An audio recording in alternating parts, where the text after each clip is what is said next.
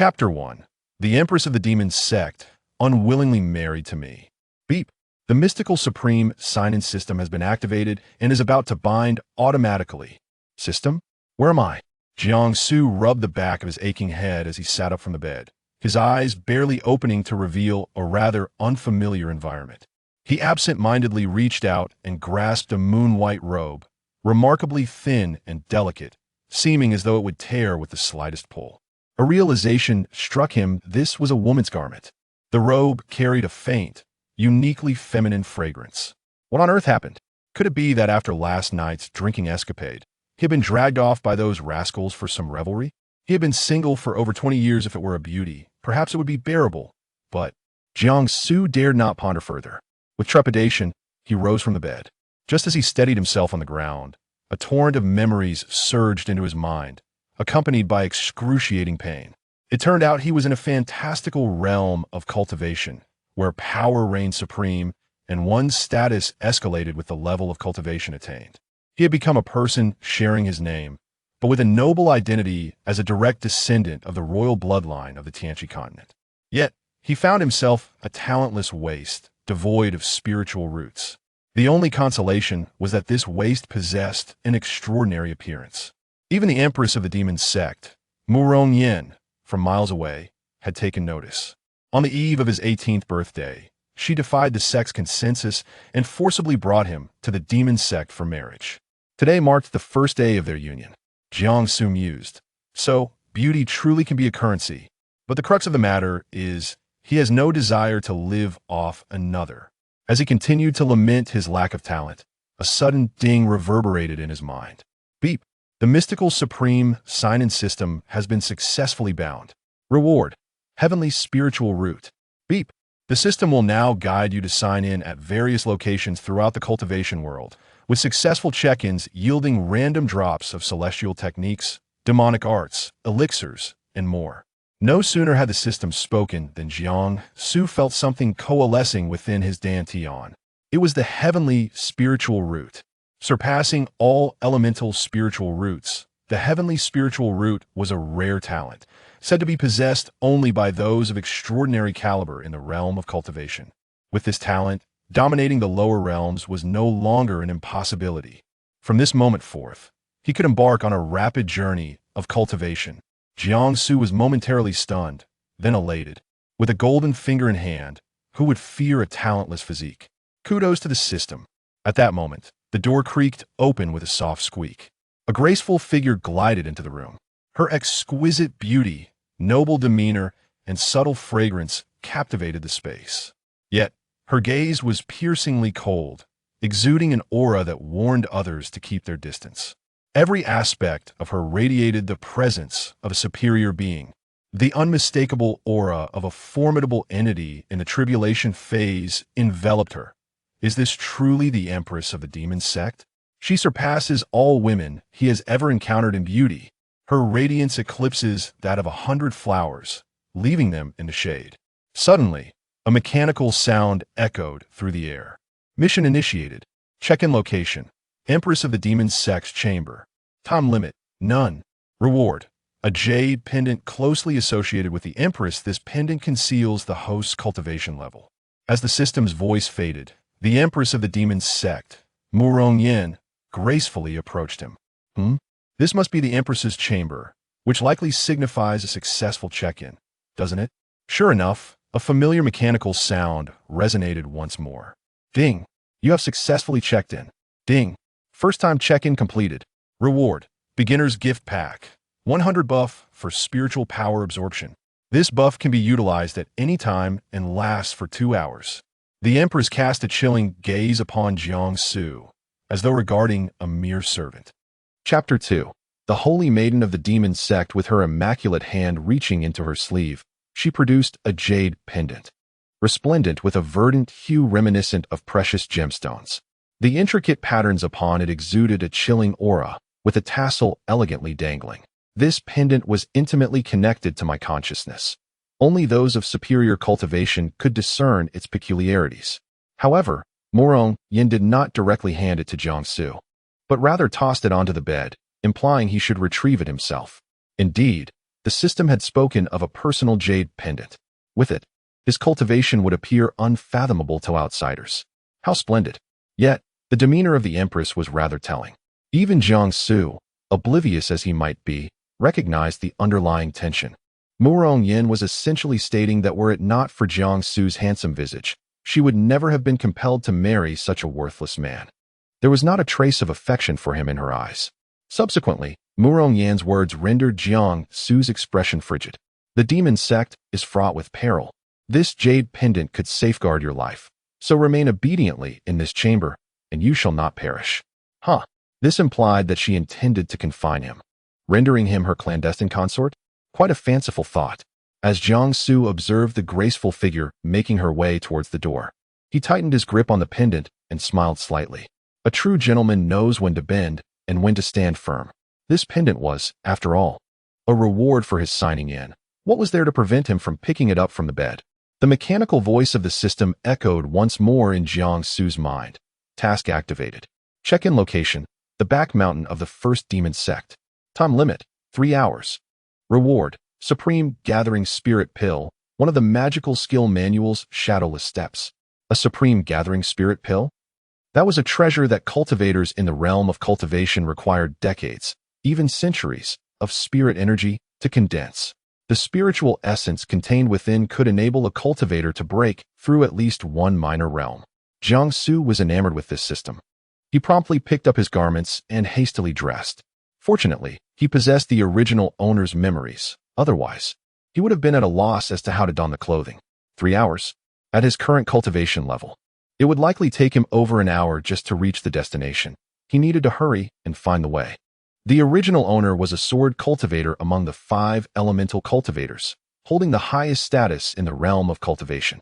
Regrettably, he lacked a spiritual root, rendering him unable to cultivate and preventing him from entering the qi refining stage. What a pity! Jiang Su secured the jade pendant at his waist and grasped the sword that had accompanied the original owner for over 20 years, stepping out from the demon empress's chamber. She forbade him from leaving, yet he was determined to venture forth. After all, during the wedding, he would be masked. Now, with the addition of this pendant that concealed his true cultivation, few would be able to see through him. As Jiang Su reached the corridor, he noticed a group approaching from behind. Holy Maiden, Elder Wuxin has declared that unless you master the 5th form of the Jade Maiden Heart technique, you are not permitted to leave. If you proceed this way, it will be difficult for me to explain to Elder Wuxin. Someone. The Holy Maiden of the Demon Sect? At what point does it become your concern? Am I not allowed to venture out when I reach my limits? The speaker of these words was none other than Shun Yunqing, the disciple of the unfeeling elder of the first demon sect and the sect's revered saintess. Jiang Su turned around and beheld Shun Yunqing's graceful figure, her movements light and airy, her garments jingling softly. She donned a white, low-cut long gown adorned with a sheer silk overlay, cinched at the waist with a delicate white belt. Her lustrous black hair was elegantly styled in a flowing cloud bun, her porcelain skin radiating a subtle blush, complemented by her crescent-shaped brows and starry eyes, exuding a playful charm. However, Jiang Su harbored no distracting thoughts. No matter how beautiful she appeared, she could not compare to his beloved wife.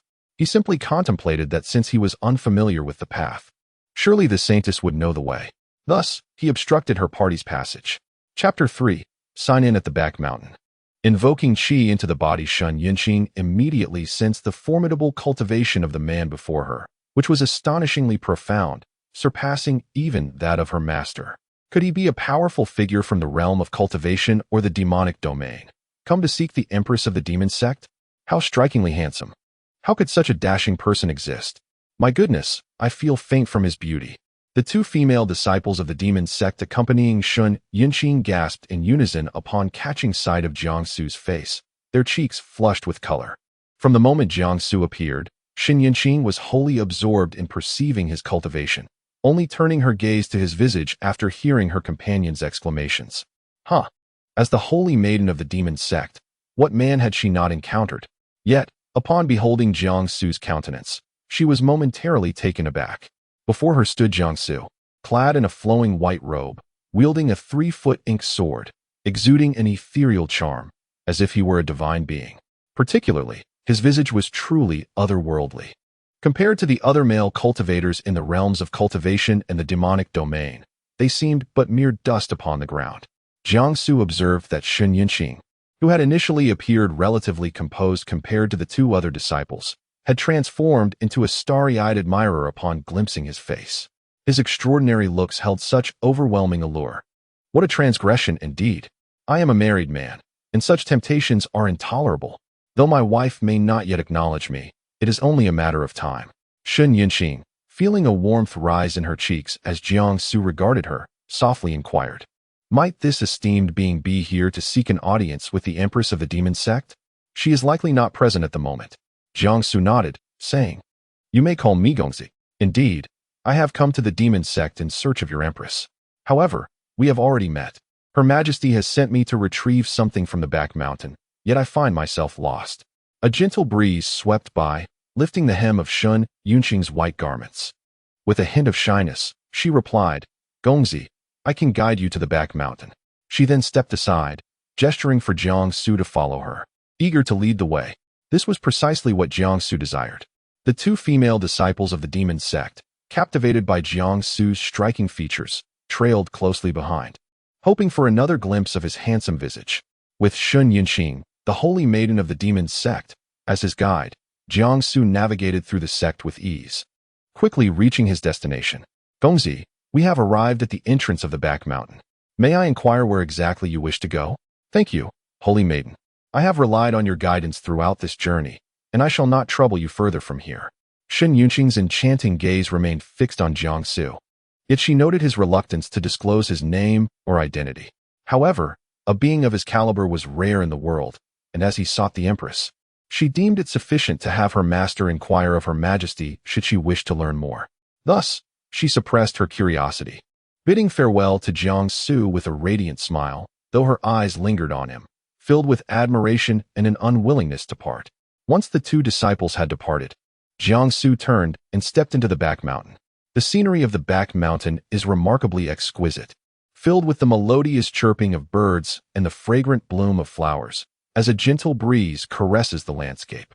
Occasionally, wildflowers release their delicate perfume, while peach blossoms scatter their petals upon the tender blades of grass below. This place rivals the enchanting vistas of the Celestial Leisure Sect, a humble sect where he had briefly resided before being taken away by the Empress. It is truly a paradise. He can also perceive the overwhelming spiritual energy that permeates this back mountain. The vitality here is far more abundant than that found within the depths of the Demon Sect. Wait a moment. Could this not be the perfect locale for his cultivation? Just as he approached a serene lake, he noted its tranquil waters, not a pale blue, but rather a gentle azure. Such a rich reservoir of spiritual energy. He is certain this is the spiritual lake of the Demon Sect. What a splendid location for his cultivation. Just as Jiangsu was reveling in his delight, the mechanical sound finally resonated. Ding! You have successfully checked in. A supreme gathering spirit elixir and one of the 10 demon techniques, Shadowless Step, have been placed into your storage space. Chapter 4. The Pace of Cultivation. Progressing by leaps and bounds, Jiangsu swiftly shed his garments, discarding them upon the verdant grass by the lakeside, leaving only his inner robe. He then swam towards a jade-white stone pedestal at the center of the lake, a structure seemingly crafted for those who cultivate within its waters. Perched upon this pedestal, Jiangsu settled into a lotus position, poised to embark on the momentous endeavor of channeling qi into his body. System, activate the Novice Gift Package. Ding! Novice Gift Package. 100 buff for spiritual energy absorption activated, valid for 2 hours. He was no longer the untalented waste of his former self. He had transformed into the first genius cultivator with a celestial spiritual root in countless millennia across the lower realms. He held his breath, concentrated, and recited the qi channeling incantation. As his understanding deepened, the spiritual energy within the lake materialized, gradually flowing into his body and accumulating in his dantian. He had succeeded. He had successfully channeled qi into his body. No longer was he a mere failure. With renewed vigor, he aimed to transcend his current low cultivation state. 2 hours later, the youth clad in white upon the jade pedestal was enveloped in a silvery radiance, reminiscent of the cold moon, ethereal and divine. Jiangsu exhaled deeply and opened his eyes.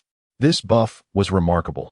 He felt the spiritual energy surging within him, filling his entire being. With great enthusiasm, he inquired, "System, to what realm has my cultivation ascended?" Response: Host, your current cultivation level is Qi Refinement Stage 5. He was astonished to find that despite his extensive absorption, he had only reached Qi Refinement Stage 5. Jiangsu couldn't help but twitch his lips in disbelief. System, utilize the spirit gathering pill. No sooner had he spoken than a pill materialized before him. He grasped the exquisite spirit gathering pill and consumed it, resuming his meditative posture. This supreme pill was sufficient for powerful cultivators to break through a minor realm. After consuming it, surely he would achieve the later stages of foundation establishment. 15 minutes later, Jiangsu opened his eyes once more, feeling an even greater abundance of spiritual energy coursing through his meridians. System, I must have at least reached the foundation establishment stage now, correct? The response came in a cold, mechanical tone. Response: Host, your current cultivation level is Qi Refinement Stage 9. Jiangsu nearly spat blood in exasperation. How could he still be at the Qi Refinement stage? He lowered his head, a sense of melancholy washing over him. How could this be? This was the supreme spirit gathering pill. Suddenly, he sensed a glimmer of golden light within his meridians, initially thinking it was a trick of the eyes. But the golden light grew increasingly radiant. Jiangsu lifted his inner robe, discovering radiant golden threads weaving through his meridians, spreading forth. With each extension of these golden threads, the stability of the spiritual energy within him intensified. Jiangsu rejoiced. This was a phenomenon reserved for cultivators of the Golden Core stage. This signifies that a practitioner in the Qi Refinement stage can indeed overpower those in the Foundation Establishment and Core Formation stages. For cultivators within the realm of immortal practice, the paramount task upon breaking through a realm is to solidify the spiritual energy within their bodies and establish a robust foundation. After Jiangsu stabilized the spiritual energy circulating within him, he exhaled a deep breath of turbid air and swam towards the shore. During this process, the faint silvery cold radiance enveloping Jiangsu gradually faded, and the golden threads coursing through his meridians vanished from sight. At this moment, he appeared to possess merely the cultivation of the Qi Refinement stage.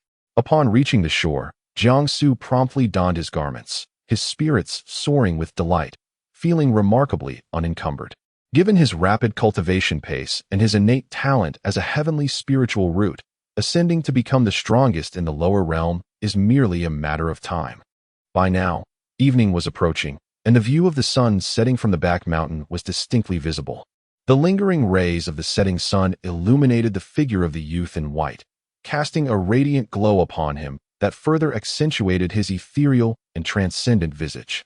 Chapter 5. The four elders gathered. Jiangsu adjusted his attire once more, using his spiritual power to dry the portions dampened by the lake's water. Once he completed this task, he turned to gaze at the spirit-gathering lake, which remained a pale azure but appeared stagnant and lifeless, as if the waters had ceased to flow. Could it be? Had he truly drained the lake of its essence? The original owner of this body had been cast aside by the Tianqi royal family to the reclusive Shaoyao sect, deemed a waste, and had never been able to draw in spiritual energy, resulting in a failure to cultivate. However, he had read extensively. The texts revealed that behind the first demon sect lay a spirit-gathering lake, rich in spiritual energy accumulated over many years, serving the elders and outstanding disciples for their cultivation. Could this be that very lake? Had he truly depleted it in just a few hours? This was utterly useless. If he wished to practice one of the 10 great demon techniques, the shadowless step, he would need to find another location teeming with spiritual energy akin to the spirit-gathering lake. Jiangsu scanned his surroundings and spotted a dense forest on the mountainside, where the spiritual energy was palpable. Ding! You have successfully triggered a hidden sign-in task. Task issued. Sign-in location: ancient forest entrance on the back mountain of the demon sect. Time limit: 10 minutes. Reward: celestial sword manual unity of man and sword. Celestial medical tome Miao Shou Ren. Jiangsu's eyes sparkled with excitement. This was a perilous area of the demon sect. The spiritual energy there must be formidable. He must go.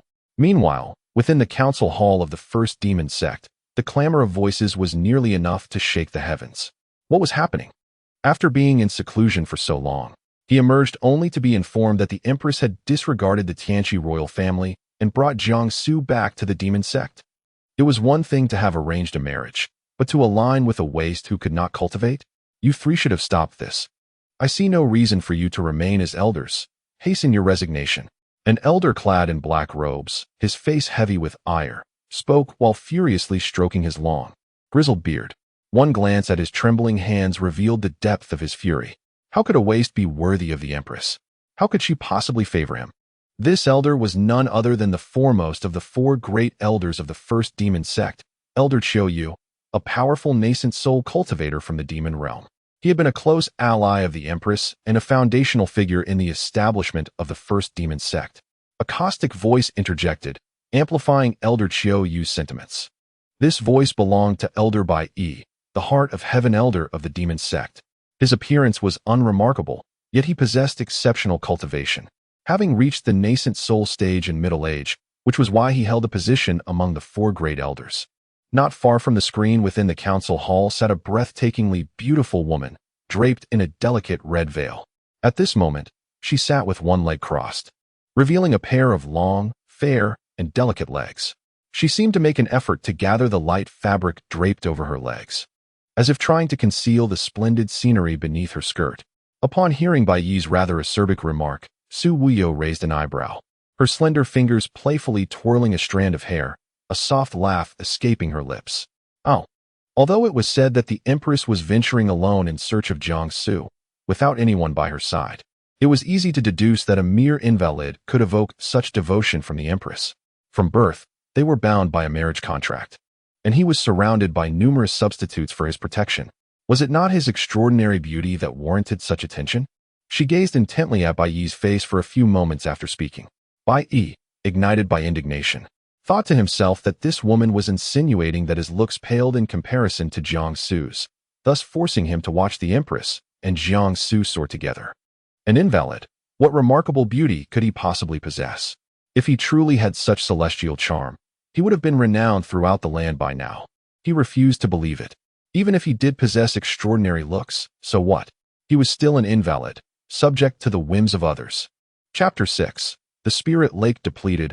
All astonished, in the farthest corner of the room, a young man clad in black remained silent throughout the proceedings. He was Lin Tian, the least esteemed among the four elders of the demon sect, possessing the lowest cultivation and the least seniority.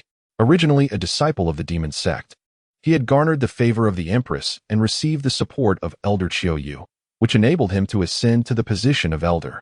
At that moment, Su Wuyo and Bai Yi were at odds, and should anyone dare to cross their paths, the consequences would be dire. Thus, Lin Tian wisely chose to keep his lips sealed.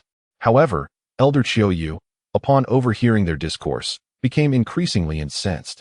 He abruptly slammed his palm onto the sandalwood table, rising to proclaim loudly, "Is what you say true? The Empress places such significance on him. This individual must not be allowed to remain. If he is indeed the one who bewitches the sovereign, he shall be dealt with according to sect laws. If Jiangsu were present, he would surely express his gratitude for being likened to that calamity-inducing demon lord, the beautiful Bane. Preposterous. Furthermore, his wife had yet to submit to him. Su Wuyo and the others recognized that Elder Qiu was genuinely furious, and for a moment, silence enveloped the room.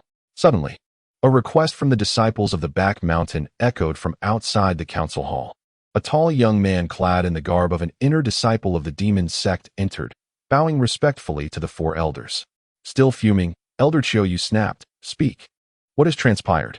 The disciple lifted his gaze, his complexion pallid, beads of cold sweat dotting his forehead, and he trembled as he reported, returning to the Grand Elder. "The spiritual energy in the spirit lake of our back mountain has been completely drained." Bai Yi's eyes widened in disbelief. "The energy of the spirit lake has been entirely siphoned away? What? Clarify your statement."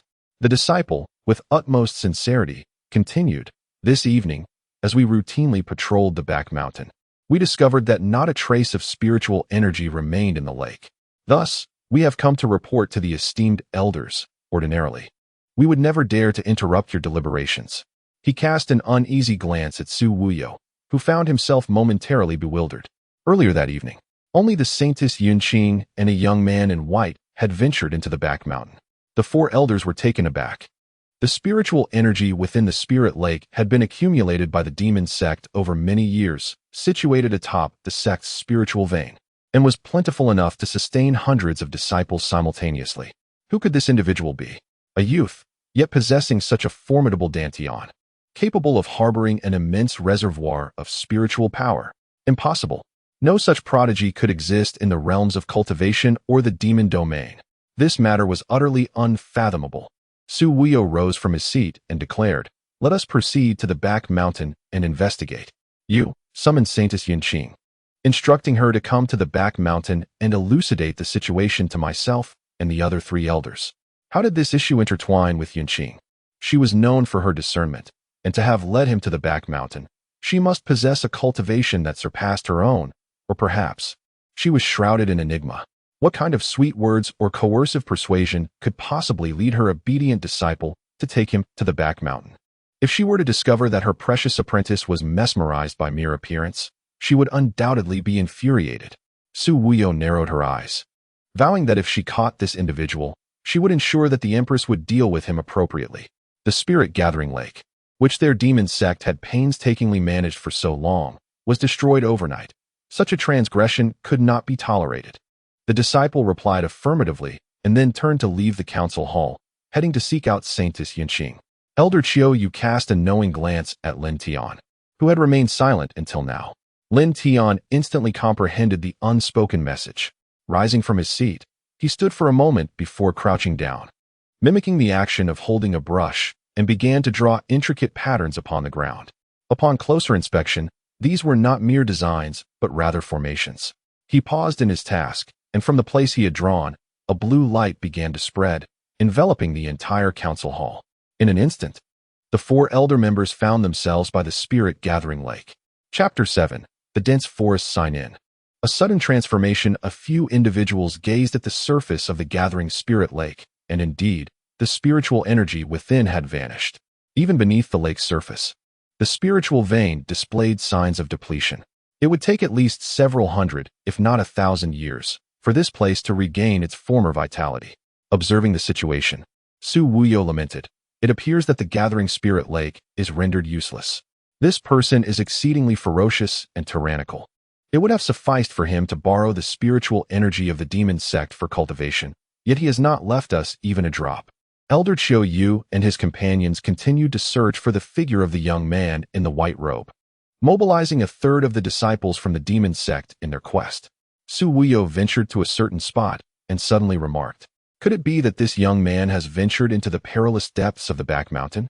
Upon hearing Su Wuyo's words, Bai Yi, who was in pursuit, halted and retorted, "Humph. The back mountain is home to the golden sacred dragon. Even if he is a formidable being in the tribulation phase, he cannot escape death. Let us go there and await his remains." Just then, Shen Yinqing, who had just arrived, turned ashen upon hearing Elder Bai Yi's remark. "No, within the entire cultivation realm, there exists no male cultivator more handsome than Jiangsu. His demeanor, his bearing, I've long been captivated by him. What shall we do? The golden giant dragon. Even the Empress dares not provoke it. That is indeed the golden sacred dragon." In an instant, tears streamed down Shen Yinqing's cheeks, resembling a pitiable bride mourning her groom on their wedding night. The group made their way towards the back mountain. Su Wuyo continuously offered reassurances to Shen Yinqing while inquiring, "Yinqing, what is the matter? You brought a stranger to this back mountain. Should the Empress hold you accountable for the depletion of the gathering spirit lake?"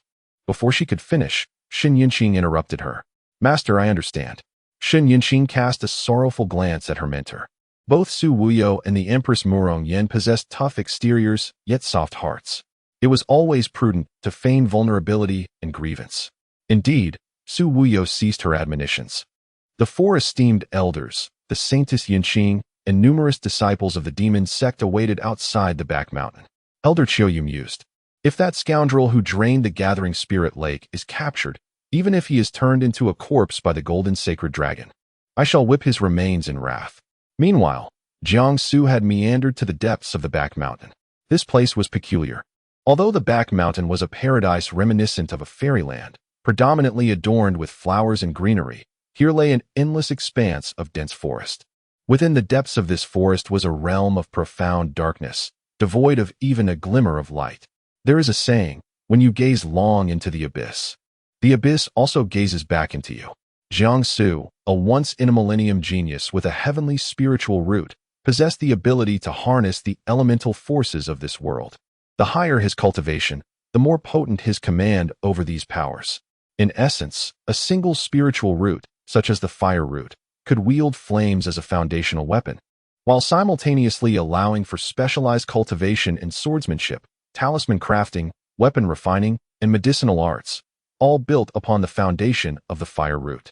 The extraordinary quality of the celestial root transcends all other spiritual roots, for not only can it accommodate an immense quantity of spiritual energy and facilitate cultivation at 100-fold the pace of others, but unlike ordinary spiritual roots, it possesses the remarkable ability to wield the powers of the 5 elements in swordsmanship, talismans, artifacts, and healing arts. Thus, Jiangsu, riding the wind, ventured into the surrounding dense forest. The familiar sound of machinery resonated. Ding! You have completed your check-in. The Celestial Grade Sword Manual Unity of Man and Sword and the Celestial Grade Medical Tome Marvelous Guardian of Life have been deposited into your storage space. He mused, regrettably, that he was merely a chi refinement stage sword cultivator at present and had yet to practice, thus unable to soar through the skies on his sword. The ability to fly on a sword would indeed be far more exhilarating. Sensing the overwhelming spiritual energy around him, Jiangsu couldn't help but exclaim, "What a splendid place this is! System, grant me the demonic technique Shadowless Steps." No sooner had he uttered the command than a torrent of memories flooded his mind. As if he had been mastering the Shadowless Steps for a century, he opened his eyes, and with a swift motion, a gust of wind surged beneath his feet, his figure becoming an illusion, moving with grace and unpredictability. The wind at his feet howled as he darted towards a colossal tree, effortlessly cleaving it down. The tree fell with a resounding crash. Jiangsu was utterly absorbed in the experience. At that moment, the surrounding spiritual energy seemed to transcend its gaseous form, coalescing into tangible particles that danced around him. Chapter 8. The Golden Dragon. Ancestral entity of the demon realm, he gazed once more at the enigmatic depths of the demon sect's forest, pondering whether he should venture forth. With the Shadowless Step at his disposal, could he not escape even if he could not confront it? Jiangsu adeptly employed the Shadowless Step, slipping silently and gracefully into the treacherous expanse of the demon sect. As he traversed the path, nothing seemed amiss, though the darkness deepened with each step he took. Suddenly, a glimmer of gold caught his eye. Rustling. Jiangsu turned his gaze toward a robust tree, which appeared to be bent and unable to stand upright, as if crushed by some colossal creature. In quick succession, the golden shimmer reappeared. Jiangsu discerned that it was an enormous and formidable tail, now tightly coiled around the unfortunate tree. Cold sweat beaded on his brow. A pair of immense golden eyes fixated upon him, as if considering him a novel morsel. Had he unwittingly encountered the demon serpent? It seemed the behemoth recognized Jiangsu's perception of it as a mere snake, for its tail shifted, causing the great tree to crash to the ground, an unmistakable display of its wrath. Adorned with scales, adorned with whiskers and horns, and possessing 5 claws, the creature glimmered in dark gold, exuding an overwhelming aura of spiritual power. This was indeed a golden dragon. If his surmise was correct, it was the legendary golden dragon chronicled in ancient texts, long sealed within the confines of the demon sect. Jiangsu's trepidation intensified. He dared not move an inch. After all, he was merely at the chi refinement stage. He would stand no chance even against someone at the core formation stage. Congratulations, host, on successfully summoning the divine dragon. Jiangsu thought, could it truly be swayed by my command? The golden eyes scrutinized him, as though evaluating how to devour this audacious intruder. Suddenly, the dragon seemed to catch a whiff of something. This youth possessed a heavenly root. A heavenly root. By the heavens, I, the ancient dragon, have at last encountered the world's preeminent spiritual root. After millennia of confinement, I shall finally see the light of day again. The voice of the ancient golden dragon resonated with joy. It had been trapped for 10,000 years. A millennium prior, it had battled the sect master of the demon sect and was suppressed here. The only means of escape lay in transforming into a spiritual entity and inhabiting another being. Alas, The only entity capable of bearing the true dragon's spiritual essence was the heavenly root, detached from the 5 elemental roots. Today marked the most opportune moment for his escape. Upon concluding this proclamation, the dragon's golden eyes fixed intently upon Jiangsu. While Jiangsu intended to avert his gaze, he found himself immobilized, as if ensnared by an unseen force. In that moment, the golden dragon coalesced a radiant golden light around its form. The light took on substance, gradually forming a luminous orb akin to a golden soul. Ding! Random opportunity dropped. Congratulations, host, on acquiring the ancient ancestral dragon martial soul. This orb of golden essence was the ancestral dragon martial soul. It illuminated Jiangsu's ethereal countenance before eagerly merging with his being. Upon the assimilation of a soul within him, Jiangsu felt his entire spiritual meridian system awakened. The process of opening spiritual meridians is notoriously painful for cultivators, with the number of meridians determined by one's innate spiritual root quality and physical resilience. While ordinary cultivators may only unlock a few meridians, those of exceptional talent can unveil dozens. However, Jiangsu experienced a profound sense of euphoria as countless high-grade spiritual energies nourished his meridians. He entered a state of tranquil meditation, attuning to the integration of his martial spirit. With each increment of fusion, his spiritual roots grew increasingly resilient, and several meridians opened within him, fortifying his entire being. The surrounding spiritual energy coalesced like silver dust, swirling around him in an ethereal embrace. After a while, Jiangsu finally opened his eyes, marveling at the immense reservoir of spiritual energy within. Upon probing his meridians with his divine sense, he was astonished to discover that he had unlocked over 100 meridians. Chapter 9. The Ancestral Dragon's Martial Soul. Awakening the bloodline once again, a mechanical sound echoed. Ding! You have completed the inheritance of the ancient golden dragon, gaining fortune enhancement and the golden dragon bloodline. Elated yet contemplative, he called out, "Predecessor golden dragon?" but received no reply. It seemed that the dragon was in slumber, perhaps aiding him in opening his spiritual veins. Jiangsu wiped the sweat from his brow, pondering that it would be best to leave for now. Thus, he employed the shadowless step and swiftly arrived at the edge of the dense forest. However, his keen senses detected an aura in the wind. There were many people nearby. Frowning, he wondered how he could return quietly. If word of today's events reached his rather troublesome wife, he could only imagine the repercussions. Jiangsu surveyed his surroundings and discovered that he was encircled by an ancient formation, with only one exit available from when he entered. This setup likely indicated that the 4 elders had convened to seek an explanation regarding the spirit-gathering lake. Reluctantly, he resolved to face them head-on. He decided to leave behind the jade pendant that concealed his cultivation, allowing him to maintain a low profile and adopt a more humble identity. Upon glimpsing the figure at the forest's edge, Elder Chiuyu's beard seemed ready to fly off in his fury. This insolent brat had pushed him to the brink. Meanwhile, Shen Yunqing and several female disciples gazed at the figure in awe. This young man was simply too handsome.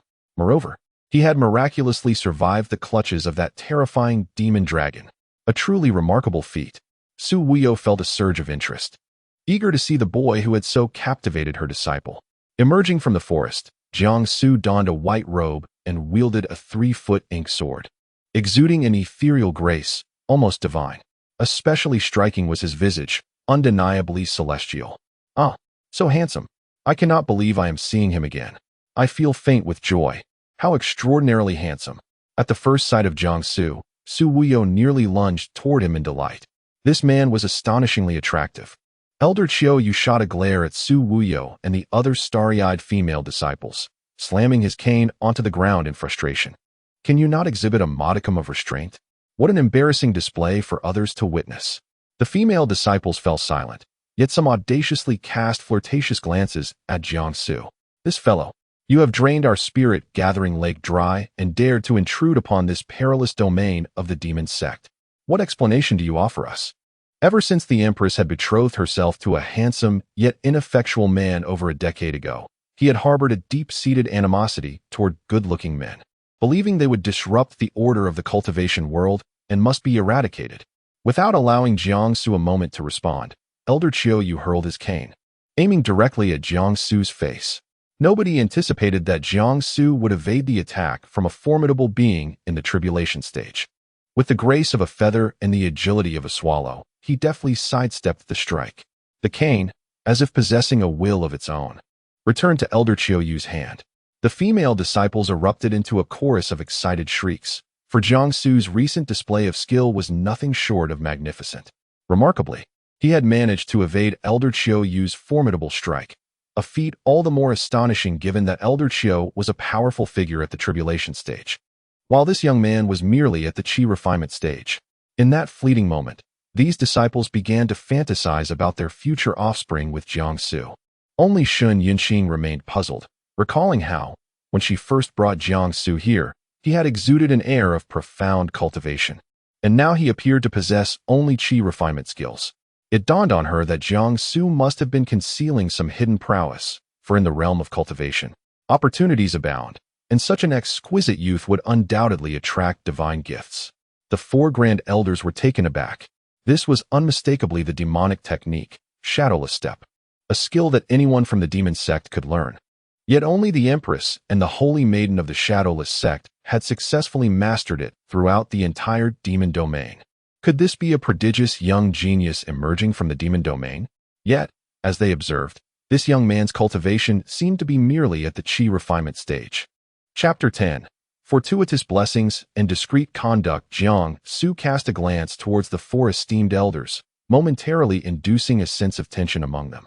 Su Wuyo, with a playful smile, subtly lifted her skirt, revealing her long, fair legs, and delicately traced her fingers along them, her enchanting eyes flitting over Jiangsu's face. At that moment, Jiangsu's gaze inadvertently met hers, and he mused, such exquisite legs, how regrettable it would be if they were not put to good use. I am Qiuyu, the foremost among the four elders of the demon sect. Might I inquire your name, young friend? Jiangsu casually fabricated a name. I am Jiang He, a humble cook within the sect. Whatever, I shall embrace this guise. Su Wuyo and Shun Yunqing simultaneously exhaled in relief. As long as Jiangsu was not the betrothed of the Empress, that was all that mattered. However, it was remarkable that a mere cook within the demon sect could possess such striking looks and extraordinary beauty. Under the gaze of two stunning beauties and a throng of female disciples, Jiangsu felt as if he were being stripped bare by their infatuated stares. Elder Qiuyu repeated the name Jiang He in his mind, pondering how he had never encountered such a name before. Yet, with the kitchen serving thousands, it was understandable not to know every individual. This person, proficient in our demonic arts, must indeed be a disciple of our sect. Such talent must be taken under my wing. Elder Qiuyu, trembling slightly, inquired, Pray tell, young Jiang He, how long have you practiced the demonic technique shadowless step? After a moment of contemplation, Jiangsu thought it best to remain modest, for he was merely at the qi refinement stage and would need to navigate the sect discreetly in the future. He was quite content with his identity as a cook. Thus, he replied, half a month. Then it must be that your aptitude is rather poor, Elder Qiuyu reasoned. After all, shadowless step comprised only 5 forms, and mastering it was not exceedingly difficult. The countenance of the white-robed youth was exceedingly earnest, betraying no hint of deceit. The 4 elders nearly choked on their breath. Half a month. Was he even human? The Empress herself had taken a month to accomplish such a feat. This youth's innate talent was astonishing. Elder Qiuyu immediately proclaimed, I am the Grand Elder of this demon sect. With such prodigious talent, should you choose to join my ranks, I assure you a brighter future, along with 100 exquisite elixirs as a gift. Su Wuyo, already enamored by Jiangsu's visage, felt compelled to match the offer. Come, join my faction and accompany my companion Yunqing. I shall present you with a supreme sword. Meanwhile, Bai Yi and Lin Tian exchanged glances, though neither spoke. Lin Tian also yearned to take Jiangsu, a talent of such caliber, as a disciple, yet he dared not contend with Elder Qiuyu or Elder Su. Bai Yi, however, wore a sullen expression. He harbored disdain for all handsome male practitioners, believing that if not for their appearance, the Empress would not have spurned him. Before Jiangsu could formulate a response to decline, a deep and commanding voice resonated through the air. Boldly, how dare you act so presumptuously towards my master? A formidable pressure emanated from an elder at the tribulation transcendent stage, directed towards the 4 elders. This pressure was terrifying, released by a golden dragon. Moreover, it was the voice emanating from Jiang Su's very being. The members of the demon sect were driven to madness. What had they just heard? What extraordinary quality did this youth possess that could compel the golden dragon to bow in submission? He had actually acquired the ancestral dragon martial soul. In that instant, many individuals nearly lost their composure, with some lower-ranked disciples spitting out blood in shock. Elder Qiu trembled all over, gazing at Jiang Su in disbelief. Jiang Su calmly uttered, "Basic skills, do not underestimate." How could such a formidable youth suddenly emerge? He was astonishingly powerful, possessing the ancestral dragon martial soul within. Was this not more impressive than the useless husband of the Empress? His appearance surely surpassed that of Jiang Su. Regret filled the hearts of many. They should have obstructed the Empress. Only this youth before them deserved her. Furthermore, he remained unfazed and poised in the presence of these formidable beings. Truly a remarkable figure. Chapter 11. The elder's first disciple is inferior to the cook. Elder Qiu bore no resemblance to an aged man. His face was adorned with layers of smiles that formed deep, flattering creases, utterly contrary to the aloof, transcendent visage he had just exhibited. Heaven bless our demon domain. Such a prodigy resides within our sect. However, I dare not take you as my disciple. Su Wuyo was equally intimidated by the golden dragon. Suppressing his thoughts as he spoke with a tremor in his voice, "Neither do I dare." The golden dragon, somewhat irked, retorted, "Is it that simple? Can the humiliation from earlier be so easily brushed aside?" Elder Qiu and Su Wuyo hurriedly replied, "We wouldn't dare. We shall fulfill our earlier promises." Jiang Su pondered, "How is it that I suddenly acquire 100 exquisite elixirs and a fine sword without cause? Why had the golden dragon fallen silent again?" Elder Qiu and Su Wuyo, visibly pained, retrieved the treasures from their storage space. 100 exquisite elixirs lay nestled in several ornate boxes, revealing the immense value their owner placed upon them. Jiang Su distinctly noted the grimace on Elder Qiu's face. Su Wuyo's sword was even more formidable. Even Jiang Su, who had yet to delve into the realm of swordsmanship, sensed its overwhelming aura. After accepting the gifts, he placed them into his storage space and beamed, "Thank you, esteemed elders." The smiles of Elder Qiu and Su Wuyo stiffened, their faces turning even more rigid as they struggled to maintain their composure. Meanwhile, Jiang Su contemplated how to make his exit. Then, a familiar mechanical voice echoed. "Task issued. Check-in location, the demon sect's primary kitchen. Time limit, 1 hour. Reward, blood demon Qilin." It appeared he had no choice but to accompany Elder Qiu and the others. Wait, the blood demon Qilin. This mythical beast, chronicled only in ancient texts, had long been lost in the demon beast forest for a millennium. The combat prowess of a blood demon Qilin was on par with any nascent soul or tribulation stage expert in the lower realms. The ancient blood demon Qilin was approaching. Elder Qiu, who had been despondent and in agony over the loss, suddenly noticed a glimmer in Jiang Su's eyes. "Elder, I now possess the ancestral dragon martial soul. Is it unreasonable to request access to the best kitchen in the demon sect?" Upon hearing this, Elder Qiu's beard seemed to soar skyward with joy. How splendid! Jiang Su was willing to accompany him. It was truly a boon for our demon domain. A mysterious youth has descended from the heavens. Favor bestowed upon the golden dragon. Blessings upon the 10 great demon domains ruling the world. Jiang Su disregarded the admiring glances cast by the female disciples behind him. While Elder Qiu appeared to have suddenly become euphoric, chuckling incessantly and subtly shifting a few steps to the right. Beside him stood the enchanting saintess of the demon sect, Shun Yunqing, who had brought him to the back mountain. Out of courtesy, Jiang Su expressed his gratitude once more. Shun Yunqing was so exhilarated that she could hardly articulate a response. What should she say? The male deity had initiated a conversation with her. How should she reply? She was anxiously waiting for guidance. To his astonishment, Jiang Su witnessed the scene of her dancing with abandon. What are the criteria for recruitment into this demonic sect? Fortunately, his rather unrefined wife did not behave in such a manner. Elder Qiu, regaining his composure, exchanged a knowing glance with Lin Tian. Lin Tian, understanding the cue, immediately assumed a posture as if holding a brush and began to draw symbols upon the ground. As he spoke, he explained to Jiang Su, "Young friend Jiang He, this formation can instantaneously transport us to any destination we desire. Please bear with me. The array commenced from beneath Lin Tian's feet, radiating a gentle blue light. Jiangsu earnestly remarked, "This formation is quite impressive." She genuinely believed in its efficacy. If she had such a formation to assist her, wouldn't it save her considerable time and effort in signing in at the lower realms? It would eliminate the need for the arduous journey she faced today. Meanwhile, Lin Tian, unwittingly praised by Jiangsu, felt an overwhelming sense of pride. After years of dedicated study of formations, his status as one of the four great elders was firmly rooted in his unwavering perseverance and relentless pursuit of mastery in the art of formation. The blue light intensified, and the formation was complete. Chapter 12. The Chef of the Demon Sect. Everyone wants to deceive in the blink of an eye. Jiang Heng was escorted to the entrance of a courtyard. Jiangsu stepped inside. Ding. You have completed your check-in. The blood demon Qilin has been added to your storage space. Within the courtyard, there was only one brother sweeping, characterized by his prominent brows and large, bright eyes.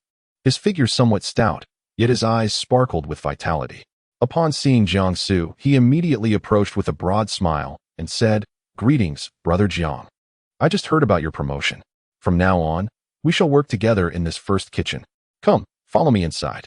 The speed of Elder Qiu Yu was astonishingly swift. Indeed, a powerful being in the tribulation stage possesses an exceptionally rapid means of communication. This Wang Tian diligently prepared a bed for him. Jiangsu had the inclination to insist he could manage on his own, yet this brother's enthusiasm was overwhelming.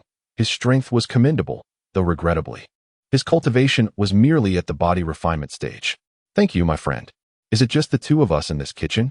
We shall assist one another and coexist harmoniously," Jiangsu inquired. Upon hearing this, Wang Tian's demeanor shifted from fluent conversation to stammering. "We have dozens of brothers, all called over by Head Yi, who mentioned you would be joining us shortly." With this revelation, Jiangsu understood it was a means of establishing authority over the newcomer. After all, he had fabricated an identity as a nameless disciple of the demon sect's kitchen, and being placed in the highest-ranking kitchen of the sect was bound to draw attention. "Brother Jiang, I must take my leave now. Since neither of us has established a foundation, we will surely need to eat. Let us gather at mealtime," Wang Tian said. Jiangsu nodded in agreement. Once Wang Tian departed, Jiangsu promptly addressed the system, "Bring forth the blood demon Qilin." Ding. Initiating the incubation of the blood demon Qilin. Ding. Incubation successful. As the system's announcement concluded, Jiangsu felt a sudden weight in his sleeve. Incubation? Does this mean the blood demon Qilin is still an infant? He reached into his sleeve and indeed extracted a small creature. It bore the shape of deer antlers, goat hooves, scales, and a cow's tail, a true amalgamation of forms. Moreover, the Qilin had a crimson mark on its forehead, appearing quite diminutive and wrinkled, as if it lacked nourishment, rather unattractive, to say the least. The little blood demon Qilin nestled in his palm, seemingly finding the external world much colder than the confines of his sleeve. It appeared to have just awakened, its eyes fluttering open. Only those eyes held any semblance of cuteness. As if sensing Jiangsu was its awakener, the creature crawled from his palm to his shoulder, nuzzling his chin with its antlers. Jiangsu sighed. He had anticipated that this would grant him extraordinary powers, possessing a grand blood demon Qilin. Yet it turned out to be this tiny creature. However, this was not without its merits. They could remain together in the kitchen, in comfort, completing daily check-in tasks. He could nurture this little being to maturity. It was time to venture out in search of sustenance.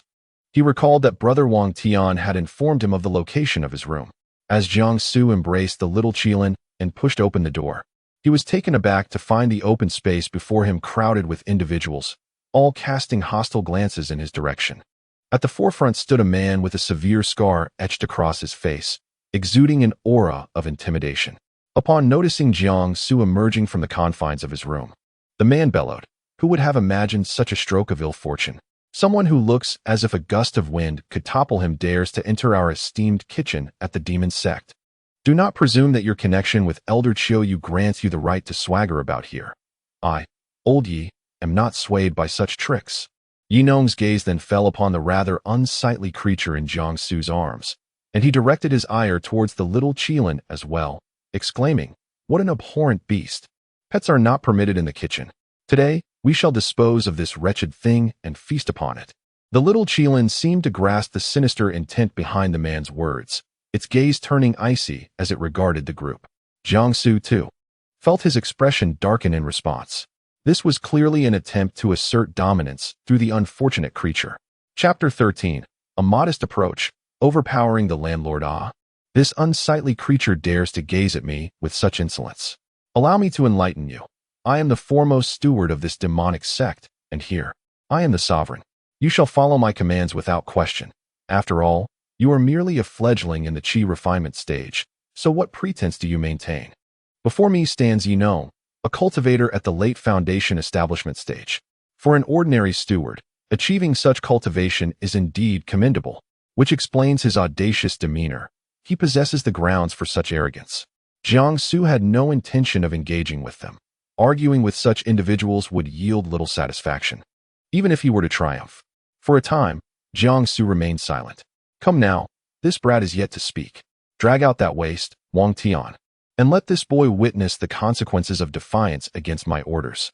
No sooner had he spoken than several burly stewards emerged from the back, seizing a man and hoisting him aloft, his legs raised high, his head perilously close to the ground, tormenting him as they brought him forth. In a mere span of minutes, Wang Tian, once a robust man, had been reduced to this state. As a body cultivator, he inherently possessed superior physical capabilities. Yet the severity of their assault was evident. Jiang Heng remarked coldly, "How has he disobeyed your commands? I certainly did not request him to cater to your whims, nor did I expect him to betray me, the steward of this establishment. There is no need for leniency towards traitors." Jiang Heng offered a faint smile, devoid of any overt expression, no anger, yet lacking joy, rendering it impossible to discern his thoughts. The group of stewards aligned with Yinong, supporting him as the steward of this establishment, naturally bore disdain for Jiangsu, who, despite his superficial credentials, had recently arrived from an unknown steward position. A few among them seethed, exclaiming, "This Jiang fellow is merely a Qi refinement waste. Our leader can dispatch 8 of him with a single blow. Does he think he can challenge us?" They spoke of absurd rumors claiming he had drained our sect's centuries-old spirit-gathering lake and acquired the ancestral dragon martial soul. Such boasts are ludicrous. It is merely Elder Chiu Yu's fleeting favor that has led him to overestimate his own significance. Yinong took several steps forward, positioning himself before Jiangsu. The crowd erupted in anticipation, eager to witness the spectacle, while Wang Tian, lying incapacitated on the ground, cast a worried glance at Jiangsu. How could his brother, still in the Qi refinement stage, possibly contend with Yinong, who had already reached the late foundation establishment stage? He feared even a proper disciple of the demonic sect would falter against him. What could be done? Yinong scoffed dismissively and then unleashed his oppressive aura, directing it towards Jiangsu. He aimed to instill terror in this superficial pretty boy, hoping that a mere display of pressure would elicit blood from him and convey the importance of obedience. Suddenly, his pupils constricted, and his oppressive aura surged forth. Jiangsu remained utterly still, yet his expression betrayed no sign of change, as if that overwhelming pressure was merely a tickle, inflicting no tangible harm upon him. Jiangsu did not perceive himself as possessing any remarkable prowess. However, despite being at the Qi refinement stage, he wielded the strength of the Golden Core stage, rendering the pressure of a late foundation establishment cultivator insufficient to subdue him. He had no intention of instigating a conflict with such an individual, yet the little Qilin in his arms seemed unable to endure any longer. It broke free from Jiangsu's embrace and leapt to the ground before him. The little Qilin emitted a low growl, infused with an immense fury, its eyes turning a deep crimson. Chapter 14. The might of the Qilin and the acceptance of a follower. The young Qilin, inherently a creature of ambiguous form, now appeared even more fearsome, especially as the moonlight cast a cold luminescence upon it. Amidst the terrified gazes of the onlookers, a shadow of emptiness suddenly emerged from the young Qilin, revealing a colossal monster that, upon closer inspection, resembled the mature version of the Qilin itself. The shadow's eyes gleamed with a chilling light as it opened its gaping maw, lunging towards Yinong and his companions. In mere moments, Yinong was struck against the wall by the Qilin's immense claws. His body collided violently with the surface, causing both the wall to buckle under the impact and Yinong to spew blood, convulsing uncontrollably. "Boss, A group of loyal subordinates rushed to his side, quickly assisting him to his feet. The young Qilin, having dealt with those who had vexed both itself and its master, Jiangsu, felt fatigued and reverted to its diminutive form, retreating into Jiangsu's storage space. Yet, aside from Wang Tian, all present regarded Jiangsu and the young Qilin with a mixture of awe and trepidation. How could such a seemingly innocuous creature possess such formidable power? Wasn't it merely an unassuming pet? Could the rumors indeed hold some truth? Jiangsu, employing his shadowless step, approached and assisted Wang Tian to rise. Wang Tian gazed at Jiangsu with eyes brimming with admiration. Within the confines of the storage space, the young Qilin appeared to sense its master's triumph. Dashing about in a disheveled manner, its appearance rather unappealing. Consequently, Jiangsu retrieved it from the storage space and cradled it in his arms. Initially, Wang Tian found the creature rather unattractive. However, recognizing it as Jiangji's pet, he surmised it must possess some unique qualities. Indeed, this little being proved immensely powerful, swiftly incapacitating their adversaries. Had Wang Tian known that this was the blood Qilin from ancient times, possessing the strength to vanquish several nascent soul practitioners simultaneously, he might well have been rendered speechless. Meanwhile, Yinong, now somewhat delirious from his injuries, faced a lengthy recovery before he could resume his cultivation and management of the kitchen. Observing Jiangsu assist Wang Tian, his subordinates felt a chill of apprehension.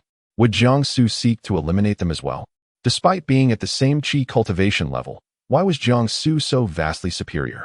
Surely, his talents were wasted as a mere cook. He ought to be an inner disciple. As the crowd held their breath in anticipation of Jiangsu's next move, he simply stated, "I am hungry." A collective sigh of relief resonated among them. He did not intend to slaughter them after all. Swiftly, someone clever raised Yinong and began to lead him toward their quarters, while others jovially set about building a fire to prepare a meal. Jiangsu then beckoned for Wang Tian to follow him. Wang Tian eagerly complied, wondering if Jianggu intended to protect him within the kitchen. Surely, he must seize this opportunity to align himself closely with Jiangsu. Upon entering the room, Wang Tian, gritting his teeth against the pane, closed the door. Wincing as it clicked shut, Jiangsu noticed his action and mused to himself, "This brother possesses quite a bit of capability." It was only due to Wang Tian's injury that Jiangsu diligently rummaged through his storage space. Indeed, the system seemed quite fond of him, having bestowed numerous valuable items upon him. These must have been part of the initial newcomer package that had fallen into his possession. Upon reviewing them, he comprehended why the system had chosen to remain silent, for all these elixirs were of a rather low tier, rendering them useless to him. Coupled with the 100 exceptional immortal pills he had previously acquired, these items appeared exceedingly mundane in comparison. He extracted a vial of low-tier recovery pills for internal use and an external wound ointment.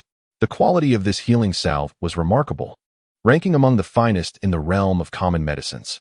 Chapter 15: The First Meal. Delicious fare. When Jiangsu presented these two items to Wang Tian, the latter looked at him with tears streaming down his face, overwhelmed with disbelief. It was truly astonishing that Brother Jiang would bestow upon him such a remarkable healing ointment and a revitalization pill. He was acutely aware that many cultivators and inner disciples in the cultivation realm held such items in disdain. However, for one like him, who was merely at the body refinement stage, receiving such precious elixirs was a tremendous fortune. Many outer disciples had to undertake arduous tasks merely to obtain them. First, make use of these two items and rest well here. When the meal is brought over later, you need not venture out. Just call for me, Jiangsu instructed. Wang Tian nodded vigorously, fully acquiescing to Jiangsu's words. Seeing that Wang Tian accepted the items, Jiangsu settled onto the bed to meditate. The little Qilin seemed somewhat hungry, lying languidly beside him. He gently stroked the little creature to soothe it before entering his meditative state. System, grant me the Miao Shou Ren. Originally, Jiangsu had intended to comprehend and absorb Tianren, He and Miao Shou Ren simultaneously. However, with the injured Wang Tian present in the room, it was not conducive for him to practice swordplay. He thought it more fitting to wait until nightfall when no one was around, perhaps finding a bamboo grove to enhance the ambience.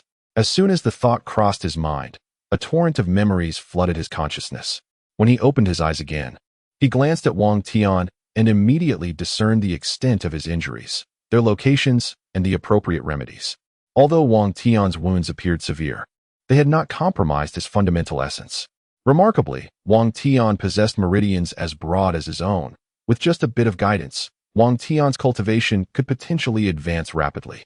At that moment, a gentle knocking sound echoed at the door, soft and timid, almost imperceptible unless one listened closely, as if the person outside was filled with trepidation. Wang Tian, upon hearing the knock, immediately moved to open the door, but Jiang Su raised his hand, and a gust of wind gently pulled the door ajar. Wang Tian nearly dropped the healing ointment from his hands. The ability to manipulate the wind? In the world, there were only 5 elemental roots: metal, wood, water, fire, and earth. Spiritual energy permeated the air, existing in a gaseous state in the world. Except for the most powerful beings, ordinary cultivators lacked the capacity to command the wind. How rare and formidable must Jiang Su's spiritual root be? Could it be that he was destined to create a wind spiritual root? Wang Tian gazed at Jiang Su with deep admiration, while the young servant, trembling with fear, approached to deliver the meal. With hesitant gestures, he beckoned a group of similarly trembling individuals to follow him inside. After several moments of nervous shuffling, the solitary large table in Jiang Su's room was laden with an array of exquisite dishes, the aroma wafting through the entire room, likely reaching 10 miles beyond. The little Qilin's eyes sparkled with hunger. It was on the verge of starvation, yet it remained languid until its master, Jiang Su, spoke. Moreover, the little Qilin was not fond of the scent emanating from the meal deliverers. Wang Tian's eyes widened in astonishment. He had never encountered such a sumptuous feast before. Please, you and the little ancestor, enjoy, the servant stammered. Little ancestor? Was he referring to the little Qilin? Jiang Su gazed at the pale-faced cook, whose legs trembled incessantly, and found himself perplexed as to what precisely instilled such fear in him. With a sense of resignation, he uttered a simple thank you, remarking on the apparent appetite displayed, and graciously dismissed them. The group, as if granted a reprieve, swiftly departed, closing the doors softly and cautiously behind them. Jiang Su affectionately patted the head of the little Qilin, who instantly sprang to life and dashed to the dining table, devouring the food voraciously. Brother Jiang, come eat. From now on, I will follow you. Mingling with them leads to no future. By the time Jiang Su approached, a considerable portion of the dishes had already been consumed by the little Qilin, who, evidently, had caught Wang Tian by surprise with its voracity, as he would only commence eating after Jiang Su had begun.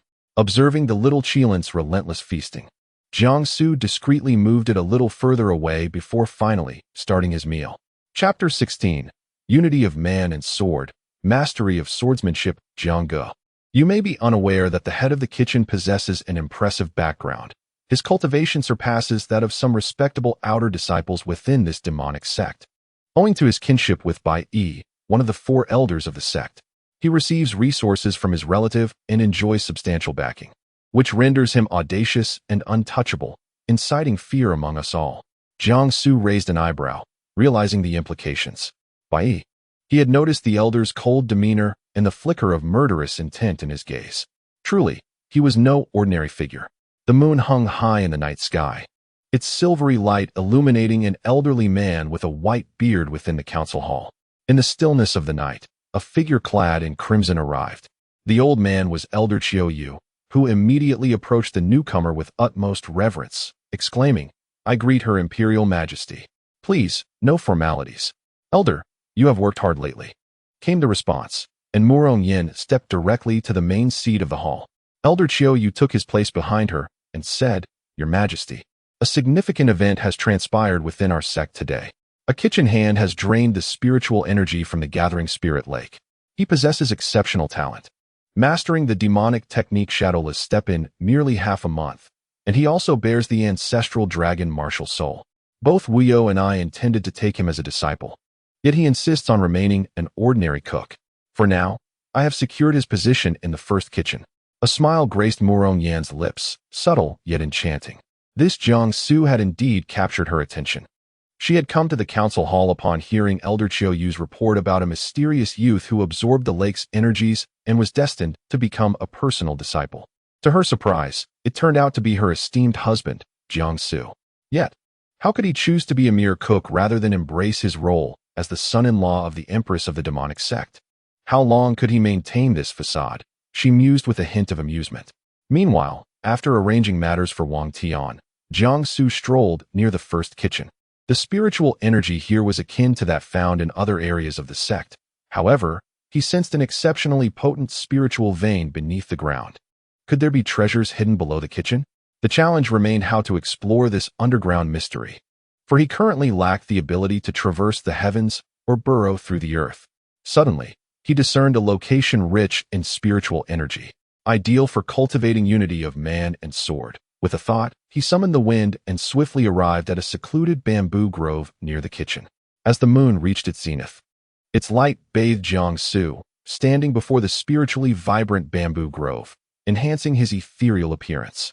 The moonlight danced gently upon the bamboo, accompanied by the chirping of cicadas and the flight of demonic birds overhead. He ventured into the dense bamboo, searching for a relatively open space conducive to swordplay. After finding a suitable spot, he stood firm, drawing forth the seemingly unremarkable sword at his waist. The clear sound of metal echoed through the tranquil grove. System, grant me unity of man and sword. After this, Jiang Su's mind was imbued with numerous sword techniques. He began to dance with the sword, gracefully executing the movements that emerged in his mind amidst the bamboo grove. In a fleeting moment, his figure intertwined with the shadow of the sword. The cold light reflecting off the blade illuminated the verdant bamboo, casting a hint of radiance upon the emerald stalks. Ultimately, Jiang Su mastered the sword with remarkable finesse, wielding it as effortlessly as he would his own hands and feet, exhibiting unparalleled agility and transcendent skill. At this moment, although he held the sword, his mind was devoid of the concept of the sword. The distinction between man and sword had dissolved. He was the sword, and the sword was he. Man and sword became one, an inseparable unity. This epitomizes the realm of the unity of man and sword. As the sword returned to its sheath, a sharp metallic sound echoed as the tip slid into its confines. Chapter 17. The Empress's interest. A bead of sweat trickled down Jiang Su's forehead as he wiped it away with his sleeve. Absorbing so many techniques, coupled with practice, naturally left him feeling somewhat fatigued. At that moment, had anyone witnessed Jiang Su mastering the elusive unity of man and sword in less than a night, a feat that had troubled many sword cultivators, they would surely have been left aghast. Seated upon a stone, Jiang Su contemplated how to dissuade Elder Qiuyu from his desire to take him on as a disciple. After all, being the first disciple of the fourth elder would draw too much attention. He merely wished to remain inconspicuous within the realm of cultivation, signing in daily and maintaining a low profile. Eureka! He could masquerade as a healer. None of the four elders practiced healing arts. Thus they would be unable to instruct him. Moreover, within the realm of cultivation, sword cultivators held the highest esteem, while those of other disciplines were regarded with lesser regard. It was the perfect guise for remaining inconspicuous. Additionally, with the Miaoshou run in his possession and having only revealed the shadowless step without engaging in direct combat, he felt secure. Marvelous. System, could you transform this sword into a fan for me? The system, ever responsive to Jiang Su's requests, soon echoed with familiar metallic sounds. Host. Forging complete. Jiang Su observed that his sword had not visibly changed, a twinge of confusion crossing his face as he placed his hand upon it. In an instant, the seemingly mundane sword transformed into a fan, appearing soft and harmless. Yet, upon closer inspection, the edges glimmered with a cold light, sharp enough to rival a blade.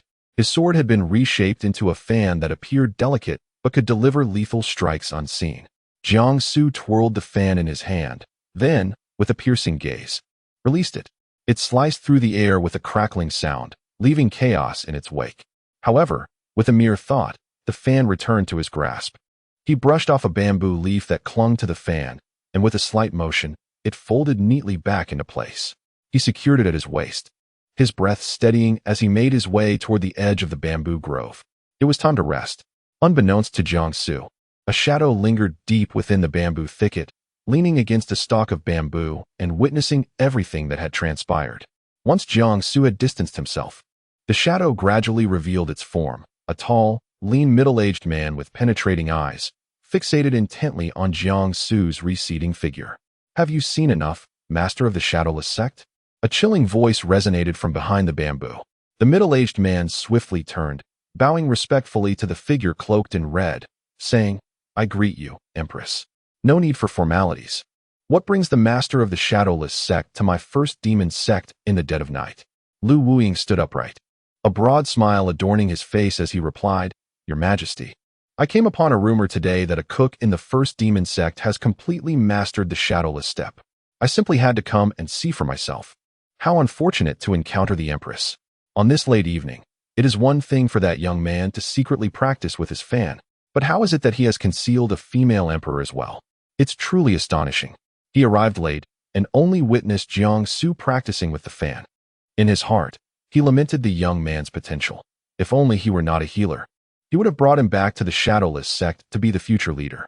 It is indeed a challenge for a healer to transform a fan into something akin to a sword. Had he known that, prior to this, Jiang Su had achieved the elusive unity of man and sword, a feat that many in the lower realms spend their entire lives trying to attain, in just a few short hours. He would likely have spat out a mouthful of blood onto the bamboo. Having observed, it was time to depart. Indeed, Lu Wuying, upon hearing Murong Yan's words, promptly slipped away. Now, the bamboo grove was left with only Murong Yan. A cold breeze swept through the grove, causing the bamboo to rustle softly. With a firm step, Murong Yan snapped a bamboo branch underfoot, producing a clear, crisp sound. "My dear husband, how much more is there about you that I remain unaware of?" Chapter 18. The first kitchen, turbulent changes, brother. You must take a stand for me, regardless of which kitchen it is within the demon sect. Who does not know that you are my kin? How dare this young man treat you with such disdain? The speaker was Yinong, the master of the first kitchen of the demon sect, who had been injured by the little Qilin that very night. He spoke through gritted teeth, acutely aware of the severity of his wounds inflicted by that hideous creature. Had he not been a practitioner of physical cultivation, he would have already met his demise.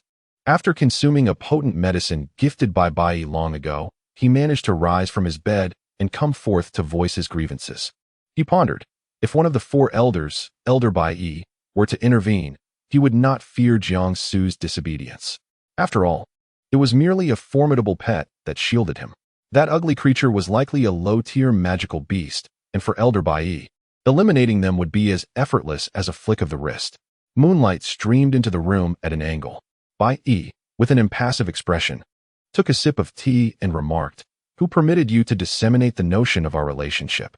Upon hearing this, Yinong immediately fell to his knees, still bearing injuries, and cold sweat began to pour down his face as he stammered, unable to utter a single coherent word. Fortunately, Bai did not genuinely harbor anger towards him. He set down his teacup, reflecting on Jiang Su's appearance. Having obtained the ancestral dragon martial soul, if he wished to eradicate him, it must be done swiftly, before the full awakening of the ancestral dragon martial soul. For a millennium, he had silently admired the Empress, initially believing she would remain solitary in this realm, only to find that a son-in-law had unexpectedly emerged, filling him with resentment towards all handsome male cultivators within the realm of cultivation. Particularly in this kitchen, where one ought to remain focused, it was foolish to wander aimlessly in the back mountains, thereby drawing the attention of Elder Qiuyu. The mere thought of Elder Qiuyu discussing the possibility of accepting this cook as a disciple made Bai grip his clothing tightly, suppressing a smile that was laced with cold intent. "We cannot act against him yet. We shall wait until Elder Qiuyu abandons the thought of taking him as a disciple. The spiritual energy of the Gathering Spirit Lake has likely been depleted by the sacred dragon, and he is of no consequence, merely a vessel of waste temporarily occupied by the sacred dragon. Without guidance, how long can a foolish young man in the Qi refining stage survive in our presence? We shall bide our time." The pain from Yinong's wounds still throbbed, and after a moment of hesitation, he spoke again. "He is accompanied by a low-tier magical beast, the very creature that injured me. Although it is deemed low-tier, I have never encountered one like it before, and I fear it may be a rare species." The night had grown quite late, and Bai Yi's impatience was palpable. Observing his demeanor, Yinong realized it was time for him to withdraw. He bowed once more and exited the room. Clenching his fists, he resolved to endure. One day, he would make that young man in the Qi refining stage regret crossing him. Without Bai Yi's assistance, he could still prevail. No one understood the first kitchen better than he did. The individuals within were like reeds in the wind. Perhaps today they followed Yinong, but tomorrow, a throng would rally behind Jiang Su, and vice versa. It all hinges on one's status and cultivation level. The following day, Jiangsu did not rise until the sun had fully ascended, not out of laziness, but rather due to the exhaustion brought on by the myriad events of the previous day. Truly, this cultivation is more taxing than his job. However, it offers far greater freedom. It is no wonder that netizens often remark that even if one were to unearth the tome of immortal cultivation from the depths of the earth, individuals would merely commute to work on their swords each day. Having arrived at this first abode, one must engage in some form of endeavor. He dressed himself and stepped outside, where the sun shone brightly. The kitchen staff were bustling about, some sweeping, others chopping wood, while a few were engrossed in physical training related to their cultivation. It seemed to follow a rotation system. Today, these individuals toiled, while those practiced, and next time, the roles would reverse. Just then, Jiangsu spotted Wang Tian chopping wood nearby and approached him, rolling up his sleeves. Indeed, a kitchen worker must embody the essence of his role. Chopping wood is a fundamental skill. Chapter 19. The Labor of Chopping Wood.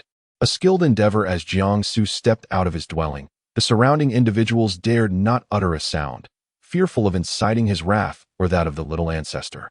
Unbeknownst to Jiangsu, he assumed they were all diligently engaged in their work and cultivation. Wang Tian, lost in thought, was jolted back to reality upon realizing that the person beside him, rolling up his sleeves to chop wood, was none other than Jiangge. Startled, he nearly dropped the knife in his hand and exclaimed in surprise, "Jiangge, you are still chopping wood? Such menial labor is beneath you. I am but a humble worker. If I do not chop wood, shall I simply consume food without merit? Labor is the most honorable pursuit." Wang Tian inched closer to Jiangsu, glancing around furtively as if plotting mischief, and whispered, "Jiangge, you are now on equal footing with Yi Nong in this first kitchen, hence you need not partake in such toil." Jiangsu, puzzled, questioned how he had attained parity with Yi Nong. Was not Yi Nong a relative of Elder Bai, one of the four esteemed elders of the demon sect? A figure of considerable stature, and one who harbored an inexplicable animosity towards him. Narrowing his eyes, he replied, "Continue with your tasks. By the way, how is Yi Tu's injury?" "Nothing serious. He is able to walk today. We did not disturb you this morning because Yi Tu insisted that you need not engage in such work. Moreover, after yesterday's thrashing from the little ancestor, he dares not provoke you." Indeed, Yi Nong had learned to tread lightly around him. However, the individual behind him remained a wild card. There was an ominous feeling that significant events were on the horizon during their time in this first kitchen. With a faint smile, Jiangsu picked up the wood-chopping axe resting nearby and gathered the scattered bundles of firewood, genuinely commencing his laborious task. Not only was Wang Tian astonished, but the others were equally impressed by the resolute demeanor of the young man in white, who worked earnestly alongside them, contrasting sharply with Yi Tu's commanding presence, which was often marked by disdain for their toil. Had it not been for Yi Tu's provocation, he would not have been so soundly thrashed by the little ancestor. In the eyes of the onlookers, the earnest figure of the young man chopping wood, glistening with sweat, seemed almost radiant, akin to a celestial being descended to earth. Meanwhile, Jiangsu, deeply engrossed in his task, pondered why he had yet to receive a sign-in mission today. Had he known earlier, he would not have risen so late. Was the system suggesting he take a day of rest? Regardless, with no sign-in mission at hand, he might as well chop wood to strengthen his physique and facilitate the smooth flow of spiritual energy within his meridians. Suddenly, the group of disciples engaged in cultivation ahead became agitated. With his heightened hearing, Jiangsu clearly discerned their astonished whispers and the flurry of hurried gestures as they bowed. It was unmistakably Elder Chiu Yu's arrival. He pressed his forehead, feeling a twinge of frustration. He had presumed that Elder Chiu Yu had abandoned the notion of taking him on as a disciple, especially after what Shenlong had said. Yet, it appeared that was not the case. Considering the loss of numerous top-grade celestial pills and exquisite swords incurred by Elder Chiu Yu and Elder Wuyo due to his ancestral dragon martial spirit, was he now here to demand recompense? The sacred dragon neither slumbers early nor late. It is only after manifesting its might that it succumbs to an unending slumber. This has resulted in its current state, wherein it has merely awakened the bloodline of the golden dragon, although its physique has become considerably robust and strong. Reaching a pinnacle of physical cultivation, it lacks the true ancestral dragon martial soul to guide and augment it. Consequently, in practical combat, it remains incapable of matching those formidable beings. The disparity in cultivation is insurmountable, and it will take an eternity before he earns the approval of his beloved wife. Just as Jiang Su was contemplating an escape, Elder Qiu had already approached him, a smile gracing his face. "Do you truly not wish to become my foremost disciple?" he inquired. "I can certainly aid you on your path as a swordsman. The sacred dragon is likely still dormant within you. To fully inherit the ancestral dragon martial soul, your cultivation must be significantly elevated. I hope you will give this serious consideration." The elder's eyes brimmed with sincerity. It turned out he had not come to reclaim the elixir from Jiang Su. As the foremost of the four elders, he indeed possessed such dignity. Chapter 20. Who comes to visit? The one who will end your life beside Jiang Su. Wang Tian appeared to be inherently a beat slower than others. It was only at this moment that he came to his senses, performed a respectful bow, and said, "Greetings, Elder Qiu." Elder Qiu slightly raised his hand, his gaze fixed intently upon Jiang Su. Having spent a sleepless night pondering, he believed that a prodigy like Jiang Su should not remain confined to a mere kitchen, but ought to become his foremost disciple, fortifying the first demon sect and shining brilliantly in the mortal realm. "Thank you for your kind consideration, Elder Qiu, but I prefer to stay with my brothers in the kitchen." Initially, the surroundings were enveloped in an eerie silence, which was soon broken by a chorus of gasps. What had they just heard? A mere kitchen servant of the demon sect had audaciously rejected the apprenticeship offer from Elder Qiu, the foremost among the four great elders. In an instant, those who had already decided to side with Jiang Su felt an even greater admiration for his boldness. Though Wang Tian had not spent much time with Jiang Su, he had grown accustomed to his unassuming demeanor. Jiang Gu was a man who shunned the limelight, yet his innate prowess forbade him from remaining inconspicuous. The kitchen was known for its rapid dissemination of news. This incident would surely spread throughout the entire first demon sect. Jiang Gu, a humble servant, had once again turned down Elder Qiu's request to take him as a disciple. Unlike the incident on the back mountain the previous day, where no witnesses were present, who could attest to Jiang Heng's alleged draining of the spirit pool. Moreover, if Jiang Su had indeed absorbed the centuries-old spiritual energy from the spirit pool, he would have either perished from the overload or attained a cultivation level well beyond the qi refinement stage. Hence, very few in the demon sect believed the events of yesterday, and even many powerful beings who heard of it regarded Jiang Su merely as a temporary vessel for the ancestral dragon sect. Jiang Su mused. "Yet I did drain it and remain at the qi refinement stage. Alas, perhaps my talents are too ordinary, and my innate spiritual root was acquired only later. It is inevitable that my cultivation progresses slowly." However, the current situation was markedly different. If Elder Qiu were to accept him as a disciple, Jiang Su's cultivation could indeed advance, and he might truly integrate with the ancestral dragon martial soul. Elder Qiu sighed, having anticipated Jiang Su's response. He brushed his sleeve and continued to scrutinize Jiang Su for a few more moments before noticing that Jiang Su was not wearing the fine sword gifted to him by Su Wuyo. Instead, he held a fan. "Why do you not carry the sword given to you by Wuyo at your waist, but rather a fan?" Jiang Su smiled faintly, gracefully extending the folding fan in his hand, revealing a smooth arc that partially obscured his exquisite visage. "Because I am a healer." Elder Qiu nearly spat blood in disbelief. How could he be a healer? He recalled that Jiang Su had not wielded a sword the previous day, but had only employed the shadowless step, leading everyone to assume that such talent must belong to a swordsman. The crowd in the kitchen gasped in astonishment. How could he be a healer? Some rejoiced, while others lamented. "You are a healer. No wonder you rejected my offer." "Very well, then." Elder Qiu smiled with a tinge of regret, a hint of helplessness and sorrow in his expression as he departed, leaving only his silhouette behind for the crowd to ponder. The mechanical sound of the system finally resonated. Task released. Check-in location. Deep bamboo forest in the kitchen. Time limit. None. Reward. Leap sacrifice card. This card allows for the sacrifice of an entity with a cultivation level surpassing that of the host. A leap sacrifice card? Why is there no reward of celestial scriptures, elixirs, or the like this time? Regardless, let me check in first. Thus, disregarding the murmurs around him, he exited the kitchen, leaving behind a single remark. "Wang Tian, please look after the little one still asleep in the room." Once Jiang Su confirmed he was not being followed, he soared on the wind, swiftly arriving at the bamboo grove he had discovered the previous day. Ding! Congratulations on successfully checking in. The Leap sacrifice card has been placed in your storage space. Why does this feel rather extraordinary? Indeed, a fierce gust of wind surged towards Jiangsu. Imbued with the chilling aura of centuries past, it was utterly terrifying. Jiangsu's gaze sharpened, and he executed the shadowless step, evading the strike. Who are you? Just as he turned, a figure clad in black brushed past him, revealing pitch-black eyes that radiated murderous intent. The sword in the black-clad figure's hand glimmered with a cold light. The one who will kill you. This individual possessed cultivation far beyond the Golden Core stage. Chapter 21. The Sacrifice of the Nascent Soul. Crisis averted. Kill me? Why would the Nebula Pavilion seek to end the life of such an inconspicuous individual? I am but a mere servant in the demon sect. Observing the attire of the black-clad figure who brushed past him, with a sword hilt inscribed with the character for star, it was not difficult to deduce that he was an assassin from the notorious underworld organization, the Nebula Pavilion. Yet, why would they target him? His current identity is simply that of the demon sect's servant, Jiang He, and not that of the Empress's consort or a discarded prince of the Tianqi royal family. This was indeed perplexing.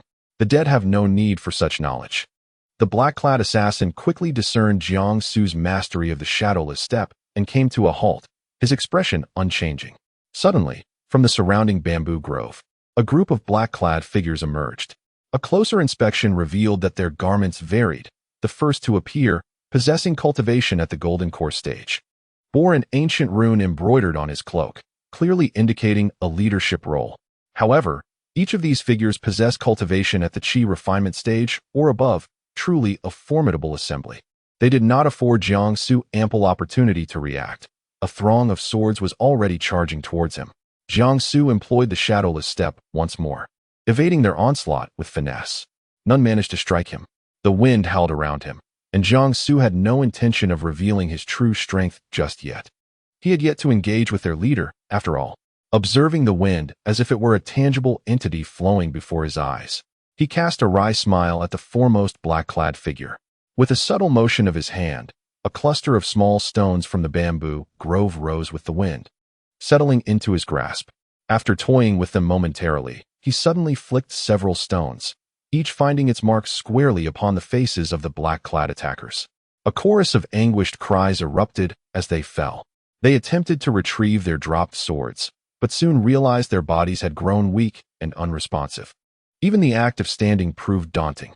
The leader, initially expressionless as he observed the assault, could not help but show a crack in his demeanor upon witnessing this scene. This youth, clearly at the Qi refinement stage, had managed to repel opponents of equal cultivation with such ease. Truly a remarkable feat. It was curious. Why would his employer wish to eliminate such a talent? Nevertheless, one must fulfill their obligations when compensated, regardless of the reasons. It was time for him to act decisively. A pressure emanating from the early nascent soul stage bore down upon Jiangsu, causing a metallic taste to rise in his throat, nearly forcing forth a mouthful of blood. The assailant sent to kill him was none other than a nascent soul cultivator, Nanshi, one of the 4 elite assassins of the Nebula Pavilion. What an extravagant display! To waste a nascent soul powerhouse on the life of a mere Qi refinement practitioner. Did Jiangsu truly evoke such animosity? As Jiangsu found himself suppressed under Nanshi's overwhelming pressure, the latter cast a cold glance at the dying man before him. Killing him now would be as effortless as a mere flick of the wrist. Yet, what was a mere Qi refinement stage cultivator, even with prodigious talent, to him? Today, he was destined to perish here, a pity indeed. Had it not been for his employer's orders, he would have sought to take this white-robed youth back to the Xingyun Pavilion for proper cultivation. He would undoubtedly become an exceptional assassin. Alas, once more, Nanshi unsheathed his sword, leaping into the air to deliver a downward strike intended to end Jiangshu's life. Every part of Jiangshu's body screamed in agony under the weight of this pressure, yet who claimed he was incapable of movement. He raised his hand, meeting the descending blade with his bare flesh, deflecting its trajectory with sheer will. Utilizing the shadowless step, he created distance between himself and Nanshi. Jiangshu's movements did not falter. He feared that any pause would render his body unresponsive to his commands.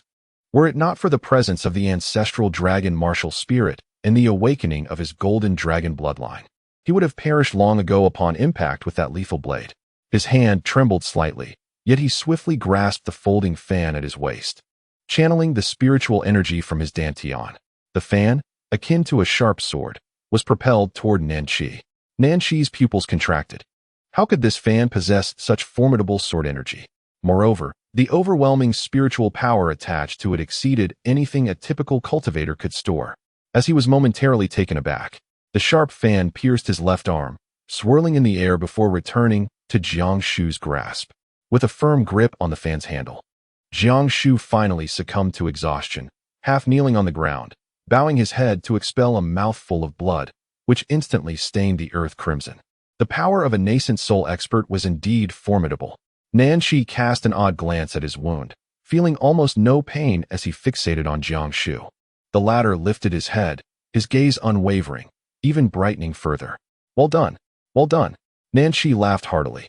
A mere chi refinement stage youth had not only resisted the brutal pressure of a nascent soul expert, but had also managed to injure him. Moreover, wielding the wind with such skill, truly impressive. While he held a degree of admiration for the youth, he still intended to eliminate him.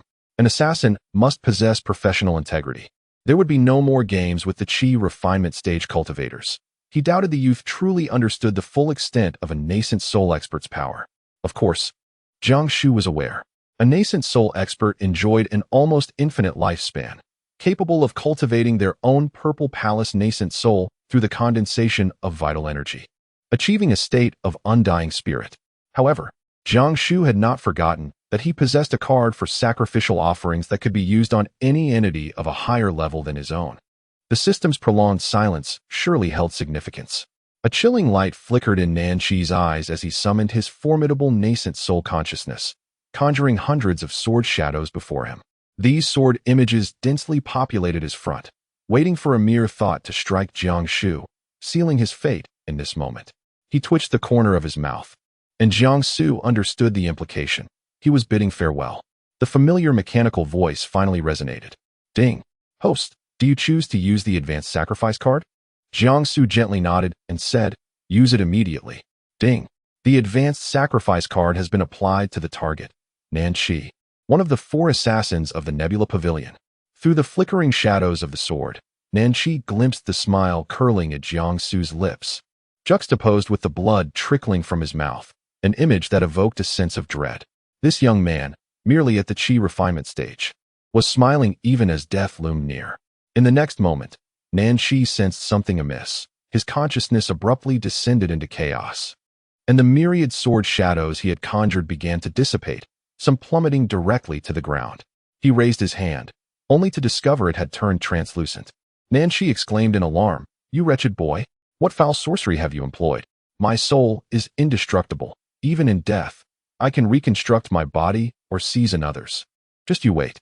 Jiang Shu stood up, his body swaying slightly due to his injuries, and calmly replied, "Foul sorcery? What does it matter? Today, you shall rest here for eternity. When I practice my swordsmanship henceforth, you may observe my progress. Farewell, Senior Nanqi." In Nanqi's terror, he completely transformed into a transparent state, his soul and consciousness fading away.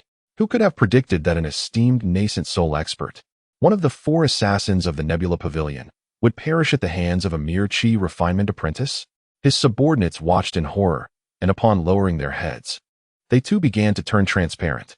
One cloaked figure half-kneeled and crawled towards Jiang Shu, pleading in terror, "Please, spare us." Jiang Shu observed this scene with some astonishment, not anticipating that these individuals would also be sacrificed. Before he could utter a word, they vanished alongside Nanqi. He paused momentarily, but it lasted only a fleeting instant. These were the very people who sought to kill him. Regardless of their reasons, whether voluntary or coerced, the facts were established, and he was no savior. In that instant, a radiant light enveloped Jiang Shu gently, flooding into his body, soothing his internal injuries and replenishing his depleted spiritual energy. The system extracted several exquisite elixirs from the storage space, which Jiang Shu swallowed without a second glance, instantly restoring much of the smooth flow of his meridians. Now, Jiang Shu had returned to his former self. At last, all of this had concluded. Ding! Congratulations, host, for unlocking and successfully completing the hidden task. Engaging in combat with a nascent soul expert. Combat experience enhanced. Reward: Tianqing Grass X5. Chapter 22. Elder Bai Yi seeks my life despite having perused numerous texts at the Carefree Sect. He had never encountered the Tianqing grass. What a remarkable herb it must be. System: what is Tianqing grass? Tianqing grass is a plant from the ancient era, found atop the Qianren Snow Mountain. This herb can accelerate the growth of the ancient beast's blood, the qilin. It is now a rarity in the realm of cultivation. So, it is a delicacy for the young qilin. A truly extraordinary item. No wonder it is so precious, obtainable only through hidden quests. Jiang Su sat upon the ground, and to his astonishment, the land around him was remarkably clean, as if the group sent to assassinate him had never existed. The system's ability to tidy up the aftermath is impressive. Jiang Su wiped the blood from his folding fan, the blood of Nanqi, and then tucked the fan back into his waist. The remnants of blood were erased, as though Nanqi had never walked the earth. He did not inquire who had commissioned Nanqi to kill him. In the entire realm of cultivation, few could afford one of the 4 assassins of the Xingyun Pavilion. The only person Jiang Su had offended recently was Yinong. Yet, Yinong lacked the means. It was Elder Bai Yi behind him who was truly formidable. Furthermore, Bai Yi was aware of the ancestral dragon martial soul within him, which explained his keen interest in hiring a nascent soul stage assassin like Nanqi. However, why had Bai Yi harbored such animosity towards him since their first encounter? Jiang Su could not comprehend it, so he dismissed the thought. He closed his eyes, entering a meditative state. The spiritual energy flowed around him like a tangible substance, seeping into his dantian. After an intense battle, he had meditated for quite some time. And when Jiang Su finally opened his eyes again, dusk had fallen. The orange light cast a peculiar evening hue upon the bamboo grove.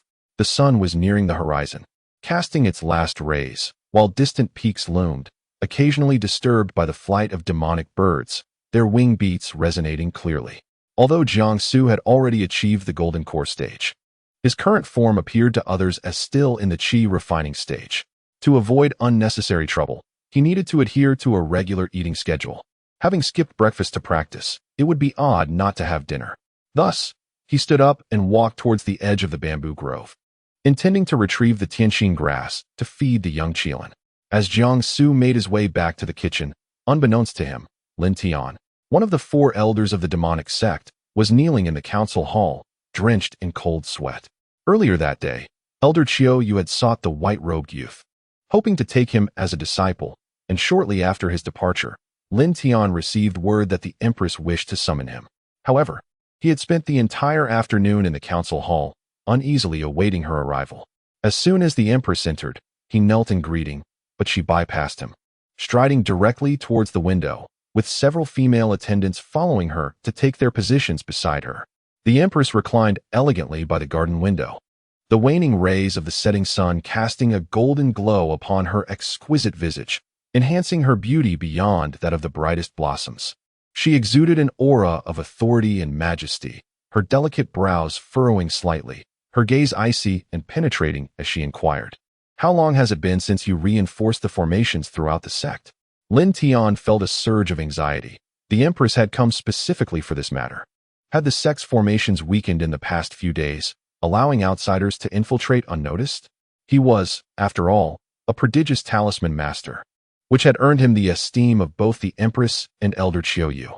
Living up to their expectations, he had devised formidable protective formations surpassing those of other sections. He replied earnestly, "It is my oversight, Your Majesty. The formations have not been inspected or updated this year. I have only tasked the talisman disciples with their vigilance." The Empress lifted her gaze to the sunset outside. Although the sun radiated a soft yellow light, her eyes shimmered with a hint of crimson, not the hue of blood, but resembling the deep red of plum blossoms. Lin Tian humbled himself, fully aware that the Empress, a sovereign among the 10 domains of darkness, could extinguish his insignificant life with a mere gesture. Curiously, formations typically required renewal every 3 years.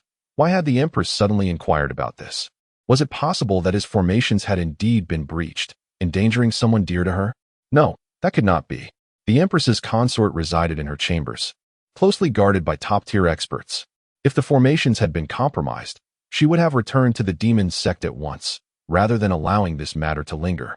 This was a lapse on his part, While the lower realm appeared tranquil, the celestial and demonic realms had been at odds, with numerous clandestine incidents transpiring. In recent years, the celestial realm had shown signs of mobilization against the demonic realm, necessitating an expedited update of the formations. With a dismissive wave of her hand, Morong Yin signaled for Lin Tian to withdraw. He hastily rose, bowing once more, fearing that if he lingered, his cold sweat would saturate the floor. Once he departed, Morong Yan's brows relaxed, and a nearby maid promptly presented her with a freshly heated cup of tea, infused with spiritual energy. The cup was adorned with vivid plum blossom designs. Morong Yin did not immediately accept the tea. Instead, she turned to the maid, her expression enigmatic, and asked, "What do you think of my consort, Jiangsu?" The maids had only seen Jiangsu once. They knew him to be astonishingly handsome, yet a cultivation failure. In terms of status and strength, he was undoubtedly unworthy of the Empress. Today, she had not even glanced at him, perhaps weary of his visage. One bold maid, having served the Empress for a considerable time, gathered her courage and spoke, "Your Majesty, if I may be frank, that consort is unworthy of you in both status and cultivation." Morong Yin smiled faintly, accepting the tea and taking a delicate sip, her tone inscrutable as she replied, "I find him quite intriguing, more than I expected." The maid's face paled in an instant. She realized she had misspoken, her mind momentarily clouded by anxiety. Trembling, she stood, overwhelmed by the gravity of her error. Morong Yin sensed that Jiangsu was unharmed and had merely come to admonish Lin Tian. She placed the teacup gently in the trembling hands of the maid and said softly, "Let us go." The maid finally regained her composure, relieved that the Empress had chosen to spare her today. Despite having served the Empress for several years, she still found it impossible to fathom the Empress's thoughts. It would be prudent for her to exercise caution in the future. Meanwhile, Jiangsu had spotted Wang Tian peering anxiously from the kitchen door. Upon noticing Jiang Ji's return, Wang Tian's eyes sparkled with excitement as he hurried over to greet Jiangsu and usher him into the kitchen. He spoke animatedly, "Jianggu, you wouldn't believe it. After you left, Elder Qiu came by again during dinner. Even though you are a healer, he insists on taking you as his disciple. You might as well agree." Jiangsu was taken aback. He had not anticipated that Elder Qiu would visit 3 times solely to take him as a disciple, especially under the assumption that he was a healer. A wave of emotion washed over him. He understood that if the attempt on his life had indeed been orchestrated by Elder Bai Yi, he would inevitably become Elder Qiu's foremost disciple. After all, could Bai Yi dare to confront Qiu, the foremost among the elders? Furthermore, in his pursuit of swordsmanship, relying solely on the system was insufficient.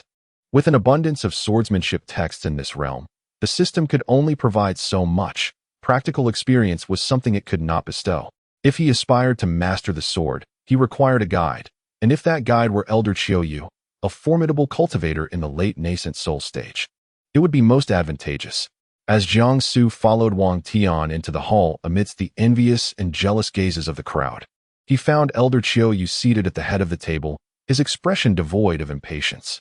However, Yinong, who was busily attending to Elder Qiu, appeared somewhat anxious. Upon seeing the young man in white enter, Yinong's gesturing to fan Elder Qiu paused, and his pupils dilated in surprise. Observing this reaction, Jiangsu understood instantly, and his gaze turned cold for a fleeting moment. Yet, when their eyes met, he smiled and bowed, saying, "Greetings, Elder Qiu." Elder Qiu felt a surge of excitement. Jiangsu's demeanor suggested that their potential master-disciple relationship was indeed promising. "Jiang he began. "I am aware that you are a healer and I am a swordsman, but it does not mean you can have only one master. I can teach you the way of the sword, and also invite a powerful healer from the demon realm to join us in this endeavor, pioneering a new path together." Chapter 23. The Elder's First Disciple. A cook. Jiangsu was initially taken aback upon hearing his current pseudonym, but he was soon astonished by Elder Qiu's ability to summon a formidable medical cultivator on his behalf. The entire hall fell into a profound silence. As everyone present awaited Jiangsu's decision, would he continue to refuse or acquiesce? Jiangsu earnestly gazed at Elder Qiu, then knelt down with a thud, his hands clasped together as he proclaimed, "Master above, please allow your disciple to pay his respects." "Excellent.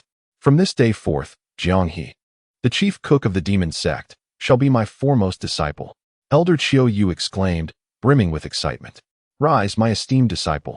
Elder Qiuyu, overwhelmed with joy, stepped down from his seat to personally assist Jiang Su to his feet. At last, success had been achieved. With such innate talent, it mattered not that Jiang Su was a medical cultivator, who decreed that a cultivator's life must be devoted solely to one path. Under his guidance, Jiang Su might indeed become a sword master of remarkable prowess. This young man would undoubtedly bring glory to the first demon sect and make extraordinary contributions to their 10 great demon domains. Witnessing this scene, Yinong trembled involuntarily. If Jiang Su truly became Elder Qiuyu's first disciple, would it not be a trivial matter to eliminate him? Jiang Su observed Yinong's apprehension with a cold smile, eager to see what abilities Elder Bai Yi might possess. With his current meager cultivation, he was barely a match for a nascent soul expert. Could Elder Qiuyu not surpass him? Wang Tian was beside himself with excitement. His brother Jiang had suddenly transformed from a mere cook into an inner disciple of the demon sect, and not just any disciple, but the foremost one under Elder Qiuyu, henceforth, who would not address him as senior brother. He was genuinely elated for his brother Jiang. Once he regained his composure, Jiang Su turned to Elder Qiuyu and said, "Master, I must confess, I have a request. Speak. I wish to bring along a fellow cultivator of physical strength from this kitchen to accompany me under your tutelage. I can instruct him, so it need not trouble you." Elder Qiuyu stroked his beard thoughtfully and replied, "You may bring him along. You are but in the qi refining stage, and he can assist in your daily needs. I presume this young brother is the one standing behind you." At this moment, Jiang Su's every request would be met with eager compliance from Elder Qiuyu. Allowing an additional companion to reside with him would only add to the merriment. Seeing his brother Jiang nod slightly, Wang Tian was momentarily stunned, then erupted with joy. His brother was going to cultivate alongside him? He would no longer have to endure Yinong's tyranny in the kitchen. Just moments ago, he had feared that if Jiang Su left to focus on his training, he would be bullied to death by Yinong. The happiness arrived so abruptly. He would forever be his brother Jiang's devoted follower. As a mere physical cultivator, if he could receive guidance from the esteemed Elder Qiuyu, a late-stage nascent soul master, would he not ascend to the heavens? Jiang Su didn't even need to turn around to know that Wang Tian was overjoyed beyond measure. Upon exiting the hall and bidding farewell to Elder Qiuyu, Wang Tian was already brimming with excitement as he began to pack his belongings alongside Jiang Ge. Upon entering, Jiang Su discovered that the little Qilin was still soundly asleep on the bed. He promptly scooped the creature up and placed it into the storage space, where it continued to slumber undisturbed. This little being truly had a remarkable knack for sleeping. "Jiang Ge, I, Wang Tian, shall follow you for the rest of my life. I was genuinely moved just now. I feared that after your departure, ye too would make my life unbearable." Jiang Su had few possessions, which he easily stored away. But Wang Tian's belongings were a chaotic mess, particularly a few yellowed tomes.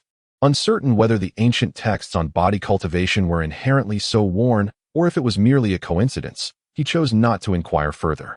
Hearing Wang Tian's words, Jiang Su narrowed his eyes, contemplating how to deal with Yinong. Should he eliminate him outright? No. While this place may lack formal laws and revere the strong, Jiang Su was reluctant to soil his hands with such filth, since there was evidently someone backing Yinong who could flaunt his power in the first demon sect. It would be prudent to incapacitate that individual and see how Yinong would fare without his support. Presently, the disparity between him and Bai Yi was substantial, particularly in terms of cultivation. He wondered when he might acquire the next grade-jumping sacrificial card. Moreover, he preferred to confront Elder Bai Yi relying on his own strength rather than the system's assistance. A gentleman's vengeance is best served after a decade. He began to anticipate the vistas he would encounter on his path of cultivation. Elder Qiuyu resided at Swordwing Peak, and Wang Tian, familiar with the route, carried a large bundle as he led the way. Throughout their journey to Swordwing Peak, Wang Tian incessantly chattered, while Jiang Su listened, occasionally responding. At that moment, the news of Elder Qiuyu, the foremost among the 4 elders of the first demon sect, finally taking on a disciple, a mere kitchen servant, had spread throughout the entire sect. From the Empress to the elders, inner disciples, outer disciples, and even the janitorial staff, everyone was aware. Opinions varied widely. Some praised Jiang Su for possessing the ancestral dragon martial soul and having secured Elder Qiuyu as his mentor, predicting great accomplishments for him. Others, however, believed Jiang Su merely fortuitously bore the ancestral dragon martial soul, asserting that a mere kitchen servant could not aspire to greatness, fueled by jealousy towards Jiang Su's striking appearance. Not only did this news proliferate within the demon sect, but many from the 10 major sects also became aware. Numerous individuals were eagerly anticipating how this kitchen servant disciple, named Jiang, he would develop.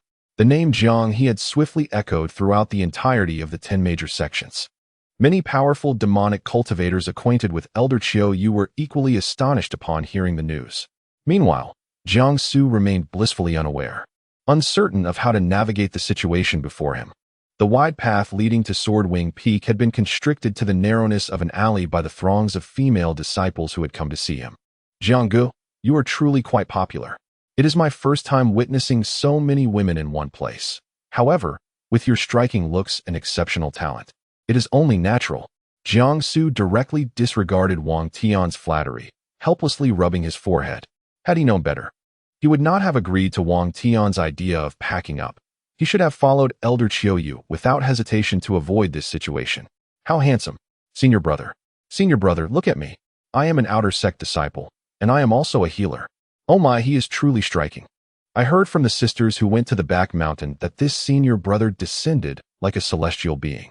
I did not believe it at first, but upon seeing him, the description is truly fitting. I yearn to serve senior brother at Jinny Peak. Jiang Su's expression remained impassive as he walked forward, nearly losing his composure upon hearing these words. How could he maintain a low profile now? If he hadn't labeled himself as a healer, the situation would have been even more overwhelming. Along the way, Jiang Su blocked out the surrounding fragrance and chatter, finally arriving at the foot of Jinny Peak. In this majestic realm of the first demon sect, the atmosphere was ethereal, with sword energy soaring into the clouds. Atop the steep peak stood a modest abode that seemed ill-suited for a nascent soul expert, resembling more a hermit's dwelling from a martial arts novel. Upon seeing the few foundation-building guards stationed at Jinny Peak, Jiang Su's eyes brightened. How splendid! Not everyone could freely enter Jinny Peak. Indeed, Elder Chiu Yu's residence was not accessible to just anyone. Outer sect disciples were indeed a bit brash, but inner sect disciples, devoted to their cultivation, were unlikely to be distracted by trivial matters. It was quite favorable. He would seek guidance from Elder Chiu Yu in the future, residing here while maintaining a low profile. The guards, upon catching sight of Jiang Su's face, were momentarily taken aback before quickly regaining their composure. Senior brother, please. Their demeanor was exceedingly respectful. Jiang Su promptly led Wang Tian up. Upon reaching the modest dwelling he had seen from the mountain's base, a graceful figure emerged, her eyes lighting up upon seeing Jiang Su. Wang Tian was immediately captivated, though there were many outer sect female disciples at the foot of the mountain. None could compare to the beauty of the maiden before him. Jiang Su found the girl somewhat familiar. Oh, isn't she the holy maiden of the demon sect? She had even checked him in and guided him earlier. Thus, he smiled and nodded at her. Shun Yunqing blushed instantly, nervously fidgeting with the edge of her white garment. Unable to meet Jiang Su's gaze, Wang Tian, having access to the first kitchen, was astute enough to notice that this holy maiden, Yunqing, had an interest in his brother Jiang Su. What could he say? After all, Jiang Su was undeniably charming. Chapter 24. The sign-in at Wu Tai. The Ta Ching Sword Classic Master Brother, Uncle Chiu Yu, is already awaiting you inside. He has arranged for your accommodation in the left room. Please, set down your luggage with this young brother before seeking him out. Shun Yunqing felt a touch of shyness, her voice trembling as she spoke. Jiang Su nodded and proceeded to the left. The wooden steps were exceedingly dry, seemingly unable to bear the weight of the two, creaking underfoot. Upon opening the door, rather than the anticipated atmosphere, a refreshing breeze greeted them. Elder Chiu Yu, aware of their arrival, had arranged for the room to be tidied in advance. The interior was not as austere as one might imagine. It was equipped with an array of furniture, both large and small. A single, rather diminutive bed occupied part of the space, while a bookshelf, pressed against the wall, dominated the room. The densely packed tomes bore signs of frequent handling, their page edges yellowing with age. Wang Tian, upon entering, stood momentarily dumbfounded at the meticulous arrangement, feeling his presence unnecessary. He placed his luggage on the table, while Jiang Su wandered over and casually picked up a volume on sword cultivation, leafing through its pages. Just then, A graceful figure re-entered, slightly flustered, and said, "I apologize for not mentioning earlier. This young brother will be residing in the right room." Wang Tian was taken aback. This implied that he and Jiang Su would each occupy separate quarters. It was common knowledge that Swordwing Peak boasted only one main house, 2 side rooms, and a large courtyard. To inhabit a side room surely indicated that one was a disciple of Elder Qiuyu. How fortunate he felt to experience this legendary affection for the abode. Suddenly invigorated, he seized his luggage and dashed outside like a gust of wind. "Jianggu, see you later." "Thank you, Saintess." Once Wang Tian departed, only Shen Yunqing and Jiang Su remained. She gestured for him to follow her. At this point, the sun had long set, and the dusky night was beginning to envelop the sky. Shen Yunqing led him to the main house, and before they could enter, they overheard voices emanating from within. It was his master, Elder Qiuyu, conversing with Elder Wuyu. "Elder Qiuyu, I had thought neither of us would successfully take on disciples. Yet here we are," Wuyu remarked, fidgeting with the hem of her garment. She felt quite vexed, astonished that Elder Qiuyu had indeed managed to lower his standards. Although he admired Jiang Su, it was largely due to Jiang Su's countenance. Who could say whether he could withstand the awakening of the ancestral dragon martial soul? To fully awaken it, one needed to be at least in the nascent soul stage, while Jiang Su was merely in the qi refinement stage. How long would he have to wait? Moreover, he had previously cost her a remarkable sword, which only fueled her irritation. After all, she had gone to great lengths to obtain such an exceptional weapon, and Jiang Su, being a healer, had no use for it. Yet now, Elder Qiuyu was intent on teaching him the sword path. "Enough, enough," she thought. "I have come merely to vent my frustrations."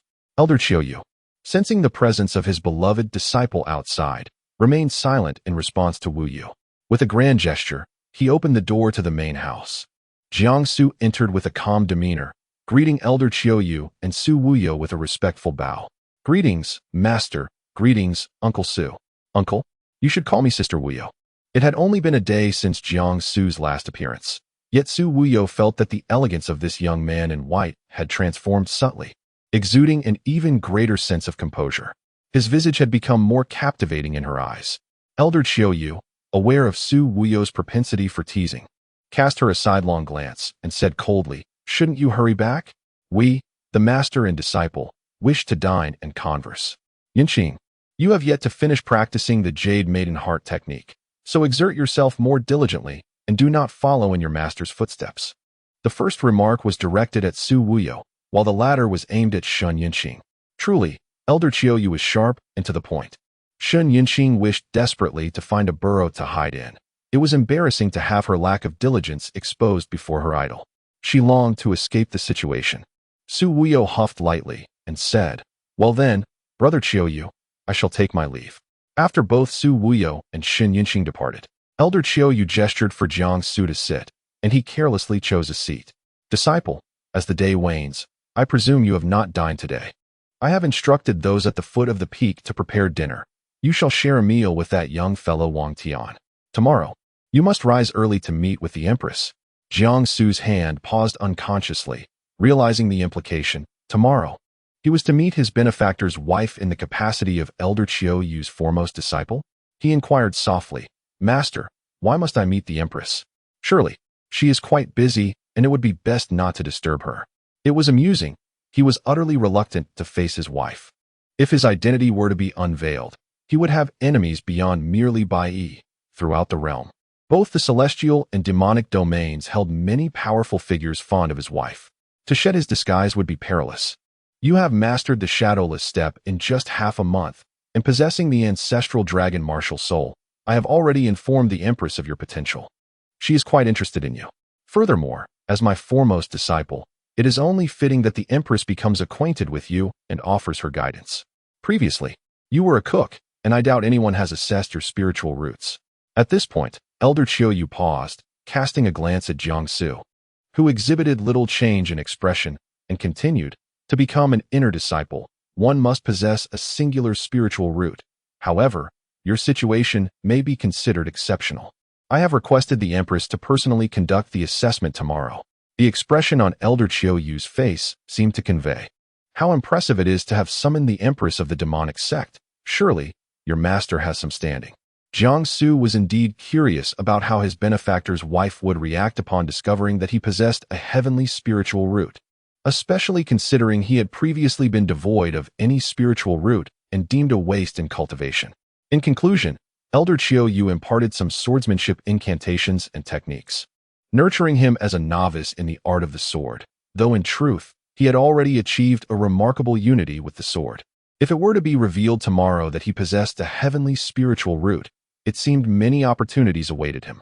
Sigh, how can one maintain a low profile?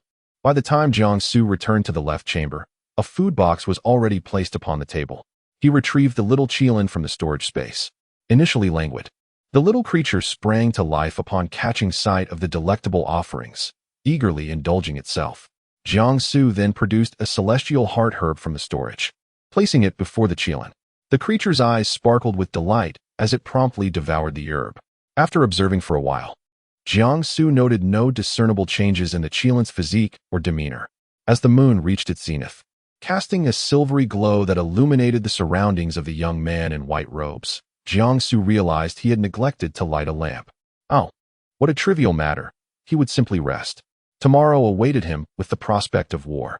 Upon awakening the following day, Jiangsu found the entire Sword Wing Peak enveloped in morning mist, a scene so ethereal it resembled that of a celestial realm rather than a demonic sect. While he leisurely donned his garments, the sounds of sweeping reached his ears. Was it his master or Wang Tianqi up so early? The day had barely begun, akin to 5 o'clock in the modern world. Indeed, the path of cultivation is arduous, comparable to his own trials during his senior year of high school. Task issued. Check-in location, martial arts platform of the first demon sect, Sword Wing Peak. Time limit, none. Reward, Sword Dao Immortal Register Taching Sword Classic. Jiangsu's motion to put on his shoes faltered. Martial arts platform? Aside from this room, there was only an open space. Where could this platform possibly be? He never anticipated that the most challenging aspect of the sign-in would be locating the designated spot. System, guide me to the martial arts platform of Sword Wing Peak. Host, the system guidance is ineffective. This martial arts platform requires Elder Qiu Yu to activate it.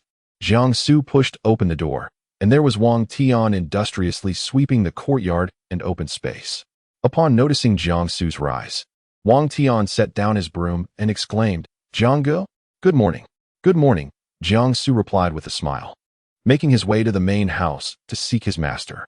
Just as he reached the entrance, Elder Qiu Yu emerged, questioning, "Is there something you need?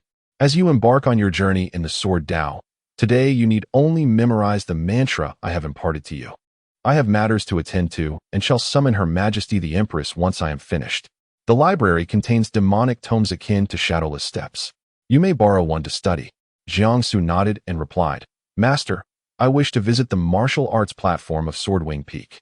Chapter 25. The Divine Sword Unsheathed. An omen of extraordinary birth unexpectedly. Elder Qiu Yu first furrowed his brow, then seemed to recall something, responding, "The martial arts platform? It would be best to wait until you reach the foundation establishment stage before visiting. However, since your shadowless step is nearly perfected, it should be permissible." Elder Qiu Yu then raised his sleeve, retrieving a golden token, which he handed to Jiangsu.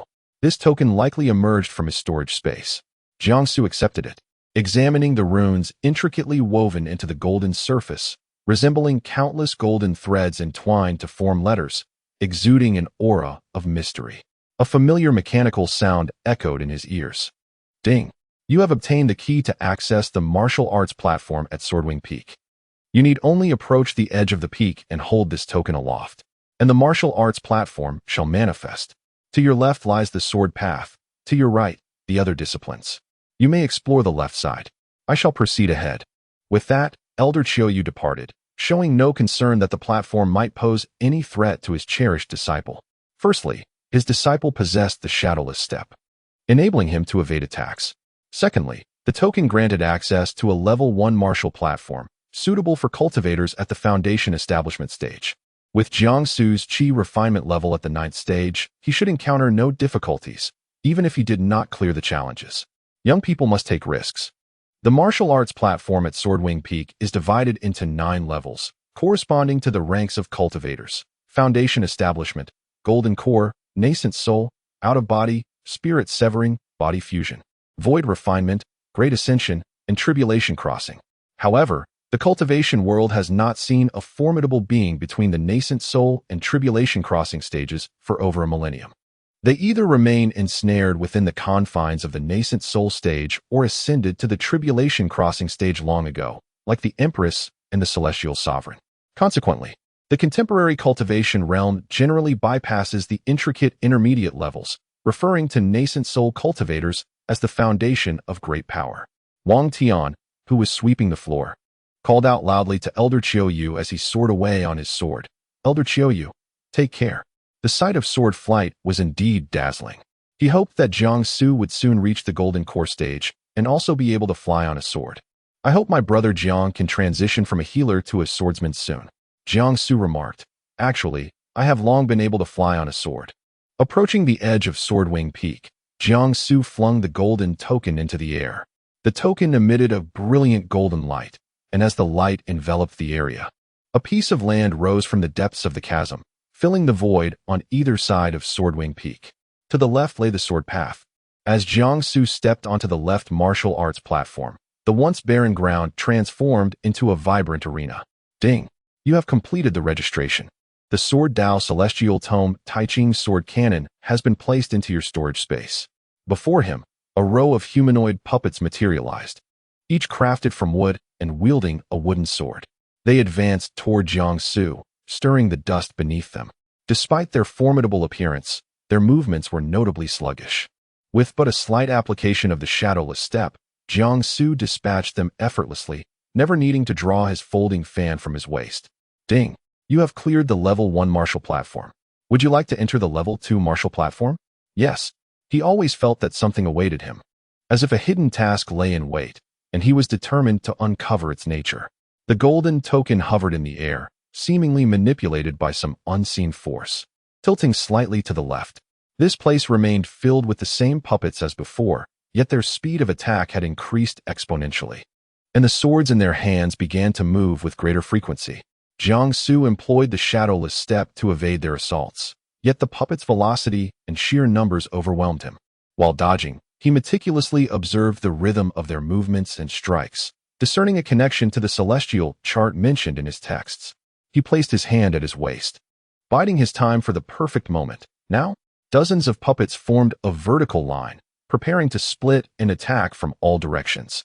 The folding fan at his waist was gripped firmly in his hand, tracing a remarkably elegant arc through the air as it cleaved through the puppets, the metallic sound reverberating throughout the Swordwing Peak. The fan rotated in the air before returning to Jiangsu's grasp. Watching from a distance, Wang Tian's mouth fell open in astonishment, resembling an O shape, as if he could fit several duck eggs inside. Is it true that today's martial practitioners are this formidable? This fan must be a concealed blade. How can something that appears so soft and devoid of lethality be so sharp? On the battlefield, it would have long been dubbed the killing fan. He had to admit, even as Jiangsu maintained his icy demeanor post-battle, he looked incredibly impressive. Jiangsu furrowed his brow, sensing that this second-tier martial platform could not possibly be so simplistic. Suddenly, a new wave of puppets emerged in the vicinity where he stood, accompanied by an array that spread throughout the entire area. Blue light filled the space, and from this array, countless white ribbons surged forth alongside the puppets. Charging at Jiangsu, he executed the shadowless step beneath his feet, the fan in his hand never faltering. However, these ribbons proved remarkably resilient, quickly regrowing after being severed. Their attacks savage and unpredictable. Coupled with the enhanced humanoid puppets, they indeed posed a considerable challenge.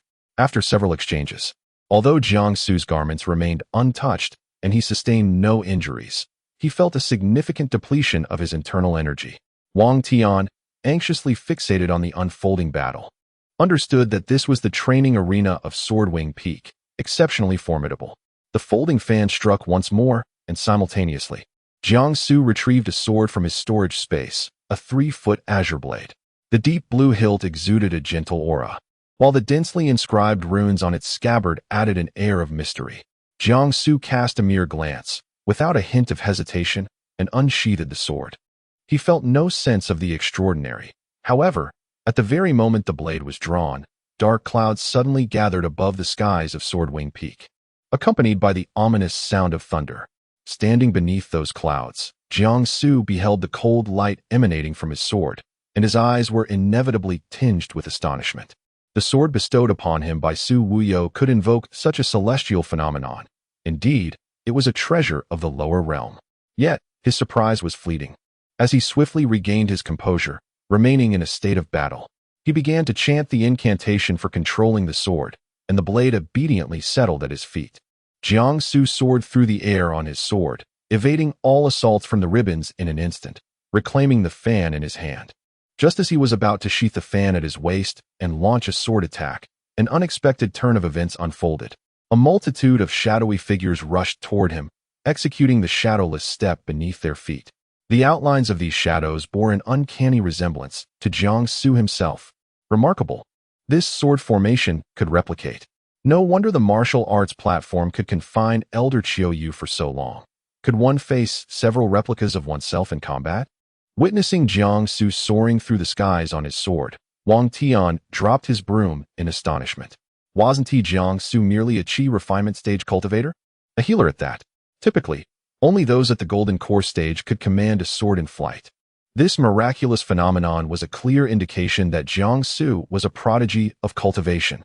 Chapter 26. The Primordial Sword Body. Traversing the martial platform Ding. You have triggered and completed a hidden quest. Ascend through the secondary martial platform at Swordwing Peak. Reward, Primordial Sword Body. The moment the system's voice faded, Jiangsu felt a powerful surge of sword energy erupting from his dantian. This formidable sword energy coursed through his body, accompanied by a deep azure aura that, upon closer inspection, appeared almost tangible. This was the primordial sword qi. His meridians widened significantly, and in a mere instant, this primordial sword qi merged with the golden dragon bloodline within him, resulting in the expansion of dozens of spiritual meridians. System, grant me the Taiji Sword Classic. Instantly, all the techniques within the Taiji Sword Classic flooded into Jiangsu's mind, as if he had possessed them all along. He wielded his sword and launched an assault against several shadowy figures, each strike infused with soaring sword intent. Those shadowy figures stood no chance against Jiangsu in his current state and were swiftly defeated. Yet, the strands of the formation and the puppets proved to be more tenacious. Jiangsu executed the shadowless step and Taiji sword technique, weaving through them, leaving behind a trail of afterimages for Wang Tian, who remained tense on the sidelines. My brother Jiang is truly formidable. This sword technique is extraordinary. However, the celestial phenomenon remained unpredictable, leaving many to ponder its duration. Naturally, the outer disciples at the foot of Swordwing Peak witnessed this celestial anomaly, and a multitude gathered below the peak. Even the guards of Swordwing Peak were taken aback. Could it be that Elder Qiuyu had comprehended the essence of the sword at the martial platform and was on the verge of breaking through a minor realm? It seemed plausible. Elder Qiuyu had not achieved a breakthrough in decades, and if successful this time, he would surely enter the transcendent stage. How wonderful! Our demon sect would gain another source of confidence. The guards exchanged glances, realizing they had indeed seen Elder Qiuyu leave earlier, leaving only the senior brother Jiangsu and Wang Tian atop the peak. Suddenly, from the center of the ominous clouds above, a bolt of lightning descended upon the martial platform, striking the ground and enveloping it in darkness. Jiangsu activated the shadowless step, narrowly evading the bolt. Goodness! Not only must I contend with the challenges of the martial platform, but also the wrath of thunder. This is exhausting. He lamented. I am but an ordinary person. Who knew that wielding a sword would entail such tribulations? What on earth is the origin of this sword? Regardless, he resolved to eliminate the threats posed by the martial platform first. Jiangsu silently recited the Taiji incantation, his form shifting like an illusion. He had long entered a state of unity with the sword, continuously parrying the onslaught of adversaries as his brow became imbued with a profound sword energy. While deftly dodging the lightning, he relentlessly executed the Taiji sword technique. Countless puppets fell, and even the resilient strands seemed to recognize the overwhelming strength of the individual before them, ceasing their attacks. Instead, 9 bolts of lightning descended from the sky, all aimed at Jiangsu. Those aware understood that this celestial phenomenon was drawn forth by the sword. Those unaware might have thought a powerful being was undergoing tribulation. Jiangsu narrowly evaded several bolts of thunder, yet a few still struck him, compelling him to confront the tempest head-on with his sword. At that moment, the essence of the sword within him reached its zenith as he silently recited the final move of the Tai Ching sword manual, the Sword of Consciousness. Every cultivator possesses their own sea of consciousness, and the assessment of one's consciousness follows closely after the evaluation of their spiritual roots. Consciousness is categorized into several tiers, with the finest being orange and the least desirable green. Previously, Jiangsu lacked spiritual roots, and thus remained oblivious to the nature of his consciousness. Hence, he was uncertain whether he could successfully execute the Sword of Consciousness, a skill typically reserved for those at the nascent soul stage. As he chanted the incantation, hundreds of sword shadows materialized in the air, enveloping Jiangsu in a cold luminescence. These myriad sword shadows soared into the heavens, exuding an aura of martial fervor. In an instant, they pierced through the thunder, delving into the depths of the dark clouds, illuminating the entire expanse as if it were daylight. He had successfully manifested the Sword of Consciousness. With everything settled, the sky returned to its normal state, a brilliant blue devoid of any anomalies. However, all the outer sect disciples standing beneath Sword Wing Peak comprehended that everything had irrevocably changed. They witnessed the hundreds of sword shadows ascend to the skies, radiating an indomitable spirit. A chorus of gasps erupted, and the air was thick with murmurs. Had Elder Qiu truly broken through? The Sword of Consciousness. I have only ever read about it. Nascent soul masters seldom act so readily. How splendid. Our devil sect has gained another adept at the out-of-body stage. At that moment on the peak, only two figures remained. Jiangsu emerged from the cloud of smoke, his icy demeanor not yet entirely dissipated, still imbued with a trace of lethal intent. The 3-foot azure sword he wielded shimmered with swirling sword chi, unrelenting and eternal. A closer inspection revealed tangible particles surrounding the sword's body. These were the marks of the sword. Only by achieving the unity of man and sword can one leave such imprints of the sword in the spiritual energy during its use.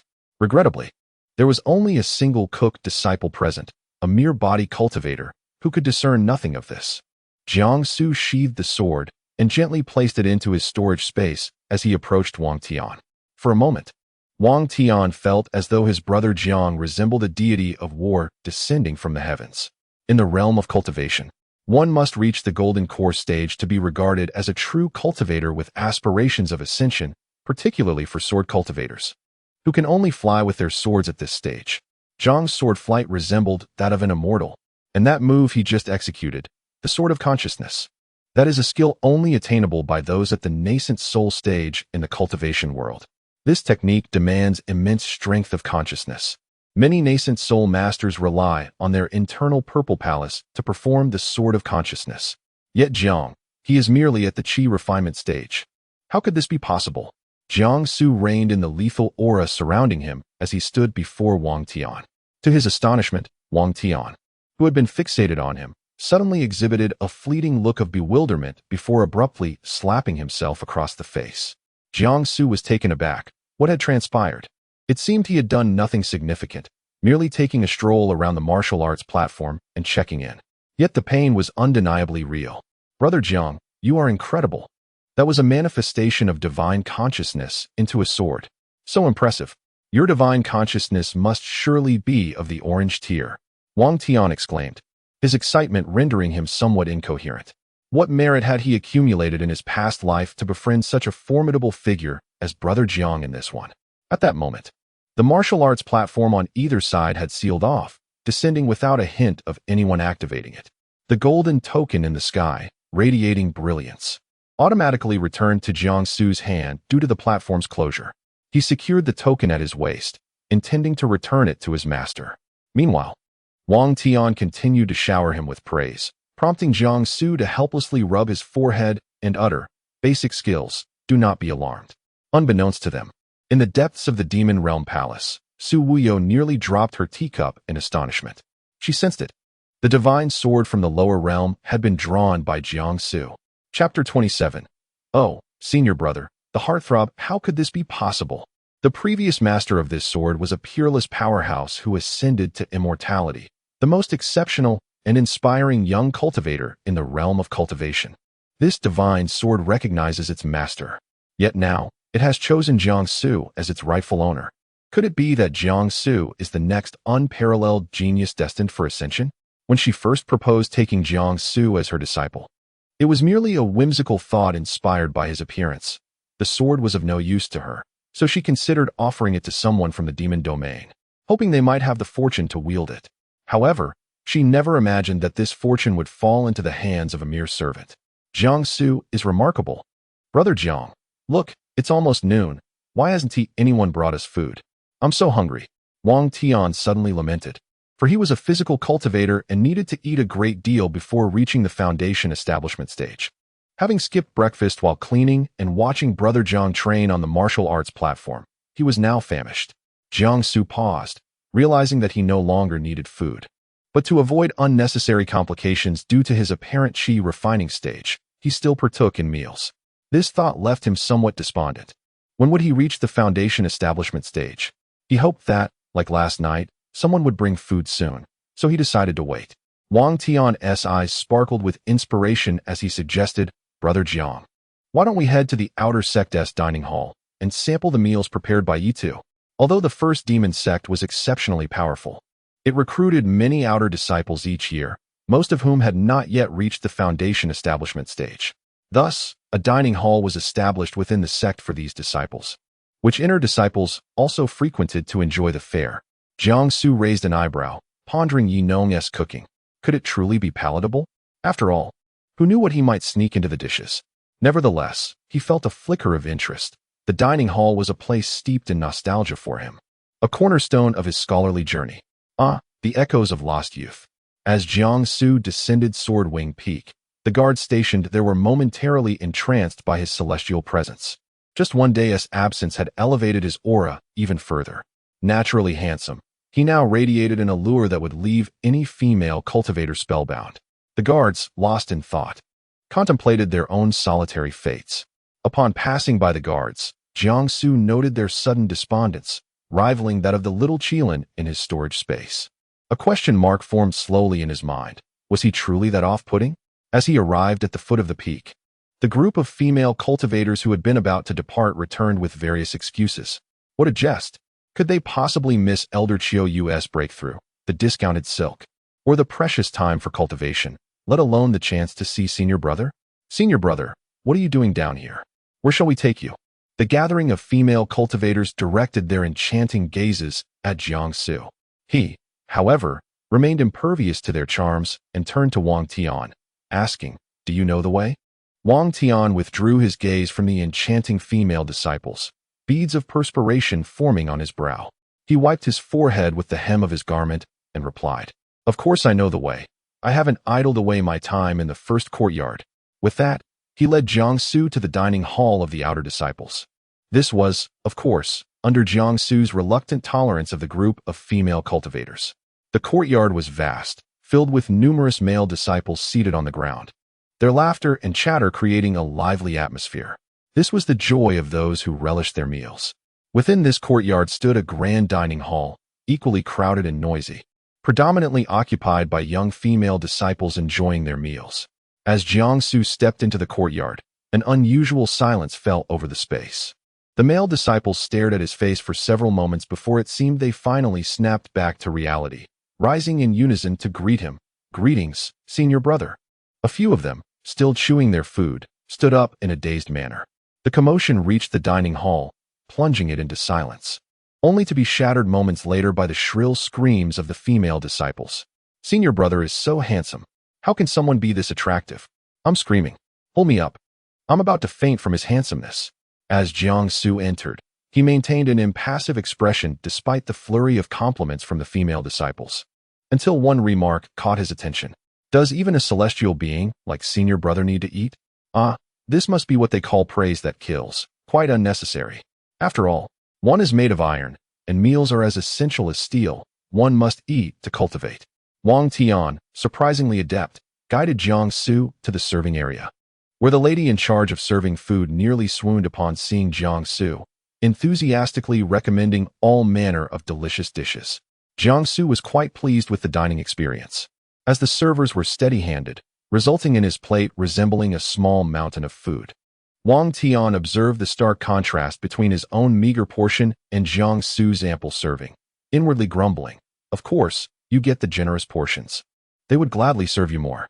We poor souls, however, do not enjoy the same luxury."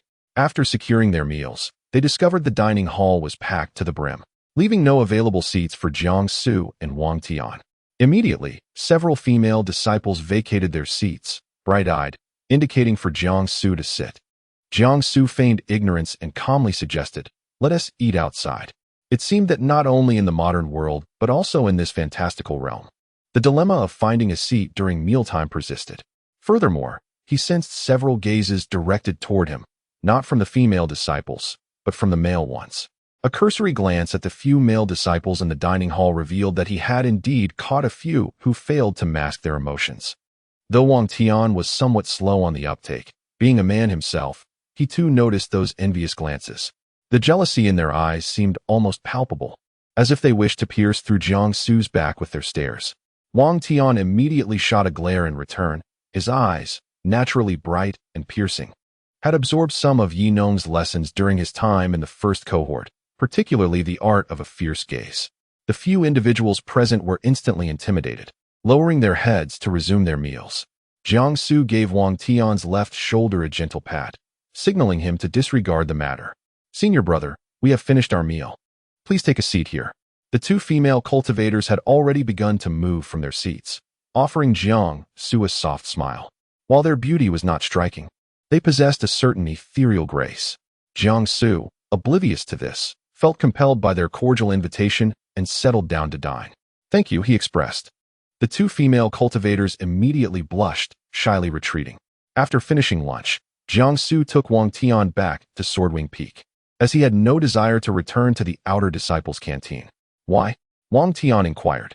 "The food is unpalatable," Jiang Su replied. Wang Tian mused to himself. "I thought perhaps Jiang Ge was frightened by that group of fervent female cultivators." After lying down for a while in his left side chamber without receiving any new sign-in tasks from the system, Jiang Su, feeling rather bored, strolled into the courtyard. The 3-foot azure sword reappeared. Fortunately, its unsheathing did not summon any celestial phenomena this time, sparing him the need to address such an occurrence once more. Chapter 28. The Path of the Ta Ching Sword. Guiding my little brother, he resumed his practice of the Ta Ching sword technique from the Ta Ching sword canon, which comprises 12 forms. The first form, Surprising Dragon, when paired with the Shadowless Step, yields remarkable combat efficacy. The majority of the previous puppets were vanquished by this very method. The final form, Consciousness Condenses the Sword, summons hundreds of sword shadows, capable of parting the clouds and shattering the sun and moon. As Jiang Su's footwork and swordplay continually transformed, layers of sword energy enveloped his brow, growing increasingly intense. He had now attained the primordial sword body, mastering the sword path. It was merely a matter of time. After practicing the 12 forms of the Ta Ching sword technique once more, it was already afternoon. Wang Tian had been watching from the side, clapping and occasionally cheering. He had come to regard his brother Jiang as a deity. As a body cultivator, he could not discern the intricacies of the sword technique. Yet he could perceive the sword energy and the visible scars left in the air by the sword's dance. Jiang Su, wielding a 3-foot azure sword, appeared ethereal, as if even the sunlight around him had dimmed slightly. A radiant youth, his sword energy blossomed naturally. With his primordial sword body and innate sword technique, the Ta Ching sword method guided him into the realm of the Tao. Jiang Su wiped the fine sweat from his brow, glancing at Wang Tian, who was sitting nearby, munching on sunflower seeds. Frowning, he said, "Come, let us cultivate together." "And where did you acquire those seeds?" "Huh, Brother Jiang, I cannot wield a sword. I am a body cultivator." Wang Tian's unspoken thoughts were that body cultivators were often looked down upon in the realm of cultivation, while advanced body cultivators fared better. Those like him, lacking guidance, remained confined to the lower ranks, serving as aides or guards for wealthy households. He felt fortunate to be associated with his brother Jiang and harbored no further aspirations. A bit awkwardly, he scratched his head and continued, "Brother Jiang, you should focus on your cultivation. I shall attend to you and remain by your side." To his surprise, Jiang Su studied him intently for a few seconds before asking, "Wang Tian, Are you content to remain a low-tier body cultivator?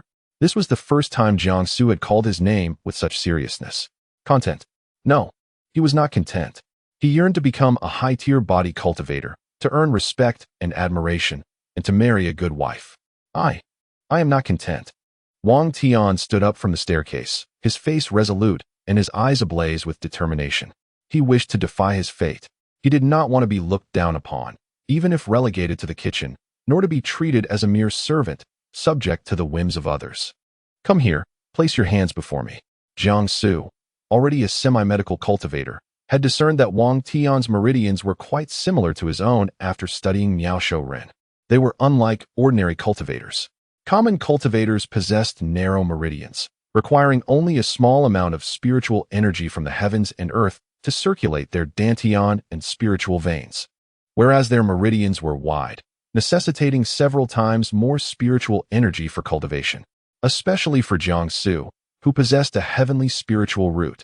An exceptionally vast amount of spiritual energy was essential. Wang Tian obediently extended his hand to Jiangsu, who then examined his wrist, not merely to check his pulse, but to explore his spiritual roots. In this mystical realm, the foundation of one's abilities is determined by these roots, categorized into single, double, triple, quadruple, and quintuple roots. Only those with single roots can ascend to become inner disciples of the esteemed sects, which is why today he was to undergo this crucial assessment. His humble wife would likely arrive in the afternoon or evening. Suddenly, Jiangsu smiled subtly, and Wang Tian felt a pang of anxiety at this expression. Could it be that his spiritual roots were lacking? An orphan since childhood, he had serendipitously found himself in the mountains, taken in by an old chef of the demonic sect who had never tested his roots, leaving him in uncertainty about his potential. Perhaps he was a quintuple root. Releasing Wang Tian's hand, Jiangsu's smile deepened, reaching his eyes. Do you realize you possess a single spiritual root? The words echoed in Wang Tian's mind with amplified clarity. Instantly, he felt as though fireworks erupted around him, and a slightly plump boy stood in the courtyard, receiving the happiest news of his life. Single-rooted body cultivators were exceedingly rare in the entire cultivation world. Those identifiable as such were now formidable beings at the nascent soul stage. If these grand masters were to learn of this singular talent emerging from the foremost demonic sect, they would likely beg for his release from the sect. Wang Tian was overwhelmed with emotion, nearly brought to tears. Jianggu, you are my idol, my eternal deity. Seeing his brother's promising potential filled Jiangsu with genuine joy. True brothers always wish the best for one another. Now that you are aware of your single spiritual root, when do you plan to seek a master in another sect? Wang Tian, suddenly anxious, replied, No, I want to stay in the first demonic sect. Jiangsu frowned. None of the 4 elders here are body cultivators. It's not suitable for you. But I want to follow you, Jianggu. Besides, there is no one else in the cultivation world who cares for me as you do. As soon as he finished speaking, Jiangsu sensed a distinct aura approaching Swordwing Peak. 3 spiritual presences. One belonged to his master, Elder Qiuyu, another to Elder Wu Yu, and the last, faint yet imbued with potent sword energy and a commanding presence, was that of the sect's Empress, his wife. For a moment, Jiangsu felt a slight stiffness in his body, but it was fleeting. Wang Tian, possessing low cultivation and a naturally dull disposition, remained oblivious to the arrival of these 3 significant figures. Upon reaching Swordwing Peak, Elder Qiuyu spotted Jiangsu and Wang Tian conversing in the courtyard and called out, Disciple, come greet the Empress. Turning around, Jiangsu beheld Murong Yan. Unlike her usual attire, she wore a flowing white veil today, cinched at the waist with a cloud-patterned sash, her noble visage seemingly kissed by sunlight. Now gazing back at him, what to do? Disguised, he was caught on the spot by his wife, creating quite a predicament. You are indeed, Murong Yan smiled lightly. Pausing deliberately, noticing Jiangsu's evident disarray, she continued, the first disciple newly accepted by Qiuyu, Jianghe? Yes, I have met Her Majesty the Empress. Jiangsu exhaled discreetly, relieved that his wife, for whatever reason, would not expose his true identity. In the brief moment Jiangsu was paying his respects, Su Weio meticulously scrutinized him from head to toe, recognizing his exceptional talent. It was quite a fortune for him to have been taken in by her esteemed senior brother. Yet, She couldn't shake the feeling that the Empress's gaze upon Jiang Su held a hint of warmth. Was she overthinking? The Empress was already intertwined with that Prince of Tianqi. The legendary Jiang Su should undoubtedly possess even greater allure. Meanwhile, Wang Tian was utterly entranced. Was this truly the Empress of the Demon Sect? How could she be so elegantly noble, resembling the most exquisite flower in existence? How powerful must be the one capable of claiming such a blossom? The young man named Jiang Su, the Prince of Tianqi, must have saved the galaxy in a past life to be able to wed the Empress of the Demon Sect in this one. Chapter 29. The Foundation of Celestial Roots. Shocking, the Empress Wang Tian, who stood beside Jiang Su, finally reacted under the formidable presence of the Empress. Bowing his head, he paid his respects, beads of cold sweat already forming. What had he just done? How audacious to have dared meet the Empress's gaze. If this caused trouble for Jiang, he would rather perish on the spot. Fortunately, the Empress seemed oblivious to this insignificant figure. Her full attention was devoted to Jiang Su, her eyes glimmering with a hint of amusement. Disciple, let us proceed to the main hall to assess your spiritual roots and consciousness. Allowing your master to instruct you in your cultivation more effectively, the Empress stated. Please, my lady. Elder Chiu Yu first addressed Jiang Su before respectfully gesturing towards the Empress. He then exchanged a knowing glance with Jiang, urging him to follow them into the main hall. Upon a peak shrouded in ethereal mist, the humble wooden cabin appeared to gain an air of grandeur, seemingly transformed by the presence of the Empress of the Demon Sect. As Jiang Su entered, the Empress, Murong Yin, was already seated in the principal position, with Elder Chiu Yu and Elder Wu Yu flanking her on either side. The noble visage of Murong Yin betrayed no other emotion, as if she had merely come at the elder's invitation to assess her first disciple's spiritual roots, rather than confronting the revelation of her husband's other identity outside. Sit, she commanded, directing her words towards Jiang Su. He complied, taking a seat beside his master. My lady Empress, may I speak? Wu Yu interjected, having claimed the opportunity to address her. I had just seen you, and, coincidentally, my matter pertains to your first disciple, Jiang He, which is why I followed. Murong Yin replied with a faint demeanor, Speak. What could Wu Yu possibly have to convey? Elder Chiu Yu, upon hearing Wu Yu's mention of a matter concerning his disciple, inquired, You do not seem well acquainted with my disciple. What matter could it be? Previously, both Elder Chiu Yu and I wished to take Jiang He as an apprentice, but were thwarted by the Golden Dragon, resulting in my loss of a fine sword. Wu Yu began, but was swiftly interrupted by Elder Chiu Yu. Must you always be so cantankerous? I can replace that sword for you. There is no need to bring this before the Empress. Am I truly such a person? Wu Yu retorted. That divine sword belonged to the esteemed Chen Pingxing, although he wielded it seldom, rendering it unknown to many in the lower realm. It has already recognized him as its master, and now, having been drawn by Jiang He, it acknowledges him as well. The sword of Senior Chen Pingxing? Elder Chiu Yu was utterly astonished. His esteemed disciple had drawn the sword of the ascended Sword Immortal? This could signify that his beloved disciple might become the next Sword Immortal. Excellent. Excellent. Elder Chiu Yu's gaze towards Jiang Su glimmered as if he had discovered a rare treasure. He had already believed Jiang Su, having mastered the shadowless step in a mere fortnight, to be a talent worth cultivating. Little did he expect that he had taken possession of Senior Chen Pingxing's sword. Chen Pingxing was a renowned figure in the realm of cultivation a millennium ago. His life was extraordinarily legendary, as he ascended from being the outer sect disciple of the first immortal sect to the pinnacle of the cultivation world, ultimately becoming the sword immortal of the lower realm and successfully achieving ascension. He was not only regarded as the sword immortal by the masses, but was also revered as a god of war. The Empress once sparred with him, holding him in immense respect and admiration. Each sword wielded by a swordsman is immensely powerful, even though the esteemed Chen Pingxing has ascended. His swords remain in the lower realm and will not easily recognize a new master unless they deem that individual worthy of becoming the next sword immortal. Had the Empress not been present, Elder Chiu Yu would have surely fainted from excitement.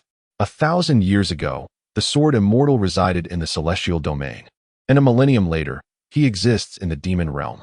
The wheel of fortune turns indeed. Jiang Su had no inkling as to why Elder Chiu Yu and Elder Wu Yu were so agitated, their cheeks flushed with excitement. He felt he had done nothing remarkable. Observing the elder's reactions, he maintained a calm demeanor, as if all of this had nothing to do with him. Murong Yin, upon seeing his expression, was momentarily taken aback but quickly regained her composure. Her good husband seemed unfazed by this surprising news, which intrigued her. One wonders what other intriguing secrets he might possess. Upon hearing such exhilarating news, Elder Chiou suddenly realized that he had arrived at the foot of the peak earlier to await the Empress's arrival. The outer sect disciples congratulated him, saying, "Congratulations, Elder Chiou, on breaking through to the next minor realm and entering the out-of-body stage." He was bewildered, as he did not comprehend their words. He had been trapped in the late Yuaning stage for quite some time and had not experienced any breakthrough since. One courageous outer sect disciple boldly stated, "Elder Chiou, the heavenly phenomenon atop this peak must be your breakthrough." Upon hearing the mention of the heavenly phenomenon, he recalled the martial platform he had opened for his esteemed disciple and felt a surge of anxiety. Just then, the Empress and Su Wuyo arrived, and upon seeing Jiang Su unharmed, he chose not to delve deeper into the matter. Once the incident was linked to Jiang Su drawing forth the divine sword, everything fell into place. No wonder the outer sect disciples he encountered at the foot of the peak believed he had broken through. It was, after all, the celestial phenomenon triggered by Jiang Su's act of drawing the divine sword. Jiang Su breathed a sigh of relief, grateful that the outer sect disciples had not elaborated on the situation. Otherwise, he would have found it challenging to explain the technique of condensing one's consciousness into a sword, a move only attainable by a formidable Yuaning master. Well then, Elder Chiou, now that you are aware of your disciple's prowess, it is time for the Empress to assess the spiritual roots, don't you think? I suggest consulting the Qingwu priest for the assessment instead of burdening our Empress, he remarked. Elder Chiou snorted and replied, "You simply want to see the Qingwu priest, don't you? With Jiang He as my disciple, the Qingwu priest will surely be relegated to the very end of the Qingyun rankings. I would much rather meet with Jiang He, indeed." The Qingyun list serves as a ranking of youthful prodigies under the age of 30 in the lower realms, where both beauty and strength are prerequisites for inclusion. It is one of the criteria by which all female cultivators select their ideal partners. Just as Jiang Su felt this topic would be swiftly passed over, the previously silent Morong Yin seemed to exude a slightly lower pressure. Su Wuyo immediately fell silent. This alluring elder, known for captivating hearts and teasing others, was remarkably docile in the presence of the Empress. She cast a glance at Jiang Su, pondering whether the Empress might truly harbor feelings for him. Was her earlier behavior born of jealousy? Surely, she had not been excessively flirtatious. No, that could not be. The Empress was already betrothed to the Prince of Tianqi. Her curiosity was piqued. Who among Jiang He and Jiang Su possessed the more extraordinary beauty? Elder Chiou's eyes darted, and he addressed Jiang Su, instructing him to stand in the center and remain still. Jiang Su complied, positioning himself in the main hall, facing Morong Yin. She offered a faint smile and gracefully approached him. For reasons unknown, Jiang Su could detect a fragrance emanating from Morong Yin, distinct from the overpowering sense of the female disciples surrounding him. Her aroma was subtle and refreshing, and though faint, it was unmistakable. As she stood before him, he felt an unaccountable nervousness, his heart racing. In truth, Morong Yin did not physically touch Jiang Su. Instead, her delicate hands traced incomprehensible symbols in the air, which then surged towards him, entering his being. He felt no pain. However, in that fleeting moment, her eyes were filled with astonishment. Both Elder Chiou and Su Wuyo were witnessing the Empress in such a state of shock for the first time, leaving them momentarily dumbfounded. What could possibly astonish the Empress, the ruler of the 10 great demon domains of the lower realms? Morong Yin gazed at Jiang Su and murmured, "Orange spiritual consciousness. Heavenly spiritual root, successor of the sword immortal." Each word proclaimed Jiang Su's formidable nature. After speaking, she skillfully masked her emotions, reverting to her usual calm demeanor. Yet internally, she could not help but reassess her previous opinions of Jiang Su. Could it be that his prior classification as a talentless cultivator devoid of a spiritual root stemmed from the inadequacy of the Tianqi royal family's priests, which led to his prolonged exile within the Xiaoyao sect? No wonder he could contend with the formidable Nanki of the Nebula Pavilion even in the Qi refinement stage. Chapter 30. Extraordinary Talent. Ancient Talisman Paper, Celestial Root. Elder Chiou and Su Wuyo were utterly astonished, their pupils dilating to an extraordinary extent. It had been eons since the cultivation world had witnessed the emergence of a celestial root, leading society to accept that such an extraordinary spiritual root would not appear again. The celestial root is the rarest of all spiritual roots in existence. Throughout the annals of the cultivation realm, those who possessed a celestial root were invariably formidable beings and prodigies, ultimately succeeding in their ascension. The spiritual energy required for its cultivation is thousands or even hundreds of times greater than that of other cultivators. Indeed, the spirit-gathering lake had truly been drained by Jiangsu. With such a prodigious spiritual root and breathtaking beauty, after the demon domain's Empress, there was now a second individual to bring them pride. Heaven has favored our demon domain. Disciple, bow before me, for it would be a disservice to accept you as my apprentice without paying my respects. To have such a genius as a disciple under the humble banner of a mere nascent soul sword master is truly an affront to your talents.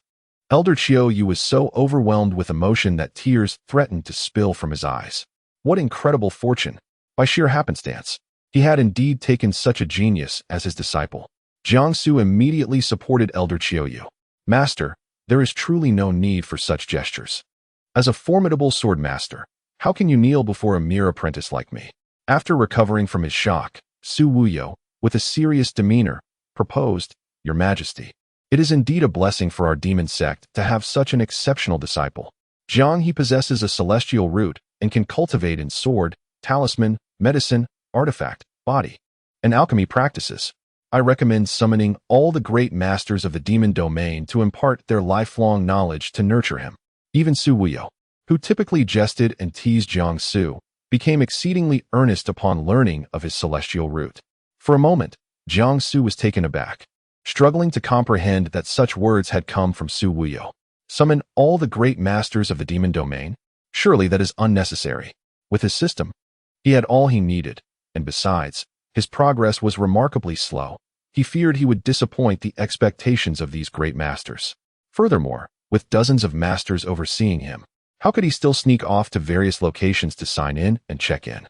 Elder Chiu Yu, with tears streaming down his face, was supported by Jiangsu as he sat down, his hands still trembling. It was indeed a grave matter for a nascent soul master to become so emotional. Despite his excitement, Elder Chiu Yu's intellect remained intact. Upon hearing Su Wuyo's suggestion, he found it quite reasonable. A talent like Jiangsu indeed deserved the utmost cultivation from the 10 great powers of the demon domain. However, this matter required Jiangsu's consent as well. Wuyo, let us consult Jiang He regarding his thoughts on this. Just as Elder Chiu Yu was about to express this sentiment, Empress Murong Yin spoke up first. He was somewhat taken aback, as he had assumed the Empress would refrain from intervening or would defer to Su Wuyo's opinion. After all, she was a decisive leader, wholly dedicated to the expansion of the 10 great powers of the demon domain. Would the Empress also consider personal opinions in matters of such significance? Jiangsu, too, was momentarily stunned. He did not object to the arrangement. Rather, he realized it could lead to numerous complications, and he wished to avoid them if possible. She had just perceived the hesitation in his gaze, which prompted her to speak thus, did it not? Jiangsu sat beside Elder Chiu Yu, glancing at Murong Yin, who was already seated at the head of the table. He noticed her expression was rather indifferent, as if she had merely spoken in passing. Perhaps he was overthinking it. Therefore, he ventured to say, although the realms of immortals and demons have enjoyed peace for many years, numerous conflicts still simmer in the shadows. If Elder Su Wuyo's assertions hold true, such significant movements will certainly alert the immortal realm. Elder Chiu Yu furrowed his brow upon hearing his disciple's words, and continued, I believe it prudent to keep matters concerning my disciple under wraps for the time being. We must cultivate him in secrecy. Should the first immortal sect learn of this, they would undoubtedly come to claim him. Moreover, the sudden emergence of a boy with a heavenly spiritual root in our demonic sect would undoubtedly stir the entire lower realm. While it may seem advantageous to us, it would, in fact, be detrimental. Su Wuyo lowered her head, contemplating the logic of this. Fortunately, that fellow Bai currently harbored a distinct aversion to handsome male cultivators and had not followed them. Otherwise, upon discovering that Jiangsu possessed a heavenly spiritual root, he would likely succumb to jealousy, potentially leading to unforeseen chaos. Thus, they would adhere to Elder Chiu Yu's suggestion. instructing Lin Tian to suppress any news of today's anomaly at Swordwing Peak and to ensure that Jiang He's heavenly spiritual root remained undisclosed. Mo Rongyan seemed to hesitate, still unaccustomed to Jiang Su's pseudonym. In truth, Jiang Su himself had yet to adjust to it. He pondered why his wife had not exposed him today and had even defended him so ardently. Unable to fathom it, he decided to let it be and take things one step at a time. At the very least, after today, his wife would surely view his abilities in a new light. "I am weary and shall take my leave," the Empress declared. Upon hearing this, the three of them promptly rose from their seats, bowing to bid farewell to the Empress. The fleeting white figure exited the chamber. Ding! Congratulations, host, for receiving 3 ancient talismans. You may use them upon becoming a talisman practitioner. When did he acquire these 3 ancient talismans? Surely, he had completed today's hidden task? Check your waist. They were given to you by the Empress. Jiang Su was momentarily taken aback, feeling at his waist to indeed find several talismans. He refrained from pulling them out to examine. His wife had secretly given them to him. When had she done so? Truly, she was worthy of her status as a tribulation transcendent. He raised his gaze to the outside, but that white-clad figure had long since vanished. A warmth blossomed within his heart. It appeared his wife did not regard him with such disdain after all. There was a hint of pride. How endearing. Good disciple. Are you hungry? You worked hard in drawing your sword today. I shall have the private chef prepare a meal for you. And we can invite young brother Wang to join us, Elder Chiou said, his eyes gleaming with enthusiasm. Thankfully, it was merely a sparkle.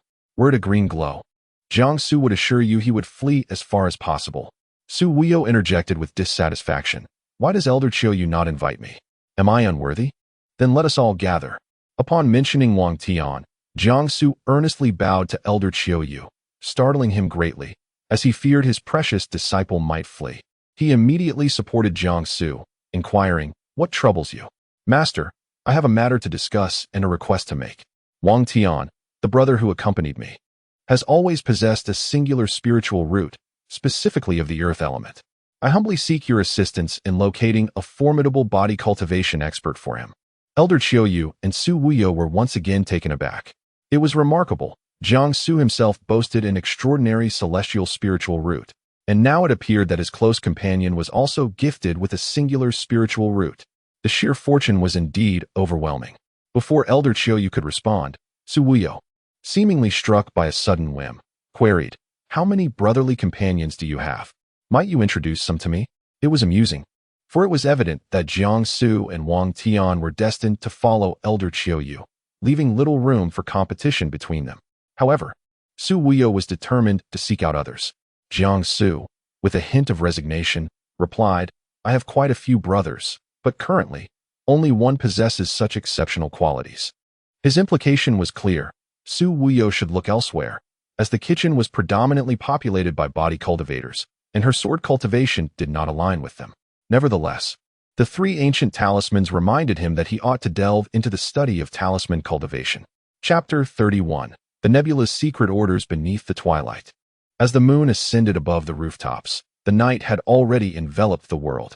This was an attic, yet it differed subtly from the ordinary. At its center, an expanse lay open, allowing the silvery moonlight to cascade down like a gentle severance from the heavens.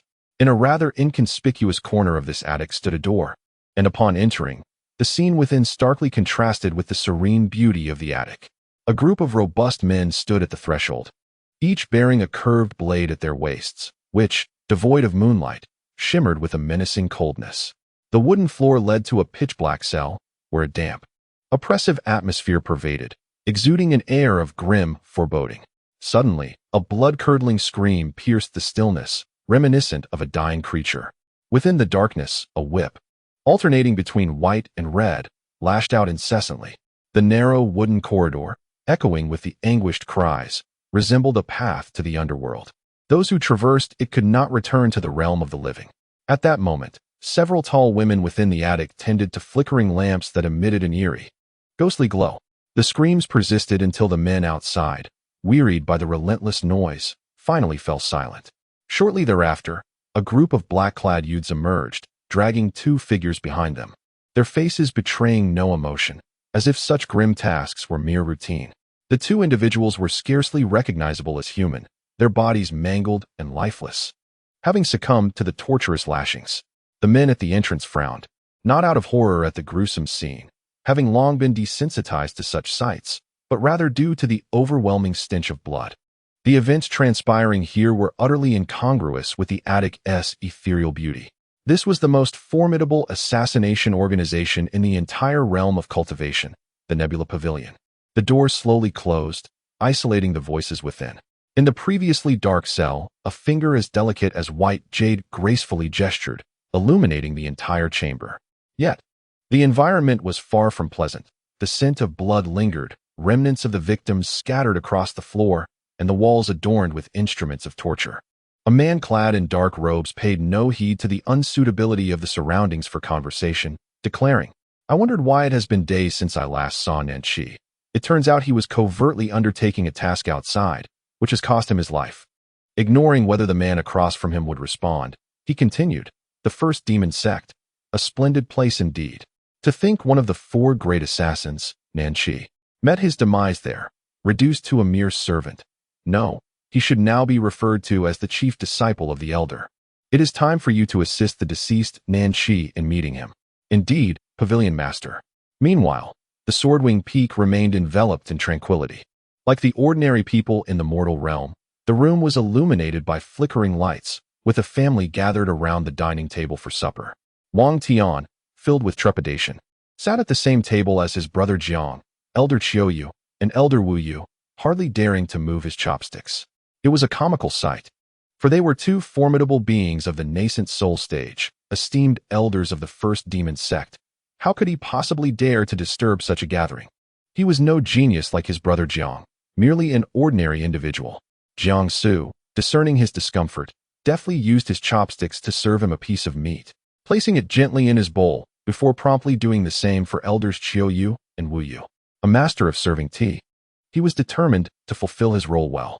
As the saying goes, one should not speak of matters of the heart while at rest, nor engage in conversation during meals.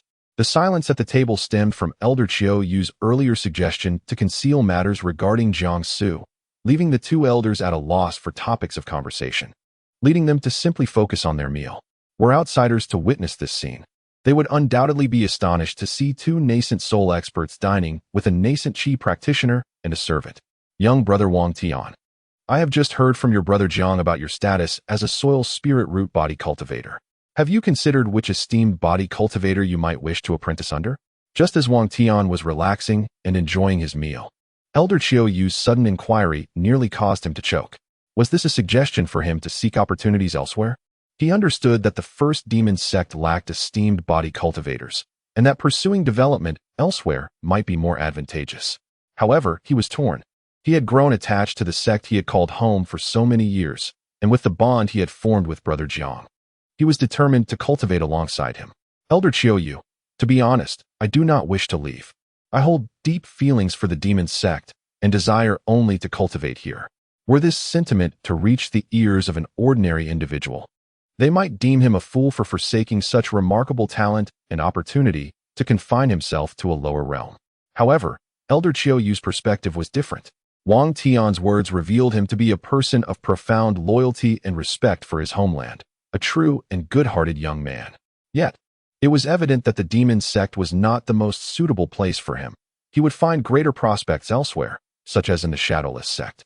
Nevertheless, since he had expressed his sentiments so clearly, there was little more to be said. Perhaps we shall revisit this matter in due time. However, I still advise you to contemplate your decision carefully. Wang Tian nodded vigorously in agreement.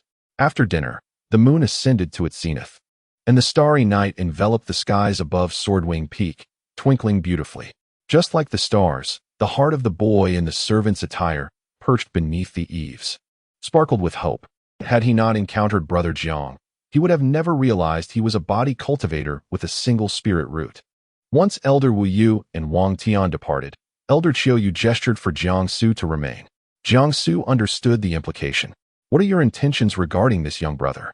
In truth, if Wang Tian were indeed a single spirit root body cultivator, Qiuyu would be inclined to take him under his wing, or perhaps send him to the tutelage of Su Wu Yu or Bai Yi. Yet, it was unfortunate that he was a sword cultivator. He feared leading a promising disciple astray. The disciple is uncertain. For now, let us cultivate together, and we shall address future matters later. However, I must trouble you to locate the formidable body cultivation Master Yang Shuang from the demon domain. Personally, I believe it would be most beneficial for Wang Tian to become his disciple. Elder Qiu Yu was taken aback. He knew his disciple was a person of deep loyalty and cherished brotherhood. Previously, he had been reluctant to accept the position of his foremost disciple due to his attachment to the brothers in the kitchen. Despite having so many responsibilities now, he continues to consider his brothers, striving to assist them within his means. He is not driven by fame or fortune, seeking only to remain humble. Although he possesses extraordinary talent, he remains approachable, never exhibiting an air of superiority. Reflecting on what he was like at that age, this disciple truly makes him feel inferior. Very well, I shall grant your request. You may wash up and rest. Starting tomorrow, I will teach you according to the standards of a heavenly spiritual route. I can only instruct you in the path of sword cultivation, so I will discreetly summon other experts to impart the principles of the Tao to you. Jiangsu nodded, bowed once more, and exited the room. Upon stepping outside, he noticed Wang Tian seated on the eaves, gazing at the starry sky, lost in thought. Jiangsu chose not to disturb him and returned to his own chamber, lighting the lamp. He glanced at the little qilin in his storage space, surprised to find it still in slumber. Frowning, he wondered if the heavenly heart grass, while accelerating the qilin's growth, might have some unintended side effects. No, if there were any, the system would certainly inform him. At that moment, the little qilin lazily rolled over. Jiangsu remained silent for a moment. Indeed, this little creature was quite lethargic. In the dead of night, Jiangsu vaguely sensed the spiritual presence of his master, Elder Qiu Yu, receding into the distance, nearly vanishing. He must have stepped out. Just then, the candle in the room extinguished. Jiangsu instantly became alert. All traces of drowsiness swept away. In the southeastern corner of the room stood a shadowy figure. Enveloped in darkness, the person's features were obscured, yet an overwhelming aura of malice filled the space. This individual possessed power far beyond his own. Before Jiangsu could react, a pressure emanating from a nascent soul expert restrained him completely. Recently, he had inexplicably offended Bai Yi in the Starry Cloud Pavilion. As one of the 4 elders of the first demon sect, Bai Yi would not be foolish enough to come to Jinni Peak to seek his life. Thus, it must be someone from the Starry Cloud Pavilion. However, this oppressive force merely restrained him without making an attack. Then, the shadow stepped forth from the darkness.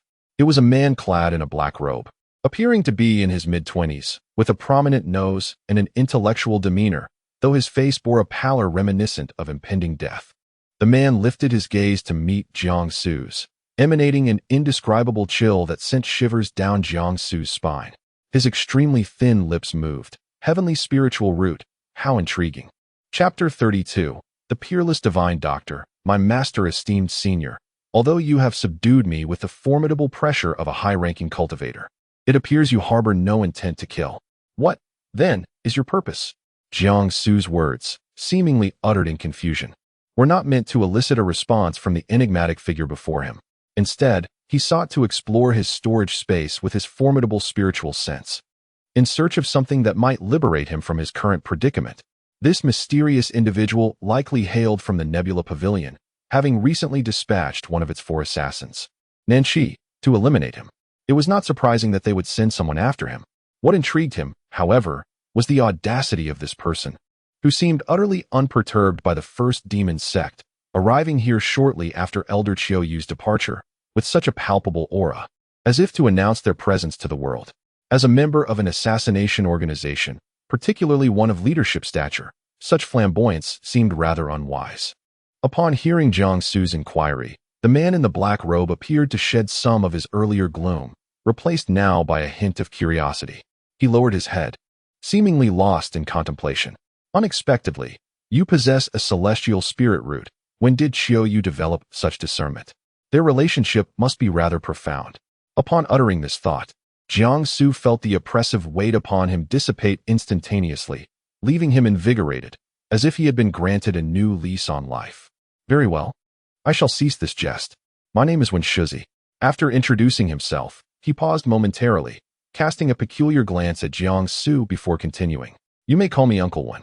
Elder Chiu specifically requested my presence to impart the ways of medicinal cultivation unto you.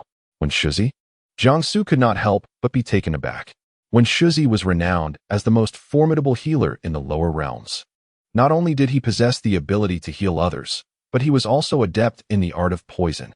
While healers typically exhibit low aggression, he was an exception, capable of contending with even the most powerful sword cultivators. When acting as a healer, he was hailed as the benevolent master of miraculous hands. When wielding poison, he was feared as the king of venomous death. When Shuzi was a paradoxical figure among divine healers, having previously resided within the first immortal sect, he had inexplicably ventured into the demon realm, the reasons for which remained a mystery. It became clear that Elder Chiu had summoned when Shuzi under the assumption that he was a healer. No wonder he remembered that the first demon sect had protective formations in place. The presence of someone of Wen Shuzi's caliber would certainly trigger such formations. Since Elder Chiu had not departed long before, he too could sense this intrusion but chose not to intervene, which spoke volumes.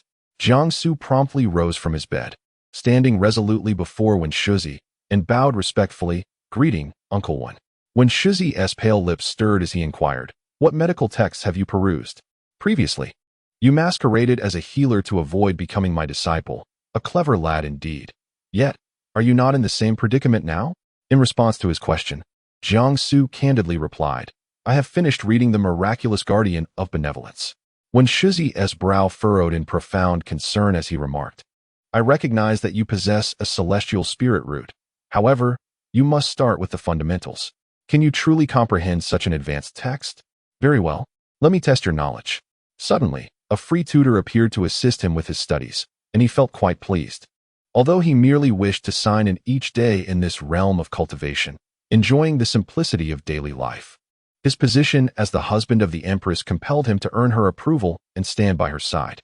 The thought of the 3 ancient talismans his wife had secretly given him that evening warmed his heart. When Shuzi, a formidable figure in the nascent soul realm, had lived for an extensive period and had long since mastered the intricacies of Miao Shou Ren. Initially believing that Jiangsu merely skimmed the surface, he was astonished to find that Jiangsu responded to every question with remarkable fluency, even on topics that were not thoroughly covered in the texts. He provided answers infused with his own insights. Was this the hallmark of genius?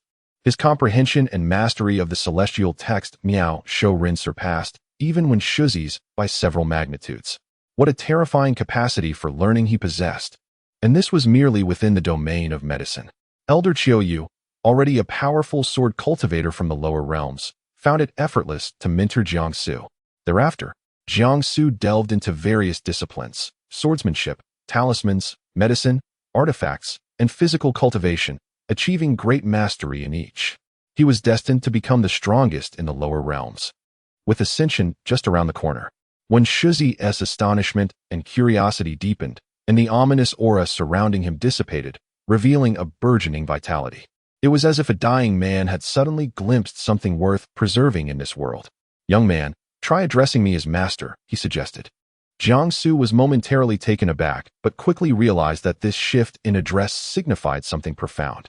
Approaching Wen Shuzi, he bowed solemnly and respectfully, mirroring Elder Chiu's acceptance of him as a disciple, and said, "Master, I bow to you, your disciple Jiang He." "Very well, take these books with you. Within a month, I expect you to master them all. I shall return at the month's end to assess your progress. With your innate spiritual root, there is no need for me to instruct you. You may ponder them at your leisure." As he spoke, he produced several dusty, yellowed tomes from seemingly nowhere, as if they had been trampled by the street beggars. Goodness, 5 books to master within a month. Surely even the efficiency of a production team's donkey could not compare. Despite his complaints, one could hardly expect anything less than excellence from a nascent soul master. Jiangsu accepted the books, but before he could express his gratitude, the figure in black slipped away. What an odd character. In comparison, Jiangsu found Elder Chiu suddenly more reliable. Channeling a gentle, delicate strand of spiritual energy in his palm, he lit the room once more. One by one, he opened the 5 books and scanned their contents, growing increasingly astonished. Did his master truly think so highly of him? The first book, Comprehensive Guide to Spiritual Meridians and Acupoints, was a common and fundamental text for medical practitioners. a must-read for every budding healer in the realm of cultivation. What astonished Jiangsu was that when Shuzi had annotated numerous sections, enhancing the complexity of the study by several degrees. The second book is titled The Benevolent Healer, categorized as a celestial text, comprising over 10,000 pages. What has been presented thus far is merely the first volume. It elucidates the art of healing and the treatment of ailments, diverging significantly from conventional medical texts. This celestial tome is notoriously challenging to comprehend and necessitates that the practitioner possesses a formidable reservoir of spiritual energy within. Additionally, 3 other volumes are a source of considerable distress for Jiangsu, as he opens them only to find the pages blank. Upon a meticulous examination of these tomes, he is convinced that they once bore inscriptions. Throughout the past month, he has been diligently attending to his obligations, not only marking his attendance and training in swordsmanship under Elder Qiuyu, but also grappling with the contents of these texts. Particularly daunting are the latter 3 volumes, from which he must first extract their hidden knowledge. The enormity of the task weighs heavily upon him, reminiscent of the pressures faced during his final year of high school. Nay, it is even more daunting. In high school, one could rally with a 100-day vow, whereas he is afforded a mere 30 days before he must enter the examination hall. With several crucial concepts still eluding him, accustomed to burning the midnight oil, Jiangsu adjusted his mindset and reclined upon his bed. For the first time, he truly appreciated the benefits of possessing a spiritual root. As long as he remains enveloped in an environment rich with spiritual energy, he continuously absorbs it, even in slumber. Just before closing his eyes, a glimmer of determination flickered in his gaze. In the relationship between a master and disciple, there exists a term, both teacher and friend. Presently, his connection with Shuzi indeed embodies this dynamic. Yet, in his view, the term friend does not fully encapsulate their relationship. Perhaps it leans more toward frenemy. Shuzi, are you truly merely a medical adept who could not endure the first celestial sect and sought refuge in the demon sect? Or is there an additional layer to your identity? Chapter 33, The Hot Spring Check-In, The Divine and Demonic Body Refinement. As dawn broke, the morning mist enveloped the entire Swordwing Peak. Occasionally, a few charming magical birds fluttered through the air, emitting delicate sounds. Jiangsu, having succumbed to slumber for merely 2 hours, was roused by the mechanical voice of the system. Ding. Task issued. Check-in location, the hot spring of the first demon sect. Time limit, none. Check-in reward. Ancient body refinement cultivation manual divine and demonic body refinement technique. Instantly, Jiangsu was wide awake. All traces of drowsiness vanished. The divine and demonic body refinement technique? It was said that the gods and demons, amidst chaos, devised a set of cultivation methods. Upon completion, one would attain a divine or demonic physique. The higher the cultivation, the more formidable the body. Once one reached the nascent soul stage, their physical form would be invincible. Most significantly, this ancient tome imposed no limitations on the practitioner's cultivation level, making it perfectly suited for Wang Tian, who was currently at the body refinement stage. Originally, he had planned to search for body refinement techniques in the Demon Sect's library for Wang Tian to study, ensuring that his progress would not be hindered before he changed his mind. Now, the arrival of the divine and demonic body refinement technique was most fortuitous. Not sensing the spiritual aura of Elder Qiuyu, it seemed he had yet to return, and the surroundings remained tranquil, with Wang Tian still asleep. It must still be quite early. Jiangsu quickly donned his attire and, after washing up, addressed the system. System, guide me to the Demon Sect hot spring. Understood. Guiding you now. In the early morning, many diligent disciples of the first demon sect had already begun their earnest cultivation. Numerous onlookers witnessed a white figure soaring through the sky on a sword, eliciting envy among the sword cultivators. This figure emerged from the direction of Swordwing Peak. Yet none considered this individual to be the elder's foremost disciple. Though they were unaware of the extraordinary qualifications that had caught Elder Qiuyu's attention, they knew that he was merely at the Qi refinement stage. In the cultivation world, only sword cultivators of the Golden Core stage and above could fly on swords. Jiangsu swiftly arrived at the so-called hot spring of the demon sect. Ding! You have completed the check-in. The ancient body refinement cultivation manual divine and demonic body refinement technique has been placed in your storage space. Before him lay a courtyard, at the center of which was a vast hot spring, partitioned into several spaces by artificial rocks and sheer gauze, continuously emanating steam.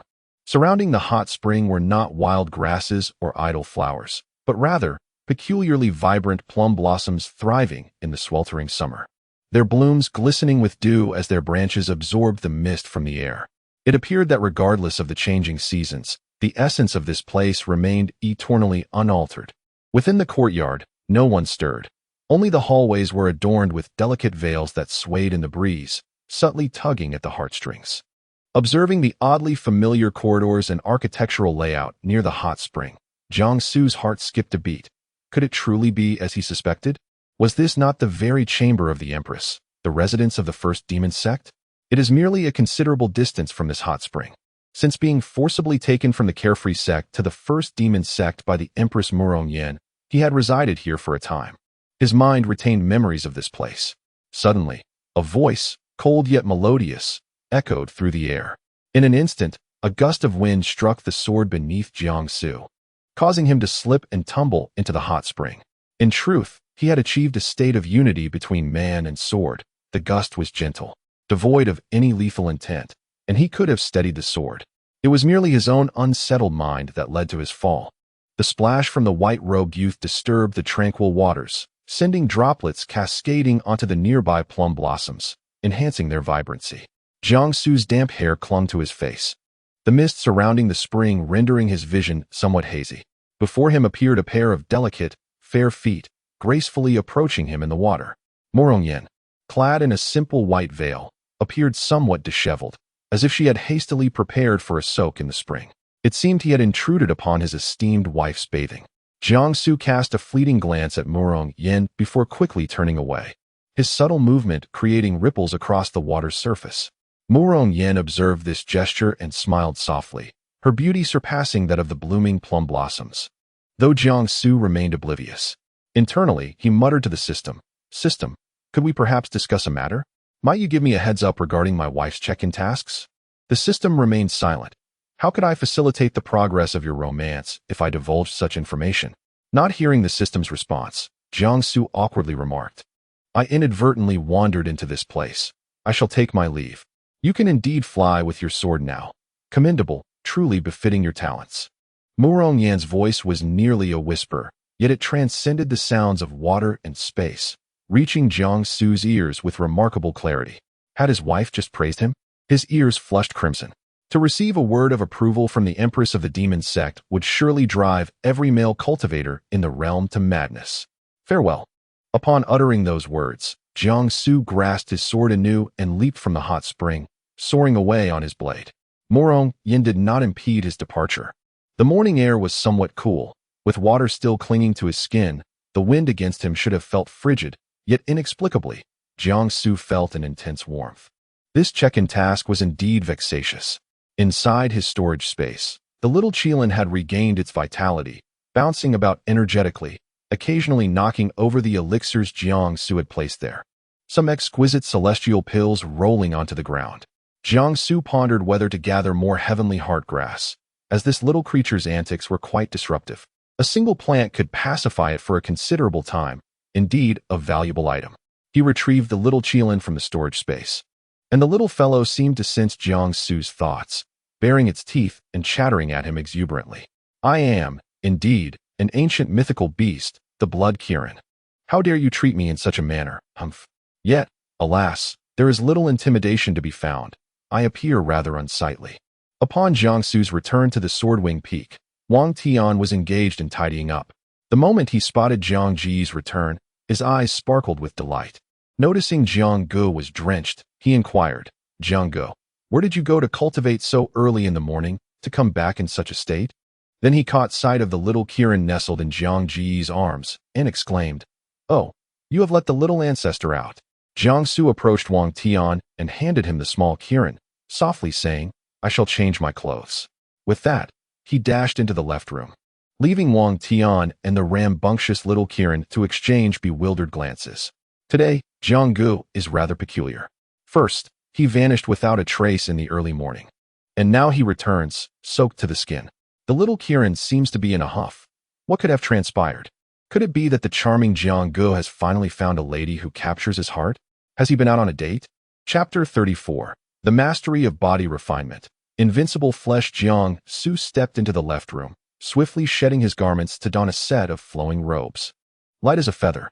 These robes were not his own, but a spare set provided by his master, which he had previously deemed too effeminate to wear. Yet now, he could not be bothered to rummage through the wardrobe and simply slip them on. As he emerged, his gaze appeared somewhat absent, lost in thought about the events that transpired at the hot springs that morning. Wang Tian, witnessing Jiang Ji's emergence, was momentarily taken aback. Even though he had grown accustomed to Jiang Ji's extraordinary beauty, the sudden change in style left him momentarily speechless. He looked undeniably handsome. Though Wang Tian shared the sentiment that the attire seemed delicate, on Jiang Gu, it radiated charm. It was no wonder Jiang Gu was the heartthrob of the foremost demonic sect. As the saying goes, a person is defined by their attire, just as a horse is by its saddle. This was not merely a case of clothing enhancing one's aura. Rather, it was Jiang Gu who elevated the garment's allure and stature. Jiang Gu, you are simply too dashing. I want a matching outfit, Wang Tian exclaimed, fervently cheering for his idol, akin to a devoted fan. The little Qilin nestled in his arms, momentarily entranced by Jiang Su's looks. Abruptly kicked Wang Tian in the chest in irritation. Stop sweeping the ground and assume a proper stance. Wait for me a moment. I shall guide you in your cultivation, Jiang Su stated coolly, nonchalantly dropping the little Qilin to the ground. The action was gentle, yet the creature was clearly vexed. System. Provide me with the divine demon body refinement technique, Jiang Su commanded, coming to a halt in the courtyard. As he uttered these words, a flame ignited at his feet, subtle and nearly imperceptible to the untrained eye, for it was white and well concealed under the sun's rays.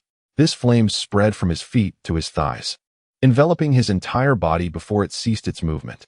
Initially, Wang Tian was firmly planted in his stance, fixated on Jiang Gu. However, as the flames intensified, he found it increasingly difficult to concentrate. Jiang Gu was a remarkable being. Even he, despite his naivety, recognized that this was a cultivation technique related to body refinement. Jiang Su sensed the transformation within his body, the primal sword qi, the golden dragon bloodline, and the divine demon refining flames clashed and subsequently merged.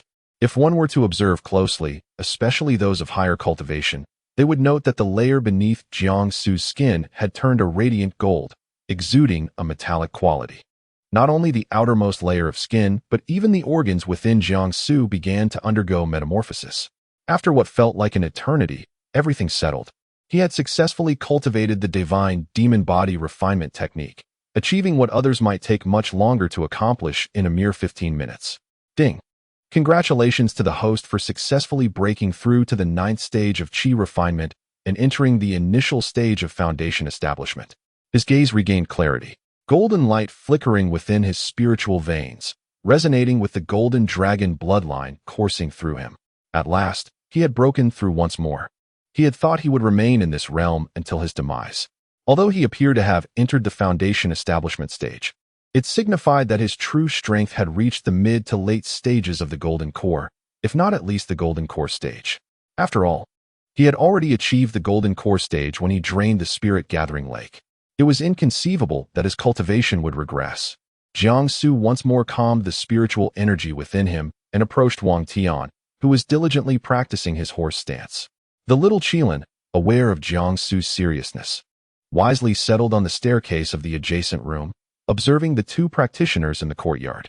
Jiang Su placed his hand firmly on Wang Tian's left shoulder and exerted pressure. Although it was only 3/10 of his strength, Wang Tian still let out a pained cry. "Ah, Brother Jiang, what are you doing?" I'm sorry. I promise to cultivate diligently from now on." Wang Tian's face contorted in agony, yet Jiang Su did not relent, pressing on several acupoints with slightly more force, eliciting another scream from Wang Tian. The little Qilin trembled slightly, fixated on the scene, eager to see how Wang Tian would fare next.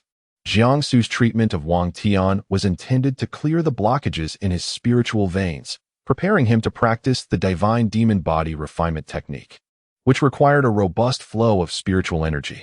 Having spent years in the kitchen without guidance, even with an exceptionally good single spiritual root, his reckless cultivation had led to dire consequences. Consequently, he possessed very few spiritual veins, and even the abundant spiritual energy from the heavens did little to aid him, only causing further congestion within his veins. Wang Tian initially felt intense pain, but afterward, his body felt remarkably light, and the flow of spiritual energy began to circulate freely within him. He quickly realized that Brother Jiang was not merely punishing him, but was indeed aiding his cultivation. After all, Brother Jiang was a healer, addressing the issue of his blocked spiritual veins.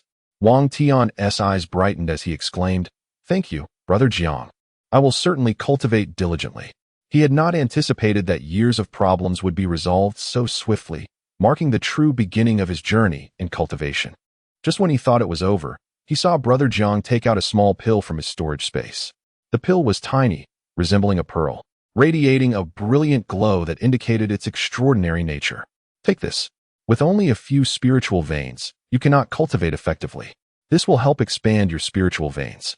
Start with one, and if it's insufficient, you may take another." Wang Tian was astounded. He had heard that Elder Chiu Yu had gifted Brother Jiang 100 top-tier elixirs, but he had not expected that Brother Jiang would offer him one, suggesting that there was more than just one. He immediately protested, "No, no, no, Brother Jiang. You should keep this precious elixir for yourself. I don't need such a fine item. I can cultivate lower-tier techniques and gradually expand my spiritual veins." Jiang Su, fully aware of Wang Tian's thoughts, smiled briefly before quickly adopting a serious demeanor. "Open your mouth," he instructed. The sound was thunderous, momentarily startling Wang Tian, who instinctively opened his mouth. Seizing the opportunity, Jiang Su swiftly tossed the elixir into his mouth. The pill was minuscule, and by the time Wang Tian realized what had transpired, it had already settled in his stomach. "Brother Jiang, oh, how incredibly kind you are. I am truly moved. This is a supreme elixir. Having consumed it, I promise to cultivate diligently and never bring shame upon you." Wang Tian, with tears and snot streaming down his face, gazed at Brother Jiang, overwhelmed with emotion, nearly throwing himself upon him. Jiang Su replied, "Actually, there is no need for such gratitude. I merely have a surplus of elixirs gifted by my master, and furthermore, I have already opened 100 spiritual veins, so I have no further use for them." Chapter 35. A treasure trove of wonders. You should first meditate on the ground for a while, expanding the meridians within your body, allowing it to absorb a greater amount of spiritual energy. I will then teach you the art of body refinement. Wang Tian obediently followed his Brother Jiang's instructions, sitting cross-legged on the ground. As he focused his mind and gathered his energy, the elixir he had taken finally began to take effect. Initially, he felt a sharp pain in his meridians, but soon, the few spiritual channels he possessed were rapidly expanded, multiplying to dozens in an instant. Filled with joy, he realized that even in the body refining stage, he had developed numerous spiritual meridians. These channels would absorb the spiritual energy from the heavens and earth, accelerating his cultivation. And finally, he had something to look forward to. Even as a subordinate, he aspired to be the most formidable disciple under Brother Jiang. This would honor the effort and guidance that Brother Jiang had invested in him. Seeing Wang Tian gradually entering a meditative state, Jiang Su nodded with satisfaction and continued his discourse. "I have just completed my study of the divine demonic body refinement technique. At this rate, I can begin teaching you this afternoon. You should be able to master it within a month. I will also seek out suitable texts for your cultivation." Suddenly, the flow of spiritual energy within Wang Tian's body halted for a brief moment, but it quickly resumed. The ancient body refinement text, Divine Demonic Body Refinement Technique. Brother Jiang had learned it in just a quarter of an hour. What incredible talent! This ancient text is something that many take years or even centuries to fully comprehend. He even doubted his hearing. Was Brother Jiang truly serious in believing he could master it in a month? Glimpsing Brother Jiang's serious demeanor, he realized there was no jesting involved. This statement also affirmed Wang Tian's abilities. Brother Jiang believed he could indeed complete it within a month. Thus, he felt compelled to strive harder. Wang Tian's aura shifted once more, and the surrounding spiritual energy surged into his body. However, the influx of spiritual energy into Jiang Su's body did not cease. It even intensified. Jiang Su could not help but wonder if the spiritual energy of Swordwing Peak would be depleted by just the two of them. Just as he intended to return to his room to examine the medical texts given to him by Wen Shuzi the previous day, a distinct spiritual presence approached Swordwing Peak. Elder Chiu Yu had returned. Upon his arrival, Elder Qiu keenly sensed the changes in the spiritual energy of the area. He noticed Wang Tian, who was meditating with his eyes closed and enveloped in spiritual energy, and felt a twinge of surprise. Quickly recalling that this was the result of his good disciple Jiang Su's instruction. With a wave of spiritual power, he set down several books beside Wang Tian. Immersed in absorbing the spiritual energy of the world, Wang Tian remained oblivious to Elder Qiu's return. Spotting the titles of the books, Jiang Su smiled. Realizing that his master had indeed gone to fetch some body refinement texts, contrary to his earlier belief that Elder Qiu would not take an interest in Wang Tian. Disciple, come, let us go to your room. I have something wonderful for you. Elder Qiu beckoned, leading Jiang Su to the left chamber. Not long after taking a seat, Elder Qiu began to express his grievances. What is it with this one Shuzi? He seems to relish barging into others' quarters in the dead of night. If it weren't for your request to seek out Yang Shuang, I would have surely returned to give him a good thrashing. Jiang Su was taken aback by these words.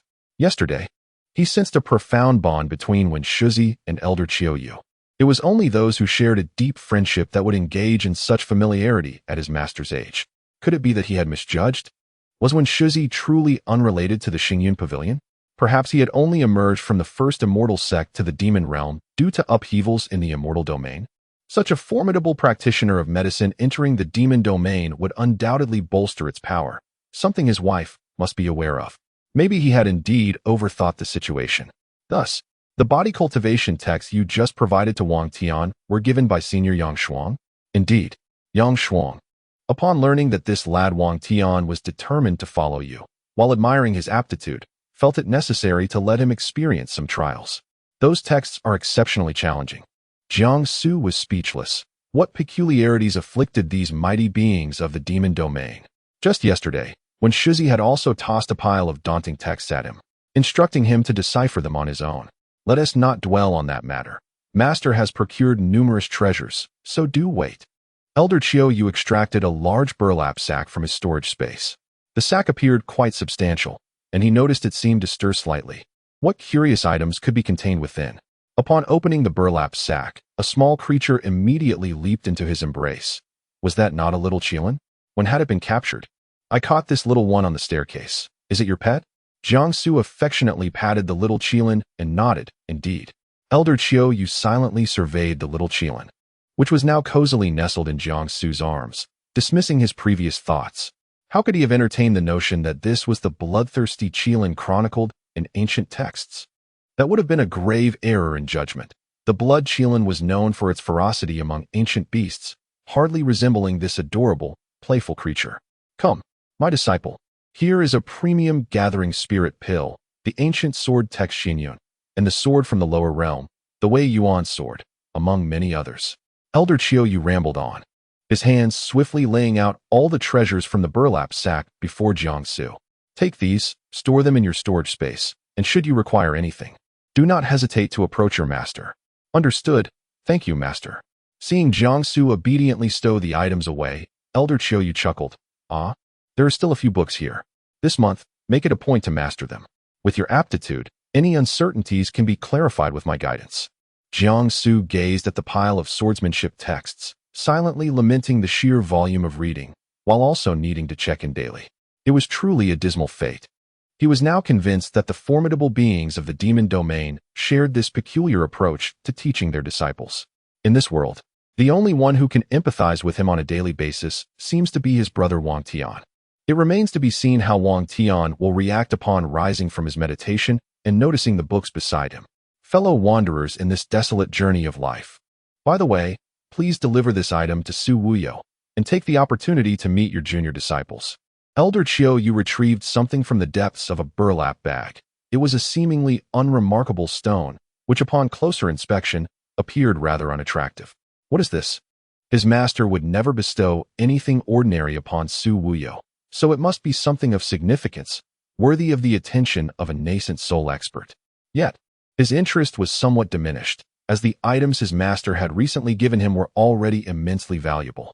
Thus, he accepted it, bowed once more to Elder Qiu, and placed the small Qilin into his storage space. However, this was not an opportune moment for flying with a sword, as it would be too ostentatious. Jiang Su descended from Swordwing Peak, making his way toward the Wuyo Pavilion where Su Wuyo resided. Meet his junior disciples? To his surprise, aside from the Saintess Yinqing, Su Wuyo had also taken in male disciples. This thought piqued his curiosity about which male cultivators would choose to enter Su Wuyo's sect. Chapter 36. The Sword Chi emerges. Guiding the disciples in the main hall, Elder Qiu Yu paced restlessly, seemingly neglecting to inform his handsome disciple of the way to Wuyo Pavilion. However, with such striking features, it was likely that a mere word from him would have the outer sect's female disciples clamoring to offer their guidance. He vividly recalled a day when he visited the outer sect to provide instruction on mental techniques. The glances from the female disciples were laden with shyness. Yet he was far from conceited, as his thoughts inevitably drifted to his exceptionally attractive disciple. Meanwhile, Jiang Su also came to the realization that he was unaware of the route to Wuyo Pavilion. Fortunately, he possessed a system. The system directed him towards Wuyo Pavilion, conjuring a magical map within his mind, which pinpointed the location, revealing a clear path before him. As he adhered to this route, it began normally enough, until a throng of outer sect female disciples arrived, narrowing the path considerably. Their vibrant attire was somewhat overwhelming. Upon spotting their senior brother Jiang Su, the disciples erupted into fervent screams. "Ah, the senior brother is descending. How handsome he is. I must seize a few more glances." Sword cultivators may forego practice, but they cannot miss seeing the senior brother. "Senior brother, spare us a glance. We are your most devoted admirers." My heavens, the senior brother has already reached the foundation establishment stage. Such rapid progress. Jiang Su, enveloped in a thick cloud of fragrance, grimaced as he navigated through the chaos. His previously impassive expression began to crack under the cacophony of youthful exuberance. There's truly no need for this. Just as Jiang Su felt his ears ringing and his body nearly overwhelmed by petals, the scene before him suddenly opened up. A magnificent expanse of azure water emerged, with lush green lotus leaves carpeting the deep blue lake, while pink and white lotus blossoms adorned the surface, reminiscent of a boundless expanse of verdant beauty, reflecting the sun's rays. On the shore, a gnarled century-old tree stretched out a branch, its surface inscribed with 3 grand characters crafted from golden threads: Wuyo Pavilion. Following the gently swaying characters, his gaze fell upon a stretch of pink and white, where countless snow orchids wound gracefully, as if a cascade of light flowed from the heavens, leading to a meticulously crafted courtyard nestled at the end of the luminescence. Every site appeared as if sculpted by divine hands, seamlessly transitioning with nature. He had finally arrived at Wuyo Pavilion. In stark contrast to Elder Qiu Yu's modest cabin, this place exuded an aura of undeniable grandeur, embodying the essence of what the first demon sect ought to represent. Without a moment's hesitation, Jiang Su stepped into the pavilion, whereupon he was greeted by the sound of swords dancing in the air. The sword chi was neither overpowering nor feeble, yet it was sufficient to send a few tender green leaves fluttering to the ground. In the courtyard, a young girl clad in pink was practicing her swordplay with utmost dedication, oblivious to the presence of an intruder. This girl was none other than the holy maiden of the demon sect, Shun Yinqing. As Jiang Su now possessed the original sword body, a single glance was all it took for him to discern the current issues in Shun Yinqing's cultivation. He spoke softly. The spiritual energy converges within the Guan Song meridians. First it condenses, then it evolves, and finally it disperses. The spiritual energy within merges seamlessly with the sword aura, forming a singular entity. Shun Yinqing found the voice remarkably familiar, yet she hesitated to believe that her idol had truly arrived. Following his instructions, she unexpectedly broke through to the 5th form of the Jade Maiden Heart Sutra, a milestone she had struggled to achieve for quite some time. She sheathed her sword and turned to face the unexpected guest. To her astonishment, it was indeed Jiang Su. "Greetings, senior brother." Shun Yinqing felt her cheeks flush with embarrassment. It was rather mortifying, yet fortunately, her idol did not express disdain and even offered her guidance. How could it be that just a few days apart, Jiang Su appeared even more handsome, the attire he wore accentuating his charm splendidly? Jiang Su nodded and inquired, "Where is Elder Wu Yu?" "I have come at Master S. behest to deliver something to her." He toyed with an unattractive stone in his hand, feeling its roughness and the chill emanating from it, which only piqued his curiosity further. Shun Yinqing realized that senior brother was indeed seeking her master. Lowering her gaze, she seemed to suddenly recall something, her expression shifting peculiarly. "Senior brother, why don't you wait here briefly while I fetch my master?" Jiangsu noticed the change in Shun Yunqing's demeanor and felt puzzled. Was it inconvenient for her to meet now? In broad daylight. Could it be that Su Wuyo was still toying with male cultivators? Suddenly, melodious music erupted from somewhere within the Wuyo pavilion. Who could be playing? Shun Yunqing's expression darkened instantly. Having studied some runes, she quickly inscribed a talisman in the air, severing the sound. What is happening? Is that not Elder Wuyu playing music? Please, lead me there directly. Jiangsu gazed at Shun Yunqing and remarked, "I truly have little time to spare. It is not merely my two masters' fault. This month I must study at least 9 books, and I cannot afford to waste a moment." Shun Yunqing regarded him intently, biting her lip, and then retracted the rune. "Then please, senior brother, follow me." The music resumed, flowing gracefully and melodiously, a delightful sound.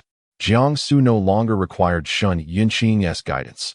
He knew that Su Wuyo must be near the source of the music, and simply following the sound would suffice. As they walked side by side, Shun Yunqing stole glances at Jiangsu, who was lost in the enchanting melody, completely unaware of her scrutiny. They arrived at the origin of the music, where a throng of people gathered in 3 rows. The first row consisted of a little girl and a young man clad in black, while the latter 2 rows were filled with male cultivators, all fixated on the stage, their eyes unblinking. A woman in red stood atop the platform, clearly in the center of attention, while a group of female musicians in white attire accompanied her. Jiangsu focused intently and realized it was none other than Su Wuyo. Judging by her demeanor, she was about to sing with abandon. It seemed prudent to wait.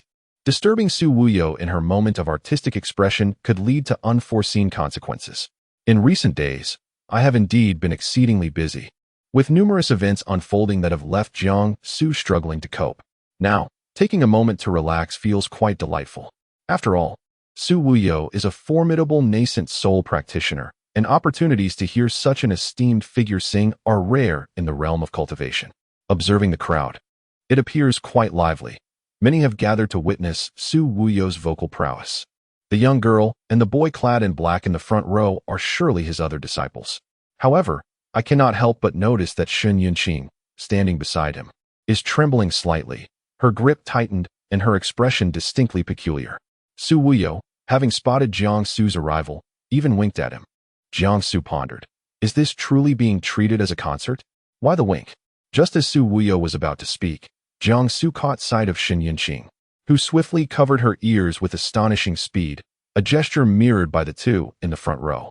An ominous sense of foreboding suddenly washed over Jiangsu. Chapter 37. Elder Wuyu, singing to the point of peril the moment Su Wuyo began to sing. Jiangsu felt as though his very soul was being wrenched from his being, leaving him unaware of its destination. He finally comprehended the expression on Shun Yunqing's face. Was this truly something a human could endure? Jiangsu had reached the foundation building stage, thus he had no need for sustenance, and yet, he had consumed nothing up to this point. However, he felt nauseated, an overwhelming urge to retch clawing at him. How wonderful! Elder Wuyo sings exquisitely.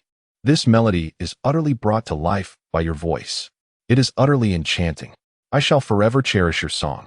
Divine Wuyo, your song, akin to that of a lark, has ensnared my senses, and I desire to remain here eternally, enraptured by your serenade. I love you, Divine Wuyo. These words evidently stirred Su Wuyo, her excitement escalating, her voice rising in intensity.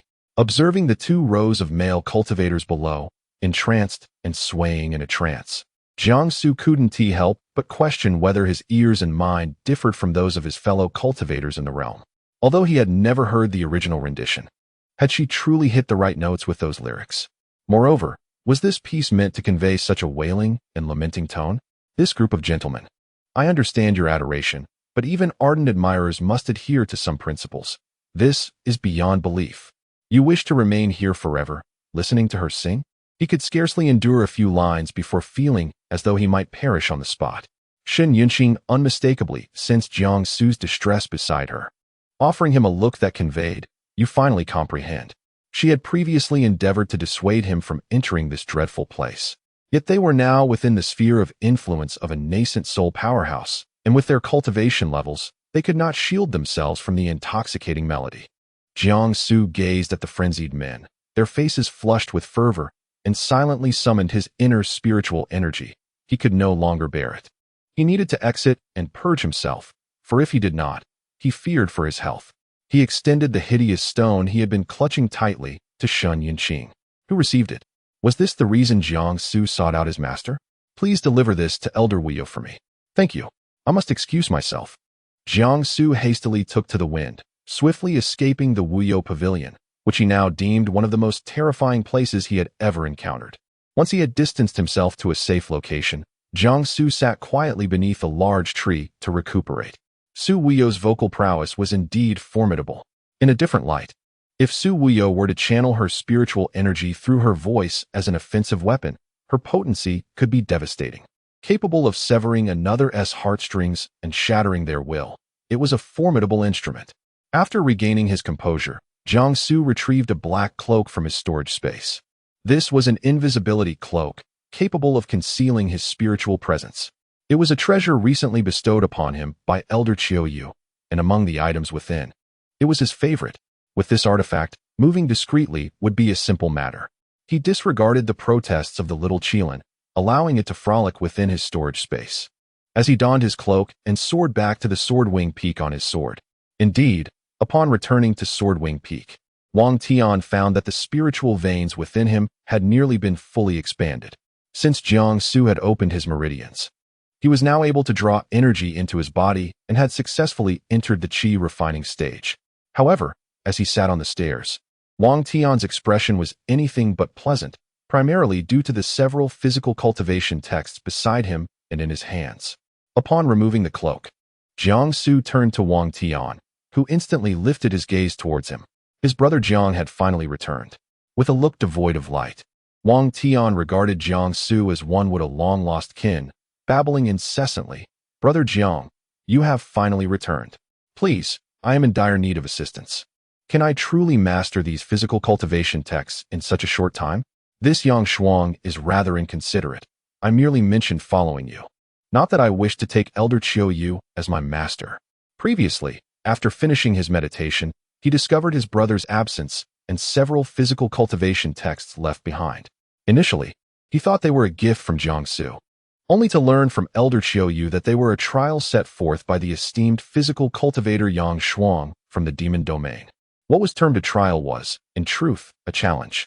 The more he pondered, the more distressed he became.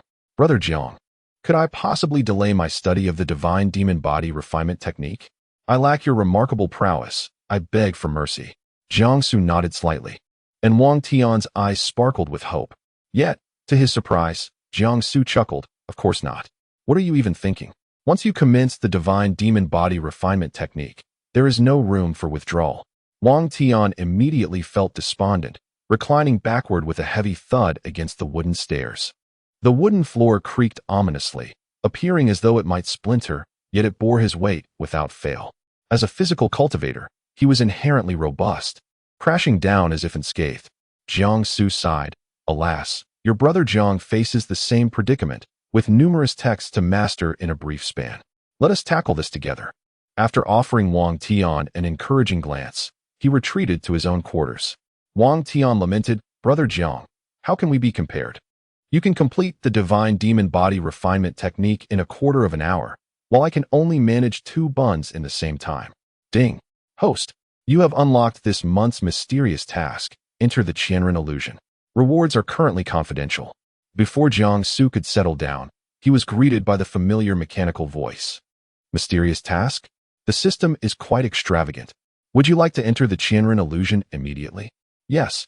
Jiangsu lost consciousness. When he reopened his eyes, he found himself lying on a patch of grass, as snow cascaded down from the heavens. In that moment, he felt remarkably insignificant, while the verdant grass beneath him remained untouched by the heavy snowfall. Rising from the grass, he gazed into the distance. The relentless snow seemed to blur the boundary between sky and earth, creating an ethereal landscape. This place stretches endlessly, with an unbroken expanse of snow sprawling wantonly across the horizon. The wind howls fiercely, and the snowfall is relentless. Under normal circumstances, one would expect the temperature to be frigid. Yet, Jiang Su stands here clad in nothing but a thin robe, impervious to the cold. Moreover, amidst this tumultuous blizzard, he finds himself on a patch of grass, a most peculiar sight. On one side lies the swirling snow, while on the other, a vibrant meadow thrives. There is nothing to separate these two realms. The temperature and environment remain uniform. As Jiang Su gazes around, perplexed, he catches sight of a pair of shoes belonging to a man who bears a resemblance to Jiang Hong. This man is adorned in a heavy black robe, intricately embroidered with golden patterns. At that moment, a gust of cold wind sweeps through, enveloping the sudden apparition before him in a swirl of snowflakes, rain, and the fragrant scent of grass. The man seems unfazed by the wind that dances around him. His attention is fixed upon Jiang Hong. He strides towards Jiang Su, leaving no footprints in the snow beneath him. Chapter 38. The Illusion of Thousand Ridges. Proving the Tao with the heart, the system cast him into this so-called illusion of thousand ridges, and then fell silent. Who could that enigmatic man be? The intricate runes adorning his attire must belong to some formidable rune master. How curious that you are a sword cultivator. How could a mere sword cultivator enter my illusion of thousand ridges? The mysterious figure reappeared before Jiang Su, his gaze unwavering as it fixated on him. Very well. Your determination has been duly proven. With this pure heart of Tao, you shall undoubtedly achieve considerable success along the path of rune cultivation. Jiang Su raised an eyebrow, recognizing the man as a powerful rune master. Yet, why did he seem as if he were trapped within this illusion? Greetings, esteemed senior. Do you possess any knowledge on how to exit this illusion? Unable to contact the system, it seemed that certain elements within this illusion were restricting it. Now that the sign-in was complete, his desire to depart rested solely upon this rune master before him. Leave? Quite simple. This illusion is mine. Should I wish to release you, you will naturally be free to go. Jiang Su bowed respectfully and implored, if it pleases you, esteemed senior, I kindly request your assistance in facilitating my exit. There are pressing matters I must attend to. He could no longer afford to neglect the tasks assigned to him by Wen Shuzi and Elder Qiuyu. The mysterious man scrutinized him thoroughly and replied, That will not do. I cannot allow you to depart so easily. Defeat me, and I shall grant you your freedom. Jiang Su could sense the overwhelming power emanating from this enigmatic figure. His cultivation was undoubtedly above the nascent soul stage, perhaps even higher. Esteemed senior, even if you intend to jest, such a condition seems rather excessive, does it not? Upon hearing this, the mysterious man narrowed his eyes and suddenly unleashed his power, striking towards Jiang Su with both palms. Feeling the terrifying spiritual energy behind the attack, Jiang Su's expression grew serious. He activated the shadowless step, evading the strike effortlessly. He traversed the snowy ground without leaving a single footprint, truly treading upon snow without a trace. The mysterious man was taken aback, recognizing his technique as the demonic art. Shadowless step. Well done, young man. You have mastered the shadowless step at merely the chi refinement stage. I had assumed it was merely a fluke of my illusion of thousand ridges that allowed you to enter. Your talent indeed warrants my respect. The mysterious man gestured as if wielding a brush in the air. Golden light flickered around him, and golden threads extended from his fingertips, rapidly weaving into a net-like formation, culminating in a golden array. In an instant, a powerful force erupted from the golden sword array, unleashing over 100 swords that hurtled directly toward Jiang Su. Furrowing his brow, he realized that this senior was not adhering to conventional methods. His earlier words seemed to express admiration, yet in the next moment, he struck with such ferocity. No longer daring to conceal his own strength, he summoned forth the sword of the legendary sword immortal, Chun Pingsheng. Once this sword was drawn, who could contend with him? The 12th style of the Ta Ching sword technique, consciousness condensing sword. Go. Countless sword shadows coalesced before Jiang Su, colliding with the myriad blades of the enigmatic man, shattering them completely. The prowess of a formidable sword is undoubtedly immense. His ability to dismantle them relied heavily on his celestial root and the formidable spiritual energy coursing through him. It was this very energy that enabled him to execute such a decisive strike in response. As Jiang Su unsheathed his sword, the mysterious man's countenance shifted dramatically, his voice rising in pitch by at least 8 degrees. Who are you, the sword immortal Chun Pingsheng? From whence does this sword originate? How is it that you can wield it? Jiang Su replied, asserting that he held no connection to that venerable sword immortal. The peculiar change in the man's expression led Jiangsu to wonder if there was some enmity tied to the legendary figure. Stepping back from the enigmatic figure, Jiangsu clarified, "I am Jiangsu, the foremost disciple of Elder Qiuyu from the first demon sect. This sword was bestowed upon me by my master's uncle. I merely drew it by chance."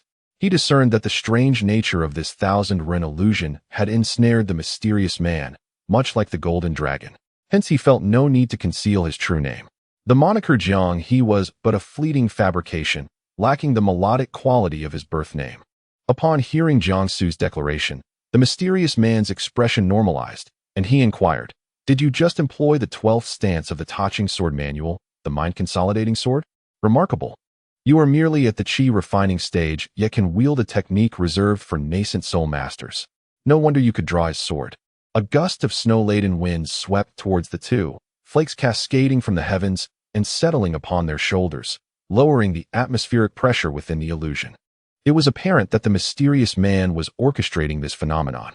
"I recall the Grand Elder of the First Demon Sect is not named Qiuyu," the enigmatic figure murmured, lost in thought. How could Pingxing possibly bestow his sword upon another? He cherishes those blades dearly. Could it be that the one who gifted this boy the sword is a benefactor of Pingxing? His expression was one of perplexity. And though he appeared to be of similar age to Jiangsu, his demeanor exuded a maturity as if he had lived for millennia. Jiangsu, possessing keen hearing, clearly caught the man's musings and felt a twinge of confusion.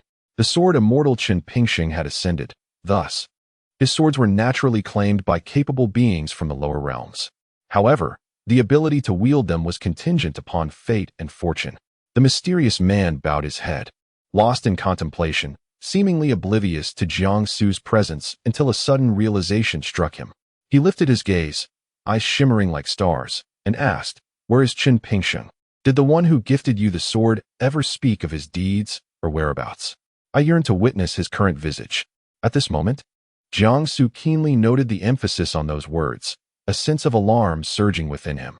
This mysterious man had indeed lived for millennia, his memories evidently frozen in time, lingering just before Qin Pingxing's ascension to the pinnacle of the cultivation world. Who, then, was this enigmatic figure? "Esteemed senior, it is with great regret that I inform you that the illustrious Qin Pingxing, the sword immortal, has ascended to the heavens, and it has been a millennium since his departure. The realm of cultivation you once knew is no longer as it was in your memories." Upon hearing this, the enigmatic man's gaze dimmed, and he offered a wry smile to Jiangsu. "So it is. I have fallen behind. He has ascended, indeed. How wonderful it is for him to have achieved what he long desired.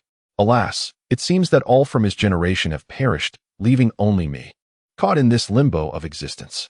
By the way, I am Sheng Guanyu, a master of talismans. You may simply address me as Brother Yu." Jiangsu was taken aback by his words. Sheng Guanyu, was he not the closest companion of the sword immortal Qin Pingxing throughout his life? Chapter 39. The Master of Talismans, sorrowful guardian Sheng Guanyu stands as one of the most formidable talisman cultivators since the inception of the cultivation world, rivaling the prowess of the esteemed sword immortal Qin Pingxing. As an extraordinary genius with a celestial spirit root, he had been a steadfast companion to Qin Pingxing during the latter's early years, even when the latter was considered a mere waste due to his inferior 5 spirit roots. Together, they were the hopes of the entire cultivation realm, believed to ascend to greater heights in unison. Alas, fate is often cruel to the gifted. Within the ancient and elusive secret realm of sealing, which opens but once in a millennium, Sheng Guanyu met with an unfortunate demise. His soul extinguished within the first immortal sect, leading to his true death and dissolution. The cultivation world mourned the loss of such a prodigious talent, fervently seeking answers to the tragedy. However, what remained perplexing was that nearly every individual who entered the secret realm had no recollection of Sheng Guanyu, as if he had never set foot there. Only one person was steeped in profound sorrow, nearly inconsolable, lamenting, "He is forever within, eternally lost. My only confidant perished because of me."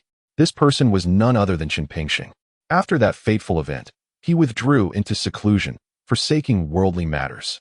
Upon his emergence, he had reached the pinnacle of the lower realms and was elevated to the esteemed position of immortal sovereign by all. It is said that he transformed overnight, shedding all desires and achieving the true essence of a sword cultivator. Jiang Su's demeanor turned serious as he paid his respects to Shang Guanyue, stating, "So it is you. Esteemed Shang Guanyue, I have wronged you before." Shang Guanyue waved his hand dismissively. "There is no need for such formalities. Let me finish my tale, and then I shall grant you passage from this place. With such strength in your qi refinement stage, should you continue to cultivate diligently, you will surely ascend in due time." A story? Jiang Su found himself intrigued, eager to hear the accounts of these two towering figures. "Thank you, esteemed elder. Please, take a seat." Shang Guanyue casually settled upon the snowy ground, unperturbed by the cold, having endured this frigid mountain for far too long for it to faze him. He had also discerned the abundant spiritual energy within Jiang Su, rendering him untroubled by the chill. Following suit, Jiang Su sat across from Shang Guanyue. Strangely enough, had it been anyone else to encounter a figure who had survived in such a desolate place for over a millennium, they would surely be taken aback. Upon learning of his identity, astonishment, screams, and admiration would likely ensue. However, Jiang Su exhibited none of these reactions, maintaining a calm demeanor and speaking with measured poise. Interestingly, Shang Guanyue was initially captivated by Jiang Su's striking visage, finding it hard to fathom such a handsome male cultivator existed within the cultivation realm. His features seemed as if sculpted by divine hands, exceptionally exquisite. Although both he and Qin Pingsheng were not without their own charm, they paled in comparison to Jiang Su's extraordinary appearance. He averted his gaze from Jiang Su's face and began to reminisce. The expedition to the forbidden ancient realm was an unforeseen calamity for me. Together with Pingsheng, we fell into a concealed space. This very place, the illusory peaks.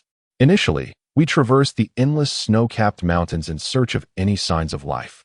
Yet we found none until we encountered an ancient beast. A sudden chill gripped Jiang Su's heart. Could it be that the ancient beast was the bloodline Qilin? Seemingly oblivious to the subtle shift in Jiang Su's expression, Shang Guanyue continued. It was the only surviving Candle 9 from ancient times. Candle 9, also known as the Candle Dragon, is the deity of Mount Zhongshan in ancient mythology, measuring 1,000 miles in length, its entire body of vivid crimson. Residing in the Jiangwei Mountain. In the contemporary realm of cultivation, Candle 9, like the bloodline Qilin, has long been extinct. Both Pingsheng and I found it perplexing why such a frigid place as the illusory peaks would be guarded by this Candle 9. Simultaneously, we understood that defeating this Candle 9 was our only means of escape. At that time, Pingsheng and I were already in the mid-stage of tribulation, capable of handling the Candle 9, yet the illusory peaks proved to be exceedingly formidable. We ended up in a stalemate, unable to gain the upper hand. Jiang Su listened intently. He had previously followed a group of companions who delighted in reading a tomb-raiding novel that chronicled the Candle 9. Fascinated by this creature, he had been intrigued by it both in the modern world and in this fantastical realm. Shang Guanyue cleared her throat, her voice deepening as if the forthcoming tale was drenched in sorrow. The Candle 9 proposed to release us. However, our incessant battle yielded no fruit. It devised a game, which we lost, compelling us to remain in the illusory peaks indefinitely, to accompany it and guard this realm. Yet, it had sought me out in private to discuss terms. Shang Guanyue inhaled deeply, tears glistening in her eyes. If I chose to accept its ancient legacy and remain here, it would allow Pingsheng to leave. Jiang Su fell silent, for he already grasped the outcome without her needing to elaborate. In that fateful moment, Shang Guanyue opted to embrace the legacy of Candle 9, forever binding herself to the illusory peaks. After escaping this illusion, Qin Pingsheng came to realize this truth, plunged into despair, and voluntarily secluded himself, renouncing all desires and devoting himself solely to the path of enlightenment. One must ponder. If you were initially regarded as a waste with 5 spiritual roots, scorned and ridiculed by all, yet one person steadfastly stood by your side, encouraging and urging you on, how would you feel if that person perished indirectly due to you? It would be a miracle to remain sane. If not for the purity of his heart, the sword immortal Qin Pingsheng might have long succumbed to the demons within. Jiang Su couldn't help but scoff. This Candle 9 harbored a ruthless heart. It seemed to be the sole Candle 9 in existence. Employing such a method to compel gifted cultivators to inherit its legacy, ensuring its lineage would not perish. I have become the historical vessel of Zhu Jiuyin, a container of a millennium, with his consciousness slumbering within me. As long as I draw breath, the lineage of the Zhu Jiuyin clan shall remain unbroken. Every 1,000 years, my memories fade into oblivion. Were it not for the fervent desire to meet those of my past, I fear I would not recall them again. As if separated by epochs, the snow in this region has finally dissipated, and from an unknown origin, a vibrant tapestry of green gradually unfurls, infusing this place with unparalleled vitality and exuberance. This reflects the affection of a mortal for the world, a yearning and appreciation for existence. Yet, alas, he cannot return to the mundane realm, destined instead to linger in this ethereal mirage, transforming into a distant evening star, gazing upon the world from afar, hoping that one who ascends might glance back at him, to share words and savor wine and tea together. Chapter 40. Three Masters. I cannot endure. He then turned his gaze towards Jiangsu and said, "Indeed, your ability to enter this thousand abyss illusion signifies a fortuitous encounter. I am destined to remain here forever, yet my skills in talisman crafting remain unteachable, as no one is available to impart them. I can share a few techniques with you. Whether you grasp them depends entirely on your own aptitude." He raised his hand, mimicking the motion of writing with an invisible brush in the air. Jiangsu observed as lines began to intertwine and form an array of runes and formations. Astonishingly, he found himself capable of recognizing these symbols and recalling them instantaneously in his mind. A gentle breeze, infused with the fragrance of fresh grass, wafted toward him. In that fleeting moment, the spiritual essence of the thousand abyss illusion converged upon Jiangsu, creating a tempest of energy. Shang Guanyu, taken aback, could hardly believe that Jiangsu's ability to absorb spiritual energy rivaled his own. Truly impressive. He continued his motions, diligently inscribing runes and formations in the air. As he completed a particular rune, the golden characters of Tao Heart flowed from his brush, following the trajectory of the spiritual energy until they penetrated Jiangsu's brow, entering his sea of consciousness. Shang Guanyu paused, stating, "Our meeting is fated. This can protect you from being controlled by your inner demons during high-level breakthroughs. Although I can see your Tao heart is pure, the future is unpredictable. This may yet save you once." Jiangsu took a moment to absorb the formations that Shang Guanyu had depicted in the air. Upon hearing his words, he solemnly bowed and expressed, "I am deeply grateful. Esteemed elder, your kindness is beyond repayment. Should I have another opportunity to enter the thousand abyss, I shall surely visit you." Suddenly, the towering snow-capped mountain of the thousand abyss seemed to erupt in a snow avalanche, a cascade of icy masses tumbling down with a frigid aura. Jiangsu hesitated for a moment before inquiring, "Esteemed elder, is there truly no method to assist you in escaping this thousand abyss illusion? If such a means exists, I shall exert every effort to achieve it for you." Shang Guanyu gazed past Jiangsu towards the icy expanse of the thousand abyss mountain. It was an exceedingly desolate place, devoid of life.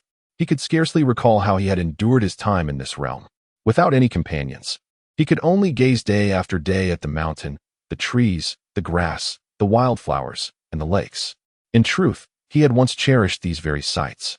Having made plans with Chun Pingsheng to explore the mountains and rivers together, to indulge in the leisurely pursuits of transcendent beings during the tribulation phase. Alas, fate had played a cruel trick on him. He indeed possessed the ability to leave, yet it was not something a mere chi refining stage individual like Jiangsu could accomplish. However, it was good to express it, for it might bring him some peace of mind. Shang Guanyu spoke softly, "There is a way to escape this thousand abyss illusion, but the method is utterly unattainable. I am of the celestial spirit root. As you know, to depart, one must rely on the vessel of another cultivator possessing the same celestial quality." Jiangsu was momentarily taken aback and replied, "Esteemed elder." He merely called out, but was abruptly interrupted by Shang Guanyu, who mused, "Alas, it seems I am destined to remain trapped in this ethereal realm forever. You should focus on your cultivation. Perhaps in the future, you may find the one who can break this curse, the heavenly spirit root. Capture him." Jiangsu, with a sense of resignation, replied, "Senior, there is no need to wait for me to capture someone in the future. I am the heavenly spirit root." Shang Guanyu shot him a skeptical glance, pondering the rarity of such beings in the cultivation world. It is said that only a few have emerged over millennia. A heavenly spirit root cultivator appears once in a millennium, a far lesser probability than ascension, having been trapped here for 1,000 years. He began to question his own sanity. Perhaps Jiangsu was merely a figment of his imagination. Could it all be an illusion? Closing his eyes, he recited a calming incantation, and upon reopening them, he found Jiangsu still present. After much contemplation, he decided to draw a formation capable of detecting a cultivator's root. His pupils dilated in surprise as he realized Jiangsu truly was a heavenly spirit root. How fortuitous that, after a millennium of confinement, he should encounter one today. It was no wonder that Jiangsu had already mastered the elusive techniques of Shadowless Step and Taiji Sword Classic during the Qi refining stage. Regardless of the past or this unfamiliar cultivation world, he was indeed a prodigy, something Shangguan Yu should have anticipated. Jiangsu, discerning the expression on his face, understood his thoughts. He spoke up, "Senior Shangguan, I feel it necessary to mention that I have actually reached the foundation establishment stage." Shangguan Yu furrowed his brow, carefully sensing Jiangsu's spiritual aura. Indeed, he had established his foundation, though the aura appeared quite feeble in Shangguan Yu's perception. Following his narrow escape from the assassination attempt by Nanqi, Jiangsu realized that he seemed rather insignificant in the eyes of these formidable beings. His aura diminished and only detectable with utmost scrutiny. However, upon learning of his status as a heavenly spirit root, the powerful figures no longer dared to belittle him. Jiangsu himself was quite pleased with this superficial weakening. At least no one in the cultivation world was aware that he had reached the golden core stage, and his diminished presence allowed him to maintain a low profile. Who among the powerful would pursue a mere shadow? As long as his heavenly spirit root status remained concealed, everything was perfect. You are indeed a curious fellow. Were it not for our confrontation, I would never have realized your prowess. Those unfamiliar with you would assume your greatest weapon is your visage. Jiangsu felt a tinge of embarrassment as he replied, "Thank you for the compliment, senior." He had often been told this about his appearance, yet he did not consider himself handsome. For a man, strength of character was paramount. You have yet to delve into the art of talismans, I presume? Allow me to take you as my disciple, and I shall reside within an object of yours, teaching you formations and runes. He flashed a broad smile. What do you say? Are you intrigued? Although I am a heavenly spirit root, my sole interest lies in the path of talisman crafting. I have devoted myself entirely to this pursuit. Thus, I am the most formidable talisman master since the dawn of the cultivation world. Though this statement may carry an air of self-praise, it is not devoid of truth. As a master of talismans, he possesses the remarkable ability to simultaneously confront several formidable sword cultivators and has even matched the esteemed sword immortal Qin Pingsheng in combat. Had he, at that time, pursued a multifaceted path akin to Jiangsu, the identity of the celestial sovereign of that era could have taken a different turn. Nevertheless, he harbored no intentions of vying with Qin Pingsheng. Rather, he was filled with joyful anticipation, hoping Jiangsu would express heartfelt gratitude and take him as a mentor. To his surprise, he noticed the light in Jiangsu's eyes dim, yet the latter remained exceedingly composed and restrained, bowing respectfully to Shangguan Yu, stating, "Disciple Jiangsu pays homage to the master." While the reaction was somewhat subdued, the courtesy was undeniably earnest. Shangguan Yu, satisfied, stepped forward to assist Jiangsu in rising. Jiangsu exclaimed, "Such proficiency! At present, he boasts 3 masters. The venerable Qiu Yu, the foremost elder of the first demonic sect in the realm of cultivation.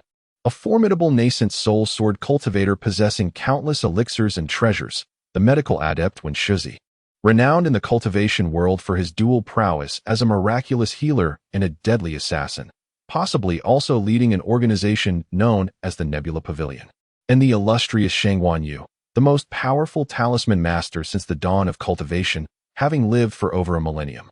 If one were to consider the ancient golden dragon slumbering within him, awaiting awakening until his nascent soul stage, that would make 4 illustrious figures. Each of these individuals is immensely powerful, capable of shaking the realm of cultivation with their mere presence. When asked if Jiangsu feels elated, he responds with a wry smile, "Rest is a luxury I shall never know in this lifetime. Let it be, let each of them unleash their celestial legacies upon me. Let the daily grind of cultivation commence, for whether sword, talisman, or medical arts, I am but an ordinary cultivator of all trades. Chapter 41. The trials of dual cultivation. Jiangsu struggled to calm his tumultuous emotions and, with a hint of resignation, inquired, Master Shangwan, will we be able to depart from this place? The thought of the arduous years of cultivation ahead filled him with a profound melancholy. Wasn't this supposed to be a leisurely journey of signing in and checking off accomplishments? Little did he anticipate such a grand surprise bestowed upon him by fate, encountering the second celestial root of the cultivation realm and taking him as a disciple. Disciple, let us proceed. Shangwan Yu, brimming with enthusiasm, placed a hand on Jiangsu's shoulder, suddenly recalling something. Disciple, have you decided where to place me? Indeed. I already harbor a golden dragon within me. Adding you might lead to quite the uproar. How about the sword of the esteemed Chen Pingxing? His voice was calm, devoid of any discernible emotion, yet it astonished and touched Shangwan Yu. He was astonished that Jiangsu had obtained the legacy of the formidable golden dragon, a mighty force in the great battles. He felt moved that Jiangsu not only rescued him from this perilous illusion, but also rekindled his connection with Chen Pingxing. In the previous cultivation realm, who would dare to let him, the most powerful talisman cultivator, become the sword spirit of a mere foundational stage cultivator? Now, the world had transformed, and he eagerly anticipated what the cultivation realm would evolve into. Shangwan Yu smiled at Jiangsu, and beneath their feet, a teleportation array materialized, emanating a soft golden light. Jiangsu once again lost consciousness. When he awoke, he found himself back in the left chamber of Swordwing Peak. Before him lay the books Elder Qiu Yu and Wen Shizi had entrusted him to complete within the month. He averted his gaze, noticing that his sword had taken on a layer of golden radiance. It was Shangwan Yu who had entered, the most powerful talisman cultivator of millennia, now serving as his sword spirit. Ding! Congratulations, host, for completing the mysterious task, entering the 1,000-fathom illusion. Reward, 1 top-tier talisman master. He chuckled softly. I knew it would come to this. System, I see through you. Within the sword, Shangwan Yu observed the books on Jiangsu's desk and exclaimed, Ah, young lad. It appears you have more than one master. Given your concurrent cultivation paths, it's only natural to have numerous mentors. TSK, I dare say this will exhaust you. Jiangsu proposed, Master Shangwan, perhaps we could postpone the study of talisman-related matters for now. Absolutely not. Shangwan Yu replied with a buoyant tone. At your age, this is the prime time to lay a solid foundation. Fear not, I shall be a touch lenient. Disciple, the path of cultivation is long. You must strive onward. This scene felt eerily familiar. Alas, heaven, Jianggu should not treat you this way. Jiangsu forced a smile, picked up the book from his desk, and began to peruse its contents. He approached cultivation with utmost seriousness, for he aspired to stand alongside his beloved, although he recognized that the journey would be exceedingly lengthy. Sunlight streamed into the room at an angle, casting a radiant glow upon a young boy clad in white, who was deeply engrossed in his studies at the desk, rendering his countenance ethereal and almost otherworldly. His expression was one of intense concentration. At times, his brows would furrow as if certain passages in the book perplexed him, presenting challenges that were not easily resolved, though such instances were rare. Unbeknownst to him, the sun had already dipped below the horizon, signaling the approach of evening. Jiangsu stretched languidly, closing the book titled A Compendium of Spiritual Meridians and Acupoints, internally lamenting that while the content was indeed straightforward, the annotations provided by Wen Shizi were laden with practical complexities that left him feeling somewhat bewildered. Suddenly, a call of a crane echoed from the window. Jiangsu turned toward the western window and beheld a majestic crane, entirely white save for its striking red eyes, which bespoke its extraordinary lineage.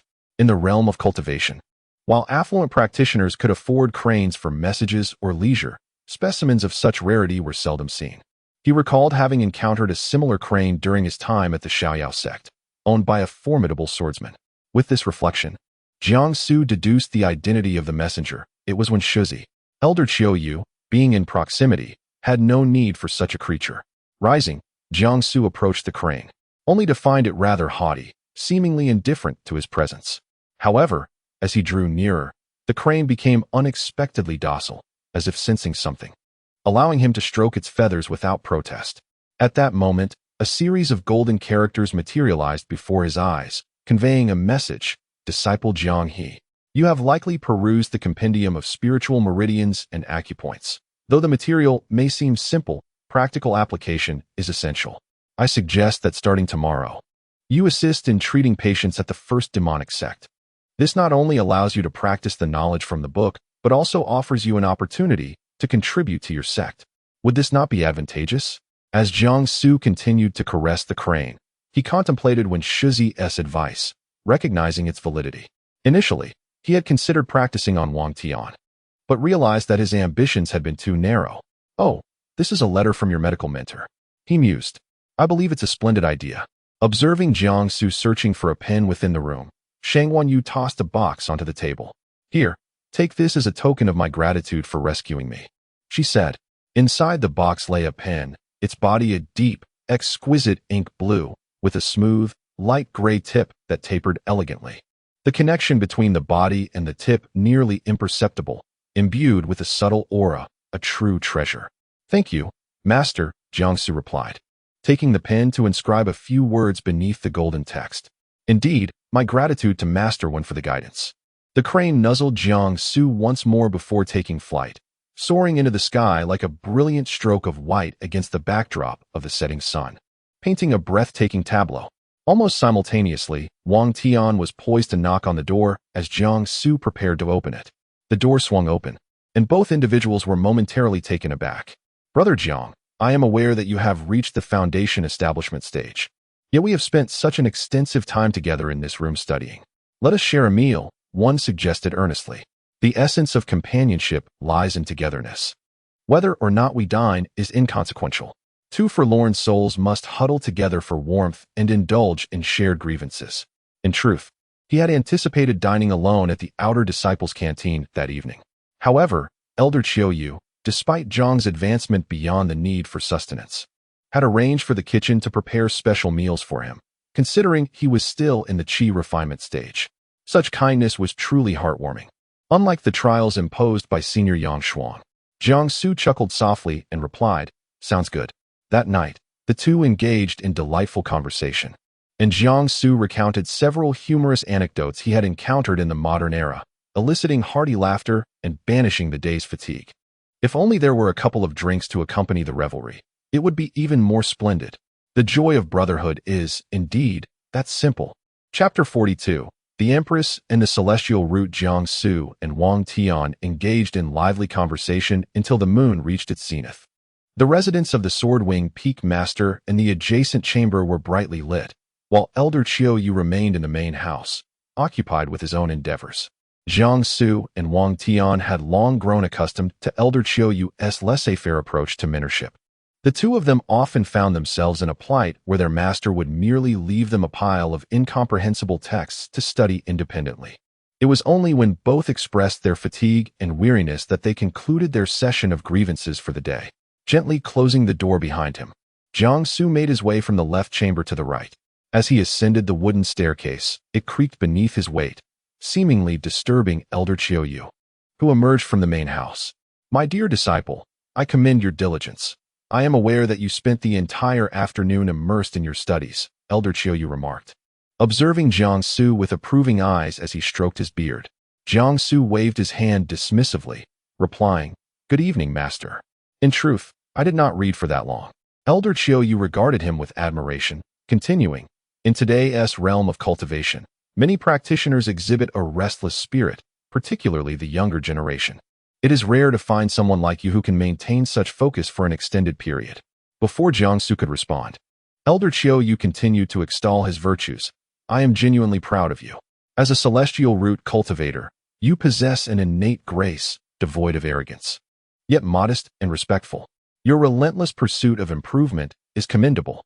The path of cultivation is indeed arduous, and not everyone can endure it. However, should you steadfastly continue until the end, you shall undoubtedly ascend to become one of the strongest in this realm." Surprised by the unexpected praise, Jiang Su stammered, "Thank you for your kind words, Master."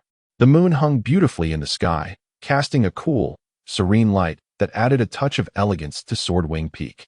Observing Elder Qiuyu gazing at the celestial body, Jiang Su assumed he wished to admire the moon and was about to mention that he would return to his studies when Elder Qiuyu sighed and remarked, "Did you know that our Empress of the Demon Sect is married to a prince of the heavenly enlightenment, one who possesses no spiritual root?" Jiangsu nodded in acknowledgement. If only the Empress had her eyes set upon you.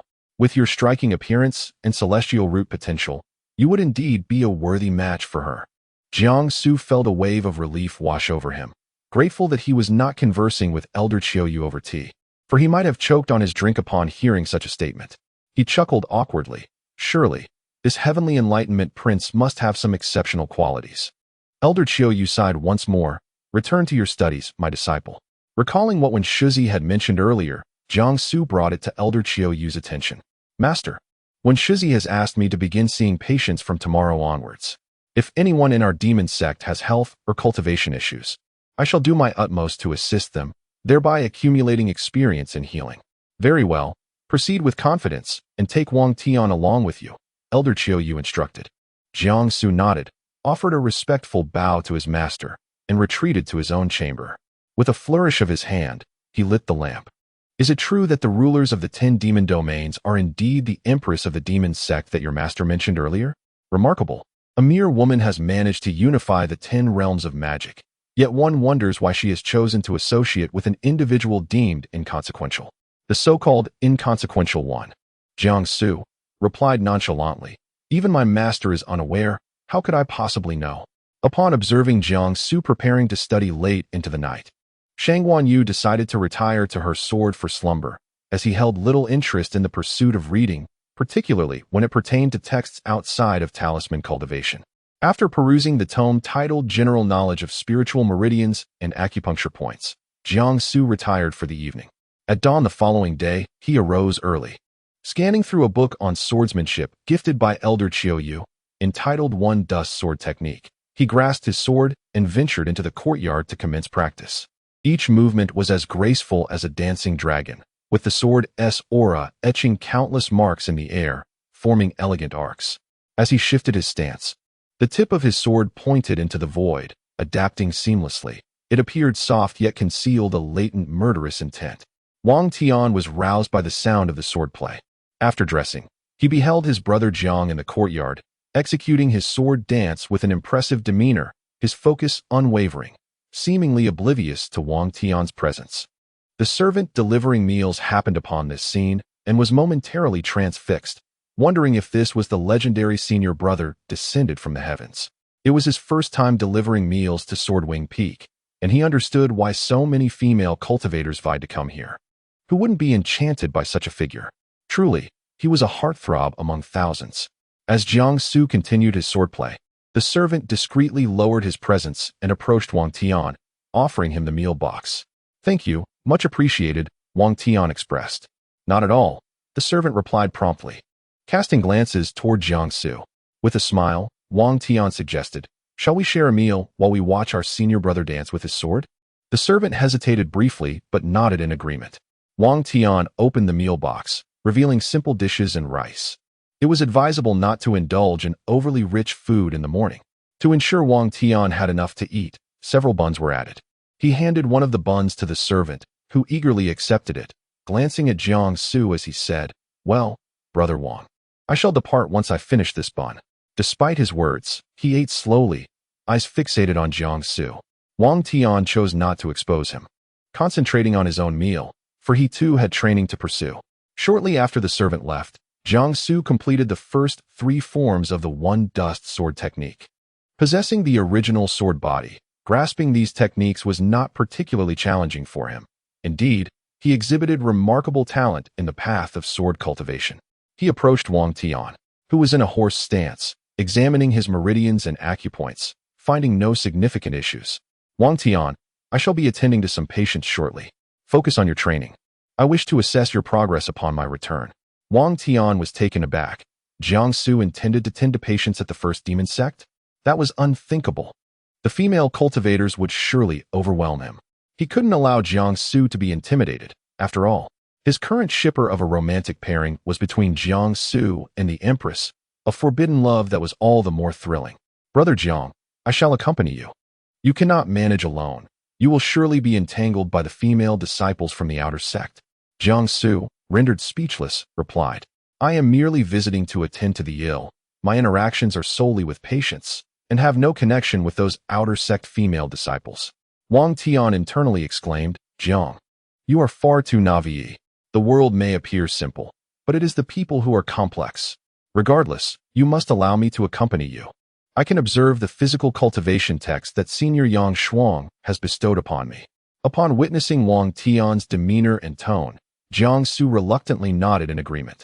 The two descended from Swordwing Peak, making their way directly to the medical hall of the demon sect, guided by Wang Tian. The hall's master, initially engrossed in concocting medicine, caught sight of the two figures approaching but had no intention of acknowledging them. Jiang Gu, this person is the master of the medical hall. Lin Yi. Upon hearing this, the master Lin Yi raised his head, and upon recognizing the strikingly handsome figure before him, nearly lost his composure. In the demon sect, who could possibly be as distinguished as this, if not Elder Chiu Yu's foremost disciple, the esteemed Jiang He? He immediately donned a warm smile and welcomed him, saying, it is indeed the elder's esteemed disciple. I am most honored. Chapter 43. Setting up a clinic, a multitude in attendance in the midst of this transformation. Wang Tian felt an overwhelming urge to strike him. Such individuals are the kind who adjust their approach based on the circumstances. Jiang Su sensed Wang Tian's emotions and remained silent for a while.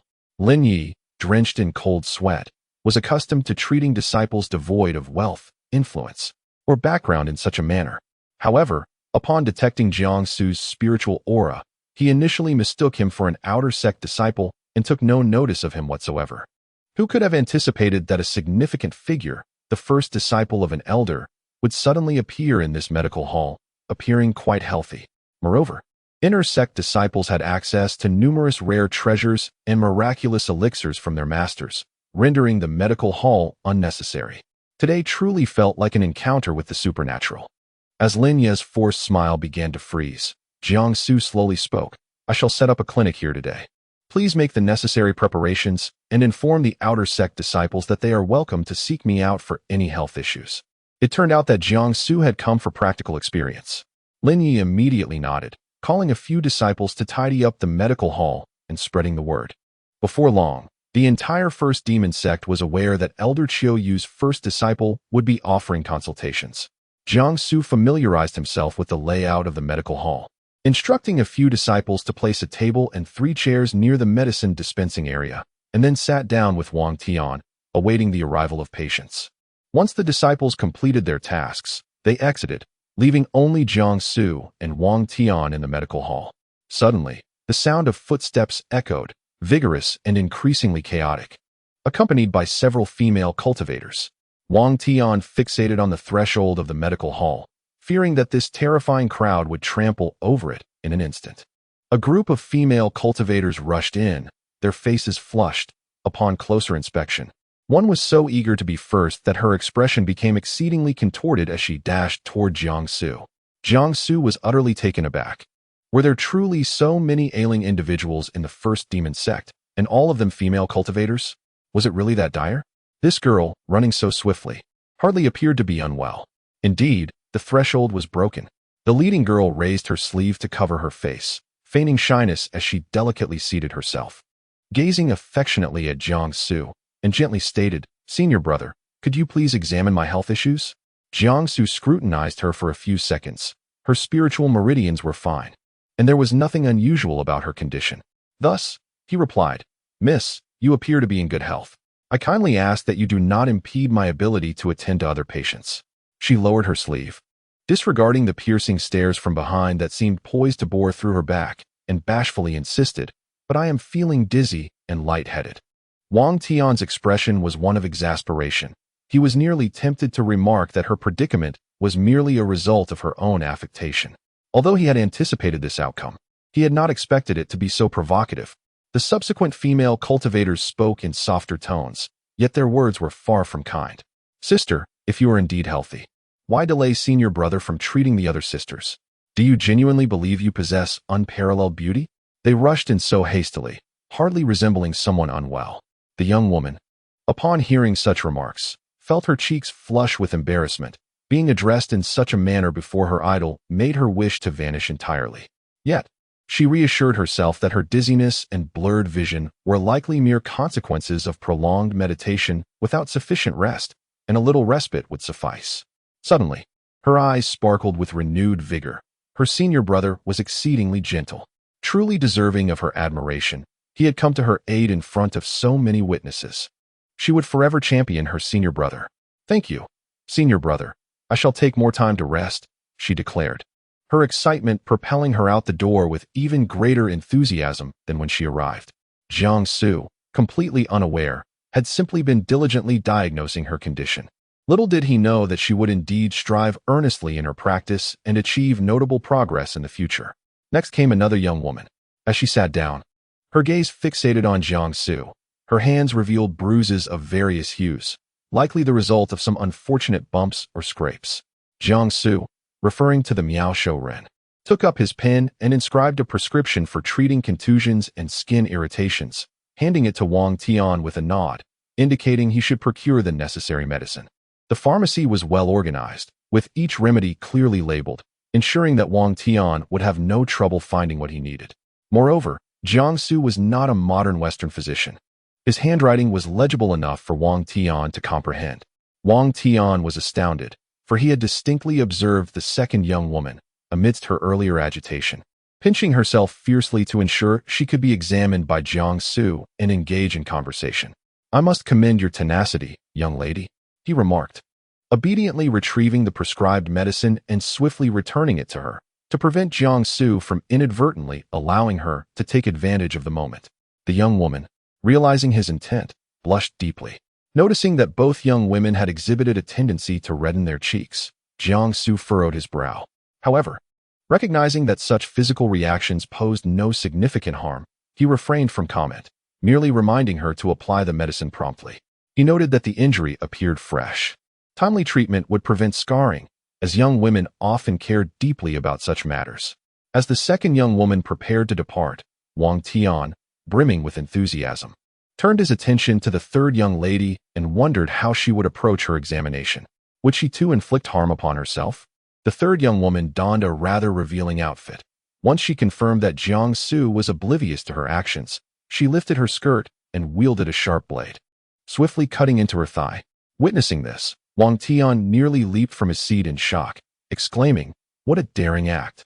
These young women were truly risking everything for the charming Jiangsu. The third young woman, grimacing in pain, settled into a chair as Jiangsu caught a whiff of the metallic scent of blood. At last, he encountered someone who could be deemed an actual patient, and he straightened his demeanor, inquiring, "My lady, where have you sustained your injury?" Upon hearing his question, the young woman pushed aside the fabric of her skirt, prompting Jiangsu to turn his head away. "Senior brother, I have injured myself here. It hurts so much," she lamented. Jiangsu maintained his composure, silently reminding himself of the compassion inherent in the healing profession. There was nothing that should be deemed inappropriate, regardless of gender boundaries. He then cast his gaze upon her legs, where fresh wounds marred her skin, inflicted by a sharp blade. He instructed, "Wang Tian, please fetch a bottle of healing ointment, and prepare some ingredients according to this prescription." Handing over the meticulously crafted list to Wang Tian, the latter complied and departed to procure the medicine. Exhaustion weighed heavily upon him. The fervor of these female cultivators was undeniably overwhelming.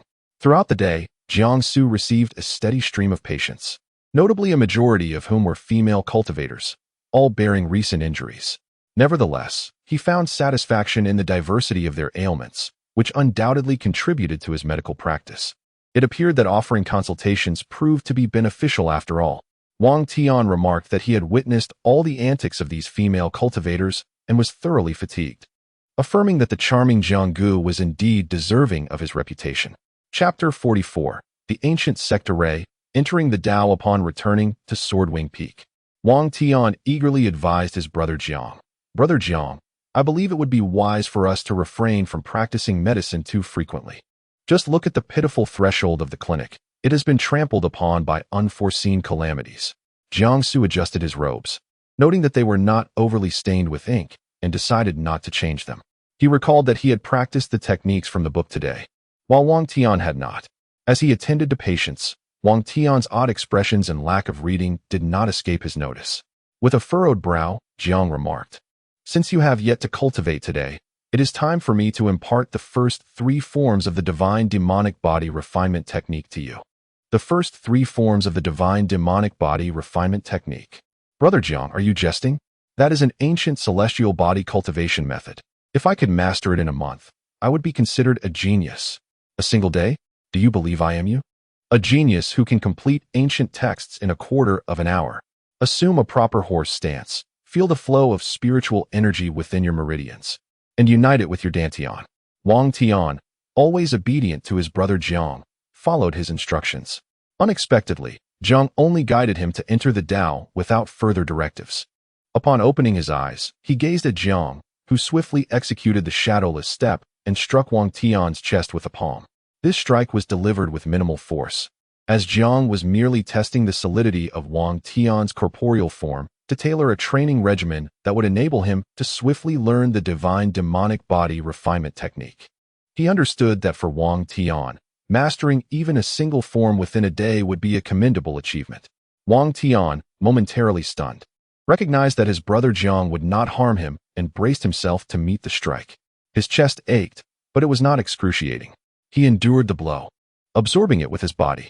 Both were elated, for this confirmed that he had successfully grasped the first form. Simultaneously, a familiar mechanical sound echoed in Jiang Su's mind. Ding. Task issued. Check-in location. The unharmed peak of the first demon sect. Time limit. 1 hour. Reward. Celestial text symbol book record of ancient arrays. Jiang's eyes brightened. It was as if his thoughts had manifested.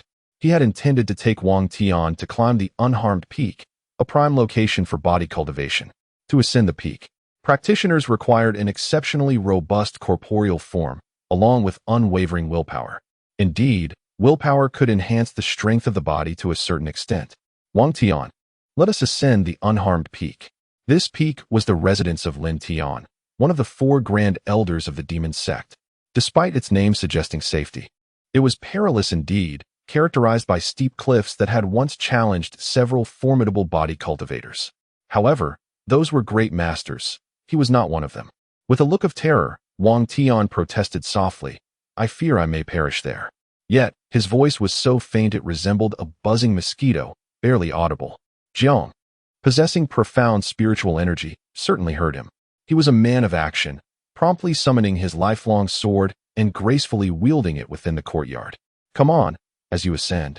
I shall follow you on my sword, ensuring your safety. A young man clad in white, exuding an ethereal aura, stood upon a 3-foot dark azure blade, resembling a celestial being descended from the heavens. Wang Tian comprehended fully why that group of female cultivators was so infatuated with Jiang Go. It was amusing. With such perfection in both visage and character, how could one not be enamored? He clasped Jiang Ji's hand and positioned himself behind him. This was his first experience standing atop a sword, and with its slightest movement, his legs inexplicably trembled. While the art of sword flight was undeniably cool, it posed a different challenge for a cultivator who harbored a fear of heights. System, direct me to the unperilous peak. That evening, the members of the first demon sect beheld 2 figures standing atop a sword, leaping gracefully across the sky before the luminous moon. Oh, Jianggu, you actually know the route from Swordwing Peak to Unperilous Peak? In truth, it was all thanks to the system. Unsure of how to respond, Jiangsu merely acknowledged with a faint sound. The speed of their sword flight was rapid. They traversed the distance in but a quarter of an hour. Little did they realize they had fortuitously encountered Elder Lin Tian, who was engrossed in studying a formation within the courtyard. It was an array radiating a soft blue glow, inscribed with cryptic characters that Jiangsu could not comprehend, shrouded in mystery. How could one explain the ability to fly on a sword at the foundation establishment stage? Jiangsu instinctively sheathed his sword, while Wang Tian immediately feigned breathlessness, pretending they had run up. Lin Tian regarded the unexpected guests, and before he could utter a word, both bowed in unison. Greetings, Master Lin. Salutations, Elder Lin Tian. Lin Tian pinched his cheek firmly, and as the pain surged, he realized this was no mere illusion or dream. It was indeed real. His disciple, Jiangsu, at the foundation establishment stage, could already soar upon a sword. This revelation would undoubtedly cause countless golden core cultivators in the cultivation world to choke on their blood in disbelief. Jiang Su had initially thought to prepare everything before visiting Master Lin Tian. But who would have imagined the elder would be in the courtyard at this hour? A miscalculation indeed. Lin Tian remarked, to master the demonic technique shadowless step at the chi refining stage, and to fly on a sword at the foundation establishment stage. It's no wonder Brother Qiu chose you as his foremost disciple. Upon hearing this, Jiang Su felt little reaction. Thank you for the praise, Master. He was merely pondering why the system had delayed this time. Meanwhile, Wang Tian silently mused, Elder Lin Tian.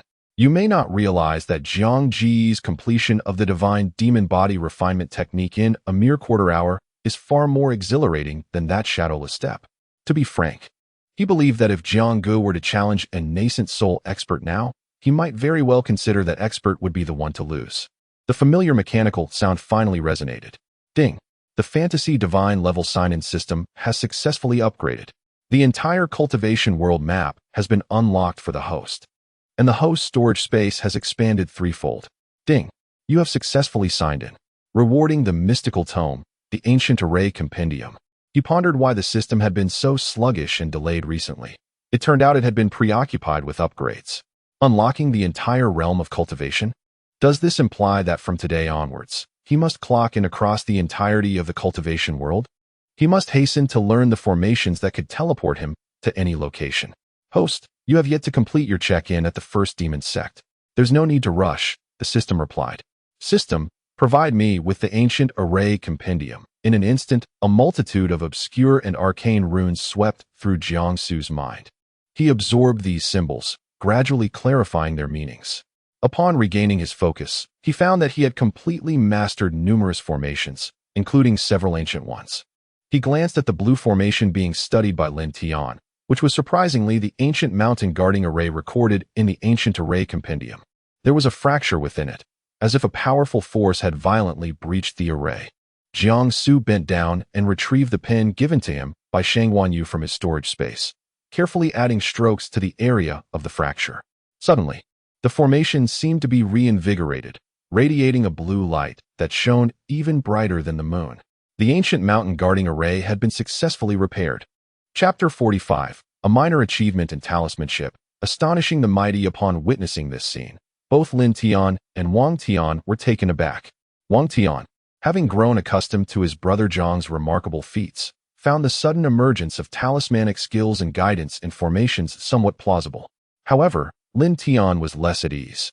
Ever since the Empress summoned him and provided her insights, he had devoted several days to the study of this formation. If he could successfully mend it, the security of the first demon sect would be significantly enhanced. As a cultivator in the nascent soul stage, he found himself at a loss against a formidable talisman master. Yet here was a youth in the foundation establishment stage casually rectifying the formation with a mere few strokes. Jiang Su assumed that Lin Tian would be overjoyed at the prospect of the formation's restoration, and he was about to mention their plans to scale the cliff of no peril.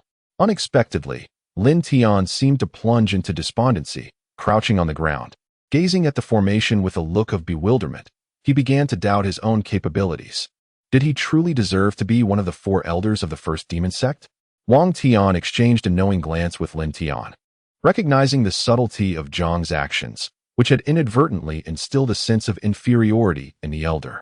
The irony lay in the fact that Jiang remained blissfully unaware, wearing an expression of innocence. After some hesitation, Jiang Su finally spoke. Uncle Lin, we wish to ascend the cliff of no peril, not just today, but in the future as well. We hope you will grant us permission. Upon hearing this, Wang Tian felt a wave of gloom wash over him. This implied that he would also be required to participate in future climbs. If it became a daily endeavor, it would surely wear him out. Lin Tian, bewildered, nodded at Jiang Su's words, which managed to pull him from his melancholic state. His attention was now fixed upon the pen in Jiang Su's hand, his eyes suddenly sparkling with intrigue. Is this pen a gift from senior brother Qiu? After posing the question, he shook his head in disbelief and sighed. Impossible. Although senior brother Qiu possesses many rare treasures, such an item would certainly not be among them. Wang Tian glanced around, unable to discern any extraordinary qualities about the pen. It appeared to be a rather ordinary writing instrument. Why was Elder Lin reacting with such fervor? Moments ago, he was in despair, and now he was filled with curiosity and excitement. This pin's nib is crafted from the tail of a wolf king, aged 5,000 years. And its body is fashioned from celestial bamboo, aged 3,000 years. There exists only this singular piece in the entire realm of cultivation. I happened to read about it in texts, as it belonged to the most formidable talisman master, Shang Yu, throughout the ages. Jiangsu examined the pen closely. He knew that anything bestowed by Shang Yu was of exceptional quality, but he had not anticipated its immense value. Meanwhile, Shang Yu, lounging in a state of repose within the Sword of Life, seemed to sense the discussions surrounding him. He lazily opened his eyes for a brief moment before turning over to continue his slumber. Since Uncle Lin appreciates it, may I lend it to you for a few days? Jiangsu proposed. Of course, it was merely a loan, for parting with it would cause him distress. Moreover, if Shang Yu discovered that he had given the pen to Lin Tian, it was likely that he would take drastic measures against both of them.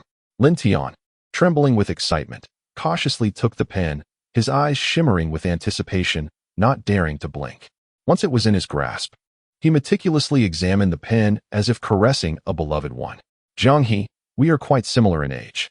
You may simply call me brother instead of master uncle. Should you have any uncertainties regarding talisman crafting, feel free to inquire, he stated.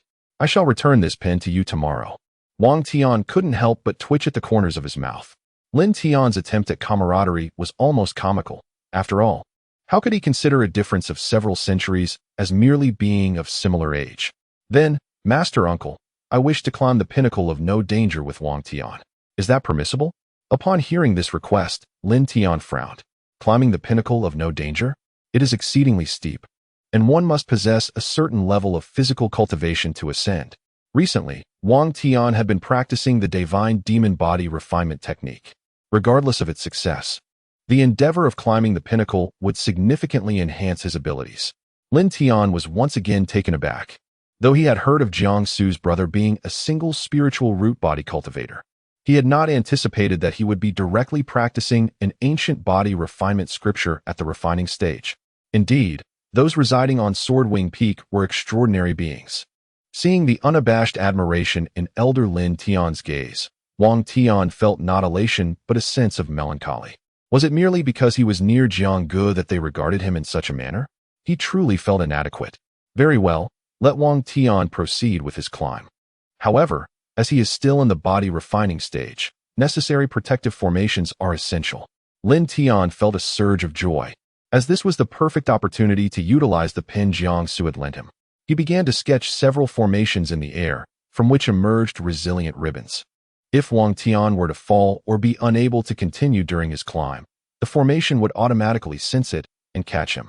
Jiangsu recognized these familiar ribbons and immediately recalled the troublesome ones from the training platform of Swordwing Peak, likely crafted by Lin Tian himself.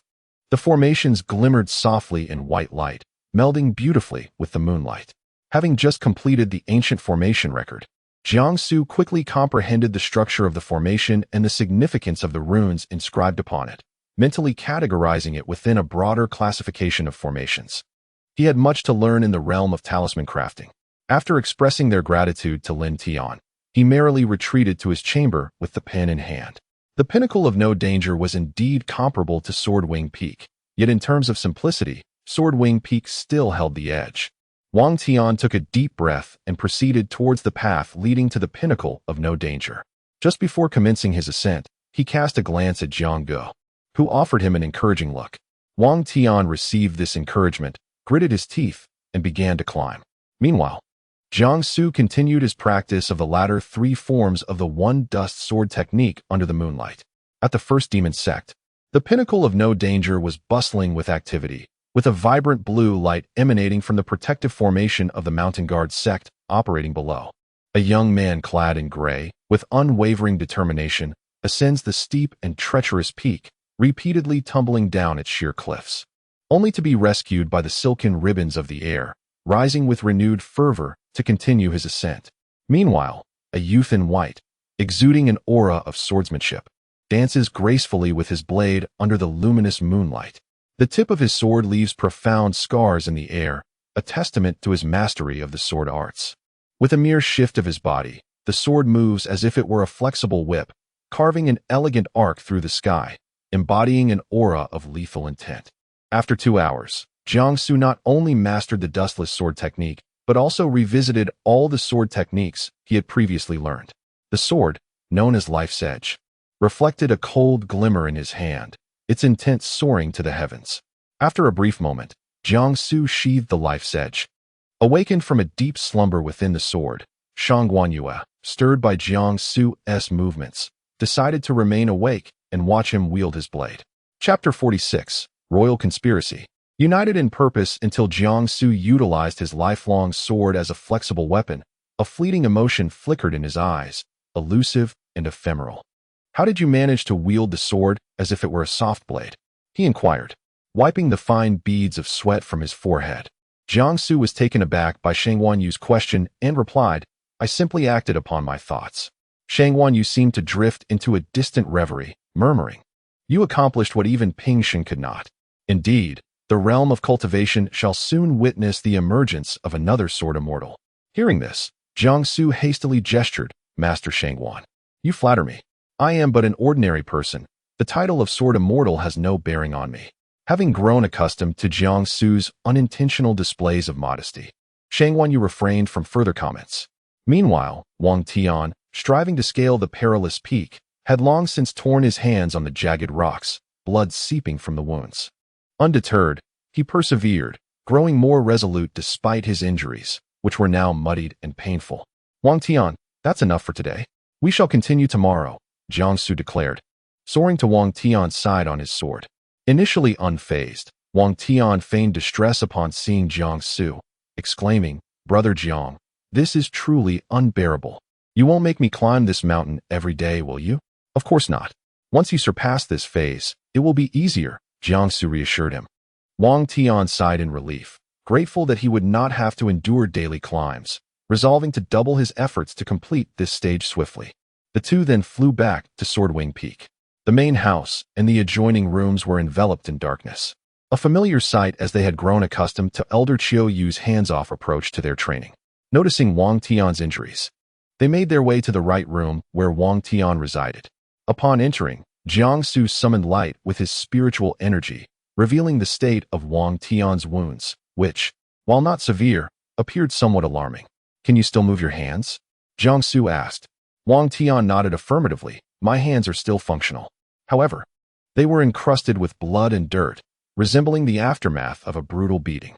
Jiang Su retrieved a bottle of high-quality healing ointment from his storage space and offered it to Wang Tian. "Brother Jiang, I haven't finished using the last one you gave me. This is unnecessary for now," Wang Tian protested. "Even if you do not require it now, you may need it later. Keep it. I shall tend to your wounds," Jiang Su insisted. He then produced a carefully prepared first aid kit from his storage space, not minding Wang Tian's soiled hands as he meticulously treated the injuries. It was a perfect opportunity for Wang Tian to gain practical experience. Overwhelmed with gratitude, Wang Tian felt deeply touched that his brother Jiang, clad in pristine white, did not disdain the mess he had made.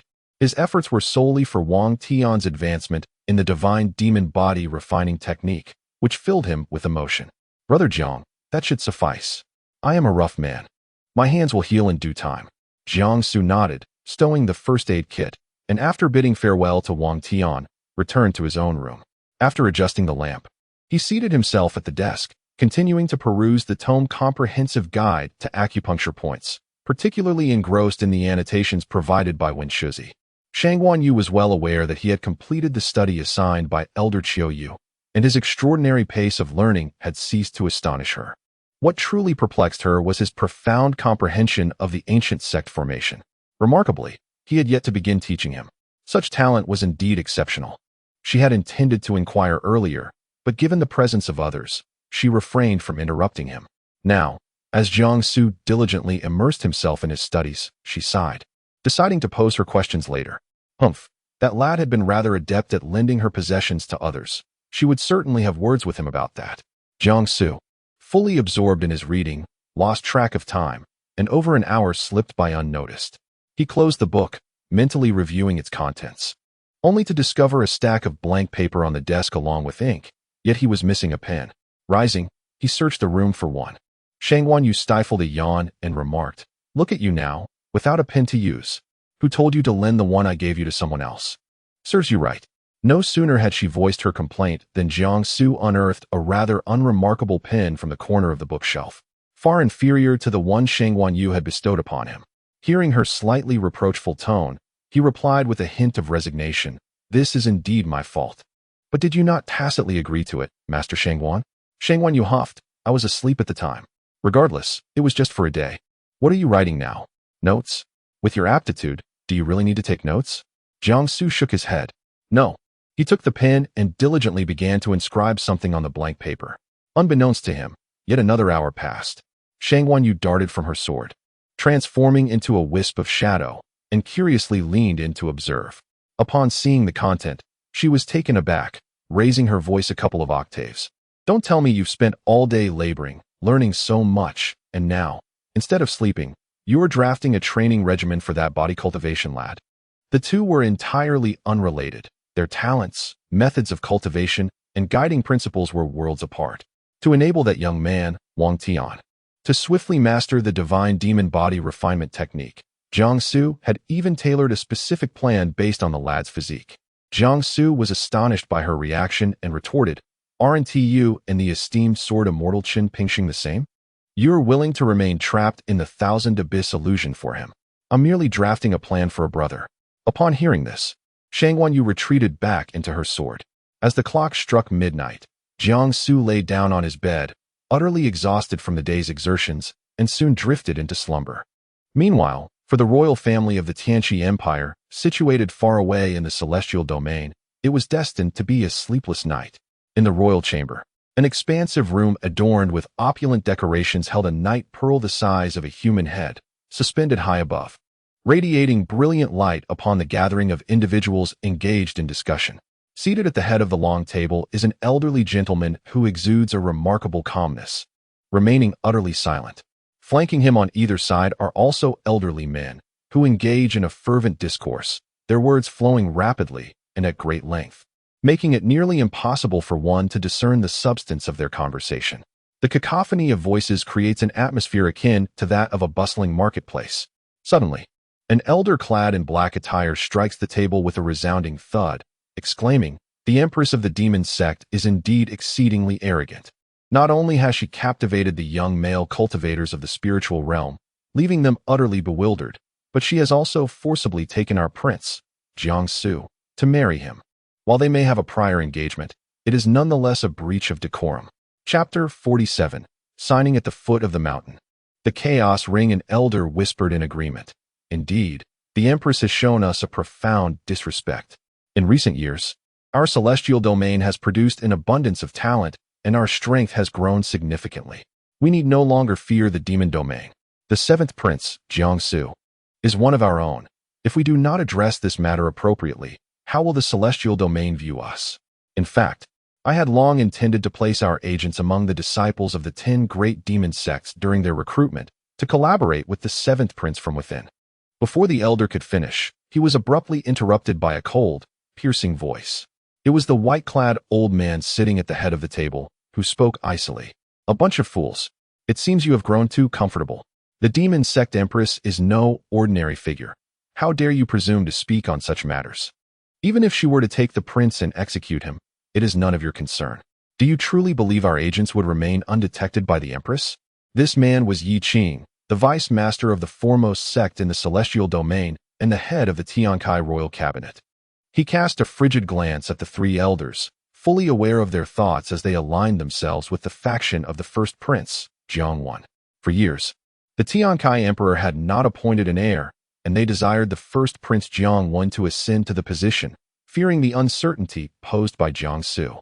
After all, Jiang Su had been born amidst celestial phenomena, and his exceptional beauty had captivated all the palace maids, compelling them to abandon their tasks and rush to behold him. Even if he lacked spiritual roots and could not cultivate, his appearance alone might inspire the Empress to favor him, perhaps prompting the Tiankai emperor to declare him the heir. This group, of course, sought to extinguish such potential in its infancy. Yi Qing felt a deep disdain for them. These individuals were willing to forsake a promising future for immediate gains. Even if Jiang Su were an unpredictable variable, how long could he survive without the ability to cultivate? Even with the Empress sustaining him through elixirs, how long could that last? and how many years could her favor endure? The three elders, having been seen through by him, felt a chill of apprehension. They should not have been so hasty. Enough. I will arrange for Rongyu to present some modest gifts to the prince and the empress. As for the matter of our agents, should anyone dare to act, I shall petition the Tiankai emperor to dispose of them. Yi Qing's decision quickly reached Rongyu, an inner disciple of the first celestial sect. Senior brother, how could our master allow you to venture into the demon domain, especially to meet such a waste of a person? Aside from his noble status and engagement to the empress, what merits sending a prodigy like you to pay him a visit? A charming young girl, seated at a table, glared in frustration at the letter Yi Qing had penned for Rongyu.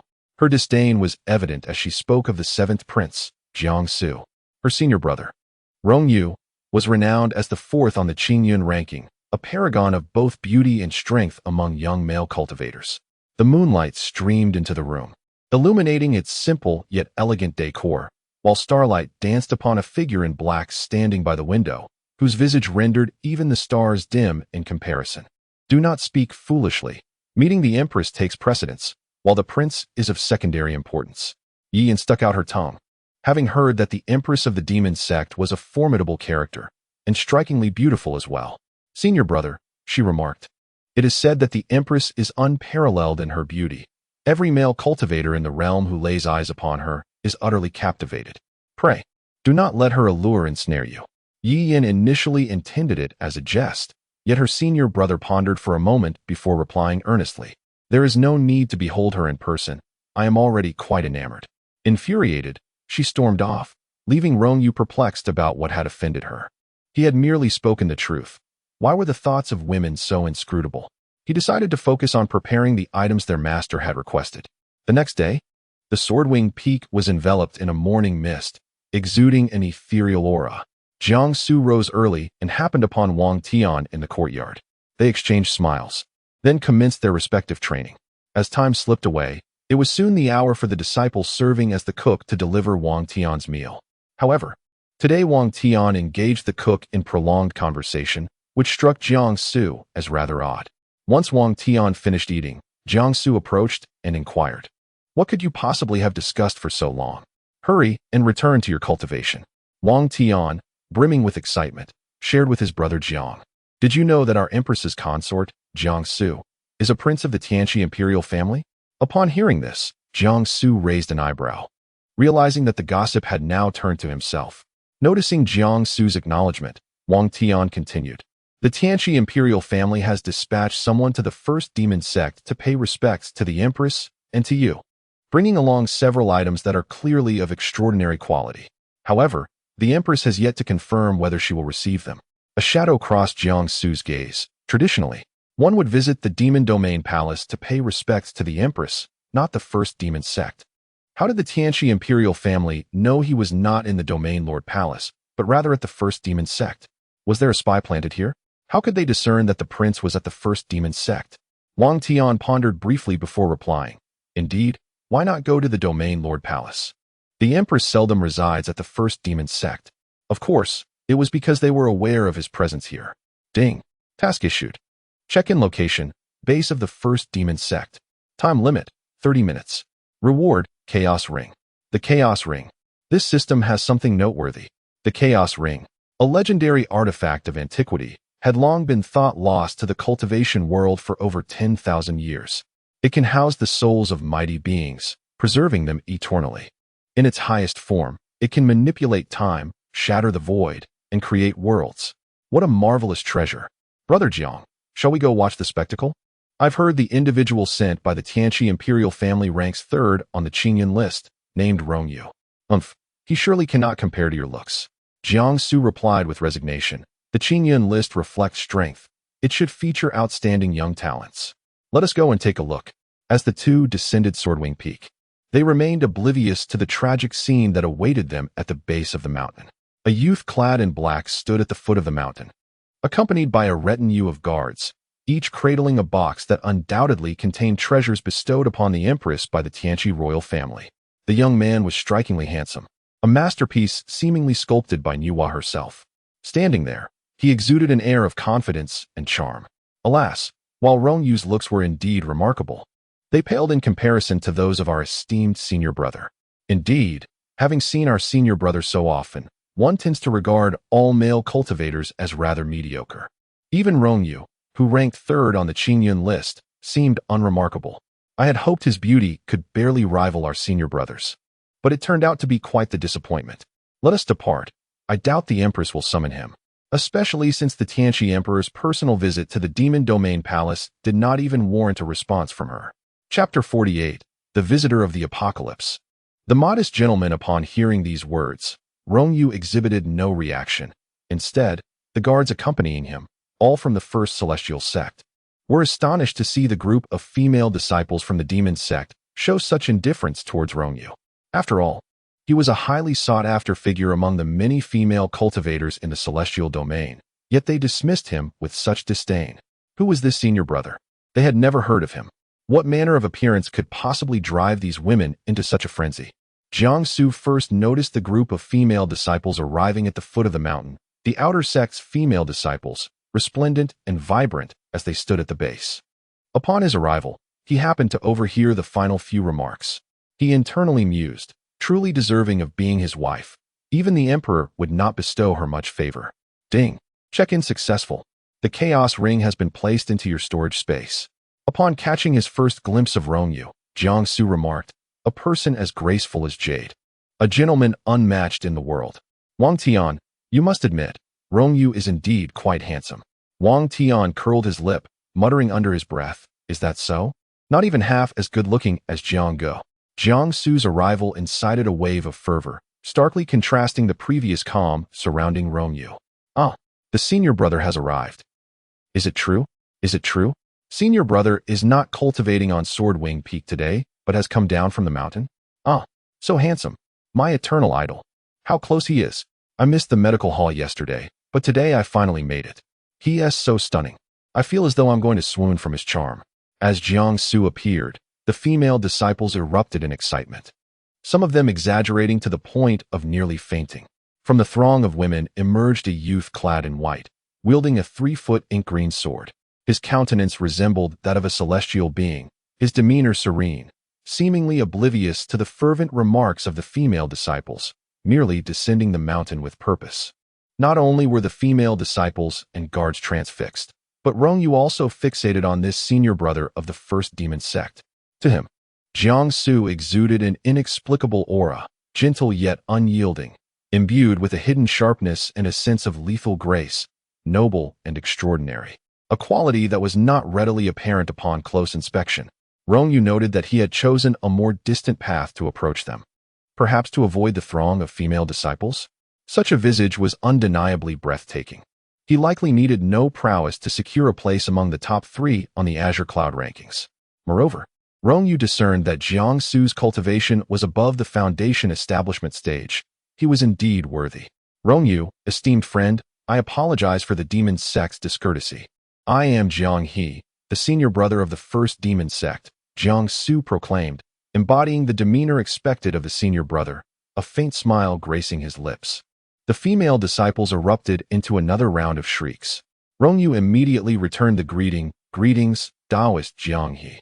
My master sent a formal invitation yesterday. May I inquire when the Empress will return from the Domain Lord's palace?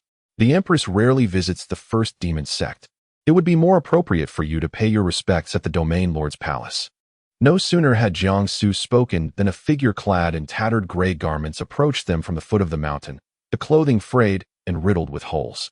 Master, Jiangsu exclaimed. Upon witnessing the scene, the crowd exclaimed in unison, we pay our respects to Elder Qiuyu. Elder Qiuyu approached Jiangsu, standing opposite Rongyu. A wave of surprise washed over Rongyu as he beheld the head of the 4 great elders of the demon sect in such a guise. Despite his astonishment, he maintained his decorum and respectfully greeted, I am Rongyu, honored to meet Elder Qiuyu. Acknowledging the courtesy, Elder Qiuyu slightly lifted his hand, signaling the assembly to forego formalities, and then, as if oblivious to the surrounding crowd, whispered a few words to Jiangsu. Disciple, do you know this Rongyu? Jiangsu, taken aback, could not recall when the original owner had made the acquaintance of such a figure, and thus candidly replied, I do not know him. It was understandable. Jiangsu had previously been but a cook in the first demon sect, and the chance of befriending a prodigy from the immortal realm, such as Rongyu, seemed rather implausible. At this thought, Elder Qiuyu dismissed the title of prodigy with disdain, believing that merely in terms of appearance, his prized disciple surpassed Rongyu, let alone in talent and cultivation. After all, how could Rongyu, no matter how formidable, rival his disciple endowed with a heavenly spirit root? The term prodigy was more fitting for Jiangsu. He pondered why the Empress had previously declined the visit of the heavenly Enlightenment Emperor, yet now permitted such a minor figure to enter the first demon sect. Surely, Rongyu harbored ill intentions. Moreover, the Empress had requested that Rongyu be paired with his treasured disciple. How perplexing indeed. Rongyu, the Empress has accepted your request for an audience. You may enter the first demon sect. However, those accompanying you shall not. Before his departure, Yi Qing had briefed Rongyu on certain matters, and thus he was not overly flustered by the situation. I would kindly ask Elder Qiuyu to arrange for the disciples within to receive the gifts from the heavenly enlightenment royal family for the Empress and her consort Jiangsu. Upon hearing this, Jiangsu felt a slight flush rise to his ears. The Empress's consort Jiangsu. It had a rather pleasing ring to it. Standing behind Jiangsu, Wang Tian scrutinized Rongyu closely, finding his scholarly demeanor most irksome, uncertain whether he was genuinely a modest gentleman or merely a hypocritical scoundrel. The visit from the heavenly enlightenment royal family could be perceived as a familial visit from the Prince of Heavenly Enlightenment, while the arrival of a disciple from the first immortal sect raised questions. Were they here to assess the current strength of the demon realm? It seemed evident they were spies sent to relay information back to the immortal realm.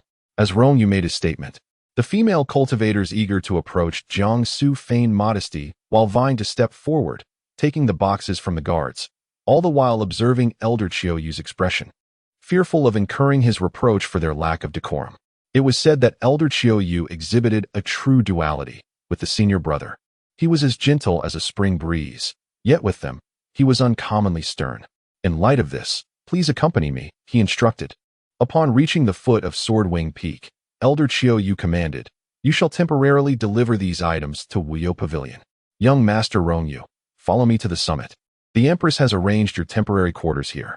At this revelation, Jiangsu immediately understood the meaning behind Elder Qiuyu's earlier inquiry. Why did his wife arrange for Rongyu to reside here? Is it to test whether he would forge an alliance with the immortal realm? To glean information within the demon domain, and to collaborate with the immortal realm? Both the original owner and himself harbor little affection for the Tianqi imperial family. The original owner, a man unable to cultivate, was sent by the Tianqi imperial family to the secluded and indifferent Xiaoyao sect from a young age. To put it bluntly, had it not been for the marriage pact with the Empress of the demon sect, he might have been eliminated by the Tianqi imperial family long ago. As for him, having originated from the modern world, he could not possibly hold any sentiment for the Tianqi imperial family, a place he had never resided in. Rather, the first demon sect felt more akin to home, with his wife and master both residing there. Chapter 49. Daily Reading. Progress in Chaos. Unbeknownst to Jiangsu, Wang Tian's reaction was even more pronounced. He leaned closer and exclaimed, "Ah, Brother Jiang, he has arrived. Where shall I stay? Am I to reside in the courtyard?" His tone was unrestrained, and the other three could hear him clearly. Rongyu, however, was not offended. Rather, he pondered whether there were so few rooms atop Jinni Peak. How rudimentary could it be? Elder Qiuyu, fond of Wang Tian due to both Jiangsu and Wang Tian's innate talents, did not reprimand him for his abruptness, but merely shot him a stern glance. With that glare, Wang Tian subdued his exuberance, and Jiangsu then stated, "You shall share a room with me." In both the celestial and demonic realms, etiquette has always been an essential aspect of order. When guests arrive, it is customary to provide them with separate accommodations. Wang Tian was elated at the prospect of sharing a room with Brother Jiang, eager to immerse himself in the aura of genius. Upon reaching Jinni Peak, Rongyu was taken aback. The surroundings were indeed rather Spartan. Jiangsu, standing beside him, casually remarked, "This is a humble abode, yet my virtue is fragrant." Hearing this, Rongyu's eyes brightened. So Brother Jiang is also a scholar. What a splendid saying. Your literary prowess is indeed commendable. Why this sudden liveliness? Brother Jiang, during my stay here, perhaps we can engage in profound discussions on the art of reading. Jiangsu replied, No, no, no. He is quite busy and has many books to read. Wang Tian, indignantly hauling out his belongings from the right side room, overheard and retorted, "Are those tomes of sages? You may peruse them at your leisure." His footsteps echoed loudly on the wooden stairs. Rongyu blinked innocently, as if this young man had always held some grievance against him. Had he truly done anything so outrageous? "Brother Jiang, who is this young man?" "He is Wang Tian, a single spiritual root cultivator." "A single spiritual root cultivator?"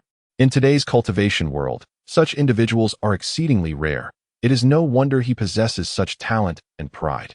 "Brother Jiang, as a disciple of Elder Qiuyu, you must be a sword cultivator. We could discuss matters related to sword cultivation and perhaps forge a friendship." Rongyu greatly admired those who cherished literature, and he was determined to befriend Jiangsu.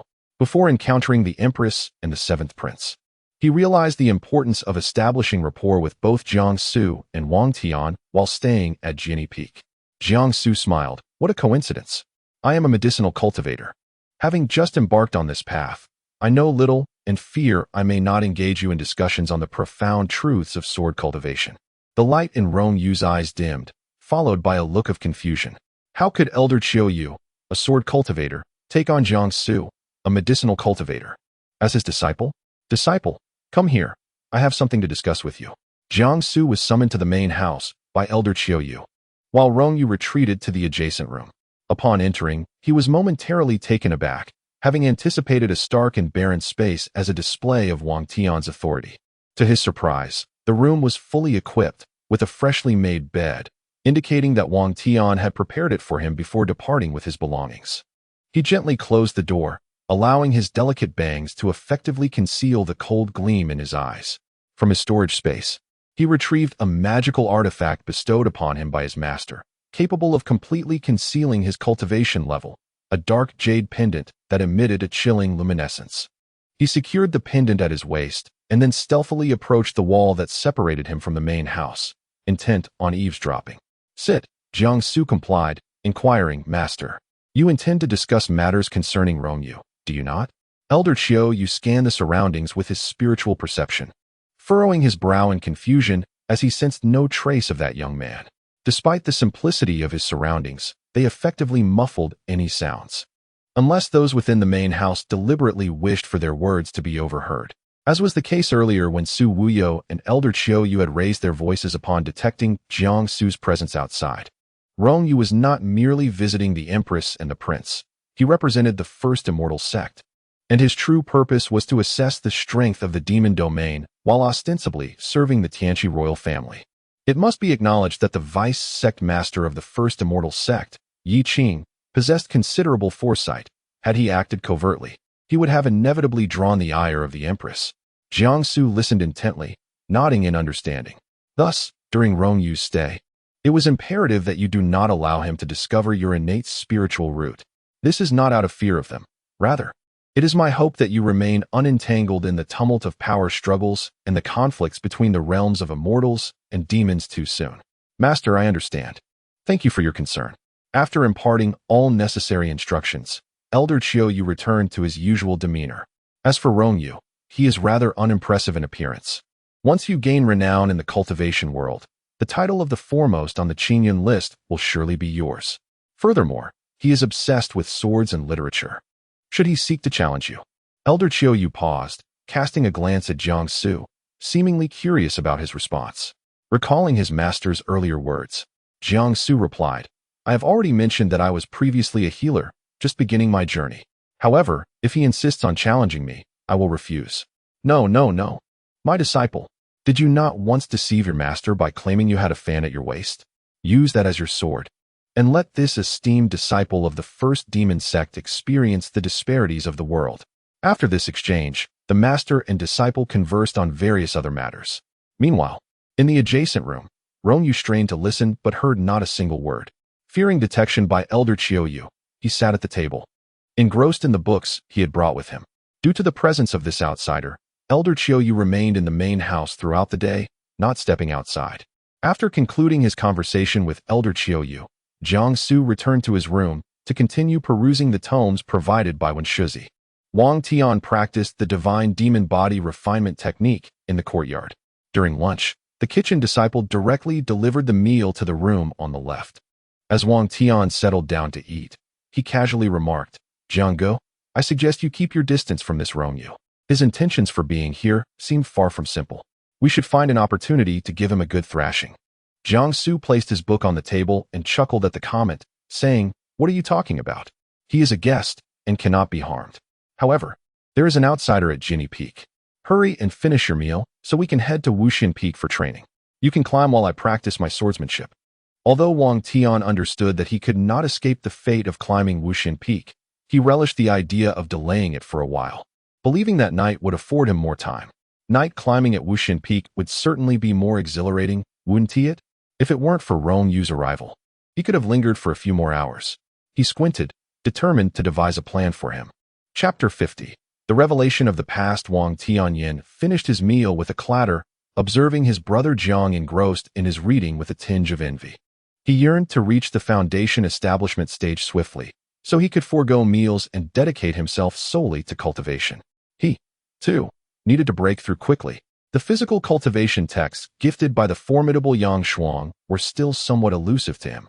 Jiang, however, had an abundance of books to peruse, and Wang Tianyin felt reluctant to disturb him, considering all that Jiang had already done for him. "Ah, I almost forgot to give you this." Jiang Su set aside the book in his hand. Retrieving the plan he had crafted for Wang Tianyin the previous night from a corner of the table and handed it over. Wang Tianyin took it, realizing he was fortunate to be mentored by the old steward, who had not learned much in his youth and had faced great difficulty mastering the knowledge later in life. Consequently, the steward had taught him to read when he was young, which explained why Wang Tianyin, despite lacking formal education and a master, could comprehend written words. Upon glancing at the plan, Wang Tianyin recognized that it was a meticulous outline tailored to his specific talents, and if he adhered to it diligently, he could master the divine demon body refinement technique within a month. "Jianggu, I adore you," he exclaimed. Jiang Su chuckled, but then inquired, "Why do you harbor such animosity towards Rongyu? This is your first encounter, after all." Wang Tianyin hesitated for a moment before responding. "Well, Jianggu, some sentiments, even if encountered for the first time, may stem from previous lives.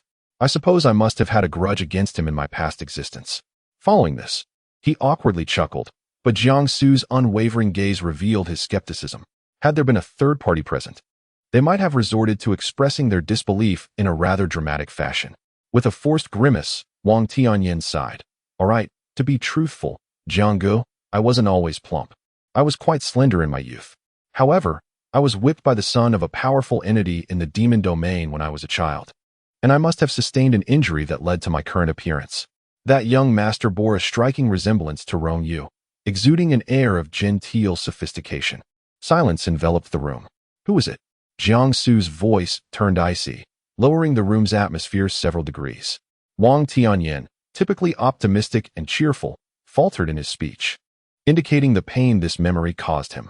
The intensity of Jiang Su's demeanor startled him, prompting him to reassure, "Jianggu, I will cultivate diligently and seek him out to settle the score.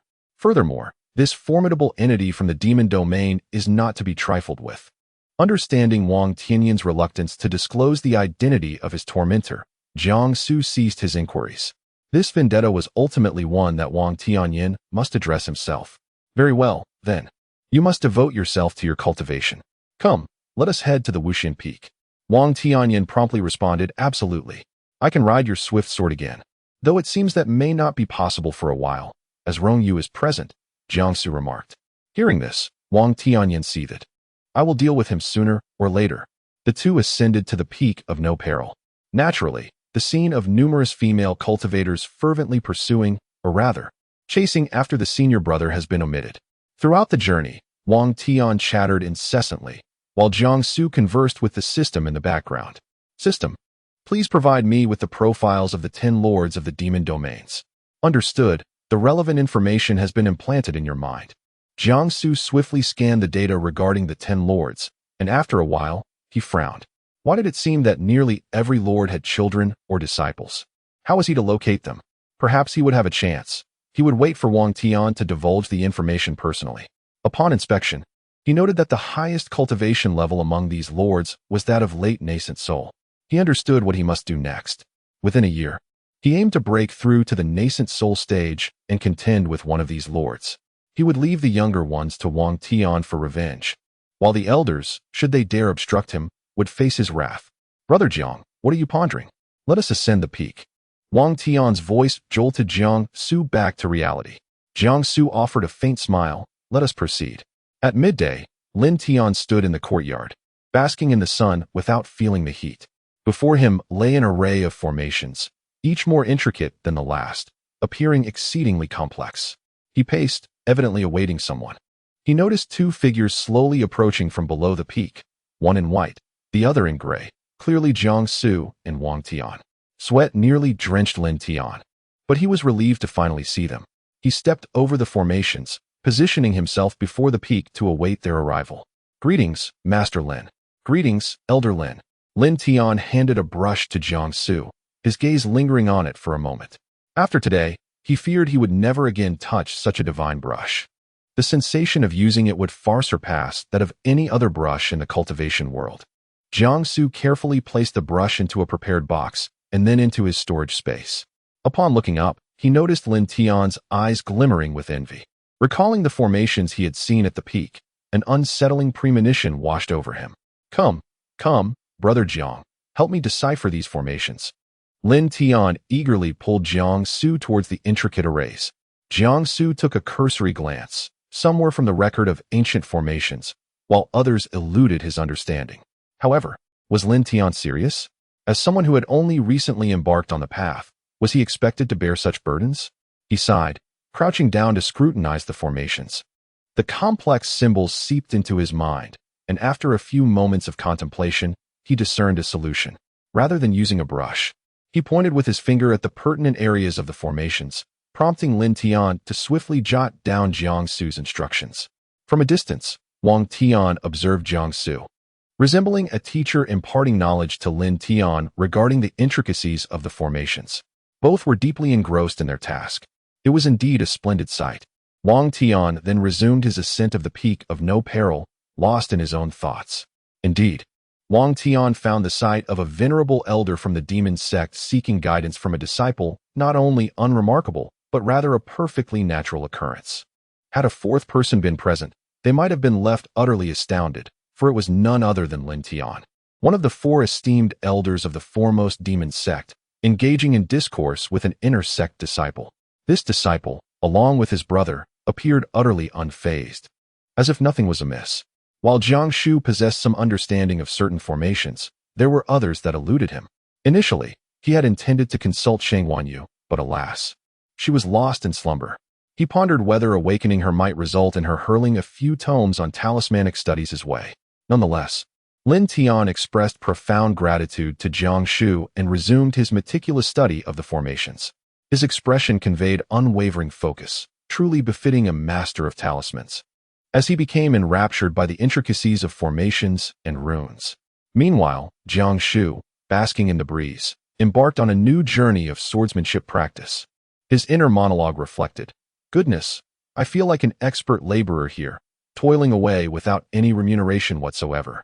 In summary, it appears to be a fruitless endeavor. Chapter 51. The Chi of Mystical Yellow. Everlasting in the primordial era on the steep, unguarded peak, a young boy clad in gray was laboriously ascending. With each exertion, fragments of rock tumbled down from the summit, striking his visage. Fortunately, the stones missed his eyes, instead rolling off his chin and onto his body. The sun was particularly fierce today, its rays scorching during the midday heat, intensifying the warmth radiating from the rocky surface of the peak. Wang Tian felt his skin being scorched by the temperature, often making contact with the sun-baked stones that were searing to the touch. To his astonishment, his skin exhibited no significant damage. He persevered in his climb. Despite his heightened awareness of his surroundings, he inevitably made missteps, nearly losing his grip several times. However, whenever he did falter, several strands of white silk emanating from a blue-glowing formation would gently catch him, guiding him upward. Today, this formation differed slightly from the previous night. The silks not only caught him, but also imparted directions on how to reach the summit, revealing the most accessible and suitable paths for his ascent. Wang Tian's eyes sparkled with excitement. Without a moment's hesitation, He recognized this as the formation meticulously drawn for him by his brother Jiang. His heart raced with anticipation. He believed that today he would reach the pinnacle. He, Wang Tian, a humble servant of the first demon sect, would conquer this unguarded peak. Fueled by this thought, he felt an overwhelming surge of motivation. Meanwhile, Jiang Su had perused the sword manual Xianyun and commenced his practice. This text differed from ordinary manuals, designed specifically for the use of soft swords. In the realm of cultivation, sword practitioners seldom employed soft swords, as wielding them adeptly was a skill unto itself. Failure to do so could lead to dire consequences. Hard swords were more aligned with the aesthetic preferences of the cultivation community. Jiang Su possessed only one weapon, the Pingxing sword. Previously, he had discovered that due to his primordial sword body, this sword could transform into a soft sword for his use. However, he found it challenging to wield, and he was uncertain why he had been able to perform such a feat at that time. Upon learning that Jiang Su was practicing Xianyun, the spirit of Sheng Wanyu, resting within the Pingxing sword, awakened, holding its breath in anticipation of Jiang Su using the sword in its soft form.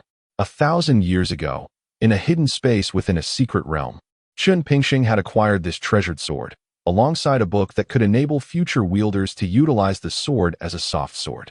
When Chun Pingxing opened the golden glowing tome, he discovered it blank, awaiting its true master. The essence of this book emanated the chi of mystical yellow, an energy that had vanished from the cultivation world for countless millennia. The book undoubtedly recorded the ancient, primordial body of the vast wilderness. Jiang Su unsheathed the Pingxing sword from his waist, holding it against his back. Viewed from behind, it appeared as though the sword had fused with his belt. He set into motion, recalling the techniques he had just studied. A gust of wind swirled around his feet, and the Pingxing sword danced in his hand as if it were a soft sword. In an instant, the shadows of swords, the currents of sword energy, and traces of blades crisscrossed wildly in the air. A leaf floated to the side of the youth in white, only to be instantly shattered into dust by the sword energy. The once formidable Pingxing sword, in Jiang Su's grasp, became surprisingly pliable, yet astonishingly sharp. An hour later, Wang Tian realized he had overestimated himself. Even with the guidance from his brother Jiang, he still could not ascend. The edge of a blade is honed through hardship, and the fragrance of plum blossoms arises from bitter cold. After practicing the two forms of Xianyun, Jiang Su glanced at Wang Tian, whose expression was one of despair yet determination as he continued to climb. Witnessing this, Jiang felt that the ascent of this harmless peak was indeed quite arduous. However, recalling a line of poetry, he mused that perhaps, for Wang Tian, such a breakthrough would lead to a swifter progression, ultimately solidifying his realm more effectively. This innocuous peak had historically only been conquered by formidable body cultivators. Do you not find it strange that you wield the Pingxing sword as if it were a soft sword? Jiang Su replied, indeed. A soft sword should be more delicate. This is not particularly suited for practicing Xianyun. I ought to forge a proper soft sword. No sooner had Jiang spoken than the familiar mechanical voice echoed. Ding. Hidden task triggered and completed. Transformation of Pingxing sword. Reward. Xianhuang Qiyinju. Sword type converter has been placed in your storage space. Xianhuang Qiyinju. This ancient energy bore no relevance to the contemporary cultivation world. Even if one were to learn how to channel the Xianhuang energy into their body, possessing such a tool was essential. It was clearly destined to gather dust in his storage space. System OS. The absence of it in the cultivation realm does not imply its non-existence elsewhere. Jiang Su felt that the sword type converter had some utility. System. Activate the sword type converter. Ding. Congratulations, host, on embarking upon the path of weapon cultivation. The sword type converter has been employed. This tool can render sword-like weapons either soft or hard, and can alter their form, transforming them into bows, fans, etc. At your will. Wasn't this akin to what he had requested of the system in the grove earlier, transforming the sword into a fan? It felt rather unremarkable. With a thought, the Pingxing sword in his hand visibly became softer and slimmer. He casually grasped the hilt and twirled the sword in the air. Suddenly, with a swift motion, he swept the soft sword against a tree before him. Jiang Su had anticipated merely etching a few scratches into the bark, but to his astonishment, there was a thunderous crash as the massive tree toppled over. System prompt. When attacking with a sword that cannot change form, The attack power is increased by 50. Jiang Su furrowed his brow. If it could not change form, why had the Ping Sheng sword just transformed into a soft sword? Because the Ping Sheng sword had finally awakened. It had always been a soft sword, and after a millennium, it had at last found its master. How curious that this robust sword was, in essence, a soft one. Fortunately, its original sword body allowed him to manipulate the switch between softness and hardness. However, the inability to alter one's form is indeed somewhat regrettable. Jiang Su sighed. I see now. The soft sword is quite effective, possessing an attack power that surpasses that of the hard sword. An enhancement of 50% in attack power is exhilarating. Shang Guanyu swallowed the words that were on the tip of his tongue, his eyes glimmering with uncertainty. Should he confide in Jiang Su about the ancient indestructible body? Would he think he had lost his sanity? Ultimately, Shang Guanyu chose to remain silent. What good would it do to plant such thoughts in Jiang Su's mind? The entire realm of cultivation had long been devoid of the mysterious and potent Xianhuang energy. In this era, the ancient indestructible body is little more than a mere shell of a person. Unless, of course, the secret realm of antiquity were to re-emerge. That place harbors an abundance of Xianhuang energy from the ancient times. If Jiang Su were to attain the ancient indestructible body, it would signify true immortality and invincibility. Chapter 52. The overwhelming power. Reluctantly acknowledged, Jiang Su suddenly recalled that Elder Qiu Yu had previously placed a sword within the burlap bag he gave him. However, having grown accustomed to using the Ping Sheng sword and that fan, he had no intention of employing it. Now, it seemed fitting to take it out and experiment with this converter. No one would ever know that this sword, coveted by countless sword cultivators from the lower realms and cherished by Elder Qiu Yu for so long, was being treated as a mere plaything by Jiang Su. If they were to find out, they would likely be left in shock. Jiang Su grasped the sword, and with a mere thought, it transformed into a bow and an arrow. His eyes brightened. He had never tried archery before. Master Shangguan, could you guide me? He asked, beaming with enthusiasm. Seeing Jiang Su's radiant smile, Shangguan Yu reluctantly offered her instruction on how to shoot. She was quite surprised, as Jiang Su adapted swiftly. Initially, he struggled to even release the arrow, but by the end, the momentum and focus with which he drew the bow had transformed dramatically. Strangely, Shangguan Yu felt that Jiang Su bore a striking resemblance to the legendary warrior she had encountered in a tome, a deity from the mysterious upper realm. The most formidable of all, the god of war Wen Chu. He possessed the most exquisite and handsome visage in the world, as well as unparalleled strength. In less than an hour, Jiang Su had grasped the essence of archery. Satisfied, he converted the bow and arrow back and returned them to his storage space. A man remains a boy at heart till death, he mused, astonished by how long he could entertain himself with such a pastime. Nonetheless, he was genuinely pleased. Shangguan Yu, with her discerning eye, recognized the sword's formidable aura, which indicated its extraordinary power, and she found it amusing that the oblivious Jiang Su was playing with it. Perhaps, after spending so much time with him, she could even consider it a blessing for the sword to be in Jiang Su's hands. It was about time to return. Jiang Su concentrated and flew on his sword to where Wang Tian was still struggling to climb. Let us go. We should head back, he announced. Wow, we're finally going back. Brother Jiang, I feel utterly exhausted. Perhaps I should rest this afternoon. I can always read that book tomorrow, Wang Tian lamented. No, we share a room, and I will keep you accountable, Jiang Su replied firmly. Wang Tian groaned, filled with despair at the thought of stepping back onto the sword.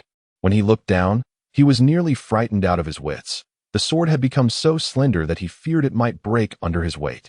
Can this fragile sword still carry me? He pondered anxiously. Noticing Wang Tian's expression, Jiang Su glanced down as well and confirmed that the Ping Sheng sword had indeed become considerably thinner.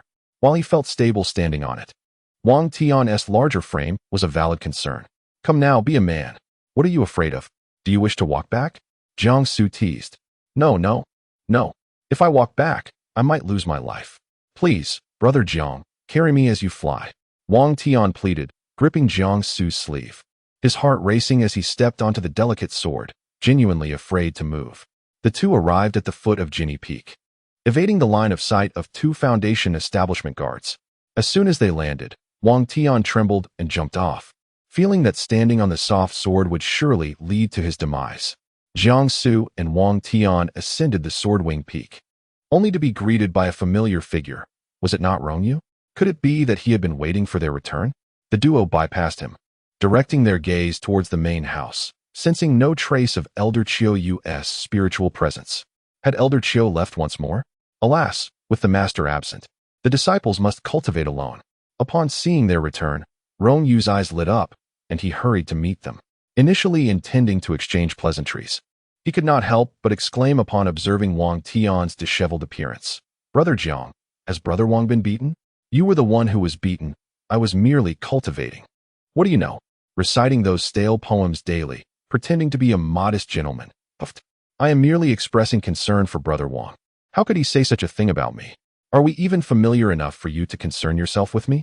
You came here simply to enjoy the spectacle. Jiang Su sighed in exasperation, forced to witness this childish banter. The rapport between the two was so intimate that one might wonder if they were sworn enemies in a past life. When enemies meet, they are particularly fierce. Moreover, Wang Tian's dismissive pift and Rongyu's sharp retorts were truly masterful. For a full 3 minutes, the two exchanged veiled jabs until Wang Tian finally realized that the solution was simple. Why not just fight it out? He roared, Rongyu, come. Let us have a duel. Rongyu, however, was uninterested in engaging. As a swordsman at the Golden Course stage, it is clear who would emerge victorious in such a confrontation. Wang Tian froze, suddenly aware of the fact that he was facing Rongyu, the third on the Qingyun ranking, who had reached the early Golden Course stage at such a young age. He had been overly confident. At last, silence descended upon the world. Just as Jiang Su intended to depart, Rongyu grasped his arm and inquired, Brother Jiang, now that the Empress has decided to meet with me, do you know when she will arrive? Jiang Su pondered for a moment before replying, I do not know. That is something to inquire of my master. We shall discuss it when he returns. However, it is not surprising if Elder Chiou does not come back for a few days or even half a month. Rongyu nodded in response to his answer, then appeared to contemplate something, stating earnestly, I am the only one permitted to enter the first demon sect. I did not bring any of my garments. And having long admired the Empress, I wish to borrow an outfit from you, Brother Jiang, to leave a good impression before my audience. While Jiang Su maintained a composed expression during the initial part of Rongyu's speech, Wang Tian wore an expression of disdain, silently mocking Rongyu as a mere butterfly. However, when Rongyu mentioned his long-standing admiration for the Empress, Jiang Su's demeanor shifted dramatically, while Wang Tian's eyes widened, reflecting a brotherly astonishment at his boldness. Jiang Su withdrew a folding fan from his sleeve and said coldly, How about we two swordsmen engage in a spar? Rongyu, taken aback by the sight of the fan, replied, Brother Jiang, were you not a healer before? You have only just entered the path, and our cultivation levels differ greatly. This might not be appropriate. Jiang Su cast a frosty glance at Rongyu and retorted, Spare me the excuses. Very well, I shall seek your guidance, Brother Jiang. Rongyu was a sword enthusiast. When it came to combat, he became exceedingly earnest. The sword at his waist was unsheathed, emanating an intense aura. In an instant, he moved like a fleeting shadow, launching a direct strike towards Jiang Su. Jiang Su remained firmly rooted, his feet not shifting even a fraction. He merely leaned back slightly, the folding fan in his hand remaining unopened, perfectly meeting the sharp tip of the sword. The sword's energy severed a stray lock of Jiang Su's hair, a testament to Rongyu's mastery in the art of swordsmanship. Rongyu, in turn, was quietly astonished. The fan had not even been unfurled, yet it had met the fierce blade without yielding. A sharp metallic clash resonated in the air, accompanied by faint sparks of light. Rongyu's gaze sharpened. This folding fan was astonishingly sharper than the sword itself. If it were to be fully opened, the terror it could unleash would be unimaginable. He had not forgotten. He was at the Golden Course stage, while Jiang Su was merely at the Foundation Establishment stage. Chapter 53. A battle provoked by aesthetic appeal in the realm of cultivation. Even a minor difference in rank can result in significant disparities in strength, particularly once a certain level of prowess has been attained. Specifically, Jiang Su is a healer, while he, Rongyu, is a swordsman. There is no precedent for healers challenging swordsmen across ranks. At present, Jiang Su has merely embarked on his path. Should he dedicate himself to mastering sword techniques, he would undoubtedly become an eminent figure in the sword arts. The sword tip and the folding fan stood in stark opposition, and Rongyu's heart began to earnestly regard this challenge. In his mind, This was not merely a contest between Rong Yu and Jiang Su, but rather a clash between the foremost sect of immortality and the foremost sect of demonic arts. He gripped his sword tightly, but unexpectedly withdrew it. At that moment, Jiang Su also straightened his posture. Once Rong Yu took his stance, he held his sword and locked eyes with Jiang Su. His sword lunged towards Jiang Su once more. Invoking the upper yin sword technique, Jiang Su observed the sword energy slicing through the air and recognized the formidable nature of this technique. It was at least on par with the Tai Ching sword cannon. However, he was uncertain which form of the technique Rong Yu had mastered. With a smirk, he remarked, "Today, I shall provide you with a complimentary review of your upper yin sect swordplay." A cold light flashed in Rong Yu's eyes. He comprehended the implication of Jiang Su's words. Although he acknowledged Jiang Su's erudition, he could not shake the feeling that a healer wielding a folding fan, likely a treasured gift from Elder Chiuyu, would struggle to execute it effectively. It seemed peculiar for the Grand Elder of the first demonic sect to take a healer as his disciple. Jiang Su was undeniably overconfident. Wang Tian had initially been stationed nearby, but as he sensed a wave of danger, he instinctively recoiled. At that moment, a tempest of spiritual energy surged around Jiang Su and Rong Yu. Leaves and dust swirled chaotically across the ground. Things were about to get serious. The sword technique transformed unpredictably, striking towards Jiang Su's left shoulder in an instant. With a swift motion, Jiang Su relaxed his grip on the fan, allowing it to unfurl and emit a sharp, cold light, successfully parrying the blow. The sword's wielder, understanding Jiang Su's expected maneuver, did not hesitate to draw his blade forcefully across the fan's surface, leaving a discernible mark, a testament to his profound spiritual power. Subsequently, Rong Yu rose, striking from midair, the tip of his sword twisting as it lunged once more at Jiang Su. Jiang Su employed the shadowless step, moving with the grace of a feather to evade the attack. Rong Yu was taken aback. He had heard of this demonic technique, the shadowless step, which was accessible to all in the demonic realm, yet only mastered by the Empress of the demonic sect and the Saintess of the shadowless sect. To his astonishment, Jiang Su had also learned it. Given his speed, he had likely perfected it. Jiang Su calmly stated, "You initiated this. Now it is my turn." Rong Yu furrowed his brow. How could a folding fan be considered an initiation? The next moment, his pupils constricted. Jiang Su relinquished the fan, which arced beautifully through the air, directly targeting Rong Yu. This fan contained an astonishing reservoir of spiritual energy, a clear indication of its master's formidable foundation. The fan seemed to be manipulated by Jiang Su himself, launching a relentless assault on Rong Yu, with sword energy soaring skyward. Rong Yu had never anticipated that a mere fan could render him, a gold core stage swordsman, utterly defeated. He had wished to conceal his strength for a while longer, particularly in an unfamiliar territory where he had yet to discern the true capabilities of this master brother from the demon sect. However, the fan was undeniably peculiar and formidable. Both Jiang Su and Wang Tian observed the transformation within Rong Yu from a distance. It was as if the spiritual energy within him had suddenly awakened, his gaze turning icy and his sword aura intensifying. At that moment, Jiang Su, wielding the primordial sword energy to manipulate the fan, engaged in a brief exchange with Rong Yu before his attack was swiftly thwarted. The fan spiraled through the air, returning to Jiang Su's grasp. Without hesitation, he executed the shadowless step and appeared before Rong Yu in an instant, the sharp fan poised threateningly against Rong Yu's throat. Rong Yu was taken aback. He could not fathom that a healer like Jiang Su could react with such remarkable swiftness. Defeat was inevitable. Wang Tian had been on edge, his heart racing, realizing that Rong Yu had been concealing his prowess. Fortunately, in the presence of Brother Jiang, such trivial deceptions were easily unveiled. What merit was there in hiding one's strength? Regardless of being the foremost disciple of the first immortal sect, Jiang Su would dismantle him without hesitation. Seeing Rong Yu's palpable fear, his right hand trembling slightly around the sword, Jiang Su tempered his gaze, stepping back to retract the fan. In a moment of vulnerability, a sword energy, taking advantage of Jiang Su's distraction, grazed his left cheek. Rong Yu's attack. Jiang Su, Wang Tian, and Rong Yu all froze momentarily. No, Brother Jiang, please let me explain. My hand merely twitched. I meant no harm. A small cut adorned Jiang Su's celestial visage. Not deep, but enough for droplets of blood to bead and trickle down his cheek, enhancing his otherworldly allure. Good heavens! Rongyu, you shameless wretch! Resorting to underhanded tactics when you cannot prevail. How dare you, the first disciple of the first immortal sect? Wang Tian exclaimed, nearly beside himself with rage upon seeing the mark on Jiang Su's face. The notion of his brother's visage being marred in the realms of cultivation was nothing short of terrifying.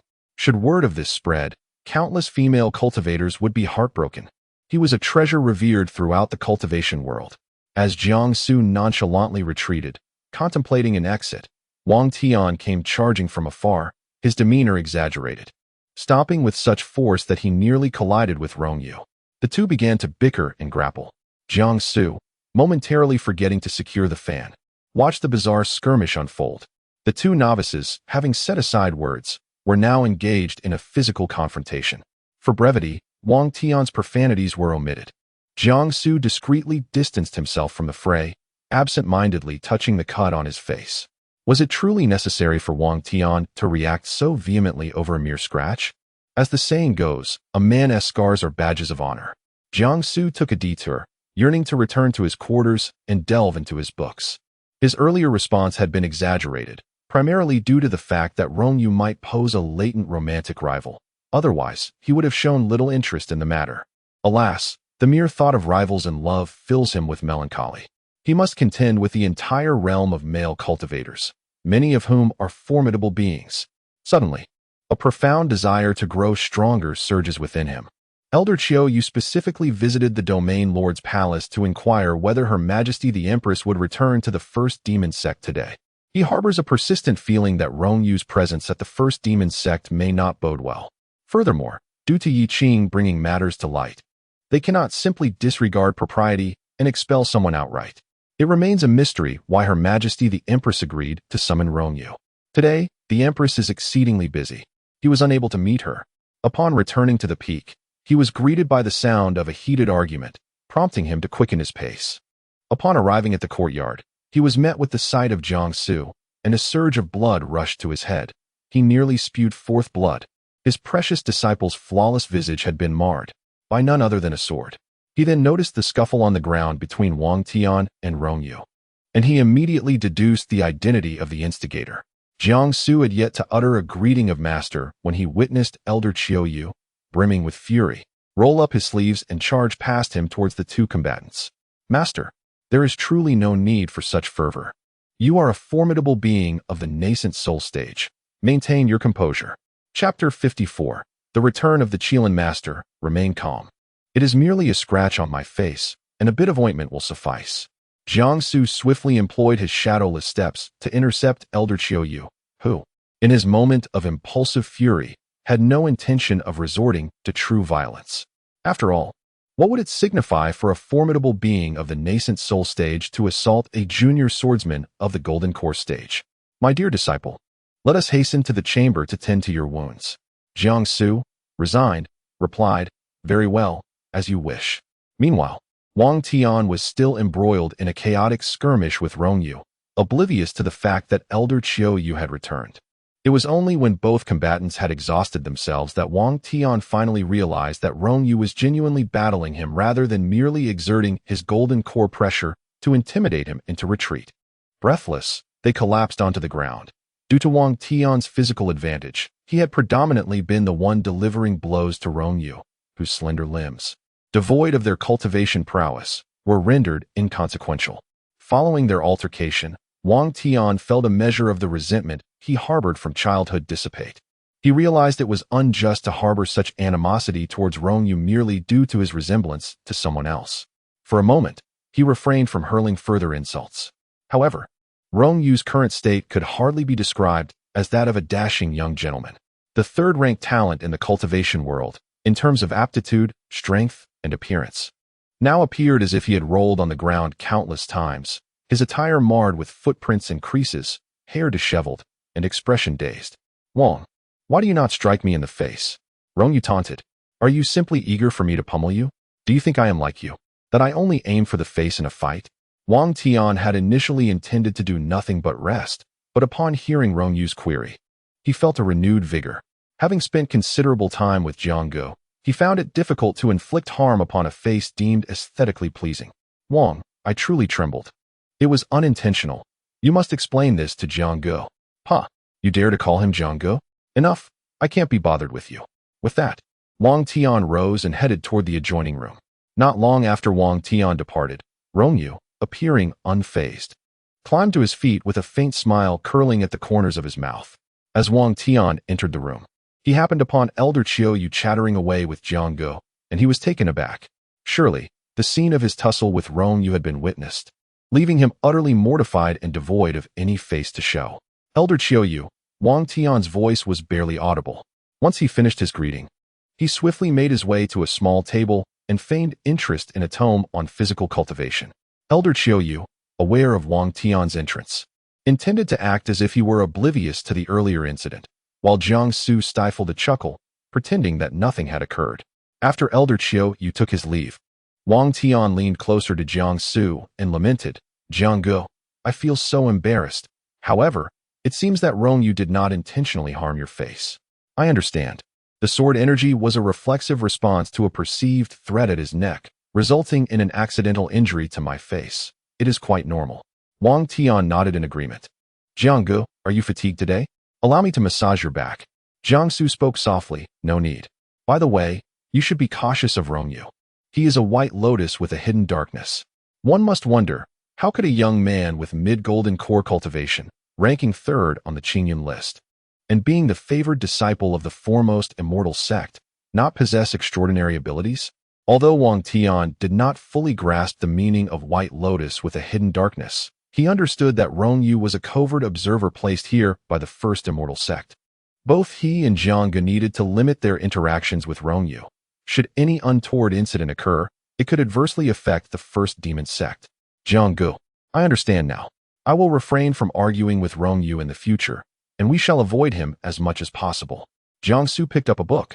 Shaking his head, not quite. A white lotus can still have friends. Wang Tian felt increasingly perplexed. He could not fathom Jiang Ji's true intent, as his words seemed shrouded in mystery.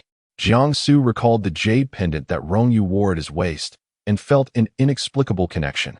His wife had previously gifted him a pendant that concealed one's cultivation, and upon arriving at Jiani Peak, Rongyu had inexplicably acquired a similar pendant. A slight association led him to discern the purpose of that jade. The two sat quietly in their room, engrossed in their reading, until they realized it was time for dinner. The kitchen disciple, unaware of Wang Tian's absence from the right side room, entered with a food box and was greeted by the sight of an exceptionally handsome beggar, exuding a scholarly aura. It was evident that this individual was none other than Rongyu, the first disciple visiting on behalf of the imperial family of Tianqi. A serene stillness enveloped the room. I apologize for the intrusion. The kitchen disciple quickly retreated, while the senior brother appeared more approachable, handsome, and charming. A series of knocks echoed at the door. Just as Wang Tian's stomach growled, he flushed and opened the door to receive the meal prepared by the kitchen. After finishing his meal, he noticed Jianggu was not reading, but rather organizing the wardrobe, which struck him as odd, for his brother was typically indifferent to appearances. Come, give this to Rongyu. Jiang Su handed Wang Tian a set of clothes, pristine and white. He quizzically replied, Jianggu, Rongyu must have storage space. We need not worry about this. Jiang Su smiled. Since he claims to have brought nothing, we should offer him our belongings. Wang Tian, partially understanding, accepted the clothing to deliver to Rongyu. System, grant me the chaos ring. Instantly, a ring appeared on Jiang Su's right-hand index finger, gleaming silver and radiating an aura of mystery. Ancient and cryptic runes adorned it, and even after completing the ancient formation record, he could not decipher their meaning. This is the chaos ring. Current chaos ring level, first stage. Advancement requirement. Host cultivation must increase. Following the system upgrade, Jiang Su's storage space expanded, allowing him to divide it into domains A and B. In the realm of A, the domain belongs to the Blood Kirin, while in realm B, it is governed by Shangguanyu. He paused for a few moments, uncertain whether the little Kirin and Shangguanyu had ever crossed paths. It seemed they had not. His melancholic thoughts deepened as, after feeding the celestial heart grass, the little Kirin had remained tranquil for several days, yet its size had increased several-fold. Although his storage space could accommodate it, it was becoming rather cramped. He released the little Kirin and took out the Pingxing sword. Upon its release, the little Kirin leapt towards him, nuzzling against his injured face. As Shang Wanyu emerged, she exclaimed, "You rascal, are you trying to suffocate your master? Your storage space isolates everything from here. I feel as though I have returned to the ethereal realm of Qianren." Before Jiang Su could utter a word, Shang Wanyu spotted the little Kirin, which had transformed from the sword, and gasped, "Is that the ancient demonic beast, the Blood Kirin?" Chapter 55, The Invisible Show-Off. Driving the mighty mad Jiang Su nodded in acknowledgement. Shang Wanyu, indeed a figure of great repute from a millennium ago, possessed keen insight. Upon witnessing Jiang Su's affirmative gesture, Shang Wanyu was taken aback. The ancient demonic beast, the Qilin, was a fierce and ruthless entity.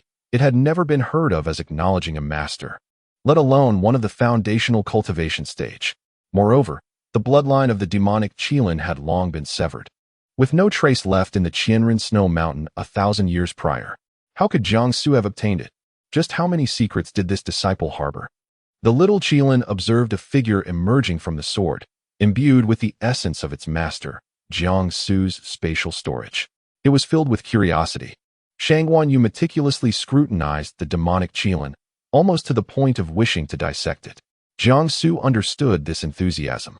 It was akin to a scientist witnessing the miraculous revival of an extinct species, an exhilarating surge of research fervor. Sensing the little Qilin's emotions, he gently stroked its fur. At that instant, Shang Wanyu's gaze fell upon the ring adorning Jiang Su's right index finger. He slapped himself in disbelief, convinced he must be dreaming. This could not be real.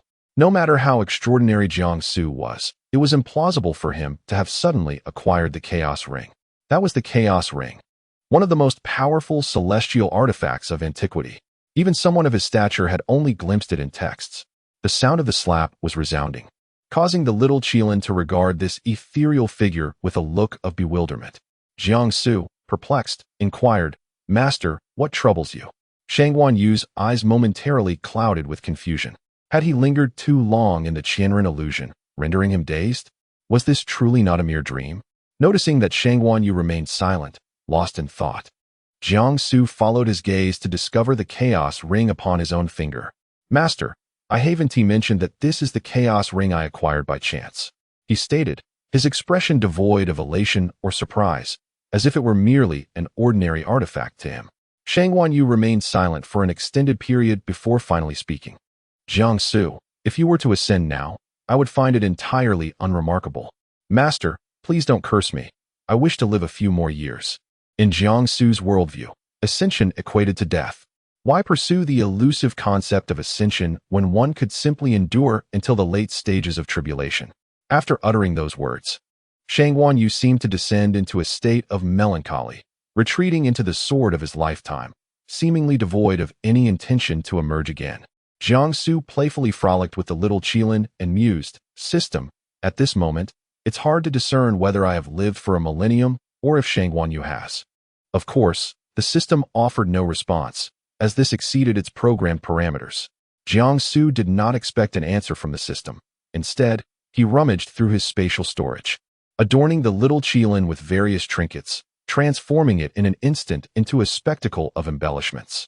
These adornments are exceedingly precious within the realm of cultivation, sought after by many yet seldom obtained. After Elder Qiu Yu gifted them to him, he found no immediate use for them and decided to embellish the little Qilin instead. As he observed the little Qilin, who playfully sought his affection, Jiang Su fell into a moment of contemplation, pondering whether the Qilin was a male or female. A male? No, such cuteness could only belong to a female. Yes, indeed, it must be a girl. Jiang Su successfully convinced himself of this notion, feeling increasingly justified as he adorned the little Qilin with an assortment of trinkets, which the Qilin tolerated without protest. "Brother Jiang, I'm done," he announced. "I remember you mentioned he is a white cut black, but I haven't really spoken to him." Upon Wang Tiany's return, he was greeted by the sight of the little ancestor, who had not only grown larger, but was also resplendent with shimmering treasures, prompting him to rush forward. The little Qilin feigned disdain on the surface, but did not actually repel Wang Tian. After a brief frolic, Wang Tianyi noticed Jiang Su diligently sketching a formation in the air with a divine brush. As a physical cultivator, He often found himself perplexed by these formations and could not comprehend them. The white light of the formation intensified. Jiang Su paused his brushwork, and in that instant, a vivid scene materialized within the room, a wooden chamber. Wang Tianyi squinted, increasingly convinced it resembled the room on the right side of Jinny Peak, having resided there for quite some time. In the next moment, his eyes widened in astonishment. The figure portrayed in the vision was none other than Rongyu. Wang Tian exclaimed, "Brother Jiang, what is this?" Jiang Su opened the book Xian Yun and studied it intently, responding without lifting his gaze, "It is a surveillance formation." "Ah, Brother Jiang, when did you create this? How was I unaware?" The entire garment was embedded with this formation. Wang Tian was astonished, questioning when Jiang Su had acquired such knowledge of talismanic arts. Had he lost his memory? How would that leave the talismanic cultivators? It was said that every cultivator in the realm of cultivation specializes in a singular path, striving for the pinnacle within that domain. Yet, Jiang Su, initially a healer, later became adept in both sword and physical cultivation, and now added talismanic cultivation to his repertoire. In the world of cultivation, which practitioner is not devoted to a single discipline in pursuit of mastery? Jiang Su, however, excelled remarkably across multiple paths. Truly, he was gifted beyond compare. Unbeknownst to Jiang Su, Wang Tianyi was lost in thought as he continued to peruse his book. The little Qilin had drifted off to sleep upon Jiang Su's bed. Meanwhile, Wang Tianyi immersed himself in the training regimen Jiang Su had crafted for him. He was eager to swiftly complete the divine demon body refinement technique. Ever since he had opened up to Jiang Su, he understood that Jiang Su would confront challenges on his behalf. He did not wish to burden Jiang Su. He sought to exact his own revenge. He had heard that Jiang Su was once an ordinary inner disciple of the first demon sect, wandering the back mountains until he bore the ancestral dragon martial soul, which caught Elder Qiu Yu's eye, leading to his acceptance as a disciple. Like him, Jiang Su had no significant background. He could not allow his own circumstances to obstruct Jiang Su's promising future. That individual's father held a significant position within the 10 great demon domains, and Elder Qiu Yu alone could not sway such a formidable power. One must not allow Brother Jiang to offend him. Wang Tian strive. After contemplating deeply, Wang Tian immediately began to diligently immerse himself in his studies. His eyes ignited with fervent determination, and his lips murmuring incantations. Unbeknownst to him, Jiang Su's hand paused as he turned the page. The formation was formidable.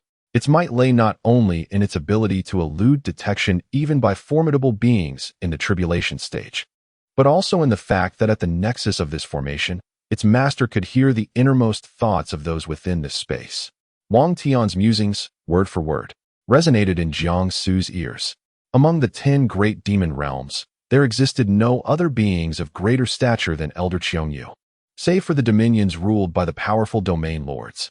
A dark inkling quietly spread in Jiang Su's eyes. Within his heart, he had come to a resolution regarding the individual who had previously wronged Wang Tian.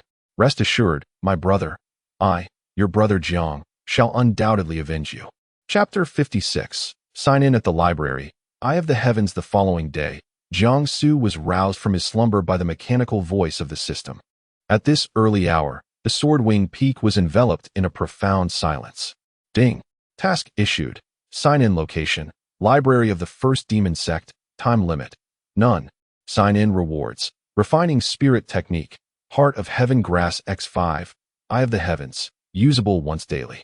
As Jiang Su donned his garments, he pondered the significance of these rewards. The Refining Spirit Technique was an exceptionally powerful cultivation method, for it possessed the capacity to alter one's spiritual root, enhancing its strength. Given that a cultivator's foundation rests upon their spiritual root, and that spiritual energy is the essence of their practice, the utility of this technique is abundantly clear. Should Jiang Su have a brother with a subpar spiritual root, this technique could prove invaluable. However, Wang Tian would not require it. Jiang Su had an inkling that the system's offerings were mere precursors to something more significant. Though he possessed no evidence to substantiate this suspicion, he was merely a tool for sign-ins. The Eye of the Heavens would enable him to uncover all the hidden realms within the world of cultivation, including, but not limited to, the locations of various secret treasures.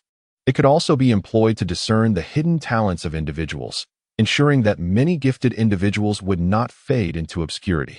As Jiang Su stealthily exited, he was careful not to awaken Wang Tian or the little Qian.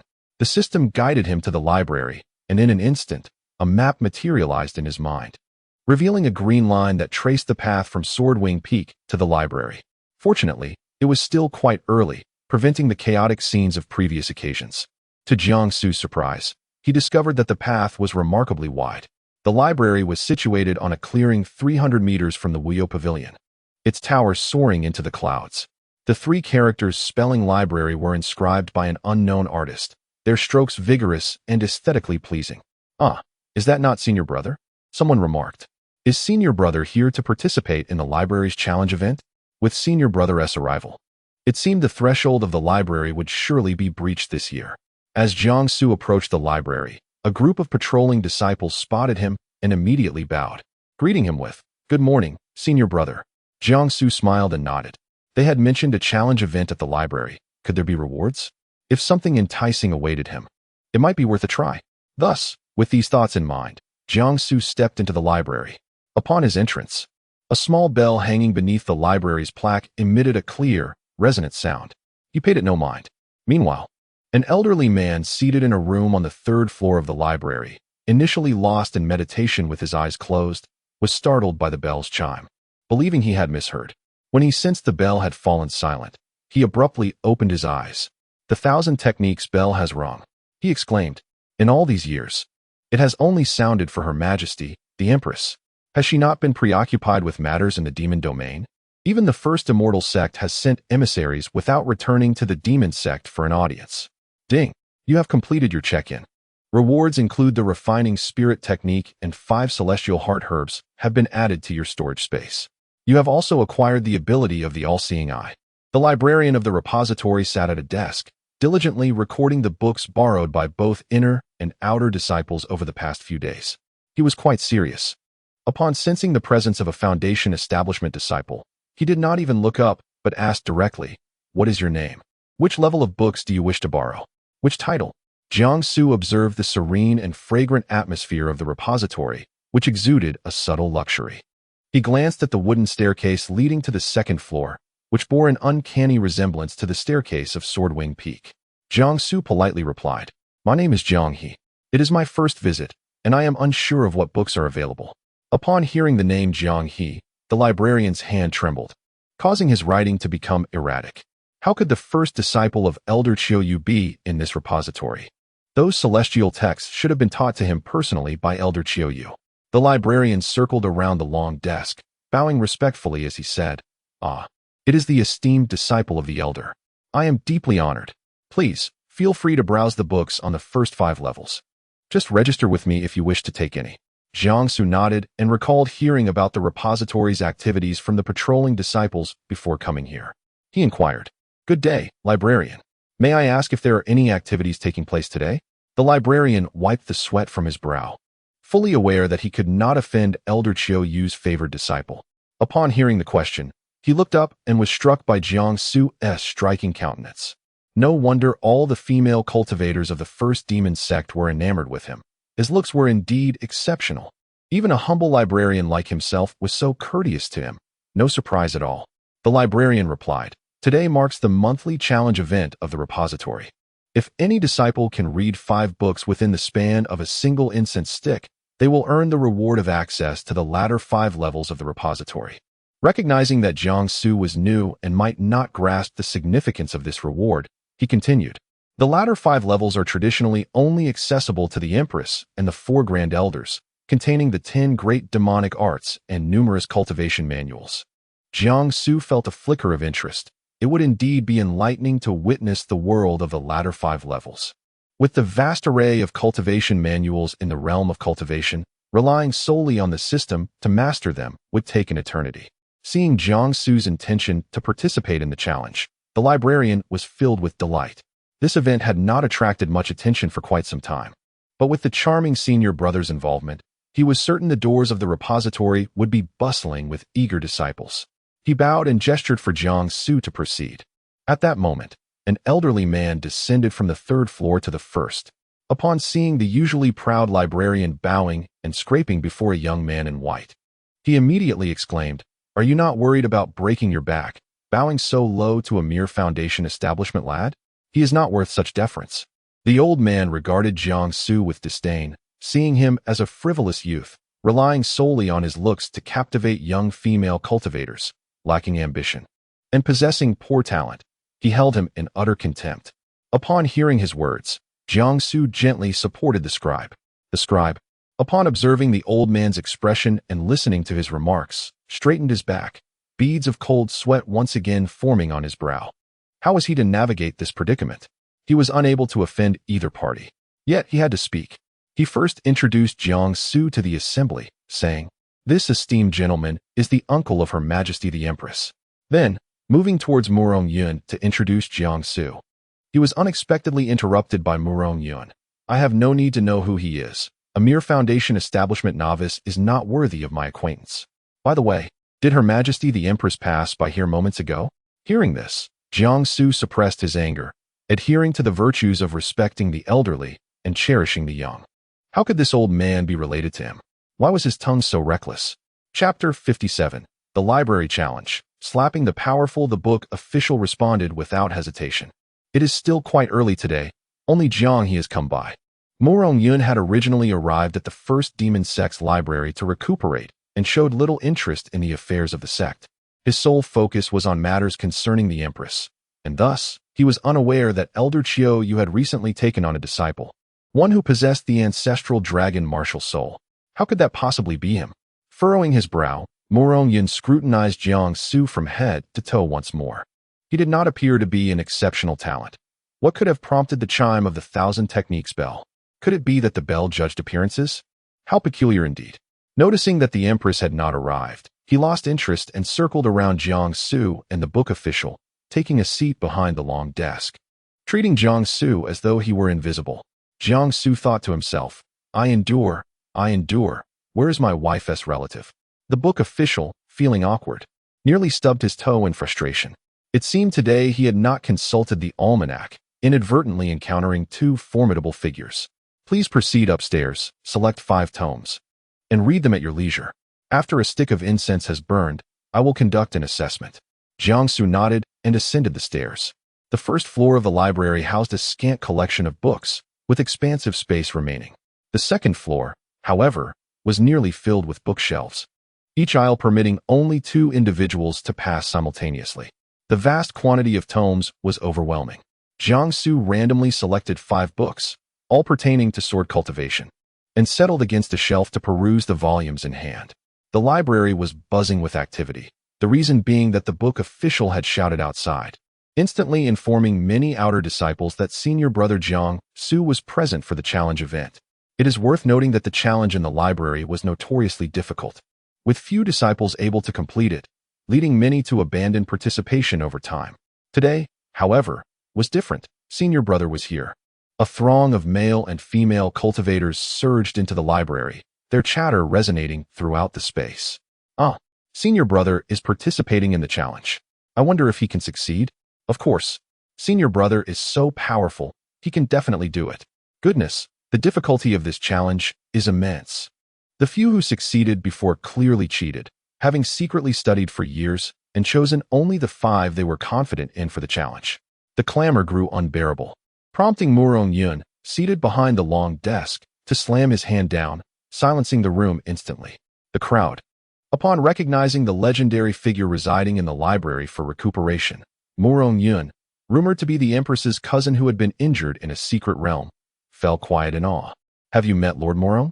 Only then did Murong Yun soften his demeanor, and the gathered crowd, relieved, quieted down, awaiting the book official to record the information of those participating in the challenge, allowing them to ascend the stairs.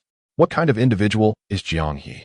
Hearing these juniors address him as senior brother, it is likely he is a disciple of Elder Chiu Yu. However, what purpose could there be in taking such a person as a disciple? What does he possess apart from good looks? I am curious to see if he can rise to the challenge. A mere facade, reflecting on Prince Jiangsu, who also gained the favor of the Empress solely due to his appearance. They even became wed. Jiangsu, a waste of a prince, neglected and powerless. ascended to become the founder of the first demon sect because of this, rapidly elevating his status, and with the Empress's affection. Who among the 10 demon domains would dare to disregard him? The more Murong Yun contemplated, the angrier he grew, wishing for all handsome male cultivators in the realm to perish. Those who would hinder the Empress's ascension. He stated sternly, I will personally assess Jiang He. If there are any issues, let Xiaoyu come to me. The scribe could not help but feel anxious for the senior brother. Murong Yun was a nascent soul swordsman. Although he was injured in the secret realm, his strength remained formidable. Furthermore, being a relative of the Empress, no one here would dare to impede him should he choose to trouble Jiang Su, a mere foundation establishment disciple. Just as he pondered this while recording the personnel, a commotion erupted at the staircase. Ah, is that senior brother? Has he completed the challenge so soon? Truly, he is my idol. After a few days apart, senior brother has grown even more handsome. The scribe and Murong Yun both glanced at the incense, which had only burned a third. How could this be? In such a brief period, even the mightiest of beings could not possibly finish reading 5 volumes of cultivation texts. Murong Yun scoffed derisively. TSK. It seems there is no need for an assessment. Who knows which 5 worthless texts this fellow has chosen? Meanwhile, Jiang Su, having finished the 5 sword manuals, descended the stairs to seek the scribe. However, the staircase was blocked, filled with a throng of colorfully dressed female cultivators who were shrieking with excitement. It felt reminiscent of a concert, though it would be wise to avoid having Su Wuyo as the vocalist. Excuse me, may I pass? I wish to claim my reward from the scribe. The ocean of books on the 5th floor awaits me. The female cultivators, suppressing their admiration and infatuation, parted to create a path for Jiang Su. He approached the scribe, presenting the books, and inquired, How shall I be assessed? The scribe was taken aback upon seeing the 5 texts. Were these not the 5 most challenging sword cultivation manuals from the first 5 floors of the library? Even Elder Qiuyu, Jiang Su's master, might not have managed to read them in such a short time. Murong Yun, evidently having recognized the titles, sneered, You, a mere foundation establishment youth, are rather audacious. Just so happens, I have already mastered these texts. How about we spar with the sword techniques contained within? I shall not employ pressure, merely a contest of swordsmanship. Upon hearing this, Jiang Su recalled Murong Yun's earlier attitude. He could tolerate it once, but repeated provocations would have led him to act long ago were it not for their familial connection through his wife. In an instant, everyone felt the shift in the atmospheric pressure surrounding Jiang Su. After hearing Murong Yun's words, a group of female cultivators immediately rose to defend Jiang Su. However, Murong Yun was a cousin of the Empress. They were certainly not to be trifled with. They could only suppress their indignation, hoping that Jiang Su would personally deliver a resounding slap to Murong Yun's face. Jiang Su coldly replied, Please proceed. Sensing the oppressive atmosphere, the scribe felt compelled to kneel before the two. He should have taken the day off, as the burden of work was too great. Who could he possibly explain any mishaps to? Please, the scribe said, his face ashen, leading the two to the open space in front of the library. Soon, a large circle formed as onlookers gathered, with disciples arriving one after another, all eager for a glimpse of Jiang Su. Chapter 58. Mastery of Swordsmanship. Progression in the library. This place had transformed into an arena, where a young man clad in white stood opposite an elderly figure dressed in black, poised to engage in a contest. Their confrontation was not about cultivation levels, but rather a delicate exchange of sword techniques. A mere foundation establishment lad. I shall grant you 3 strikes, and I will counter with only 1 hand, the elder proclaimed. A collective gasp arose from the onlookers, perceiving this as an affront to their esteemed senior brother. Senior, though my abilities are modest, I can still permit you 5 strikes, the young man retorted, igniting fervent cheers from the crowd. Senior brother, you're amazing.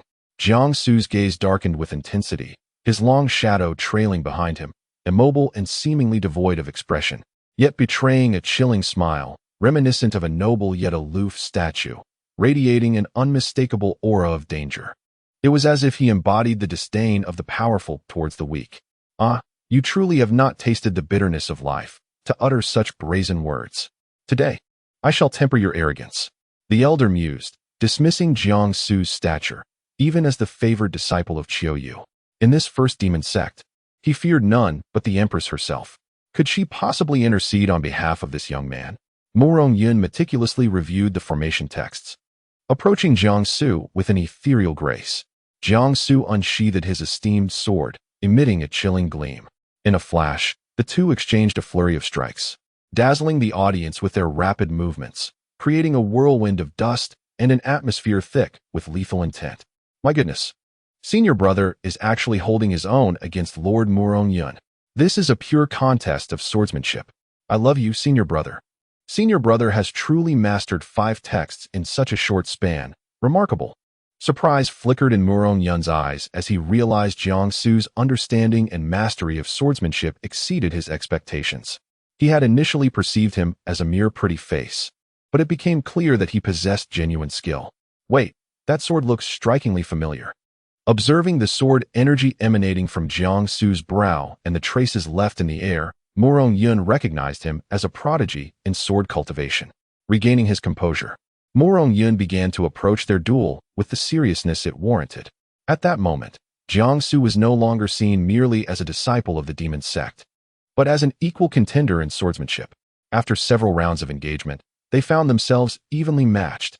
Morong Yun widened his eyes, incredulous that after all these years, he was struggling to maintain parity with a mere foundation establishment youth.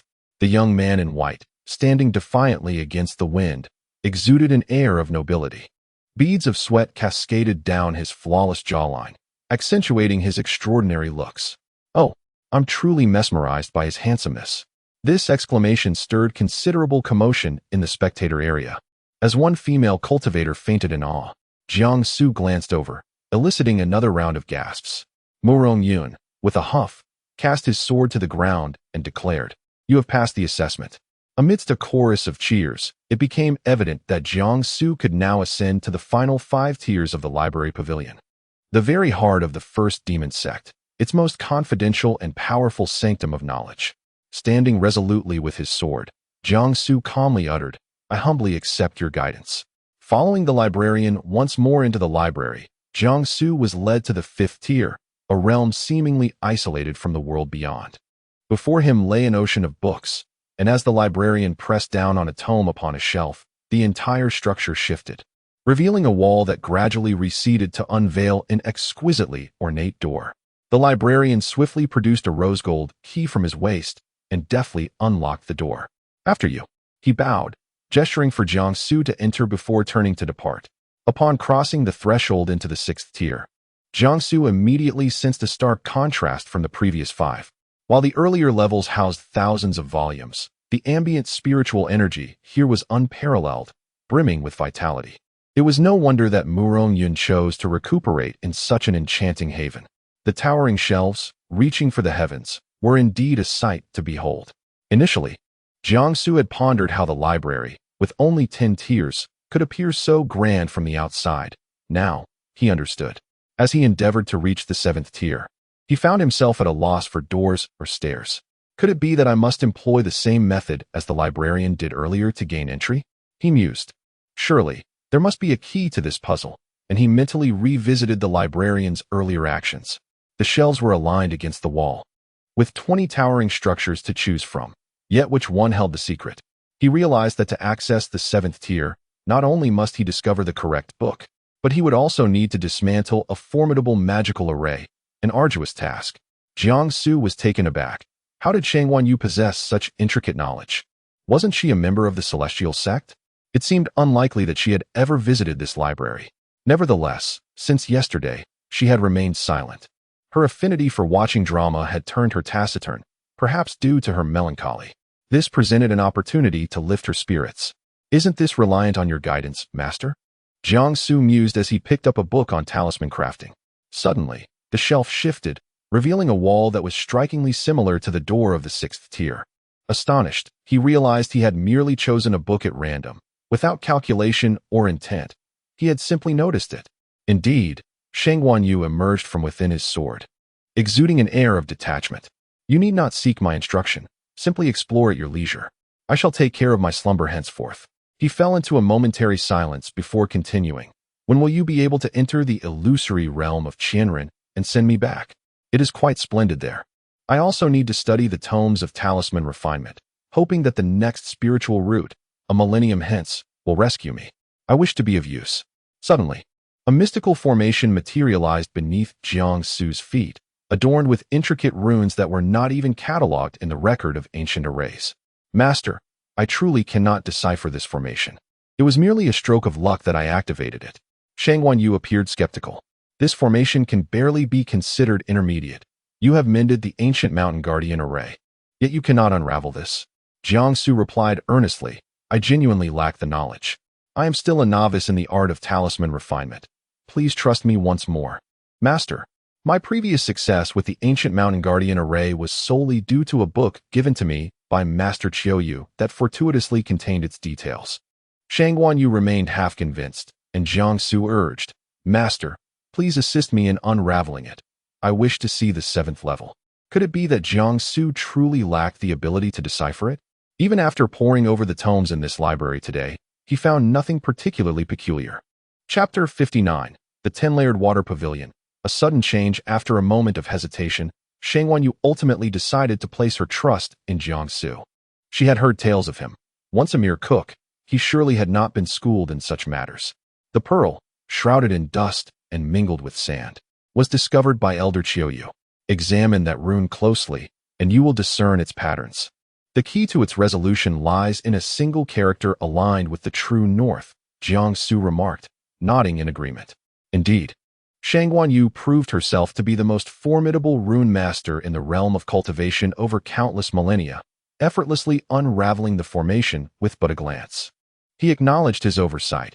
How could he not have sought to learn from such a talented rune master, and instead chose to delve into the ancient formation codex, leading Shang Wanyu to place unwarranted faith in him? In the realm of rune mastery, he was but a novice, just beginning his journey, yet no one believed him. With a sigh, Jiang Su produced a brush and delicately touched the character, causing the formation to erupt in a brilliant light, and in an instant, the door swung wide open.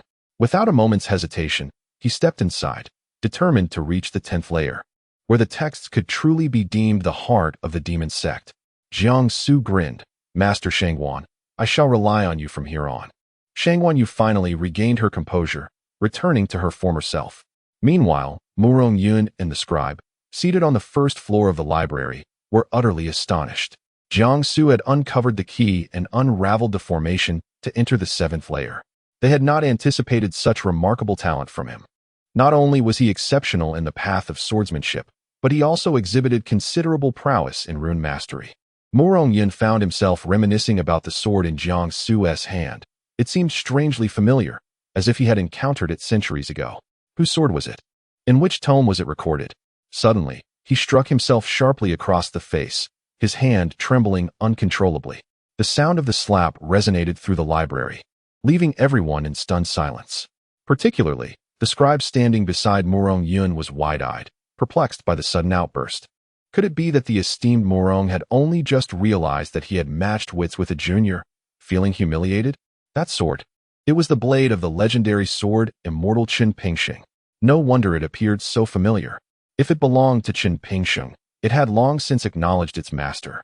And now Jiang Su had drawn it forth. The demon realm was on the brink of giving rise to the next sword immortal. The scribe observed Murong Yun's pale face flush with color, his eyes sparkling with excitement, and he wondered if the man had gone mad. Cautiously, he ventured, Lord Murong, perhaps you should return to the library to recuperate? Murong Yun stroked his beard, brimming with enthusiasm. No. I must personally visit the demon palace to pay my respects to the Empress. He then recalled how he had just put Jiang Su in an awkward position, straining their relationship, and thought to himself, this would not do at all. Upon uttering these words, he dashed back to his chamber on the 3rd floor, only to return dragging a burlap sack, astonishing everyone present.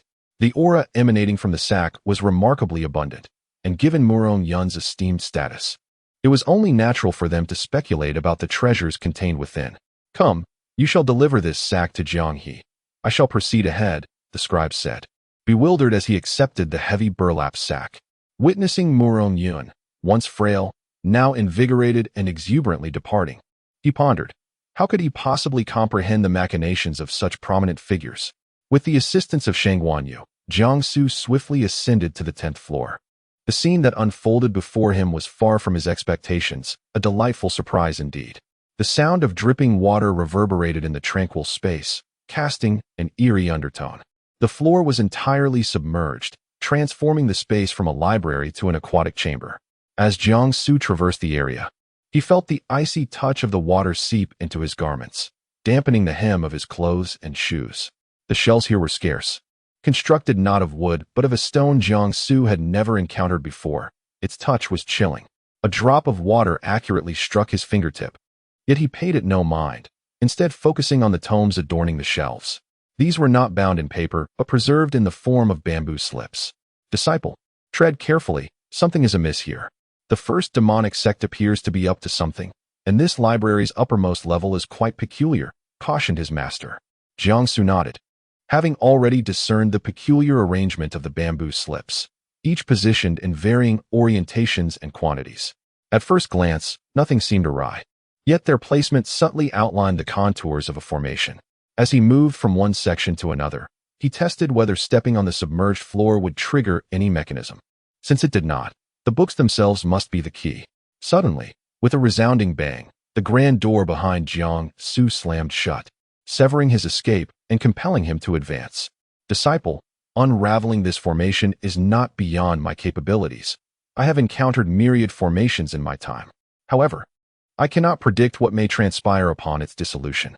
Jiangsu contemplated the rationale behind the first demonic sect's establishment of a 10-tiered library.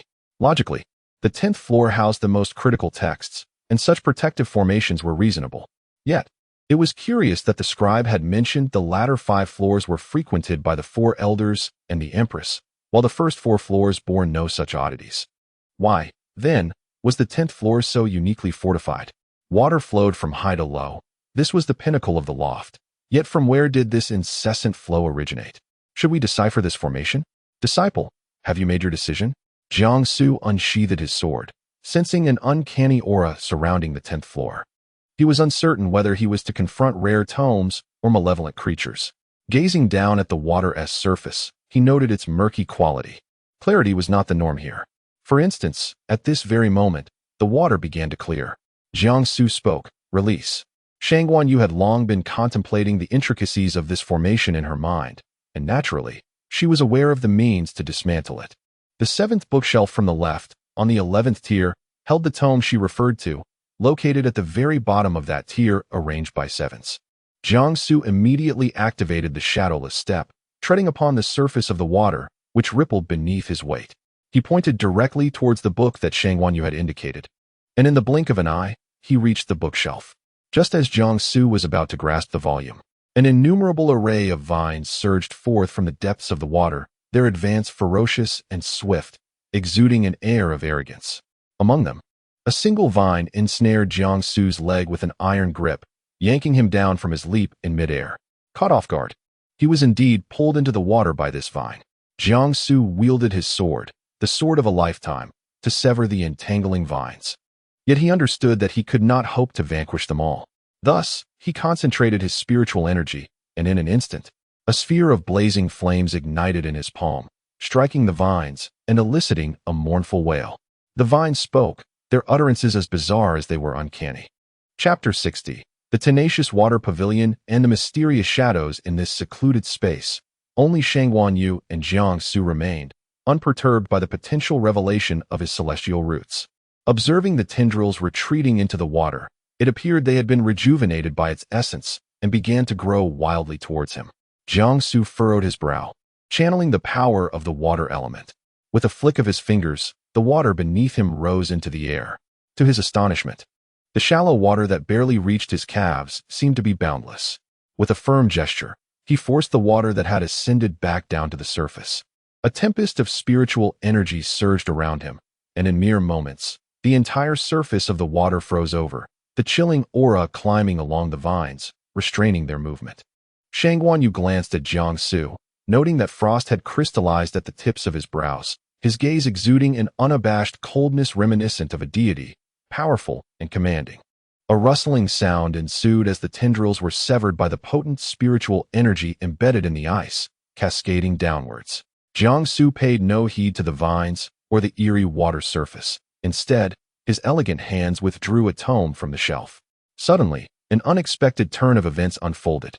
The ice on the water's surface shattered instantaneously, and the tendrils erupted with renewed ferocity from beneath.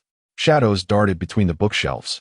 The bookkeeper on the first floor of the library turned pale as he realized Jiang Su had ascended to the 10th level.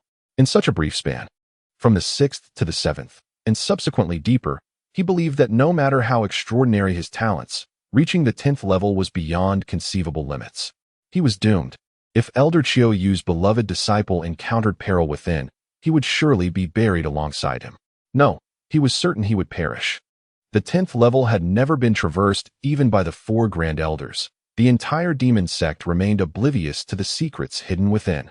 Who could have foreseen that a Foundation establishment disciple would indeed penetrate its depths? The bookkeeper dashed out of the library, intent on seeking the 4 Grand Elders. Surely only the Empress could resolve this crisis.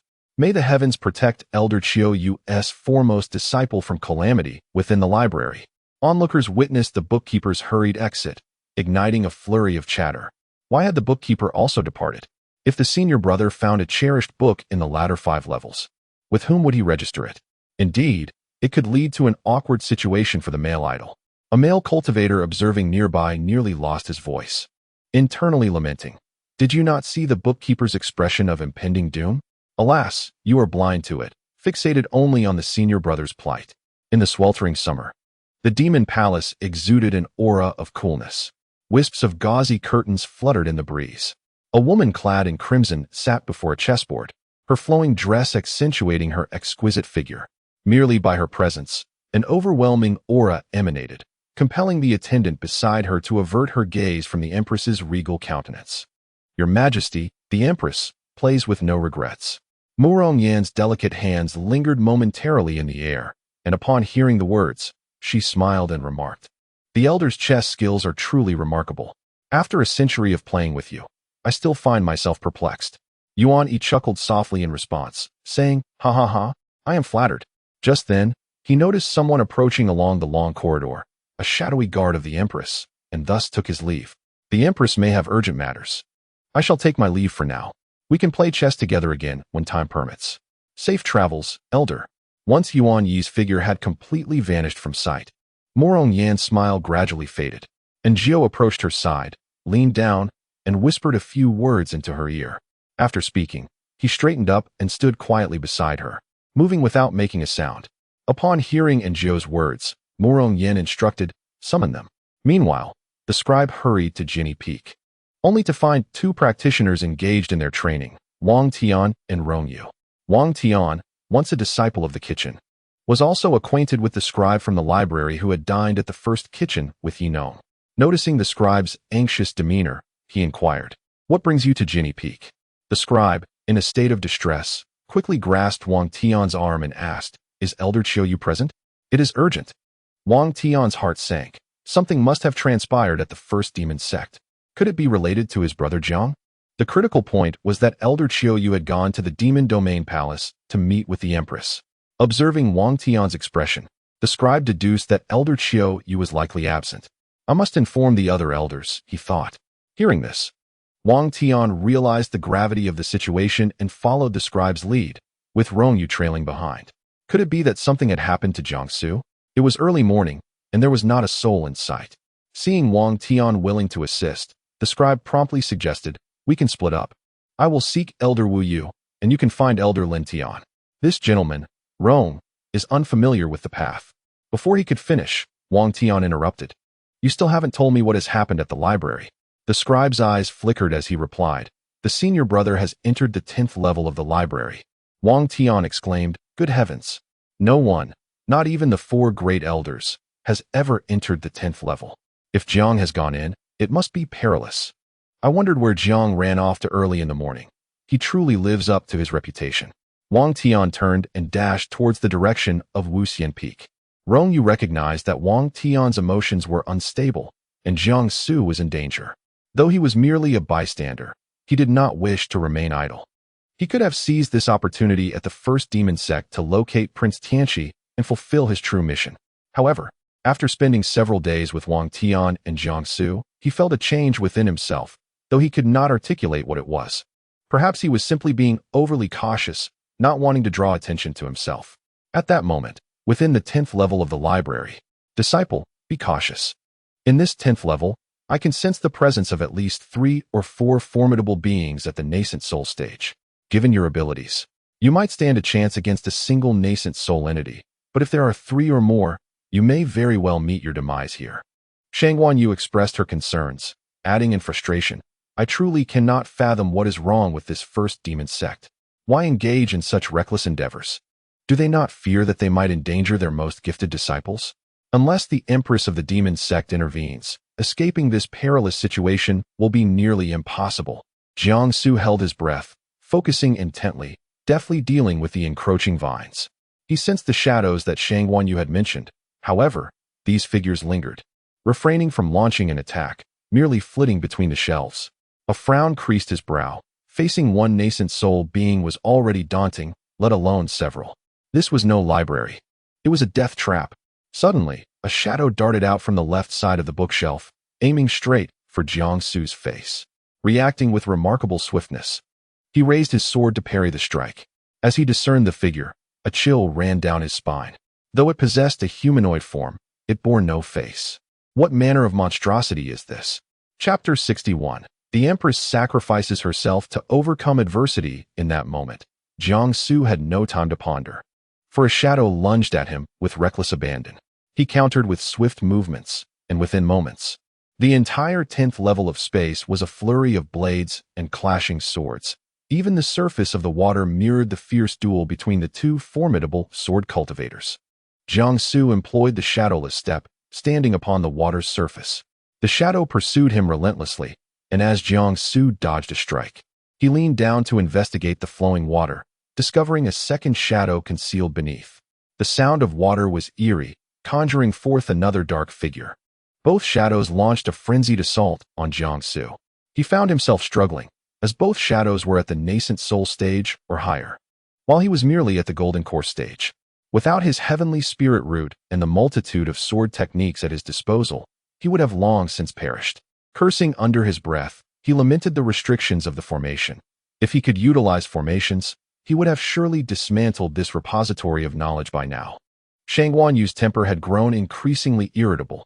She had initially thought him to be a refined scholar, but now in this moment, Jiangsu had no inclination for jest with Shangguan Yu.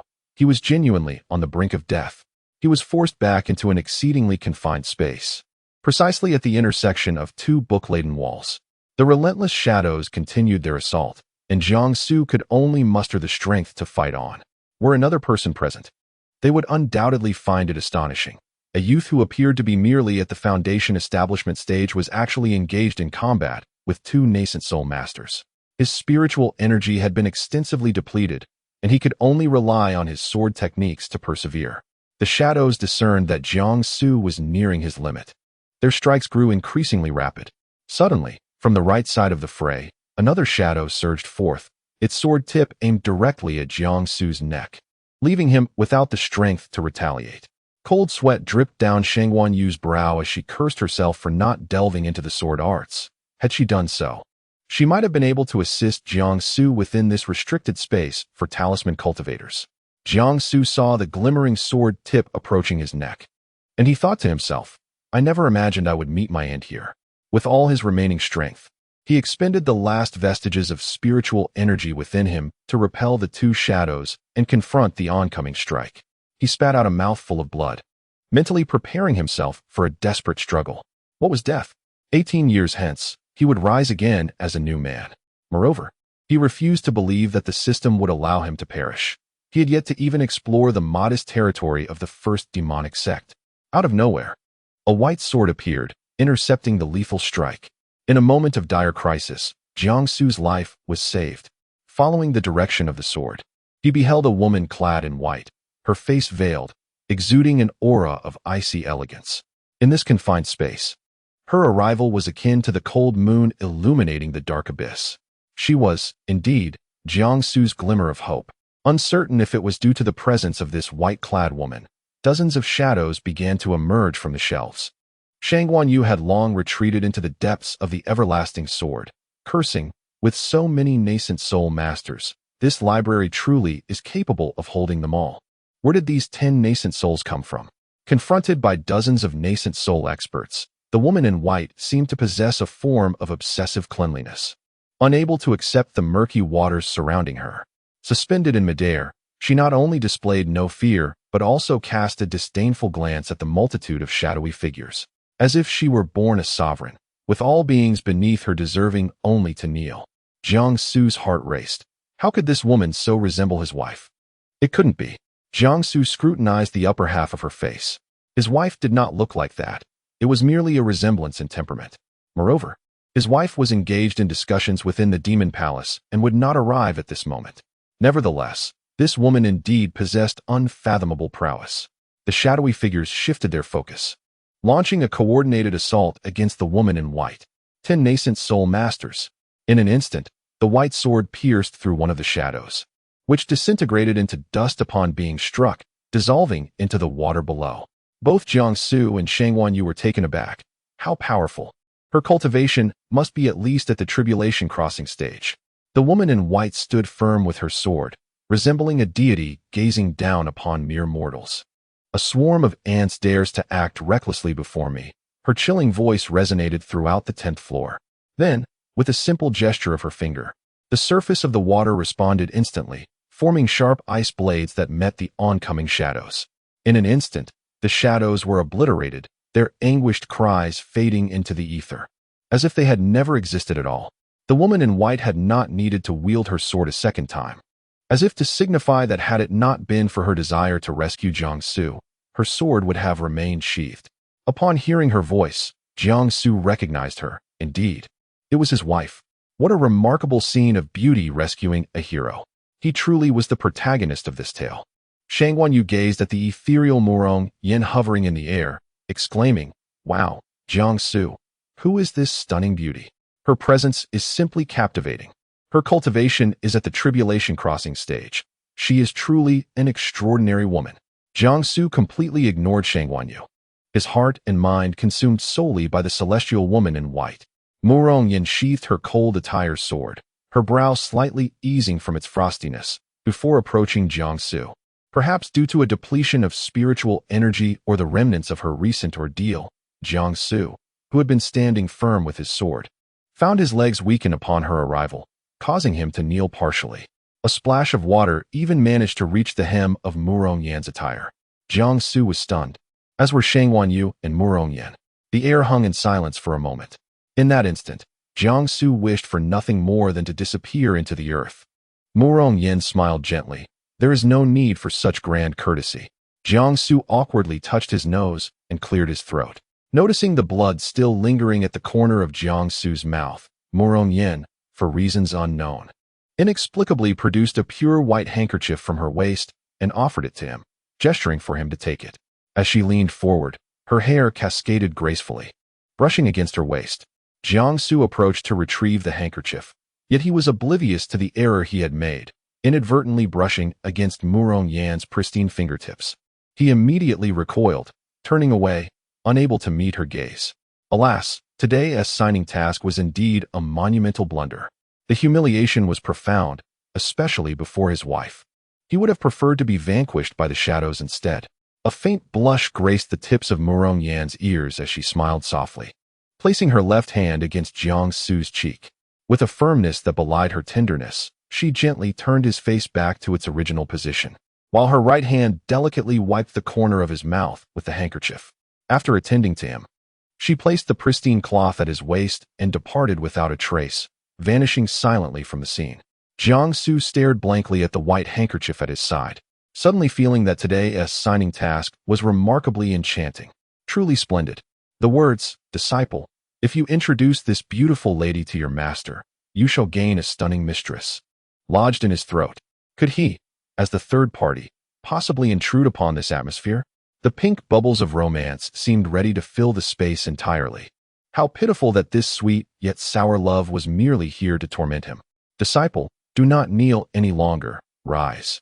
Upon hearing this, Jiang Su finally realized he was still on his knees.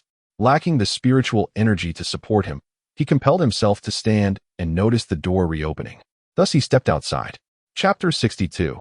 The duel with the nascent soul. At that moment, The crowd waiting for Jiangsu to emerge from the library pavilion was astonished. For all but Elder Qiu of the 4 great elders of the first demon sect had gathered here. Voices rose and fell in the air. Greetings, Elder Wu Yu. Greetings, Elder Bai. Greetings, Elder Lin Tian. Su Wu Yu waved her hand dismissively, her brow furrowed in concern, remaining silent, while Lin Tian paced anxiously, his expression equally fraught. They had never entered the 10th level. Her Majesty the Empress had designated it as a forbidden area within the library pavilion, prompting Lin Tian to set numerous formations in the lower 5 levels. No one had anticipated that Jiangsu could dismantle all the formations. The 10th level must harbor exceedingly dangerous entities. One could only hope that Jiangsu would navigate this perilous trial successfully. Only Elder Bai raised an eyebrow, leisurely perusing a book. He wouldn't mind if Jiangsu met his demise in that 10th level. He had invested half his life's savings into the Xingyun Pavilion to quell previous matters, and had Jiangsu not ascended as Qiu Yu's chief disciple, he would have long since disposed of him. Su Wu Yu, who had always been at odds with Bai Yi, was perplexed by his demeanor, unaware of the thoughts swirling within his mind. Wang Tian, frantic as a fly in a hot pan, disregarded the fact that Rong Yu was a guest, clinging to him tightly. Rong Yu, feeling helpless, did not believe Jiangsu would encounter any trouble in the 10th level. These individuals were far too anxious. Suddenly, 10 streams of black mist erupted from the 10th level of the library pavilion, startling both Lin Tian and Su Wu Yu, their expressions shifting dramatically. These 10 streams of black mist unmistakably emanated from beings at the nascent soul stage. How could dozens of nascent soul cultivators exist within the 10th level? This was inconceivable. Jiangsu was now, without a doubt, hanging by a thread. Facing dozens of them at the foundation establishment stage was an impossibility, no matter his innate talent. Seeing this, Su Wu Yu and Lin Tian rushed towards the library pavilion, with Wang Tian trailing closely behind. The crowd, observing the elders' grim countenances, began to grasp the gravity of the situation. The senior brother was in danger. A jolt of alarm struck Rong Yu. Could Jiangsu truly handle dozens of nascent souls? Meanwhile, Jiangsu pressed on, having descended to the 9th level, where he felt significantly more at ease, free from the oppressive water and the lurking shadows beneath. At that moment, he was far from the illustrious disciple of an elder. He felt as though he had traversed through a deluge, his internal spiritual energy utterly depleted. Leaning against a bookshelf, he gazed at the resplendent space, closing his eyes to rest. Suddenly, 3 figures burst into the room. He sensed their spiritual presences. One was Su Wu Yu, another was Lin Tian, and the last, a particularly familiar essence, belonged to Wang Tian. Upon entering the 9th level, they found Jiangsu quietly resting against the bookshelf, their attempts to detect his spiritual energy proving futile. Wang Tian, overwhelmed with emotion, could no longer contain his tears. Throwing himself onto Jiangsu, Brother Jiang, what will I do if you die? I want to follow you." Su Wu Yu and Lin Tian stood frozen, their expressions betraying their shock. Has such a prodigious talent fallen today? Lin Tian was unaware that Jiangsu possessed a heavenly-grade spirit root. Yet he was certain that Jiangsu would eventually become a formidable force. Alas, how cruel fate can be. Jiangsu, feeling exasperated, thought it unjust that he could not catch a moment's respite amidst his exhaustion. "Go away, do not curse me, Jianggu, I am not dead yet." He opened his eyes and glanced at Wang Tian, whose face, a comical blend of tears and snot, elicited a faint smile. Wang Tian, having experienced a tumultuous array of emotions, immediately assisted Jiangsu to his feet, allowing him to lean against him for support. The weariness weighed heavily upon Jiangsu. In this perilous realm of cultivation, his current level of prowess felt woefully inadequate, especially after merely signing in to encounter such formidable opponents. The future held uncertainties, and only by growing stronger could he dispel the threats that loomed, stand equal with his beloved wife, and confront Bai Yi and those who had harmed his brother. Wang Tian. It dawned on Su Wuyo and Lin Tian that the reason they could not sense Jiangsu's spiritual aura moments ago was due to the absence of any spiritual energy within him, indicating he had endured a fierce battle. Lin Tian exhaled deeply, relieved. Fortunately, it seems Jiangsu emerged victorious against several nascent soul experts, despite being merely a foundational disciple of the inner sect. This incident was one that Su Wuyo felt must be kept under wraps.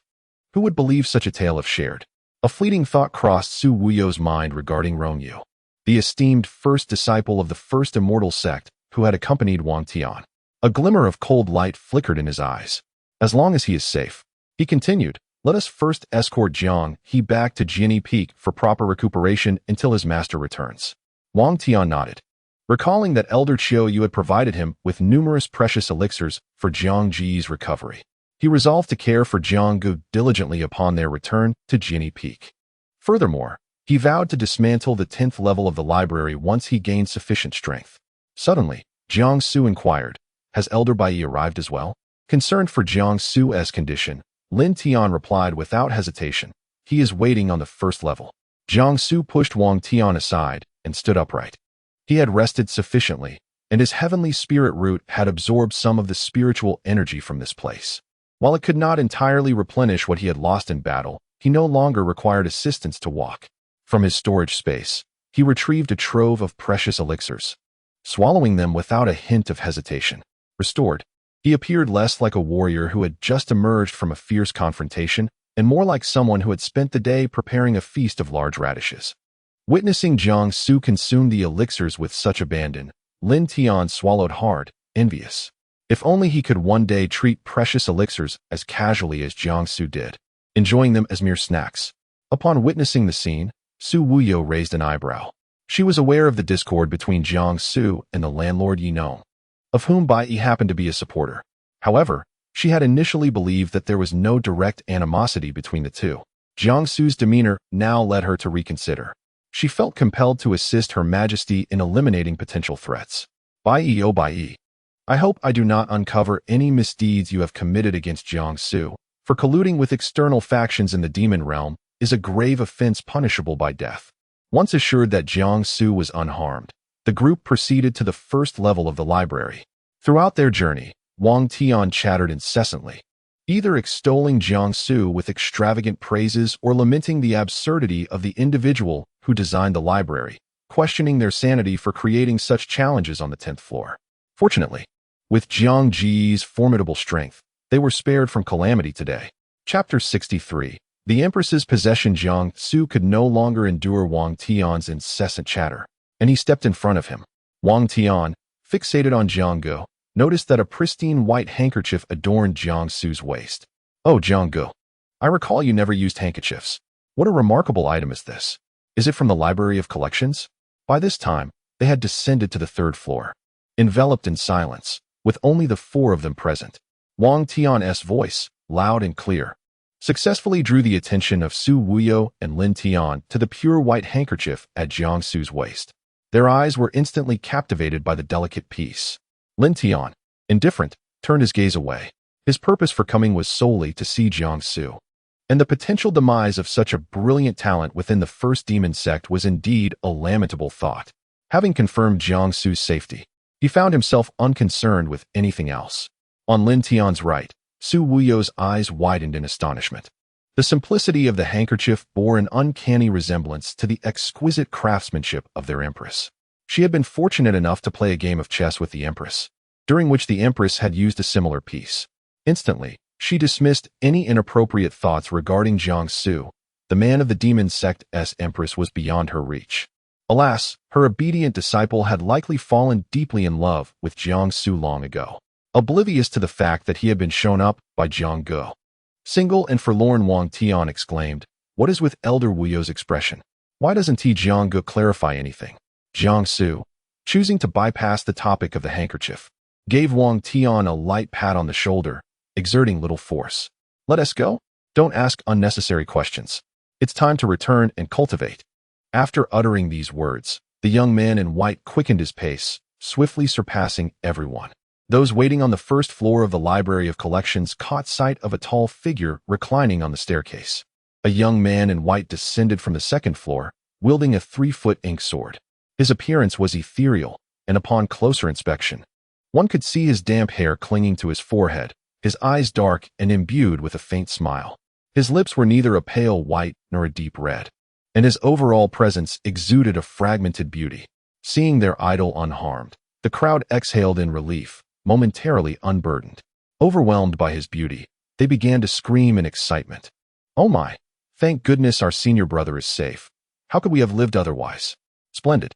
The beauty standard of the cultivation world remains intact. Senior brother is unbelievably exceptional, not only strikingly handsome, but also immensely powerful.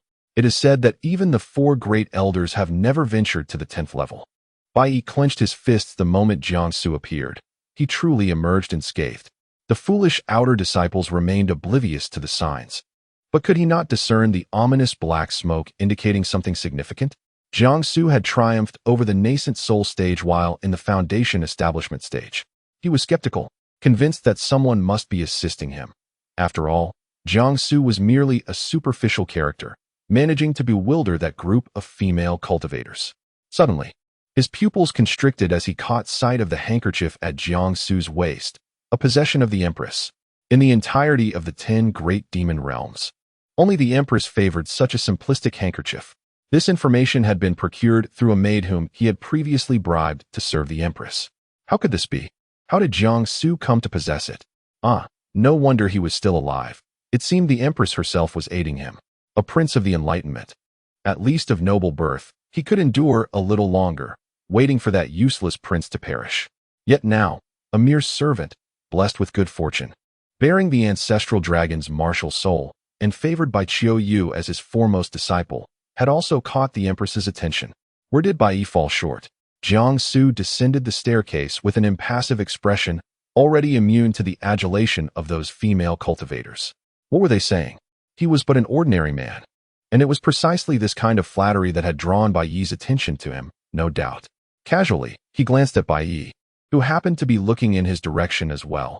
Their eyes met, and while others could discern nothing, they alone understood the palpable tension between them. Was Bai Yi declaring war upon him? Remarkable. He had long been perplexed as to why offending a mere kitchen steward, warranted the involvement of one of the 4 elders of the first demon sect, Bai Yi, utilizing assassins from the Nebula Pavilion against him. It was only after piecing together fragmented rumors that he learned of Elder Bai Yi's infatuation with the Empress. Although he believed he concealed this well, a select few within the first demon sect were still privy to this information.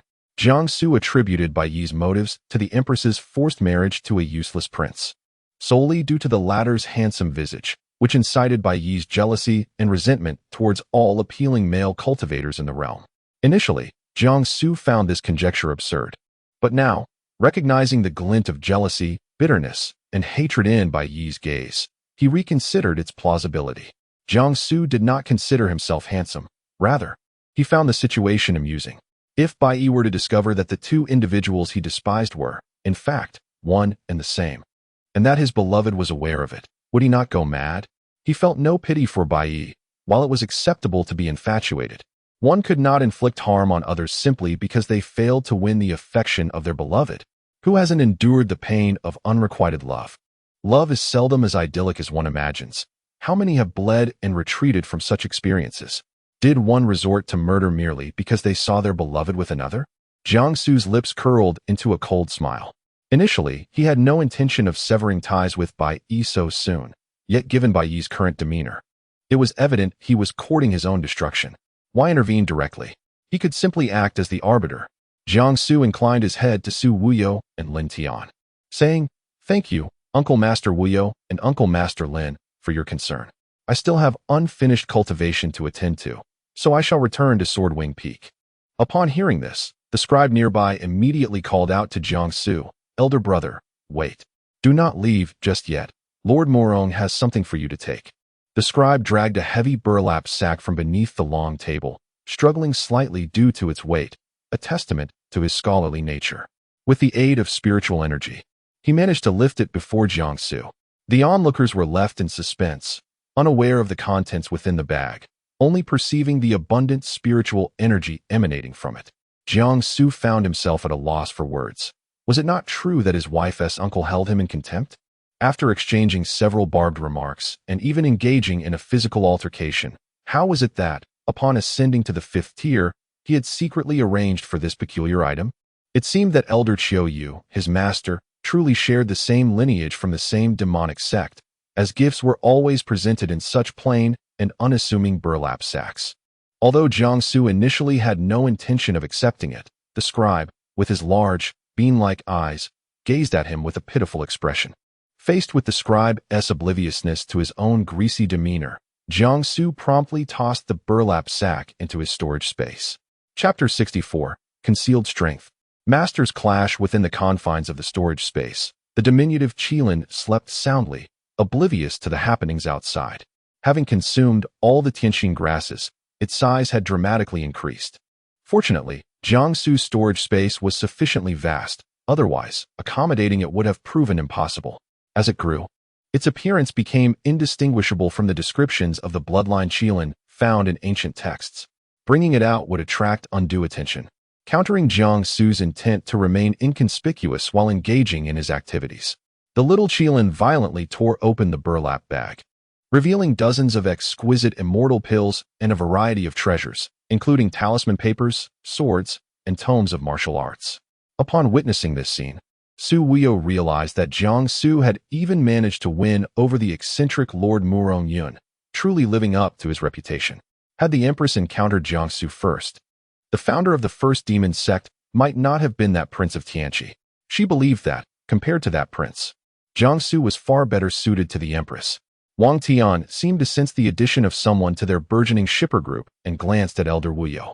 Su Wuyo nodded in acknowledgement, prompting Lin Tian to add, "Very well, Jiang He, return to Swordwing Peak and rest well." With this instruction, Jiangsu exited the library. And today, the group of female cultivators wisely refrained from surrounding him, having noticed his fatigue. Recognizing that their idol was exhausted, they understood the need to give him space to recuperate. Wang Tian initially followed Jiangsu for a short distance before realizing that Rongyu, who resided with them at Swordwing Peak, remained in the library. "Jiangge, wait.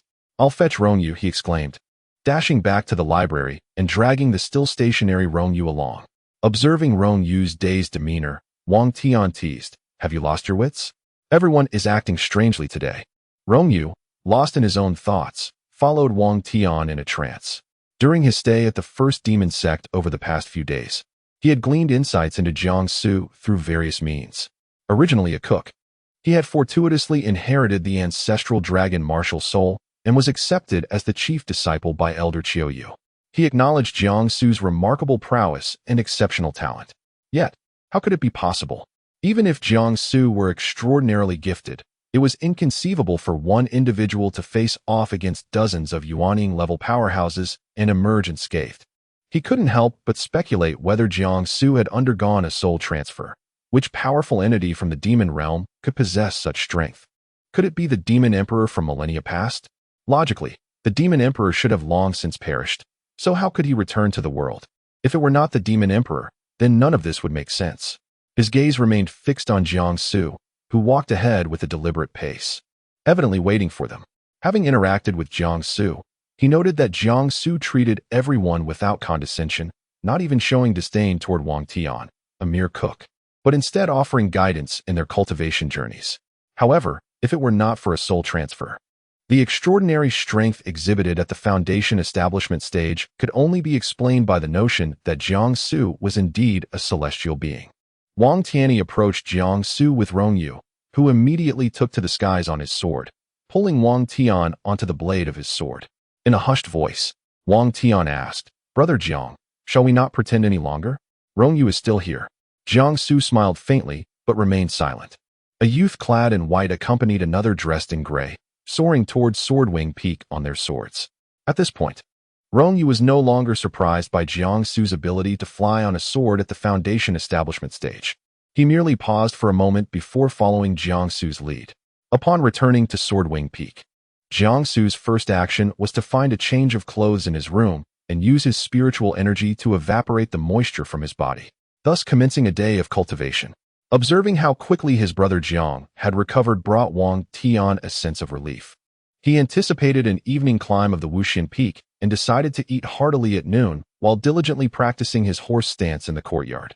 Rongyu, seemingly lost in thought, sat on the stairs of the adjoining room, resting his chin on his hands as he watched Wang Tian practice. A gentle breeze swept through, adding a touch of coolness to the summer day. Strangely, Rongyu felt a chill in the wind that penetrated to his very core. Jiangsu exited the room, beginning to review the sword techniques he had previously learned. Out of the corner of his eye, he noticed Rong Yu sitting vacantly on the stairs, gazing into the courtyard. System, activate the heavenly eye. In an instant, many aspects of Rong Yu became clear to him. The third place on the Qingyun list. The foremost disciple of the first immortal sect was not merely at the initial stage of the Golden Core, but was in fact at the late stage, poised to break through to the nascent soul stage. It appeared that not only had the first demonic sect concealed Jiangsu, but the first immortal sect had also hidden away Rong Yu. Jiangsu genuinely began to regard Rong Yu with newfound seriousness. This situation was reminiscent of a top student in modern academia. Perhaps he was not the absolute best in the entire school, yet he wielded control over his grades. He did not seek perfection, but, for certain purposes or under specific constraints, managed his scores to hover around 98 or 99. That was the essence of a truly formidable individual. After Jiangsu completed his review of the sword techniques, he retreated inside to examine the books given to him by Wen Shuzi. He had an inkling that the true mission of the seemingly two-faced Rong Yu would unfold that night.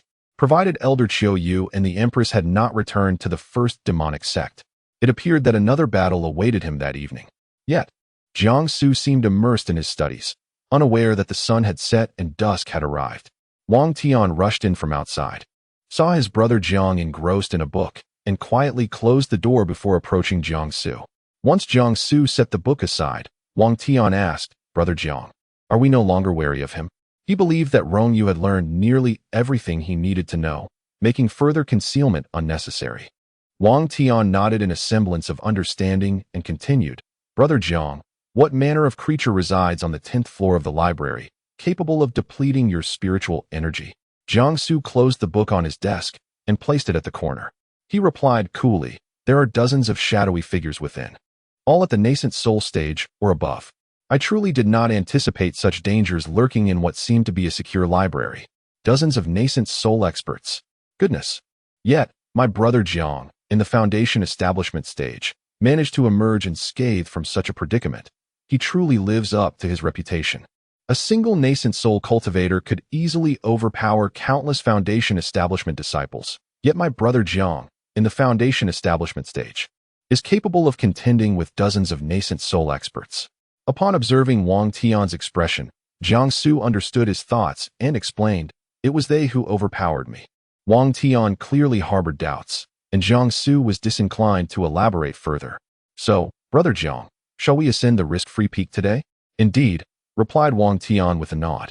Jiangsu cast a glance at him before turning away, directing his gaze towards the windowsill on the left side of the room, where the sunlight streamed in at an angle, yet the shadows below remained untouched by light. "However, you shall go alone. I have other matters to attend to." Chapter 65. The Thunder of Nine Heavens. Breaking through realms. Although Wang Tian was unaware of his brother Zhang's intentions for the evening, he harbored no doubts regarding Zhang's decisions. After tidying himself up, he exited the room on the left, finding Rong Yu still seated on the staircase, having remained there for the entire afternoon. Wang Tian couldn't help but ponder.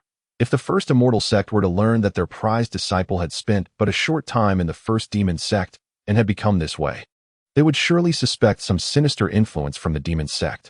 Zhang's innate ability to undermine others was truly remarkable. Looking at Rong Yu, just 2 days prior, he had been a dashing young man, yet now he seemed to be questioning the very meaning of life. Wang Tian shook his head and hummed a tune as he descended Swordwing Peak, making his way towards Wuxian Peak. In the left room, only a youth clad in white remained. He drew forth a blood-stained white handkerchief from his waist, meticulously folding it and placing it on the clean tabletop. Then, from the corner of the desk, he retrieved a book. Jiangsu opened the book, and indeed, its pages remained blank, leaving him perplexed as to its meaning. Wen Shuzi had not contacted him either. Could it be that he was expected to finish reading the previous 2 volumes? He had completed the record of spiritual meridian acupoints and the first volume of The Benevolent Doctor, both provided by Wen Shuzi, but still, they bore no text. Perhaps he needed to finish reading the remaining 9 volumes of The Benevolent Doctor as well? Contemplating this, Jiangsu's expression darkened. It seemed that neither Wen Shuzi nor Qiu Yu regarded him as a person. Was he not meant to be their treasured disciple? This treatment was indeed cruel beyond measure. Only Shangguan Yu had shown him a modicum of kindness, refraining from delving into the intricacies of talisman crafting just yet. Disciple, she had said, after your battle this morning, your spiritual energy is depleted. Although you have consumed numerous exquisite elixirs, those merely offer temporary relief. It is crucial that your body receives adequate rest. Take a moment to sleep. Jiangsu nodded, recognizing the necessity for his meridians to recuperate, allowing the natural spiritual energy to flow unobstructedly into his being. Master, please keep an eye on Rongyu. Inform me at the slightest commotion. After placing his lifelong sword by the window in the left room and receiving a confirming nod from Shang Wanyu, he finally lay down. He had indeed exhausted himself throughout the day and soon fell into a deep slumber. Stars twinkled in the dark night sky, while the moonlight cast a cool glow upon Swordwing Peak. In the adjacent room, a shadow flitted beneath the window. It was the prepared Rongyu.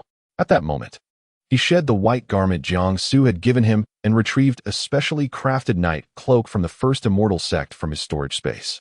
With the jade pendant at his waist, no one within the entire first demon sect, save for the Empress, would be able to detect his movements. His eyes glinted with a frosty determination as he gazed towards the right room where Jiangsu resided. The window there was slightly ajar, but his vantage point prevented him from discerning Jiangsu's current activities. As Rongyu awaited the evening, beads of anxious sweat adorned his brow. His reactions earlier that day had been a blend of genuine astonishment at Jiangsu's prowess and a lingering suspicion that Jiangsu had been possessed by a formidable entity.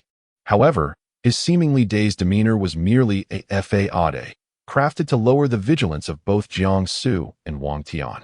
At this juncture, having paid his respects, he noted that the ominous presence buried at the foot of the first demon sect had not detected Elder Qiu or Her Majesty the Empress. Thus, it was certain that Elder Qiu would not return until at least midnight, and the Empress would likely remain absent as well. Even if they were to return, he would have sufficient time to respond, thanks to the warning provided by that ominous presence. It was time for action, to fulfill the true purpose of his visit to the first demon sect. Silently, he slipped from the right chamber, intentionally traversing a route that fell within the blind spot of the left chamber's view. His equipment was both complete and formidable. Yet, one must not forget that Shang Wanyu was a powerful figure who had weathered many years. There was little he had not encountered. No wonder his disciple remarked that Rongyu possessed a facade of innocence, appearing as a gentleman while harboring ulterior motives.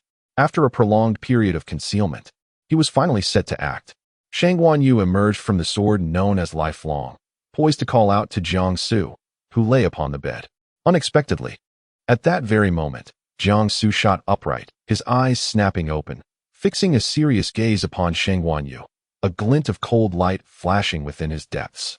Rising from the bed, he adjusted his attire and took up the lifelong sword, departing without following Rongyu. Instead, he soared on his sword to the foot of the first demon sect, the very spot where Rongyu had previously stood. Disciple, what is our purpose here? Shouldn't you be following Rongyu? Shang Wanyu inquired. I set a formation earlier. As long as that garment exists, I can hear the whispers of Rongyu's heart. He has buried something of great significance here, Jiangsu replied, surveying the area before closing his eyes and extending his hand towards the sky. The surrounding spiritual energy, sensing the presence of this heavenly grade spiritual root, coalesced around him as if it were tangible. Suddenly, the heavens erupted with thunder and lightning, a manifestation provoked by the surge of spiritual energy. Only Shang Wanyu understood that this heralded a breakthrough in Jiangsu's cultivation.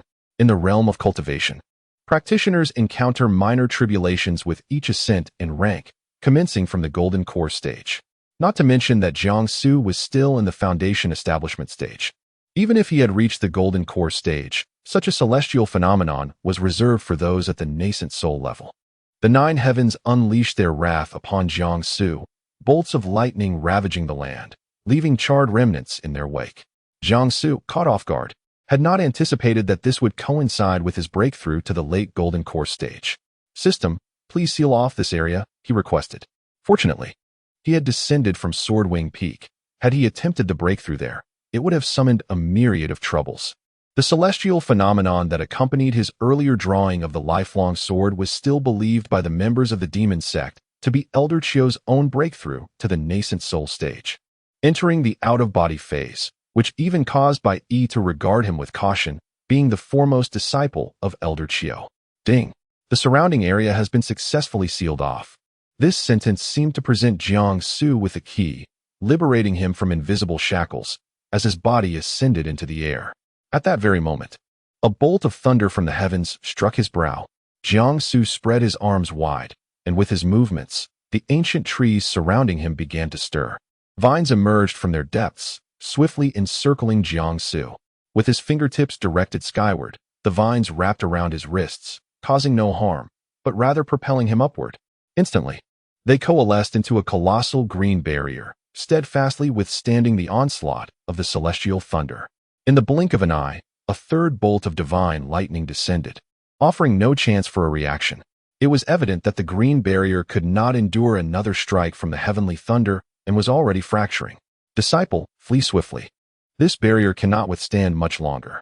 Chapter 66. The Power of the Heavenly Way. At my command, Shang Guanyu observed with a sense of calm as Jiang Su wielded the formidable natural elements. She was not particularly surprised, for he too possessed a celestial root, and thus shared in this extraordinary prowess. However, she had never disclosed to Jiang Su that while the heavenly roots were indeed powerful, allowing for an astonishingly rapid cultivation pace, the tribulations faced during breakthroughs were exponentially more severe than those encountered by others.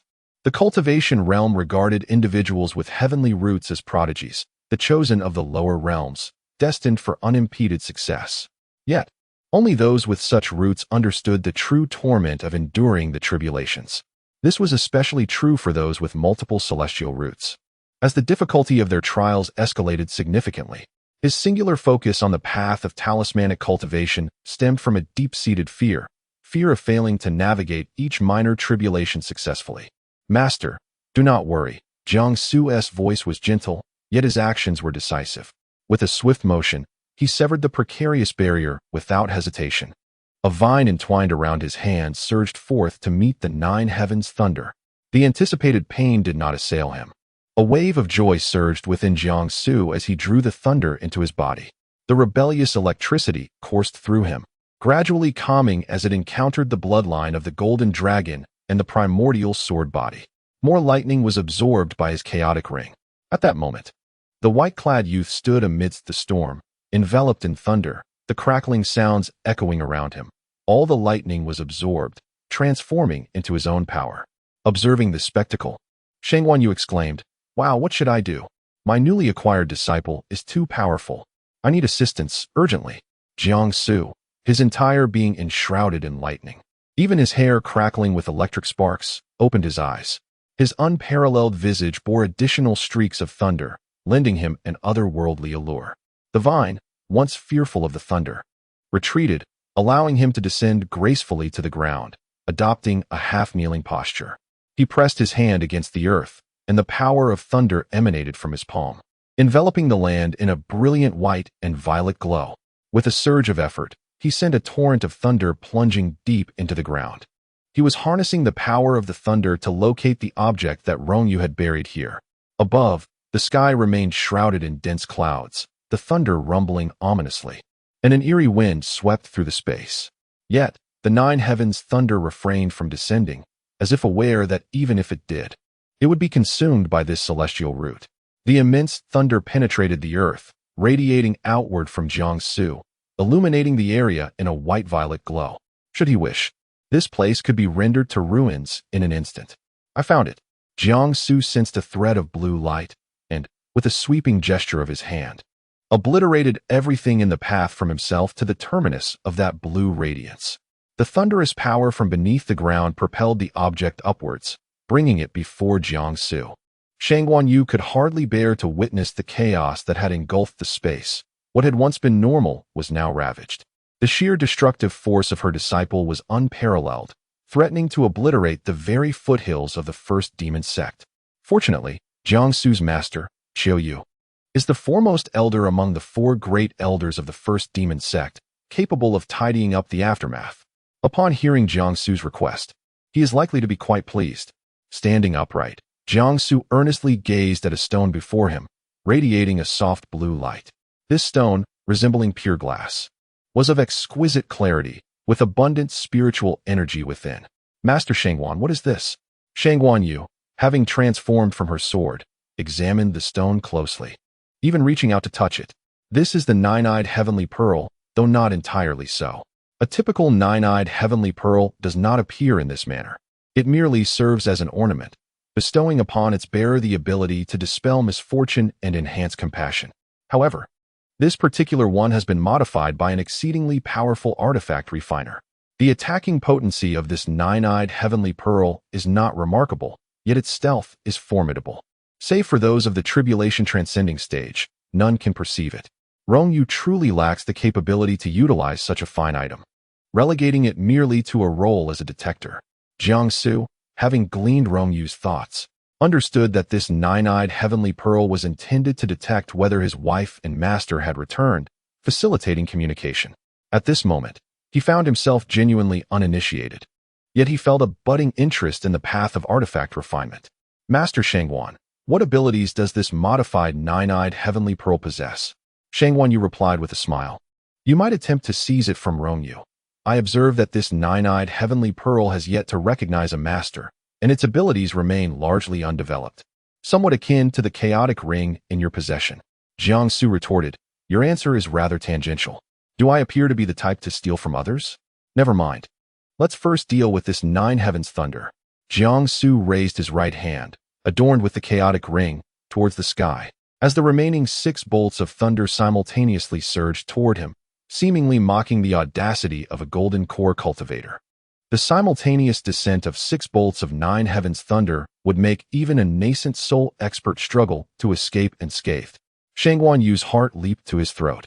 He recognized his disciple's defiance against the heavens. Yet, the tribulation mechanism is ultimately dictated by the will of the heavens. No matter how defiant he is, he cannot truly go against the heavenly order.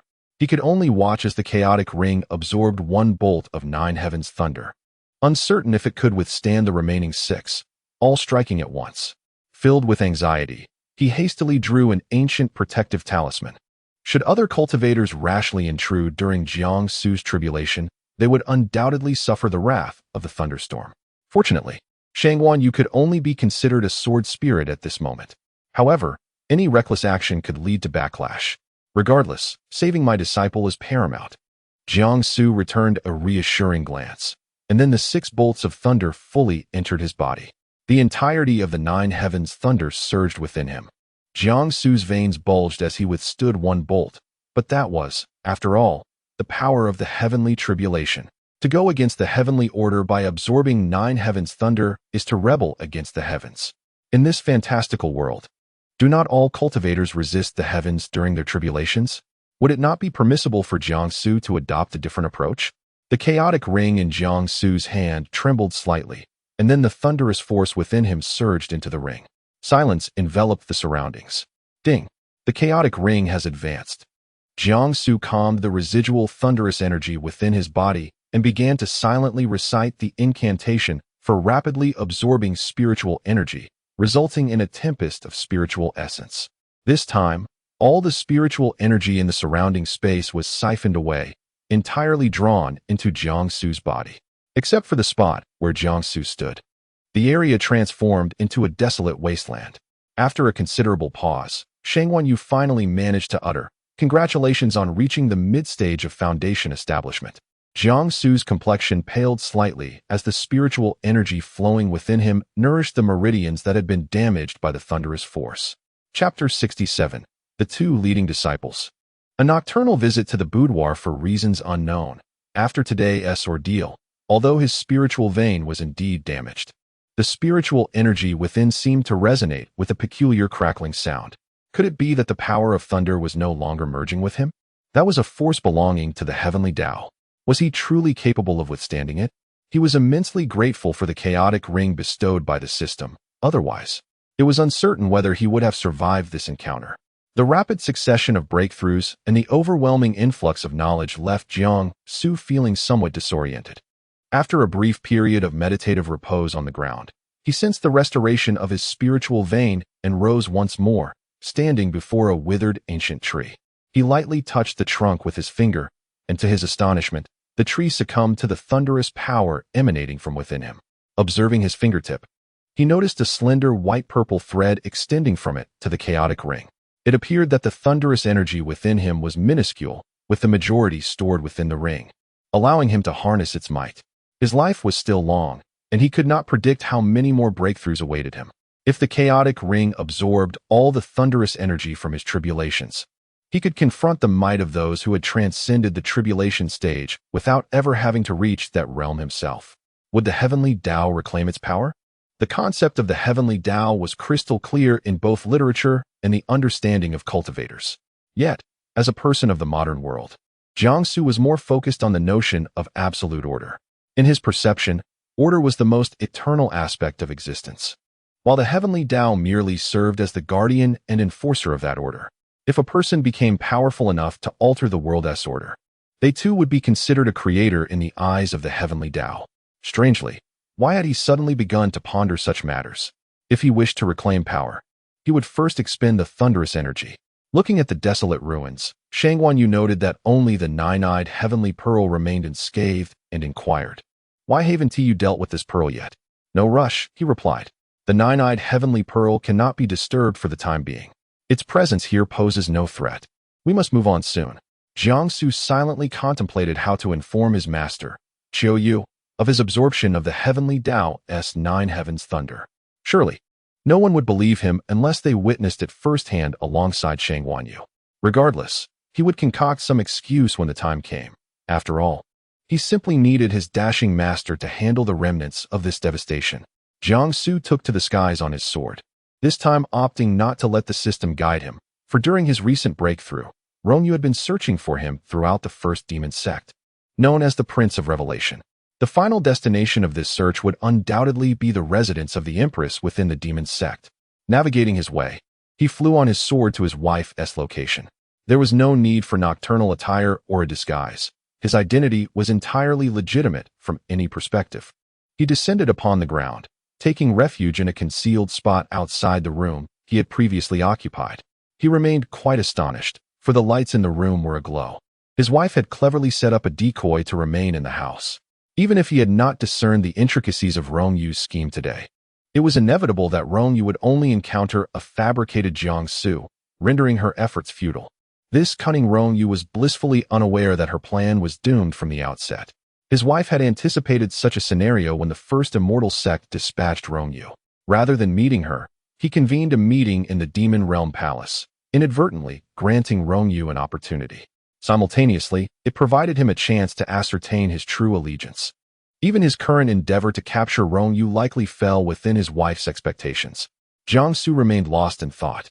His wife was indeed worthy of being a sovereign who had lived for millennia, having waged psychological warfare far more than he had ever consumed salt.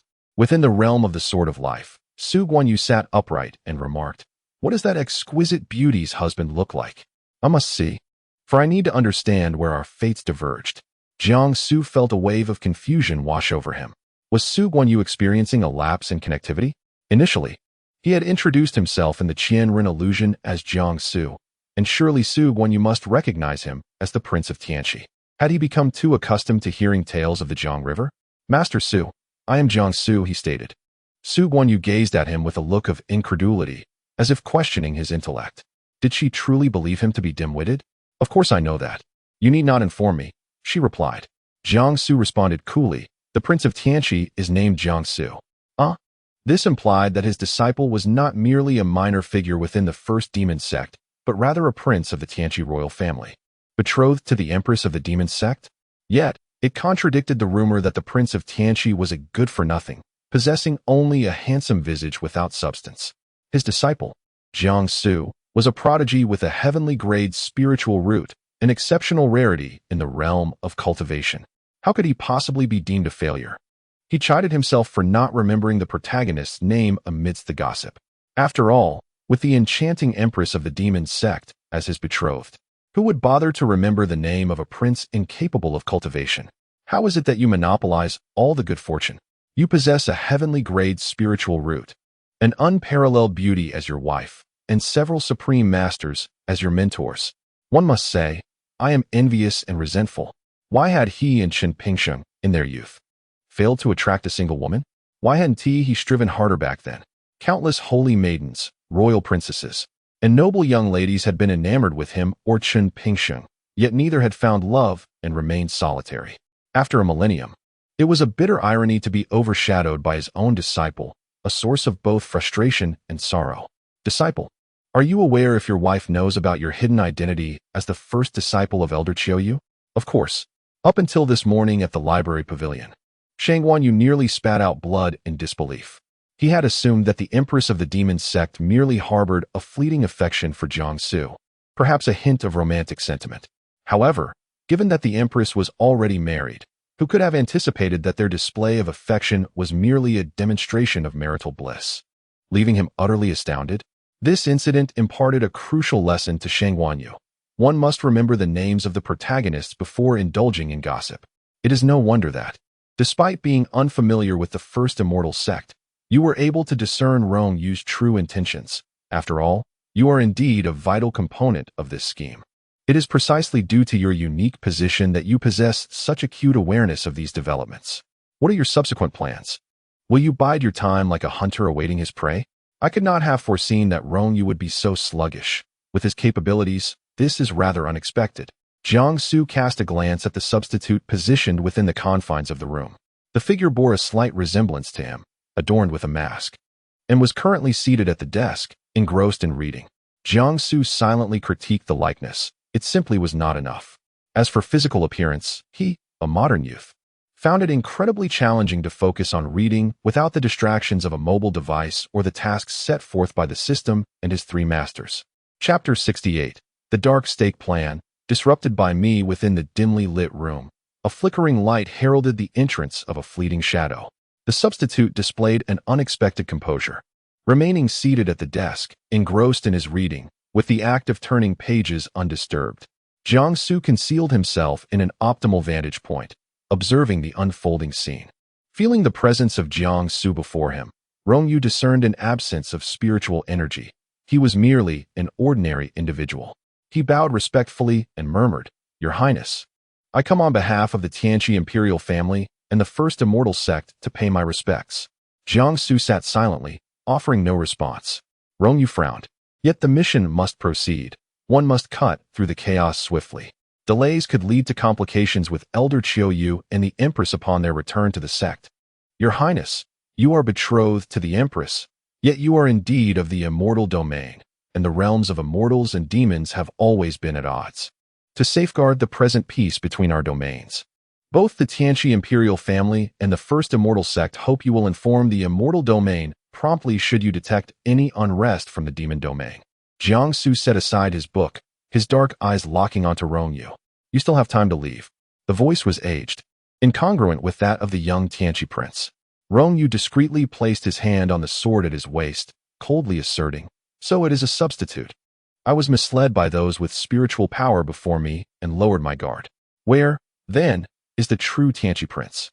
He had thoroughly searched the first demon sect and found nothing. Having revealed himself, this substitute would undoubtedly report to the demon empress. Suddenly, a cold glimmer of sword energy pierced the air, striking Rong Yu's face. Reacting swiftly, he leapt from the left side window, landing precisely in the spot Jiangsu had concealed himself. Jiangsu stepped back a few paces, making room for Rong Yu. Rong Yu was bewildered. How could Jiangsu be here? Even if he sensed his absence from the adjacent room, it seemed improbable he could pinpoint his location so accurately. "Where do you think you're going, little brat from the Immortal Sect?" The voice belonged to Su Wuyo, starkly different from her usual playful tone, now imbued with gravity and a chilling edge. How had Su Wuyo learned of Rong Yu's plan? A sword shot toward the space occupied by Jiangsu and Rong Yu, its fierce energy shattering the surrounding spiritual essence. Even without a physical form, it instilled a sense of dread. Truly, the sword energy of a nascent soul master was formidable. This was an attempt on Rong Yu's life. Shocked, he wondered how Su Wuyo, one of the four great elders of the first demon sect, had arrived. Despite his astonishment, he did not halt his movements, executing the upper transformation sword technique. With a brilliant flash of white light from his sword, he engaged Su Wuyo in a flurry of exchanges. Jiangsu, for the first time, beheld Su Wuyo's serious demeanor, finding himself seated on the ground. Captivated by the duel of sword techniques, the surrounding flora was cleaved by Su Wuyo's sword, inadvertently injuring Jiangsu in the process. Amused, Jiangsu effortlessly conjured a barrier with his spiritual energy, isolating the sounds of the wind and the sword's aura. As Su Wuyo and Rong Yu engaged in combat, her techniques grew increasingly ferocious. How could a mere young man in the early stages of the Golden Core withstand so many of her strikes? With a flick of her sleeve, a beam of white light struck Rong Yu's wrist, unable to maintain his grip. The sword slipped from his hand and clattered to the ground, trembling lightly before emitting a crisp sound. With a cold laugh, Su Wuyo pointed her sword directly at Rong Yu's neck, showing no intention of relenting. After all, Rong Yu was the foremost disciple of the First Celestial Sect. Killing him would be tantamount to declaring war on the Celestial Realm. Although the First Celestial Sect had erred initially, Jiangsu felt compelled to intervene until he could ascertain his wife's true intentions. Swiftly, he executed the shadowless step, and in the blink of an eye, his sword intercepted Su Wuyo's blade, the two weapons clashing and sparking fire. You dare to assist him? Su Wuyo shot a frosty glance at Jiangsu, her eyes betraying her astonishment, yet she halted her assault, positioning herself before both Jiangsu and Rong Yu. She could not possibly strike at Jiangsu, the pride of the demon sect. Nonetheless, she was furious. Her initial intent today was to prevent Rong Yu from reporting Jiangsu's actions in the library to the First Celestial Sect. Thus, she had secretly placed a monitoring artifact on Rong Yu, only to discover that he harbored ulterior motives, intending to collude with that Prince of Enlightenment. And now Jiangsu was obstructing her? The sword aura of Wuyo's blade lingered in the air, and if she wished, she could strike again. Rong Yu clutched his chest, wounded by the sword's energy, standing behind Jiangsu, filled with confusion as he observed Jiangsu's silhouette. I am not aiding him. I merely recognized that killing him would invite considerable trouble. Su Wuyo, having tempered her cold demeanor, understood that as the senior disciple, Jiangsu must also be considering the interests of the First Demon Sect. Thus, she queried, "What do you propose to do?" As she spoke, she sheathed the Wuyo sword, indicating her intent to refrain from further violence. Since the First Celestial Sect sought to ascertain the real-time circumstances of the demon domain, it would be more fitting to allow this Celestial Sect disciple to experience the joys of being a secret pawn. Winking at Jiangsu, her expression shifted to one of playful malice as she exclaimed, "Oh dear nephew, you should have mentioned it earlier." Rong Yu, standing behind Jiangsu, began to grasp the sinister intentions of these two devils. He attempted to flee on his sword, but a formidable pressure emanating from the mid-stage of the nascent soul tightly restrained him. Rong Yu's pupils constricted. This pressure was overwhelmingly powerful. Had their previous swordplay merely been a ruse? You think you can escape? Where would you go? Jiangsu too sensed the disparity in power, a force vastly superior to that which had just been at play. They were all masquerading as innocuous, with the late-stage golden core feigning the early stages, and the mid-stage nascent soul playing tricks. I possess this pressure, which can kill invisibly, yet I choose not to wield it. I am merely toying with you. He understood that the dozens of nascent soul masters in the library today were somewhat exaggerated. Otherwise, how could an ordinary golden core cultivator like him possibly contend with 10 nascent soul practitioners? Although the enhancement from the primordial sword body was significant, it was not sustainable for long. Moreover, Su Wuyo was indeed a formidable mid-nascent soul cultivator. Killing Rong Yu was merely a fleeting thought. His hesitation to intervene immediately stemmed from recognizing that Su Wuyo was not yet serious. Jiangsu turned and forcefully grasped Rong Yu's hand, rendering her immobile under the overwhelming pressure. Rong Yu gritted her teeth and managed to utter, "I understand your intentions. But are you not afraid that I might resort to desperate measures, such as taking my own life?" Jiangsu retrieved a divine brush from his storage space, poised to inscribe something on the back of Rong Yu's hand. However, he did not write anything immediately.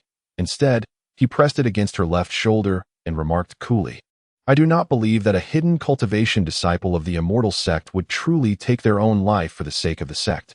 Chapter 69. The Disciple of the Immortal Sect. A mission impossible. Rong Yu felt as though a fragment of his innermost secret had been unveiled, trembling slightly beneath the oppressive aura that enveloped him. A metallic taste of blood lingered in his throat, rendering him unable to either expel it or swallow it down.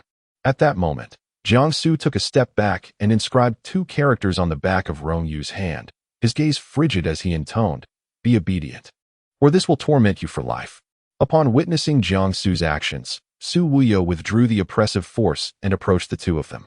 She glanced at the two characters Jiang Su had written, which were perfectly aligned, one horizontal and one vertical, yet they were in a script she could not comprehend. From Jiang Su's words, it was evident that they were a formidable binding rune. Truly, he was worthy of his celestial-level spiritual root. Such talent was enviable beyond measure. The two characters existed for but a fleeting moment before merging with Jiang Su's spiritual energy and entering Rong Yu's body. Rong Yu's eyes turned red, a visage of impending tears forming. How ruthless were the denizens of the demon realm to employ such vicious methods merely to utilize him as a pawn. He resolved to scour through all the tomes on runes upon his return, determined to uncover a solution.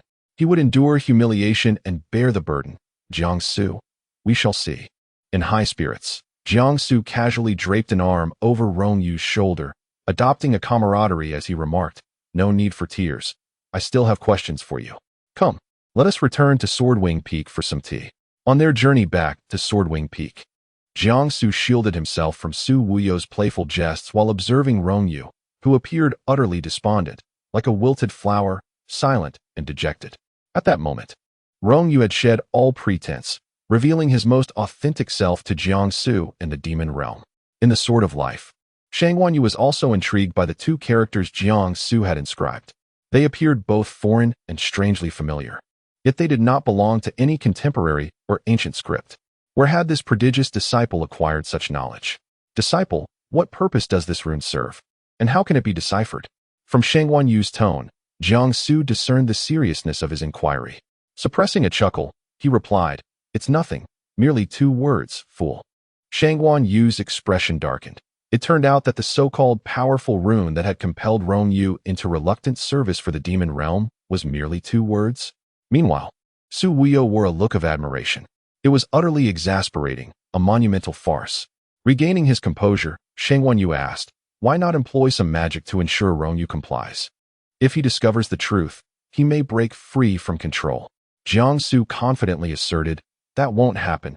He cannot decipher those characters, and since entering the demon sect, he has grossly overestimated my abilities. He will only believe in this." A gust of wind stirred, tousling Jiang Su's hair, momentarily obscuring the brilliance in his eyes. At that moment, Wang Tian sensed his brother Zhang's spiritual presence and rushed out from the room on the left. He had already climbed the perilous peak by himself and even enjoyed tea with Elder Lin Tian. "Brother Jiang, you're back." "Greetings, Elder Wuyo." Wang Tian rushed to Jiang Su's side, halting just in time, and offered a respectful bow to Su Wuyo. His heart filled with confusion at the sight of all 3 returning simultaneously, particularly noticing Rong Yu's despondent demeanor. What had transpired? Jiang Su smiled and nodded at Wang Tian, saying, "Let us gather in the left room shortly." "All right, I shall prepare the tea," Wang Tian replied. Upon hearing this, Su Wuyo covered her mouth in laughter, teasing, "Ah, my esteemed junior, are you inviting me to your quarters?" Such generous hospitality is hard to decline. And thus it began again, without Master Qiuyu present. There was truly no one at Swordwing Peak capable of curbing her playful antics. Jiang Su, mindful of the disparity in their cultivation levels and skills, dared not engage with Su Wuyo too boldly. He feared that should she begin to sing, he might meet an untimely demise at Swordwing Peak. Noticing Jiang Su's lack of response, Su Wuyo sighed, pondering why he seemed impervious to her charms. She took the lead toward the left room. Having spent many years with her senior brother Qiuyu and was thoroughly acquainted with Swordwing Peak. Moreover, Wang Tian had previously managed the lanterns there with great skill. As the moonlight bathed the window, casting shadows of the candlelight, the 3 settled into the left room. Wang Tian entered, bearing tea for each of them. However, while serving Su Wuyo, he nearly spilled the tea upon her due to her absent-mindedly lifting the hem of her skirt in jest, revealing her long, fair legs mere inches from him. He recited a calming mantra to steady his nerves. Su Wuyo flashed a captivating smile, relishing the fact that, apart from Jiang Su, she still possessed a lure for other male cultivators in the realm. Even Shangguan Yu from the Sword Sect was secretly observing her, contemplating how Su Wuyo seemed to possess everything. Her features exquisitely refined, clad in a form-fitting red attire that accentuated her figure. He shook his head inwardly at her frivolity, lamenting that if it were not for her sharp tongue, Who wouldn't be enamored? Jiangsu, meanwhile, wore a resigned expression, having grown accustomed to Su Wuyo's antics. The night had deepened considerably, prompting him to interrupt her critiques of Swordwing Peak. It is time we discuss serious matters. Instantly, Su Wuyo assumed a grave demeanor, startling Wang Tian, who had never witnessed Elder Wuyo in such a serious light. Rongyu, I have 3 questions for you, and you must answer them well. Rongyu nodded listlessly. Observing this, Wang Tian sensed the gravity of the situation and focused intently on Rongyu. First, you previously stated that the first immortal sect sent you to assess the strength of the demon domain and to ascertain whether they harbored intentions of war. Is this true? Rongyu nodded in affirmation, replying, Indeed, it is true that there are underlying conflicts between the immortal and demon realms. However, presently, peace is what the entire cultivation world seeks. The first immortal sect and the royal families of the 7 continents have always been suspicious, which is why they dispatched me to confirm their intentions, aiming for a balance between the immortal and demon realms, fostering peace rather than war. Seeing Rongyu's cooperation, Su Wuyo felt an increased admiration for the runes that Jiangsu had inscribed on Rongyu's hand. He continued to inquire, Secondly, can you truly assure us that once we release you, you will act as our covert agent within the first immortal sect in the immortal realm? Rongyu glanced at his hand, where the peculiar runes had vanished. In a deep tone, he replied, Brother Jiang has already placed a restriction on me. What can I do if I choose to disobey?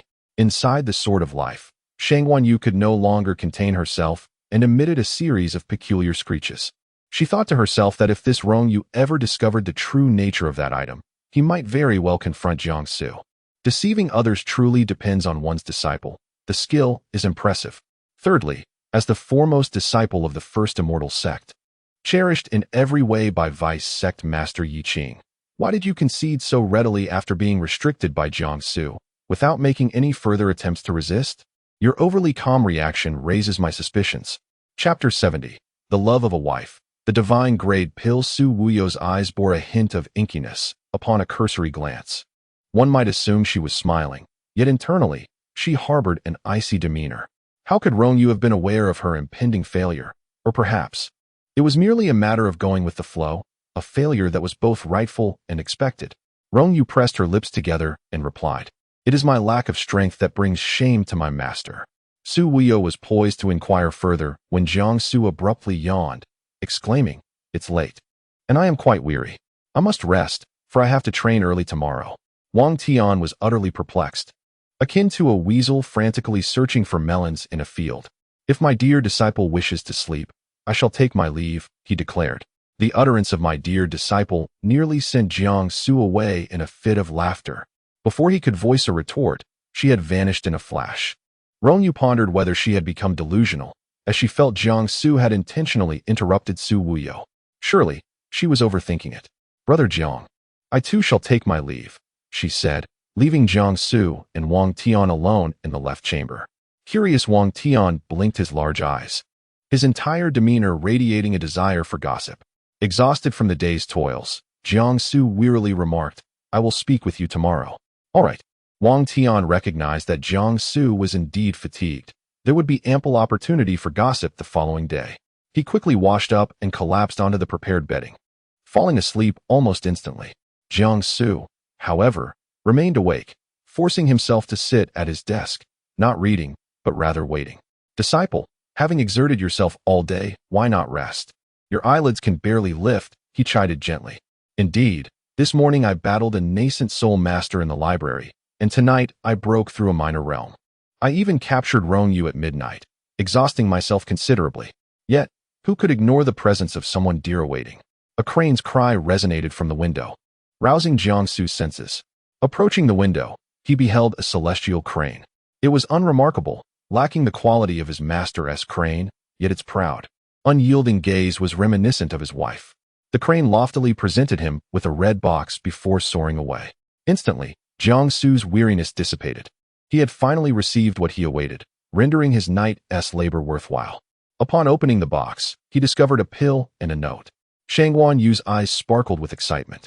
If he was not mistaken, this was a divine grade advancement pill, a rarity he had only ever read about, one that had eluded alchemists for millennia. Ding! Congratulations to the host for obtaining Divine Grade Advancement Pill, the sole one in the entire realm of cultivation. What a treasure! Truly, his wife was generous. The Divine Grade Advancement Pill was far superior to 100 top-tier elixirs, for it guaranteed a breakthrough of a minor realm, free from the tribulations of heavenly tribulation. In the entire cultivation world, it seemed only his wife could possess such an extraordinary item. He unfolded the note that his wife had placed in the box, revealing exquisite handwriting that contained merely 2 characters. Yet, Jiangsu was far more elated than if he had received a divine advancement elixir. The reward. Shang Guanyu had already grasped the situation, chuckling to herself, realizing that the fool was none other than herself, thoroughly outdone. He had no intention of inquiring why Jiangsu's wife had given him this item. To ask would simply affirm their harmonious marital bond. He had no desire for the identity of the Prince of Tianqi. Instead, he wished to pursue a romance with the female emperor of the demon sect. Relishing the playful nature of it all, Jiangsu carefully returned the note to the box and placed the entire box into his storage space. He had no immediate need for the divine advancement elixir. Achieving realms through medication and genuine cultivation would ultimately yield different levels of strength and stability. It was wise to keep it as a reserve, for who knew when it might be urgently required. When Jiangsu learned that the first immortal sect had dispatched its first disciple, Rongyu, he understood precisely what Rongyu intended to do. He sought to locate the Prince of Tianqi, which was Jiangsu himself, to ascertain his stance and determine whether he would be willing to relay messages to the first immortal sect in a timely manner. He could easily surmise that his wife, as the demon sect's Empress, would certainly be capable of such communication. Moreover, his wife had initially declined an audience with the Emperor of Tianqi, but had now consented to meet with a mere disciple of the immortal sect. All in order to test Jiangsu's allegiance. She needed to know where he stood. One might wonder, given the significance of this mission, what dire consequences would ensue if it failed. The first immortal sect was not so naive. This task had to be executed flawlessly, which was why they had equipped Rongyu with an abundance of top-tier gear. However, the 2 most critical links in this mission had faltered. One was him, having assumed the identity of the demon sect's first disciple, rendering him untraceable. The other was Rongyu, who had deliberately sabotaged the task. The matter of Jiangsu concealing his true cultivation level was likely unknown even to the first immortal sect. Otherwise, news would have already spread on the Qingyun ranking. As for the reasons behind it, Jiangsu felt no inclination to delve into such complexities. As long as the situation was resolved and did not hinder his daily routine, he was content. He had indeed made significant strides in his emotional journey.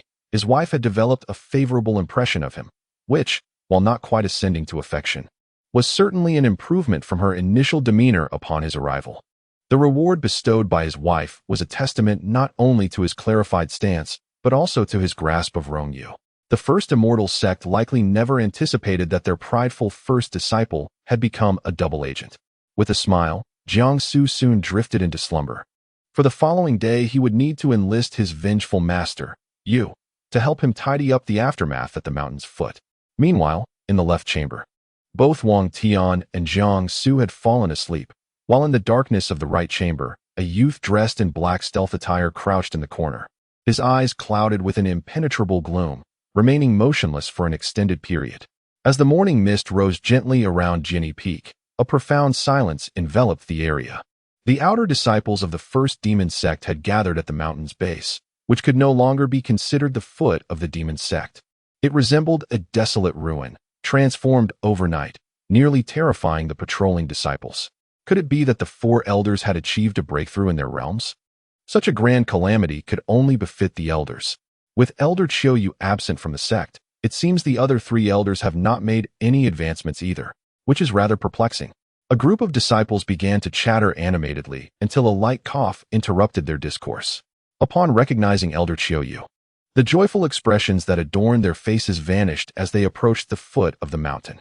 The disciples immediately fell silent, paying their respects. We, the disciples, pay our respects to Elder Qiuyu.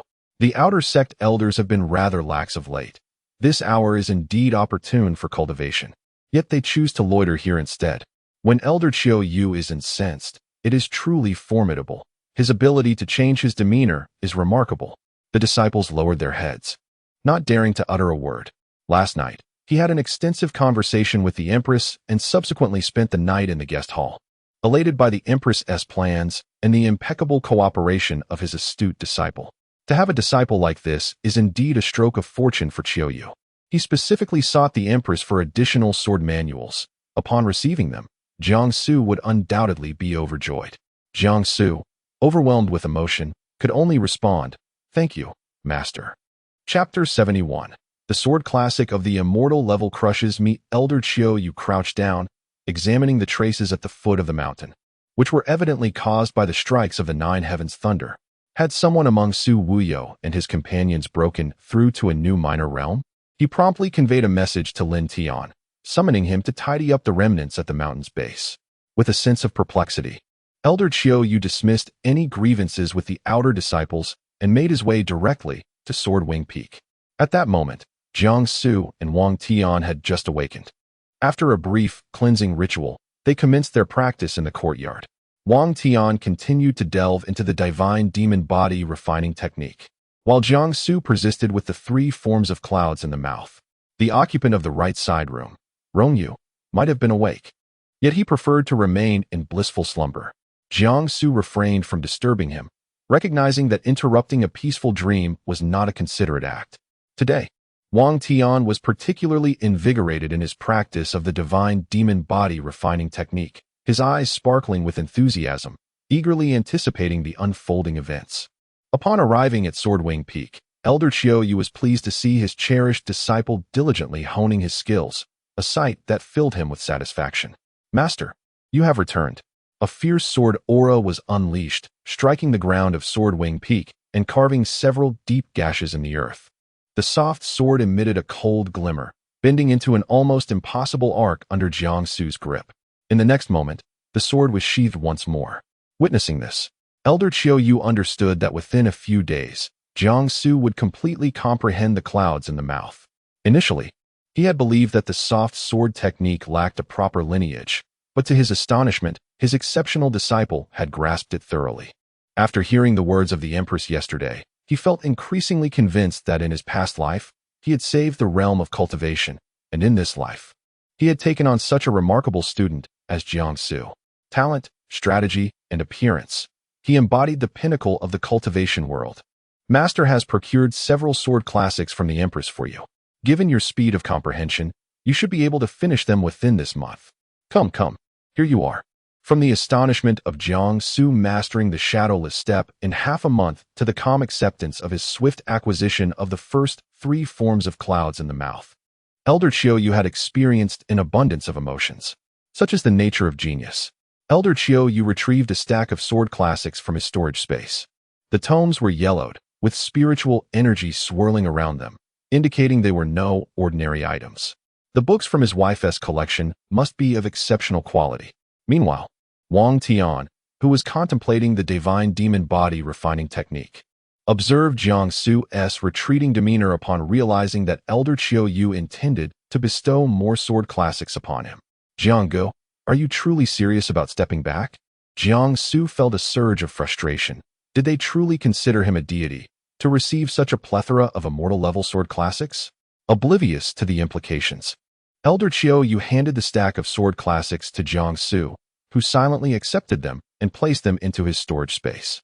Then, he recalled the burlap bag that Mu Rongyun had given him and inquired, "What should I do with the items Master Mu Rong provided from the library?" To refuse would be disrespectful, given that it was his wife's relative, yet to accept them seemed unnecessary, as he had no need for the items and they would only occupy space in his storage. Had anyone known Jiang Su's thoughts, they would undoubtedly feel envious, resentful, and perhaps even infuriated to the point of bloodshed. Mu Rongyun, having lived for so many years, had amassed treasures numbering not in the thousands, but certainly in the hundreds. He appreciated Jiang Su and bestowed these upon him, only to find that Jiang Su wished to return them, claiming they took up too much space. "You should keep them. Lord Mu Rongyun shares an exceptionally close bond with the Empress. With him, you can also grow closer to Her Majesty. Accept these gifts and make good use of them." Elder Qiuyu's words stirred a sense of self-awareness within Jiang Su. What did he mean by suggesting that with Mu Rongyun, he could be more intimate with the Empress? Was his master inciting him to undermine his own interests? Observing Jiang Su's expression, Elder Qiu realized that he comprehended the implications of his previous remarks. He had hinted at this, and now it was up to Jiang Su to decide. He simply could not accept the notion of the Empress marrying a useless prince. Firstly, that Prince Tianqi, both in status and cultivation, was unworthy of Her Majesty. Secondly, even if he clung to life through elixirs, he could never truly accompany the Empress, as their paths were ultimately divergent. It would be better for him to play the villain and encourage his disciple to pursue the Empress. Sighing, Jiang Su replied, "Master, I understand." Elder Qiu patted his shoulder, nodding in approval. Take advantage of the opportunity while the Empress holds you in such high regard. In terms of looks and cultivation, the master firmly believed that Jiang Su was not inferior to Prince Tianqi. As Elder Qiu pondered this, the sound of a door opening from the adjacent room caught his attention. A figure clad in white emerged. It was Rongyu. The morning sunlight bathed him, imbuing him with vitality. He resumed his elegant demeanor, yet in Jiang Su's eyes, that seemingly flawless facade bore cracks. "Greetings, Elder Qiu, Brother Jiang, Brother Wang." "Good morning," Rongyu greeted, having sensed Elder Qiu's spiritual presence, which prompted him to compose himself before stepping out. With a twinkle of mirth in his eyes, Elder Qiu grinned at Rongyu and said, "No need for formalities." His attitude had shifted a complete 180 degrees from their initial encounter. How could he not be pleased to have the first disciple of the foremost celestial sect assisting him? Elder Qiu withdrew his hand from Jiang Su's shoulder and approached Rongyu. From his waist, he produced a paper crane infused with powerful spiritual energy, unmasked and unmistakably a gift from the Empress. "This is a token from Her Majesty, to be used for communication. Simply convey your messages to it. Treat this imperial item with utmost care." After delivering this message, he gave Rongyu a reassuring pat on the shoulder. Hoping that this little emissary would serve its purpose well, he still had matters to discuss with Jiang Su. Thus, he turned, signaling for Jiang Su to enter the house with him. As Jiang Su stepped inside, the door to the main chamber closed behind them. In the courtyard outside, only Wang Tian and Rongyu remained. Observing Rongyu lost in thought as he gazed at the 1,000 cranes, Wang Tian wiped the sweat from his brow and approached him, saying, "Though I am unaware of the specific events that transpired yesterday, I am certain of one thing. You have been seduced by our demonic sect. Well, from now on, we are brothers. Try to take it lightly." After speaking, Wang Tian hurriedly departed, leaving a portion of his thoughts unexpressed. "I do not perceive you as someone who fears for his life, nor do I believe you would betray your sect after a failed mission. Rongyu, what secrets lie within you?" However, recalling how Brother Jiang had deliberately interrupted him the previous night, he felt intrigued, yet chose not to pursue the matter further. A gentle breeze caressed the air. Rongyu carefully placed the 1,000 cranes into his storage space, seated himself upon the stairs of the right-side building, and closed his eyes to savor the soothing zephyr. So be it. Chapter 72. Rongyu, the spy, returns to the immortal sect. Jiang Su took his seat and inquired, "Master, is there something you wish to discuss?" Elder Qiu chuckled. "Su Wuyo has communicated with me through my divine sense. The matters concerning the library pavilion and Rongyu have been resolved. However, upon my return today, I was struck by the sight of devastation at the foot of the mountain, seemingly a result of the heavenly tribulation. You are the only one from the first demon sect who has achieved a breakthrough." Elder Qiu had initially wondered if one of the 3 elders had managed to break through, but upon reaching Jinni Peak, he discovered Jiang Su's cultivation had advanced to the mid-stage of foundation establishment. He internally sighed, truly deserving of the title Heavenly Spirit Root. A mere minor breakthrough in the foundation establishment stage has summoned such a formidable heavenly tribulation. If only he knew that his treasured disciple, Jiang Su, has actually reached the late stage of Golden Core. I wonder what his reaction would be. Jiang Su replied, "Indeed, I did not anticipate such a commotion. I must trouble you to assist me in resolving it." Elder Qiu nodded. "I have already sent word for Lin Tian to handle it." After uttering this, Elder Qiu became serious. "What is your opinion of that lad Rongyu?" Jiang Su was taken aback, but felt no surprise. Not only Elder Qiu, but also Wang Tian would inquire. He is not one to betray the immortal sect. There must be his reasons. This incident presents an opportunity for him. Regardless, as long as he remains a valuable asset to our demon sect, that suffices. Indeed, as long as he serves our interests. I have heard from Wuyo that you have placed a formidable restriction on him. Should I seek another talisman master for you? Before Jiangsu could respond, Shang Wanyu, residing within the sword, stirred restlessly. You already possess the most powerful talisman master in the cultivation world spanning millennia. Why seek another? Jiangsu chuckled helplessly and replied, Thank you, master. I shall converse more with Uncle Lin Tian and practice a few talismans. I fear that diversifying my focus may affect the purity of my sword heart. In truth, Jiangsu dreaded an increase in workload, as the days of overtime were hardly pleasant. He sensed that if more masters were to arrive, he would revert to the life of a wage slave. Upon hearing this, Elder Qiuyu did not press further. Watching his exceptional disciple filled him with pride, alleviating much of the resentment he had harbored for remaining stagnant at the nascent soul stage. Despite the many demon cultivators within the 10 great demon domains who looked down upon him and mocked his lack of breakthroughs, so what? He had a disciple with a heavenly grade spirit root. Did they possess such a treasure? Unconsciously, his tone softened with affection. Very well, very well. I shall heed your wishes. Go and cultivate diligently. Jiangsu nodded and rose to leave. As he opened the door, Elder Qiuyu seemed to recall something and called out to him. Oh, I almost forgot to mention, in 3 days, the 10 great immortal sects and 10 great demon sects will be recruiting new disciples. As the senior brother, you will assist Uncle Wuyo in selecting some promising candidates. As Elder Qiuyu's words faded, the mechanical voice of the system followed suit. Ding! Congratulations to the host for unlocking the first task in the Demon Sect's sign-in map. Assist the 4 esteemed members of the first Demon Sect in selecting exceptionally talented disciples. At that time, the Eye of Heaven may be used without restriction throughout the day. Task rewards include the advancement of the Chaotic Ring, the rare Blue Zay Stone from the lower realms, and the tome on artifact cultivation, Gongcheng. The Blue Zay Stone has been a coveted treasure from ancient times to the present, renowned for its ability to contain immense amounts of spiritual energy. Should one obtain the Blue Zay Stone and find a place abundant in spiritual energy, one could cultivate at any moment. Particularly in battle, this stone serves as a reservoir of spiritual energy, replenishing the user when their own reserves are depleted. Even during the tribulation phase, no formidable opponent can sever the connection between the Blue Zay Stone and its master. Jiangsu understood this concept quite simply through ancient texts. The Blue Zay Stone is akin to a power bank, a spiritual energy enhancer. It finally brought him closer to the path of artifact cultivation. Initially, Jiangsu had contemplated researching elixirs, but as his master increased in number, he found himself surrounded by top-tier celestial pills. He had hoped to lead a life of leisure, only to be burdened by the weight of celestial tomes. All right, Jiangsu acknowledged and exited the main house. As he closed the door, he caught sight of Rongyu seated on the stairs of the adjacent room. He approached Rongyu slowly, who, sensing Jiangsu's spiritual presence, remained in his position without moving. Jiangsu sat beside him and asked, When will you return to the first celestial sect? Rongyu, with an inscrutable expression, sighed and replied, Today. Do you resent me? Resentment is not the issue. It is my own lack of skill.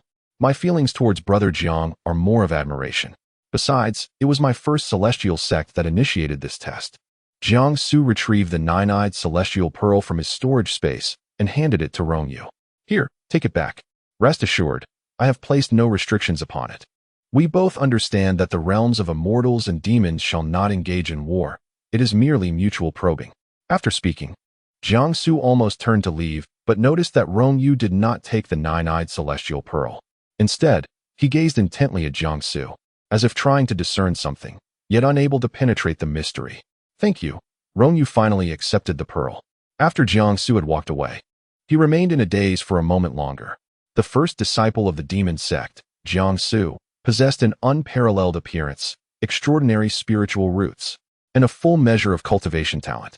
He not only saw through Rongyu's true capabilities, but, as a foundation establishment practitioner, faced off against 10 nascent souls and emerged unscathed. He could even deduce the Empress of the demon sect's thoughts and plans without any communication. What troubled Rongyu most was the feeling that even his innermost secrets had been partially unveiled by Jiangsu. He took a deep breath and meditated for a while before returning to the adjacent room to gather his belongings. He spoke the truth. He had to leave today and also prepare his words for dealing with the first celestial sect. By midday, Jiangsu and Wang Tian concluded their morning cultivation and rested on the stairs in the shaded area of the left room. As Rongyu emerged from the room on the right, Elder Qiuyu also stepped out of the main house, seemingly having anticipated Rongyu's departure at this precise moment. On this occasion, Elder Qiuyu was no longer clad in his tattered garments, but instead adorned in the dignified robe reminiscent of their first meeting at the back mountain of the demon sect, exuding an air of solemnity and authority. In truth, had it not been for the unforeseen turn of events that led them to become master and disciple, he would have remained oblivious to the true visage of Elder Qiuyu. Young Master Rong, I shall personally escort you to the mountain gate. However, Rongyu, feeling somewhat unduly honored, relished this rare opportunity to experience the hospitality of the esteemed Elder Qiuyu, the foremost among the 4 grand elders of the first demon sect, allowing himself to finally savor the essence of being a guest. Chapter 73. The First Demon Sect, preparing for recruitment upon hearing Elder Qiuyu's words. Wang Tian wiped the sweat from his brow with the cloth he had prepared at his waist and said to Jianggu, Brother Jiang, I also wish to see Rongyu off. Jiangsu replied, That is precisely my intention. He extracted a pen from his voluminous white sleeves and drew a formation on the ground, which emitted a soft blue glow. It was the same formation he had encountered when he first met Lin Tian, capable of transporting one to any desired location. However, as he had only mastered the basics, it could only be utilized within the confines of the first demon sect, sufficient for reaching the sect's mountain gate while avoiding detection during Jiangsu's flight on a sword. Though appearing to be merely at the foundation establishment stage, there were many considerations to bear in mind. Observing Jiangsu calmly sketching a formation he had never been taught, the 3 individuals present, along with Shangguan Yu within the spirit sword, were unfazed, their reactions subdued. Jiangsu perceived no peculiarity in the atmosphere. With a mere thought, the formation expanded from his center, enveloping the vicinity of Swordwing Peak. In an instant, the 4 found themselves at the mountain gate of the first demon sect. At the mountain gate, members of the first immortal sect awaited, specifically the entourage that had accompanied Rongyu on that day. Although they endeavored to maintain their composure, both Jiangsu and Elder Qiuyu discerned an underlying tension. The guards, startled by the sudden appearance of Elder Qiuyu and his companions, quickly offered a respectful salute. Rongyu expressed his gratitude, stating, I sincerely thank Elder Qiu, Brother Jiang, and Brother Wang for your care over the past few days. My visit to the first demon sect has indeed been a delightful surprise. With that, I shall bid farewell and return to the first immortal sect. Elder Qiuyu nodded gently, smiling as he advised, Be sure to inform your master, Yi Qing, that the demon realm welcomes him as a guest. Thus, they parted ways, with Jiangsu and Wang Tian exchanging farewells. They would soon meet again, as Rongyu had become, in part, a denizen of the demon realm, promising ample opportunities for future encounters. As Jiangsu watched Rongyu and his retinue recede into the distance, he seemed to awaken from his reverie, patting Wang Tian on the shoulder and cheerfully inquiring, Haven't you yet attempted to scale the perilous peak today? Wang Tian's expression transformed into one of exaggerated despair as he lamented, Oh no, Brother Jiang, I haven't eaten yet. He clutched Jiangsu's sleeve. Yet Jiangsu remained impervious to his antics. After all, he was a rough-hewn man. Such a ploy would surely have succeeded had he been a little girl. Elder Qiuyu, observing their playful banter, kindly suggested, Why not? Wang Tian, you could dine at the outer disciples' cafeteria today, and I shall ensure the kitchen prepares a sumptuous feast for you this evening. With Elder Qiuyu's encouragement, Wang Tian immediately perked up, declaring that regardless of his hunger, he would devote himself to diligent practice. The reason was simple. Today marked the pivotal moment for the divine demon body refinement technique. If he successfully navigated this day, mastery of the technique would surely follow. He adhered to the regimen laid out by Jiangsu, studying the divine demon body refinement technique with unwavering diligence day and night, progressing at an extraordinary pace. Had it not been for Brother Jiang's discerning eye and his thoughtful design of a plan tailored to Wang Tian's talents, he would undoubtedly have been incapable of mastering the ancient cultivation text, the body-forging technique of gods and demons, in such a brief span. Of course, there was no comparison to Brother Jiang, who had accomplished the feat in a mere quarter of an hour. Elder Qiuyu patted Wang Tian on the shoulder in a gesture of encouragement before quietly drifting away. 3 days hence marked the first great recruitment of disciples for the demon sect, and as the foremost of the 4 elders, he had preparations to attend to and discussions with the other 3 elders to conduct. Let us proceed to the unperilous peak. The formation beneath their feet glowed with a deeper azure light, and in an instant, they arrived at the unperilous peak. Wang Tian shouted a few exclamations before obediently beginning his ascent. Jiang Su remained as ever, practicing his swordplay beneath the great tree at the peak. Elder Lin Tian was either absent from the unperilous peak, attending to matters at the foot of the demon sect, or engaged in a meeting. Meanwhile, far away in the celestial domain of the Tianqi continent, all was anything but tranquil at the first celestial sect. In a room adorned with simplicity and elegance, sat a young girl and an elderly man. The charming young girl was Yi Yan, whose senior brother, Rong Yu, had departed for the first demon sect several days prior. With no word of his return and not a trace of his presence, she turned to her master and inquired, "When will brother Rong Yu return?" Even if summoned by the Empress, such an extended absence seems excessive. "Do not fret, my dear Yi Yan. Your brother will return within a day or two," her master reassured. Yet, as Yi Yan pondered her brother's earlier admiration for the Empress, a disquiet settled within her heart. Surely, he must have been enchanted by the legendary beauty of the demon sect's Empress, which explained his prolonged absence. He might even have forgotten his origins in the first celestial sect. Little did she realize that her last words would prove prophetic. Yi Qing glanced at the blazing sun outside, calculating the days, and concluded that Rong Yu should have returned by now. Why the delay? A heaviness filled his heart as he recalled the conversation he had with his master, the sect leader, the previous night. "Yi Qing, you must ensure that this plan is foolproof. I know of your unbreakable ties with the Tianqi royal family, but should this jeopardize the first celestial sect, you understand the consequences I shall impose. Brother Wu Xian, that will not occur. I have provided Rong Yu with the nine-eyed celestial pearl, forged a century ago by the great Yuan Yi, along with our prior research at the first celestial sect. This mission shall not fail. We have faith in Rong Yu." The sect leader of the first celestial sect, Wu Xian, sighed deeply and continued, "This matter is precarious. It challenges the authority of the demon sect's empress. Consider the stature of such a figure. Should she take offense, the cultivation world would be thrown into turmoil." Yi Qing had always held unwavering faith in his disciple, Rong Yu, and had vehemently opposed the notion of the power-corrupted elders attempting to establish a hidden foothold within the first demon sect. However, Rong Yu had raised certain concerns with him. "Brother Wu Xian, in recent years, the realms of immortals and demons have appeared to coexist in tranquility. However, beneath the surface, disputes persist. Nonetheless, peace remains the overarching sentiment. The Empress has united in matrimony with the Prince of Enlightenment, and she must ascertain the true role he plays within the demon domain. The success or failure of this mission does not alter our individual objectives."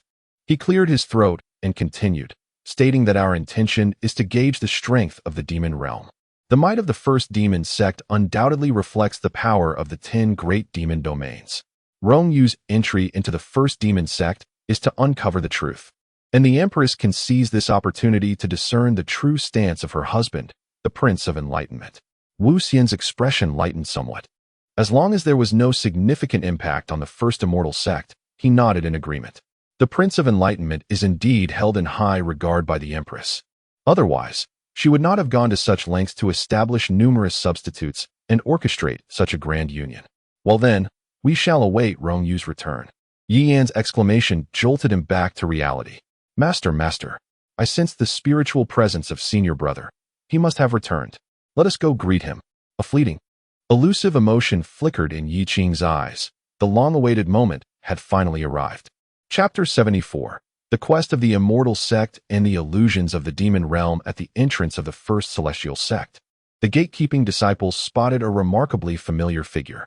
Upon closer inspection, it was none other than their elder brother. They immediately rushed forward, exclaiming, "Elder brother has returned. Quick, inform the master." Rong Yu cast a subtle glance at the sect, which felt both familiar and strangely foreign. His recent mission at the demon sect was not exactly confidential, but it was certainly information that these outer disciples ought not to know. He could only attribute his descent to mere training for 2 days. News of their esteemed disciple, Rong Yu, had spread throughout the first celestial sect. Both outer and inner disciples gathered around him, showering him with warmth and inquiries. "Elder brother, we are so glad you have returned. Did you not learn anything during your journey? Please share with us." Their incessant chatter enveloped Rong Yu, leaving him momentarily disoriented. Indeed, this was the normal world. He was the celebrated prodigy of the cultivation realm, a coveted suitor among many aspiring female cultivators. Those days spent in the demon realm had left him feeling isolated. Yet, he could not deny that Jiangsu was undeniably more handsome than he was.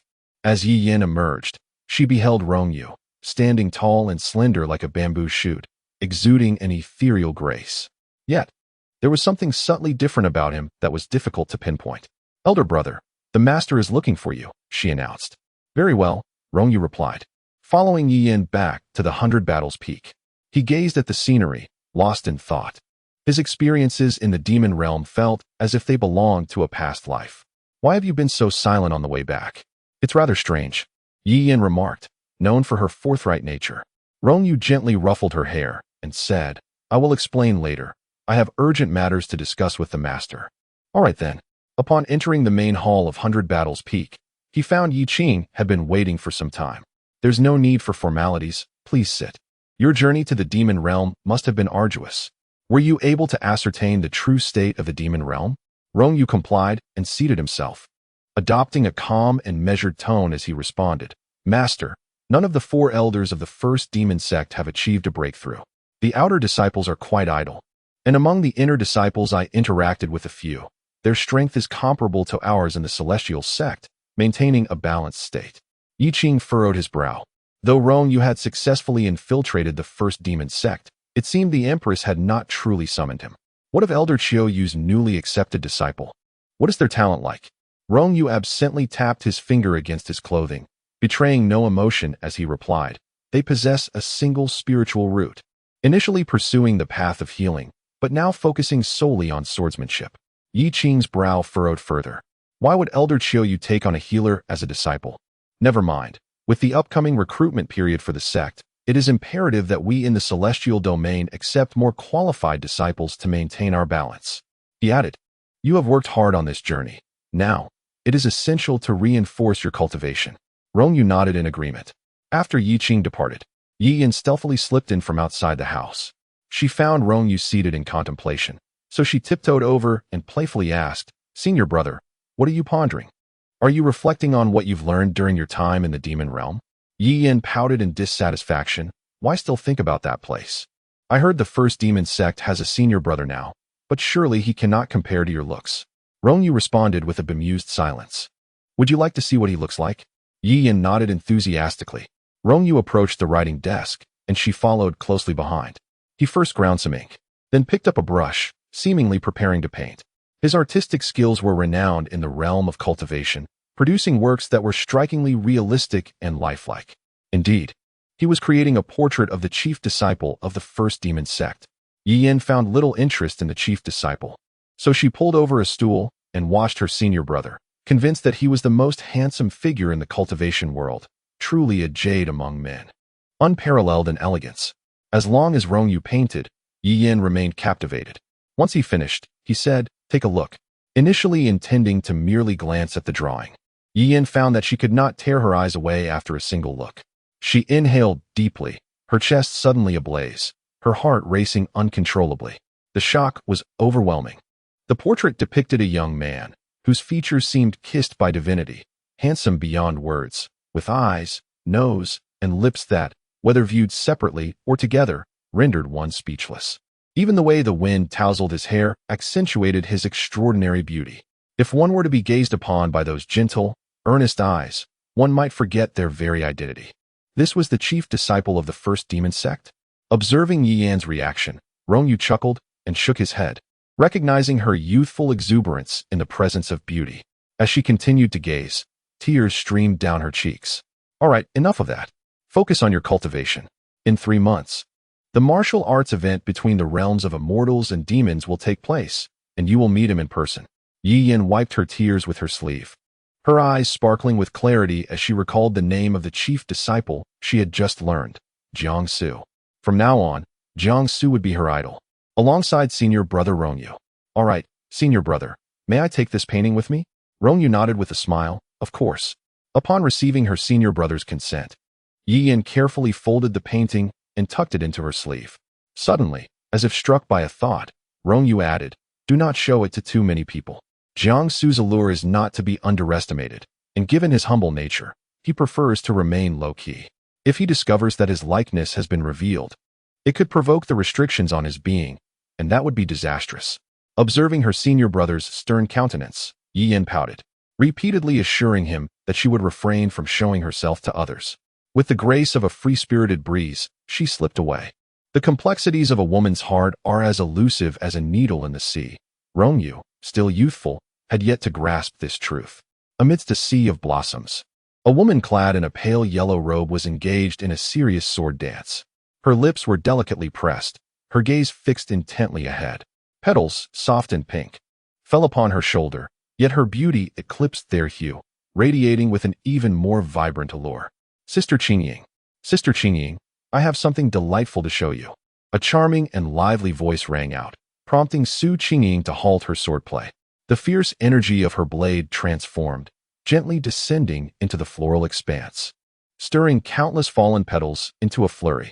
Chapter 75. The Saintess of the Immortal Sect wishes to marry me. She turned her gaze towards Yi Yin, who had suddenly intruded into the sea of flowers, and smiled as she inquired, Yin, what brings you here? Do you have something delightful to show your senior sister? Yi Yin leaned closer to her elder sister, mysteriously retrieving a painting from her sleeve. Before it could be unfurled, Su Qingying playfully tapped her on the head, questioning whether a mere painting was worthy of her little sister's impatience. As the painting gradually revealed itself before Su Qingying, her heart momentarily halted with each detail that emerged. She instinctively placed her hand upon the artwork, cautious not to disturb the figure depicted within. Who is he? Yi Yin, well aware of her sister's aesthetic sensibilities, joyfully proclaimed. This is Jiangsu, the foremost disciple of the first demon sect, and the current and future idol of my heart. The latter part of her declaration made Yi Yin feel a pang of uncertainty. The fickleness of women was undeniable, especially given her own obsession with beauty. I wish to marry him. Su Qingying's matter-of-fact response nearly left Yi Yin in a state of shock. She understood her sister's straightforward nature, yet she had not anticipated such candor concerning matters of the heart. Truly, she spoke her mind without reservation. Yi Yin nearly leapt in surprise. Sister, are you serious? You've never even met him. I am aware. I am merely expressing my fondness. Upon hearing this, Yi Yin swallowed hard, only to be further bewildered by her sister's directness. However, I was serious just now. He is exceptionally handsome, and I wish to be with him. Throughout her life, Yi Yin had often wished to cover her sister's mouth, finding her bluntness frightening. The logic of a straightforward woman was beyond her comprehension. Sister, I must take my leave. I just remembered I have matters to attend to with my senior brother. You continue practicing your swordplay. Her intention had merely been to share the existence of a top-tier male deity in the cultivation world, yet she found her sister as straight as a bamboo pole. Genuinely infatuated, Yi Yin immediately sought to escape. Rongyu had forbidden her from disseminating information about Jiangsu widely. If the young male cultivators enamored with Su Qingying were to learn, it would spell disaster. Yin, leave that painting here. Okay. Yi Yin, eager to vacate the premises, obediently handed the painting to her elder sister before hastily making her exit. Meanwhile, in the distant First Demon Sect, their charming senior brother Jiangsu had just completed his study of Xianyun. At that moment, he was intently focused on Wang Tian, who was diligently climbing higher. Today marked a pivotal breakthrough for Wang Tian in the divine demonic body refining technique. Wang Tian understood that he must succeed in reaching the summit of the perilous peak today. With each step, he became increasingly cautious, ascending steadily. The perilous peak loomed high, shrouded in mist, rendering Wang Tian seemingly diminutive in comparison. In the realm of cultivation, where the strong reigned supreme, the weak were left to bow in reverence. If he aspired to reach the pinnacle, he would need to exert efforts 1,000-fold greater. Today marks his singular and inaugural endeavor. A day of relentless ascent without a single fall. The wind howled fiercely, leaving him somewhat disoriented. The pounding of his heart drowned out all other sounds. Today, he aspired to conquer the perilous peak. He was acutely aware that his elder brother Jiang was observing him closely from behind. He quickened his pace, yet remained vigilant of his footing as loose stones occasionally tumbled around him. Gritting his teeth, beads of sweat trickled down his forehead, seeping into his garments, rendering him uncomfortable and sticky. Suddenly, The rock he clutched with his right hand crumbled, depriving him of support, and his body tilted precariously. Only his left hand clung desperately to a stone, struggling to maintain balance. Scanning his surroundings, he found only one reachable stone slightly above and to the left. Unfortunately, that distance exceeded the reach of his arm. He faced a choice: leap to grasp it or succumb to failure and start anew. For he could not guarantee a successful descent. Resolute, he decided to take the risk. With his left hand growing weak, veins bulging and twitching, he pressed his foot against the stone wall and propelled his upper body upwards. Jiangsu observed this audacious maneuver, nearly rendered speechless. How could this child execute such a feat? He could almost serve a bowl of rice while watching him. Fortunately, every time Wang Tian climbed, a protective array had been set, ensuring his safety. As anticipated, Wang Tian indeed fell from his precarious perch. The blue array activated automatically, unleashing a flurry of ribbons that swiftly enveloped him in a cocoon midair. The cocoon lingered, refusing to disperse. Frowning, Jiangsu summoned his sword and approached Wang Tian. The cocoon, sensing its master's presence, gradually unfurled, leaving only the base to support Wang Tian.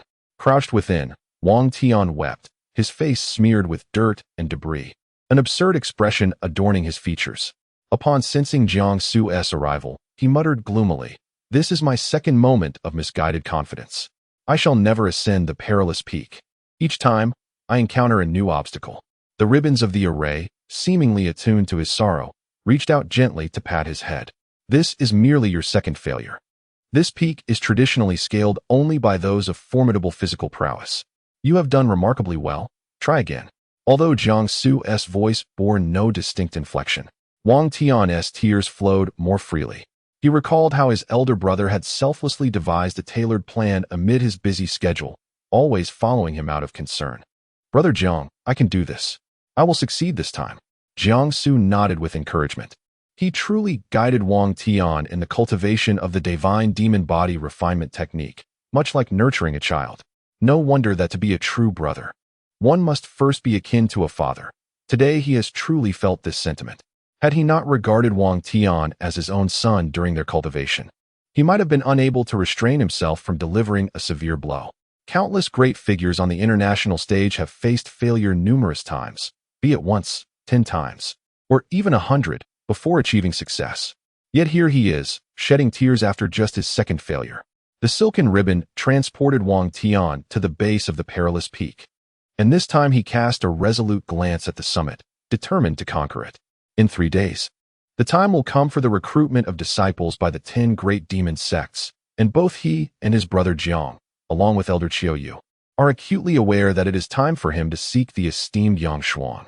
Chapter 76. Farewell of Brothers, Selection of Talents as a Practitioner of the Physical Realm. He could attain a breakthrough by remaining here, yet it would come at the cost of wasting his elder brother Jiang's time and energy, which he could not accept. If that were the case, he would rather depart. For he firmly believed that as long as his elder brother Jiang dedicated himself earnestly to cultivation, he would undoubtedly rise to become the strongest in the entire realm of cultivation, standing tall at the pinnacle. He began to ascend. For reasons unknown, he felt an overwhelming surge of strength coursing through his entire being. Jiangsu, hovering in the air on his sword, observed Wang Tian continue his climb. He exhaled in relief. At last, it seemed to be different this time. He witnessed Wang Tian's ascent as distinctly transformed. He had finally activated all the spiritual meridians within his body, and through this endeavor, he had achieved tangible fortification of his physique. This time, the journey was remarkably smooth. Before long, Wang Tian reached the summit of the perilous peak. Standing atop it, he experienced a surreal sensation, pondering whether he was still dreaming. It was only when he beheld his elder brother Jiang, clothed in white and standing majestically upon his sword, that he regained his sense of reality. He cried out, Brother Jiang, I have succeeded." Jiangsu smiled, amused by the lad who, aware of their impending separation, sought to demonstrate some accomplishment. The following 3 days passed in tranquil monotony, during which the system, having issued that task, presented no further sign and obligations. He continued to peruse the tomes provided by Wen Shuzi and Elder Qiuyu, coupled with the burlap bag gifted by Murong Yun, leaving him with an endless array of literature to explore. Occasionally, he would silently lament, reflecting on how, despite having traversed realms, he had become an individual burdened with the perpetual pressure of impending examinations. He sought out Murong Yun, only to discover that he had returned to the Demon Domain Palace, occupied with his duties there, prompting him to abandon his inquiry. On the day when the 10 great demon sects were to recruit new disciples, Jiang Su was roused from his slumber by the resounding knocks of Wang Tian. The thunderous pounding nearly jolted Jiang Su's very soul from his body. Reluctantly donning his attire, he opened the door to find Wang Tian awaiting him. "Brother Jiang, I have mastered the divine demon body refinement technique," Wang Tian exclaimed, his face flushed with excitement. Addressing his elder brother who was still caught in a haze of sleep, Jiang Su, bemused, rubbed his forehead and chided. "It is quite unethical to disturb someone's peaceful dreams at such an early hour."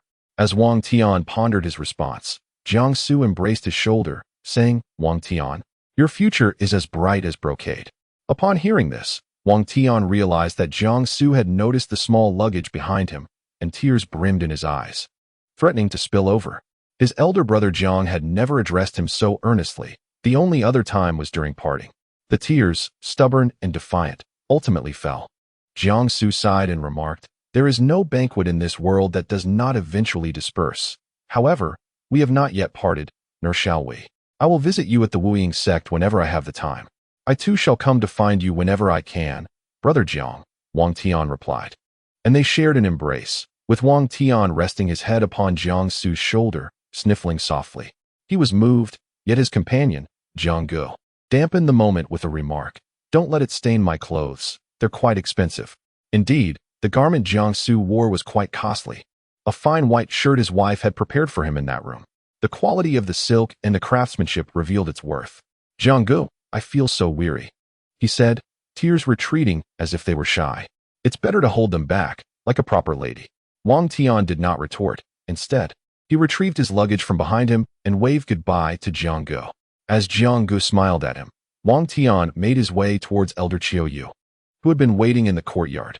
Elder Qiu was preoccupied that day, tasked with escorting Wang Tian to the Wuying sect to become a disciple under Yang Xuan, as well as overseeing the recruitment of new members for the sect. Jiang Su stood on the staircase of the left side building, watching the retreating figures of Wang Tian and Elder Qiu. Although it was the dawn of a new day, he felt as though he was witnessing the curtain fall. Wang Tian frequently glanced back at him, his gaze lingering on Jenny Peak, filled with evident nostalgia and reluctance. Sunlight streamed into the left side building, illuminating a distinctively exquisite box on the bookshelf.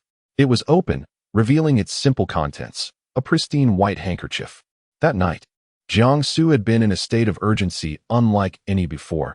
He had discovered that the pure white handkerchief his wife had given him was missing. Having placed it on his desk, he searched everywhere, but to no avail. Only when he noticed the bloodstains had been thoroughly washed away, the handkerchief lying there in immaculate condition, did he realize it was Wang Tian who had done it. He hadn't even had the chance to express his gratitude. Upon arriving in this unfamiliar fantasy world, faced with his wife's discontent as he was regarded as a son-in-law, his first brotherly acquaintance was Wang Tian, who brought him joy and possessed a knack for flattery. Nonetheless, he was grateful for his companionship. When Jiang Su found himself alone on Jenny Peak, he did not forget the task assigned by the system, to assist the 4 esteemed elders of the first demon sect in selecting exceptionally gifted disciples. Thus, he resolved to arrange one for each elder. On that day, the Eye of Heaven was unrestrained in its use. As Jiang Su journeyed toward the mountain gate of the first demon sect, he observed numerous disciples showcasing their talents, especially the throng of outer female disciples. "Ah, senior brother, cast a glance my way. Will you attend the recruitment today?" One boasted 3 spiritual roots, 7 spiritual veins, slender veins, a sword cultivator, and was at the chi refinement stage. "Senior brother, come kill me," she exclaimed. "When will I ever get to visit Jenny Peak? I long to see you." Another possessed dual spiritual roots, 9 spiritual veins, was a talisman cultivator at the chi refinement stage, yet suffered from a waist injury.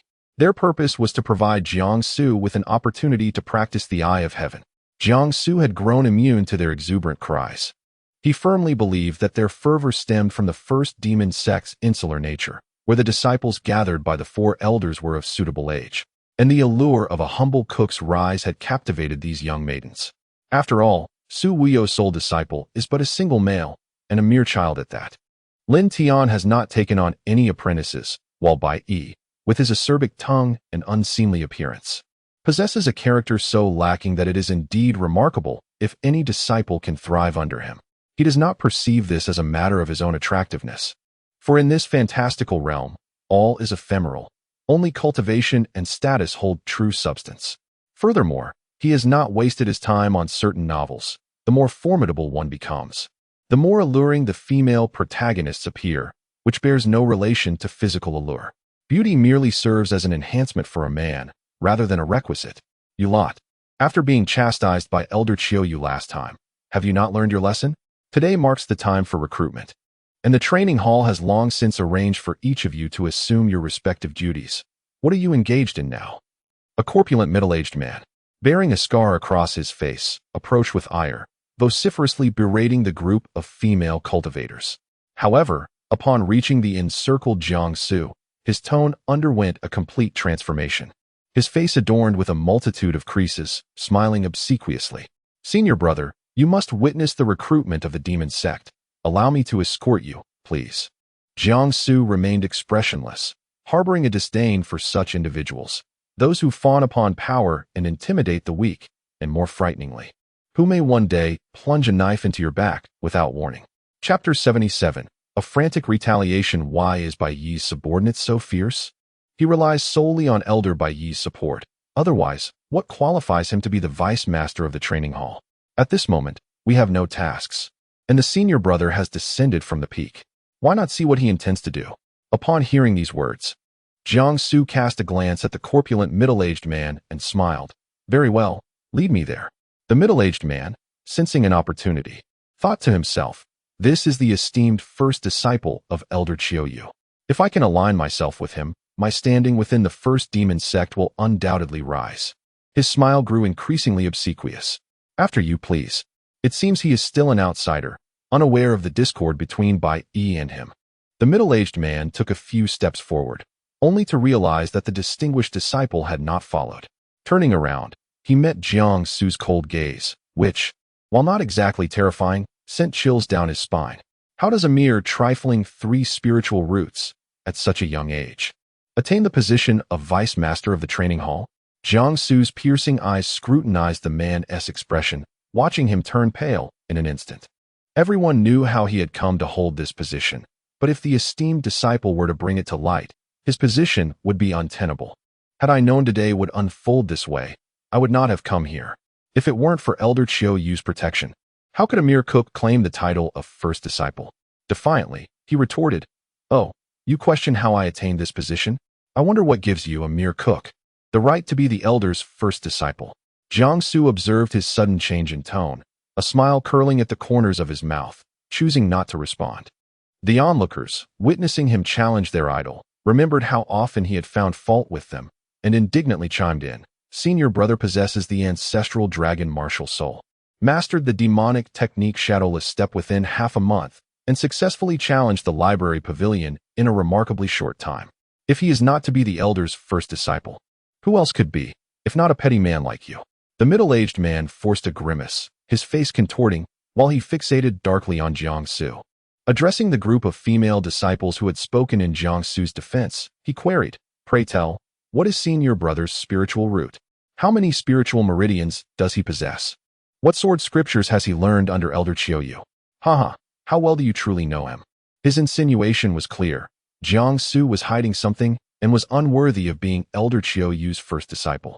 In both the 10 great immortal sects and the 10 great demon sects, every inner disciple was, without exception, a single spiritual root.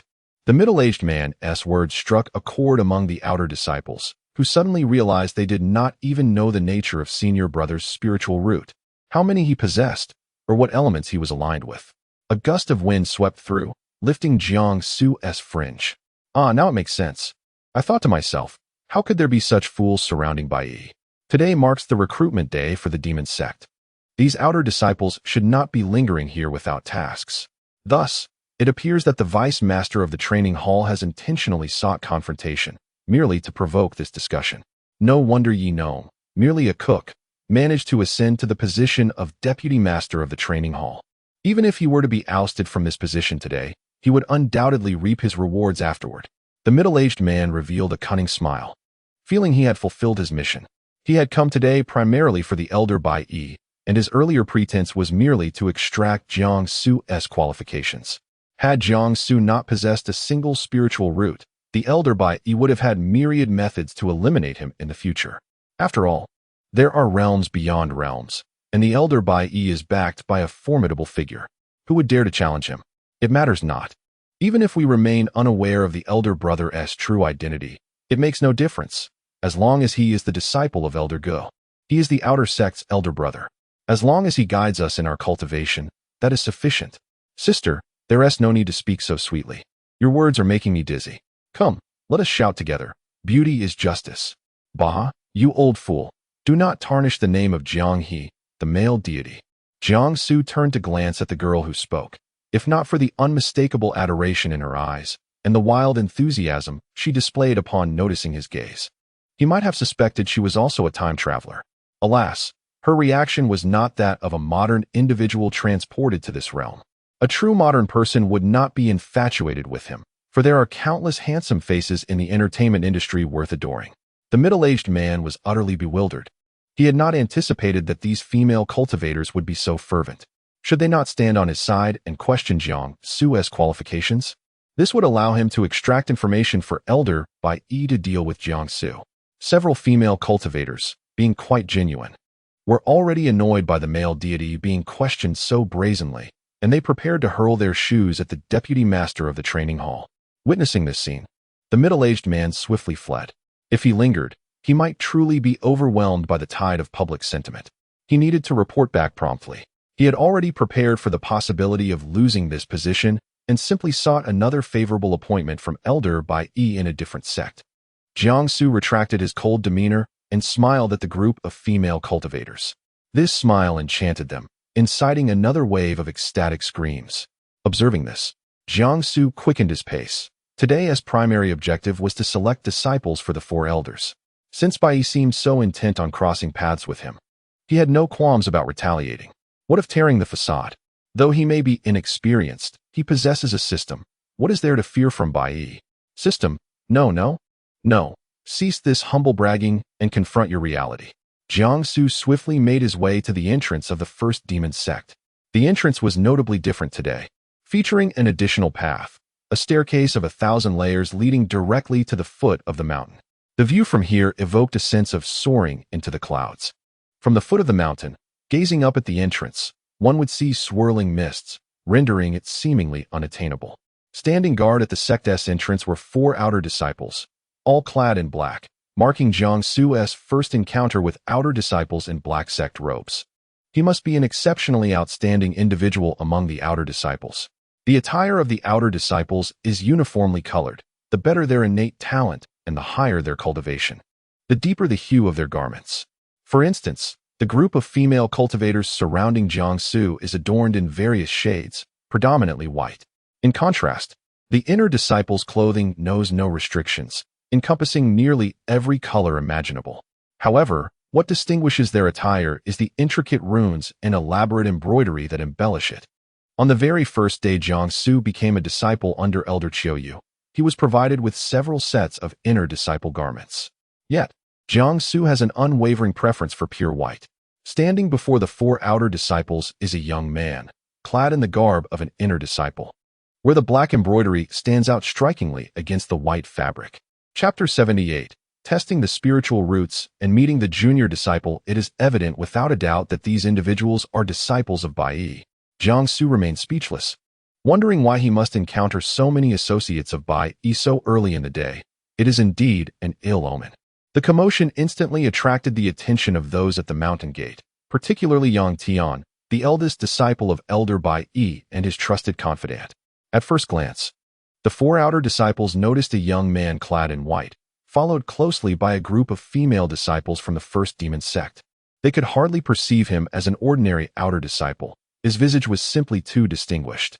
"Greetings, senior brother," the four chorused, to which Jiang Su nodded, signaling them to forego the formalities.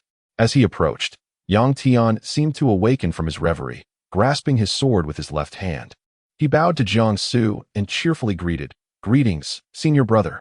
A brief silence enveloped the air. Jiang Su remained silent, his expression blank as he regarded his amiable junior. Yang Tian, taking the initiative, expressed his apologies. "Senior brother, you have been at the demon sect for some time now, and I have yet to visit you. I regret my negligence." Despite his verbal admission of fault, a subtle hint of disdain was evident in his demeanor, which Jiang Su discerned. With a fire spiritual root, 50 spiritual veins, and at the initial stage of the Golden Core realm, his talent is indeed remarkable. It appears that Bai possesses a keen eye for selecting disciples.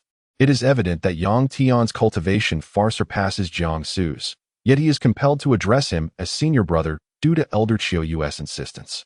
After all, Jiang Su's apparent cultivation level only reflects the foundation establishment stage. "It is of no consequence," Jiang Su replied lightly. Upon hearing this understated remark, Yang Tian struggled to maintain his composure. Jiang Su was not adhering to the expected script.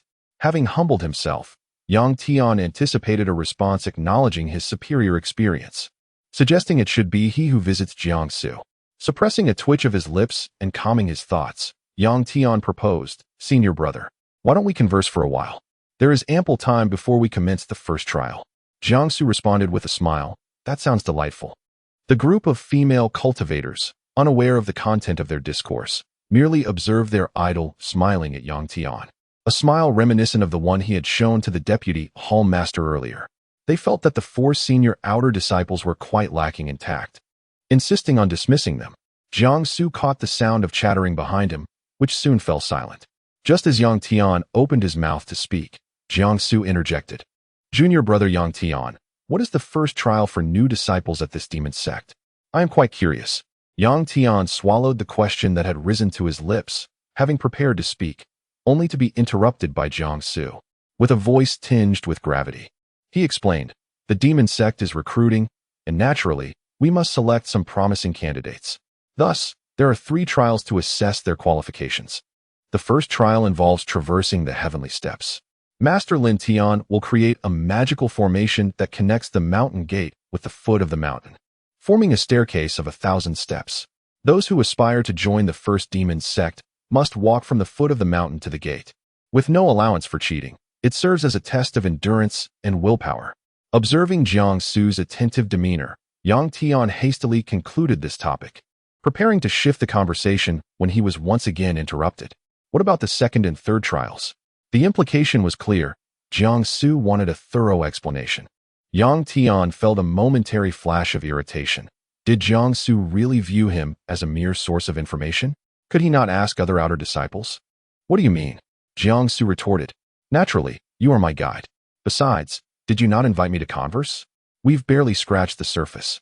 Yang Tian glanced at Jiang Su's face, momentarily lost in thought, pondering the unfairness of fate. If he possessed Jiang Su's countenance, he would have long ascended the Qingyun list. With gritted teeth, Yang Tian proceeded to elaborate on the mechanisms and processes of the demon sect's recruitment, his throat growing parched as he spoke. The sun blazed overhead, the heat oppressive, though he was not directly exposed. Yet, he felt as if he might perish from the heat. His lips began to chap, his entire being appearing as desiccated as straw. The second trial assesses spiritual awareness, comprising evaluations of both spiritual roots and divine consciousness. Spiritual roots range from single root qualifications to those with 5 roots, while in terms of divine consciousness, orange signifies the pinnacle and white the lowest.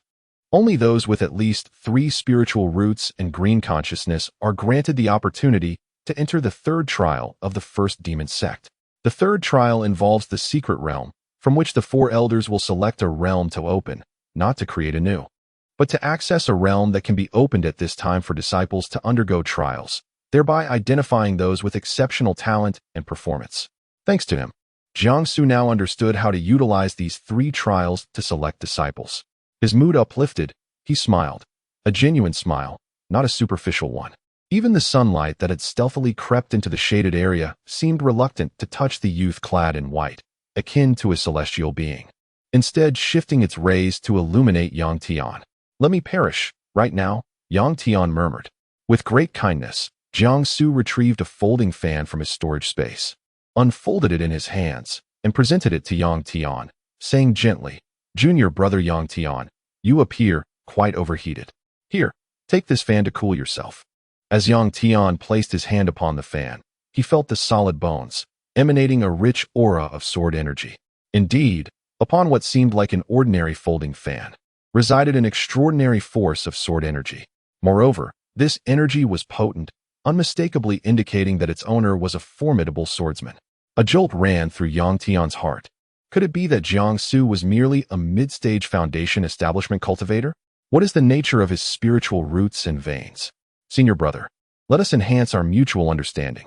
We are both inner disciples of the demon sect, each possessing a single spiritual root. I merely hope that your spiritual root does not negate mine. Otherwise, I would be left at your mercy. Jiangsu noticed that Yang Tian had not taken the folding fan, but merely caressed its ribs. Consequently, he retracted the fan. The soft sound it made tightening the strings of tension within Yang Tian's heart once more. Rest assured, senior brother is not of the water spiritual root. Although possessing more than 50 spiritual veins, your superior cultivation will prevent you from overpowering me. Upon hearing these words, Yang Tian's heart raced with alarm. Jiangsu was indeed a perilous presence. How could he discern that Yang Tian was of the fire's spiritual root? Even if he had overheard discussions within the sect or a casual remark from Elder Qiuyu, how could he possibly know that Yang Tian's spiritual veins precisely numbered 50? His master, Bai Yi, valued his reputation highly and publicly claimed 60, greatly exaggerating the truth. Observing Yang Tian's bewildered expression, cold sweat trickled down his forehead. Jiangsu elegantly unfurled the fan, thoughtfully providing him with a gentle breeze, though it seemed to have little effect. Yang Tian's complexion grew increasingly pale. Chapter 79. The Saintess of the Demon Sect takes notice of me at this moment. One of the 4 disciples clad in black spoke up. The time has come. We must open the first trial of the heavenly steps. Jiangsu nodded in acknowledgement. Yang Tian took a deep breath, continuously attempting to numb his apprehensions. Perhaps Jiangsu had indeed guessed his thoughts. It mattered little, for his cultivation was superior, and he ought to cultivate confidence. After all, Jiangsu would not be able to defeat him. Yes, that was the way it should be. At the foot of the mountain of the first demon sect, a multitude had gathered, comprising brawny men, teenagers aged 16 and 17, as well as children. Without exception, they had all come to join the first demon sect. The atmosphere at the mountain's base was lively, with incessant chatter about the first demon sect and the trials for new recruits. At the mountain gate, Jiangsu was suddenly presented with a water mirror that reflected the scene at the foot of the mountain. He scanned the crowd, only to realize that his heavenly eye could only function when the individual was physically before him. Thus, he was merely searching for someone he felt a connection with. The incessant chatter held little interest for him until a child caught his attention. This child, clad in a black robe, seemed to have an affinity for the color black. Even his shoes were black. With eyes as dark as ink, he gazed ahead, seemingly indifferent to his surroundings, his face betraying an unmasked coldness. Jiangsu observed him for a moment, and the child, as if sensing a gaze upon him, looked directly at Jiangsu through the water mirror. This child was intriguing, worthy of further scrutiny. Have you heard? Elder Qiuyu of the first demon sect has taken a cook as his disciple. It is truly unexpected. Bah! He merely lucked into the ancestral dragon's martial soul. What merit does a cook possess? Voices filled with indignation arose, as nearly everyone expressed their discontent regarding Jiangsu's status as the elder's first disciple. Jiangsu felt somewhat astonished. Although he was aware that becoming Elder Qiuyu's first disciple would garner attention throughout the 10 great demon domains, he had not anticipated that his lack of disclosure regarding his spiritual roots and aptitude would invoke such resentment. He himself was unconcerned, but this could not reflect poorly on his master, Elder Qiuyu. Yang Tian had also caught wind of this conversation. With a bemused smile, he glanced at Jiangsu and suggested, "Senior brother, why not publicly measure your spiritual roots when these individuals undergo their assessments? It would be beneficial for everyone to witness your prowess." Jiangsu reminisced about the scene when the Chaos Ring absorbed the 9 heavens' thunder and considered that the spiritual stones used in the cultivation world were designed only for the 5 elemental attributes. Never having measured the heavenly spiritual root, could he perhaps randomly produce a single spiritual root? or even fabricate one, such as a thunder spiritual root? Sounds good. Upon hearing Jiangsu's response, Yang Tian initially thought he had misheard. Was the task assigned to him by his master, Elder Bai, truly this easily accomplished? He had always sensed that his master, Elder Bai, had been somewhat unhinged lately. Why would he harbor apprehensions towards an inner disciple whose cultivation was so vastly inferior? Furthermore, why the insistence on investigating Jiangsu's aptitude? The Yuaning masters could simply assess a disciple's spiritual roots upon contact, and a mere word from Jiangsu would suffice. Elder Qiu Yu's instructions were equally perplexing. Why conceal a spiritual root? It was truly baffling. Jiangsu lowered his gaze. If Bai was so eager to discern his spiritual root, then he would grant him a glimpse. In the water mirror, they had already commenced their ascent of the heavenly stairs. A throng surged forward, brimming with vitality. Initially, the crowd was dense, but gradually they spaced themselves apart. Leading the charge were two youths, one of whom was the black-robed boy Jiangsu had been observing. He pressed his lips together, beads of sweat forming on his brow. Yet he did not wipe them away. He simply trudged onward with heavy legs, unwavering in his determination. The other boy, dressed in finery that revealed his affluent background, also gritted his teeth and pressed on.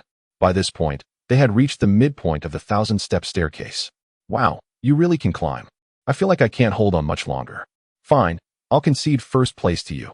There's no point in competing for this.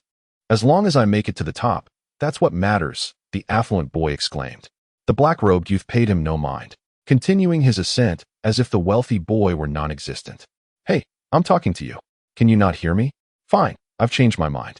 I will indeed compete with you for first place. Jiangsu observed these two promising youths, eager to assess their aptitude. If they could persistently scale the 1,000 steps without faltering, their unwavering will would, in some sense, mark them as good prospects. Yang Tian had no interest in watching the children ascend the stairs. He had seen it countless times over the years. He was simply waiting to discern what kind of spiritual root his esteemed senior brother possessed. Senior brother. Jiangsu was startled by a feminine voice. He had been so engrossed in the water mirror that he had failed to notice someone approaching. He turned to see Shun Yunqing carrying a small stool, her eyes red and glistening as they gazed at him. Yang Tian, having sensed a particularly familiar spiritual aura accompanied by a fragrant scent, turned around to find Shun Yunqing before him. His eyes lit up, and he hurriedly adjusted his attire, to the extent that the fabric nearly flew from his grasp. Noticing her red eyes, Yang Tian adopted a serious demeanor and performed what he believed to be a particularly charming gesture, stepping towards Shun Yunqing and saying with feigned concern, "Yunqing, junior sister, have you suffered some grievance? Speak to your senior brother. I recently acquired a treasure that I shall present to you shortly." As he uttered the last phrase, Jiangsu could almost perceive the shadow of a pug dog in his demeanor. Shun Yunqing's gaze remained fixed intently on Jiangsu, completely ignoring Yang Tian, who felt no embarrassment. This was merely a part of his daily routine. The sacred maiden of the demon sect has long been the object of desire for many male cultivators within the demon realm. It is only natural that he remains unattainable. Even if someone were to suggest that proximity brings opportunity, the moon hangs high in the sky and must be plucked down to be held. Jiangsu smiled softly and remarked, "So it is you, junior sister." Shun Yunqing navigated around Yang Tian, who obstructed her path, and approached Jiangsu, placing a small stool on the ground. "Brother, you must be weary from standing. Do take a seat here." The modern principle of prioritizing ladies was deeply ingrained in Jiangsu's mind, and he would certainly not sit before a lady had done so. Thus, he shifted the conversation and inquired, "Junior sister, your eyes are so red. Have you been slicing onions in the kitchen?" Shun Yunqing was instantly amused, responding with a hint of grievance. 3 days ago, brother was injured in the library, and I did not go to visit. In fact, I was unaware of this incident entirely. Master confined me to my room for not mastering the Jade Maiden Heart Sutra properly, and I have only just emerged today. After explaining, she turned her gaze to Jiangsu, who found himself captivated by the depth of emotion reflected in her eyes. A sudden jolt of realization struck Jiangsu. Could it be that he and Shun Yunqing were not as unfamiliar with each other as he had believed? Chapter 80. The peculiar boy with useless 5 spiritual roots. Ah, I see. Jiangsu took the cue, sparing Shun Yunqing from embarrassment. For a moment, the atmosphere fell into a serene silence. A few magical birds soared across the sky above the mountain gate, emitting shrill cries. Yang Tian had long admired Shen Yunqing, and witnessing their interaction, it was evident that the feelings were mutual. He gritted his teeth. Jiangsu had previously been a mere cook, likely unaware of the multitude of admirers Shen Yunqing had throughout the 10 great demon domains. Junior sister Yunqing, there's no need for senior brother to sit. You take a seat. We will have plenty to do once our future junior brothers and sisters arrive, Yang Tian said, nudging Shen Yunqing and patting the little stool. His demeanor comically exaggerated. Shen Yunqing understood her master's words held truth. Senior brother would not harbor feelings for her. However, one cannot conceal such affections. From their first encounter, she had developed a fondness for Jiangsu, and to her dismay, it seemed Jiangsu had noticed her feelings. Unwilling to prolong the awkwardness, she settled onto the small stool she had originally prepared for Jiangsu. The demon sect's recruitment did not require the assistance of a saintess. She had come solely upon hearing Jiangsu's presence. Inside the Sword of Life, the aloof Shangguan Yu would not awkwardly use his foot to tap out a rhythm. He clicked his tongue, exclaiming, "Goodness, your luck with romance is truly remarkable. First, there's the Empress of the Demon Sect, and now the Saintess. And I must say, Shen Yunqing possesses a beauty reminiscent of a saintess I once encountered in the cultivation realm, graceful and gentle." Jiangsu had no desire to engage with this gossipmonger. He had not forgotten his system task. Meanwhile, the two young men were still laboriously ascending the path. Besides those diligently climbing from the foot of the mountain, many attempted to cheat using various magical artifacts, all of whom were promptly expelled by Lin Tian's array. Jiangsu first glanced at the black-robed youth at the forefront, then noticed a boy clad in blue brocade further up, adorned with intricate embroidery, a clear sign of nobility from the demon domain. Yet, in such sweltering weather, he wore such heavy attire without a bead of sweat on his brow. People nearby gravitated toward him, perhaps because his presence seemed to alleviate the heat. The blue-clad youth ambled upward leisurely, seemingly unbothered by the oppressive warmth, as if it had no bearing on him. Jiangsu narrowed his eyes. Was it a water spiritual root? An altered ice spiritual root? Seeing Jiangsu's disinterest, Shangguan Yu glanced at the water mirror, then reclined with a sigh. Continuing his critique, "What is so fascinating about that little brat in the mirror? Are you forsaking cultivation just to watch a show?" Returning to the main topic, "I believe the Empress merely holds a favorable impression of you. Given her status and cultivation, how many years would you need to chase after her?" Shen Yunqing, however, is entirely different. Before Shangguan Yu could finish his musings, Jiangsu retorted with a cold smirk, "Master Shangguan, I am quite aware of the little schemes you harbor in your heart." His flawless features were veiled with a layer of cold frost, exuding an aura that discouraged approach. Shangguan Yu felt a twinge of guilt, as his innermost thoughts had been so swiftly unveiled. Though he understood that as Jiangsu's master, he should not harbor any desires for his disciple's wife. The demon sect empress's every trait resonated perfectly with his aesthetic sensibilities, leading him to indulge in fanciful thoughts. Having lived for millennia without ever having touched a female cultivator's hand, he found himself in a rare situation. Captivated by none other than his disciple's spouse, he might as well be condemned. Jiangsu, maintaining a frosty demeanor, showed no inclination to engage with Shangguan Yu, his chilling aura casting a wide net that even Yang Tian and Shen Yunqing found unsettling. Shangguan Yu hastily apologized. "I beg your pardon, disciple. I was merely speaking thoughtlessly. I assure you, I harbor no such intentions." Jiangsu was well aware of Shangguan Yu's penchant for idle chatter, yet before him, there existed a boundary. One must not covet his wife. "Master, 2 individuals have already ascended the mountain gate. Perhaps you or senior brother Yang could guide them to the second trial." A disciple clad in black, pushed forward by his companions, stood before him. Taking a deep breath, he dared not meet Jiangsu's gaze, stammering out a few words. Allow me." Yang Tian, taking on a serious demeanor, recognized that since Jiangsu held no interest in Shen Yunqing, he must seize the opportunity to showcase his own prowess, proving himself superior to Jiangsu. As soon as he finished speaking, the 2 young men had already approached, and before they could react, both collapsed to the ground.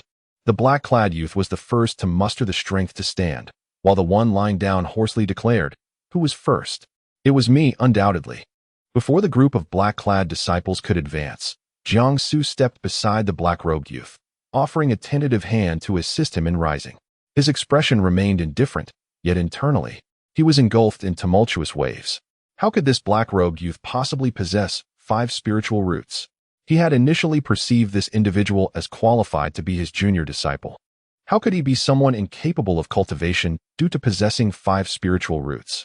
The original Jiang Su was unable to cultivate because he lacked spiritual roots within his body, rendering him unable to absorb and utilize spiritual energy, akin to a mundane person.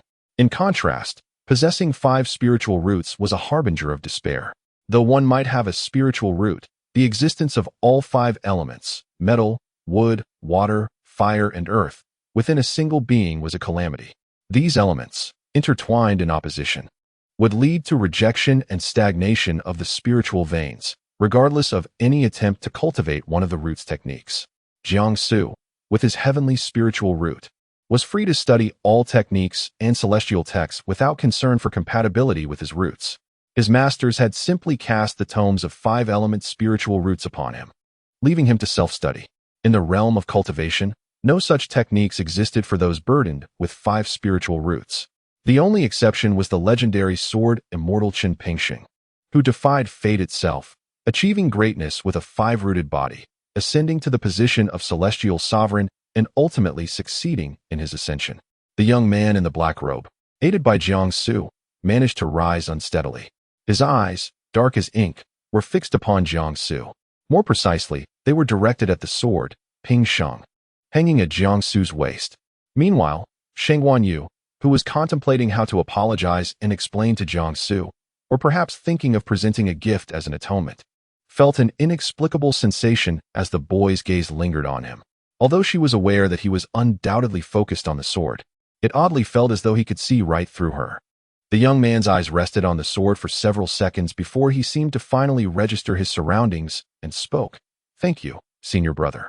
Upon noticing that he had steadied himself, Jiang Su calmly withdrew his supportive hand. Yang Tian approached and helped the other boy, who lay on the ground, to his feet. Gasping for breath, the boy expressed his gratitude. "Thank you, senior brother." Catching sight of Yang Tian's attire, he added, "You must be an inner sect disciple. Your cultivation appears quite advanced. I look forward to your guidance in the future." Chapter 81. Ancient talismans and affection displayed. This young man audaciously proclaimed himself as a disciple of the first demon sect's inner circle, which immediately displeased Yang Tian. Had it not been for the fact that this fellow had extolled him, he would have disregarded him entirely. However, this morning, Elder Bai had informed him that the son of a domain lord from the demon realm had also arrived at the first demon sect. It remained uncertain who it might be. Observing the young man's refined appearance, Yang Tian decided to withhold judgment for the time being. Jiang Su, with just a glance, discerned Yang Tian's contemplations. He retracted his earlier statement regarding Elder Bai's company not being comprised entirely of fools. Yang Tian's thoughts were transparent to Jiang Su, who could see through his lack of discretion. After scrutinizing the wealthy young man for a moment, Jiang Su quickly identified him as possessing a fire spiritual root. At the 9th stage of qi refinement, and with 30 spiritual veins coursing within his body. At only 14 years of age, his aptitude was indeed exceptional. Li Shiyan, the affluent young man, turned his gaze toward Jiang Su, and upon doing so, found himself unable to look away. Good heavens! Is there anyone in this world more dashing than myself? How did such exquisite features come to be? Has Niwa been negligent in crafting others? The visage before him seemed far too divine for the mortal realm. As the striking face glanced toward him, he instinctively lowered his head, too intimidated to maintain eye contact, but furtively raised his gaze to catch a glimpse of Jiang Su's flawless jawline. My stars, such a visual impact. Alas, he is merely an outer sect disciple, likely a mere ornament of the first demon sect. They were not of the same ilk. Should Jiang Su become aware that this insufferable brat viewed him as a mere decoration, he would undoubtedly mete out a beating that would leave him searching for his teeth. Yang Tian proclaimed, "Ah, you 2 young brothers are the cream of the crop in this first trial. I shall personally escort you to the second round." With that, he unsheathed the black sword from his waist, murmuring an incantation. The sword obediently circled around him before lying down at his feet.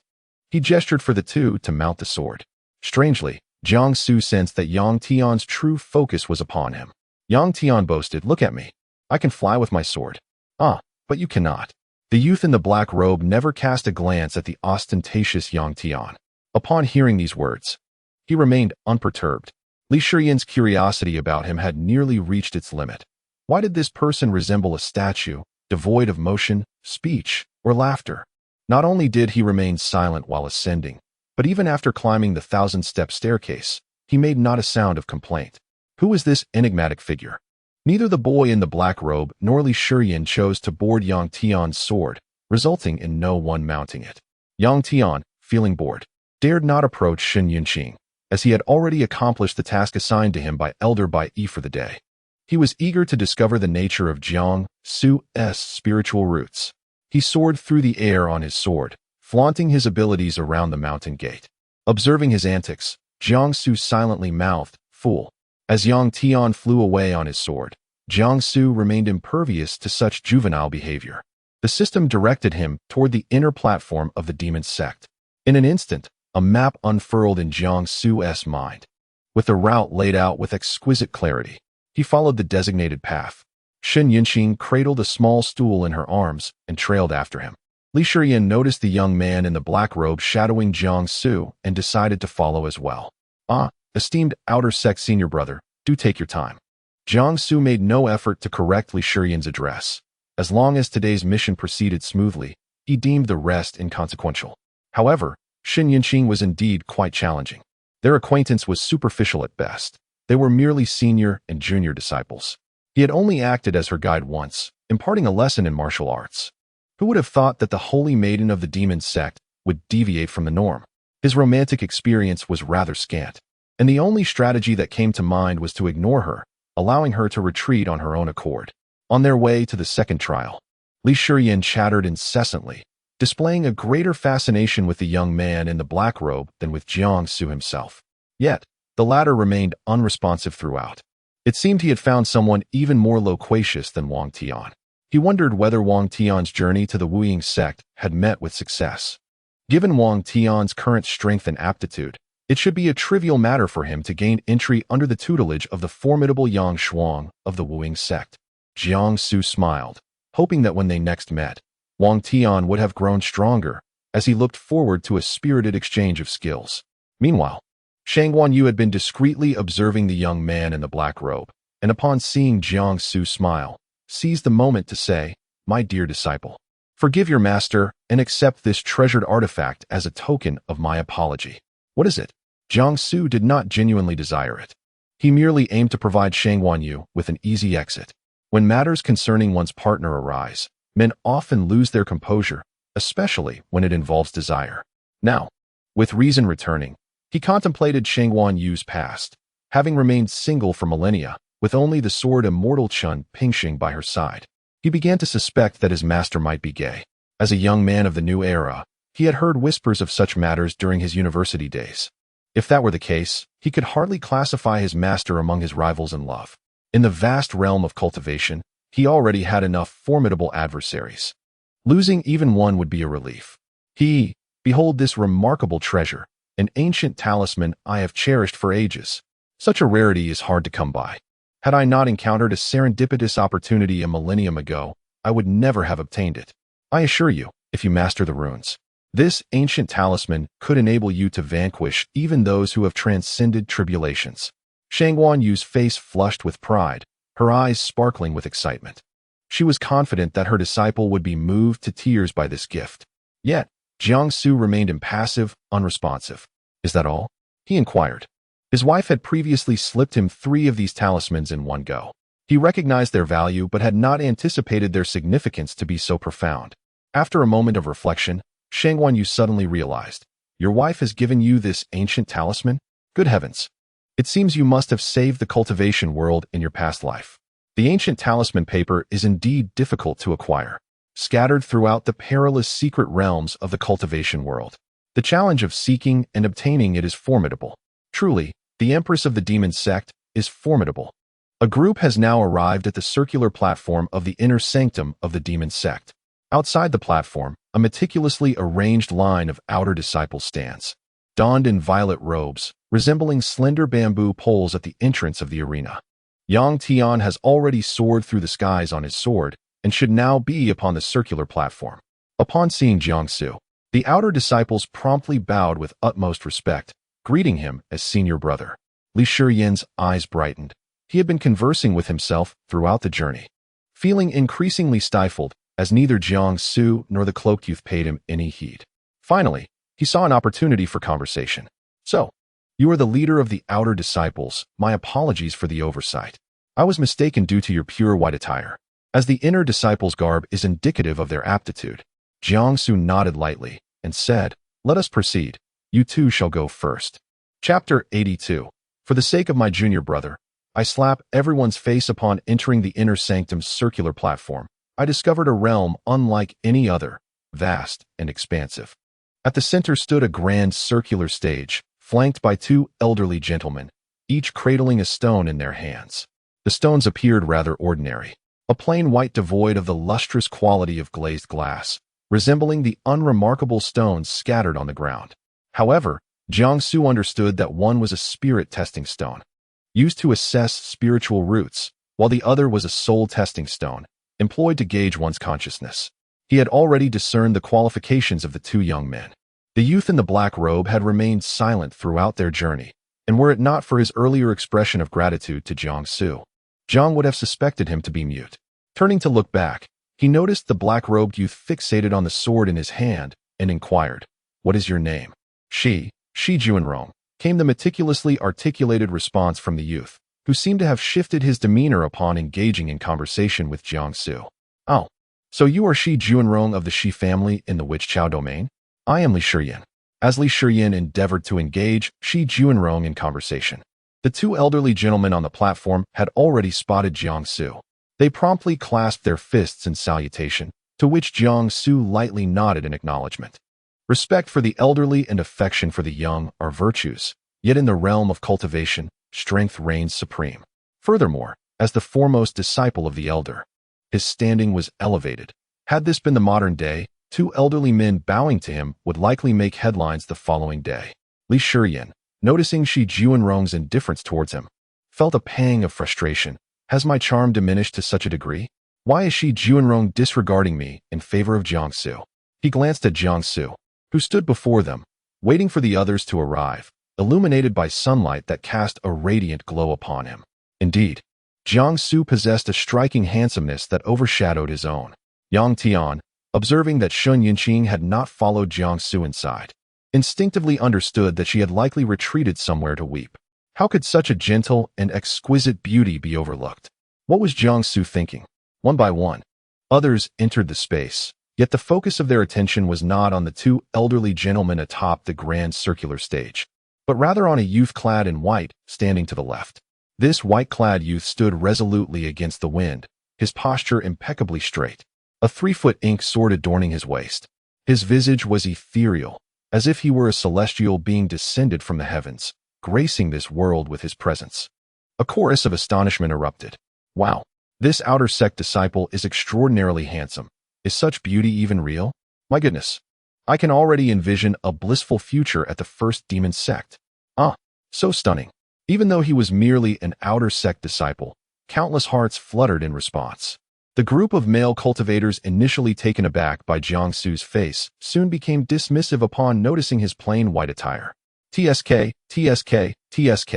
Aside from his face, he possesses nothing of note.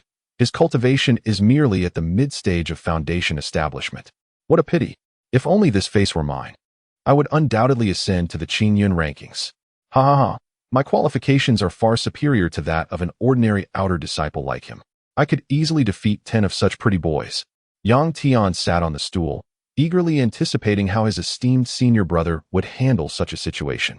The two elders standing on the circular platform, along with the outer disciples guarding it, all wore dark expressions. How could someone of the senior brother's stature be insulted by a mere novice who hadn't even entered their esteemed sect? The two elders exchanged glances, ready to intervene, but Jiangsu's gaze signaled them not to. Taken aback, they withdrew their gathered spiritual energy, recognizing that the senior brother must have his reasons for his actions. Upon hearing such disparaging remarks about her beloved disciple, Su Guanyue was already fuming. What utter nonsense! How dare they speak ill of her disciple? Jiangsu himself was indifferent to the opinions of these individuals. His mind was solely focused on the task assigned by the system. He turned around, his expression calm as he regarded the group of cultivators. Strangely, as soon as they noticed Jiangsu's gaze, the group of envious individuals fell silent, not daring to utter a word.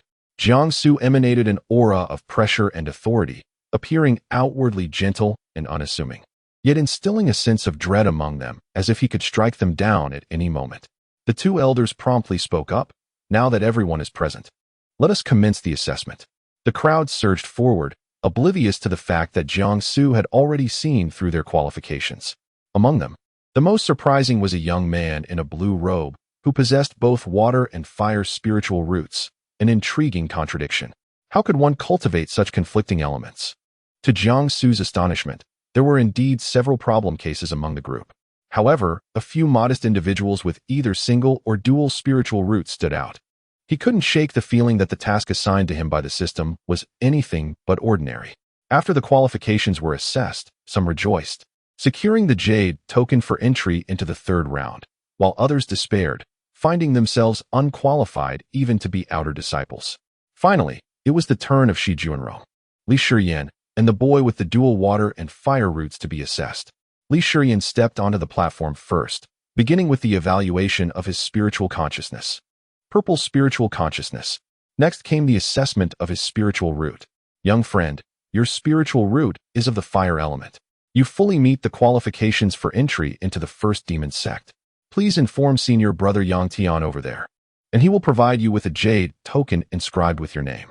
Upon hearing this, all the male and female cultivators present looked on with envy, knowing that those with single spiritual roots would undoubtedly become disciples of the elders, and they couldn't help but regard Li Shiyan with increased esteem. Li Shiyan smirked nonchalantly. Having anticipated this very scenario, he approached Shi Junrong, boasting with a grin, I can't wait to see what kind of spiritual root you possess, considering you are also ranked first alongside me in the celestial trials. Jiangsu then saw the boy with the dual water and fire roots step forward. Purple spiritual consciousness. Young friend, you possess both water and fire spiritual roots. The elder paused for a few seconds, a rare occurrence, before continuing, according to the rules. You do meet our sect's requirements, but before the old man could finish speaking, the boy with both water and fire spiritual roots approached Yang Tian with a frosty demeanor and introduced himself. I am Murong Qi. Yang Tian was about to retort, urging the boy not to act so arrogantly, but upon hearing the introduction, he swallowed his words. Goodness, this young man is the son of the domain lord of Wuqiu. As mentioned by his master, Elder Bai, how could he possess both complementary and conflicting spiritual roots? How is one to cultivate with such a constitution? Despite his inner turmoil, he maintained a facade of cordiality, wearing a pleasant smile. Murong Qi, however, paid him no mind and took the jade slip to depart. The crowd fell silent. The Murong family was not to be trifled with in the entire demon realm. Even without spiritual roots, they would not dare to act recklessly in front of him. Jiangsu, possessing keen hearing, absorbed their conversation. This boy with dual water and fire roots is a relative of his wife. He pondered whether to attempt to guide him in cultivation, while beside him, Shi Junrong remained the only individual in the vicinity who had not tested his spiritual roots or consciousness. With an expression devoid of emotion, Shi Junrong stepped forward. Orange consciousness. It was indeed orange consciousness. The excited exclamation echoed throughout the grand hall. Li Shiyan was momentarily taken aback before applauding, knowing he had not misjudged the individual before him. An extraordinary orange consciousness. The highest grade. Jiangsu's gaze was fixated on Shi Junrong. As he moved, Zhang's eyes followed suit. Young friend, your spiritual roots. You possess 5 spiritual roots? How can this be? The old man looked incredulously at the youth before him, seemingly unable to fathom the reality. How could a boy with orange consciousness possibly be a waste with 5 spiritual roots incapable of cultivation? Oh, today he had witnessed it all. A so-called waste with 5 spiritual roots dared to participate in the disciple trials of the first demon sect? How laughable. A waste should remain among mortals, not even worthy of sweeping the floors here at the first demon sect, even with orange consciousness. What does it matter if one cannot cultivate? Hurry and return to the mortal realm to chop wood. As Jiangsu listened, His expression involuntarily turned cold. Shi Juanrong on the stage did not waver, appearing somewhat at a loss as if struck by the words. Did your parents not teach you how to speak properly? A chilling voice resonated throughout the grand hall, as if it had a tangible presence, striking the pillars within. A folding fan was flicked from Jiangsu's hand, its sharp tip brushing past the heads of the insolent male cultivators, who quickly crouched down. They glimpsed the cold light refracting off the fan's handle, coupled with the exceedingly fierce sword aura. Upon witnessing this sword aura, Yang Tian stood up in a daze, inhaling sharply. Jiangsu's sword aura was formidable. The group of male cultivators trembled in terror, their eyes wide with fear. The suddenness of the fan's movement nearly cost them their heads had they not reacted swiftly. This individual is truly fearsome. The grand hall fell into a profound silence. Chapter 83. The master of the demon sect Shang Wanyu observed the group of individuals who had just moments ago appeared fearsome and formidable, now rendered utterly petrified by the mere presence of a fan. Amused, she reflected on the nature of humanity, how readily they succumb to fear when confronted with strength. A sudden gust of wind swept into the inner sanctum, spreading an inexplicable chill among all present. The fan, having executed a sharp rotation in the air, returned obediently to Jiangsu's hand, its sharpness dissipated. His distinctly elegant fingers gripped the fan, its surface pure white, evoking an aura of unparalleled nobility. He embodied the essence of the most esteemed young lord, sacred and inviolable. All the female cultivators present held their breath simultaneously, seemingly apprehensive of disturbing this exquisite tableau. What could they do? Even if this young man in white were to express anger or display a murderous gaze, they still found him irresistibly handsome. Shi Juanrong, standing on the circular platform, cast a glance toward Jiangsu. His eyes, dark as ink, revealed a hint of astonishment upon closer inspection. Jiangsu was speaking on his behalf, defending him. Yang Tian, jolted back to reality by a sharp slap to his own face, reminded himself of his duties. Yet, with Jiangsu's palpable aura of coldness, who dared to step forward? Jiangsu fanned himself gently, the fan swaying in his grasp, causing a wave of trepidation among the onlookers, particularly those who had just encountered its might. Each of them felt their legs weaken, their thoughts echoing. Elder brother, master, please cease the fan's motion. It is not merely a fan, but a threat to our very lives. Unbeknownst to them, considerable time had elapsed. Yet the arc of the fan's movement remained unwavering, dutifully serving its master. The grand hall was enveloped in an eerie silence, with no one daring to utter a word. The oppressive and frigid atmosphere continued to permeate the space. The ground of the inner sanctum was inscribed with intricate runes, which spread from the floor to the four imposing pillars supporting the chamber, exuding an air of mystery and grandeur. As the cultivators gazed down, they were startled to find a layer of frost crystallized upon the surface. Instantly, they refrained from even the slightest breath. This was no ordinary outer sect disciple. This was a being akin to the king of hell. Jiangsu abruptly retracted the folding fan into his sleeve and leaped gracefully onto the circular platform. His expression remained composed as he placed his hand upon the spirit-reflecting stone. In mere moments, the stone emanated a brilliant orange light, which swiftly filled the entire surface. The two elder gentlemen, the heads of the training hall and the 100 assignments hall, responsible for the second trial today, were left agape, their astonishment palpable. Having lived for so many years and witnessed countless assessments of spiritual roots and consciousness at this first demon sect, they had encountered orange consciousness before, just moments prior. However, the intensity of this orange glow was unprecedented. How immensely powerful must Jiangsu's consciousness be? Though the crowd beneath the platform was astounded by Jiangsu's formidable consciousness, they dared not breathe a word, their wide eyes fixed on the unflappable young man clad in white, who remained undisturbed by the unfolding events. Li Shiyan's jaw nearly dropped in disbelief. Was there truly such a formidable wielder of divine consciousness within the realm of cultivation? He recalled the top contender of the Qingyun ranking, who, upon entering the sect, did not exhibit such extraordinary phenomena. Observing the expressions of those around him, he noted their reverence and admiration for Jiangsu. Jiangsu, however, heard nothing and was oblivious to the significance of the spectacle. He merely sighed, relieved that this group had finally embraced silence. He approached the spirit appraisal stone, determined to fabricate his spiritual roots flawlessly. As his hand rested upon the stone, not only did Yang Tian crane his neck in curiosity, but others too awaited eagerly to discern what type of spiritual root Jiangsu possessed. Time passed, yet the spirit appraisal stone remained inert. The leader of the 100 Ren Hall, gripping the stone, trembled slightly. Could it be that the senior brother was devoid of spiritual roots? How could that be? Without spiritual roots, one could not draw in qi, rendering the attainment of mid-foundation stage impossible. What was happening? Jiangsu smiled as he gazed at the spirit appraisal stone. Indeed, it could not detect celestial spiritual roots. His chaos ring, responding to his command, infused a trace of 9 heavens thunder into his fingertip, causing the stone to latch onto it. In an instant, the stone was filled with crackling lightning, emitting a sizzling sound. It turned out that the senior brother possessed a thunder spiritual root. No wonder Elder Qiuyu took him as his foremost disciple. This was truly a momentous occasion for our demonic sect. Yang Tian, upon hearing this revelation, was taken aback. What? Jiangsu was a thunder spiritual root. How many such cultivators existed in the realm? It was no wonder his master, Bai Yi, regarded Jiangsu with such apprehension. In his distraction, Yang Tian lost his balance and tumbled from his small stool, landing in a rather undignified manner. Ouch! Rubbing his elbow, he quickly regained his composure, feigning nonchalance. As long as he remained unfazed, it was others who would feel the awkwardness. Indeed, there were individuals in this world with thunder spiritual roots. This was the first time he had encountered one alive. Little did Li Shiyin know, he had just witnessed a celestial-level spiritual root in the realm of cultivation.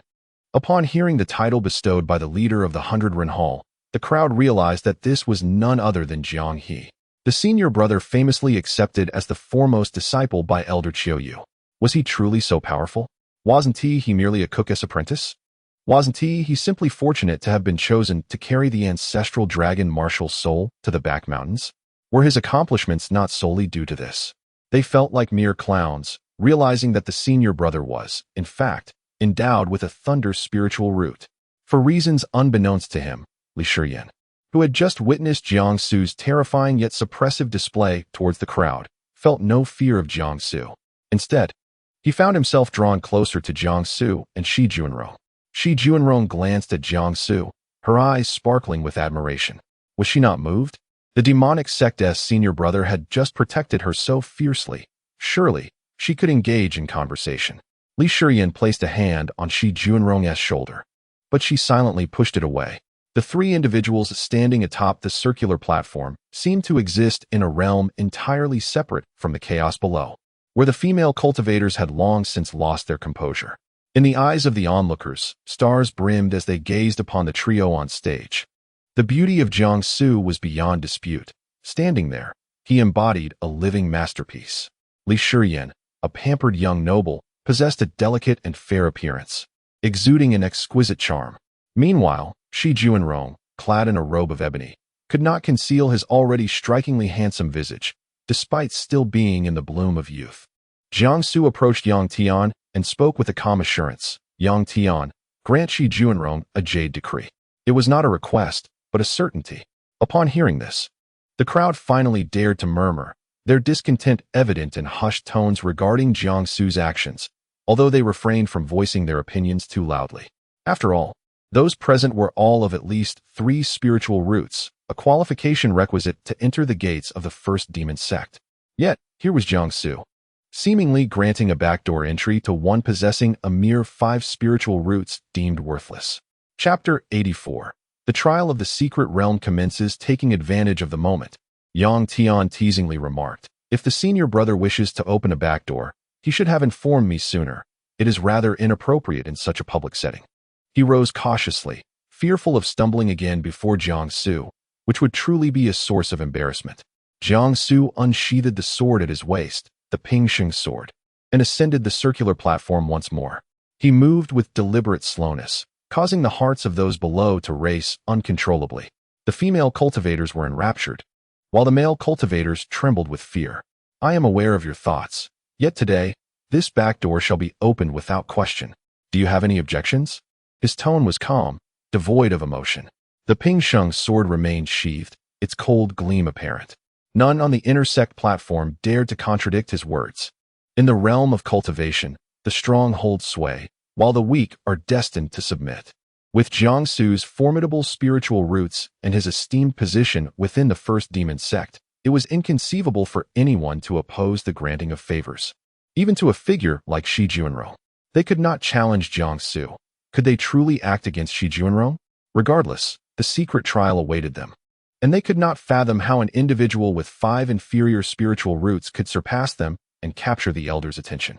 The head of the training hall wiped the sweat from his brow, a product of anxiety, only to find that it would not cease.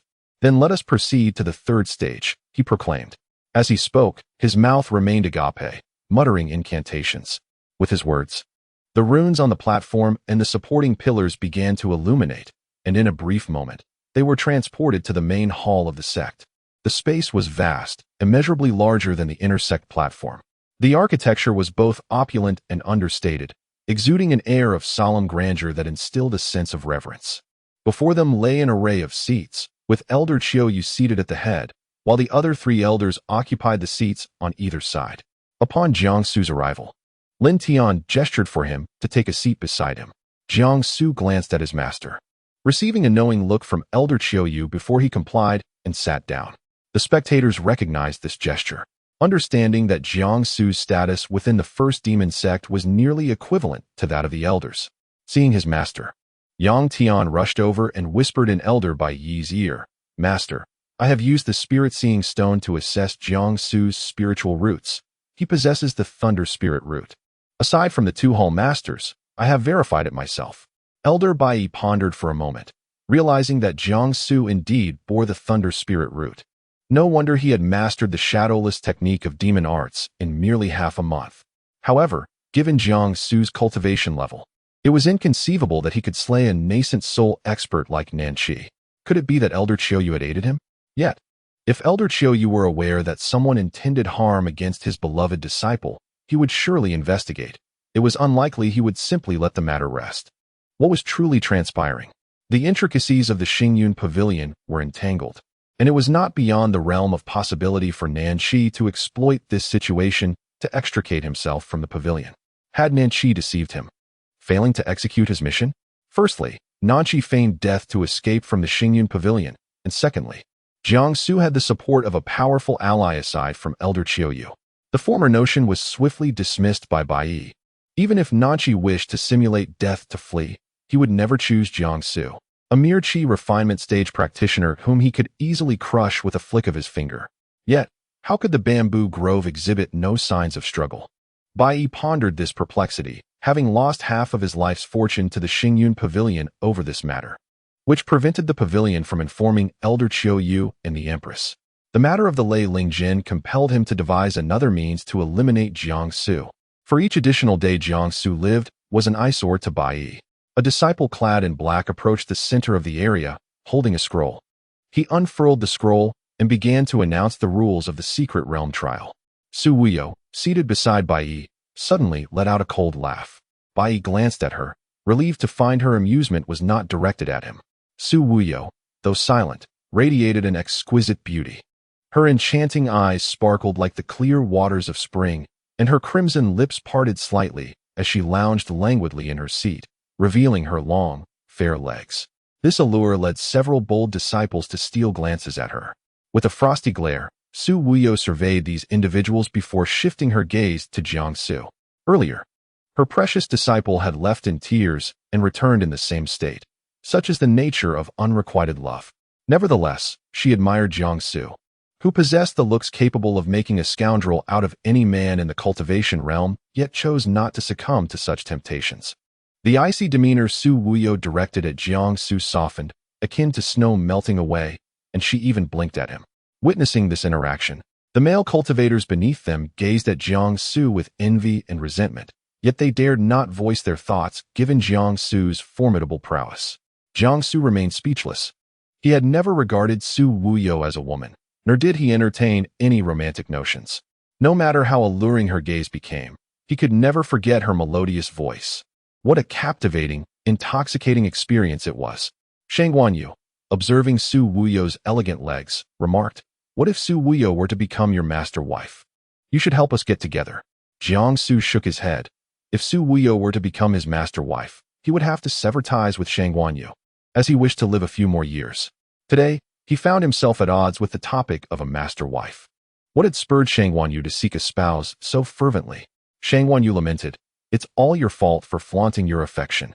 With so many women in the cultivation realm, why is there not one truly meant for me? After being single for thousands of years, matters of the heart have truly broken my defenses." The disciple in black had completed the recitation of the secret realm's tasks, rules, and precautions. Elder Chiuyu, seated at the head, set down his teacup after taking a few sips and stated solemnly, "This expedition into the secret realm is only open to cultivators at the Golden Core stage and below. Thus, particularly troublesome magical beasts will not be present. Should any of you wish to withdraw or encounter difficulties, simply crush the jade talisman at your waist, and my Sect's personnel will come to your aid." Shang Guanyu reminisced about her first entrance into the first immortal sect a millennium ago, a memory that felt almost as if it belonged to a past life. With a hint of disdain, she remarked, "Your first demon sect is nothing compared to what I experienced back in my day. We ventured into one of the 10 most perilous secret realms of the cultivation world. Entering that realm was akin to child's play, devoid of any thrill." Jiang Su remained silent, his gaze fixed upon the trio of remarkable youths who had left a lasting impression on him. These three were crucial to the completion of his mission, and he sensed that once this task was fulfilled, his dominion would extend far beyond the confines of the first demon sect. In this particular secret realm, it was a matter of which cultivator could locate the Yuanshin flower. The individual possessing the largest quantity of these flowers would undoubtedly capture the attention of the elders, thereby maximizing their chances of selection. Chapter 85. Concealed Spaces. Perils abound in the trial of the secret realm. The quantity of Yuanshin flowers was limited, while the number of cultivators was plentiful. Some, unwilling to exert the effort to seek them out, resorted to seizing those belonging to others. According to the rules, as long as no one was harmed fatally, such actions were permissible. The elders, in addition to observing the number of Yuanshin flowers in their possession, scrutinized their behavior throughout the venue. As Elder Lin Tian activated the formation, those standing in its center were randomly transported to any location within the secret realm. Su Wuyo remarked, "This is becoming increasingly lax year by year. Back when I entered the first demon sect, it was still permissible to take lives within the secret realm. I refrained from mentioning it earlier, fearing it would frighten these young ones." Upon uttering these words, her eyes sparkled far brighter than usual, and she exuded an enchanting aura. Only Elder Chiuyu, Jiang Su, Lin Tian, Bai Yi, and Yang Tian were aware that Su Wuyo was once again in one of her moods. Their familiarity with her was profound. "What era are you referring to? What time is it now?"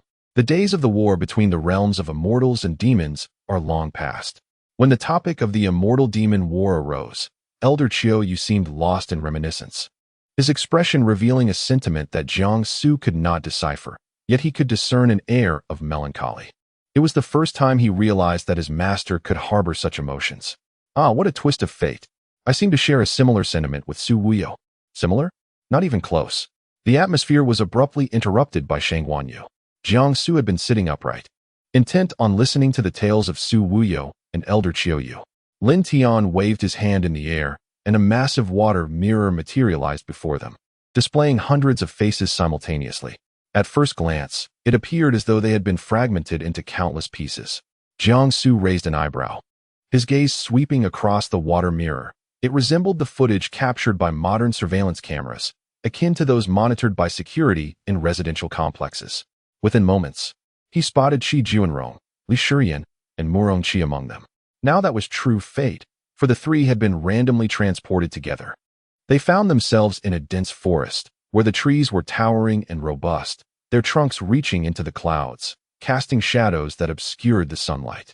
The trio stood beneath a lush, century-old tree, forming a perfect triangle. Upon recognizing Shi Juanrong and Murong Qi, Li Shiyan's face lit up with joy, for they were among the two individuals he valued most in this realm. He immediately draped his left arm over Shi Juanrong's shoulder while pulling Murong Qi closer with his right, exclaiming, "Hey, you two are destined to be with me." In such a vast secret realm, we ended up together. Though he wore a charming smile, his demeanor was rather brash. "Remove your hand and be silent." Remarkably, Shi Juanrong and Murong Qi spoke in unison, uttering the exact same phrase to Li Shiyan, word for word. Oh dear, must we be so distant? Would it not be better for us to form an alliance? Li Shiyan, ever unembarrassed, released his grip and resumed his chatter. Murongqi furrowed his brow and whispered, "Hush. The owl is laughing." "What owl? What is this dual-element spirit root babbling about?" Jiangsu, outside the water mirror, heard this remark and furrowed his brow, promptly turning to Elder Qiuyu, who also wore a grave expression. The secret realm forest was enveloped in eerie silence. Although the trio stood in a place where the wind blew, no sound of the breeze could be heard. After Li Shiyan's ruckus, he too sensed the anomaly. He gazed toward the nearby lake, its waters a stagnant shade of pale green, as though the water refused to flow. Everything felt lifeless. It was as if, apart from the three of them, no living creature remained in this forest. No, there was still a sound. Some creature was laughing. Was it the owl Murongqi had mentioned? The three exchanged knowing glances, all recognizing the strangeness of this forest. Outside the water mirror, Su Wuyo by Yi and the others, who had been monitoring various conditions, suddenly became aware of something amiss and turned their attention to the scene involving the trio. This is bad. The elders of the first demon sect are truly unfortunate, choosing not just any secret realm, but one with hidden spaces. These three fools are in grave danger. Jiangsu felt a weight in his heart. Hidden space? In the entire realm of cultivation, there are countless secret realms, yet only a select few contain hidden spaces. And those who enter such hidden realms never return. The 1,000-year imprisonment of Shangguanyu in the Qianren illusion also belongs to a hidden realm. Brother Qiuyu, how is this possible? Su Wuyo, at this moment, was utterly serious, his expression filled with disbelief. Everyone felt the tension mounting. If these three youths truly had entered a hidden space, it would be tantamount to death. Li Shiyan and his companions were yet to grasp the gravity of the situation. Merely perceiving this place as the most challenging part of the secret realm, believing nothing truly dire would occur, they wandered within a small section of the forest, remaining together. Li Shiyan searched around and lamented, "This cursed place is barren. Where can one find yuanxin grass?" Murongqi's eyes were icy as he spoke in a flat tone. "Something is amiss. I suspect we are no longer in the secret realm, but have entered another place altogether." Li Shiyan, who had been sitting against a large tree, sprang to his feet upon hearing this. "Oh no, don't frighten me like that. I can't bear the thought. Do not tell me we have fallen into a hidden space. Surely, such misfortune cannot befall us. Had I known, I would never have come to the first demon sect. Take me back." Murongqi and Shi Juanrong exchanged glances. Noticing that Shi Juanrong appeared unexpectedly calm, showing no signs of anxiety. "Brother Shi, do you have any insights?" Shi Juanrong averted his gaze and walked directly beside Li Shiyan, who, upon noticing his approach, graciously made way for him. He settled onto the ground, closed his eyes, and softly uttered, "Waiting for someone to rescue us." The glimmer of hope in Murongqi's eyes quickly faded, leaving him speechless. He had believed Shi Juanrong to be a reliable ally, having plunged into a concealed space. Who would come to their aid? It was, in essence, an impossibility. They had no recourse but to rely on their own efforts for salvation. Li Shiyan sat down again. Though this time it was not by choice, his legs had given way beneath him. There exists a solemn truth within the realm of cultivation. Entering a hidden space signifies death. Outside the water mirror, Senior Brother Qiuyu pondered the dire situation. What shall we do about those three children? They are likely. Su Wuyo hesitated, the unspoken words lingering ominously. No one survives. Lin Tian had already circled his seat numerous times, his complexion pale with anxiety. What to do? What to do? The restrictions of this secret realm dictate that only those of Golden Core stage or below may enter. Even then, reaching the hidden space is not guaranteed. Those children, alas. Seated above, Jiangsu fixed his gaze intently on the three youths within the water mirror, and then, rising, declared, "I shall go." Chapter 86. Three Disciples, All Fools Know. "This is unacceptable," Elder Qiuyu exclaimed, striking the armrest of his chair with such force that his hand turned crimson. Not only he, but also Su Wuyo interjected, "You cannot go." Yushi hesitated momentarily before continuing. "You are a rare talent possessing a lightning spiritual root in this realm of cultivation. Should anything happen to you, we would have no explanation to offer." Lin Tian gazed at Jiangsu with a grave expression, his face practically inscribed with the words, "You must not go." Jiangsu remained silent, Yet his eyes, bright as stars and the radiant moon, met Elder Chiou-Yu's gaze with determination. He was resolute in his decision to go. The system's task revolved around these three individuals, signifying that they were indeed Jiangsu's mission targets, and he must rescue them. Elder Chiou-Yu averted his eyes from Jiangsu, unable to withstand such a penetrating gaze. Even Su Wuyo and Lin Tian were momentarily taken aback. Jiangsu rarely displayed such emotions, typically maintaining a calm demeanor. Su Wuyo mischievously thought that had Jiangsu regarded her with such intensity from the outset, she might have acted as the Empress did. No, I cannot agree to this. You are merely at the mid-foundation stage. How can I trust you to enter? Elder Chiou-Yu understood Jiangsu's exceptional talent, yet it was precisely this understanding that compelled him to deny the request, whether out of selfishness or a cold heart. To him, Jiangsu's safety was paramount, and everyone else had to take a back seat, even if one among them might one day become his disciple. Master, Uncle Lin Tian also mentioned that entering the Qi Yuan secret realm does not necessarily mean one will be transported directly to the hidden space. I merely wish to try. Elder Chiou-Yu remained resolutely silent. Meanwhile, Bai could barely contain his delight. Jiangsu was a fool, willingly marching towards his own demise. He needed to devise a plan to create a diversion.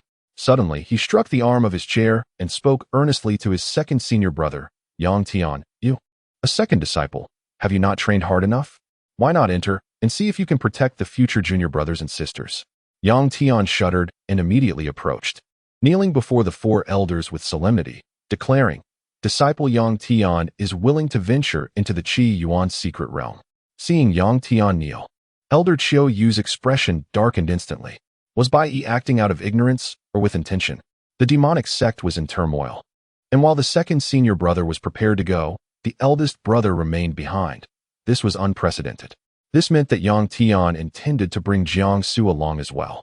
Very well, Elder Chiou-Yu repeated, his tone unsettling. Rising from his seat, he commanded in a grave voice. Relay my orders. All disciples from the foundation stage to the golden core stage within the demonic sect shall enter the Qi Yuan secret realm.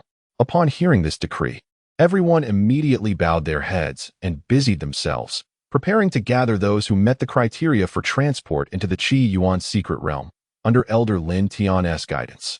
Jiangsu understood that he might not directly enter the hidden space. However, he possessed the system, which offered him an advantage. At this moment, Shangguan spoke with utmost seriousness. Are you truly intent on venturing into that concealed space to rescue those three youths? Jiangsu nodded. They were his designated mission targets, and he felt compelled to act. Elder Chiou-Yu's countenance darkened significantly. He could only hope that his disciple would be fortunate enough to avoid entering that hidden realm. Within the shimmering waters of the mirror, the three youths trapped in the hidden space were enveloped in despondency. Being unable to escape was one thing, but the strangeness of their predicament made their situation feel more dire than death itself. Li Shiyan's face had transformed into a visage of despair, and he prodded the shoulder of his companion, Shi Juanrong, saying, if I recall correctly, you are still in the physical refinement stage, correct? With nothing to eat here. Doesn't that mean? He refrained from finishing his thought, retracting his finger as a frown of concern settled upon his brow. Clearly, Murong Qi, standing in front, had also grasped the gravity of the situation. He and Li Shiyan had already established their foundations, though their lifespans were finite. They could survive as long as there was spiritual energy. However, Shi Juanrong, still in the physical refinement phase, faced a grim fate without sustenance. Shi Juanrong opened his tightly shut eyes. His expression remained placid, yet a hint of a smile played upon his lips. They did not disdain him for being a waste of 5 spirit roots. Instead, they worried for him. Initially, he had believed they would abandon him and forge ahead alone. Li Shiyan rose from the ground, dusting off his clothes. His demeanor transformed from one of sorrow to an unwavering confidence. Let us seek a way to exit this hidden space. Who can say for certain? Today, the 3 of us, talented youths, shall indeed defy the laws of this cultivation realm and find a way out. Murong Qi nodded in agreement, and Shi Juanrong also stood up. Murong Qi remarked, since we are here, we might as well explore. The trio ventured together into the depths of the forest. As they walked, the trees around them appeared to grow increasingly towering, their leaves shifting from vibrant green to withered yellow, while an eerie mist began to envelop the area. Murong-Chi spoke coldly. This mist is peculiar. Instantly, the three fell into a state of heightened alert. Goodness, could there be ancient beasts lurking in this hidden space? This mist obscures everything. Li Shiyan exclaimed. Where are you all? Murong-Chi? Shi Junrong? His footsteps continued, yet his legs trembled incessantly. The fog thickened, rendering him unable to discern if anyone remained by his side. No one responded, as if this strange place had left him utterly alone. Li Shiyan's grip on his sword trembled, his lips quivered. No. Have I truly become separated in this terrifying hidden space? He forced himself to regain his composure, extending his consciousness to sense his surroundings. He detected the sound of footsteps, tap, tap, tap, behind him to the right. With swift reflexes, Li Shiyan drew his sword, thrusting it toward the source of the sound. It was only when he was 3 steps away that he discerned the figure through the misty veil. He exerted force, narrowly halting the blade from striking the person. It was Murong-Chi. Be cautious, he warned. Murong-Chi suddenly exerted his strength, pulling him from his standing position to his side. It was only then that Li Shiyan realized that an unknown vine-like entity had sprouted from the very spot where he had been standing. This strange growth rapidly soared above them. As if sensing the escape of its prey, it lunged fiercely towards the two. Murong-Chi retrieved a round, green object, resembling a pearl, from his storage space and tossed it into the air. Instantly, it transformed into a protective barrier enveloping them. The barrier orb, forged by high-ranking cultivators, those at the nascent soul stage and above, through the condensation of their spiritual energy, could construct a shield to safeguard lower-tier cultivators. The frantic tendrils battered against the barrier, producing a terrifying sound, as if finally realizing that it could not vanquish Li Shiyan and Murong-Chi. The vines then retreated back into the earth. Chapter 87. The Divine Descendant's Arrival and the Rescue of the Junior Disciple. What should we do? This secret realm is utterly terrifying. Shi Junrong is merely in the body refinement stage, and he is separated from us. What will he do if he encounters those vines? Murong-Chi forced himself to regain his composure. Li Shiyan is unreliable. If we wish to locate Shi Junrong, we can only rely on him. Follow me, he commanded. The two immediately sprinted in the opposite direction of the vines. As they retracted the barrier pearl, the vines surged towards them with renewed ferocity. They continued running until they reached a place where the vines ceased their pursuit. Li Shiyan gasped for breath, having not experienced such terror in a long time. Stop! It's not following us anymore. After speaking, he surveyed their surroundings. To his astonishment, they had entered a forest, a stark contrast to the previous scene. While the earlier place had withered yellow leaves, this location was barren. Only bare branches remained. A crow soared overhead, its eyes a blood-red hue. By chance, Li Shiyan locked gazes with the creature, sending chills down his spine. Was this crow alive or dead? Murong-Chi, possessing a higher cultivation than Li Shiyan, frowned slightly. His complexion pale, positioning himself protectively in front of Li Shiyan. The reason the vines had ceased their advance was that something far more terrifying lurked in this area. The mist began to thicken once more. Hold on to me, he instructed. Li Shiyan nodded obediently, clutching the hem of Murong-Chi's garment. Truth be told, he could not fathom how the three of them, one in the body refinement stage and two at the initial stage of foundation establishment, had managed to enter a hidden space. How could one be so unfortunate? As Li Shiyan pondered what farewell words he should inscribe, so that those who might enter this hidden space later would know that a remarkably handsome fire element cultivator once existed here, he suddenly heard someone calling his name. Li Shiyan. The voice resembled Shi Junrong's. Was he unharmed? Li Shiyan instinctively turned his head, but Murong-Chi forcefully twisted it back, applying such pressure that Li Shiyan felt as though his head might be wrenched off. Without further ado, Murong-Chi pulled him onward, but as his pace quickened, the mist surrounding them thickened, and the voice behind them grew increasingly eerie, calling out for Li Shiyan. The tone morphed into something resembling a metallic weapon distorting, the bizarre atmosphere tightening every nerve in both Li Shiyan and Murong-Chi. When the mist enveloped them to the point where Li Shiyan could scarcely see Murong-Chi before him, the voice behind them became more frantic, interspersed with unsettling cackles. A cold sweat broke out on Li Shiyan's brow. Could it be that Shi Junrong had already been devoured by the creature behind them? The mere thought sent his surroundings spinning. A living person could simply perish like that. Shi Junrong, thanks for the invitation, but I'm not dead, so please refrain from cursing me. At that moment, Outside the water mirror, everyone bore a grave expression. Elder Foam. The disciples meeting the criteria from the outer sect have assembled. The speaker of these words is none other than Su Foam, the leader of the outer disciples, one of the 4 cloaked figures at the mountain gate. Behind him stands a line of men and women, all clad in dark, unadorned garments. Jiang Su stands beside Su Foam, while Yang Tian and Bai Yi, the other 2 disciples, are positioned behind him. Upon hearing the news, Shen Yinxing hurried over as well.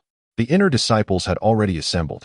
She gazes intently at Jiang Su's silhouette, her eyes filled with tenderness, yet as if recalling something, she suppresses that feeling. Her beautiful eyes glimmering, enhancing her unmatched elegance. She knew, without a doubt, that someone had entered the hidden space. Regardless of the danger, Jiang Su would surely go. Elder Qiu Yu remained silent, and Su Wuyo, too, was quiet, while Bai Yi's eyes sparkled with an alarming brightness, though no one paid him any mind at that moment. Bai Yi called out to Lin Tian, who seemed to snap back to reality. Assuming a posture as if holding a brush and bending down to inscribe a formation on the ground, which shimmered with a faint blue light, spreading before him. In but a moment, Jiang Su and the others were transported into the 1,000-yuan secret realm. At that instant, the enormous water mirror shattered. The fragments fell to the ground, as if carving a deep wound in the hearts of those present. Su Wuyo exclaimed, "What is happening? How could the water mirror suddenly break? I shall personally go to the Domain Lord's palace to inform Her Majesty of today's developments." Elder Qiu Yu's complexion paled for a moment. If anything were to happen to Jiang Su, he dared not contemplate the consequences. Yet, thinking of Her Majesty provided him with a measure of reassurance. As they descended into a mist-laden expanse, Jiang Su was entirely certain that these 3 youths were the targets of his mission. Grasping his sword, his figure flickered in and out of visibility within the fog. This mist was rather obstructive. He extended his hand into the air, channeling the vast spiritual energy within him to coalesce at his fingertips, and with a wave, he dispersed the dense fog with his formidable energy, clearing his line of sight significantly.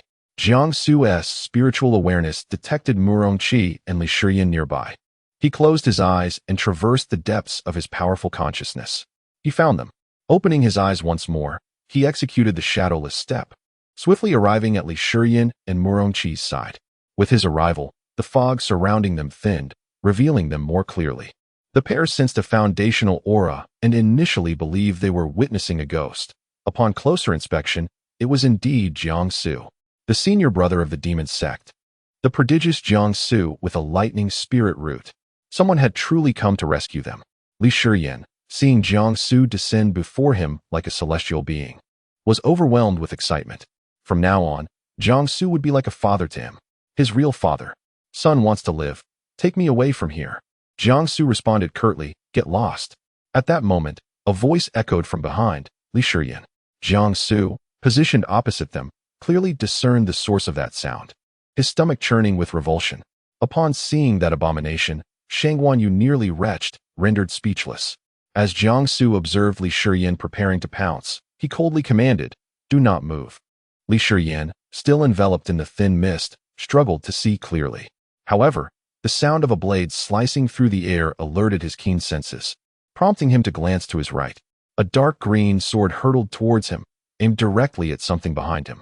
As the blade pierced the air, Jiang Su swiftly darted past his side, conjuring an ancient formation in midair.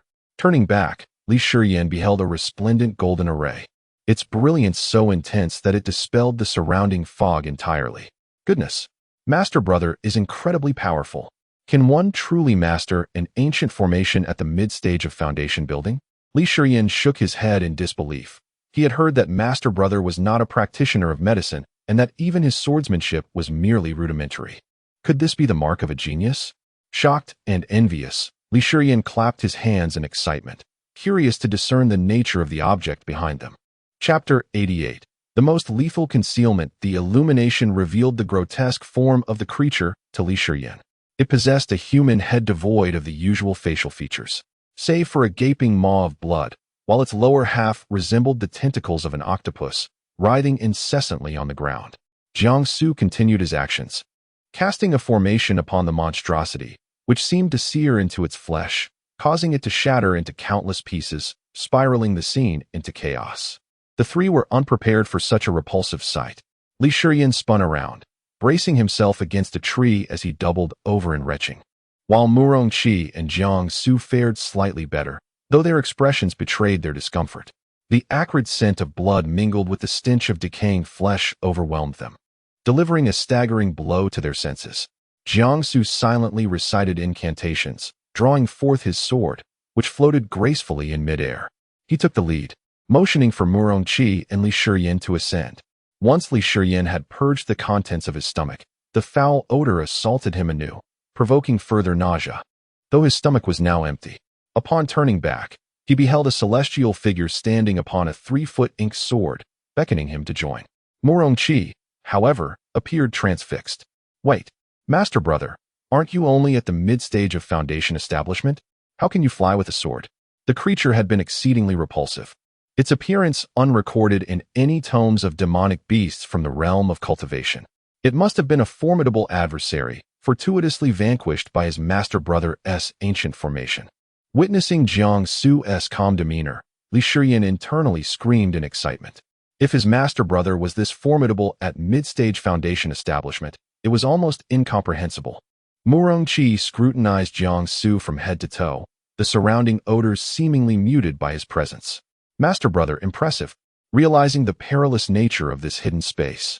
Especially with Shi Juanrong having become separated from them, they obediently ascended the sword.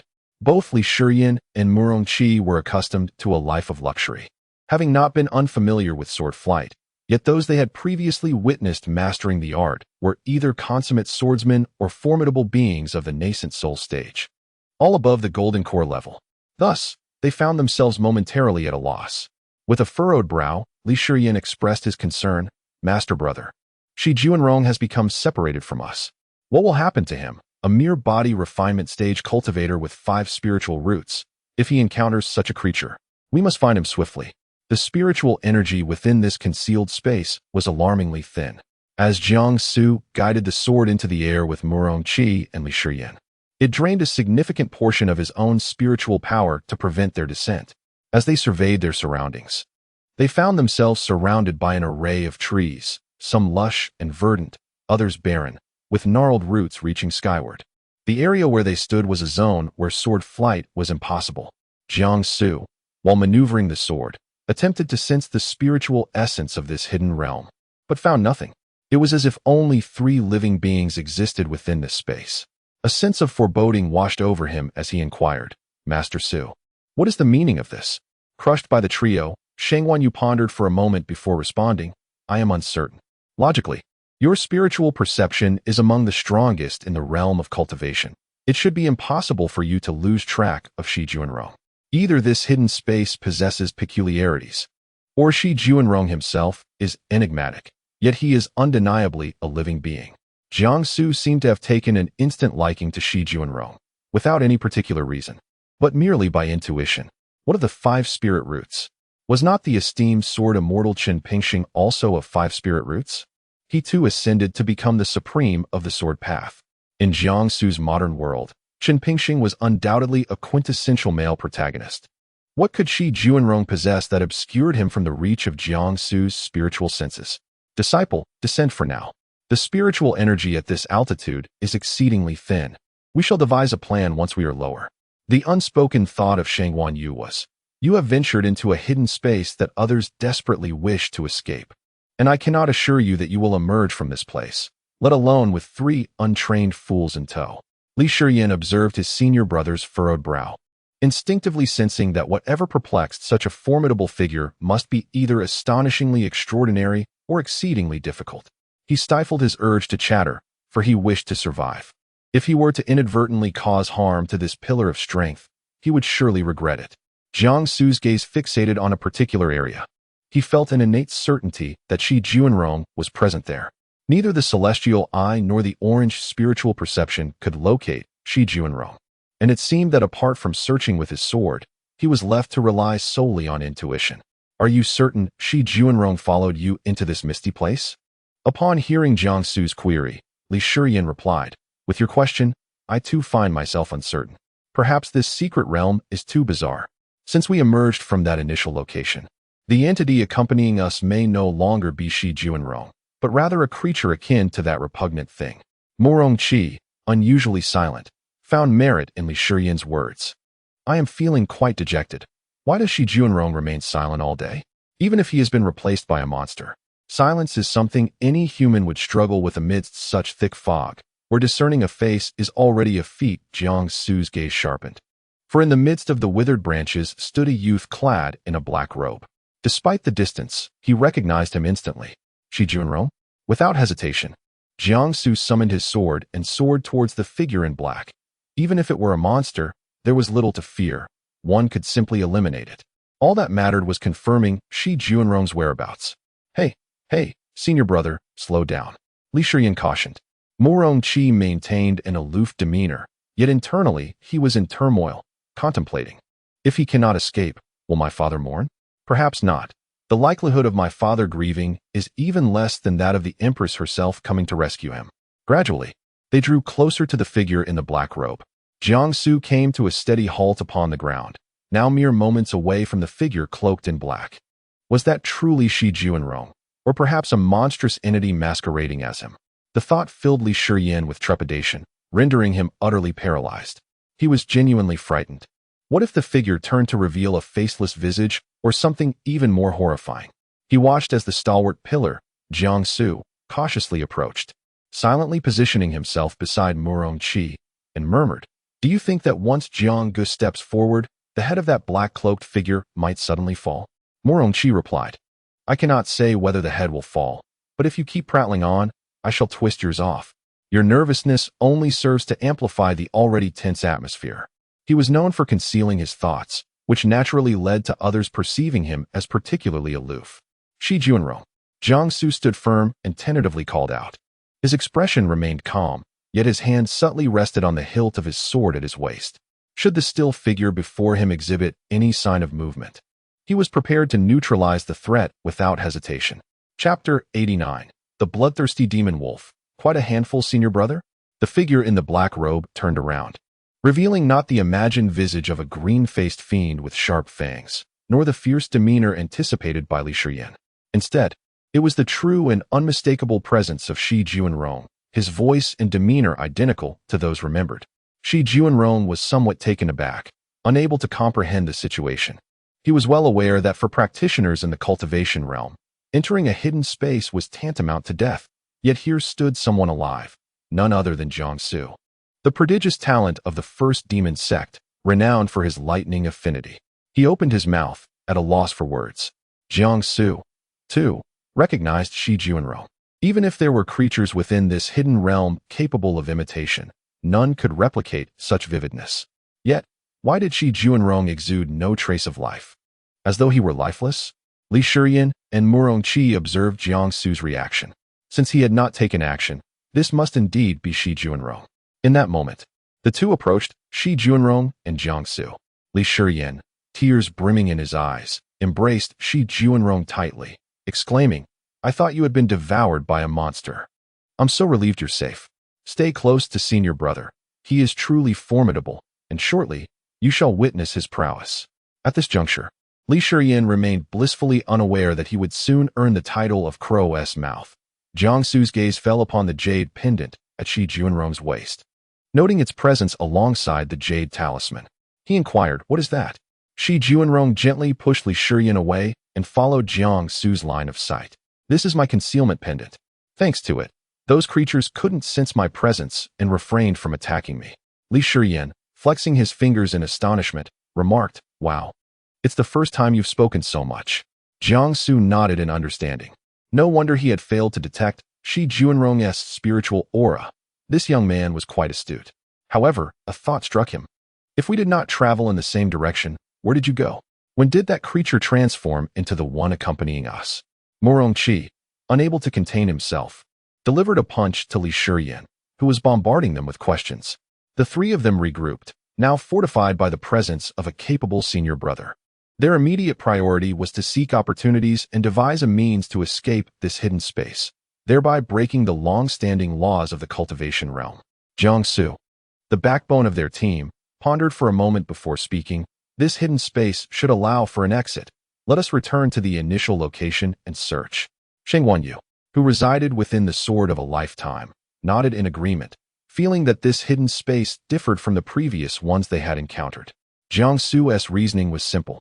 Firstly, the Qianyuan secret realm, as a cultivation-restricting domain, permitted only those at the golden core stage and below to enter, housing primarily low to mid-tier beasts, thus posing minimal danger.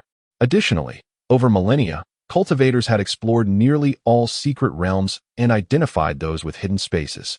Entries into such spaces were largely random, making it exceedingly rare for 3 individuals to enter together.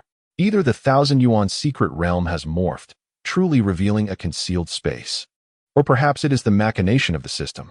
When it comes to matters of life and death, Jiang Su takes them with utmost seriousness. He addresses the system directly. Is it you? Oh dear, must you always speak of me so? The familiar mechanical voice resonates, and Jiang Su is taken aback to hear Sister Zhou's voice. Please, refrain from speaking. We are all on the same side. Jiang Su's heart comprehends the situation. Nevertheless, the system has never led him astray, and this could likely be a hidden task. He must succeed in navigating his way out of this concealed space. Li Shiyan and Murong Qi have previously witnessed Jiang Su's prowess, and now they are inclined to accept whatever he proposes. However, Master Brother, is it not a bit too demanding for the 4 of us to traverse upon a single sword?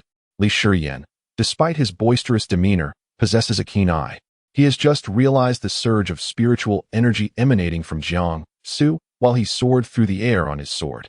On one hand, he marvels at Jiang Su's abundant and formidable spiritual aura. It is remarkable that one of such foundational cultivation possesses such strength. On the other hand, he cannot help but lament that Jiang Su is not only here to rescue them, but also expending his own spiritual energy. Utilizing his energy for sword flight seems a loss to him, especially considering the ominous unknowns that may yet emerge from this dreadful place. Jiang Su retrieves a pen from his sleeve, crouches down, and sketches a formation on the ground, a teleportation array. The array glows with a brilliant blue light, but it dims as Jiang Su rises. Frowning, he notices that the characters inscribed upon the uppermost blue rune appear obstructed, unable to transmit. This cursed place even restricts the use of formations? Just moments ago, he was able to fend off that vile entity. Sheng Wanyu quips, "This era is vastly different from my time. A millennium ago, there were hardly such restrictive symbols and contrivances. I was invincible. Ah, and there she goes, boasting once again." While pondering how to resolve this predicament, Jiang Su responds to Sheng Wanyu, "Indeed, Master Sheng Wan, I will rely on you when I encounter peril." Murong Qi, discerning that this teleportation array may not function within the secret realm, approaches Jiang Su respectfully and quietly suggests, "Why don't we proceed together? Master Brother, your strength is formidable. Even if we encounter danger, we should manage without hindering your progress." Li Shiyan, ever the supportive sidekick, applauds this notion. Suddenly, Shi Junrong, who had remained silent until now, interjects, "This approach is too slow. The dangers we face are beyond our anticipation." Li Shiyan glances between Murong Qi and Shi Junrong, uncertain of whom to heed. Ultimately, he fixates on Master Brother Jiang Su, eyes wide and pleading, akin to a small puppy. Jiang Su, still deep in thought regarding their course of action, abruptly senses an unsettling shift in the surrounding environment and instinctively enters a state of alert. Be cautious. At that moment, a colossal shadow rushed towards them, capturing everyone's attention. It turned out to be a bloodthirsty demon wolf, towering nearly 2 meters tall and measuring over 4 meters in length. Clearly in a state of furious rage, its fierce eyes fixated menacingly upon the group before it. Upon catching sight of the bloodthirsty demon wolf for the first time, Li Shiyan felt his legs weaken. This was a mid-tier magical beast, comparable in strength to one at the Golden Core stage, making short work of those at the Foundation establishment level. Goodness, what a calamity! Am I destined to meet my end here today? Master Brother, please save me. Li Shiyan cowered behind 3 others, feeling no shame in sheltering behind those at the body refinement stage, despite being at the Foundation establishment level himself. Although he had accompanied his family into secret realms before, he had always been under the protection of various powerful cultivators. His family cherished him, and his guards were esteemed Golden Core practitioners hired at great expense. This truly marked his first foray into actual combat. Chapter 90, The Command of the Wolf King. Prepare for battle. Jiang Su and Shangguan Yu were taken aback. The mid-tier magical beast, the bloodthirsty magic wolf, should have been lifeless, indicating it was already deceased. What then? Was the nature of the entities concealed within this hidden space? The land of silence ought not to harbor such bloodthirsty magic wolves. Furthermore, the most perilous and terrifying aspect was that wolves are pack animals. The presence of a single bloodthirsty magic wolf signified that this area was their territory, implying that they were now surrounded by a pack of wolves. In the midst of a desolate forest filled with withered branches, rustling sounds echoed, and none of those present would attribute it to the wind. The howls of wolves rose and fell, sending shivers down their spines. The four glanced around and, as expected, beheld a number of bloodthirsty magic wolves, their eyes glowing crimson, greedily fixated upon them, as if at a mere command from their leader. They would rush forth to rend them to shreds. Li Shiyin clasped his hands together, his complexion pale, muttering, "Before we even consider escaping this hidden space, do I even stand a chance of leaving this forest alive?" A pack of bloodthirsty magic wolves is akin to a throng of golden core cultivators. Perhaps I should just dig a grave and bury myself. At least I would have a complete corpse, rather than being torn apart by them. Just as the bloodthirsty magic wolves lunged towards them menacingly, Murongqi produced the barrier pearl and tossed it into the air. The pearl emitted a brilliant radiance, instantly forming a protective barrier around them. The wolves crashed against the barrier with ferocity, yet it remained utterly unyielding, akin to the defenses of golden core cultivators. Jiang Su was momentarily astonished. This was indeed a remarkable item. Murongqi possesses some extraordinary means. Such a powerful barrier must indicate that its creator is at the tribulation stage. Jiang Su relaxed his grip on the sword. A barrier constructed by a tribulation stage cultivator could effortlessly withstand this pack of bloodthirsty magic wolves. Wait a moment, tribulation stage? Individuals of such cultivation are exceedingly rare in the lower realms, and with the surname Murong, could it be that she is indeed his wife? The bloodthirsty magic wolves incessantly assaulted the barrier, the sounds of their impact echoing ominously. Yet, amidst this dire predicament, Jiang Su remained remarkably composed and turned to inquire. "Murongqi, are you related to the Empress?" Upon hearing Jiang Su's question, Murongqi seemed to recall something and smiled gently as he replied. "The Empress Murong Yin is my elder sister. She feared that I, being a dual-element spirit root, might encounter insurmountable dangers. So she crafted this barrier pearl for me long ago." Shangguan Yu exclaimed, "It's fortunate you entered this hidden space. You've just saved your little brother-in-law. You are indeed impressive. Did you foresee Murongqi's identity?" Jiang Su was taken aback, utterly unprepared for this encounter with his brother-in-law in such a location. However, he had not heard of his wife having a younger brother.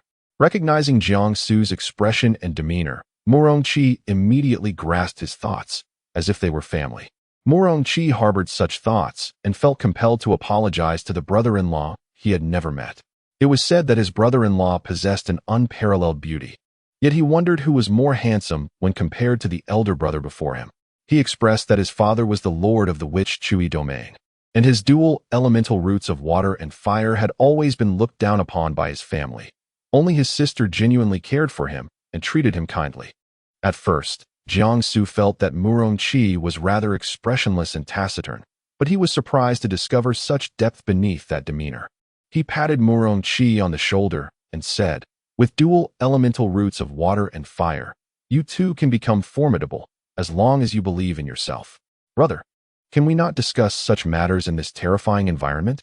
Murongqi replied, "The way you remain so composed makes me feel as if we are not facing a horde of bloodthirsty demon wolves, but rather a group of enchanting beauties engaging in joyous conversation."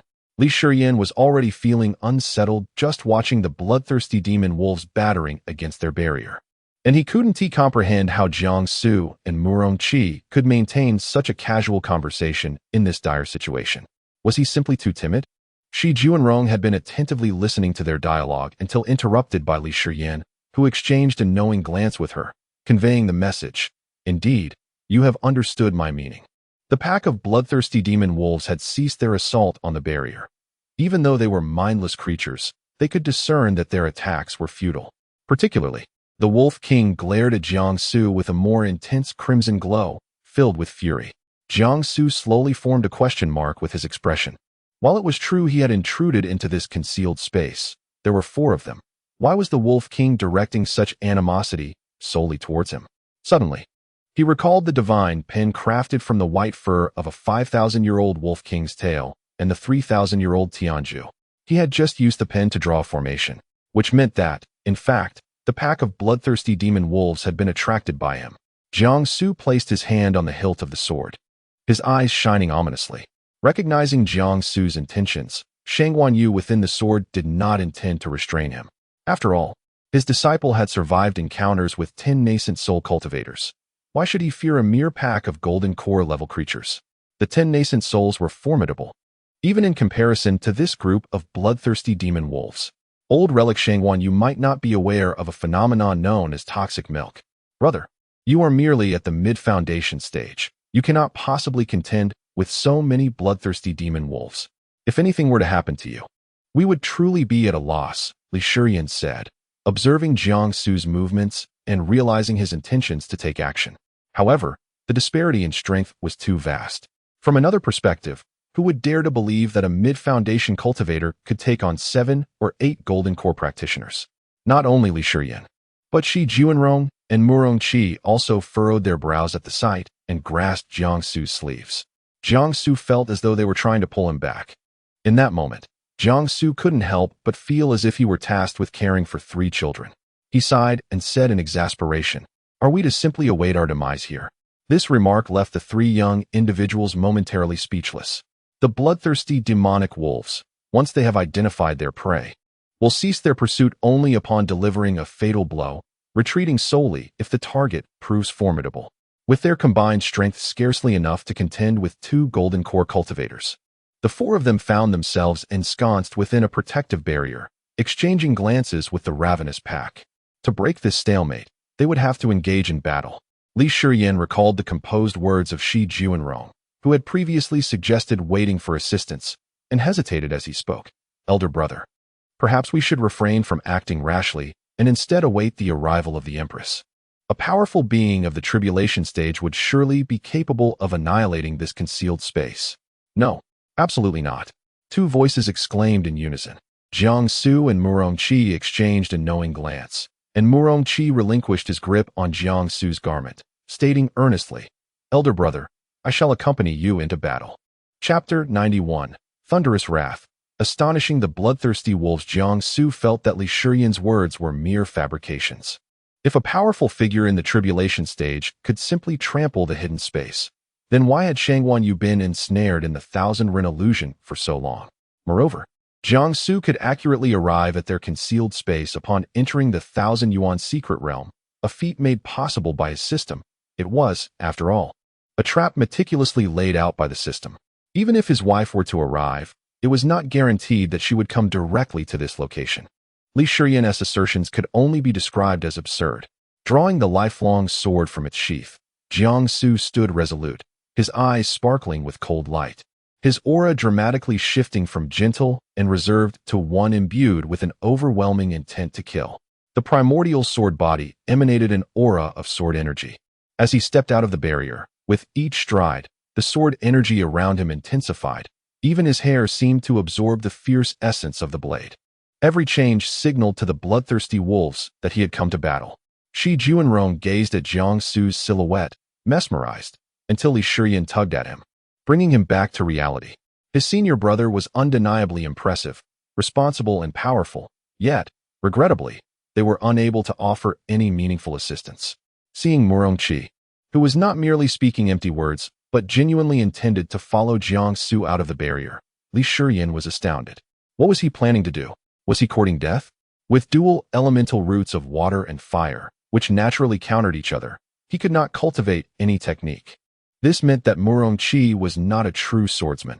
He possessed no skills, only the ability to draw energy into his body due to his family's resources that had supported him up to the foundation establishment stage. Li Shiyan's expression shifted multiple times, and the moment Murong Qi attempted to step outside, he blocked him with an unprecedented seriousness that Shi Juanrong had never witnessed before, as if he had transformed into a different person entirely. "You stay here, I will go." His tone brooked no argument. Jiang Su was aware of the adage that to capture a thief, one must first seize the king.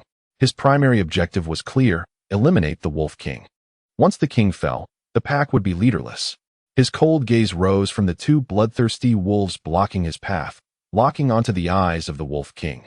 Upon meeting Jiangsu's gaze, the Wolf King actually recoiled a step, a natural human powerhouse. The Wolf King opened his mouth and uttered a phrase comprehensible only to the pack. Instantly, the wolves began to regard the previously gentle Jiangsu with heightened vigilance. One bloodthirsty wolf raised its forepaw, preparing to pounce.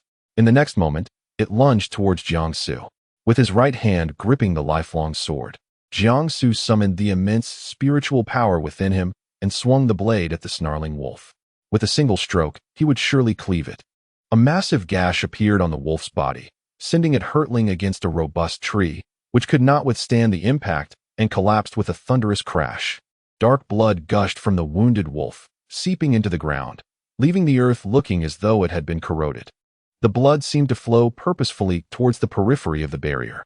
Upon witnessing this, Morongqi immediately knelt on one knee, silently reciting incantations, and in an instant, an ice wall materialized at the outer edge of the barrier, obstructing the influx of this strange blood. Simultaneously, several bloodthirsty magic wolves howled and lunged at Jiangsu, as if they were intent on devouring his flesh, attacking him with wild, chaotic fervor, driven purely by primal instinct. Li Shiyan, wielding his sword, emerged from the barrier and, upon observing the scene, shouted loudly, "Come on! Your ancestor is right here, come and strike me." The Wolf King, situated behind the battle, momentarily froze in astonishment at such shameless audacity. Since he had boldly invited challenge, the Wolf King, in a display of mercy, resolved to fulfill his request, to slay him. At the Wolf King's command, one of the bloodthirsty magic wolves surged forth at an astonishing speed towards Li Shiyan. Li Shiyan, be careful! The bloodthirsty magic wolf, its fur bristling in menace, pounced at him. Li Shiyan did not evade. Instead, he concentrated, conjuring a sphere of flame in his right hand. Being of the fire elemental lineage, he was adept at wielding fire. He hurled the fireball with great force at the bloodthirsty magic wolf, igniting it in flames. The wolf's expression twisted in agony, yet it did not cease its assault. Gritting his teeth, Li Shiyan swung his sword at the magic wolf, drawing upon the sword techniques he had learned. Otherwise, he would not have dared to charge out. In the blink of an eye, he and the bloodthirsty magic wolf exchanged no fewer than 10 blows. He took a deep breath. Fighting was exhausting, and he yearned to be a mere bystander. Yet, he realized he had to shoulder some responsibility. He did not wish to be looked down upon. "Come on, what's the matter? Can't defeat your ancestor? With such arrogance, I'll burn you to a crisp." The flames continued to engulf the bloodthirsty magic wolf, persistent as long as their master willed it. The wolf was nearly charred, yet it continued to relentlessly attack Li Shiyan. As he engaged in direct combat, Li Shiyan discerned just how feeble the bloodthirsty magic wolves truly were. Perhaps they had already perished once before, for he felt no vitality emanating from them, their cultivation merely at the foundational stage. Meanwhile, Jiangsu stood calmly, observing, and remarked, "It appears I must brush up on my swordsmanship." He navigated through the throng of bloodthirsty magic wolves, his sword, the Ping Sheng, striking continuously to counter their assaults, leaving trails of sword marks in the air. One by one, the magic wolves fell, howling in agony, collapsing into pools of black blood. In the very center stood Jiangsu, clad in pristine white robes, which remained unblemished despite the prolonged skirmish. The Wolf King gazed at Jiangsu several times, retreating slightly, seemingly contemplating withdrawal. A howl echoed, "My king, this human is truly formidable. We cannot withstand him. He has mastered such an array of sword techniques despite being merely at the foundational stage." Feigning retreat, the wolves intended to encircle him from all sides. Jiangsu, noticing the Wolf King's intent gaze, narrowed his eyes, sensing a trap was being laid. He took the initiative, charging towards the Wolf King with determination. "Oh, this human is utterly unpredictable." A pack of bloodthirsty demon wolves surged forward, emitting furious howls. Disciple, these bloodthirsty demon wolves merely appear to be at the golden core stage. Yet in reality, they are no more than foundation establishment cultivators. We must resolve this swiftly. I fear that lingering in this peculiar place may provoke a more significant anomaly. Jiangsu nodded, his expression remaining calm, yet suddenly he turned and dashed towards the barrier. For a moment, everyone was taken aback. Isn't this human a formidable warrior? Why is he fleeing? Ah, senior brother, take me with you. Let us return to the barrier and rest for a while. Jiangsu halted just a step away from the barrier, with Li Shiyan following closely behind him. Then, Jiangsu pivoted, his face breaking into a broad smile. A smile so potent it made Li Shiyan's heart race. But in the blink of an eye, Jiangsu's expression turned icy, and the aura around him diminished. Li Shiyan, bewildered, glanced up at the sky, where ominous storm clouds were gathering.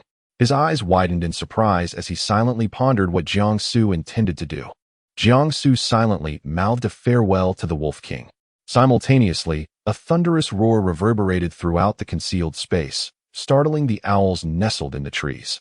The owls seemed to be laughing. Chapter 92. The Hunt for the Bloodthirsty Demon Wolf.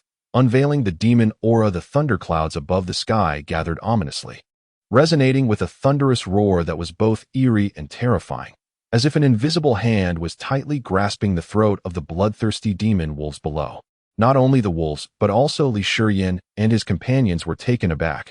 Their elder brother, indeed a wielder of thunderous roots, was still in the foundational stage. Was it even feasible for him to command the sky's lightning? The pack of bloodthirsty demon wolves, witnessing this unprecedented spectacle, immediately lost their nerve and scattered in all directions, raising clouds of dust as they rushed away from Jiangsu, fleeing from the very embodiment of evil. Disciple, how ferocious! Even the deceased bloodthirsty demon wolves fear you, remarked Shangwan Yu, her voice turning somber after jesting. To be honest, they were originally mid-tier magical beasts, possessing the prowess of the Golden Core stage. They ought to have resided in secret realms or the beast forests, yet they were brought to this place after death, transformed into undead entities. It's truly beyond words. Let us deal with them and leave no room for future troubles. Emotionless, the demon Jiangsu felt his chaos ring tremble in his grasp. Lightning flickered in the air, responding to the call of the powerful, and struck with immense force at the fleeing bloodthirsty demon wolves.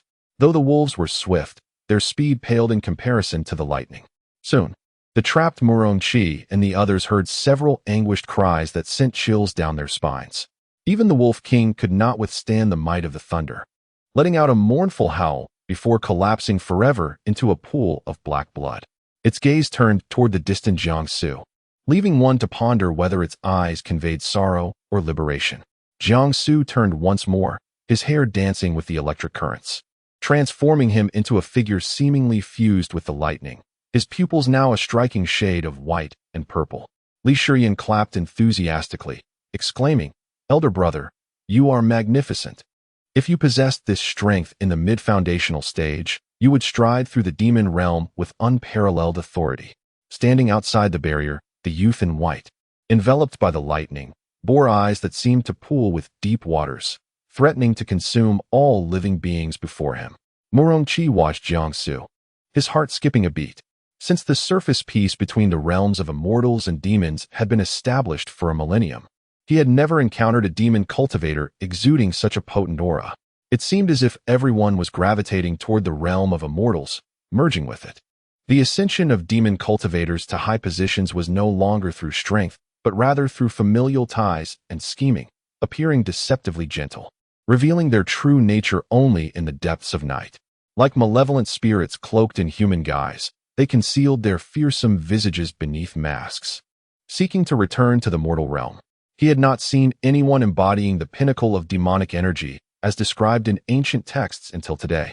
When he beheld Jiangsu, a dashing gentleman of unparalleled beauty with the grace of a celestial being, exuding a gentle demeanor that seemed fit for the foremost sect of immortals rather than the leading sect of demons.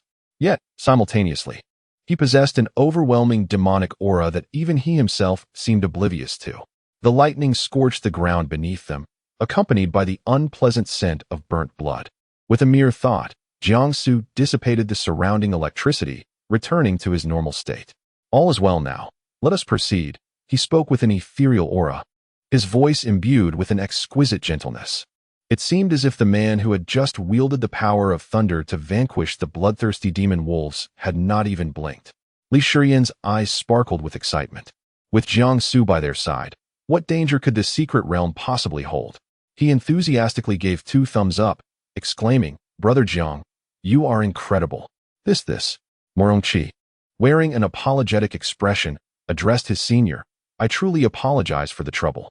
The usually composed Shi Juanrong was now visibly unsettled, his gaze fixated on Jiang Su's left hand, where a seemingly unremarkable ring adorned his middle finger. This very ring, capable of allowing Jiang Su to harness the power of thunder, must be the legendary chaos ring recorded in ancient tomes. However, noting Jiang Su's indifferent demeanor, Shi Juanrong refrained from commenting further, not wishing to endure Li Shiyan's incessant chatter, which was rather grating to the ears. The group continued on their journey toward the origin point. Along the way, they encountered no further dangers. This concealed space appeared devoid of threats other than the earlier pack of bloodthirsty demon wolves, and tranquility returned. Jiang Su instinctively muted Li Shiyan's incessant prattle. Although Sheng Wanyu, residing within the celestial sword, found Li Shiyan's noise bothersome, he had witnessed the earlier incident. Despite Li Shiyan's timid nature and lack of formidable cultivation, he had chosen to confront the danger, shielding Morongqi and Shi Juanrong behind him. His bravery was commendable, and he possessed a certain charm when he took things seriously. "Here we are, Brother Jiang. This is where we initially set off, the very point at which we entered this hidden realm." They found themselves in a forest, where towering trees reached for the heavens, yet appeared somewhat different from Jiang Su's distant observation. He noticed a viscous, green sap oozing from the trees, an unpleasant sight that could induce nausea. Fortunately, it bore no scent and was non-toxic, allowing the trio to relax. "Could there be a formation here that can transport us out?" Li Shiyan inquired as he began to search the vicinity. "Disciple, I do not sense any formations. Are we truly trapped in this hidden space? Alas, I never expected to spend another millennium here after 1,000 years in the Qianren illusory realm. It is a pity for such a talent as you." Jiang Su steadied himself, since the Qianyuan secret realm had never revealed a hidden space for millennia. The system's alteration must imply a means of escape. A familiar mechanical sound echoed, filling Jiang Su with a profound sense of security. "Ding! You have unlocked and triggered the hidden quest. Hunt the twin phantoms and the Gale Firebird. Task reward: escape from the 1,000-fathom illusion, Divine Barrier Pearl, Yuanshin Flower X10. The twin phantom is a mid-tier magical beast capable of transforming into any living creature it has observed, thus confounding its foes. With prowess akin to that of the Gold Core stage. This challenge is manageable. However, the Gale Firebird presents a considerable dilemma. The Gale Firebird is a high-tier magical beast. Its cultivation at the nascent soul stage or beyond, with an astonishingly rapid attack speed. Furthermore, like the bloodthirsty demon wolf, it is a social creature. One can only hope that this 1,000-yuan secret realm harbors but a few Gale Firebirds. Jiang Su's mind is already devising strategies when he notices Li Shiyan approaching them, his face a mask of terror. As he draws near, he halts, frequently glancing back and forth, resembling a kaleidoscope rendered askew. His expression's a captivating spectacle. Chapter 93. The Twin Phantoms. Terrifying the disciple Mu Rongqi stood still, engaging in conversation with Shi Juanrong. He felt reassured as Li Shiyan was within their sight and possessed a fire spirit root, thus unlikely to encounter any danger. However, upon witnessing his bizarre behavior, he had already become vigilant and exchanged a glance with Jiang Su. The understanding between the brother-in-law and the brother was palpable. "Li Shiyan, what mischief are you up to? Hurry over here." At the sound of Mu Rongqi's voice, Li Shiyan's eyes widened in terror, yet a slight smile tugged at the corners of his mouth, rendering him amusingly absurd. Finally, as if having made a firm decision, he dashed to their side, more specifically, to Zhang Ji's side. Shi Juanrong remarked coolly, "It seems he has been possessed." Recalling the earlier scene, Li Shiyan, still shaken, exclaimed, Jianggu, I encountered a ghost. I saw a group of individuals who looked exactly like us over there. I nearly fainted from fright." He rambled on, recounting the events. No sooner had Li Shiyan finished speaking than the eerie forest began to shed its leaves, several vibrant green ones landing on the shoulders of the four, only to wither away instantly. The dark green sap from the trees began to glow, as if animated, and a viscous, repugnant sound filled the air. This hidden space stirred back to life from its previous stillness. Li Shiyan felt a chill run down his spine at the sound. Each noise in this concealed realm heralded the emergence of perilous entities. The last time, it had been bloodthirsty demon wolves. What would it be this time? All four grew alert. Jiangsu noticed the leaves accumulating on his shoulder and, with a serious expression, commanded, "Spread out." Quickly, the three immediately pushed away from their previous positions. In that critical moment, a figure plummeted from above, crashing down precisely where they had just stood. This individual was shackled in heavy iron chains, appearing utterly terrifying. Had they been struck, survival would have been improbable. The figure did not land on them, but instead knelt on the ground. Upon closer inspection, one leg was broken, a consequence of such a high fall. Yet, astonishingly, he seemed oblivious to the pain, as he forcefully detached the shattered limb before raising his head, revealing the face of Li Shiyan. His smile was unnaturally stiff and eerie. With eyes fixated on the individuals before him, the Li Shiyan who had just suffered a direct shock nearly fainted, his complexion paling. He had thought he had only seen Shi Juanrong and Mu Rongqi in that earlier location, lamenting the laxity of this creature, unaware that it had been above them. Mu Rongqi and Shi Juanrong also found the situation exceedingly strange and pulled the dazed Li Shiyan back. Jiangsu, observing this uncanny Li Shiyan, furrowed his brow. Was this a precursor to battling zombies? He thrust his sword towards the grotesque twin phantom, the sword aura swirling around him. The twin phantom shrieked in agony, then raised a hand, unleashing a powerful gust of wind aimed at Jiangsu. Jiangsu withdrew his sword from the creature's body, forming a formidable barrier of spiritual energy to block the fierce wind. The fierce gale dispersed, yet its power remained formidable, cleaving a massive gash into the giant tree. Li Shiyan finally regained his composure, his eyes ablaze with fervor as he gritted his teeth, declaring, "How dare you provoke me? I shall make you aware of my might." Mu Rongqi cast him a sidelong glance, remarking, "You only muster such bravado because you see that senior brother is close to vanquishing that monster." Flames ignited in Li Shiyan's hands, which he hurled towards the doppelganger. The creature let out a chilling, anguished shriek, reverberating through the air. From the freshly cut wound on the tree, green sap flowed incessantly.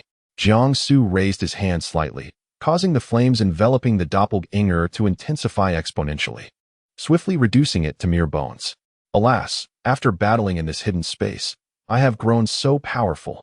Ha ha ha, this strength is truly befitting of me.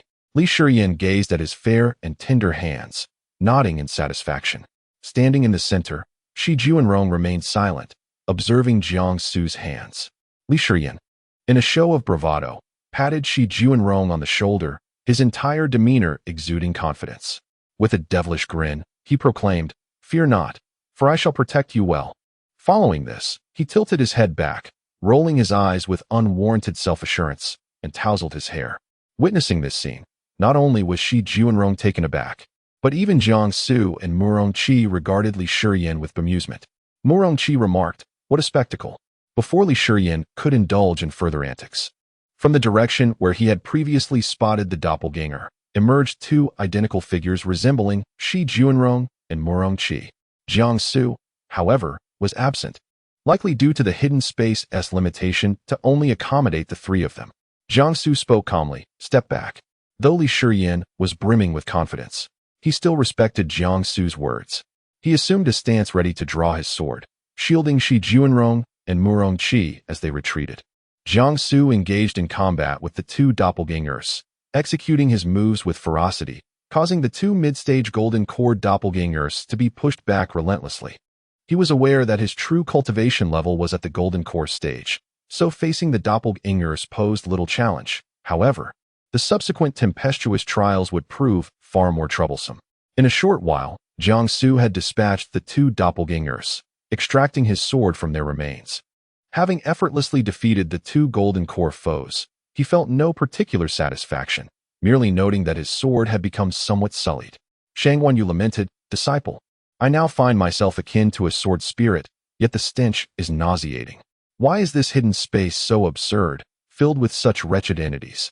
Jiangsu silently clutched his sword, searching within his storage space for something to cleanse the blade.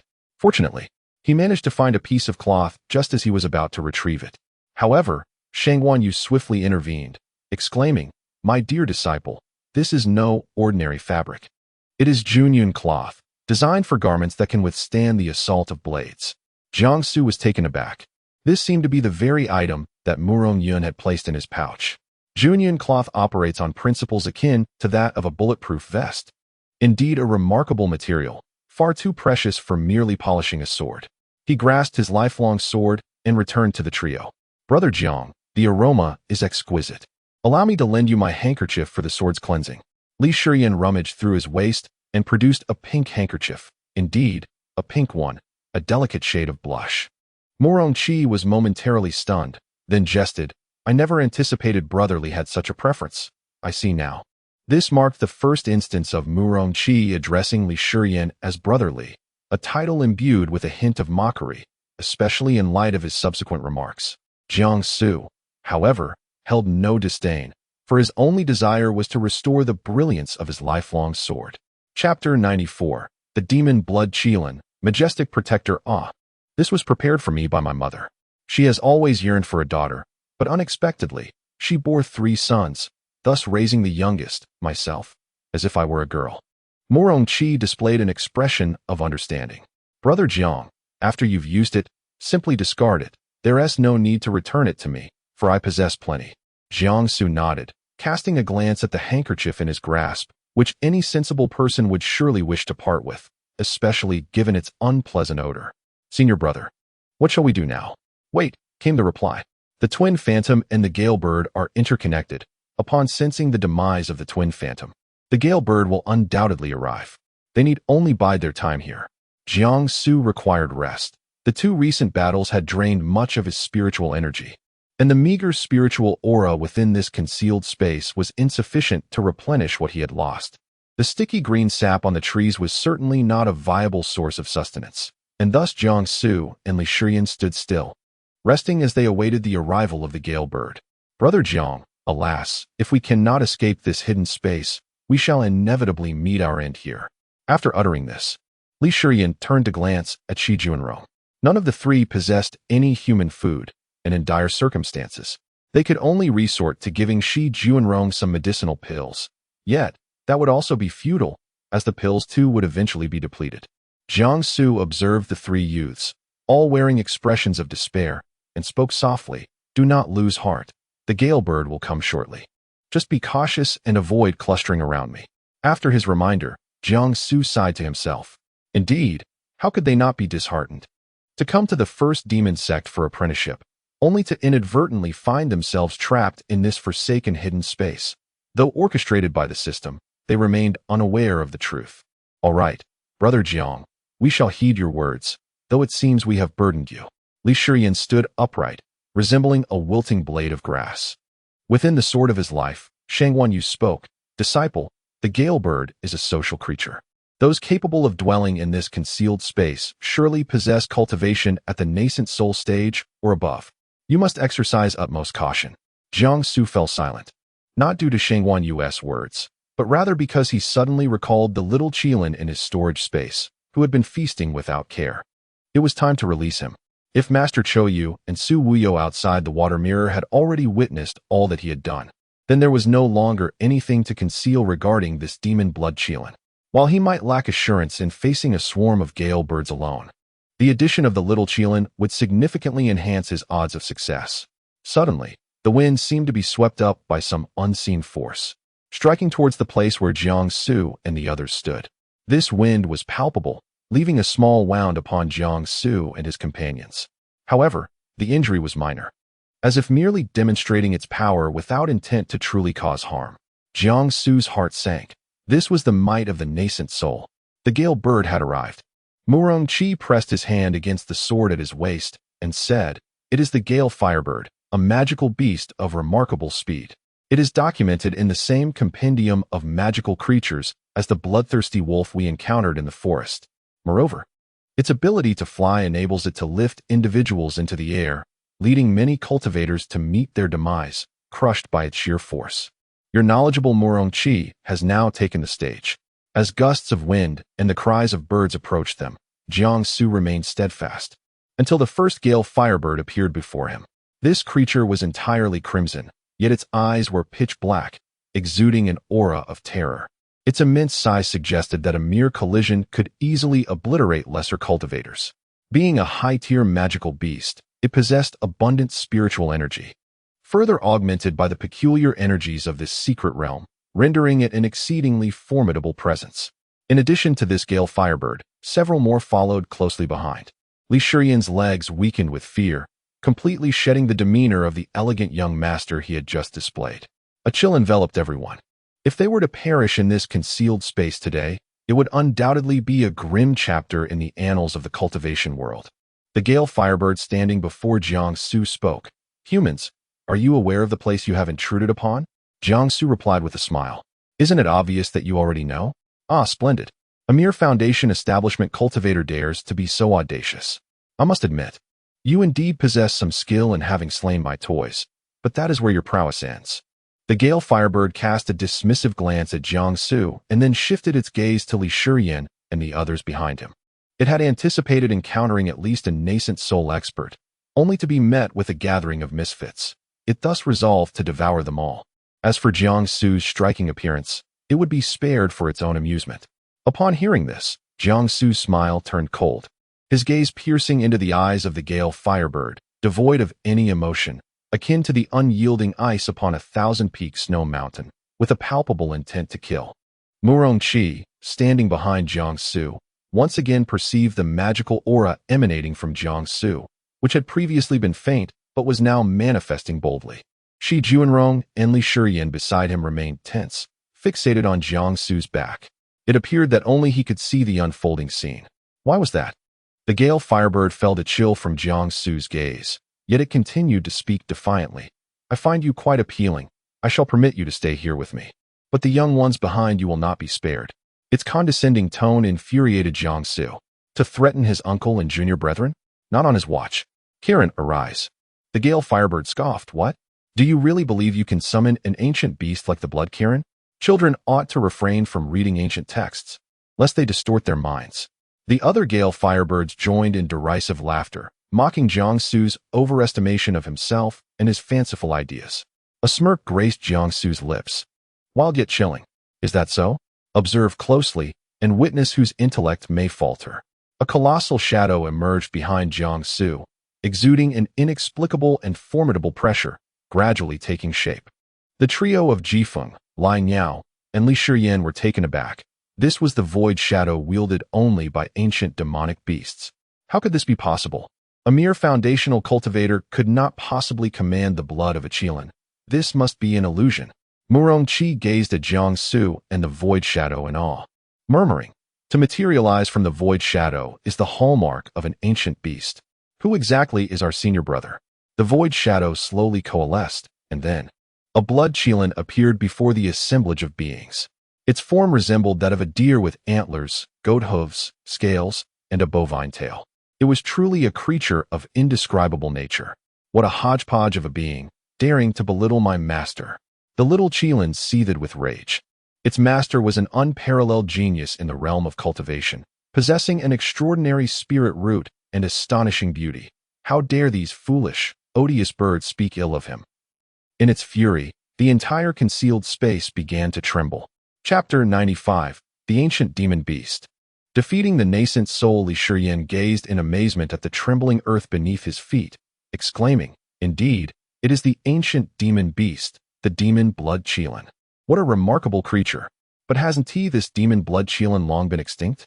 Instantly, the stature of his senior brother Jiangsu in his mind elevated several notches.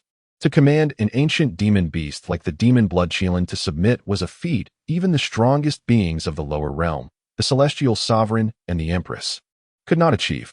At the moment the demon blood Qilin emerged, several Gale fiery birds quailed in fear. What manner of individual had they encountered? Was this ancient demon beast being kept as a pet? Jiangsu smiled coolly. "Tell me, whose head has gone awry?" His tone was exceedingly nonchalant, as if discussing what to have for dinner. Yet, the Gale fiery birds stood on end in terror. How could this human be so formidable? With a deafening roar, the demon blood Qilin charged at the audacious Gale fiery birds, engaging them in fierce combat.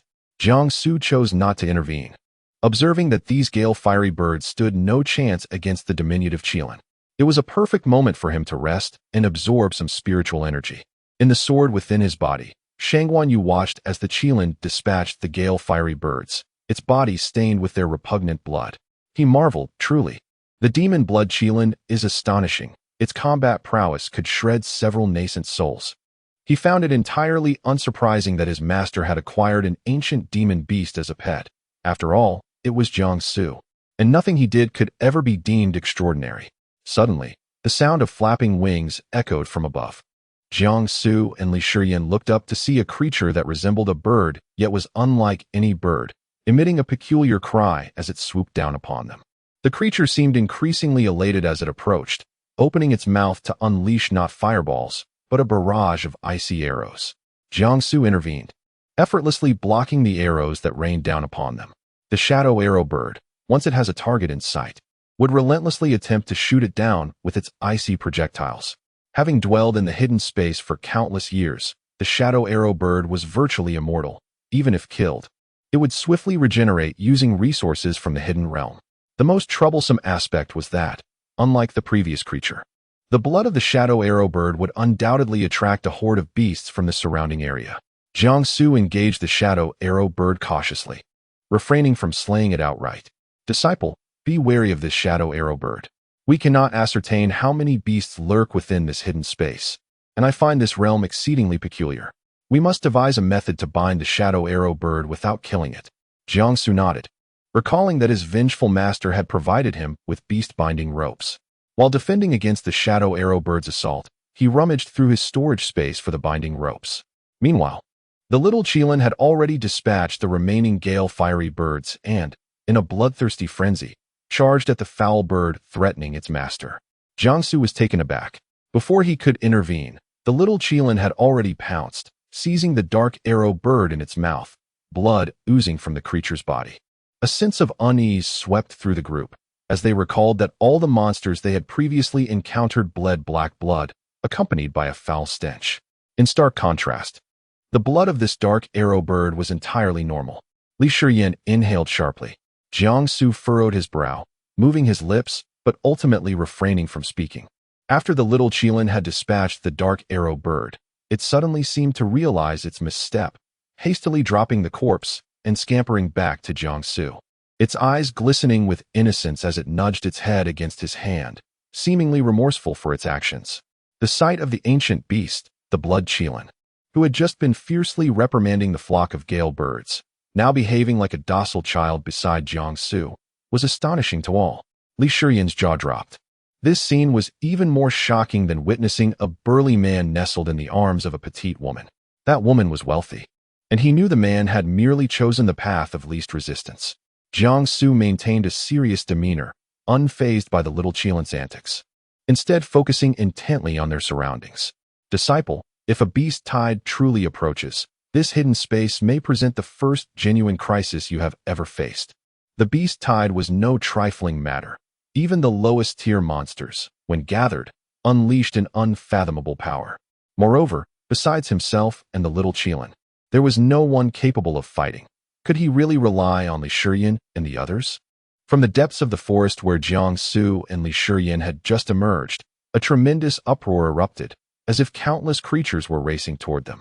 The remaining three sensed the commotion, realizing they were likely to be encircled by the beast tide from all directions.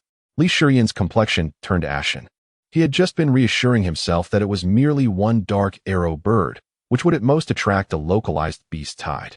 He believed Jiang Su and the little Qilin could withstand it. Who could have foreseen a tide from all directions? A tide from all directions. Even a single beast tide could spell doom for them. What kind of wretched place was this, and what were they to do? A swarm of dark, menacing beasts surged toward them from every corner of the hidden space, each exuding the same bloodthirsty aura as the bloodthirsty magic wolves and gale birds, their grotesque visages intent on tearing them apart. Murong Qi felt a chill in his heart, swiftly summoning the barrier pearl, which glimmered above, forming a protective barrier that enveloped the four of them and the little Qilin within its confines. Master, I was wrong. I should have seen it clearly. I never expected it to be a dark arrow bird. Jiang Su, his expression grave, fixated on the frenzied beasts crashing against the barrier, silently questioned the system. Why? Having already hunted the gale bird, are we still within this hidden space? Beep. Transmission complete. 5 minutes remaining. Please be patient, host.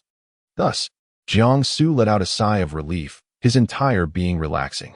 Li Shiyan gazed upon the grotesque and fearsome array of demonic beasts before him, feeling both the pangs of claustrophobia and the urge to retch. Surrounding them, the myriad of monsters fixated their gaze intently on the 4 individuals within the barrier.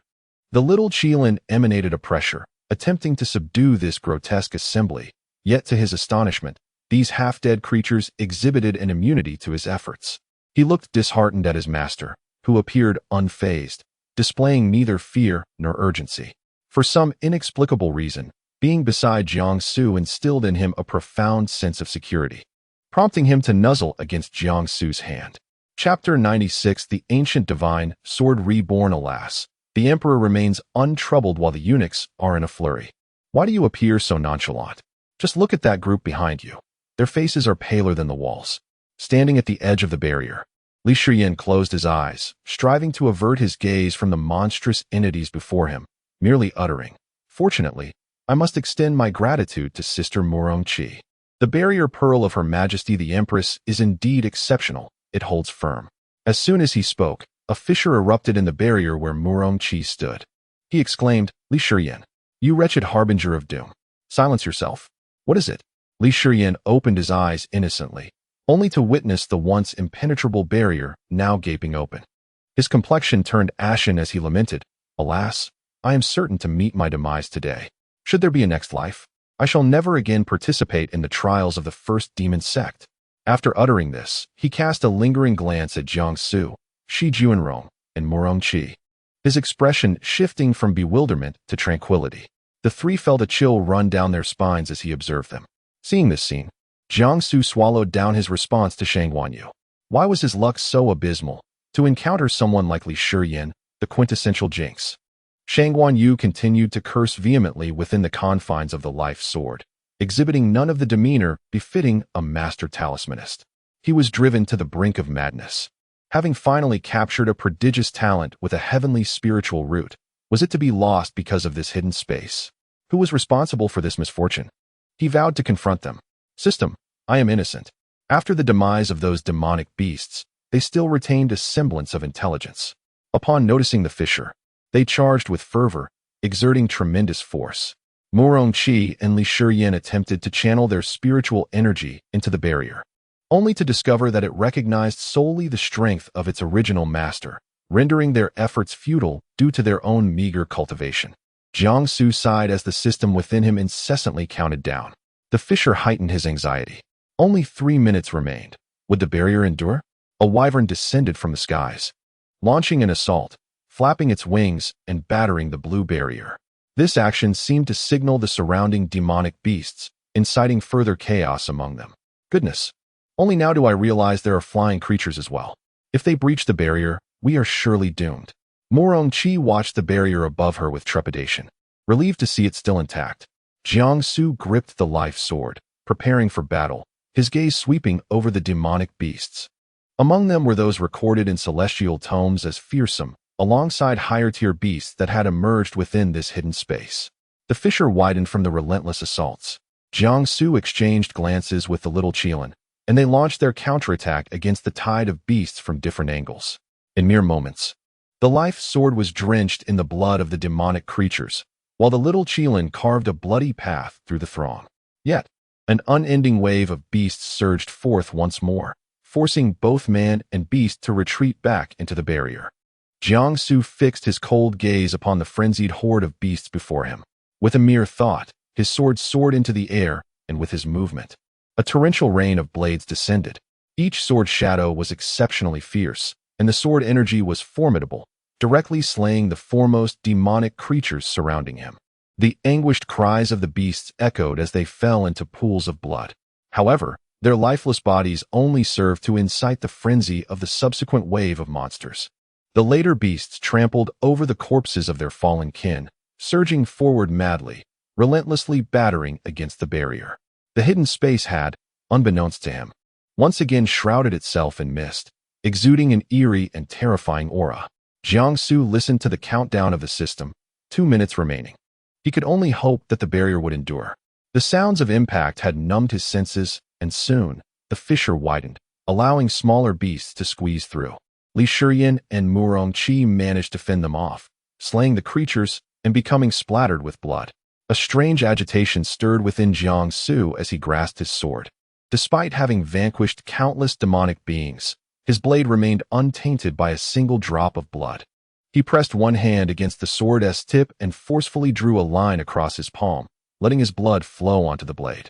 As if summoned by some unseen force, the sword radiated a brilliant light. Then, Jiang Su knelt on one knee, driving his sword into the ground with one hand. The earth began to tremble violently, the tremors spreading from the sword's tip. Fiery sword intent erupted from the depths, piercing in all directions towards the tide of beasts. In an instant, the surrounding area was drenched in dark blood, the stench overwhelming, while the air was filled with the haunting screams of the dying. The three companions and the little Qilin gazed at Jiang Su in awe. He was indeed their elder brother and master. Yet, Jiang Su was unaware that his strike had triggered something beneath his feet. The land seemed to awaken from a deep slumber, the trapped beasts below finally breaking free from their bonds. The entire hidden space quaked, and from the east, a blinding, menacing red light erupted from the ground. Accompanying this crimson radiance was one of the ancient four fiends recorded in celestial scriptures, chaos. Everyone, including Jiang Su, stood frozen in astonishment. Simultaneously, beams of various colors of light burst forth from the earth, and Li Shiyan, witnessing the scene before him, felt an involuntary chill run down his spine. It seemed they were destined to remain trapped within this enigmatic realm. The ancient fiend chaos was likely beyond the control of even the celestial sovereign and the Empress. What hope did mere mortals like them possess? Li Shiyan forced a bitter smile, continuing, "Today, let us consider this our final battle. Shi Juanrong, take cover behind me. I shall protect you." He nearly shouted the last phrase in a desperate roar. Murongqi's eyes were fixated on the barrier, realizing that his sister's powers were diminished in this hidden space. If she were present in her true form, the horde would pose no threat at all. With this thought, his gaze grew even dimmer, feeling as though he had disappointed both his father and sister. It was futile. After all, they would never meet again. This mystical realm, valued at 1,000, permits only cultivators of the golden core stage and below to enter, inherently devoid of such terrifying entities as the primordial beast, chaos. Jiang Su couldn't help but curse internally. With merely a minute and a half remaining, could he withstand such a duration given his strength? Goodness, that is chaos. He had only glimpsed the ancient ferocious beasts of yore in the illusory space of the sealed ancient realm, merely a projection, and now it stood directly before him. He would have preferred never to witness chaos with his own eyes. Never. Ding. Congratulations to the host for acquiring the ancient sword, Qianyuan's sword. The summoning command is sword. Come forth. The Qianyuan sword? Is it the legendary sword of the war god from the upper realm that he had seen in ancient texts? Jiang Su felt a surge of excitement within. This was the most formidable item he had obtained since his engagement with the system. Chapter 97. My gentle wife. I am jealous, he burst forth from the barrier, carving a bloody path through the encroaching tide of beasts before sheathing his sword, the sword of lifelong, at his waist. Sword come, he declared, and as his words echoed, the hidden space transformed dramatically. A radiant light, akin to daylight, surged from above Jiang Su's head, stretching towards the heavens, as if it had shattered the veil between the concealed realm and the outside world, piercing the sky with a magnificent hole. Within the barrier, Li Shiyan, Murongqi, and Shi Juanrong were left astounded. Could it be that their senior brother was merely at the foundational stage? This was utterly inconceivable. His power was overwhelming. Suddenly, the trio felt an added confidence in their ability to escape this hidden space, a confidence that Jiang Su had instilled in them. In the distance, mountains crumbled with a thunderous roar, and from the ruins, a golden light illuminated the surroundings. This light traversed the mists and forests, reaching the side of its master, the sound resonating throughout the hidden space as if it were on the verge of collapse. Shangwan Yu had lost count of how many times she had screamed that day. But despite the pain in her throat, she exclaimed, "I recognize that. It is the ancient divine sword, Qianyuan's sword. Legend has it that this sword belongs to the war god of the upper realm, possessing immense power." Understanding Jiang Su's disposition, She refrained from elaborating further, sensing that he might harbor secrets even he was unaware of, perhaps even being a descendant of the war god. Yet, the notion of being both a sword immortal's descendant and a war god's heir did sound rather far-fetched. However, the golden light enveloping the sword compelled Murong Chi's gaze toward it. He could not articulate the sensation evoked by the sight of the sword, but he felt that it was as enigmatic and perilous as its master, Jiangsu. He witnessed Jiangsu's overwhelming demonic energy. The sword traversed through the air, and its formidable aura cleaved through the low-tier demon beasts present, a testament to its extraordinary might. Li Shiyan observed Jiangsu, who stood resolutely before the sword, enveloped in a brilliant white light. He perceived Jiangsu's immaculate white attire as akin to battle armor. Jiangsu's back was turned to him, obscuring his expression, which was likely cold. Yet, even from behind, he exuded a sense of reassurance. He found himself believing that Jiangsu could lead them out of this bizarre and terrifying hidden space. However, he chose silence, fearing that Murong Chi might label him a jinx. Jiangsu's words could indeed be regarded as prophetic. A mere few dozen meters away, the chaos remained still, fixated on the white-clad youth bathed in white light. As the ancient sword approached him, Jiangsu's heart raced with an intensity he could not control. Closing his eyes, he placed his hand on the hilt of the Qianyuan sword, grasping the ancient divine blade. A surge of power coursed through him, replenishing all the spiritual energy he had expended within this hidden space. In an instant, Jiangsu was restored to a state of fullness. He opened his eyes once more, his gaze and demeanor entirely transformed. The chaos ring on his left hand began to tremble, and simultaneously, dark clouds gathered ominously above, as bolts of thunder descended from the heavens, striking the ground with ferocity. Numerous demonic beasts fell victim to this tempest, yet the barrier remained unscathed. Alas, the barrier finally began to crack. The air was thick with the acrid scent of black blood, while the demonic beasts showed no fear of the thunderous onslaught, perishing in waves only to rise again relentlessly. The system's countdown entered its final 30 seconds. It seemed that chaos had no inclination to intervene, and as Jiangsu felt a mix of confusion and relief, he realized that as long as chaos stayed out of the fray, they would surely escape unscathed. Wielding the Qianyuan sword, he became an unstoppable force, cleaving through countless demonic beasts with ease. "Shi Juanrong, get out of the way," he shouted, his voice filled with desperation. Hearing Li Shiyan's frantic call, Jiangsu noted that the countdown had reached 10 seconds. He spotted a hidden specter darting towards Shi Juanrong's back.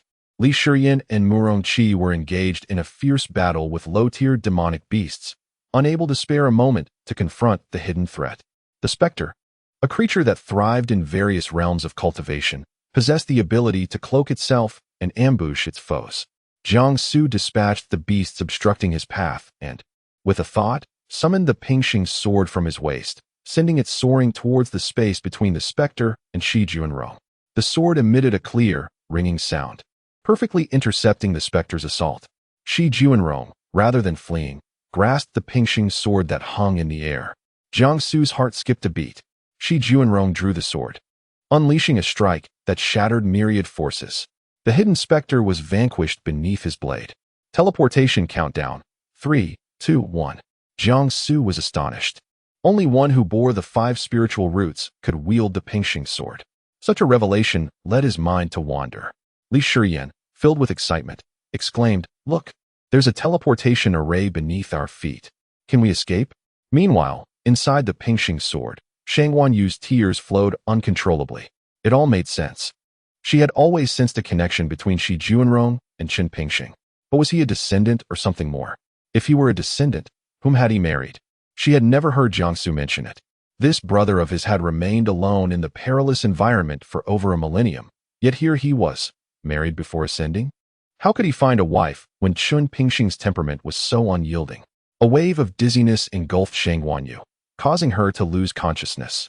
When the group regained their awareness, they found themselves standing within the inner sanctum. Jiangsu's gaze immediately fell upon the figure seated in the main position, Murong Yan, the Empress of the demon sect, adorned in white and veiled, his wife. Even with the veil obscuring her features, her beauty shone like an ethereal fairy from the heavens, untouchable and sublime. 3,000 strands of hair were casually gathered behind her, with a few wisps caressing her flawless porcelain-like profile, cascading down to her delicate, lustrous neck. Occasionally, as her body moved, they would gently sway, brushing against the alluring skin beneath her neck, igniting boundless imagination. Yet, within the inner courtyard, none dared to meet Murong Yan's gaze. Who was Murong Yan? The most formidable figure of the entire lower realm, the ruler of the 10 demon domains. A mere glance could result in dire consequences. Except for Jiangsu. Upon spotting the 4 individuals on the platform, both Murong Yan and Qiuyu rushed over, her white veil billowing as she ascended the dais. Jiangsu could discern from her eyes that she was a blend of surprise and delight. As an empress of high stature, such emotions were rarely exhibited. However, her destination was not Jiangsu, but rather Murong Qi. As she inquired with a gentle and tender voice, "Are you unhurt?" He had never before heard his wife speak in such a manner. Elder Qiuyu, with a countenance full of astonishment, nearly burst into tears of joy as he embraced Jiangsu, then released him, scrutinizing him closely. Sighing with relief, he exclaimed, "It's wonderful to see you unharmed. Truly, you live up to being my disciple. Well done." Noting Jiangsu's lack of response, who remained expressionless and merely muttered a low Qiuyu pondered, what could be the matter? Chapter 98, The Token of Affection. Another addition. Elder Qiuyu remained oblivious to the unfolding events, his thoughts solely fixated on his cherished disciple emerging from the concealed space. As long as he was safe, all else seemed trivial. The well-being of Jiangsu was paramount. Upon witnessing the 4 figures atop the circular platform, a wave of excitement surged through the crowd. Heavens! The senior brother has defied the laws of the cultivation realm, rescuing them from that hidden space. Truly astonishing.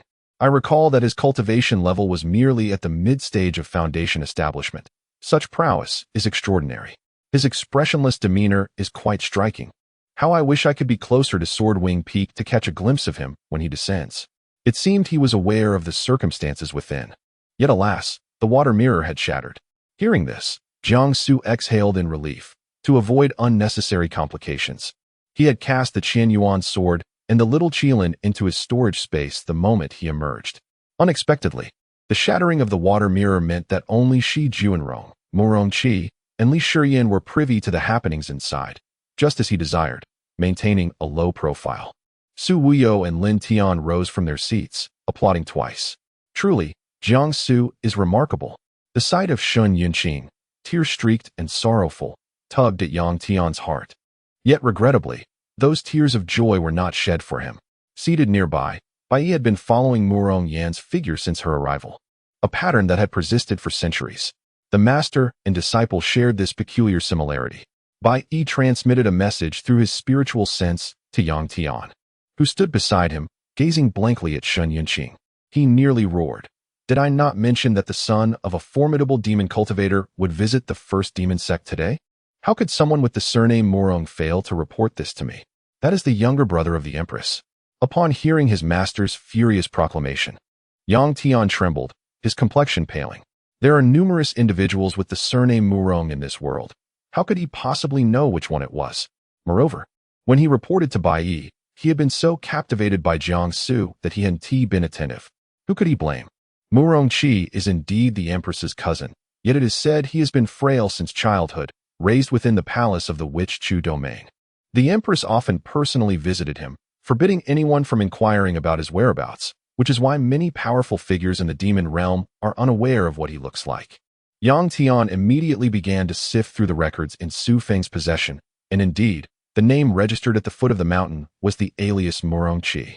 Standing upon the circular platform, Murong Qi sensed the low pressure emanating from his elder brother Jiang and was puzzled by the situation. Upon confirming with Murong Yan that he was unharmed, he regained his composed and noble demeanor, then spoke. Sister, it is thanks to the senior brother that we were able to defeat the beast tide and emerge from that hidden space. Upon hearing these words, Jiangsu turned and met Murong Yan's gaze, her eyes glimmering like exquisite jade, a stark contrast to the mundane world. A gentle breeze swept through, lifting a corner of Murong Yan's delicate veil, which fluttered lightly. Her cherry lips, untouched yet blooming with a natural hue, exuded an ethereal elegance, accompanied by the commanding presence of a sovereign.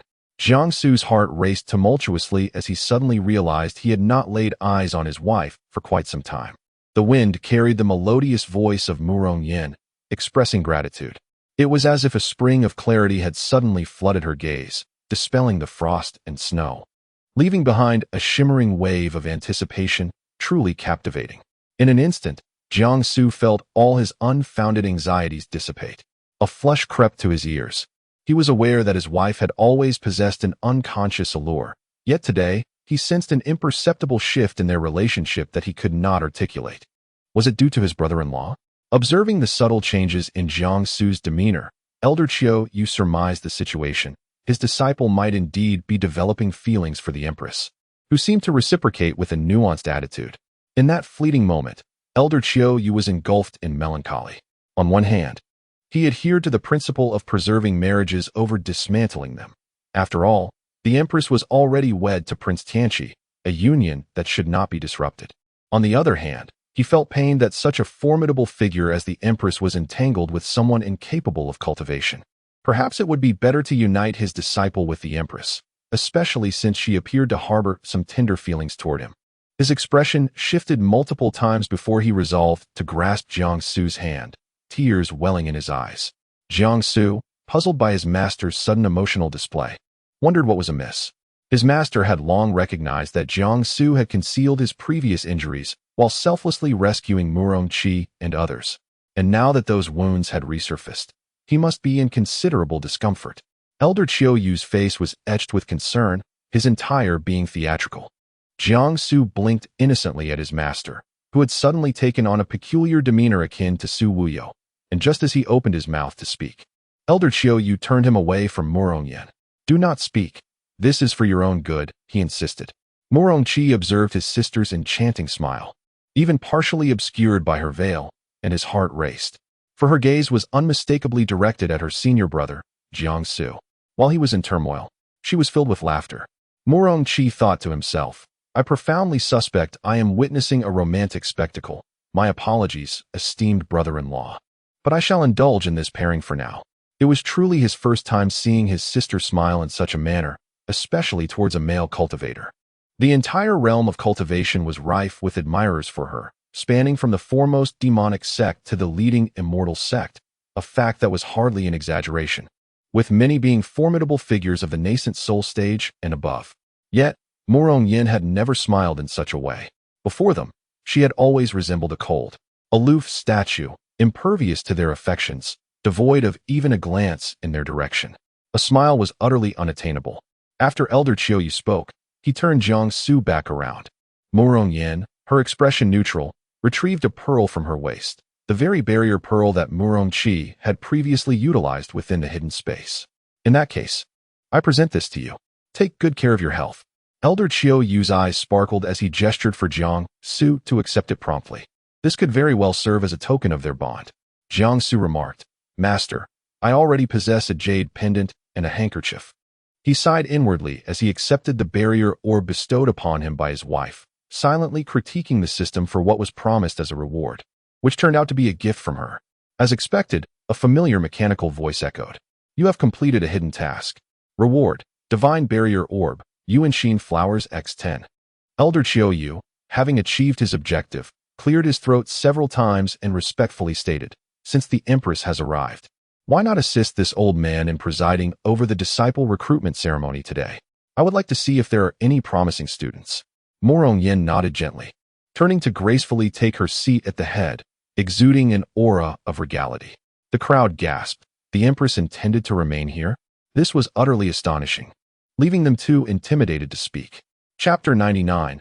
My junior disciple, Li Shiyan. At this moment, Li Shiyan noticed that the Empress had finally departed and immediately approached his elder brother Jiang, resting a hand on his shoulder. This was almost a habitual gesture. His eyes sparkled as he exclaimed, "Is that truly the Empress? My heavens, I have only heard tales of her, and to see her in the flesh for the first time is simply astonishing."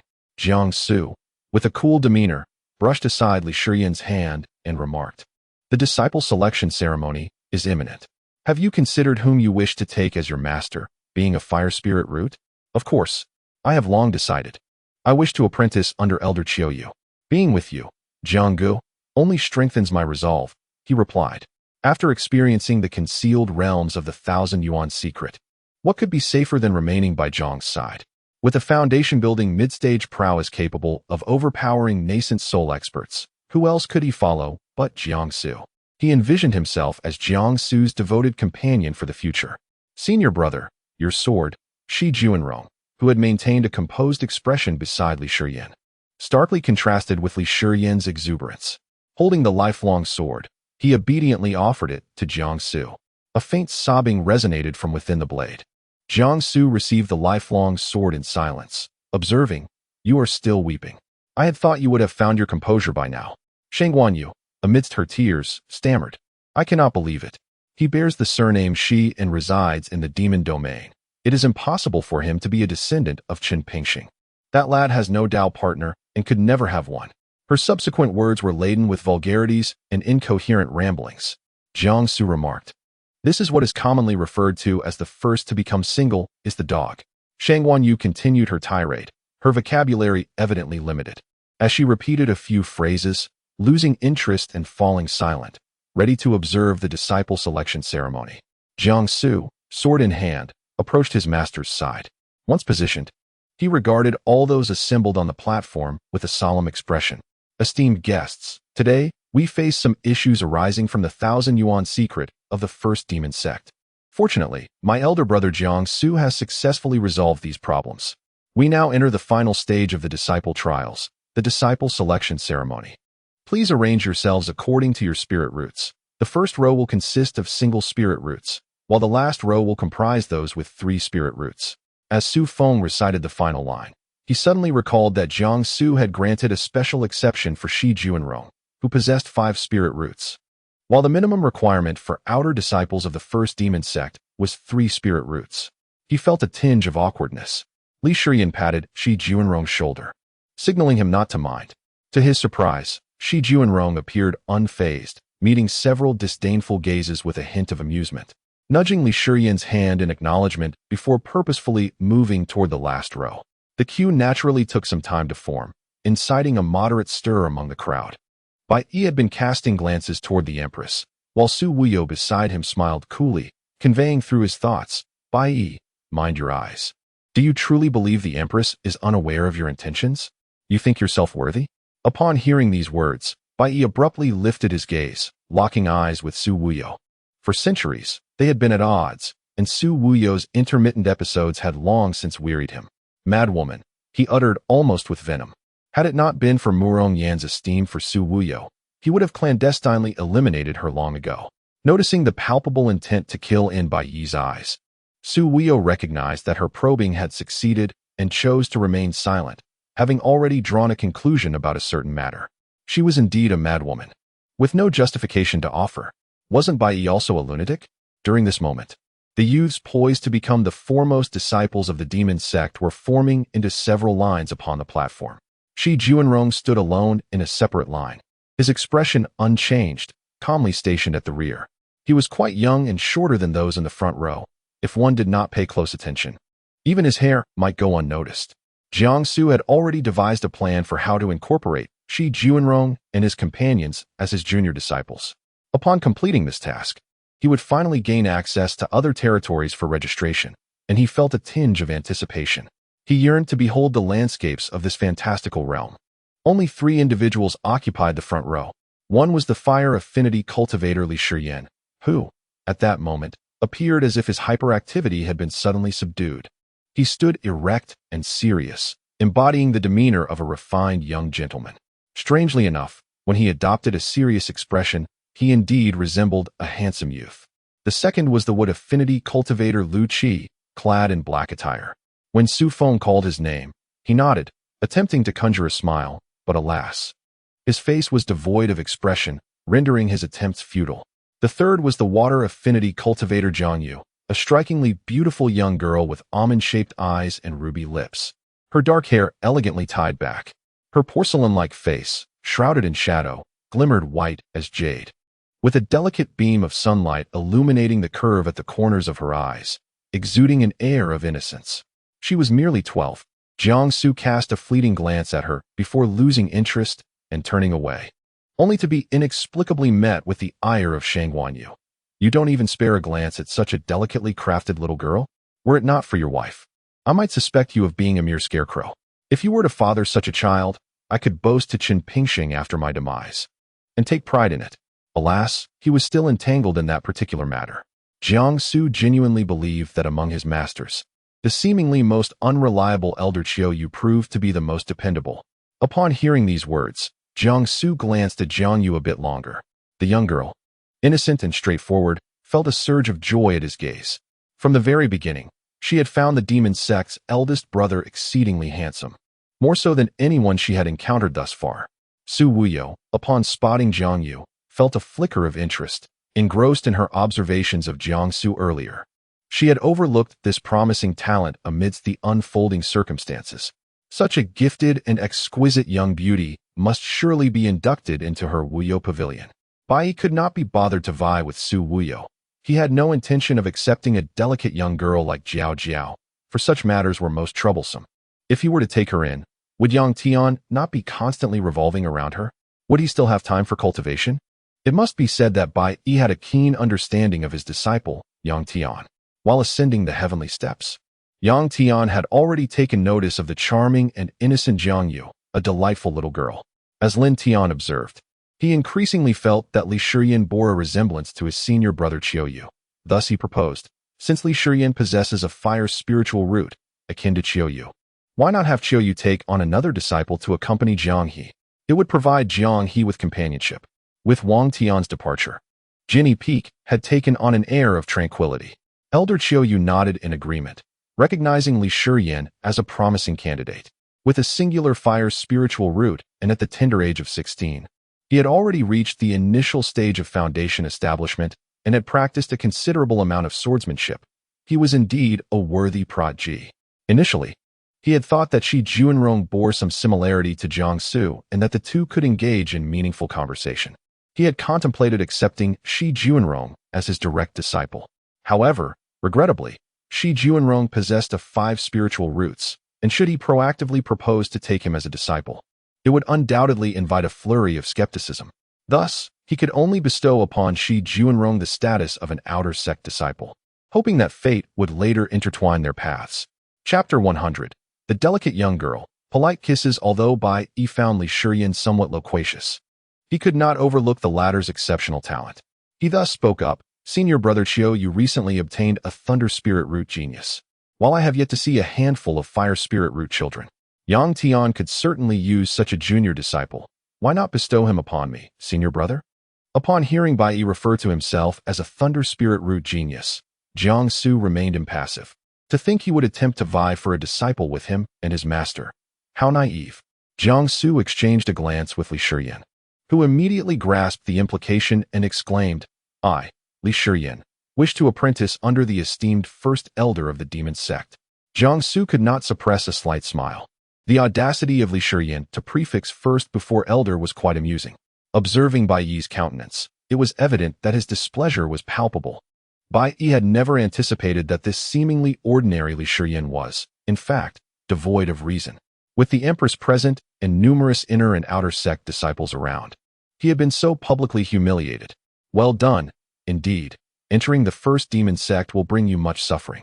Elder Qiu Yu, noticing Jiang Su's subtle amusement, remarked with a smile, it appears he has made a choice, then I shall graciously accept. Casting several glances toward Bai Yi, Li Shiyan cheerfully positioned himself beside Jiang Su. Brother Jiang, we shall be sworn brothers from now on. Please take care of me. Bai Yi's ire intensified upon witnessing Elder Qiu Yu's expression, to the point where he felt as if his teeth might shatter from clenching them. Murong Yan, who had been rather indifferent, now reclined languidly in her seat, her beautiful eyes sweeping across the disciples until they landed on a young man at the rear of the group. He appeared to have emerged alongside Jiang Su and the others. This individual bore a resemblance to someone from her past, though she could not quite place who it was. A visit to the Domain Lord's palace was in order. Jiang Su had been closely observing Murong Yan's actions. Following her gaze, he realized it was Shi Juanrong. Could it truly be that the concept of ascension and reincarnation held any truth? Had the legendary sword immortal Qin Pingxing reincarnated as Shi Juanrong? Yet, a millennium had already passed. Even if there were reincarnations, it was improbable that such a coincidence would occur now, unless, for the past 1,000 years, Chun Pingsheng had been in a continuous cycle of rebirth, ultimately waiting for the individual he yearned to meet, namely, Shang Wanyu. Absurd.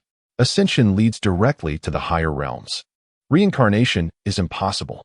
This young man must simply have some connection to Chun Pingsheng. My wits have returned. I must inquire whether Shi Juanrong's ancestors held any faith in Chun. Jiang Su was taken aback, realizing he had inadvertently vocalized his thoughts. Feeling several curious gazes upon him, he turned to find a group of female cultivators on the platform, all of whom blushed profusely upon noticing his attention. Jiang Su nearly lost his words.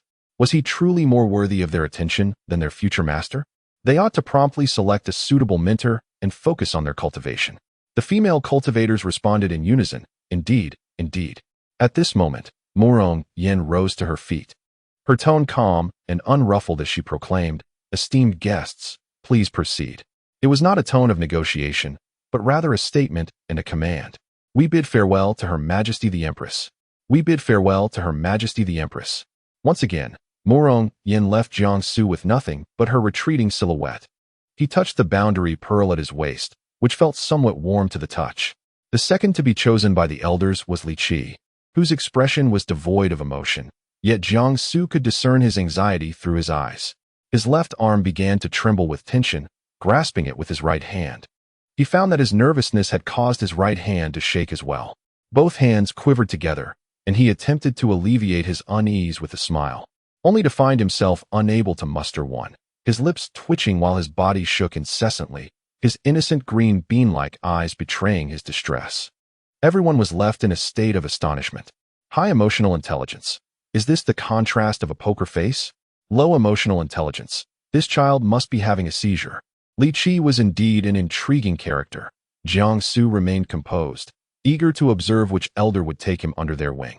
Elder Qiu stroked his beard, reflecting on the rarity of such promising talent during the disciple trials held every 3 years. It mattered little that he appeared to be having a seizure. With Wen Shizi's healing, all would be well.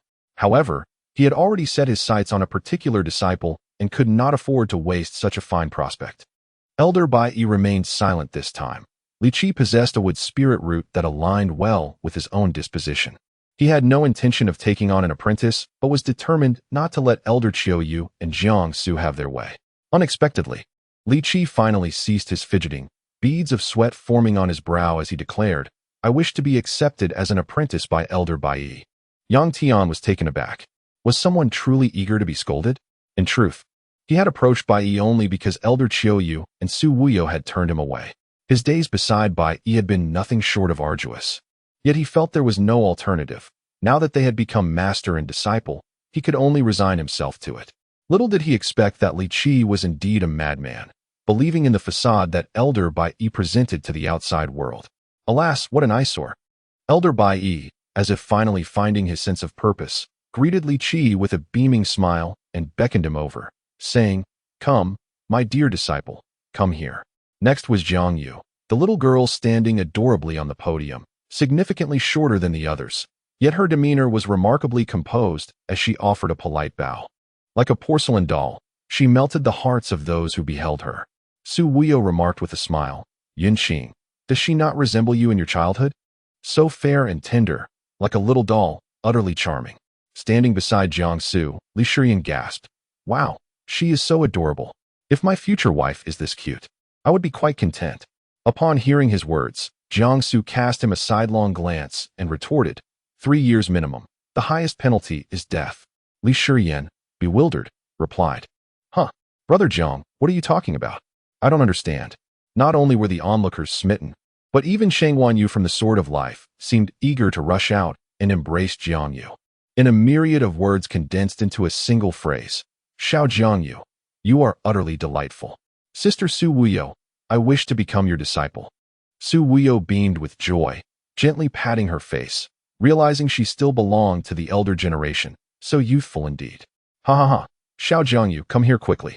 Jiang Yu obediently approached Su Wuyo, observing how a grand disciple ceremony had transformed into something indescribable. Jiang Su could only sigh in exasperation. Each of them is so picky that by the time they choose, the flowers waiting for Shi Juanrong will have withered. Just as Jiang Su was lamenting, he suddenly heard his name, or more accurately, his alias. Jiang Yu dashed to his side, her eyes sparkling, softly asking, "Brother Jiang He, could you bend down?" Little Jiang Yu is too short. In the realm of the sword, Shangguan Yu watched the spectacle unfold. Give her that smile, and she could take your life. Unbeknownst to Shangguan Yu, who had already grasped the essence of modern romantic tales, she remarked. Jiang Su steadied his composure and complied. Bending down, Jiang Yu leaned closer. He anticipated that Xiao Jiang Yu would say something, until he felt a gentle touch. Little Jiang Yu planted a kiss on him. Jiang Gu, I can't believe it. I am so envious. Chapter 101. A resounding slap to Bai Yi, May's double delight, Xiao Jiangyu. After sharing a tender kiss with Jiang Su, did not hastily retreat. Her porcelain-like cheeks flushed with a hint of crimson, and her eyes sparkled with a constellation of stars as she bashfully declared her affection for her senior brother. Her voice, soft and polite, resonated with sweetness. Jiang Su immediately straightened up, while Li Shiyan beside him lamented with a heavy heart, questioning why such an adorable and delicate girl had not bestowed a kiss upon him instead. He cast several envious glances at his brother Jiang. Observing Xiao Jiangyu's cheerful departure, Jiang Su pondered with relief that his wife had left early due to matters in the demon realm. Otherwise, the situation would have been exceedingly awkward. Though his wife would not harbor jealousy towards Xiao Jiangyu, it would still be undesirable. Lin Tian sat nearby, munching on sunflower seeds while watching the other three elders select disciples. The disciple trial had little to do with him, as he was a talisman practitioner. While most of the aspirants approaching the first demon sect were swordsmen, unless someone wished to transition from swordsmanship to talisman crafting, he could accept them into his fold, regardless of their spiritual roots, as long as they caught his eye. Observing the scene before him, he sighed, wishing he possessed Jiang Su's striking appearance. Oh, if only he had such a face. Yang Tian gazed enviously at the composed Jiang Su, lamenting why Xiao Jiangyu had not chosen him for a kiss. Next came the selection of disciples by the outer sect elders.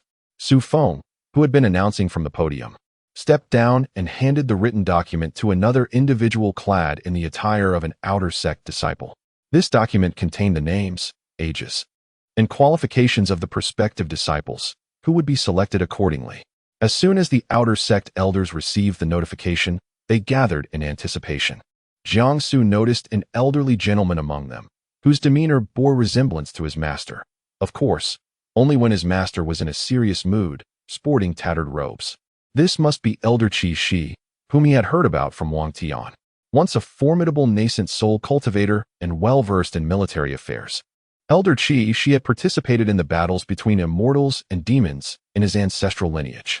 Regrettably, he had suffered a shattering of his nascent soul during a secret trial, relegating him to the position of an outer sect elder at the first demon sect, where he would teach sword techniques. His master held Elder Qi Shi in high regard. As Jiang Su contemplated placing Murong Qi under Elder Qi Shi's tutelage, an unwelcome voice interrupted his thoughts. Wait, if I recall correctly, my friend Murong Qi possesses both water and fire spiritual roots. I wish to challenge my limits and take him as my disciple. Bai Yi displayed an exceedingly gentle demeanor, appearing profoundly concerned for Murong Qi, which nearly caused Li Shiyan to retch. He leaned closer to Jiang Su and discreetly muttered, "Brother Jiang, I must confess. The moment I laid eyes on Elder Bai Yi, I felt an immediate aversion. Is he not merely attempting to ingratiate himself with Her Majesty, the Empress? Such a fade for our benefit. Were it not for the proximity, I would certainly roll my eyes and vociferously admonish him. His lack of strength is inconsequential. He currently has Elder Yu and you, Brother Jiang, as his backing. He has never feared anyone." Bai Yi gazed expectantly at Murong Qi, convinced that there was no reason for him to decline. After all, he was a formidable sword cultivator and one of the four esteemed elders, unperturbed by his dual spiritual roots that clashed. However, to his astonishment, the next moment, his smile froze upon his face. Murong Qi did not even cast a glance at Bai Yi, expressionless as he took a few steps forward and respectfully bowed to Elder Qi Shi, stating, "Disciple Murong Qi has long admired Elder Qi Shi." The implication was clear. He sought to become a disciple of Elder Qi Shi. Bai Yi thought to himself, what a twist. Why are all those who associate with Jiang Su so detestable? Not one of them grants me a shred of respect. Yang Tian, sensing his master's fury, hastily retreated several paces, only to discover that Shun Yunqing was fixated on Jiang Su's location, which struck him with a devastating blow. In that moment, silent tears streamed down his face, as he pondered who among him and his master truly bore the greater burden. Not only was Elder Qi Shi surprised, but Jiang Su, Li Shiyan, and the others were equally taken aback, realizing that Murong Qi had evidently made prior arrangements. Elder Qi Shi supported Murong Qi slightly, as if to signify his acceptance. With the dual spiritual roots of water and fire being quite troublesome, it was apparent that Her Majesty, the Empress, was aware of his potential, thus entrusting Murong Qi to him. From this day forth, you, Murong Qi, shall be my disciple, Elder Qi Shi. Having accepted a satisfactory apprentice, I shall take my leave. You may continue with your selections. Congratulations, congratulations. It is crucial to nurture Her Majesty's brother well. Who would have thought that Elder Qi Shi, often seen merely observing, had been waiting to take on a disciple? The elders standing on the platform engaged in hushed conversations. Yet who among them possessed the cultivation to remain oblivious to their discourse? Jiang Su glanced at Elder Qi Shi, noting that this aspect mirrored his master. Could Murong Qi's decision to seek Elder Qi Shi as his teacher have been orchestrated by his wife long ago? Time passed, and eventually, the outer sect elders completed their selections, leaving those unchosen to be randomly assigned to various halls or to patrol teams, akin to those Jiang Su had seen before, allowing them to cultivate nonetheless. However, such assignments came with numerous restrictions and lacked the guidance of a true master. The chattering resumed, echoing from the group of unselected disciples. Why must we suffer this fate? After enduring the trials to enter the first demon sect, we end up with circumstances akin to those of a wandering cultivator. Indeed, our qualifications are rather modest. Nonetheless, it is a comfort that the first demon sect has an esteemed senior brother. Merely being able to behold him fills me with contentment. Do not wallow in self-pity. Consider the figure of Shi Juanrong behind us. Neither the inner gate elders nor even the outer gate elders have spared him more than a glance. He is likely to be assigned to the kitchen, and even there, he would probably rank as the least gifted among us. We are fortunate in comparison. In an instant, the weariness in their hearts dissipated, and their backs felt lighter. Jiang Su observed Shi Juanrong, who remained silent at the back, and suddenly leaped into the air, landing gracefully upon the inner gate's circular platform. Wow, it's senior brother. He looks even more handsome up close. The few female cultivators who had previously engaged in gossip instantly transformed their demeanor, adopting the demeanor of starry-eyed admirers. Jiang Su, with an expression of calm indifference, called out to Shi Juanrong, "Juanrong, come here." Shi Juanrong was taken aback, his heart racing unexpectedly, unable to meet Jiang Su's gaze. What could this mean? That he does not disdain him for being a five-element root is already more than he could hope for. He dares not wish for anything further. Within the hidden space, he had already discerned Jiang Su's formidable prowess. Perhaps it would not be long before Jiang Su became the strongest in the lower realms. To befriend someone of his stature might only tarnish his future reputation. Jiang Su noticed the change in Shi Juanrong's eyes, which no longer held the clarity they once did. How curious. This gaze seems unlike his former self. If one were to say that Shi Juanrong's previous eyes reflected a life of over 1,000 years, he would readily believe it. Yet now, they resemble the innocent eyes of a 14-year-old. Shi Juanrong approached Jiang Su, his head bowed. Jiang Su turned to Elder Qiu, and upon meeting his gaze, Elder Qiu furrowed his brow inexplicably. Please, Master, accept Shi Juanrong as your disciple. Yang Tian shivered at this proposal, fearing that Jiang Su might have lost his senses. A waste of a five-element root? That is tantamount to being unable to cultivate. Chapter 102, A Sudden Omen. Fiercely protecting my brother, the words spoken by Jiang Su stirred a tempest of emotions. Yang Tian was the first to voice his concerns, exclaiming, "Senior brother, Shi Juanrong possesses a useless five-element root. He cannot cultivate. Not even Elder Qiu could rescue him." His declaration instilled confidence in the other inner disciples of the Golden Core stage. Indeed, why should a mere five-element root be allowed to become an inner disciple of Elder Qiu? Even someone of Murong Qi's stature could not bypass the system. Senior brother, don't you owe us an explanation? We refuse to accept this. Yes, we refuse. If every disciple of the demon sect were to benefit in such a manner, why should we not cultivate for ourselves? Is it possible that the first demon sect is so unjust? Baiyu felt exhilarated, reveling in the chaos.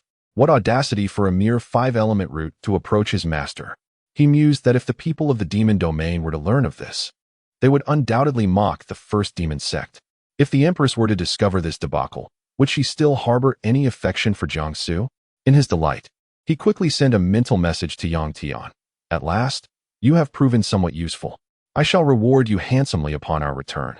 The outer elders hastily reprimanded the disciples, remarking that Elder Chiu had yet to say a word, and they were foolishly being used as pawns. Su Wuyo observed the tumultuous scene and rose, his voice cutting through the din silence. Jiang He, you must provide an explanation for this matter. Xin Yunqing and Xiao Jiangyu fixed their gaze upon Jiang Su, awaiting his response. If this situation remained unresolved, how could he, as the senior brother, navigate his position thereafter? Elder Qiu, however, remained unperturbed, confident that his disciple would not betray him and surely had a plan. He placed his trust in Jiangsu. Jiangsu coldly surveyed the atmosphere before raising the Ping Sheng sword with both hands, addressing Elder Qiu. Master, I wish to take Shi Juanrong as a disciple because he is a descendant of the sword immortal Qin Pingxing. A gust of wind swept through, momentarily bewildering both Su Wuyo and Elder Qiu, who exchanged incredulous glances. What was Jiangsu implying? That Ping Sheng sword could only be drawn by him, and had summoned a phenomenon. The heir of the sword immortal was surely he, not this Shi Juanrong. Su Wuyo began to suspect that Jiangsu had been mentally affected within the hidden space, yet he ultimately refrained from voicing his thoughts. This sword is indeed the weapon of the sword immortal Qin Pingxing, Jiangsu insisted, gesturing for Shi Juanrong to draw the sword. Shi Juanrong's heart raced. Within the hidden space, the sword seemed to beckon him, urging him to draw it forth. He complied, only to discover that this was indeed the sword of the venerable sword immortal. As his hand grasped the hilt, an echoing voice resonated within him, calling forth the name of the sword immortal, Qin Pingxing. The gaze of Shi Juanrong suddenly transformed, coalescing like dark ink, reminiscent of an everlasting cold snow that could not be dispelled. Upon closer inspection, one could discern profound meanings swirling within, evoking a sensation as if one might be drawn into his depths. Jiangsu, unable to articulate the feeling, simply sensed that the Shi Juanrong he had first encountered had returned. Upon witnessing Shi Juanrong grasping the renowned sword, Jiangsu nodded and retreated to what he deemed a safe distance. Observing Jiangsu's solemn demeanor, everyone fell silent. Could it be that this seemingly unremarkable youth in black robes was indeed a descendant of the sword immortals? How had Jiangsu discerned such a truth? Did his striking eyes possess this extraordinary capability beyond mere beauty? Jiangsu remarked, "Thank you, though I am uncertain if you are praising or cursing me." Li Shiyan, brimming with excitement, regarded Jiangsu's words as gospel. Was it true that Shi Juanrong was truly a descendant of the sword immortals? The crowd held their breath, fixated on Shi Juanrong atop the stage. With an inscrutable expression, Shi Juanrong gazed at the sword, his left hand gliding over the scabbard, caressing the blade as though it were a long-lost lover. Within the confines of the sword, Shangguan Yu shivered in distaste, exclaiming, "Brother, cease your caress. There are no delicate maidens within, only a rough man. Enough of this, draw the sword swiftly." Alas, Shi Juanrong remained oblivious to her outbursts and discontent. Shangguan Yu found herself at a loss for words.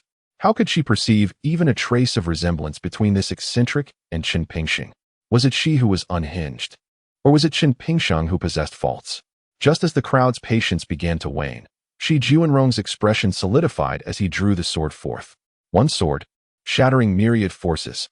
Suddenly, the sky over the inner sect's circular platform darkened, and from the spot where Shi Juanrong stood, thunderous clouds began to gather. The air reverberated with ominous rumbles, accompanied by terrifying flashes of lightning. The distant mountains seemed to respond to a summons, fierce winds sweeping towards the circular platform. As they reached Shi Juanrong's side, they transformed into a gentle breeze. A light rain descended from the thunderclouds above, scarcely noticeable to Jiangsu.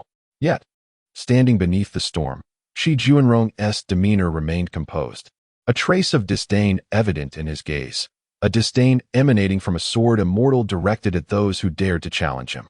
Lightning struck the inner sect's circular platform, sending the crowd scurrying in panic. A single strike of this thunder could spell doom for them all.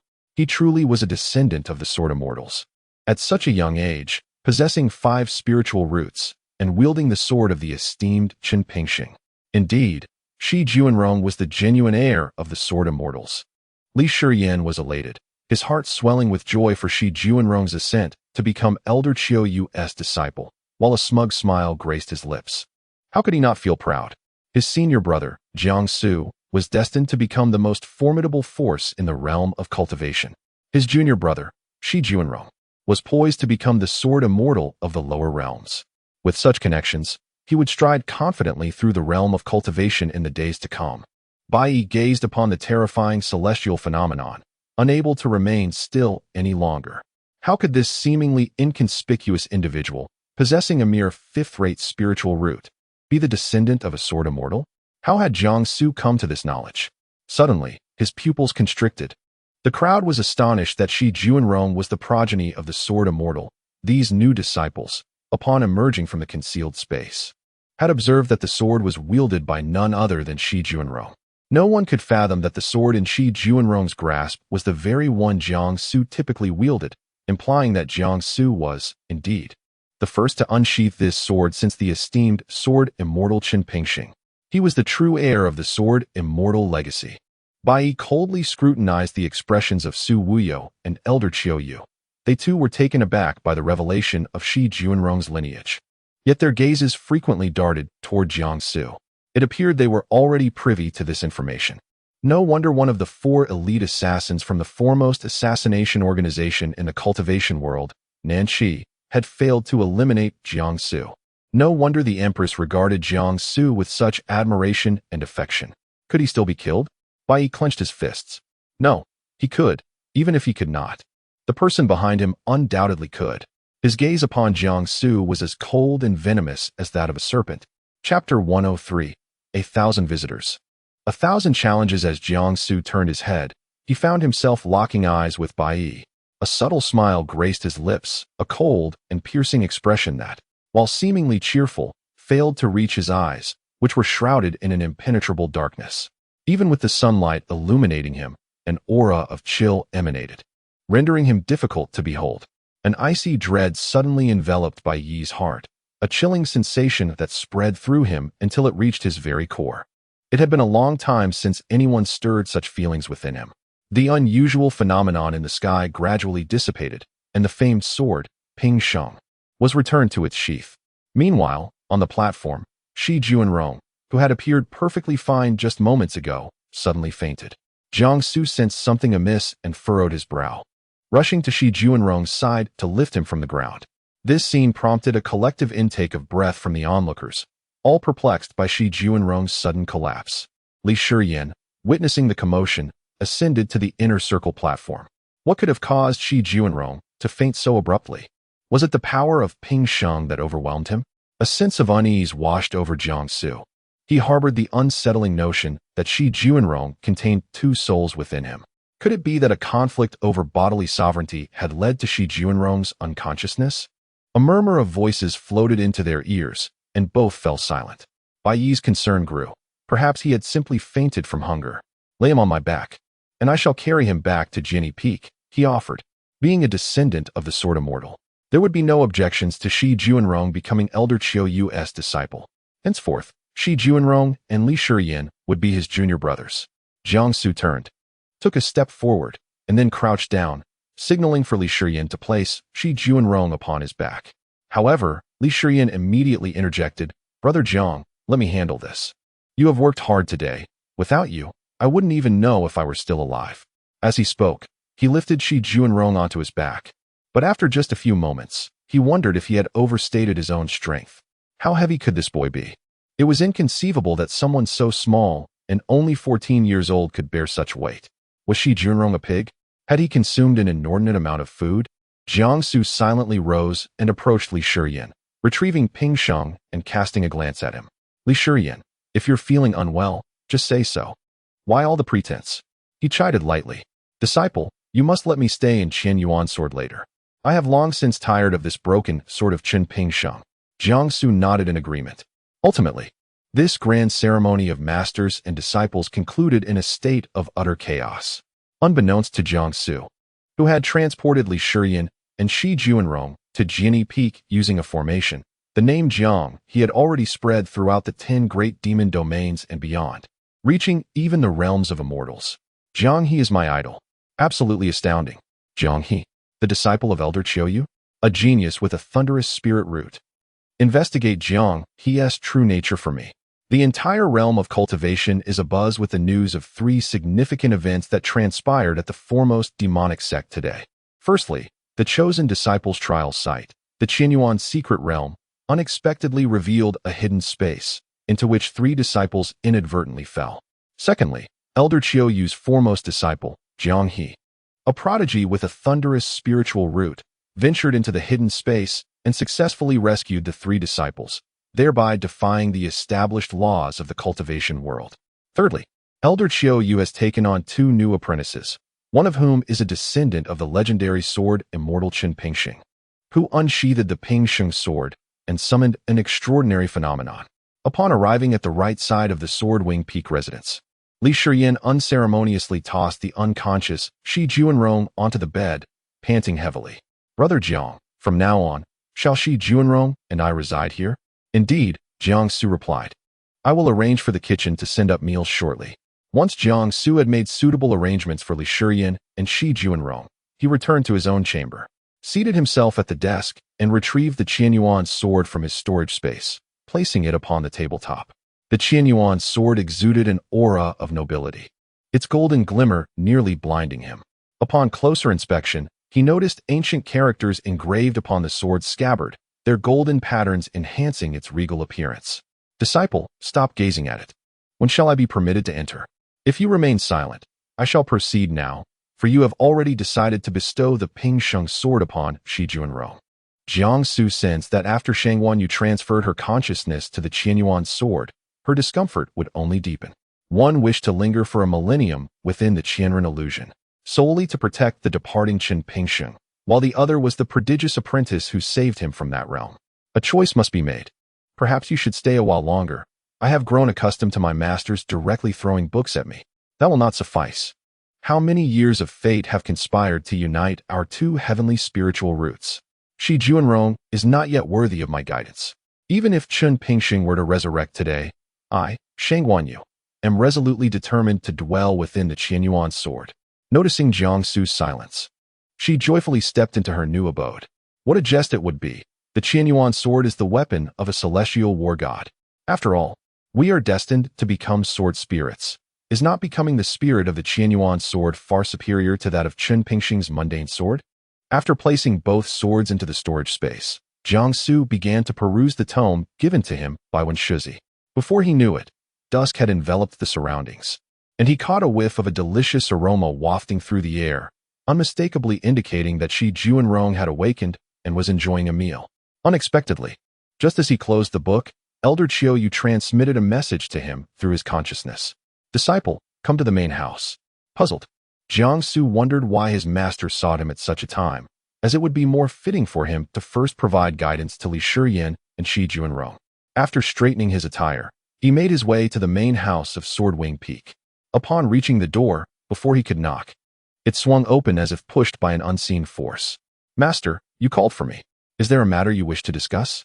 Upon entering, Jiangsu was gestured by Elder Qiuyu to take his usual seat. Hearing Jiangsu's inquiry, Elder Qiuyu picked up a stack of papers from the table. Upon seeing this substantial collection resembling letters, an unsettling premonition washed over Jiangsu.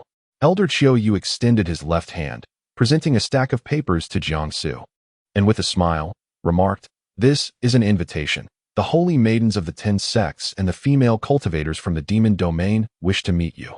Jiangsu accepted the papers, pondering the intentions of these individuals. Before he could fully comprehend the situation, Elder Qiuyu picked up another stack from the table and handed it over, sighing as he spoke. This is a challenge. Nearly all the young talents from the demon domain seek to engage you in combat. He added, what I hold is but a trifling matter. Within just 2 or 3 hours, beneath the Sword Wing Peak, these letters have amassed into a small mountain. Shangguanyu exclaimed, Goodness, I must say. You have quite the busy schedule ahead of you, apprentice. With so many challengers, you can simply overwhelm them. Jiangsu fell into silence. The adage rings true. Fame brings its burdens, and he was now acutely aware of this reality. Chapter 104. A Heart Unburdened by Women. Drawing the sword with divine grace, Jiangsu held a thick stack of invitations, his brow furrowed in confusion. Master, why are there so many invitations and challenge letters? Even if my notoriety has risen today, shouldn't Shi Juanrong also be recognized alongside me by the entire cultivation realm? Why is it that only I have received these challenge letters? Jiangsu dismissed the invitations from female cultivators, for in his heart, there was no room for women. His blade was drawn with divine intent. Elder Qiuyu stroked his beard, reminiscing about the grand spectacle that had unfolded earlier that day. When I heard Su Feng mention that you possess a thunder root, I anticipated such a scene. However, if news of your celestial root were to spread throughout the cultivation world, the frenzy would be even greater. For now, it is merely the demon realm that you must contend with. Thus, it became clear that the challenges were instigated by his exceptional thunder root and the matter of his concealed space. Elder Qiuyu continued, "Are you perplexed about Shi Juanrong? You two will soon have much to attend to. I suspect that the first immortal sect will send someone over in a few days. They think they can leverage the remnants of the Sword Immortal's influence to lure Shi Juanrong away. Such thoughts are utterly futile."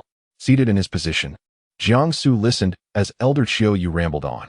The moon had quietly ascended the sky, its silvery light cascading over the courtyard of Jinni Peak, casting ethereal shadows that seemed to welcome the two young arrivals. "Why isn't he our master summoned us? The senior brother has been inside for quite some time." Shi Juanrong mused, gazing at the moon, perhaps lost in nostalgic thoughts. Upon hearing Li Shiyan's comment, he replied nonchalantly, "That is undoubtedly due to his own plans. Oh, I can't shake the feeling that I am not so much a disciple of the first elder of the demon sect as I am of Brother Jiang," Li Shiyan remarked. "Do you remember Brother Jiang in the concealed space? He was formidable. His presence could swallow mountains and rivers. And the bloodline of the ancient Qilin. Yes. I also desire to tame an ancient beast as a pet." Shi Juanrong's eyes brightened, shaking his head as if to clear his thoughts. He puffed out his cheeks like a hamster and retorted, "Today's events are still fresh in my memory. I haven't lost my mind to forget them." Indeed, he responded, using those words to placate the incessant chatter of Li Shiyan, who remained blissfully unaware of Shi Juanrong's disinterest.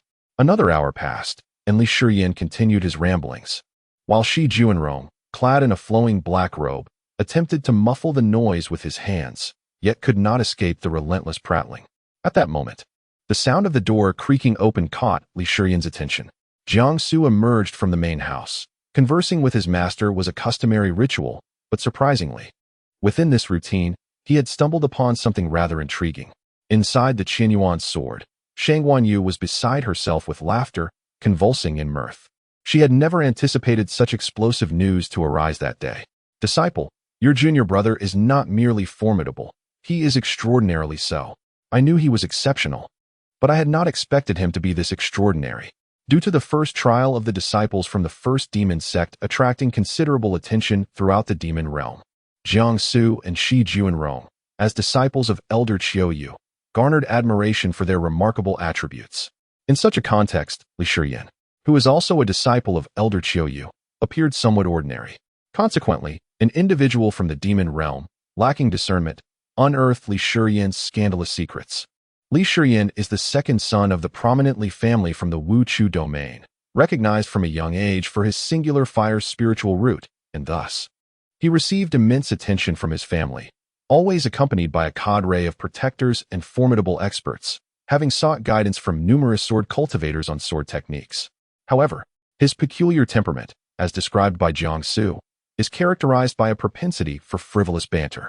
The incident that transpired involving him, while absurd for others, seemed to align perfectly with his character. Each cultivation family imposes strict regulations on the monthly allocation of spiritual stones for their disciples and direct descendants, akin to an allowance. And Li Shiyan was no exception. At the age of 14, driven by curiosity, he made his first visit to the Qiyu Tower, depleting his entire stock of spiritual stones, and even pawning all his valuable possessions to the owner of the tower. The Qiyu Tower is a renowned establishment, and Li Shiyan, by chance, chose to engage with the courtesan Lu Yinin, whose company is worth a fortune. Upon discovering that Li Shiyan lacked sufficient funds, the matron intended to directly approach the Li family. However, Li Shiyan, in his folly, intervened to prevent her. The scene was reportedly as follows. Li Shiyan, in tears, implored the matron not to disclose the incident to his parents. "Sister, please. This cannot reach my father and mother. I might end up crippled, truly. I beg you. I will do anything." The matron, a captivating young woman, was flattered by the address and decided against leniency, insisting on taking him to the Li family. Realizing the gravity of his situation, Li Shiyan quickly switched tactics, pleading, Sister, I will stay at Chiyu Tower and earn money for you. I truly can." The matron, somewhat skeptical, crouched down to examine his face and assess his potential, and subsequently instructed her staff to dress him in women's attire to entertain guests. Thus, during that period, a new courtesan emerged from Chiyu Tower, named Xiao Qingqing, whose appearance was strikingly beautiful and whose attire was daring. She was exceptionally eloquent, ensuring that no gathering fell into silence, swiftly eclipsing the original courtesan Lu Yinin. By day, he was the second son of the Li family, diligently practicing swordsmanship and studying, while by night, he transformed into the courtesan of Chiyu Tower, engaging in merriment and laughter. Jiangsu silently applauded Li Shiyan, thinking, "Brother, you truly are remarkable. A master of time management." He smiled, suddenly realizing that with more individuals like Li Shiyan on the path of cultivation, joy would multiply exponentially. Upon seeing Jiangsu finally emerge, Li Shiyan eagerly waved, "Jianggu, come sit here, let us chat." "Help." I laughed so hard that my voice became hoarse. "This child will surely regret the decision to call you over." Jiangsu suppressed his mirth and approached Li Shiyan and Shi Junrong.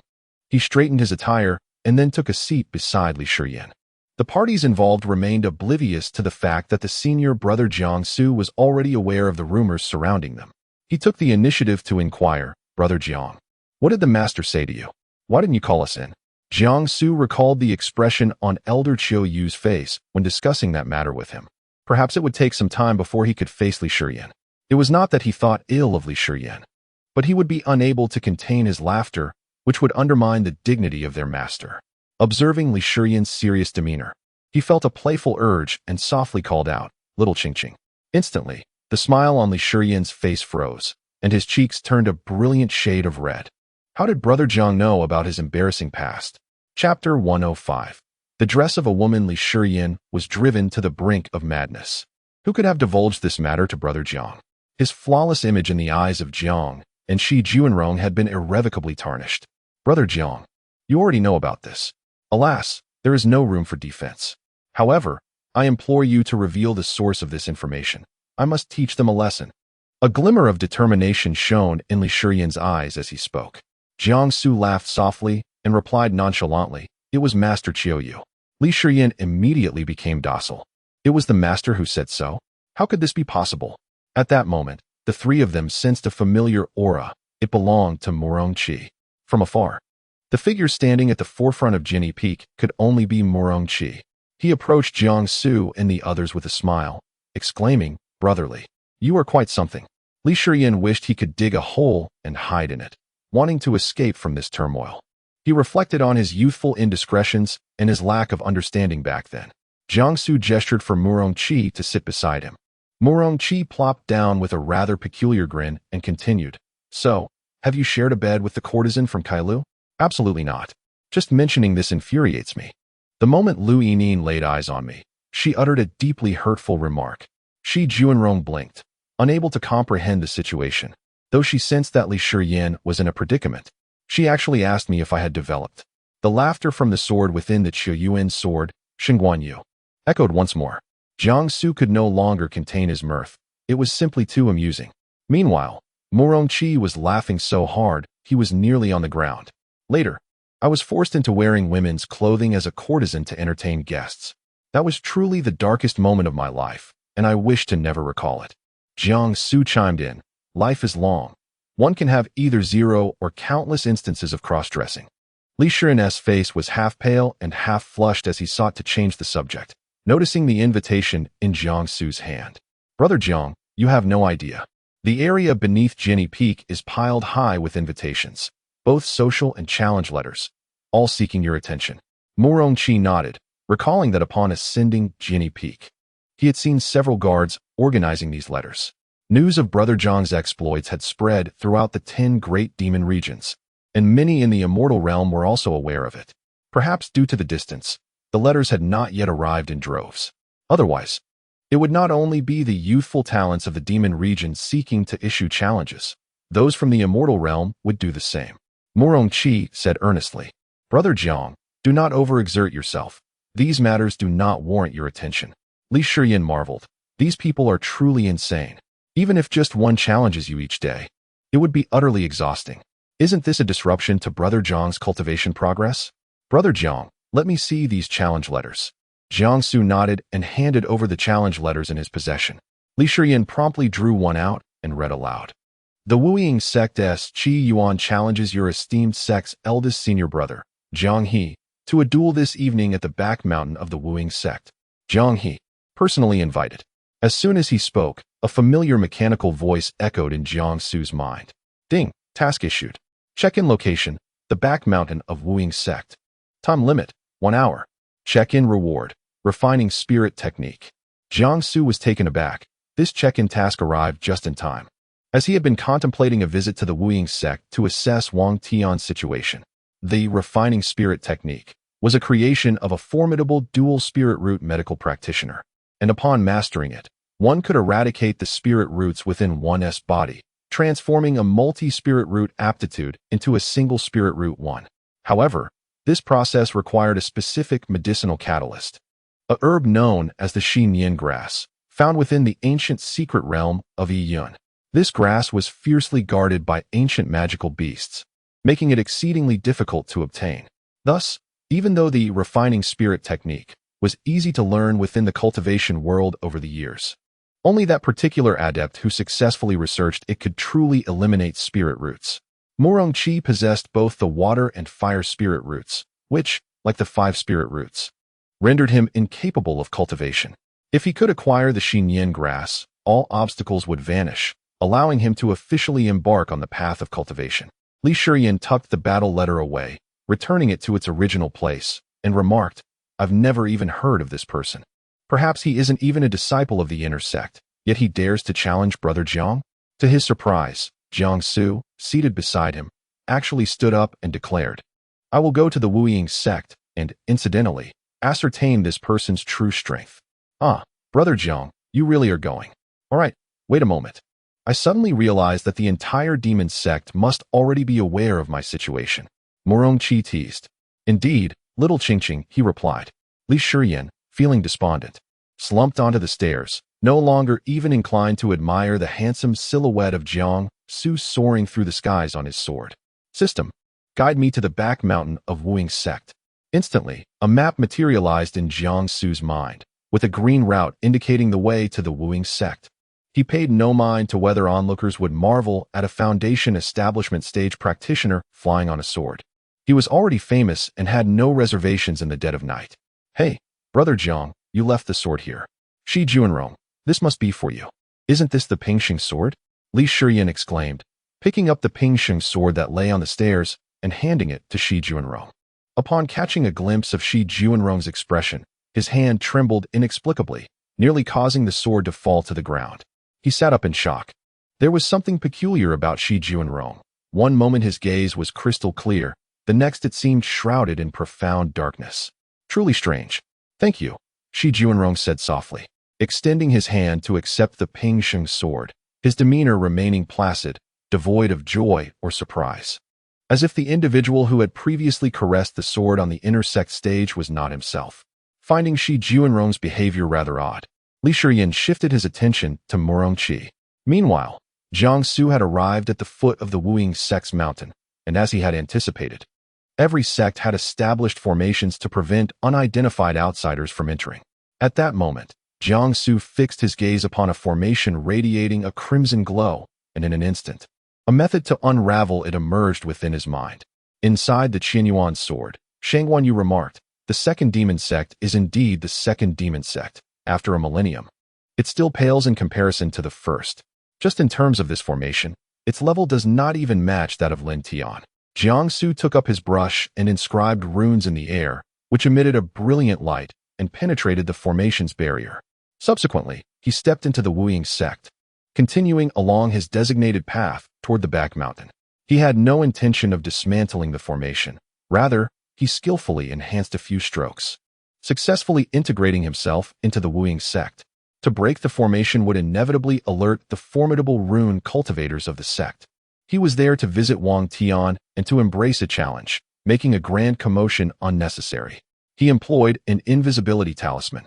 A patrol of disciples passed right before Jiangsu, none of whom detected his presence. Chapter 106, Signing in at the Back Mountain. Embracing challenges. The Shadowless Sect is indeed a place harmoniously intertwined with nature, where ancient cypress trees stand tall and bamboo groves encircle the area. The vast expanse of the forest merges into a sea of verdant hues, obscuring the traces of the sky. Jiangsu, wielding his sword, traversed through the myriad of buildings where the outer disciples resided, ultimately arriving at the back mountain of the Shadowless Sect. This place is remarkably spacious and extraordinarily beautiful, filled with the melodious chirping of birds and the fragrance of blooming flowers, while a gentle breeze caresses the surroundings, occasionally wafting the subtle scent of wildflowers and peach blossoms. Nestled within the dense forest lies a serene blue lake, its waters still and unmoving, reminiscent of the lake hidden within today's concealed realm. Ding! You have completed the sign-in. Refining spirit technique has been placed into your storage space. The challenge was set for the evening, and now that the time has elapsed, the absence of challengers is to be expected. Suddenly, he sensed several faint spiritual auras and, upon closer inspection, discerned the sound of conversation. Could this back mountain possess the ability to obscure spiritual presence? What force is at work here? He gazed at a towering tree before him, placing his hand against its trunk, channeling his inner spiritual energy to command the wood element, urging the tree to seek out the source of these individuals. The great tree emitted a soft green glow, and beneath the surface of the back mountain, green tendrils spread from the roots of the tree, reaching towards the desired destination. He found them. Jiangsu abruptly opened his eyes and, riding the wind, arrived at an ancient tree. It turned out that this ancient tree isolated the spiritual energy from other areas, which is why only the faintest spiritual auras could be detected. Had Jiangsu not been meticulous, these subtle energies might have been overlooked. The lush foliage of the trees cast shadows that obscured the sun, and beneath the towering trunk lay gnarled roots resembling a dragon coiled in repose. Perched upon these roots were several young men dressed in white, their hair tied back, surrounded by an almost imperceptible aura of sword energy, engaged in fervent discussion. Wasn't it supposed to be a single challenger? Why were there so many gathered here? Jiangsu refrained from interrupting their conversation and settled on the roots to listen to their intriguing discourse, particularly as it pertained to him. One youth, sensing a slight pressure from the roots beneath him, stood up in alarm, only to see no one and sit back down again. Hey, senior brother, do you think this Jiang he is too afraid to come and face you? It must be because he is only at the mid-foundation stage, so he dares not contend with you. We have been waiting here for so long. He surely won't show up. He must have heard of your reputation and is too intimidated to accept the challenge. Although he possesses a lightning spiritual root and exceptional talent, he cannot compare to the time you have devoted to cultivation. We should just wash up and go to sleep. Jiangsu observed the quiet youth, who sat at the farthest distance, listening to the words of his companions without a flicker of reaction. He said, "Be silent and wait patiently. If he does not arrive, we shall discuss it then." This youth, seemingly of similar age yet bearing an air of maturity, demonstrated remarkable patience by remaining here in stillness for so long. In the Sword of Qian Yuan, Shang Wanyu chuckled, "This individual is merely at the initial stage of golden core. He cannot possibly contend with you." She had long suspected that Jiangsu's true cultivation level was not as it appeared, but rather around the nascent soul stage. Jiangsu's heavenly eye was rendered useless today. Otherwise, he would have discerned Qi Yuan's true potential. Senior brother Qi, I can no longer wait. I refuse to challenge that Jiang He. I shall return. The youth seated beside Jiangsu suddenly pressed down fiercely, as if the very fabric of reality were about to rupture. Jiangsu hastily rose, but the youth tumbled to the ground instead.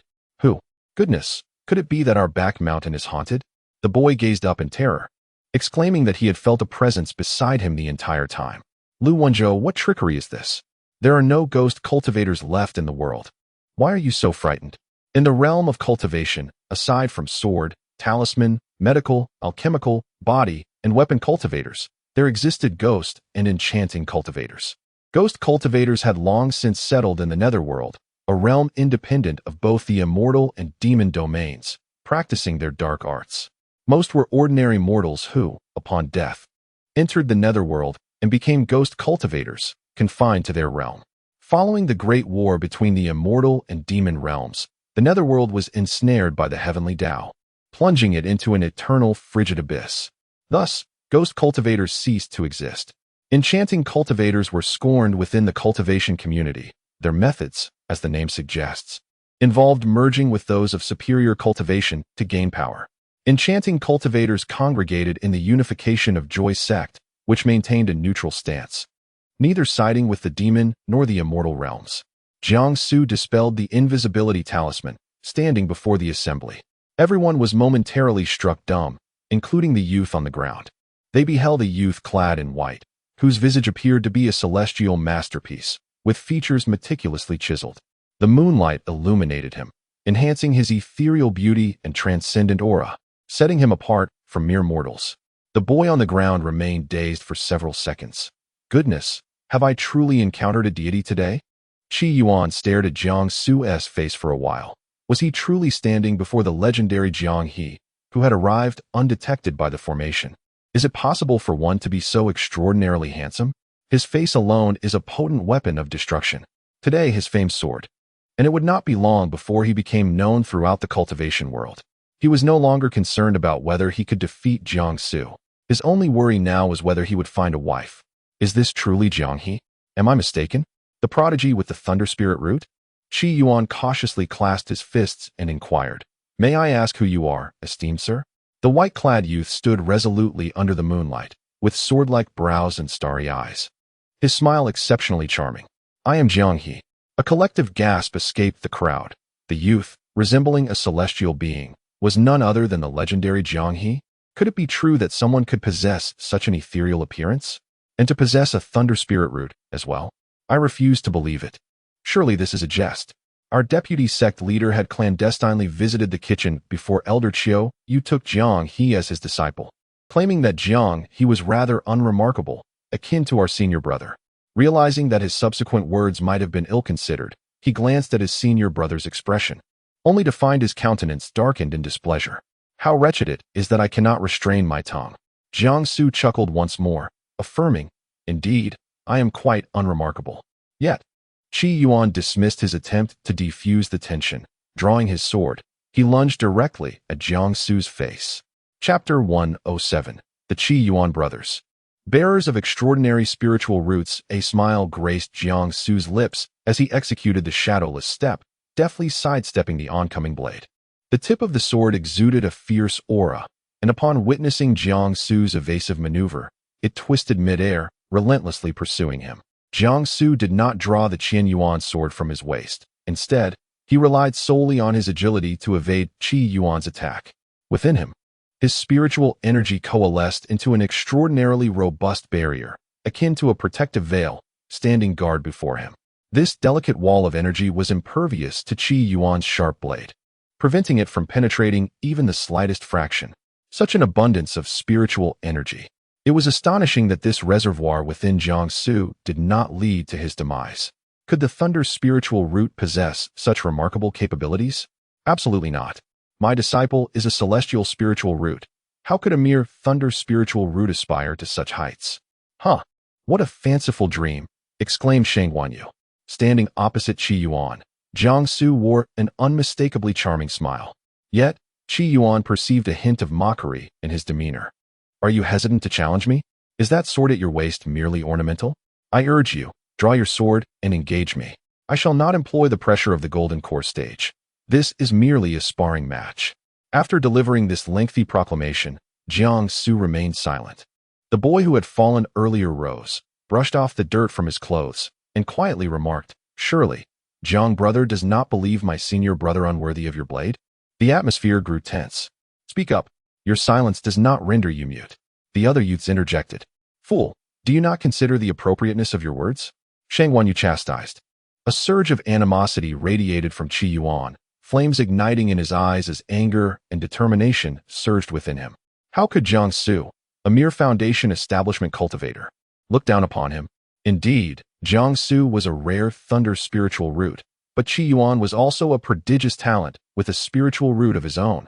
At merely 20 years of age, he had already attained the golden core stage. Upon hearing the boy's comment, Jiang Su expressed surprise. I harbor no such thoughts. It is merely that drawing the Qian Yuan sword would invoke a phenomenon of cosmic proportions. He recalled the hidden scene vividly, in the confines of the demon sect. It was manageable, but in the presence of others from the shadowless sect, it was less than ideal.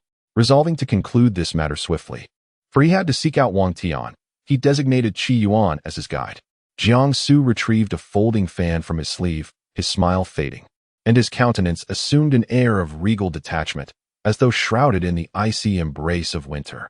The barrier before him gradually dissipated. Brother Qi, I implore you. Please proceed. Very well. You wield a fan as your weapon.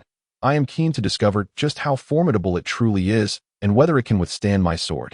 Qi Yuan's blade lunged toward Jiang Su, who gripped the folding fan, which, surprisingly, proved sharper than the sword itself. As the fan met the blade, the resounding clash echoed, akin to the tearing of the night sky, revealing scattered sparks like stars igniting in the void. Wow, this fan is truly formidable. Even sharper than the sword wielded by my senior brother. Do not tell me that he, a practitioner of medicine, once employed such a weapon, capable of taking lives without a trace. The crowd interjected, urging silence. At that moment, the fallen leaves and withered branches beneath their feet began to stir, caught in the tempest of spiritual energy unleashed by their confrontation, swirling ominously towards the onlookers as the sword aura engulfed the entire area. In a flash, the two had exchanged dozens of strikes.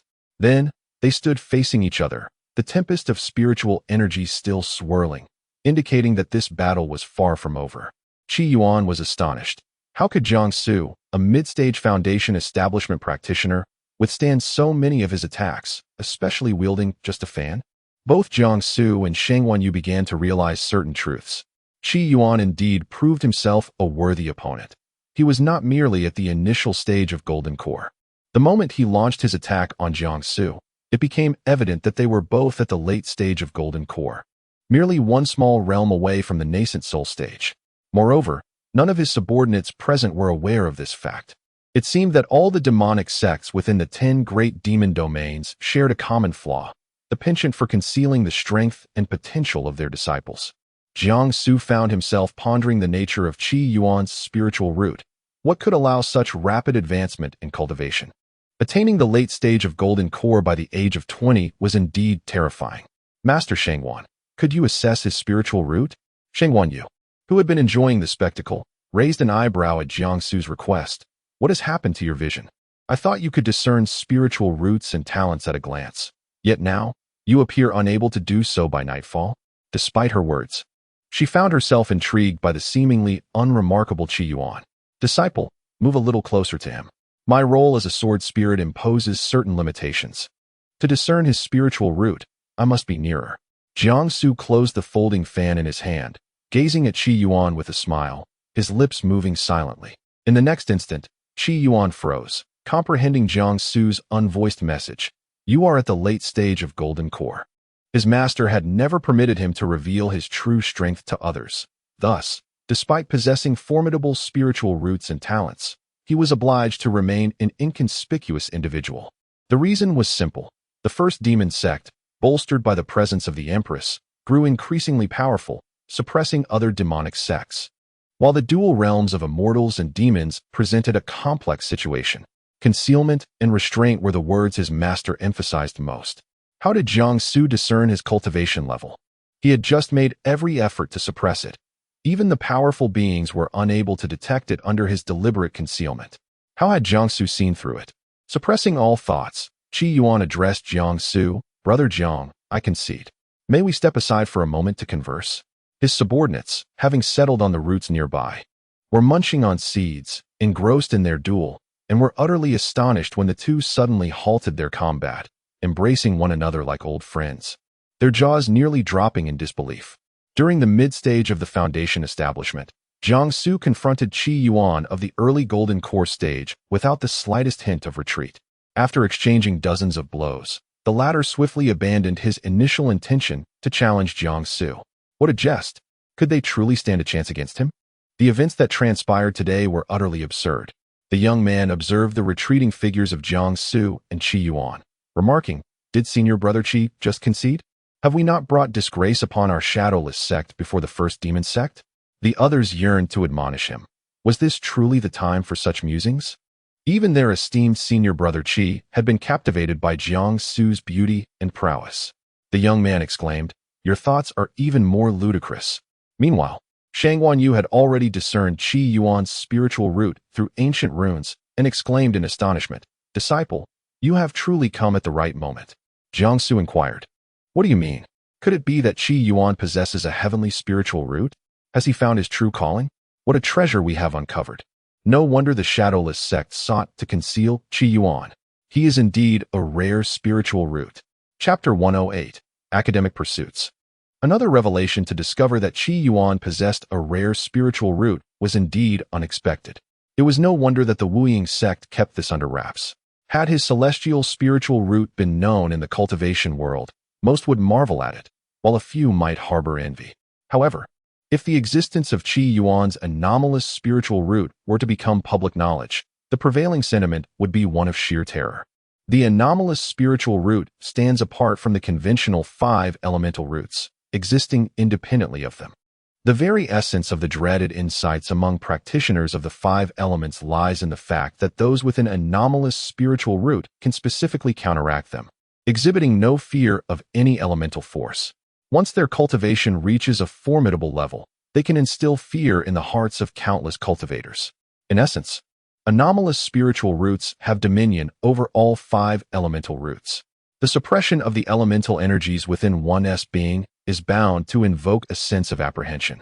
What is more alarming is that such an individual has emerged from the demon domain. If the celestial realm were to learn of this, it would undoubtedly incite widespread panic. Shang Wanyu yawned, expressing her astonishment at Qi Yuan's spiritual root before feeling drowsy.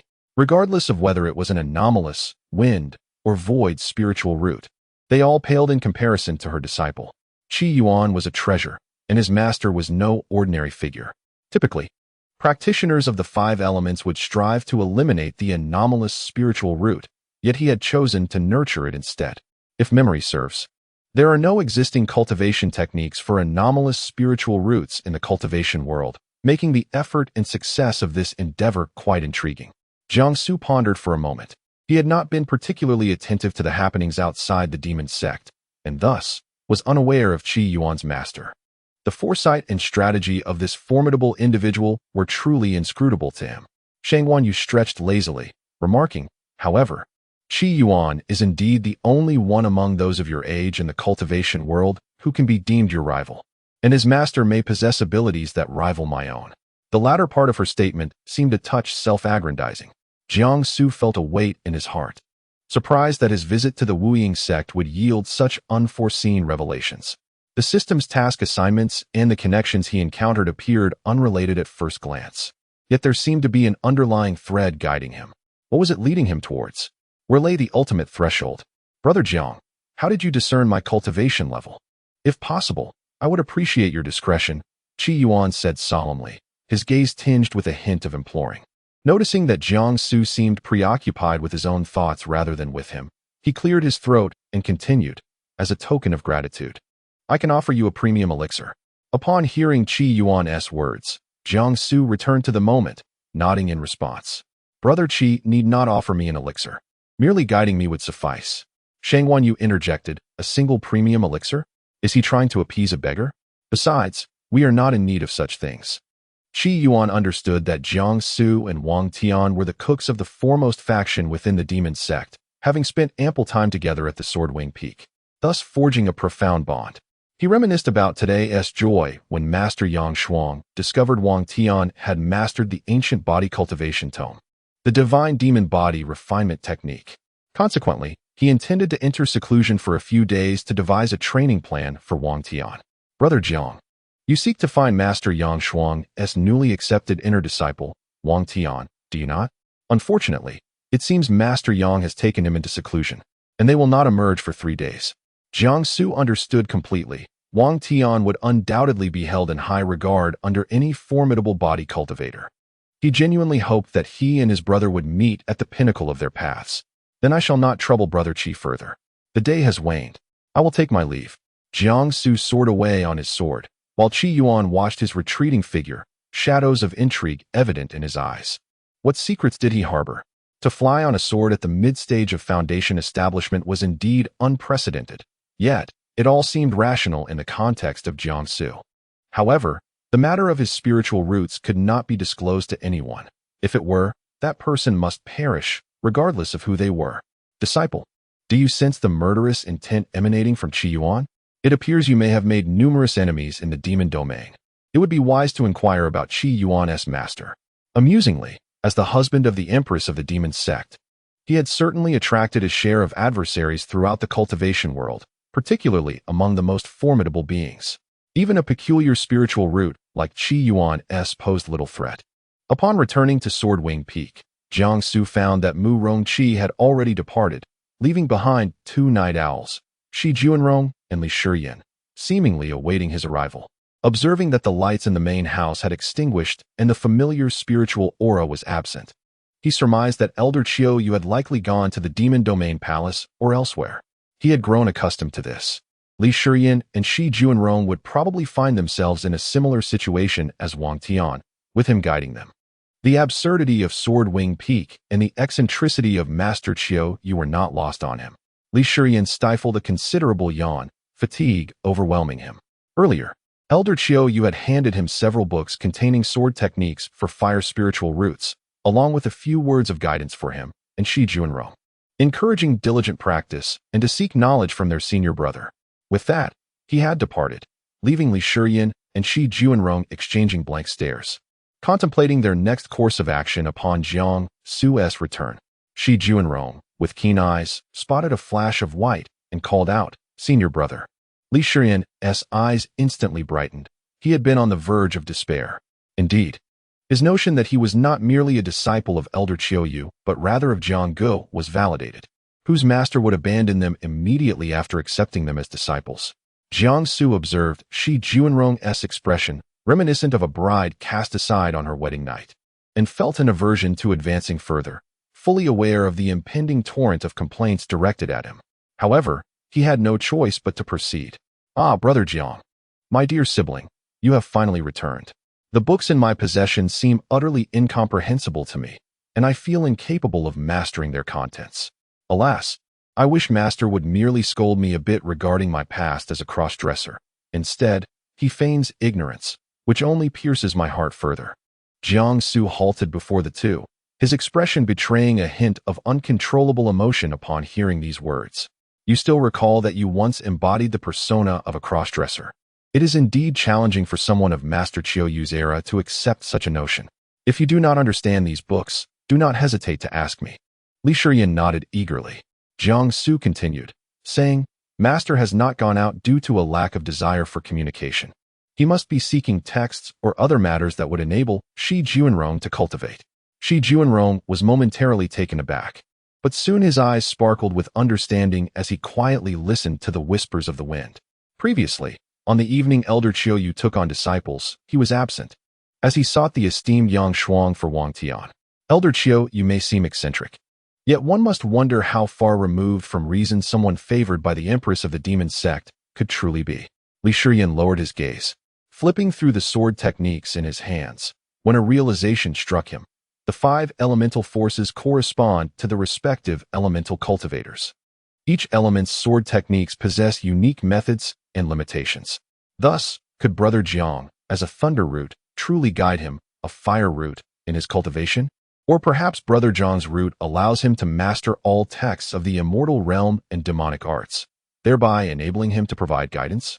Observing Li Shiyan's dazed expression, Jiang Su gently patted his head, prompting an immediate grimace of pain from Li Shiyan.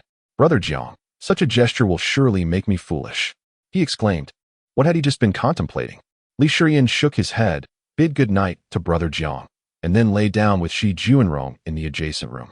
Shi Juanrong's obsidian-like eyes lingered on the moonlight outside for an extended period before rolling his eyes. For the moment Li Shiyan's head touched the pillow, he began to snore.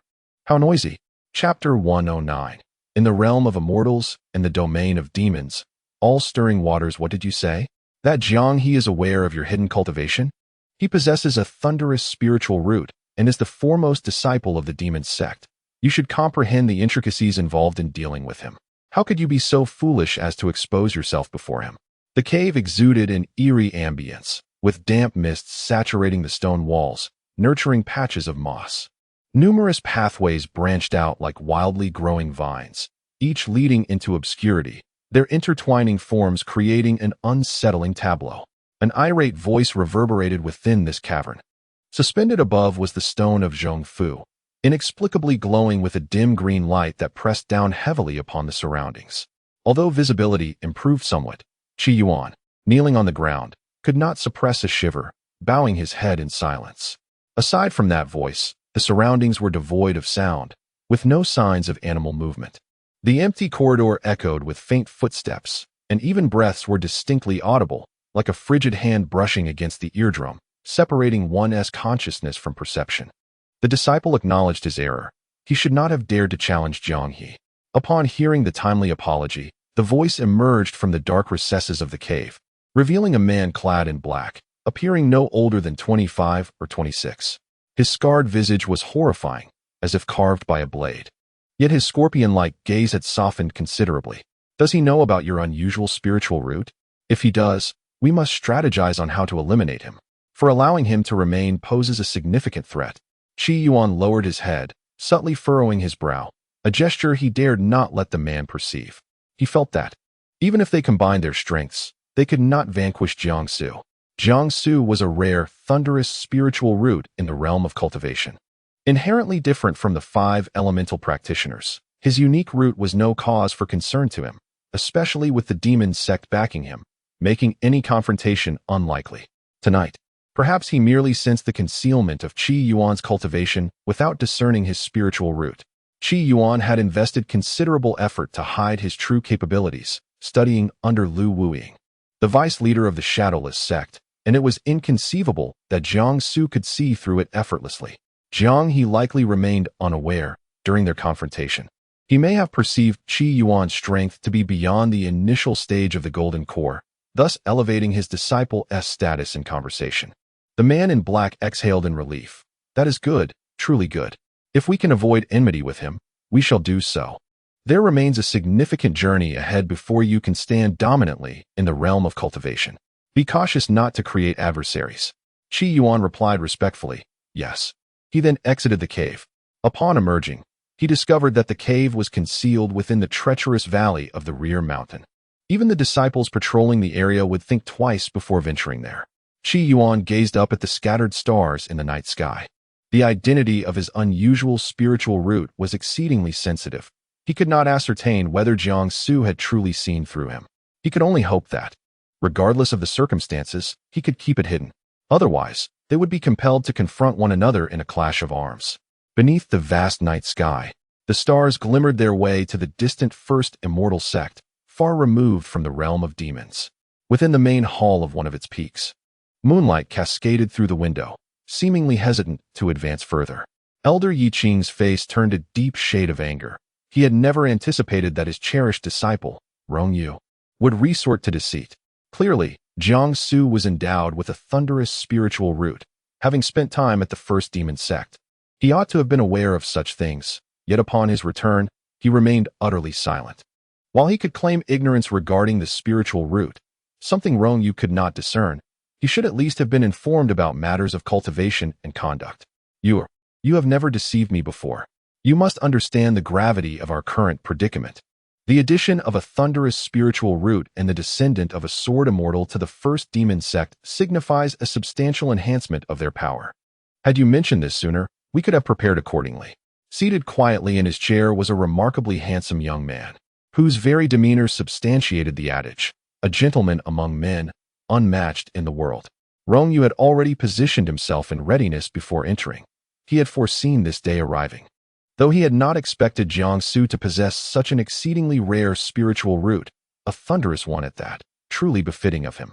Master, it is my oversight. I humbly accept the consequences. Elder Yiqing clapped his hands and paced the room several times, sighing heavily.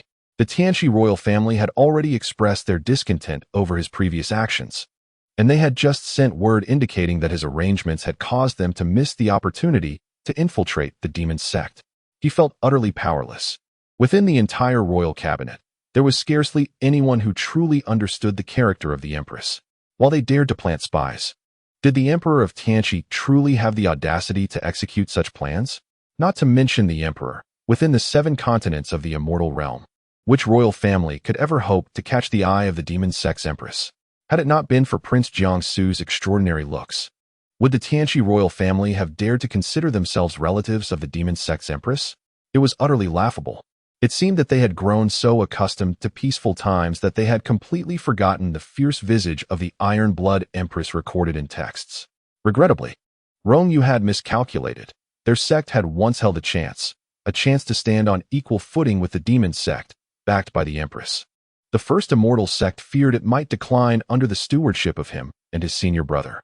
The immortal sovereign had been in seclusion for a century, with no sign of emerging, and should he perish while attempting to break through to a higher realm, it would spell doom for the entire immortal domain.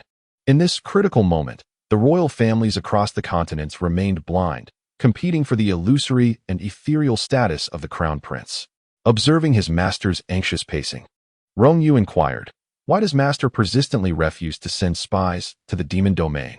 This is a well-known matter. And does the demon domain not also have numerous spies in the immortal realm?" Yiqing remained silent for a moment, then replied, "No. It is not that we do not arrange for individuals to infiltrate the demon domain. Rather, it is that we cannot do so with the first demon sect." Rongyu furrowed his brow, questioning, "Why? What is so special about the demon sect?" The 4 elders of the demon sect were all appointed by the Empress. "During your time there, did you have any interactions with Elder Lin Tian?" As Rongyu reminisced, it was merely a matter of being favored by the Empress. Conveniently positioned as an elder in the early stages of the nascent soul, his presence within the demon sect was rather insubstantial, having never even taken on a disciple. What was so remarkable about that? Yiqing gazed at the moonlight, his voice tinged with an icy chill. Arranging for a covert agent within the demon sect is unfeasible. Once one becomes a disciple, Lin Tian inscribes a rune upon them. With this rune embedded, even if the agent wished to convey information, it would be impossible. Lin Tian will only release what the Empress intends to unveil, perpetually. A shiver ran down Rongyu's spine. Who could have anticipated that an elder with such a faint presence possessed formidable runecrafting abilities? It is crucial to remember that anyone whom the Empress chooses to engage with or admire is beyond the reach of the common individual. They must possess extraordinary qualities. By the way, what is the nature of Jiang He's relationship with the Empress? Rongyu pondered the ambiguous and unspoken tension between the two before finally managing to utter, "Quite good." Indeed, it must be attributed to his exceptional thunder spirit root. The Empress has a penchant for geniuses, which is quite normal. Rongyu silently sipped his tea. No, it is his looks and personal charisma that have garnered attention. Meanwhile, Jiangsu, seated before his desk and still awake, suddenly sneezed. Chapter 110, The Secret Visit of Shu Zi. The return of a killer Shu Zi had nearly succumbed to slumber when Jiangsu's sudden sneeze roused him. Stretching languidly, he jested, "A sneeze, a good omen. Perhaps your wife is thinking of you." Jiangsu chose to ignore him, engrossed in the texts previously shared by Wen Shu Zi and Elder Qiuyu. He needed to hasten his reading, especially with the addition of Li Shiyin and Shi Junrong. Li Shiyin was manageable, possessing a fire spirit root, aligned with his master's element, requiring little concern. However, Shi Junrong's 5 spirit root posed a challenge, akin to the rare spirit root. There existed no celestial tomes or magical techniques suitable for their cultivation in this realm. In the deep of night, the light in the left chamber of Swordwing Peak remained aglow. Moonlight cascaded into the room, enveloping a young man in white attire, casting a luminous aura around him as he sat earnestly at his desk, engrossed in his book. "Disciple, are you truly foregoing sleep? While those on the path of cultivation must strive for the supreme realm, our heavenly spirit root allows us to absorb spiritual energy even in slumber. There's no need for such sacrifices. You could dedicate more time to these texts during the day. A millennium ago, Shu Zi mused, as long as one breathes, one ascends. Ah, the heavenly spirit root is indeed enviable. The voice within the Qian Yuan sword continuously echoed his thoughts, yet when he noticed Jiang Su's silence, he employed his ultimate tease, murmuring, beware of losing all your hair. You might transform into a balding uncle. Imagining Jiang Su as a bald man, he was disheartened to find that even in such a state, his disciple would remain undeniably handsome. Sleep if you wish. I have no intention of resting. Shu Zi's gaze dimmed, as if drawn into the night itself, his expression inscrutable. Regrettably, Jiang Su remained absorbed in his reading, oblivious to the Qian Yuan sword's musings. Disciple, cherish this time to sleep. The world of cultivation is on the brink of tumult. How long can you continue to enjoy such tranquility? Are you so occupied because of Chun Pingxing's descendant, Shi Junrong? Jiang Su, upon encountering a particularly obscure passage in the medical tome, was integrating when Shu Zi's annotations to decipher its meaning and nodded in response. Indeed, there existed no established principles for the cultivation of 5 spirit roots. Chun Pingxing had faced numerous trials in his time, engaging in body refinement and spirit tempering. His true breakthrough came unexpectedly within the Spirit Awakening secret realm, where he discovered the 5 Spirit Sutra, an ancient text, the only one transcending worldly laws, suitable for cultivation by practitioners of the 5 spirit root. A secret realm? Discovered by chance. Did this not fit the archetype of a certain protagonist? The esteemed sword cultivator Chun Pingxing had ascended the ranks of the cultivation world despite his initially deemed wasteful 5 spirit root, ultimately achieving transcendence. Even without a system or external aid, he epitomized the essence of a quintessential hero. Master Shangwan implied that I need not overly concern myself with Shi Junrong's cultivation, but should venture into the Lingqi secret realm to procure the 5 spirits technique for him. Shangwan, you nodded. The Lingqi secret realm is not an easily traversable place.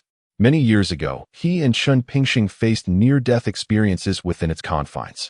Although they did acquire numerous treasures, countless cultivators have perished therein.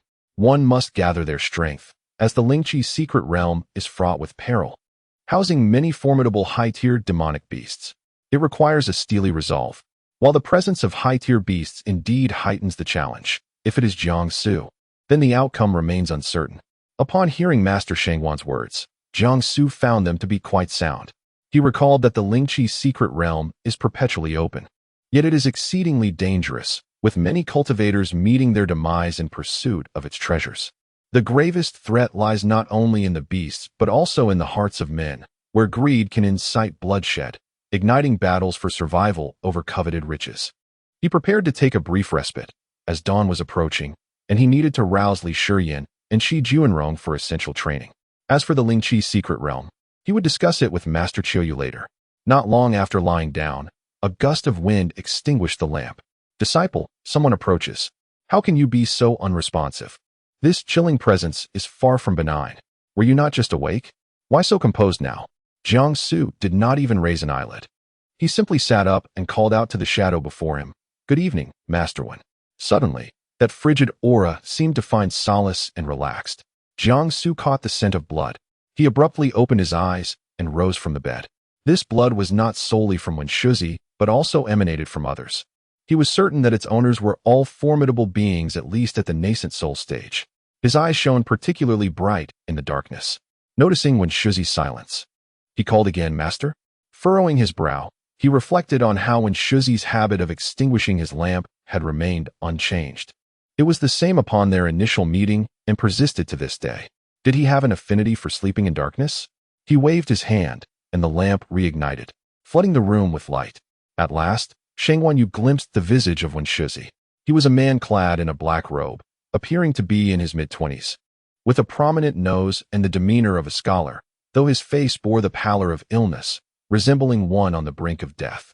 His body was marred with numerous wounds, some so deep that they penetrated to the bone, blood streaming forth and pooling on the ground, a sight most macabre. Is this your renowned medical master?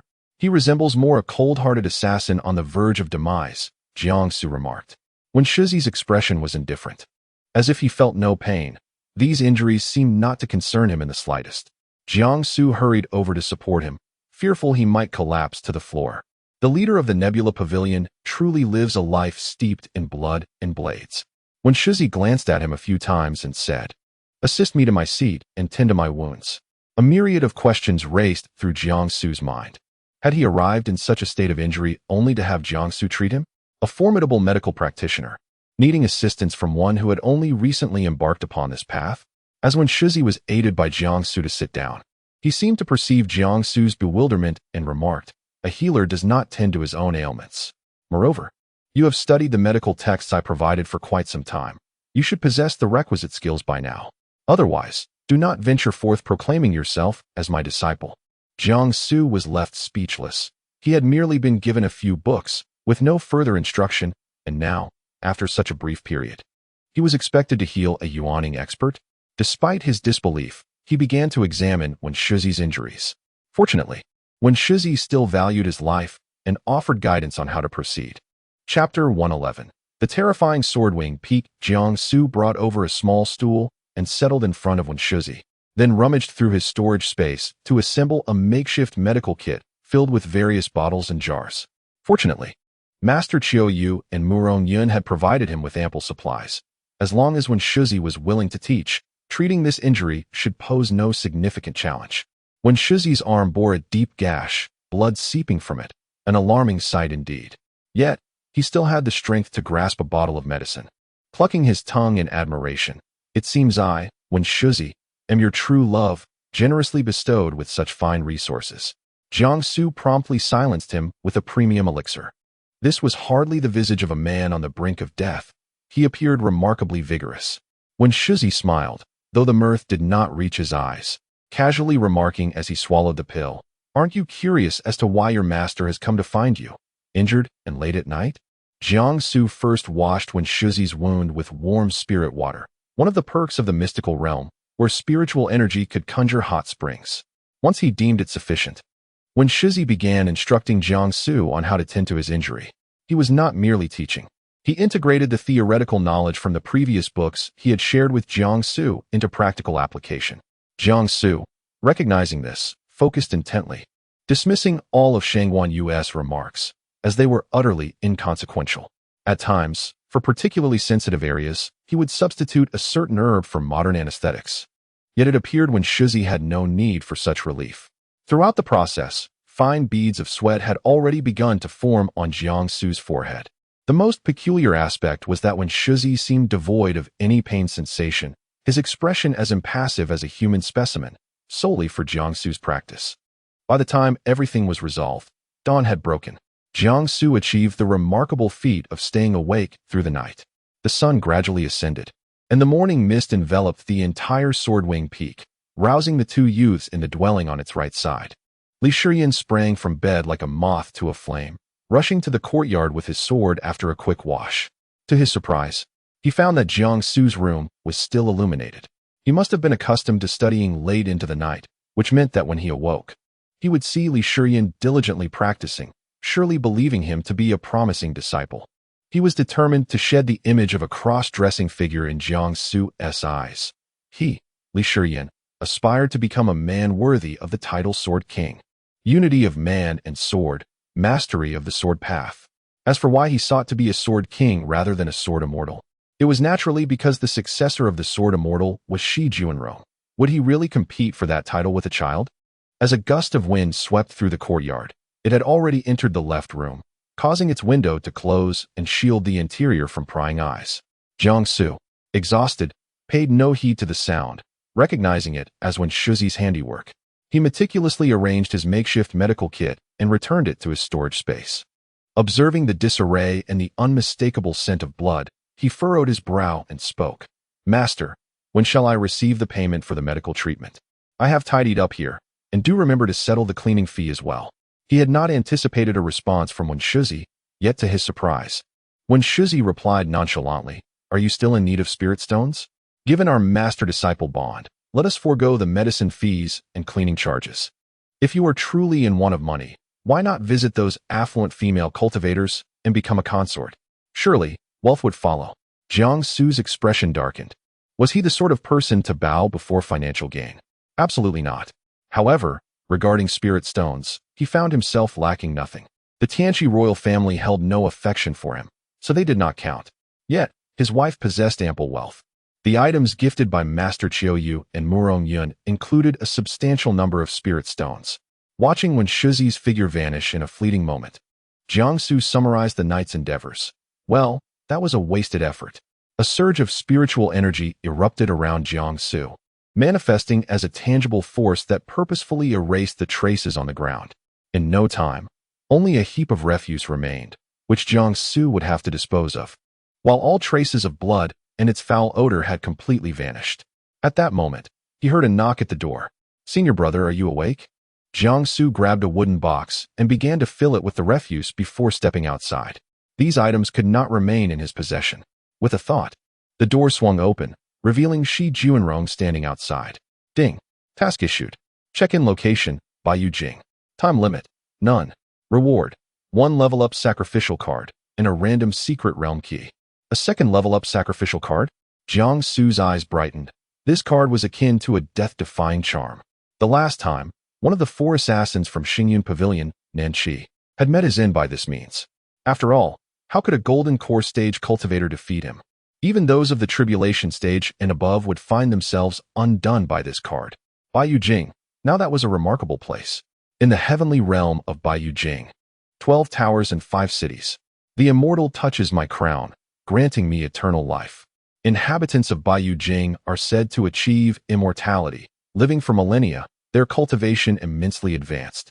Having witnessed many events in the realm of cultivation, due to the constraints of the heavenly Tao's order, they could only operate within established rules, rendering them exceedingly mysterious. It is said that in this millennium, one could only encounter the denizens of Baiyu Jing during the Celestial Alliance Conference. System, to reach Baiyu Jing. I require not only the route but also an invitation, he noted, for it is said only those of the tribulation stage and above can obtain such an invitation. His implication was clear. He needed the system to prepare an invitation for him. Ding. The Baiyu Jing invitation has been placed in the host storage space. This left Jiangsu momentarily stunned. Why was the system so compliant? What treasures or events awaited in Baiyu Jing? Senior brother, good morning. You should check on Li Shiyin. He seems to have lost his sanity.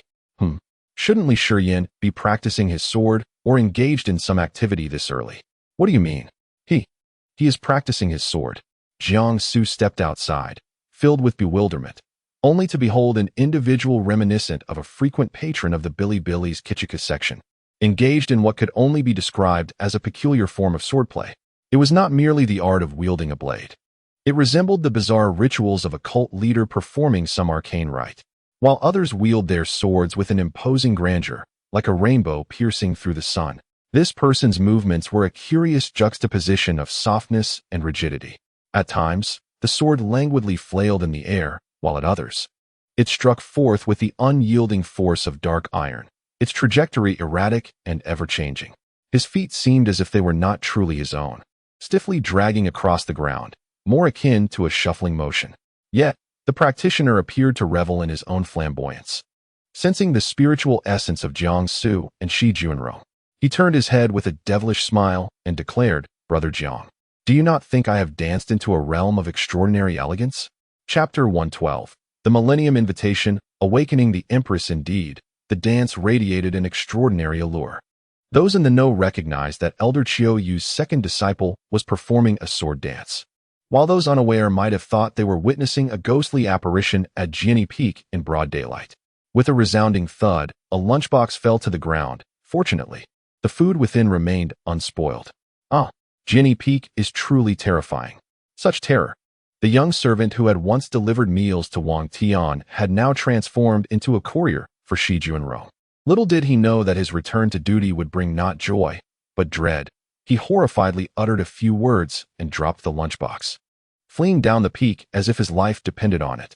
Inside the Qian Yuan sword, Shang Wanyu once again convulsed with laughter at Li Shiyin's spectacular antics. This person is simply delightful. It is hard to fathom how the masters in his family who taught swordsmanship managed to endure him. It is utterly absurd. However, with him around, one's cultivation journey becomes quite entertaining. Li Shiyin, wearing an innocent expression, approached his brother Jiang, inquiring, "Brother Jiang, What has befallen that young servant? Could it be that he is also captivated by my grace? Upon hearing this, Shi Juanrong dashed off to retrieve his poor lunchbox, while Jiang Su could only facepalm in exasperation. Aside from Xiao Qingqing, you might just become famous in this demonic sect, Li Shiyan remarked at last. I have cleared my name. But why do I sense something peculiar in Brother Zhang's demeanor? Originally, Jiang Su had intended to visit Bai Yujing today and planned to have Li Shiyan teach Shi Juanrong some basic sword techniques. However, given the current circumstances, it might be better to allow Shi Juanrong to learn independently. Even if Li Shiyan were to instruct him, Shi Juanrong might not be willing. Jiang Su retrieved the Taiching sword cannon from his storage space and handed it to Li Shiyan.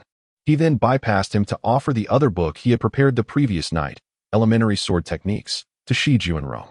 You too shall practice the sword techniques I have provided on Jinny Peak today. I have matters to attend to and am uncertain when I shall return. Shi Juanrong followed closely behind, perplexed. Surely, Brother Jiang was jesting. The book given to him by Master Qiu Yu is not of such a high difficulty as the Taiching sword cannon. Even if he attempted to learn it, it would take him quite a while to master. Senior brother, where are you headed? Jiang Su replied succinctly, Bai Yujing, before soaring away on his sword, leaving no opportunity for Li Shiyan to chatter further. Remaining any longer would surely lead to his demise at the hands of Li Shiyan's incessant prattle. Wow, Shi Juanrong, did you just hear Brother Jiang mention Bai Yujing? ISNT, that place typically reserved for invitations to those at the transcendent stage and above? How could he have already received an invitation? Truly astounding. He is indeed remarkable. The wind howled around Jiang Su, enveloping him in its embrace. System, guide me to Bai Yujing. As soon as he uttered these words, a map appeared in his mind, revealing a green route before him. It must be said, this route was indeed lengthy. Bai Yujing was remarkably far from the demonic sect. Had he not just attempted to use the teleportation array and discovered its ineffectiveness, he would not have resorted to flying. Following the route, he walked for about an hour before finally arriving at his destination. He, too, is a licensed driver, a seasoned veteran on the road, entirely unperturbed. Yet, the White Jade capital seems rather hastily constructed. Before him lies a series of barren mountains, devoid of any greenery, resembling a desolate wasteland. The system's guidance has never erred. Could it be that something must be triggered to truly enter the White Jade capital? Shangguan Yu exclaimed in astonishment. Goodness, has the White Jade capital, one of the four great powers of the lower realm, truly fallen to such desolation in merely a millennium? I did not attend the appointment back then, yet Chen Pingxing did, and he described it as a paradise. One could find the White Jade capital by entering through an ancient tree. Are you certain this is the right place? 1,000 years have passed, and much has changed. I am confident I have not come to the wrong location. This, indeed, is the entrance to the White Jade capital.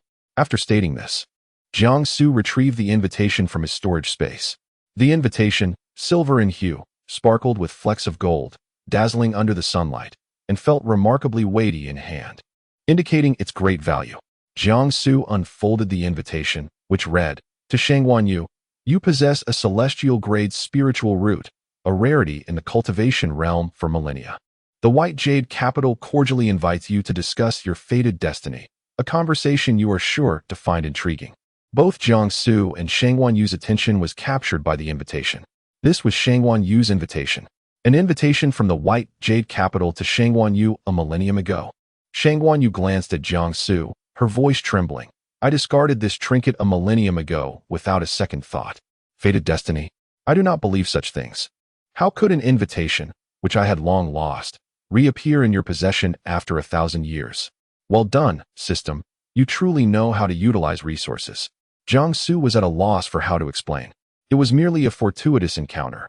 Shangguan Yu pondered, recognizing that Jiang Su indeed bore great fortune to possess something from a millennium past.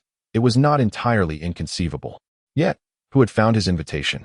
She distinctly remembered discarding it deep within a forested secret realm, not in a remote mountain.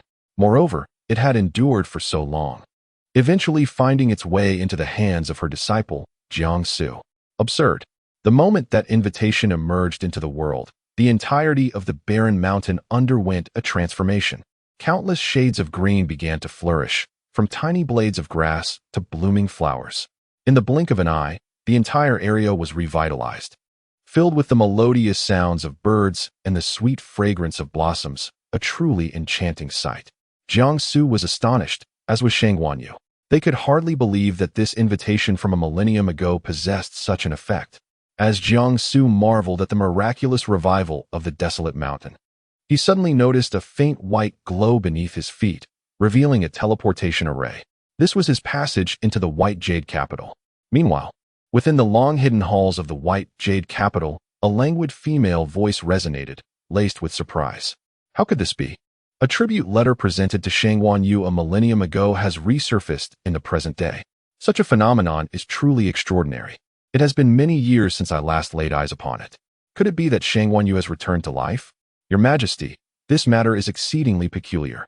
How can a letter bestowed upon him 1,000 years ago emerge once more in our time? I fear there may be someone with ulterior motives seeking to uncover the truths of Baiyu Jing. Allow me to lead a contingent of patrolling disciples to the palace's outer perimeter to investigate. A gust of wind stirred the delicate silk curtains within the hall, unveiling the breathtaking visage of the woman reclining upon the throne. Her lips bore a subtle hue, and her enchanting eyes sparkled as she gazed upon the black-clad woman kneeling before her. Very well. You shall go and see for yourself what manner of person possesses such extraordinary fortune to breach Baiyu Jing. Understood. Chapter 113. Commencing the search at the palace entrance, Jiangsu stood resolutely at the center of the formation, and in an instant, a radiant light enveloped the entire area, obscuring his vision. All he could perceive was an exceedingly intense white glow that eclipsed every hue. As a violent tremor shook the ground, he felt the original terrain begin to descend beneath him. Shang Guanyu, perplexed, remarked, "Is this White Jade Capital truly situated underground?" Once Jiangsu regained his footing, the blinding light gradually receded. Before him emerged an extraordinarily majestic palace, breathtaking in its grandeur. Surrounding the palace were ancient trees, each soaring skyward as if reaching for the heavens. Lush greenery adorned the landscape, with crimson walls and golden tiles shimmering resplendently. The teleportation formation beneath his feet had slowly dissipated, fading to the point of near invisibility, and simultaneously, the precious and somewhat eerie invitation in his hand vanished as well. Golden powder fell to the ground, bestowing a fresh attire upon the meadow. As Jiangsu took a few steps forward, he noticed that while the palace remained stationary, it felt as though he had not advanced an inch closer. Frowning, he perceived the palace as if it were suspended in the clouds, distant and unattainable. How on earth was he to reach it? The area was densely populated with ancient trees. Disciple, it would be prudent not to take risks without knowing what lies within, cautioned Shang Guanyu. Ancient trees? Jiangsu chuckled, replying, Master Shangguan, did you not mention that the venerable sword immortal Chun Pingxing accessed the White Jade Capital through an ancient tree? This cluster seems to be just that. It appears we must venture inside. No sooner had he spoken than several crows flitted through the ancient trees, emitting peculiar cries. In an instant, the entire area fell silent. The crow's eyes glinted with an uncanny light, fixating unwaveringly on this unexpected visitor. Were it not for the fact that Shang Guanyu was currently confined within the Qinyuan sword, he would have surely rushed out to eradicate these ominous creatures. Disciple, be cautious, he warned. Jiangsu nodded, then turned to enter the dense thicket on his left. The crunch of dry twigs beneath his feet mingled with the rustle of fallen leaves, and the sporadic cawing of the crows created a symphony of sounds. The path ahead gradually widened, and the wind's whispers softened. Unfazed, Jiangsu pressed forward until he reached a lake. The surroundings of the lake were most peculiar. There were no fallen branches or leaves, and even the ground bore no trace of moisture, dry to the point of desiccation. Above the lake loomed a waterfall, exceedingly bizarre. Water flowed downward, yet this waterfall ascended, as if something above was siphoning the lake's waters. Just as Jiangsu approached the edge of the lake, a fleeting shadow darted across his vision, vanishing into the waterfall. Regardless of what that entity might be, it was evidently beckoning him toward the cascade. Jiangsu smiled, but the smile faded almost as swiftly as it appeared. Upon perceiving the fleeting shadow, Shang Guanyu swiftly discerned its cultivation level and remarked nonchalantly, Disciple, this entity is merely engaging in theatrics. It is but a nascent stage practitioner. Come, let us demonstrate the majesty of an elder brother. What secrets lie within this waterfall? Might there be clues to the ancient trees leading to Baiyu Jing? Or is the true entrance concealed within the dense thicket to the right? For now, let us venture forth and investigate. Jiang Su, still pondering, heard Shangwan use words and replied coolly, Master Shangwan, you seem to resonate quite well with Li Shiyan. You have a knack for supporting roles. With that, Jiang Su sprang onto the circular platform above the lake. The sudden increase in weight caused the platform to slide downward, as if it intended to draw him into the depths of the lake. He summoned a barrier of spiritual energy around himself and then soared into the torrent of the waterfall, remaining untouched by a single droplet despite the tumultuous currents. Inside, the cave was shrouded in eerie darkness, as though sunlight had never graced this place. Outside, the lake and waterfall enveloped the stone walls in damp mist, nurturing patches of moss, most of which had turned black. Numerous diverging paths sprawled before him like wild vines, each leading into an unknown abyss, leaving him uncertain of which route would prove correct. What scenes would unfold should he choose wisely or err? Jiang Su closed his eyes, attuning himself to the ambience of the cave. Amidst the darkness, he sensed a faint spiritual presence, seemingly concealed by its owner, yet he managed to detect it. Furthermore, the individuals within bore only mid-stage golden core cultivation, a trivial concern indeed. He could only hope there were no other troublesome entities lurking here. Why must entering by Yujing be so arduous? The search for entrances and clues proves vexing. Even after gaining entry, he remained oblivious to the trials that awaited him. It was no wonder that the system's current sign-in task offered an advanced sacrifice card as a reward, a challenge far exceeding any he had previously encountered. Upon opening his eyes anew, he followed the path he had just sensed toward a fork in the cave. At that moment, within the depths of the cave, an alluring female voice echoed in the stillness. Ah, this young gentleman, resembling an immortal, has managed to accurately discover the route leading here. How delightful. I must engage him in some playful antics. Another female voice, frigid and devoid of emotion, responded, a mere mid-stage foundation establishment boy. Play with him as you wish. But do not let him perish, lest we face repercussions with that imperial maiden. Ah, understood. Is the heartless demoness truly such a person? This young gentleman is too charming to slay. Moreover, he seems rather intriguing. He is perfect for indulging in delightful games. Meanwhile, Jiang Su navigated through the peculiar paths of the cave without deviation, arriving at its deepest recess. Here, the space opened up, and the surroundings brightened considerably, shrouded in mist. At the center of this depth lay a hot spring, where a female cultivator soaked, her back turned toward Jiang Su. Sensing Jiang Su's arrival, she turned around with a playful smile and exclaimed, "Which young master has ventured into my domain?" Shangwan Yu called out, recognizing the situation. Had this female cultivator not been attired, it was likely that Jiang Su would have drawn his sword immediately. After all, his disciple, upon beholding Su Wuyo's long legs, had remarked that a person so splendid should not be operating a tractor, such a waste indeed. Had she been unclothed, he would have undoubtedly struck without hesitation. The female cultivator gazed adoringly at Jiang Su's flawless visage, and noticing his impassive demeanor, which suggested he had no intention of acknowledging her, she remained unperturbed, giggling. "Why are you ignoring me? I simply came out to see you." Jiang Su surveyed his surroundings. Aside from this singular entity before him, any potential fortune or clue must surely lie with her. The enchanting female cultivator gracefully emerged from the hot spring, her gaze fixated intently upon Jiang Su. Chapter 114. The heartless demoness in the game. To her surprise, the ethereal youth, resembling a celestial being, did not spare her a glance. His demeanor suggested he was a rigid sword cultivator. She gracefully approached Jiang Su, each step a dance of elegance. However, just as she was merely 2 steps away from him, her foot slipped unexpectedly, and with a startled exclamation, she found herself tumbling towards Jiang Su. As if devoid of bones, Jiang Su, his expression impassive, deftly sidestepped her. The female cultivator was taken aback. She had thought Jiang Su to be a gallant figure, yet he had chosen to evade her despite her overt advances. Stunned, she acknowledged the slickness of the ground and, in a comically awkward posture, fell to the ground. Qi Wuxin trembled with indignation, recalling her past as the formidable heartless demoness who once captivated countless male cultivators. How had she encountered such an oddity today? The corners of her mouth twitched involuntarily. Jiang Su, it seemed, was not one to accept her charms. He was rejecting her allure as if it were a punishment. If he was unwilling to engage, she would not hesitate to show him a different side of herself. A mere mid-stage foundation establishment youth believed himself to be invincible?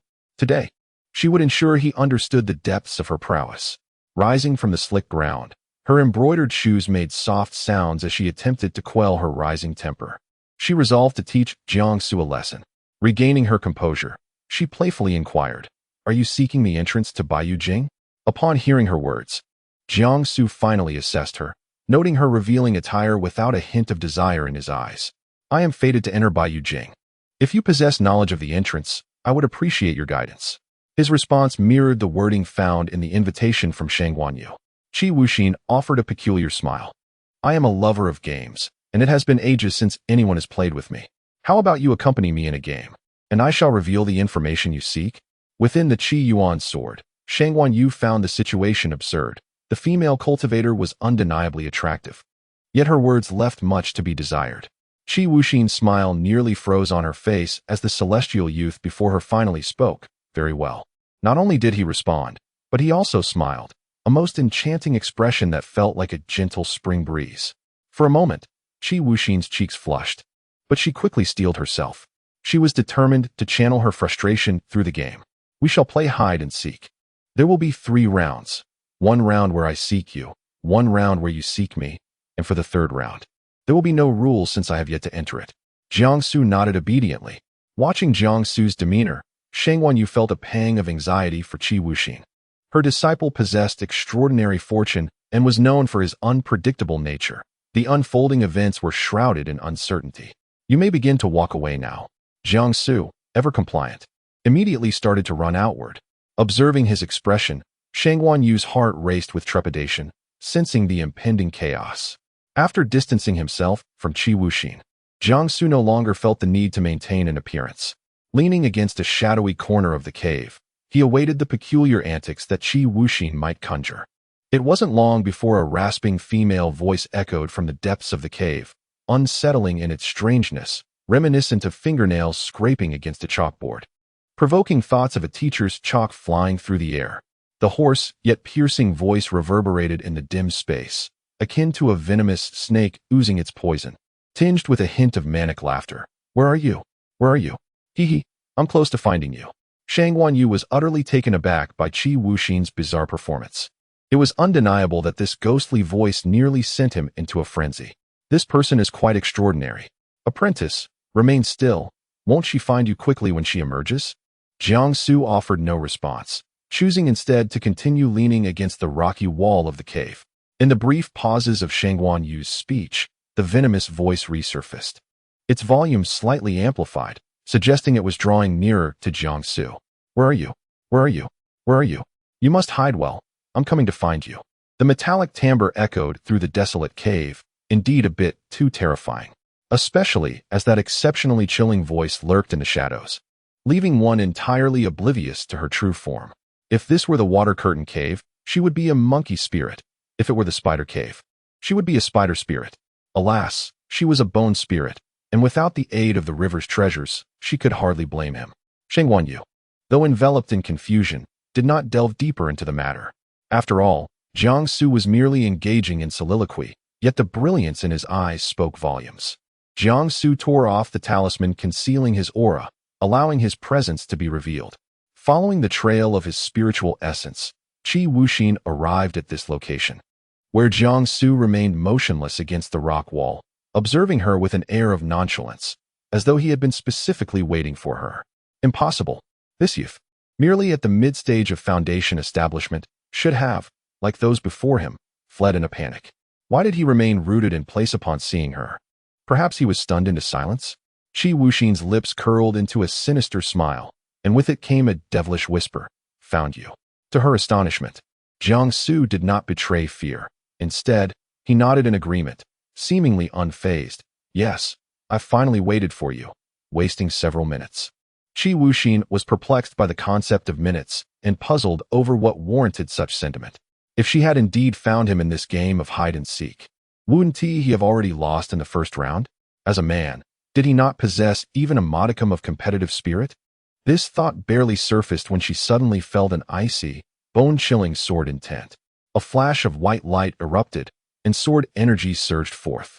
Jiangsu withdrew a folding fan from his sleeve, gripping it firmly as he advanced toward Qi Wuxing. She was taken aback. What on earth is this boy's method? How can his sword energy be so formidable? It's as if he were born a sword body. Moreover, how could her cultivation merely appear to be at the mid-stage of foundation establishment? It was evidently superior. Today, she had truly summoned a formidable adversary. Alas, she should never have engaged in this game of hide and seek. She urgently needed to let Jiangsu out. She had erred in underestimating Jiangsu's capabilities. The fool was, in fact, herself. Shang Wenyu remarked, "Ah, you guessed correctly. As a reward, here is a set of sword techniques." She hastily summoned her innate sword, barely managing to counter Jiangsu's onslaught. Jiangsu's movements were so swift that they blurred into obscurity, the folding fan slicing through the serene air with a resonant hum. The fan left behind a series of cold, lingering shadows, coalescing into a fierce blade wind akin to a galloping steed, aimed directly at Qi Wuxing. Chapter 115. The game concludes. The instance begins. Jiangsu did not resort to his lethal techniques, nor did he wield excessive force. Shang Wenyu observed keenly, realizing that if his disciple truly intended to slay Qi Wuxing, a mere display of pressure and the emergence of the Qianyuan sword would have resulted in her decapitation long ago. However, it was not merely an act of chivalry. Leaving Qi Wuxing alive granted access to the Baiyu capital. The master of Baiyu capital would never tolerate such a presence near the palace. It was evident that she had some connection to the realm itself, though Jiangsu refrained from using overwhelming force. The relentless gusts of sword wind still sent Qi Wuxing flying a considerable distance, eliciting a shrill cry of distress. His disciple, indeed, showed no mercy towards the fairer sex. Qi Wuxing scrambled to her feet, her face a mask of terror as she gazed at Jiangsu. I shall never again look down upon those of lesser cultivation. No, you are superior to me. I dare not harbor ill thoughts against you. You are my elder brother. Jiangsu was taken aback, realizing that Qi Wuxing had been silently reprimanding him in her thoughts. Initially reluctant to engage with a young woman, he remembered that the game of hide-and-seek had yet to conclude. Thus, he smirked and remarked, "It is time for the next round." Standing in a daze, Qi Wuxing blinked in confusion. Huh? What? Hide-and-seek, of course. A sudden gust of wind mysteriously swept into the cave, carrying Jiangsu's words to Qi Wuxing's ears. His tone was gentler than the softest breeze, yet inexplicably, a chill crept into her heart, causing her to tremble. With a shriek, she dashed towards the depths of the cave, her sanctuary, where other spaces awaited, spaces Jiangsu was blissfully unaware of. Her singular thought was to escape. In her frantic haste, she retained a modicum of rationality and promptly activated a concealment talisman. She knew the cave like the back of her hand, and with swift movements, she soon left Jiangsu trailing behind. Uncertain of how long she had been running, silence enveloped her, and she crouched behind an immense boulder. Surely, Jiangsu could not find her here. It seemed he was in no rush to pursue. Soon, even his spiritual presence faded to a distance beyond her sensing capabilities. Qi Wuxing exhaled a sigh of relief, yet her racing heart remained unsettled, tightening once more with apprehension. In the desolate, narrow confines of the cave, a male voice suddenly echoed. It was laced with mirth, leisurely whispering in her ear, resembling the thunderous sound of a storm, shaking her to her core. Qi Wuxing heard Jiangsu's voice, reverberating against the stone walls, nearly sending her into oblivion. "Where are you? Where are you? Where are you?" Each repetition grew more eerie, piercing her heart with an uncanny resonance. Qi Wuxing was left dumbfounded. What the heck? Isn't that my line? You insufferable sword cultivator. What do you call this bullying of the elderly? Are you out of your mind? Is this amusing? Huh? Is this amusing, you wretched sword cultivator? The spectral male voice drew closer, as if each syllable were a needle piercing her eardrum, reverberating within the cave and amplifying its sinister and terrifying essence. Qi Wuxing felt on the verge of madness. So weak, pitiful, and helpless was she. What sin had she committed to warrant such a cruel fate? In her heyday, she was a dazzling flower of the demon realm, adored by countless male cultivators. How had she descended to such a wretched state? Wandering aimlessly would only lead to her detection. Thus, Qi Wuxing resolved to conceal herself behind a rock, remaining as silent as a chicken. listening intently to the incessant calls of "Where are you? Where are you?" Tears of sorrow welled in her heart. That young man in white was devoid of compassion. Oh, how unfortunate it was to be so cursed today. Her only curiosity had been to discern who possessed the invitation of the renowned Su Guanyue from a millennium ago, seeking entry into the white jade capital. Had she known that curiosity kills the cat, she might have refrained. In a fleeting moment of distraction, the relentless voices suddenly ceased. In the oppressive silence of the dim space, an eerie chill enveloped her, causing her to shudder involuntarily. What terrifying events awaited her? Just when the cavern, which should have been as tranquil as still waters, was pierced by a sudden gust of cold wind, a faint warmth brushed against her ear. Then came a whisper, almost akin to a devil-esque murmur, echoing the very tone she had just used. "Found you." It was as if a twin were speaking to her. Could anything be more terrifying? Even if she were informed that the imperial princess intended to execute her, it would not be more frightful than the present moment. Qi Wuxin, filled with dread, turned her head and was met with a face radiating warmth and mirth. His sword-like brows and starry eyes resembled a visage sculpted by divine hands. His gaze earnest and his eyes gleaming like obsidian. That smile nearly took her breath away. Standing mere inches apart, Jiang Su spoke in a gentle and buoyant tone. "I shall not harm you. I merely wish to know the location of the entrance to the white jade capital." Upon finishing his words, he immediately distanced himself from Qi Wuxin. Qi Wuxin thought, after a millennium, have those outside become so terrifying? Such dread, even if the white jade capital were to re-emerge. I would not venture out. Staying here is the safest course. She hastily rose to her feet, facing Jiang Su, and after struggling to calm her turbulent emotions, she finally said, I know, I will guide you." Jiang Su replied affirmatively. In the Qianyuan sword, Su Guanyue observed all of her disciples' unconventional actions. He mused, "Disciple, has your cunning nature been exposed? Whatever happened to the charming and graceful youth? Qi Wuxin has truly brought this upon herself. She sought to toy with others, but ended up being played instead." He recalled Qi Wuxin not for her fame, but for her bold confession to Qin Pingxing a millennium ago, which she had refused on the grounds of her revealing attire. I'll lead you," she whimpered. "If only you had revealed your cultivation sooner, I wouldn't have to play this game of hide and seek." Who could have imagined that a youth appearing as fierce as a warrior in mid-foundation establishment was, in truth, a late-stage golden core cultivator? After Qi Wuxin steadied herself, she took a few steps outside, only to unexpectedly slip and tumble forward, perhaps still reeling from the recent shock or the lingering fear. She cried out, fully expecting to fall disastrously, and was certain that the cunning youth Jiang Su would not offer her any assistance. With her eyes closed, she braced herself for the inevitable impact, but to her astonishment, a pair of hands gently grasped her waist, pulling her back. The moment their skin touched, it was a fleeting connection. Qi Wuxin's face instantly flushed crimson, her heart racing wildly. Observing her reaction, the spirit of Shangguan Yu within the Qianyuan sword couldn't help but cluck in amusement. "My dear disciple, your charm is indeed quite potent. Alas, it seems this heartless enchantress may have secretly developed feelings for you." Jiang Su had merely noticed the sharp stone in the spot where Qi Wuxin was about to fall, knowing that a fall there would surely result in a painful injury. Thus, he had lent her a hand. Now, hearing Shangguan Yu's teasing, 1,000 questions swirled in Jiang Su's mind. Chapter 116. The underwater gate opens. Entering the white jade capital, what is Shangguan Yu rambling about again? He merely assisted Qi Wuxin a little. "Since you know where the entrance to the white jade capital lies, then lead the way." Qi Wuxin gazed upon his handsome visage, now imbued with a hint of expectation.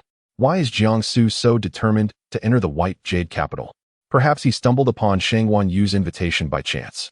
If that were the sole reason for risking his life there, what would become of him?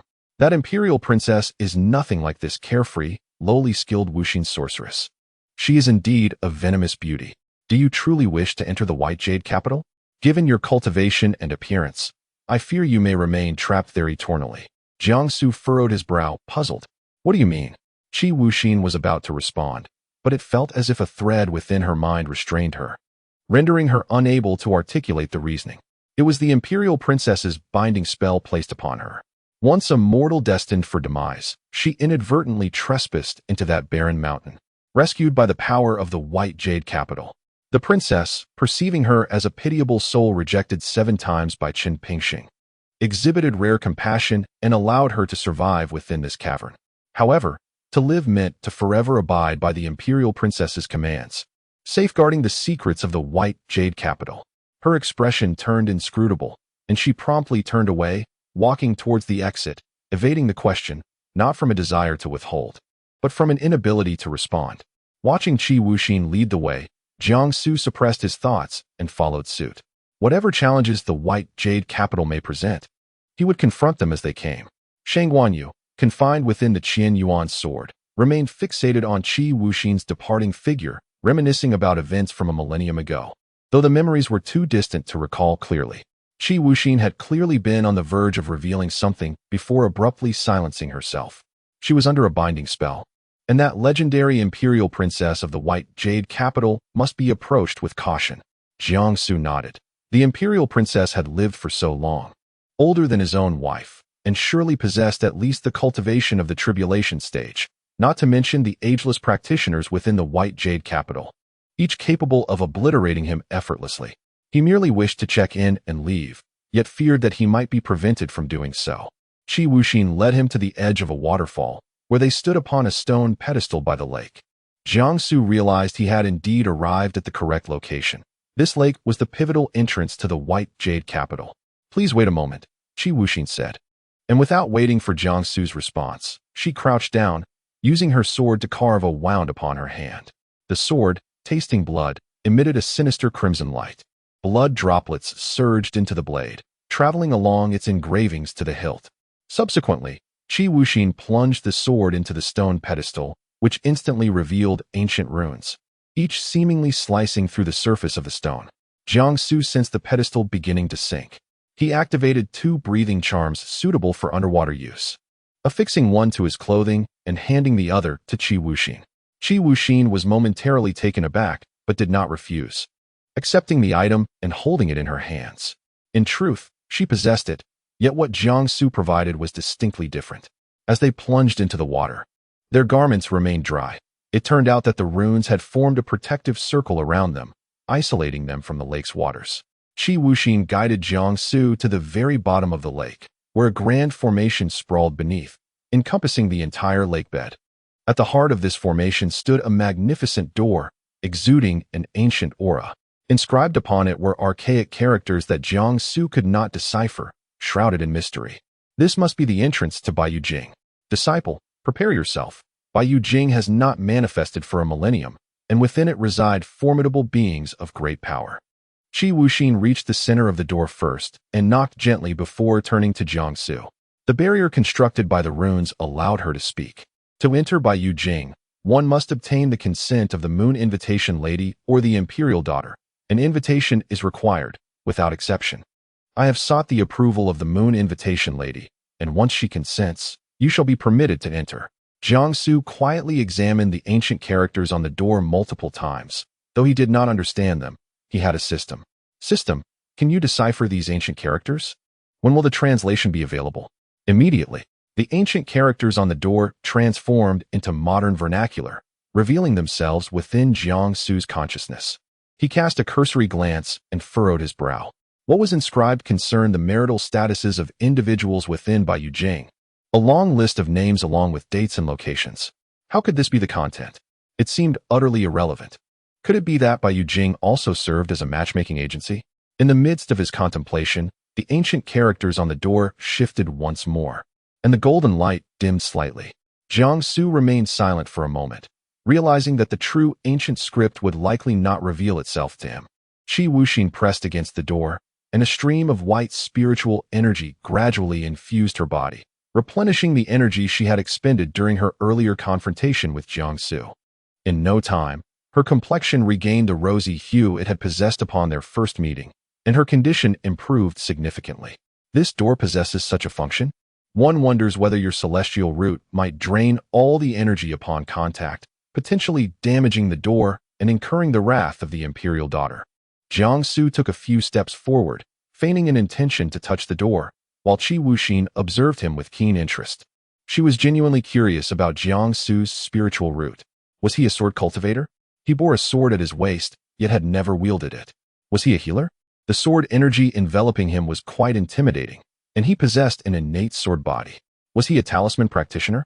The talismans appeared to be readily available, with no known origin.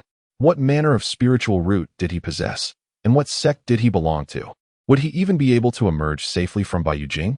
When Jiangsu stood approximately a fist's distance from the door, the heavy door submerged in the water began to open slowly.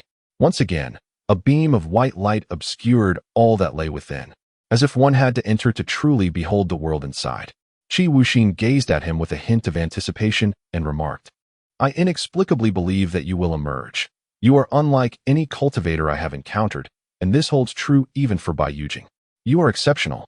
In the Qianyuan sword, Shangguan Yu shivered slightly, finding those words rather peculiar. Jiang Suo replied, "Please refrain from making such declarations." Although Jiang Suo averted his gaze, Qi Wuxin remained unfazed. She was always one to speak her mind, regardless of whether her words were acknowledged. Were it not for the restrictions imposed by that empress, she would not feel so constrained. It would be perfectly reasonable to remind Jiang Suo a few times. "If you manage to come out, would it be possible to meet me before you depart?" Chapter 117. The Return of the Supreme Talismancer. Upon hearing those words, Shangguan Yu clicked her tongue in disbelief and remarked, "Her taste has indeed remained unchanged. A millennium ago, she favored Qin Pingxing, and now she is drawn to you. The charm of a dashing young man is truly captivating." Jiangsu wished to honor his master, Shangguan Yu, with the title of Tisk King, for she would not cease her Tisk NG for even a moment. With his back turned to Qi Wuxin, he waved dismissively. Qi Wuxin gazed at his silhouette, momentarily transported back 1,000 years to Qin Pingxing, who donned a similar white robe and bore a slender azure sword at his waist. Each time he rejected her, he would walk away, turning his back to her. Unbeknownst to Jiangsu, Qi Wuxin's thoughts were far removed from his own as he stepped through the portal. "Ding! You have completed the check-in. The advanced sacrificial card and a random secret realm key box have been deposited into your storage space." The door slowly closed, re-establishing the separation between the jade-white capital and the outside world, while the radiant white light enveloping Jiangsu dissipated. He had yet to behold the splendor of the jade-white capital when a sharp whip lashed towards him. The wielder of the whip possessed cultivation beyond the nascent soul stage. Jiangsu executed the shadowless step, conjuring a barrier of spiritual energy with his left hand to deflect the incoming whip. He found himself within the opulent palace he had glimpsed before, adorned in gold and splendor. This must be the garden of the palace, where flowers bloomed in abundance and the air was filled with melodious birdsong. However, this was hardly the time for leisurely admiration. The owner of the whip let out a haughty huff, her voice both charming and playful. Shangguan Yu, curious from within the Qianyuan sword, peered outside and was astounded to discover that the whip's wielder was a girl of merely 13 or 14 years. The girl possessed ruby lips and pearly teeth, her bright eyes sparkling with mischief, while her delicate brows furrowed slightly, indicating her unwelcoming attitude towards the unexpected visitor. Her gaze, soft as the waters of a celestial spring, remained fixed upon Jiangsu. Shangguan Yu was taken aback. The girl's cultivation was at the initial stage of the nascent soul? How could she appear so young? She might not even be 15 yet. How could she surpass her own disciple, who had a heavenly grade spiritual root, by an entire realm? How is this possible? My goodness, disciple, she is at the initial nascent soul stage. This is inconceivable, a blatant violation of the laws of the cultivation world. A miracle, truly miraculous. Jiangsu, equally astonished, observed that this girl appeared far younger than himself, yet possessed such profound cultivation. A peculiar thought crossed his mind. Jiangsu, could she be the Tianshan child bride? Noticing Jiangsu's unwavering gaze, Mu Qinying held her whip in her right hand, placing her left hand on her hip, and exclaimed with a playful arrogance, "Humph, I didn't expect this handsome brother of mine to be so low-key. Pretending to be a mid-stage foundation establishment cultivator while actually being at the late stage of golden core. How amusing. I thought I could have some fun with those from the outside world, but this is rather dull." Jiangsu felt a twinge of embarrassment at being called handsome brother by this delightful yet impetuous girl. He thought to himself that being low-key and biding one's time was a universally applicable approach, regardless of the circumstances. Jiangsu had yet to respond when he sensed an icy aura of murderous intent faint yet powerful enough to reverberate through his orange sea of consciousness. The individual capable of wielding such force must possess unfathomable cultivation. At this moment, Shangguan Yu's nerves were also taut. He was not afraid of the person before him. Yet for Jiang Su, this figure was so formidable that resistance seemed impossible. This person was at the mid-stage of tribulation crossing. Disciple, be cautious with your words. This is a formidable being of tribulation crossing. Jiang Su was taken aback, realizing why Qi Wuxin had previously spoken in such a manner. The strength of Bai Yujing was indeed overwhelming. The one bearing Shangguan Yu's invitation has finally arrived, came a voice, frigid and devoid of emotion. Jiang Su turned towards the source, finding a woman clad in black robes. Her eyes appeared veiled in a layer of eternal frost. Her thin lips pressed into a straight line, gazing at him with a chilling indifference, as if regarding a mere corpse. Behind her stood a line of men in identical black robes, patrolling the grand palace of Bai Yujing, all at the late stage of golden core cultivation. Shangguan Yu thought with a sinking heart, this is dire. Surely, they do not intend to kill his disciple without even presenting him to the imperial daughter first? Instantly, he focused, drawing a formation within the space of the Qianyuan sword, his heart racing wildly. He was uncertain whether this formation would succeed, having studied it for quite some time without practical application. Harnessing the sword's spirit contract, he sought to manifest it into reality. Jiang Su felt a chill. After all, this was a being of tribulation crossing, akin to his wife and the celestial sovereign, capable of ending his life with ease. This individual must be the Moon Invitation Officer spoken of by Qi Wuxin, and he could hardly fathom their profound cultivation, truly terrifying. The aura of murder was overwhelmingly potent, and Jiang Su needed to devise an escape route. Thus he inquired of the system. System, can the advanced sacrifice card only be used on a single target? Ding. Response to host. The system has undergone a comprehensive upgrade. The current advanced sacrifice card can select either an individual or an entire regional scope. Jiang Su was astonished. The system grew more powerful with each upgrade, yet he never anticipated it could reach such heights. Are you saying I can sacrifice all of Bai Yujing? Indeed. Should you wish, the entirety of Bai Yujing could be reduced to ashes in an instant, forever vanishing from this world. What? System, you have changed. And for the better. Sensing the host's praise, the system humanized its response. You have maintained a low profile for long enough. It is time to be bold. At that moment, within the Qianyuan sword, Shangguan Yu's eyes gleamed brightly, surpassing even the radiance of the formation. He could finally emerge from the confines of the sword. Though his time was limited to just 1 or 2 hours, it was more than sufficient. He had nearly forgotten the sensation of standing on solid ground. The Moon Invitation Officer had observed Jiang Su for quite some time, noticing no peculiarities. Since this white-clad youth had neither revived Shangguan Yu nor retreated from Bai Yujing, he faced a stark choice: remain forever within Bai Yujing or perish. She was about to pose a question when she sensed an overwhelmingly powerful force of talismanic cultivation. How could this be possible? Such formidable power belonged solely to Shangguan Yu, the most powerful talismanic cultivator in the realm of cultivation over countless millennia. The Qianyuan sword at Jiang Su's waist emitted a resonant hum. Disciple, your master can finally manifest, but I can only maintain this form for 2 hours at most. Whether we can escape from this white jade capital depends on your abilities. Shangguan Yu stood before Jiang Su, and with a sweeping gesture of her hand, she conjured an extraordinarily potent array in the air, radiating with golden light. The ancient characters inscribed upon it bore an uncanny resemblance to those previously seen on the gates of the white jade capital. Shangguan Yu's gaze was icy, her internal spiritual energy surging. From the golden array, over 100 swords materialized in an instant. Not mere phantoms, but true swords. No wonder Shangguan Yu had once been able to contend evenly with the legendary sword Immortal Qin Pingxing. Chapter 118. The Imperial Lady and the Lazy Beauty. The icy demeanor of Yao Yu revealed a fleeting crack. Shangguan Yu was indeed alive. He had not perished. Or perhaps he had been resurrected by the young man in white. Shangguan Yu, cease your actions. Since Bai Yujing has extended an invitation, they will escort you safely from here, along with those you bring. Naturally, Yao Yu had no intention of resorting to force against her guests, and her tone remained gentle. She gazed directly at Shangguan Yu and continued, the Imperial Lady invites both of you to the inner hall. Shang Wanyu dismantled the formation and replied at a measured pace. She invites us, so we must comply? We intend to leave by Yujing immediately. Allow us to depart. Wind swirled into the garden, and in an instant, a dozen men clad in black appeared before Yao Yu, all possessing cultivation levels at or above the nascent soul stage. Goodness, this is problematic. I might handle one of her lackeys, but I cannot contend with all of these.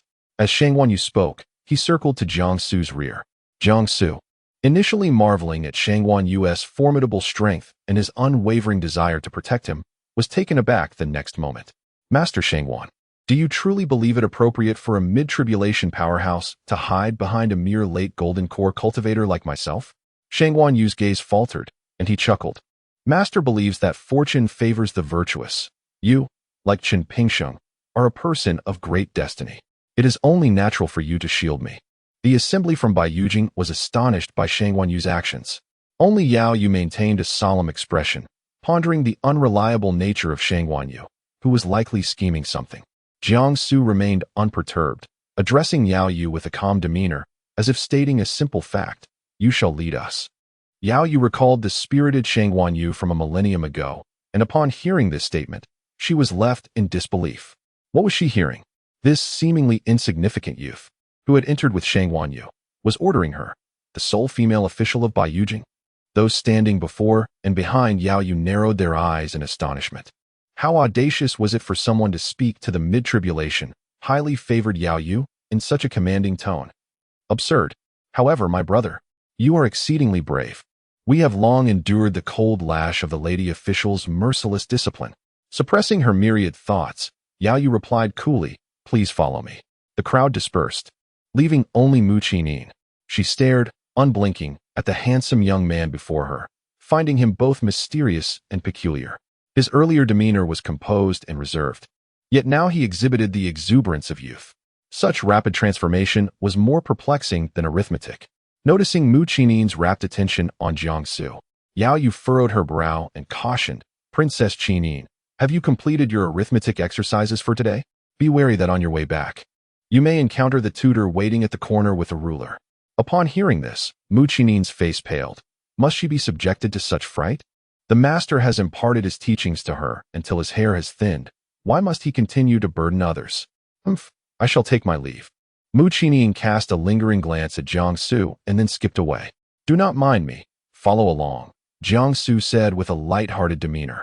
As they strolled, Jiang Su and Shang Wanyu leisurely admired the scenery, engaging in casual conversation. Disciple, I must say, the sensation of being reborn is truly delightful. Ah, behold this palace. Resplendent in gold and jade, it far surpasses the grandeur of Jiani Peak. Jiang Su nodded in agreement, feeling that no sect could rival Jiani Peak in its humble decorum. Master Shangwan, do you see that lotus pond? Such a sight can only be found within the Wuyo Pavilion of the Demon Sect. I shall take you to see it next time. Yao Yu, having listened to their banter, felt her mood darken. She had grasped the nature of their relationship. Neither the master nor the disciple were particularly respectable individuals. Shang Wanyu replied, you have uncovered the truth. I am far from a respectable person. When I attempt to be serious, I am hardly human. In reality, Shang Wanyu was secretly communicating with Jiang Su through spiritual awareness, discussing how to conduct themselves upon meeting the imperial daughter in the inner hall. Here we are, Yao Yu announced, unable to bear the anticipation any longer as she pushed open the magnificent gates of the inner hall. The heavy doors swung open silently, revealing a chamber adorned with countless sheer drapes cascading from above, imbuing the entire space with an indescribable aura. The atmosphere felt hazy, rendering their vision somewhat indistinct. Yao Yu stepped inside first, followed closely by Jiang Su and Shang Wanyu. She respectfully addressed the layers of gauzy fabric. Your Highness, the person you wish to meet has arrived. Yao Yu will now take her leave. In response, a veil brushed lightly against her right hand. Turning, Yao Yu exited the chamber. At the heart of the drapery stood a woman in a delicate blue brocade robe, elegantly poised, with her long hair cascading down her back. Although her face remained unseen, her silhouette alone provoked a flurry of imaginations. Shang Wanyu leaned in for a better view, yet still found it elusive and realized he needed to approach closer. His curiosity about the imperial daughter of Bai Yujing intensified. Thus, He clasped his hands in salute and declared, Shangguan Yu has come in response to the invitation extended a millennium ago by Baiyu Jing. He paused. A millennium ago. You spoke of fate's design to consult with me. I have already experienced it. It no longer serves a purpose.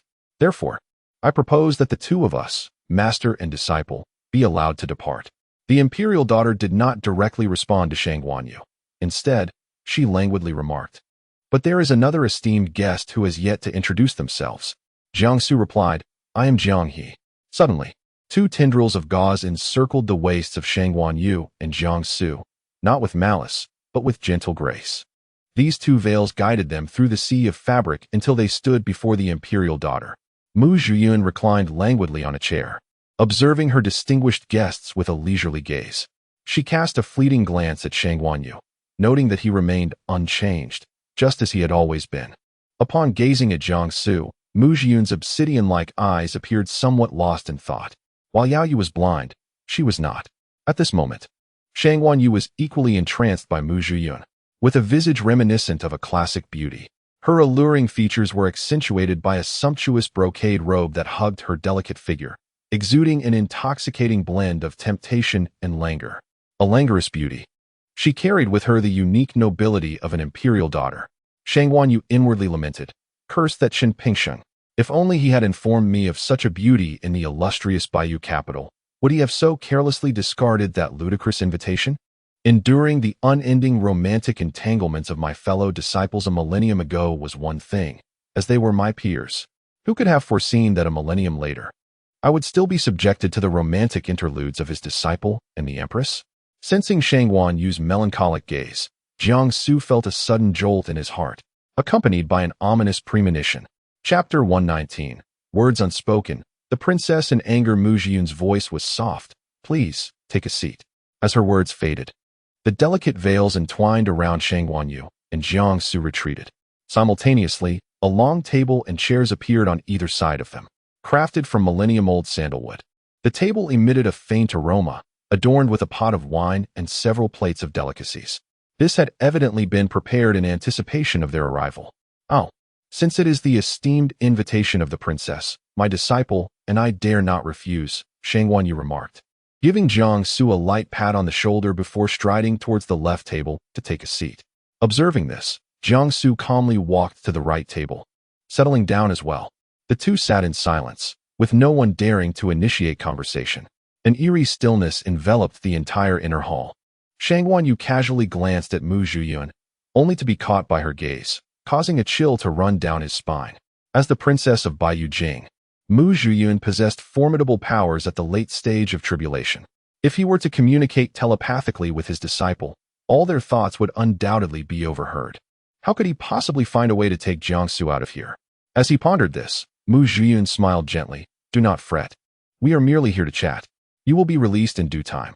To Jiangsu's astonishment, the wine jug on the table lifted into the air and poured a cup for him, releasing an intoxicating aroma that quickly filled the hall. It was evident that this was exquisite wine, likely aged for several millennia.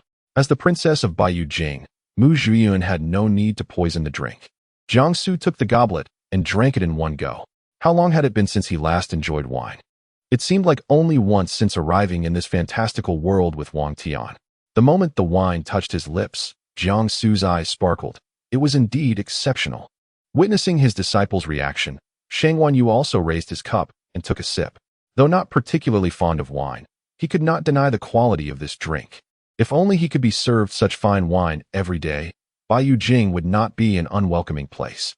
Are you not afraid that I might do the opposite and poison this wine? Mu Zhiyun's words caused Shangguan Yu to nearly spit out the wine he had not yet swallowed. Meanwhile, Jiangsu calmly refilled his cup and replied, No, you would not. Mu Zhiyun, reclining on the luxurious chaise, fixed her gaze on him for a full 5 seconds before averting her eyes. A hint of coldness in her tone as she remarked, You are quite intriguing. Given her identity as the princess of Baiyu Jing, his composure was commendable. He was entirely different from his master, Shangguan Yu. While Shangguan Yu appeared relaxed, internally he was a bundle of nerves, whereas Jiangsu exhibited true tranquility, as if he had everything under control, ready to resolve any unforeseen circumstances. She was curious to uncover the secrets this Jiangsu possessed. With that thought, Her primordial spirit entered Jiang Su's sea of consciousness. Upon observing Jiang Su's drinking gesture, Shang Yu's body stiffened significantly. Alas, Mu Zhiyun's primordial spirit had entered. In truth, if she wished to inquire about his disciple, she could have simply spoken up. He would have been delighted to converse with a stunning beauty. When Mu Zhiyun perceived Jiang Su's remarkable talents, she was utterly astounded. In this millennium, the realm of cultivation had transformed, yet such a prodigious youth could still emerge. Not only did he possess the rare and formidable heavenly spiritual root, but he also harbored the bloodline of the golden dragon and the primordial sword body within him. This golden sacred dragon, sealed since the battle between gods and demons in the rear mountains of the first demon sect, had been summoned by Jiang Su, who had also inherited the ancient legacy of the golden sacred dragon. Suddenly, Mu Zhiyun recalled the vision she had seen in the water mirror. Jiang Su's exploits along the journey had filled her with delight, especially in the cave of the heartless demoness. The primordial sword body, with its innate sword aura, elucidated why that folding fan possessed such formidable sword intent. Jiang Su lowered his voice. Have you seen enough? Mu Zhiyun retracted her primordial spirit, finally sitting upright. Her obsidian-like eyes fixed intently on Jiang Su, smiling as she replied, not enough. As her gaze shifted, she noticed a delicate silver ring adorning Jiang Su's left hand, intricately inscribed with ancient characters. While others might recognize it as a treasure, they would remain oblivious to its true nature. The chaos ring, where did it come from? Jiang Su replied nonchalantly, I found it on the ground. Shang Yu's cup of wine froze midair, her eyes widening in disbelief. Wow, disciple, you are so nonchalant. This is the princess of Baiyu Jing. You are exceedingly bold. Observing Shang Yu's incredulous expression, Jiang Su felt puzzled. Should he inform Mu Zhiyun that this was a gift from the system? Indeed, Mu Zhiyun scoffed, saying, then you should find one for me as well. Although a prodigy in the realm of cultivation, he was still merely at the late stage of golden core. His master, Shang Yu, as a mid-stage tribulation transcender, had to show utmost respect towards her. Did Jiang Su truly comprehend her realm? What about the individuals within Baiyu Jing? The entire inner hall grew cold. Shang Yu wiped a bead of virtual sweat from her brow, feigning drunkenness as she stood, swaying as if about to topple. Yao Yu, please escort our esteemed guests to the prepared chambers. When Mu Zhiyun uttered the phrase esteemed guests, there was a hint of gritted teeth in her tone. A sudden gust of fierce wind surged towards the doors of the inner hall, flinging them wide open with an unusual sound, as if resonating with the wrath of the princess. Yao Yu, who had been waiting outside the hall, immediately entered upon hearing this. She couldn't help but feel astonished. The princess had not displayed such emotions in a long time, the last being due to that sort of mortal. Yes, my lady, please follow me, esteemed guests. Shang Yu harbored a fear that Jiang Su's temperament might incite some turmoil during their stay, and thus, thoughts of departing from Baiyu Jing were momentarily set aside. Survival within the confines of Baiyu Jing took precedence. She grasped Jiang Su's hand and led him out of the inner hall, where male attendants awaited them as previously arranged. Throughout the journey, Shang Yu communicated with Jiang Su through their spiritual connection. Disciple, those familiar with you undoubtedly recognize your typical demeanor and manner of speech. Yet Mu Zhiyun is not privy to such insights. It is no wonder she is incensed. Jiang Su sighed. In that case, I shall offer her an apology when the time comes. Without her, our exit from Baiyu Jing would be improbable. Shang Yu concurred. Indeed. Should she refuse to allow our departure, we might find ourselves ensnared here indefinitely. However, her decision to keep us indicates that she must have conditions to discuss with us, and these conditions are likely within our reach. Meanwhile, within the inner hall of Baiyu Jing, a gust of wind resoundingly shut the door. Mu Zhiyun's already scarce smile faded. Her eyes dark as night, betraying no discernible emotions. Yao Yu sensed the oppressive atmosphere within the hall, gazing at Mu Zhiyun, her lips parted as if to speak, yet hesitated to voice her inquiries. I am aware of your unspoken question. Regarding that matter, I have yet to address it. Chapter 120. The people of Jinni Peak in a state of profound anxiety. Yao Yu pressed her lips together, her delicate mouth tinged with a hint of crimson. She bowed once more, addressing the imperial lady. If we cannot persuade him to willingly serve us, then we must impose a restraint upon him to ensure his compliance. The gentle breeze wafting through the inner chamber stirred the light veil, softly brushing against Yao Yu. Mu Zhiyan sighed, yet her response veered off topic. Yao Yu, you see. Chen Pingsheng is thus, and so is Jiang He.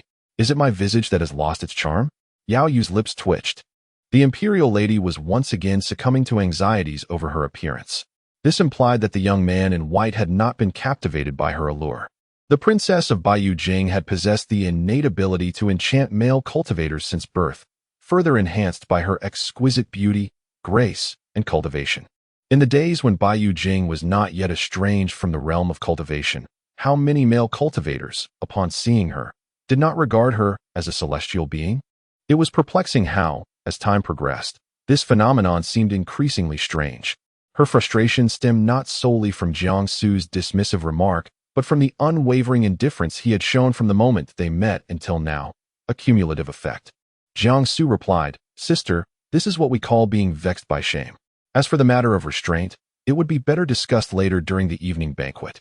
For now, she should prepare. He felt weary.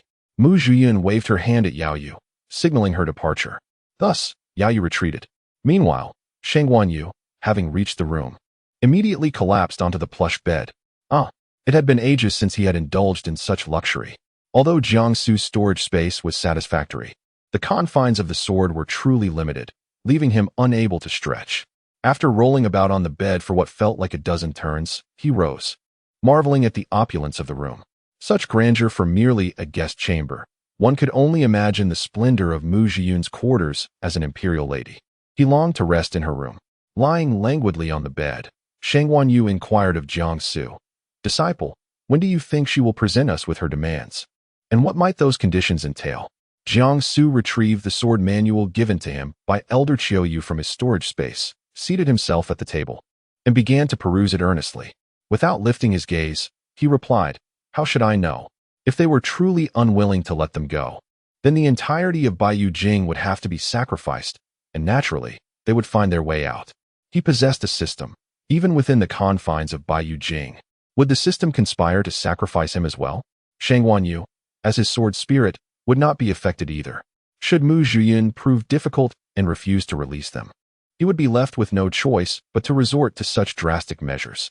Sheng Wanyu, delighting in the comfort of the bed, pulled the covers over himself. Disciple, the feeling of being human is truly delightful. I shall awaken from my slumber and find myself back within the sword. Perhaps next time, I shall devise a formation to play with. Jiang Su momentarily halted his reading, pondering why Sheng Wanyu had emerged from the Qin Yuan sword. It turned out he had been researching formations all along. In a moment of desperation to save him, Sheng Wanyu had expended a significant amount of spiritual power, which explained his subsequent state. As Jiang Su focused intently on the book, he remained unaware that the sky outside had darkened. He closed the ancient tome of swords, rose from his seat, and stretched languidly. The weather in Baiyu capital was peculiar, much cooler indoors than outside, rendering the room particularly comfortable. The bed lay empty. Sheng Wanyu's formation had already dissipated, and she had returned to the Qianyuan sword. Jiang Su was just contemplating a brief rest when he suddenly heard a woman's voice from outside, weeping in a most sorrowful manner. Sheng Wanyu, awakened abruptly from her dreams within the Qianyuan sword, thought, Who on earth is crying like that? It sounds remarkably like that little girl from today. I half expected a female ghost to be hovering beside me. Jiang Su hastily approached the door, opened it, and glanced to the right, locking eyes with the young girl. Her eyes were red, her cheeks stained. Upon seeing Jiang Su, she rubbed her eyes with both hands, exuding an air of having endured great grievances. It was none other than Mu Qiniang. Jiang Su thought, Is this real? The sound of a ruler striking resonated nearby. He turned to see an elderly man walking along the corridor, his hair sparse and reminiscent of the Mediterranean, his cultivation evidently surpassing his own, likely Mu Qiniang's mathematics teacher. The inhabitants of Baiyu capital appeared to be ageless, their prowess truly formidable. Greetings, Jiang Su said, inclining his body slightly in respect as he greeted the esteemed teacher. Initially scowling due to Mu Qiniang's lack of diligent study that day, the teacher's expression softened upon encountering such an exquisitely handsome young man, and he promptly donned a smile, remarking, You must be a visitor to Baiyu capital. How humble and courteous you are. Mu Qiniang mused inwardly. This old man changes his demeanor swiftly. He scolds me for my lack of decorum, yet praises others with ease. Why linger here? Time flows differently in Bayou capital.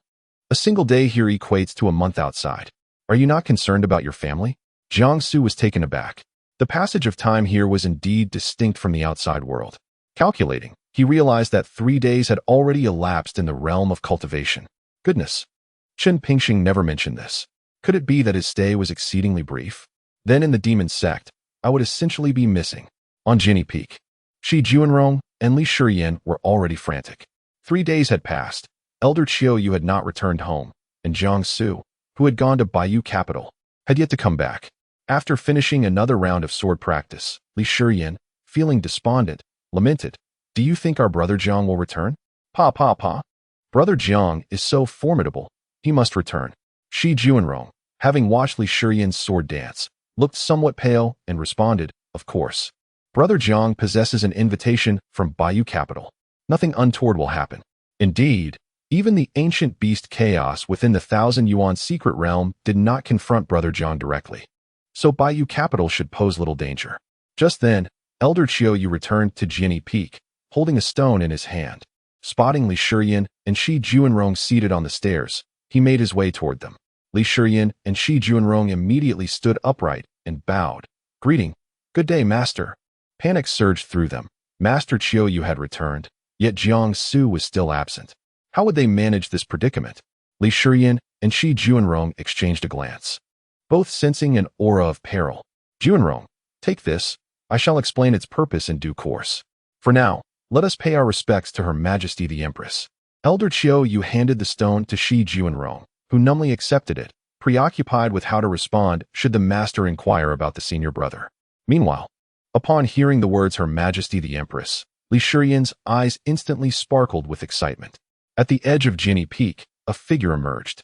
Morongyan, clad in a flowing white garment of delicate gauze, her face partially concealed by a veil, rendered her features indistinct. Yet, her ethereal presence and serene demeanor suggested a nature far removed from that of ordinary mortals. Tears streamed down Li Shiyan's face uncontrollably. Chapter 121. The Empress of the Demon Sect, fiercely protective of her husband. Upon encountering the esteemed Empress, Li Shiyan pulled Dai, who was staring blankly at Morongyan, and clumsily bowed to Shi Juanrong. This Shi Juanrong, who had previously appeared before the Empress at the inner sect's round platform, was not at all as he seemed now. It appeared that after a prolonged period, his true nature had finally been revealed. Morongyan approached them gracefully, each step exuding elegance, accompanied by the imposing presence of a high-ranking individual. Yet, her gaze seemed to drift past them, as if searching for someone elusive. Li Shiyan lamented, "Alas, she is not here for me. She is seeking Brother Jiang." Elder Qiu Yu, observing the kaleidoscope of emotions on Li Shiyan's face, inquired, "Has your master brother gone down the peak? When will he return? I have matters to discuss with the Empress." Li Shiyan felt a cold sweat trickle down his back. If Elder Qiu Yu were to learn that Brother Jiang had ventured to Baiyujing and had not returned for 3 days, he would surely go mad. Laughable.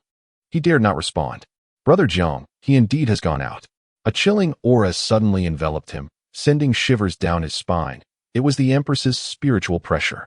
He no longer dared to conceal the truth, stating, "Brother Jiang mentioned he had gone to Baiyujing, bearing an invitation. How long has he been gone?" Morongyan's voice turned frigid, as if a layer of frost had descended. Li Shiyan could not meet her gaze and lowered his head. However, upon glancing at the ground, he was startled to find patches of frost crystals formed below. It was not just Li Shiyan. The very staircase where Shi Juanrong stood was also affected. The entire Jinny Peak was blanketed in delicate layers of ice. Li Shiyan felt his life was at stake. Was the Empress truly this terrifying? Such a slight manifestation of her spiritual essence could yield such a result. 3 days. Elder Qiu Yu's countenance darkened. Baiyujing had been isolated from the world for over a millennium. How could an invitation possibly be sent forth? If Jiang Su had inadvertently entered, he would either meet his demise or be eternally trapped within Baiyujing. Contemplating his disciple's genius, it seemed unlikely that the Empress of Baiyujing would overlook him. Death was improbable, but captivity was a distinct possibility. His expression softened slightly, yet he noticed that if he remained silent, Li Shiyan would soon become tongue-tied. Thus, he turned and addressed the Empress, "Your Majesty." Morongyan gestured for him to cease his speech, her voice cold as she declared, I shall personally go and bring him back. Without allowing anyone a moment to react, she vanished from Jinni Peak in an instant. As Murongyan departed, the frost upon the ground gradually dissipated. Li Shiyan closed his eyes, inhaling deeply before exhaling. When he opened his eyes, he was greeted by Elder Qiu Yu's radiant smile, leaving him bewildered. Was this truly the expression his master bore just moments ago? Brother Jiang remained trapped in by Yujing. Was this truly acceptable? As if sensing Li Shiyan's confusion, Elder Qiu Yu waved his hand, smiling as he reassured, "You do not comprehend. As long as it is the Empress who intervenes, this matter is entirely manageable." Li Shiyan harbored no intention to offend the Empress. He was well aware that she was on the cusp of transcending to the celestial realm, merely a step away from ascending alongside the revered immortal sovereign in seclusion. However, the inhabitants of the Bayou capital were ageless, their cultivation levels profoundly formidable. It was said that the Bayou capital's imperial maiden was also at the peak of her tribulation phase. Could the Empress truly venture forth alone? Was this genuine affection he felt for his sister Jiang? Elder Qiu Yu smiled mysteriously, remarking that one could not fathom the Empress's depths. Meanwhile, Jiang Su had begun to feel a sense of turmoil. He earnestly hoped that his master would take longer on this journey and not return too soon. When Yaiyue visited Jiang Su's chamber, she beheld a rather theatrical scene. Mu Qingying was feigning tears, the teacher observed nearby, while Jiang Su stood with a grave countenance. Fortunately, her mental fortitude was commendable. "Please follow me. The Empress has arranged a banquet to discuss important matters." Jiang Su followed her in silence. Noticing the absence of Shang Wanyu behind him, Yaiyue understood fully. Jiang Su had once again been drawn into the depths of his sword. For some reason, she found the sword oddly familiar, as if she had encountered it in some ancient tome. As they proceeded, numerous palace maids passed by Jiang Su, each letting out gasps of wonder. "My, this young man is remarkably handsome. I dare say the Empress intends to keep him here forever." It seemed that in the present world, all male cultivators were strikingly handsome. In years past, such exquisite figures were rare, often overshadowed by mundane appearances. He glanced over. "Sisters, cease your chatter," came another chorus of squeals. In truth, Jiang Su was merely lost in thought, having unintentionally cast a sidelong glance. Yaiyue guided them into the main palace hall, which was lavishly adorned. The delicate veils had been arranged, making the space appear significantly more expansive. A troupe of maidens was already performing music and dance at the center. Mu Zhiyun had donned a more opulent outfit, with tassels cascading stylishly from her head, and her rose-gold earrings exuding an air of luxury. "You have arrived? Please, take a seat." Like Yaiyue, Mu Zhiyun refrained from inquiring about Shang Wanyu's whereabouts, fully aware of the situation. Upon Jiang Su's arrival, the music ceased, and the dancing maidens halted their movements. Everyone bowed in unison before hastily exiting the hall. As they passed by Jiang Su, each cast surreptitious glances in his direction. Jiang Su proceeded directly to the right side of the table, where the arrangement remained largely unchanged, save for the addition of some delectable-looking pastries. "Are you not curious?" she asked.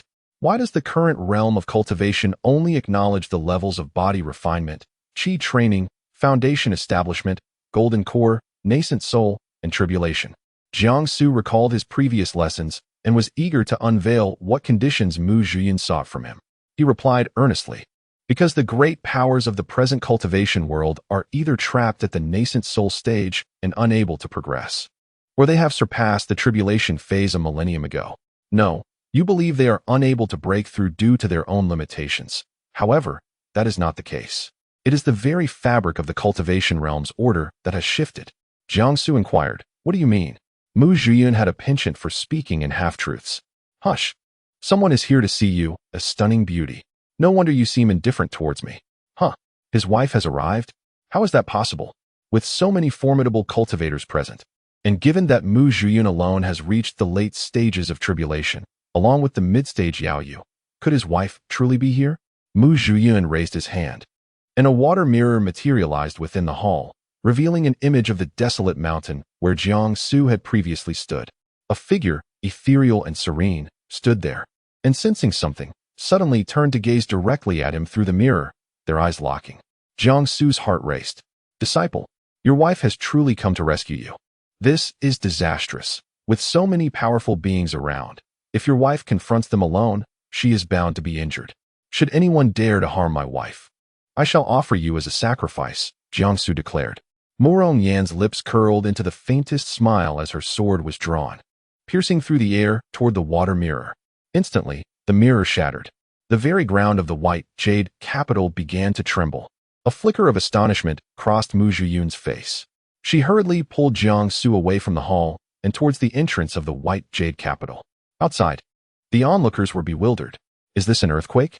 We are beneath the lake. That cannot be. Once Jiangsu steadied himself, he swiftly withdrew his sleeve from Mu Zhiyun's grasp. The tremors persisted. The ancient gate emitted a cacophony of sounds, straining under pressure, dust swirling from the fissures. A powerful force shattered the entire gate, causing it to disintegrate.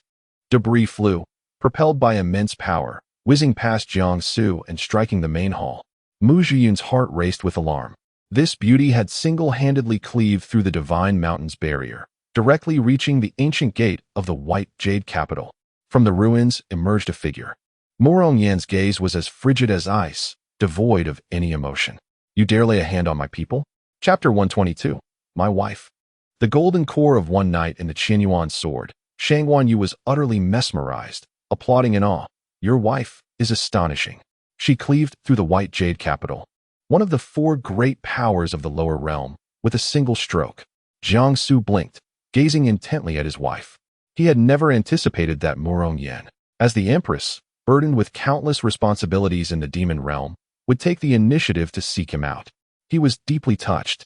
Had it not been for Mu Zhiyun's barrier obstructing him, he would have rushed to his wife without hesitation. Standing firm with her sword, Morong Yan was a vision of elegance. The wind caressed her sheer white robes, creating a mesmerizing arc in the air. A frost-like chill enveloped her serene visage, while the Wuwang sword in her grasp radiated a chilling brilliance. Around her, a tempest of spiritual energy surged forth. From the ruins of the ancient gate of the white jade capital, frost swords fashioned from ice crystals converged into a formidable sword array. Simultaneously, the entire space grew frigid, as if one had stepped into an eternal winter. Mu Zhiyun fixed her gaze on Morong Yan for a protracted moment, her expression shifting with palpable excitement. Tilting her head, she seemed to recall something from a distant memory. Ah, I see now. You are the one from that fateful night of the Golden Core. No wonder it's been so long since we last met. Upon hearing Mu Zhiyun's words, Morong Yan's countenance remained unchanged, icy and unyielding as she met her gaze. The Golden Core of one night? Jiangsu was astounded. Was his wife truly so extraordinary? Shang Wanyu was equally taken aback. What a concept the Golden Core of one night was. Many practitioners in the realm of cultivation might only aspire to attain the Golden Core stage throughout their lifetimes. No wonder Morong Yan dared to venture alone to the white jade capital.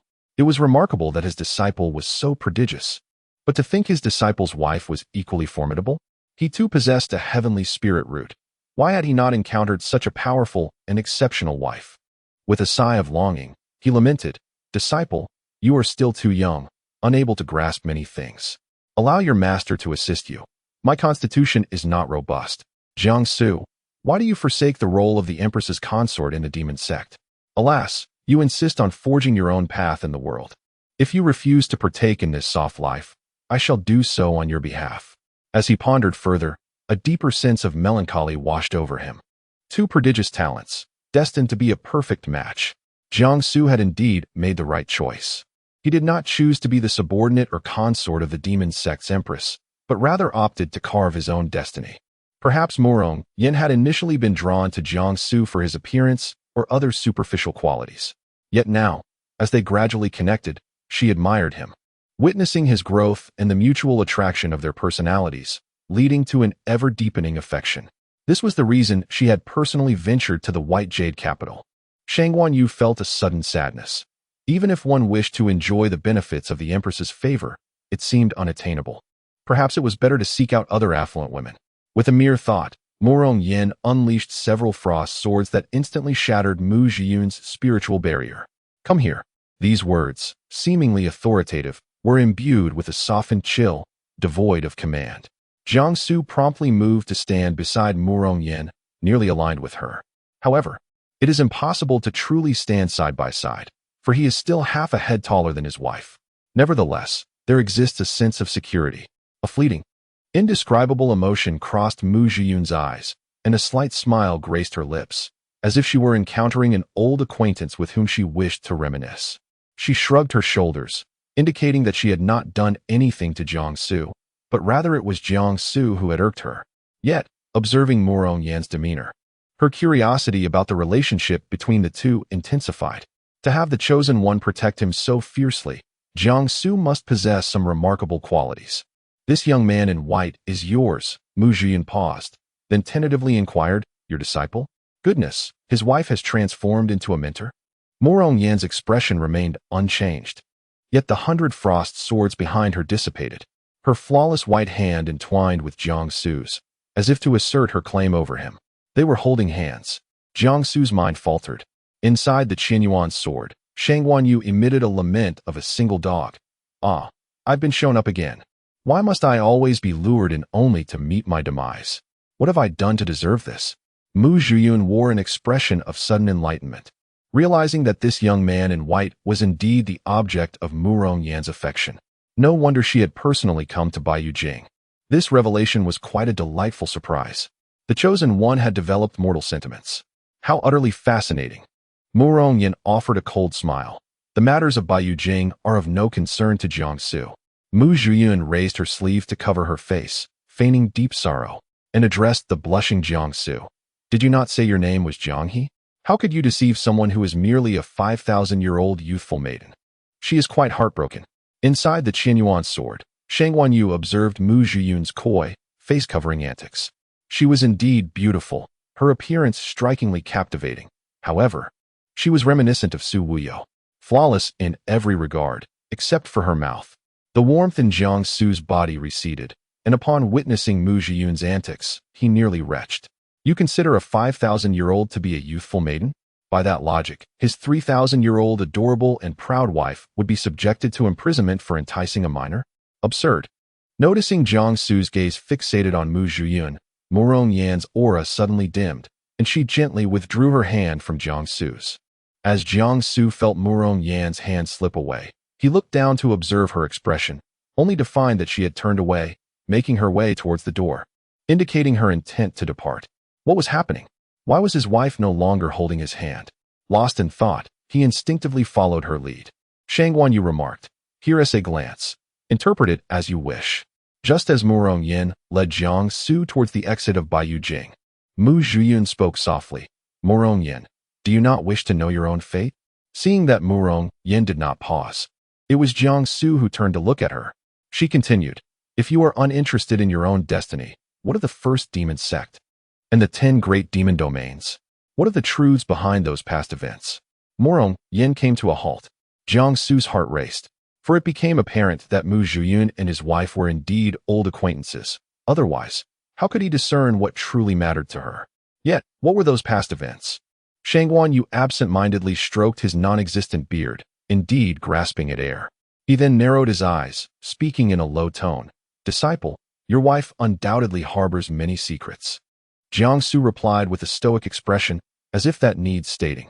Observing the unfolding drama, Mu Zhiyun chuckled, "Rest assured, I shall not keep you here for long. Grant me 2 hours, and I shall provide you with the answer you seek." Chapter 123. The Disdain for Celestial Artifacts. Shocking the Empress, Murong Yan turned, her beautiful eyes, like autumn waters, fixated on Mu Zhiyun, and spoke softly, "Then let us converse." The surrounding sword energy and cold aura dissipated, as if everything that had just transpired was merely a dream. With a cheerful smile, Mu Zhiyun addressed Jiangsu, "Your esteemed Empress wishes to discuss matters with me. If you prefer, you may wait outside the hall." He then left behind only 2 fleeting shadows.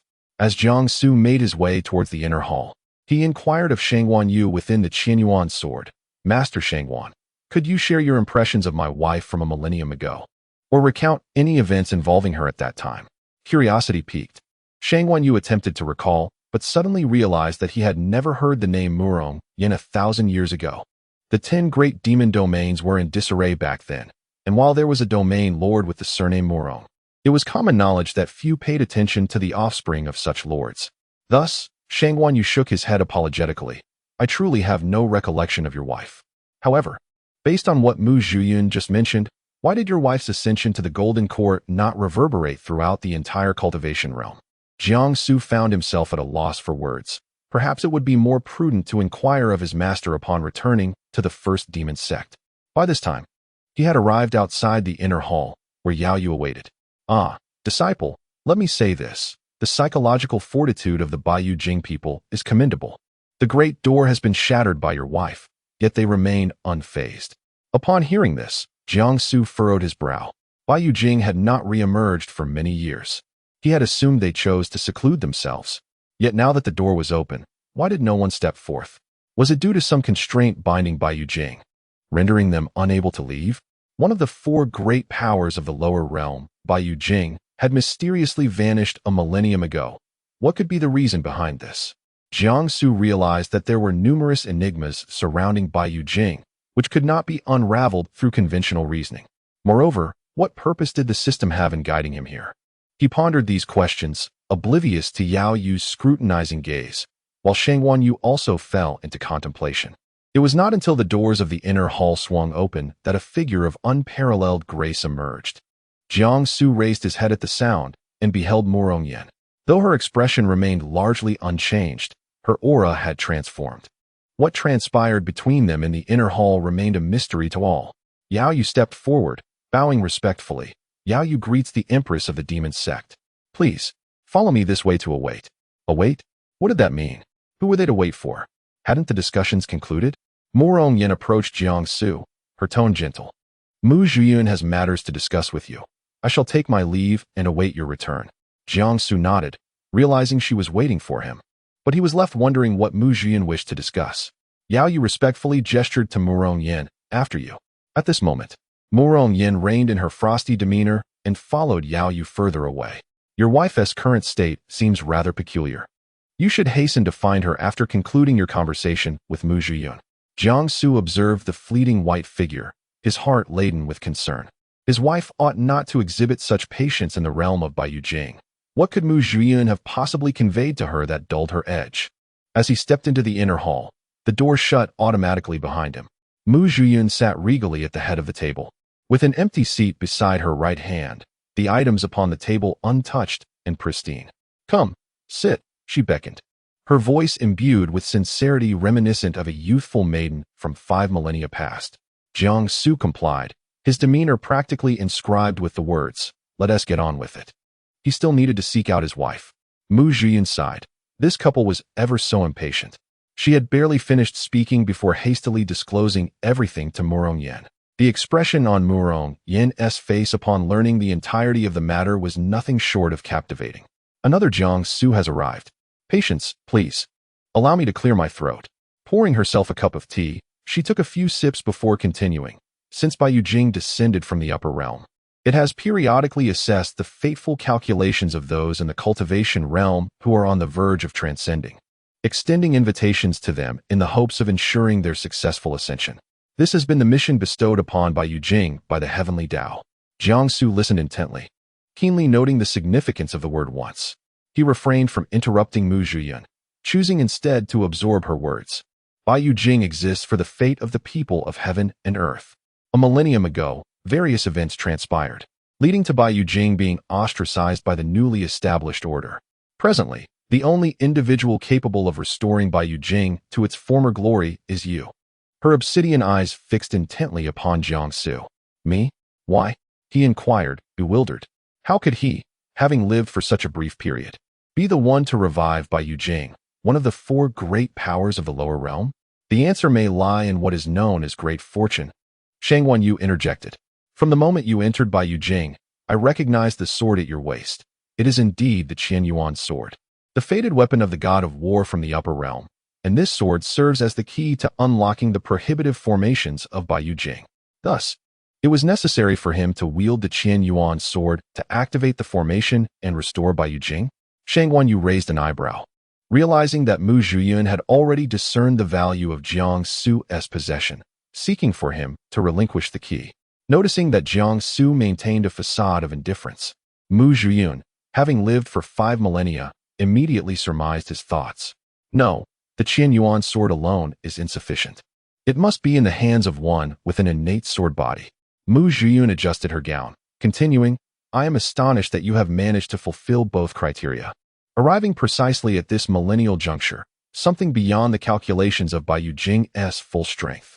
Jiang Su poured a flask of wine, consumed it in one gulp, and then, under the expectant gaze of Mu Zhiyun, calmly inquired, I can assist you, but what shall I gain in return? How astutely he calculated his interests. Mu Zhiyun responded with a smile. Of course, should you aid me in resurrecting Bai Yujing, I could offer you countless spirit stones, 1,000 exquisite elixirs, and 100 celestial-grade artifacts. Her voice resonated loudly, echoing throughout the inner chamber. She had assumed that for someone like Jiang Su, a cultivator at the late stage of Golden Core, such offerings would suffice to satisfy him. However, Jiang Su remained expressionless, even displaying a hint of disdain in his gaze. Pray tell, these treasures were what countless cultivators spent their lifetimes yearning to possess, particularly the celestial-grade artifacts, which, if her assumptions were correct, were exceedingly rare in the current realm of cultivation. Obtaining even one was a formidable challenge. She had already been exceedingly generous. Yet, Jiang Su exhibited no reaction whatsoever. Chapter 124. My relationship with the Empress deepens in the Qianyuan sword, Shangguan Yu exclaimed. Is this all? The items bestowed upon you by the imperial daughter of Bai Yujing are merely this? My disciple, Jiang Su, is married to the Empress. Does he truly lack for such trifles? It is merely that he is unwilling to live off someone else's bounty. Jiang Su replied nonchalantly. I have no desire for such things. Mu Zhiyun gritted her teeth. She must persuade Jiang Su to assist in resurrecting Bai Yujing. Thus, she inquired, what do you wish for? Anything within my power to grant, I shall. Upon hearing her words, Jiang Su realized he had not yet contemplated what he truly desired. Those items were indeed commendable. Wait, could Mu Zhiyun provide him with Bai Yujing? Shangguan Yu, displaying the bond between master and disciple, clapped his hands in agreement with Jiang Su's thoughts. Disciple, consider this. Her possessions are derived from Bai Yujing. Should you acquire Bai Yujing, those items would become yours, thereby granting you mastery over one of the 4 great powers of the lower realm. At that point, who in the cultivation world, aside from the celestial sovereign and your wife, could rival you? Seeing Jiang Su's eyes suddenly light up, Mu Zhiyun felt a sense of foreboding. I want Bai Yujing. Mu Zhiyun's expression shifted through various shades. How dare he, the gentle and refined gentleman, harbor such a dark ambition? To covet Bai Yujing so brazenly. She recalled her recent conversation with Murong Yen, who had lavished praise upon Jiang Su, none of which seemed to align with the current situation. You may continue to play the part before your wife. Having lived for 5 millennia, I have never encountered such absurdity. Today, I finally witness it. Desiring Bai Yujing is not out of the question, yet traditionally, the inheritor of Bai Yujing has always been the imperial daughter or her consort. At this juncture, Mu Zhiyun playfully cast a flirtatious glance at Jiang Su. Noticing the darkening of his expression, she continued, Thus, if you wish for Bai Yujing, you must forsake Murong Yen and marry me. Jiang Su replied, Impossible. Feigning distress, Mu Zhiyun remarked, then this poses quite a dilemma. However, marrying me would be quite advantageous. I could allow you to become a father immediately. Shangguan Yu gasped. Did she mean what he thought? After uttering those words, Jiang Su distinctly sensed the atmosphere in the inner hall growing heated. He ceased his gaze upon the wine jug and instead focused earnestly on Mu Zhiyun. To his astonishment, she had changed into a rather revealing outfit, her upper body adorned with a delicate, light pink cardigan that hinted at her curves. At that moment, her hands moved towards the black bow of the cardigan, her eyes shimmering with allure. She began to untie the bow, allowing the cardigan to fall silently to the ground. Disciple, you are still young. This is unseemly. Master will promptly mend the formation and emerge to dispel this peach blossom calamity. Fear not. Master is willing to bear the burden. You need not feel any psychological pressure. Jiang Su stood abruptly, his voice cold as he stated, Hello, goodbye. This clearly signified that there was nothing more to discuss. Mu Zhiyun observed his genuine lack of worldly desires, and an overwhelming sense of defeat washed over her. Had her allure diminished to such an extent? Even now, she could not sway Jiang Su in the slightest. As she watched the one capable of restoring Bai Yujing to the mortal realm prepare to depart, she hastily interjected. What I meant by allowing you to become a father is that I already have a precious daughter, If we marry, you will indeed become her father. Is that not so? Jiangsu's mind was flooded with a myriad of questions, leaving him speechless. Were all the imperial daughters of Bai Yujing so outrageous? Mu Zhiyun was already 5,000 years old. How old could that child be? 4,000 years? He would have to support this 4,000-year-old baby? And she expected him to embrace fatherhood? What a fanciful dream. Inside the Qin Yuan sword, Shang Guanyu nearly erupted in expletives upon hearing this exchange. He had been prepared to depart, only to be met with such absurdity. Unlike certain individuals, he had no inclination for such matters. Disciple, I suddenly find Su Wuyo quite appealing. Surely you feel the same? Why not facilitate a union between me and Su Wuyo? Let us reveal true emotions. Jiangsu took a step back and said, then let us add your earlier propositions to one more condition. Provide me with a token. One that can channel the power of Bai Yujing. Good heavens, was he not indirectly asking her for Bai Yujing? However, if Bai Yujing desired to re-emerge, Jiangsu was indeed essential. It was curious that he maintained connections with Murong Yan. She truly could not touch him. Furthermore, the sacred dragon power within him was not to be trifled with. Mu Zhiyun sighed deeply. Very well, I agree. Once the task is complete, I shall fulfill your promises. Jiangsu nodded in acknowledgement. Seizing the moment, Mu Zhiyun pressed. Then can we commence now? No, I must first seek out. Jiangsu hesitated, as if pushing his limits. His ears tinged with pink as he shyly called out, Yin Yan. He remembered the transformation in his wife's demeanor. He had to find her. The young man clad in white stood resolutely in the inner hall, his sword in hand, with brows like swords and eyes sparkling as if adorned with starlight. A smile inadvertently graced his lips, his ears flushed, creating an undeniably charming visage. Mu Zhiyun's heart raced, but not due to Jiangsu's appearance. Had it been merely that, she would have felt this way long ago. It was the gentle expression on Jiangsu's face that no woman favored by him could possibly resist. Upon hearing the name Yin Yan, Shang Guanyu was struck by 1,000 arrows of bitter love. He was utterly exhausted. Today had drained him completely. Let Jiangsu be. Let him do as he pleases. Go ahead, but when it comes time for action, do find me. I must also announce to the world that Bai Yujing is to re-emerge. Jiangsu strode out of the inner hall, making his way to the room he had previously occupied. Unsurprisingly, Yao Yu would likely have taken his wife there. Upon reaching their destination, the melancholic young prince, Shang Guanyu, within the Qin Yuan sword, was once again filled with excitement. The cause of his exhilaration was none other than Murong Yan.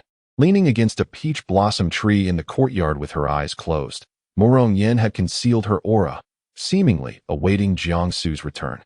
Her elegantly arched brows were delicately accentuated, exuding an ink-like vigor upon her fair, jade-like visage, which, under the soft glow of the peach blossoms, resembled a celestial fairy descending from the heavens, an unparalleled beauty. She was a divine masterpiece. Her slender fingers embodied a tree of peach blossoms, and with a stroke of her artistry, she painted a vast expanse of elegance. A single peach blossom petal gently descended from the tree, landing softly upon her porcelain-like face. As if wary of disturbing this ethereal beauty, the petal glided along her exquisite facial contours, cascading down to her neck, finally resting upon her collarbone. Sensing Jiangsu's arrival, Murong Yan opened her eyes, locking her gaze directly with his.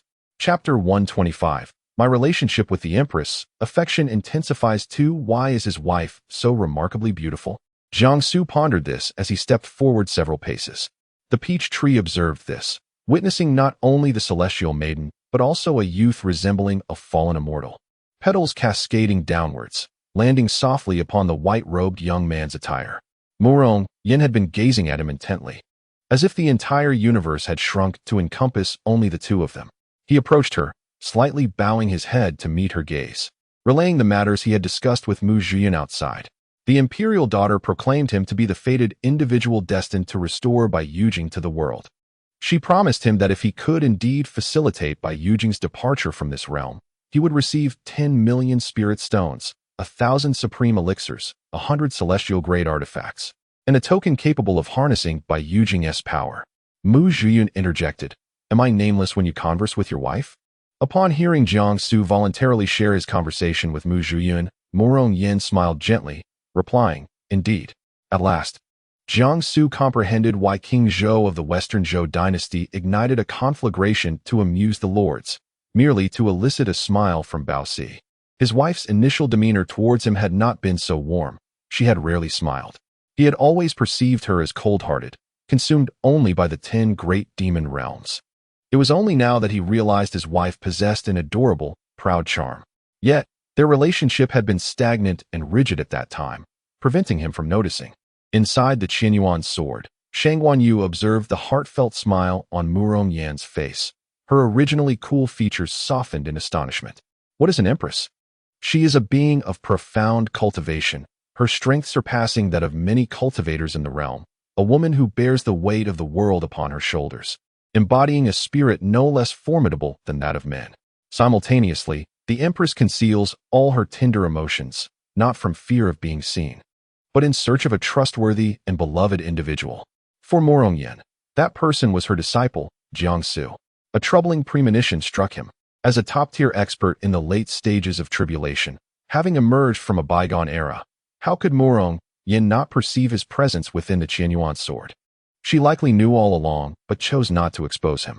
Now, as they were to engage in intimate matters as a couple, how could he navigate this? Disciple, your wife must have always known I was within the sword. Exercise a bit of restraint, or I cannot fathom how she will deal with me. Do you hear me? Shang Guanyu exclaimed, rapping sharply against the inner wall of the Qianyuan sword, her voice echoing. Jiangsu, however, had entirely disregarded Shang Guanyu's presence within the sword, lost in the sweet atmosphere shared with his wife. He took another step to the right and settled beneath the peach blossom tree. He recalled that his wife had a penchant for cleanliness. Subsequently, he placed his handkerchief beside Murong Yan's feet.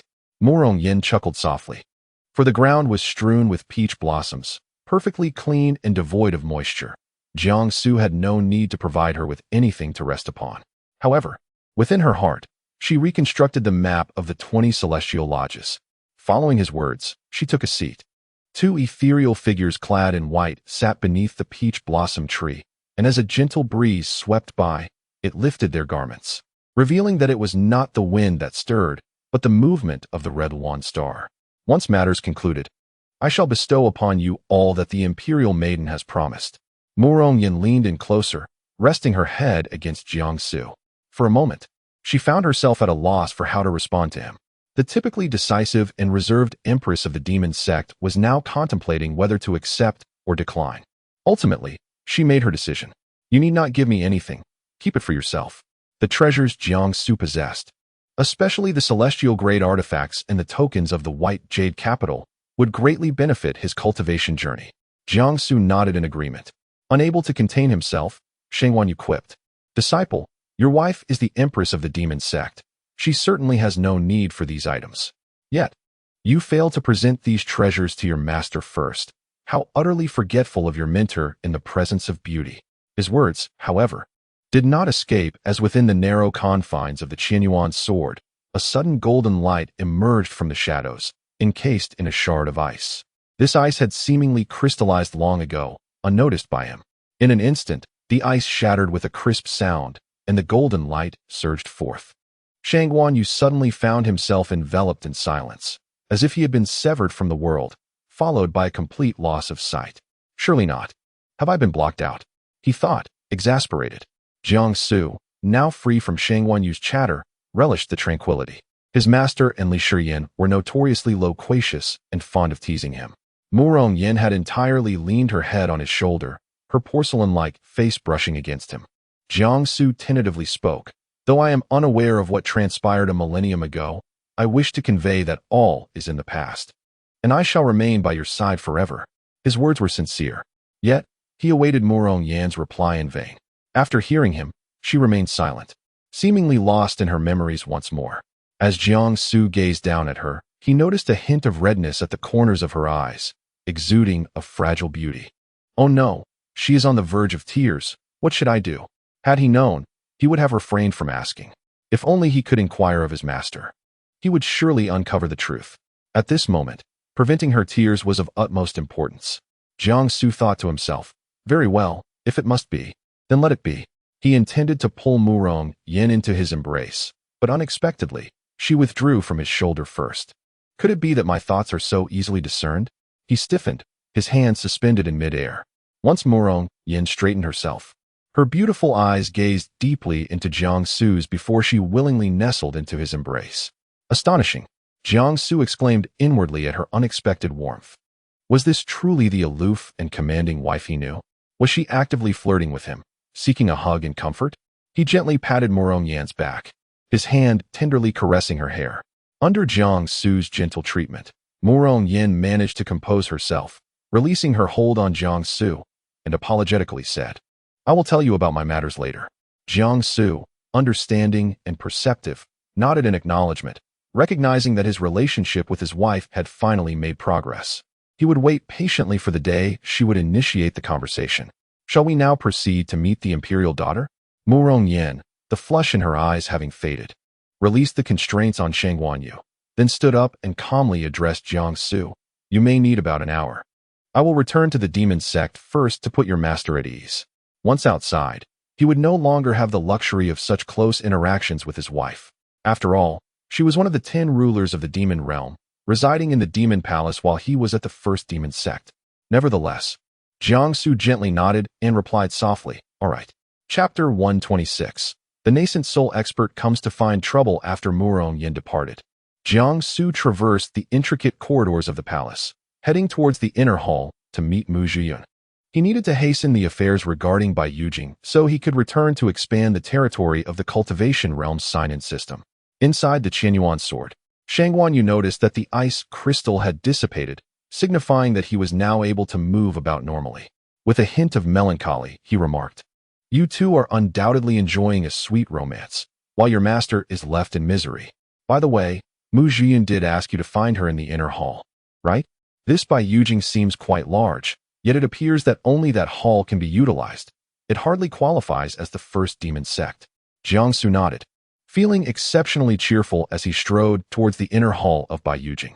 A man, accompanied by a contingent of guards clad in black, approached from a connecting corridor, seemingly intending to cross Jiang Su's path on their way to some destination.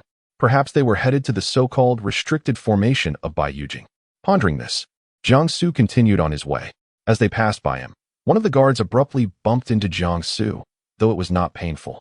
However, they managed to spoil Jiang Su's good mood, for the act was intentional. The guard who had collided with him feigned a look of great apology, his eyes brimming with disdain as he spoke in an oddly condescending tone. "Oh dear, my sincerest apologies, delicate young master." The group turned around, and another man displayed a similar expression, seemingly complaining, "Old Bai, you're moving so slowly. With that bump, you might ruin this fair young gentleman, especially that lovely face of his. It would be unfortunate if it were marred." One after another, they mocked him, reducing him to nothing but a pretty face. Jiang Su retorted, "Do we know each other?" Inside the Qianyuan sword, Shang Guanyu, observing the pretentious young men, lashed out, "These fellows must be mad. Do they truly believe they can face off against someone in the early Golden Core stage with their own early Golden Core?" Jiang Su assessed the cultivation levels of the group. The leader was in the early nascent soul stage, while the others were in the early Golden Core stage, all appearing youthful. Their attainment was indeed reflective of Bai Yujing's strength. "Master, do not let them provoke you. They merely wish to incite me into action. Time is of the essence. Why waste it on such a group? Bai Yujing represents a day, and the cultivation realm a month. Let us save time wherever possible." After casting a glance at them, Jiang Su resumed his path. "This pretty boy truly dares not provoke us. I initially thought he was merely in the mid-foundation stage at such a tender age, but he is surprisingly timid." Indeed, to them, Jiang Su's aura and cultivation appeared to align with that of a mid-foundation stage cultivator. After all, they had not faced Jiang Su in battle like Mu Qiniang had. "Brother, if we wish to mar his face, what shall we do if he does not initiate a challenge and later complains to the imperial princess? We must compel him to strike first or to take the initiative in combat." These words entered Jiang Su's ears word for word, and he felt that engaging with such individuals was utterly pointless. It would be wiser to resolve the matter concerning Bai Yujing promptly and return to the first demon sect. Thus, his pace quickened. This group of people followed Jiang Su closely. Wherever he went, they trailed behind, continuing their verbal onslaught. Shang Guanyu remarked, "If it weren't for my disciple being nourished by love today, you would be courting death. Why was this person not adhering to the script? Despite their taunts, he showed no reaction. Was he even a man? Brother, what should we do? The leading man sneered. Ha! He cannot simply be allowed to leave. Who among you believes he is the fated one? With that delicate appearance, a gust of wind could topple him. He gestured to his followers, passing everything to them. Jiangsu was at a loss for words, wishing this group would cease their pursuit. If he were to express his disdain for them using a phrase from a beloved esports player from his youth, it would be a retort. Are you mentally challenged? They were aware of Mu Zhuyun, the imperial lady of Baiyujing, who had deemed him the chosen one. Though they doubted him, they still dared to provoke him. What a bizarre human behavior. Su Yunjie observed that Jiangsu was still advancing, nearing the inner hall, and glanced at the spiritual barrier. If Jiangsu continued forward, the imperial lady would certainly intervene in time. He loathed the sight of someone like Jiangsu. Regardless of whether he was truly the destined one, he simply wanted to beat him to a pulp, deriving pleasure from it. Whatever punishment the imperial lady chose to impose afterward would be of no concern to him. Hey, pretty boy, I heard a highly skilled individual has come to rescue you. Why aren't you two going to meet the imperial lady together? Do you think she is beneath you? I get it. Affluent women often possess some character or aesthetic flaw. Upon hearing this, Jiangsu halted his steps. He could dismiss their provocations, for he held no desire to engage in fruitless debates. The pure would remain clear, while the corrupt would reveal their true nature. They could judge his strength through trial. A victory would serve as the most satisfying rebuttal, while a defeat would merely spur him onward. However, to speak of his wife was tantamount to courting death. This statement echoed harshly in the corridor of the pavilion. Instantly, the atmosphere grew oppressive, as if plunging into a realm of extreme cold. Jiangsu turned, his face shrouded in an endless shadow. Sunlight filtered through the leaves, illuminating him, yet failing to brighten the darkness in his eyes. That darkness intensified, sending chills to the core, rendering onlookers hesitant to meet his gaze, like a wolf poised to pounce, radiating lethal intent, as if ready to shatter this group in the next moment. The crowd, particularly Su Yunjia's subordinates, were gripped by terror. How could this seemingly unremarkable cultivator in the mid-foundation stage evoke such fear? Su Yunjia felt a jolt in his heart. Could it be that this pretty boy, the son-in-law, truly harbored feelings for his wealthy lady? Despite having been scorned so harshly before, he remained unperturbed. Yet, when the subject of the woman behind him arose, he became agitated. His subordinates observed the increasingly potent aura of dark energy emanating from Jiangsu, and they recalled that shortly they would be heading towards the restrictive formation, where the imperial princess had been waiting in the inner hall for quite some time. She would surely emerge to seek Jiangsu. At that moment, they began to waver, one of them saying, "Brother Jia, this does not bode well." The words of the imperial princess hold weight, and moreover, this concerns a crucial matter for Baiyujing. We may strike him, but let us not deliver a fatal blow.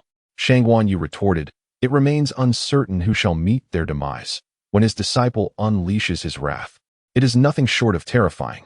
Are these individuals under some sort of intelligence-diminishing aura? Of all the people to provoke, they choose to incite his disciple. Truly, they are courting death." The cold glint in Jiangsu's eyes intensified. He was unwilling to shed blood on this day of sentimental significance. "I grant you 5 seconds to remove yourselves from my sight." Chapter 127. A frantic slap in the face. 9,000 golden pills. What did they hear? This Jiangsu, whose cultivation appeared to be merely at the mid-foundation stage, dared to utter such words. Not only were they at the initial golden core stage, but Su Yunjia was also at the early infant stage.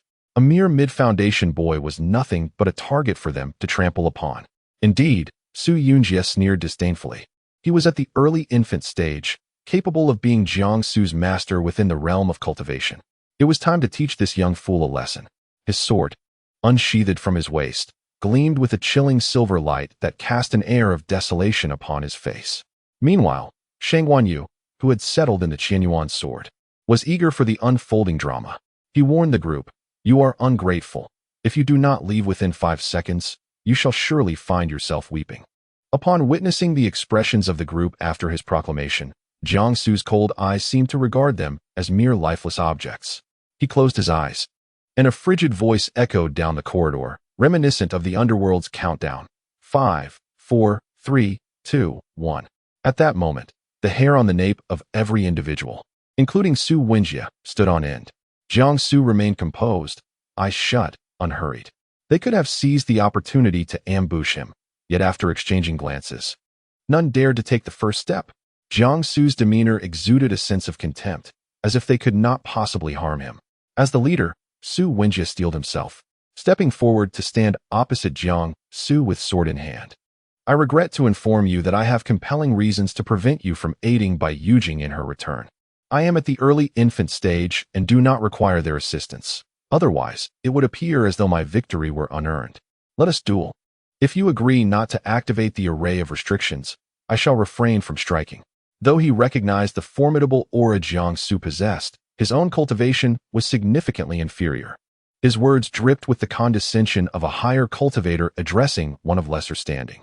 Upon hearing this, Jiangsu's expression lightened. A chilling smile crept across his face. This is your choice. I have granted you the opportunity.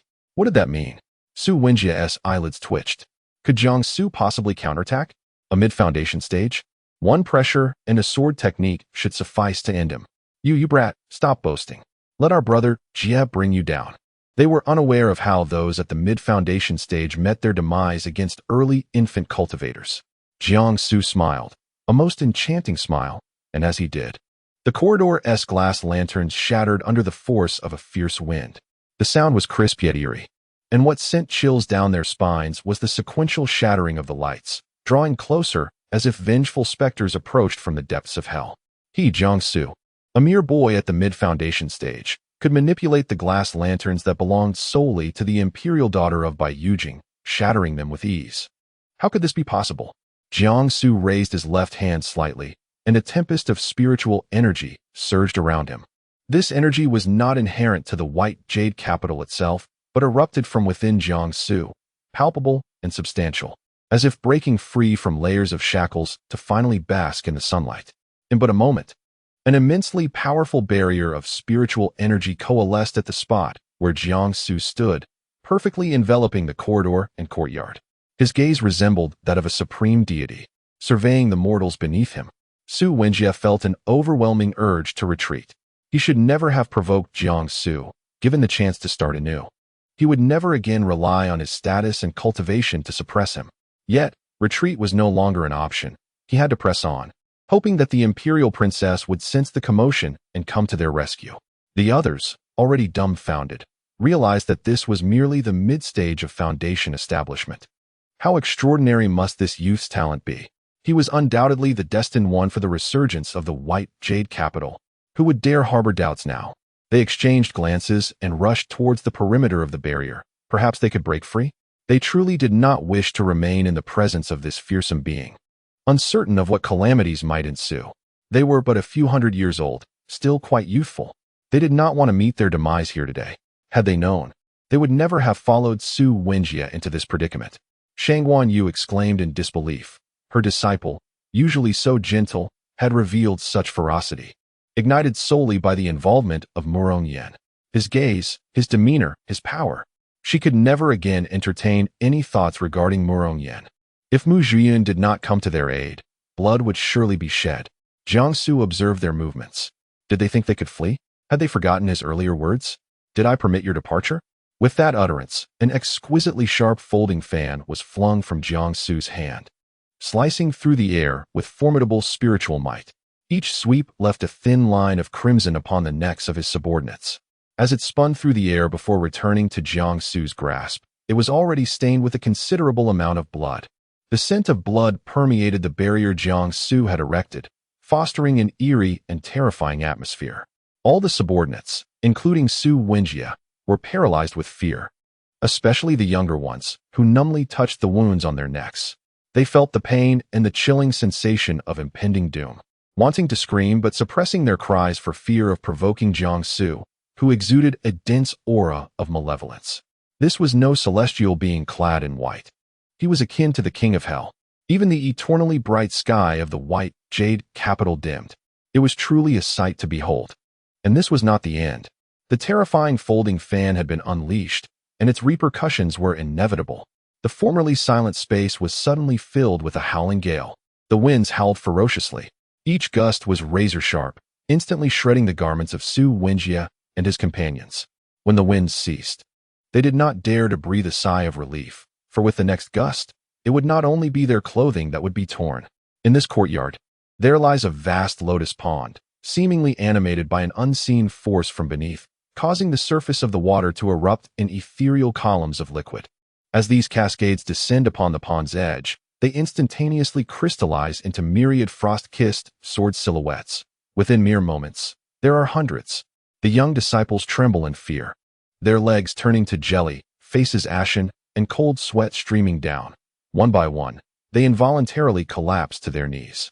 They yearn to evade the onslaught of 1,000 swords piercing their hearts, desiring merely to survive. Su Wenjie's complexion is equally ghastly. He shivers uncontrollably, unable to maintain a steady grip on his sword, his entire being quaking. Jiang Su observes this spectacle with a smile, his expression captivating. Yet his mirth only intensifies the trembling of those around him. Shangguan Yu is likewise petrified. Could this truly be the disciple he knows? Such arrogance, such strength. My goodness. He is typically gentle and kind. It appears love has transformed him. Indeed, remarkable. The mechanical voice of the system resonates. Ding. System warm reminder. You currently possess 7 golden pills within you. Please cultivate diligently. Upon accumulating 9,000 golden pills, you may advance to the next level of cultivation, namely the nascent soul stage. Chapter 128. The conclusion of the slap in the face. The dungeon unlocked Jiang Su had yet to resolve the bothersome matters before him and had promptly silenced the system's voice. Very well indeed. I shall pose 2 questions, and should you fail to provide answers, you shall bear the consequences. He tucked his folding fan back into his sleeve and began to clap. The sudden applause nearly caused Su Wenjie to collapse. His already weakened body trembled, and he fell to the ground, striving to maintain the dignity befitting a nascent soul master. He attempted to prop himself up with his hands, only to discover he lacked the strength. Flailing his limbs wildly like a frog sprawled on the ground, a frog seized by convulsions. Shangguan Yu stifled a laugh, suppressing her amusement as her disciple was still tidying up. It was a moment that required seriousness. However, Su Wenjie was undeniably comical. As Jiang Su took a few steps forward, those around him trembled like leaves in a storm.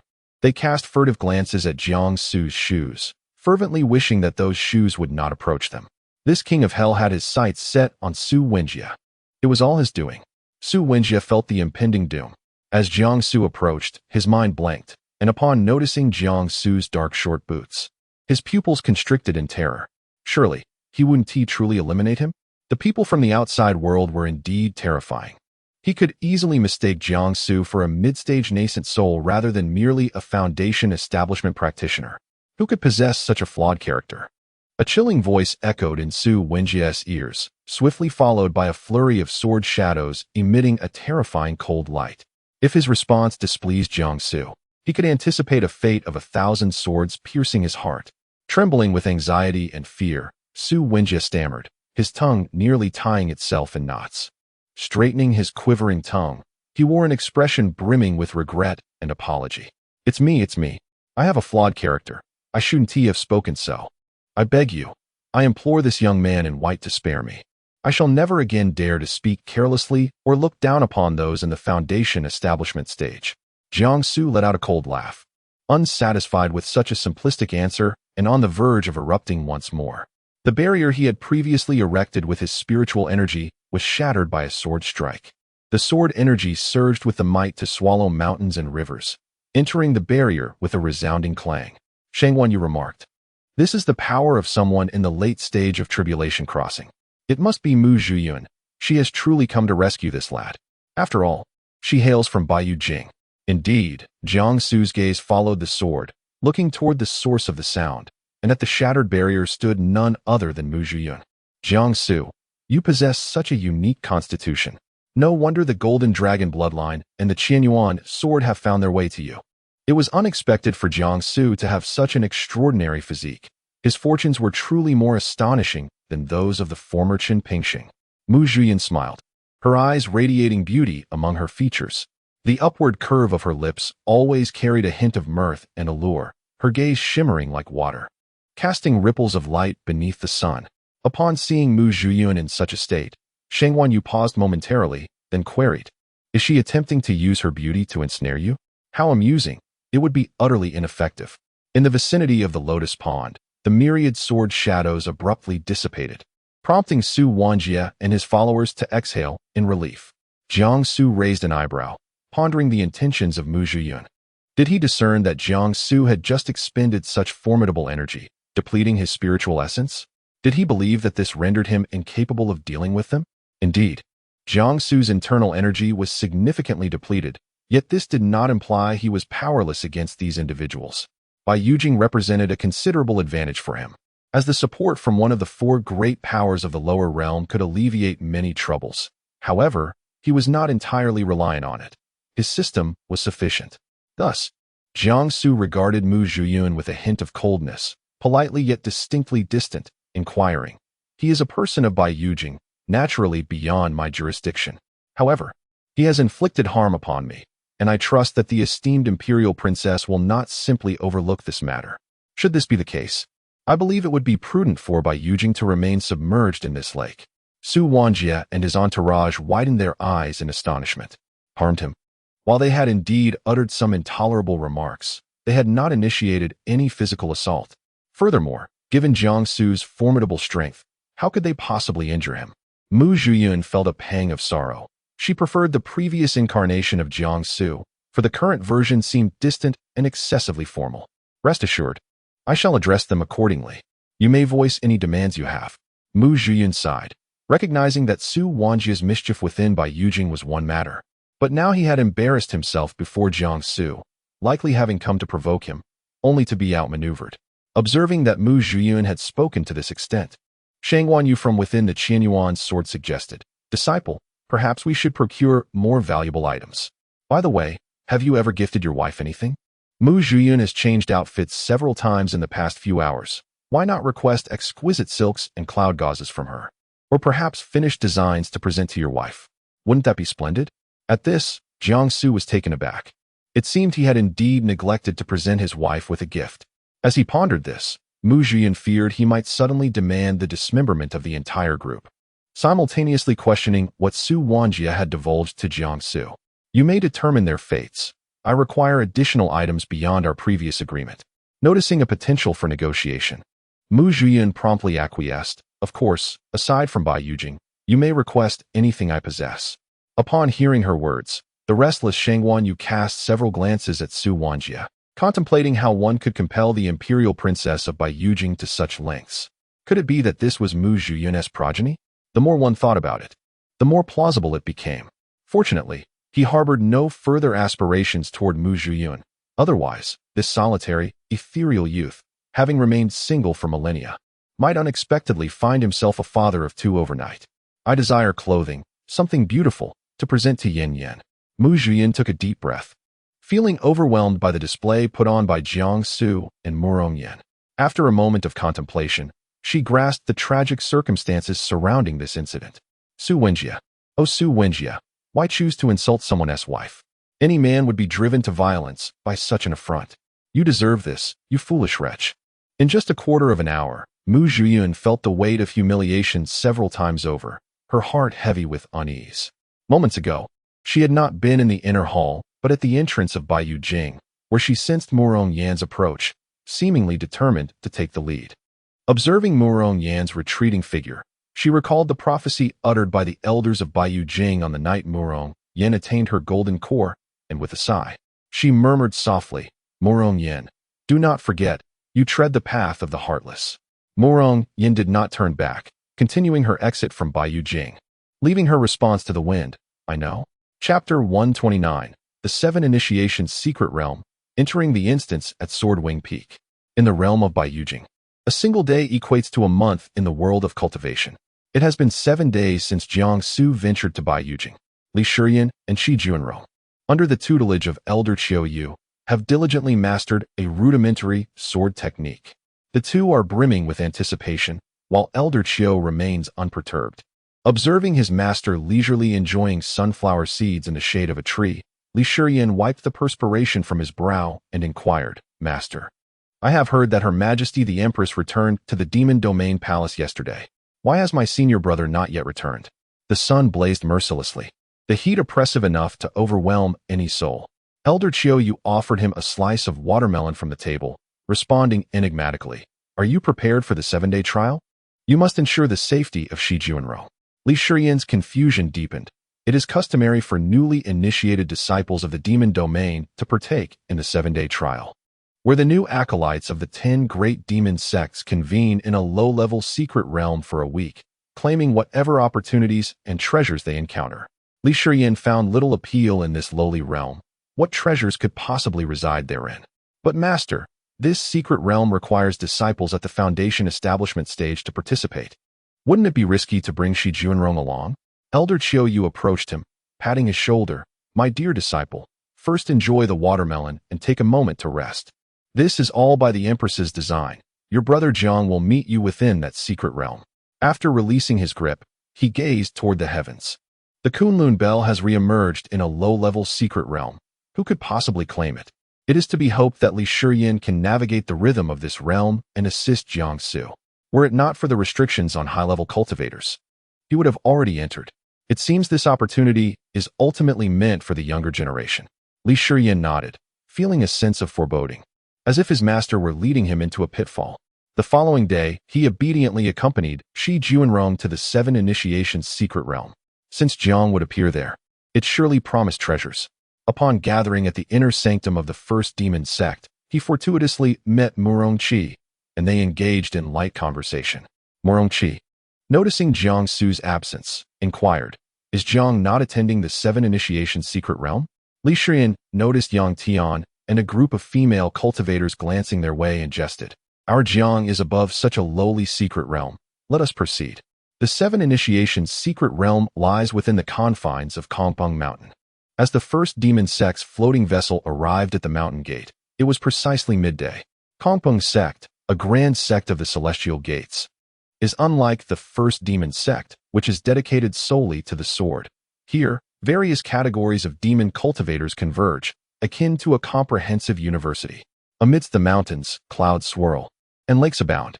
Sunlight dances upon the water's surface, casting sparkling reflections akin to fragments of the sun that have fallen to the mortal realm, creating an ethereal ambience. The serene cranes glide through the woods, and exquisite palaces grace the peaks, their shimmering waters reflecting white walls and glazed tiles, resembling a paradise on earth. This place feels even less like a demon sect than the first demon sect, but considering its rank as 7th, it is not entirely surprising. Today, he is destined to encounter many of the youthful talents from the demon domain. Li Shiyan leapt from the floating vessel, his heart brimming with excitement as he declared, in this secret realm, I shall stand above all. The disciples of the first demon sect had arrived. A middle-aged man, standing at the mountain gate, greeted him with a hearty laugh and strides towards him, followed by several adept disciples clad in blue. Forgive us for the lack of a proper welcome. Is this Yang Tian? It has been a while, and I see your cultivation has significantly progressed. Where is your senior brother, Jiang He? The newcomer was none other than Shen Yang, the leader of the Kongpeng sect. Yang Tian feigned indifference, stating, our senior brother is a genius with a lightning spirit root. He finds no interest in such a lowly secret realm. No sooner had he spoken than an eager male voice cut through, overpowering his own. When will your esteemed senior brother Jiang He find the time to duel with me? I have long awaited this moment. I heard he defeated Qi Yuan of the Shadowless sect, truly formidable, living up to his lightning spirit root. Another youth, his eyes sparkling with anticipation, turned to the throng from the first demon sect, exclaiming, where is Jiang He? I wish to challenge him one by one. If he prevails, I shall relinquish all treasures of the secret realm to him. Yang Tian retorted, fool, I just said Jiang He is absent. Are you living in another world? The two young men, in their excitement, collided with one another. Did you bump into me? What if I did? Bump me again, and I shall retaliate. Their faces flushed. They began to ride their swords, seemingly intent on soaring away for a duel. Witnessing this spectacle, Yang Tian suddenly found himself thinking that Li Shiyan was indeed a rational person. Disciple, how can you act this way? The time for welcoming the various sects has arrived. And if you and Shaoqi leave, a large hand waved dismissively. Just say I was so engrossed in receiving guests that I lost my mind. I shall rest in my chamber. With that, he turned to Shaoqi, saying, Let us go practice our sword techniques.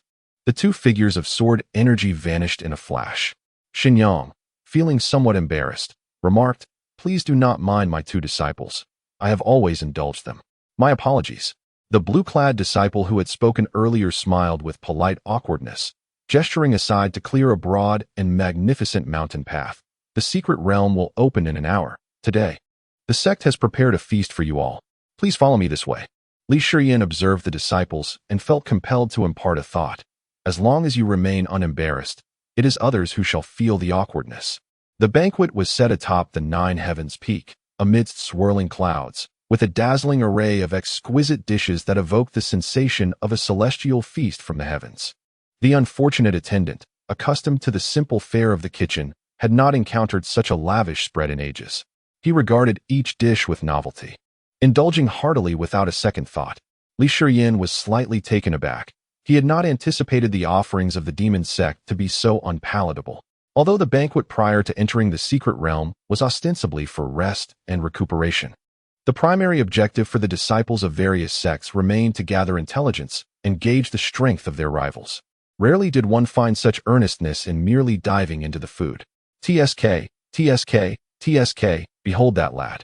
It is said he is the disciple of the prodigious thunder spirit root, yet he possesses a mere 5 spiritual roots, rendering him utterly ineffectual. Alas, where is brother Jianghe? I have heard he possesses a countenance that rivals that of an ethereal being. I am truly eager to witness it." Li Shiyin remarked with a hint of melancholy. "Shi Juanrong, you are quite naive. Do you not realize that this banquet is not merely for partaking in food? You have yet to grasp the true essence of cultivation." The crowd turned their gaze towards him. At that moment, he appeared remarkably composed, exuding an effortless elegance in every gesture. Since his arrival at the banquet, he had been intently observing all the disciples present from various sects, likely feigning ignorance while meticulously devising his strategy, poised to make a resounding impact once the secret realm is unveiled. Chapter 130, The Bell of Kunlun. All beings bow in reverence after Li Shiyin spoke. He paused for a moment, then widened his eyes and quickened his pace. "Here gathers an abundance of beautiful female cultivators. Should we not feast our eyes upon such splendor?" The crowd responded in unison. "Truly impressive. You live up to your reputation as the foremost demonic sect." Li Shiyin cast a sweeping glance and soon spotted a young maiden seated in the corner of the banquet, adorned in a flowing aqua-blue gown. Her phoenix-like eyes and crimson lips, combined with skin as delicate as congealed fat, radiated a soft, ethereal glow under the gentle sunlight, rendering her nearly translucent. With features as exquisite as a painting, she sat alone, seemingly causing even the breeze around her to slow its pace, enveloped in an astonishing tranquility. "Is that our Baizi sister from Kongping Mountain? Have you taken a liking to her?" Li Shiyin shook his head and shifted his gaze elsewhere. The speaker continued, "Our Baizi sister holds great admiration for your elder brother Jianghe. Perhaps we could arrange a union between our sects." Li Shiyin refrained from responding directly. Amidst the bustling crowd, another captivating figure drew attention. A girl of around 16 or 17, her beauty rivaled that of the assembled female cultivators. In fact, in terms of allure, she surpassed them all. Clad in fiery red, she stood out amidst the predominantly black, white, and blue attire of the various sections. Her long, white hair cascaded down her back, accentuating her porcelain-like complexion. Her thin lips were strikingly red, and her elongated eyes sparkled with mirth, though she appeared nonchalant. A mere flick of her eye could convey a myriad of enchanting emotions, not to mention the slight upward curve of her lips, which seemed to encapsulate countless shades of allure, a natural charm. Xiao Qi snorted dismissively, a seductress from the He Yihuan sect.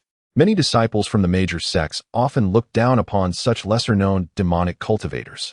In the realm of seduction, the more beautiful one was, the greater their innate talent. The fact that this young girl had already attained the golden core stage at such a tender age spoke volumes of her exceptional beauty. She paid no heed to Xiao Qi's disdain and approached Li Shiyin, her demeanor enchanting as she flashed a smile. "You must be Jiang He's junior brother.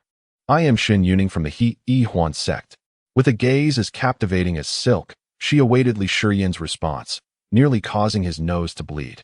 Shen Yuning feigned innocence, leaning against the table, and as she spoke, she leaned in slightly, revealing a breathtaking sight before Li Shiyin.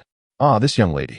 My elder brother is not present today, but we shall meet again in the future if fate allows. Wow, how can Jianggu endure such temptation? This dual cultivation master is simply phenomenal. Xin Yuning, straightforward and bold, targeted her prey without hesitation. Her smile deepened as she leaned even closer to Li Shiyan. Oh dear, it seems I will need you, dear brother, to introduce me. Pursuing your elder brother amidst such fierce competition leaves me with no choice but to resort to this. Li Shiyan caught a glimpse of Shi Juanrong, who was completely absorbed in her meal, offering not even a glance toward Xin Yuning. It seemed that Xin Yuning held less allure for him than the food before him. Truly, you are remarkable. Humph, this is how Meisho operates. Do not harbor any illusions that Jiang He would take notice of you. He is destined for the female cultivators of the 10 great demon sects. It would be best for you to refrain from involving yourselves. A throng of female cultivators pointed and whispered about Xin Yuning, who, with a smile glimmering in her eyes, appeared unfazed by their remarks. Li Shiyan, unable to tolerate the scene any longer, pounded the table. Everyone's silence. Alas, his efforts yielded little effect. The entire banquet remained a cacophony of noise. After finishing his meal, Li Shiyan became acutely aware of the gravity of the situation. Firstly, his master Qiuyu informed him that Jianggu would appear in the 7 initiation secret realm. However, Jianggu was still in Baiyu Jing, suggesting a connection between the secret realm and Baiyu Jing, allowing Jianggu to emerge from one to the other. Secondly, the Empress had commanded him to bring Shi Juanrong along, implying that there might be something of significance for her within the secret realm. Thirdly, the 7-day trial typically involved only the 10 great demon sects, yet this time, even a lower-ranked sect like He Huanzong had joined the fray, hinting at the presence of something formidable within. Ultimately, all these thoughts coalesced into a singular truth. Though Jianggu was absent from the martial world, his legend permeated every corner of it. Following the banquet, the 7 initiation secret realm opened promptly. The disciples participating in the trial were randomly transported to various locations within the realm, while the elders of the 10 great sects gathered around several mystical mirrors, attentively observing the images within. At that moment, the central mirror of the first demon sect projected 2 opposing figures. One figure wielded a sword in his left hand. Clad in a dark robe, with a cold wind tousling his hair, enhancing his air of desolation and determination, the other stood atop a massive rock, his blue and white robe billowing, casually playing with a talisman. Oh dear, it is Little Seven from Kongpeng Sect. We bear no grudges against each other. So why must we engage in a deadly duel within the secret realm? I still need to seek out Shi Juanrong. She has yet to establish her foundation and is in considerable danger. Shall we postpone our battle for another day? Little Seven, with a calm demeanor and equally tranquil tone, replied, Your senior brother Jiang He has not arrived, so I suppose I must reluctantly engage you in combat. With that, in an instant, the light of the sword sliced through the oncoming gale, resonating with a sharp hum, and waves of sword shadows surged forth, piercing towards Li Shiyan's position. Li Shiyan exclaimed, What the heck? You, a golden core cultivator, are attacking a foundation establishment cultivator. Have some dignity. Li Shiyan poured forth all his learned skills, wielding his sword against Little Seven for a few exchanges. However, after just a few moves, Little Seven ceased his assault. This person is remarkably powerful. This figure is unlike any he had ever encountered, so peculiar. It resembled a frog, yet also a resilient, writhing worm. How could the body reach such levels? Brotherly, your movements are quite extraordinary. I shall not take advantage of you. Since we have been transported together, let us proceed onward as one. Li Shiyan felt like crying without tears, lamenting his misfortune of encountering someone even more eccentric than himself. Jianggu, where are you? Please appear soon. Your dashing and charismatic junior brother is on the verge of being defeated. Observing Li Shiyan's swordsmanship, Elder Qiuyu has grown somewhat accustomed to it, while Su Wuyo, seated nearby, appears pensive. Brother, he inquires, are we truly placing our hopes upon Li Shiyan? His demeanor astonishes me, and I fear that before Jiang He arrives, he may inadvertently ruin everything. That ancient artifact, the Kunlun Bell, has only just re-emerged into the world, and it is now situated within a lower-tier secret realm that restricts cultivation. Our esteemed Empress has entrusted this matter to Li Shiyan. Could this truly unfold without calamity? What has Jiang Su gone out for? I have not seen Elder Qiuyu discuss it with him. merely informing her that Jiangsu will later enter the Seven Awakening secret realm to assist Li Shiyan in acquiring the Kunlun Bell. But does Li Shiyan strike you as a reliable individual? Elder Qiuyu chuckled. The Empress did not select only Li Shiyan, but also Shi Juanro. I can only hope my precious disciple enters the Seven Awakening secret realm swiftly. This treasure is coveted by many, and one can only imagine the blood that will be spilled within this secret realm. Chapter 131. The alluring Matio with impure intentions within the realm of cultivation. There exist two universal precepts governing all secret realms. Firstly, unless there are justifiable reasons, one must not maliciously harm fellow disciples. Disputes must be resolved through legitimate duels. Secondly, to prevent rampant pillaging, the use of storage bags is strictly prohibited within these secret realms. All practitioners must utilize satchels or bundles for their possessions, and their personal storage spaces may only permit items to be withdrawn, not added. Should one witness another acquiring treasures and resort to overwhelming force to seize them, punishment awaits upon exit. Strategic cunning is permissible to an extent, as the elders outside the realm might delight in witnessing the frays between disciples, provided the boundaries of propriety are not grossly transgressed. In this scenario, Li Shiyan and Xiao Qi, the second disciple of the Kongpeng Sect, traversed the secret realm together. Prior to their entry, the Kongpeng Sect distributed treasure maps to each practitioner, detailing various locations within the realm, each marked with items needed by low-tier cultivators. Upon a mere glance, Li Shiyan lost interest, stowing the map away, for it indicated only low-level spiritual herbs, far beneath the quality of those he possessed at home. As they progressed, they arrived at a location where Li Shiyan was taken aback to encounter a familiar visage amidst a slope adorned with the fiery blooms of the flame blossom.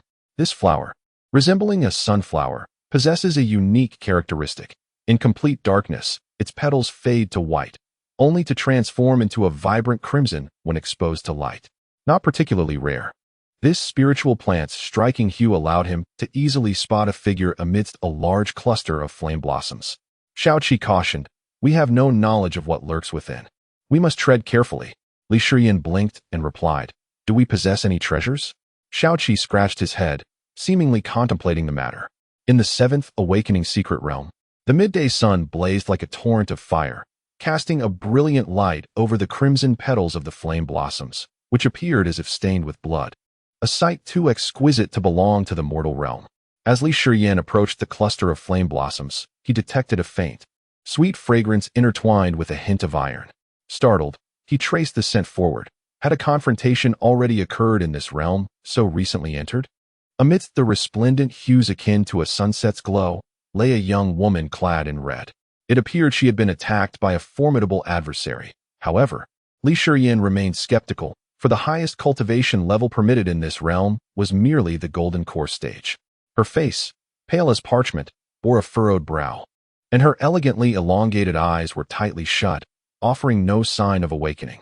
Her crimson attire was engulfed by the blossoms, revealing bite marks on her arms and chest, exposing skin as pure as jade, marred by splotches of blood. Yet, her exquisite visage was more enchanting than the blossoms themselves. It was none other than Shun Yuning of the He Huan sect. Clearly, a trap had been laid for him. But who could resist the allure of Shun Yuning's beauty? Thus, he would willingly step into the snare. Shun Yuning?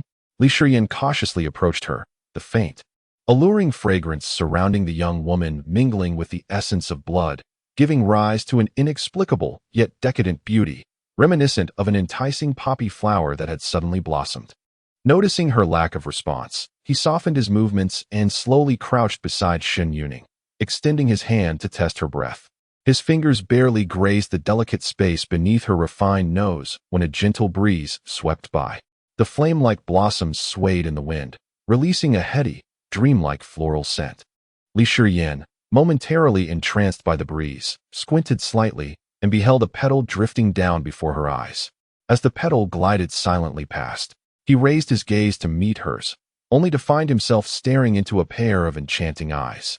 Shun Yuning, a true prodigy among the young practitioners of alluring arts, possessed not only a naturally captivating visage, but also a gaze that was utterly beguiling.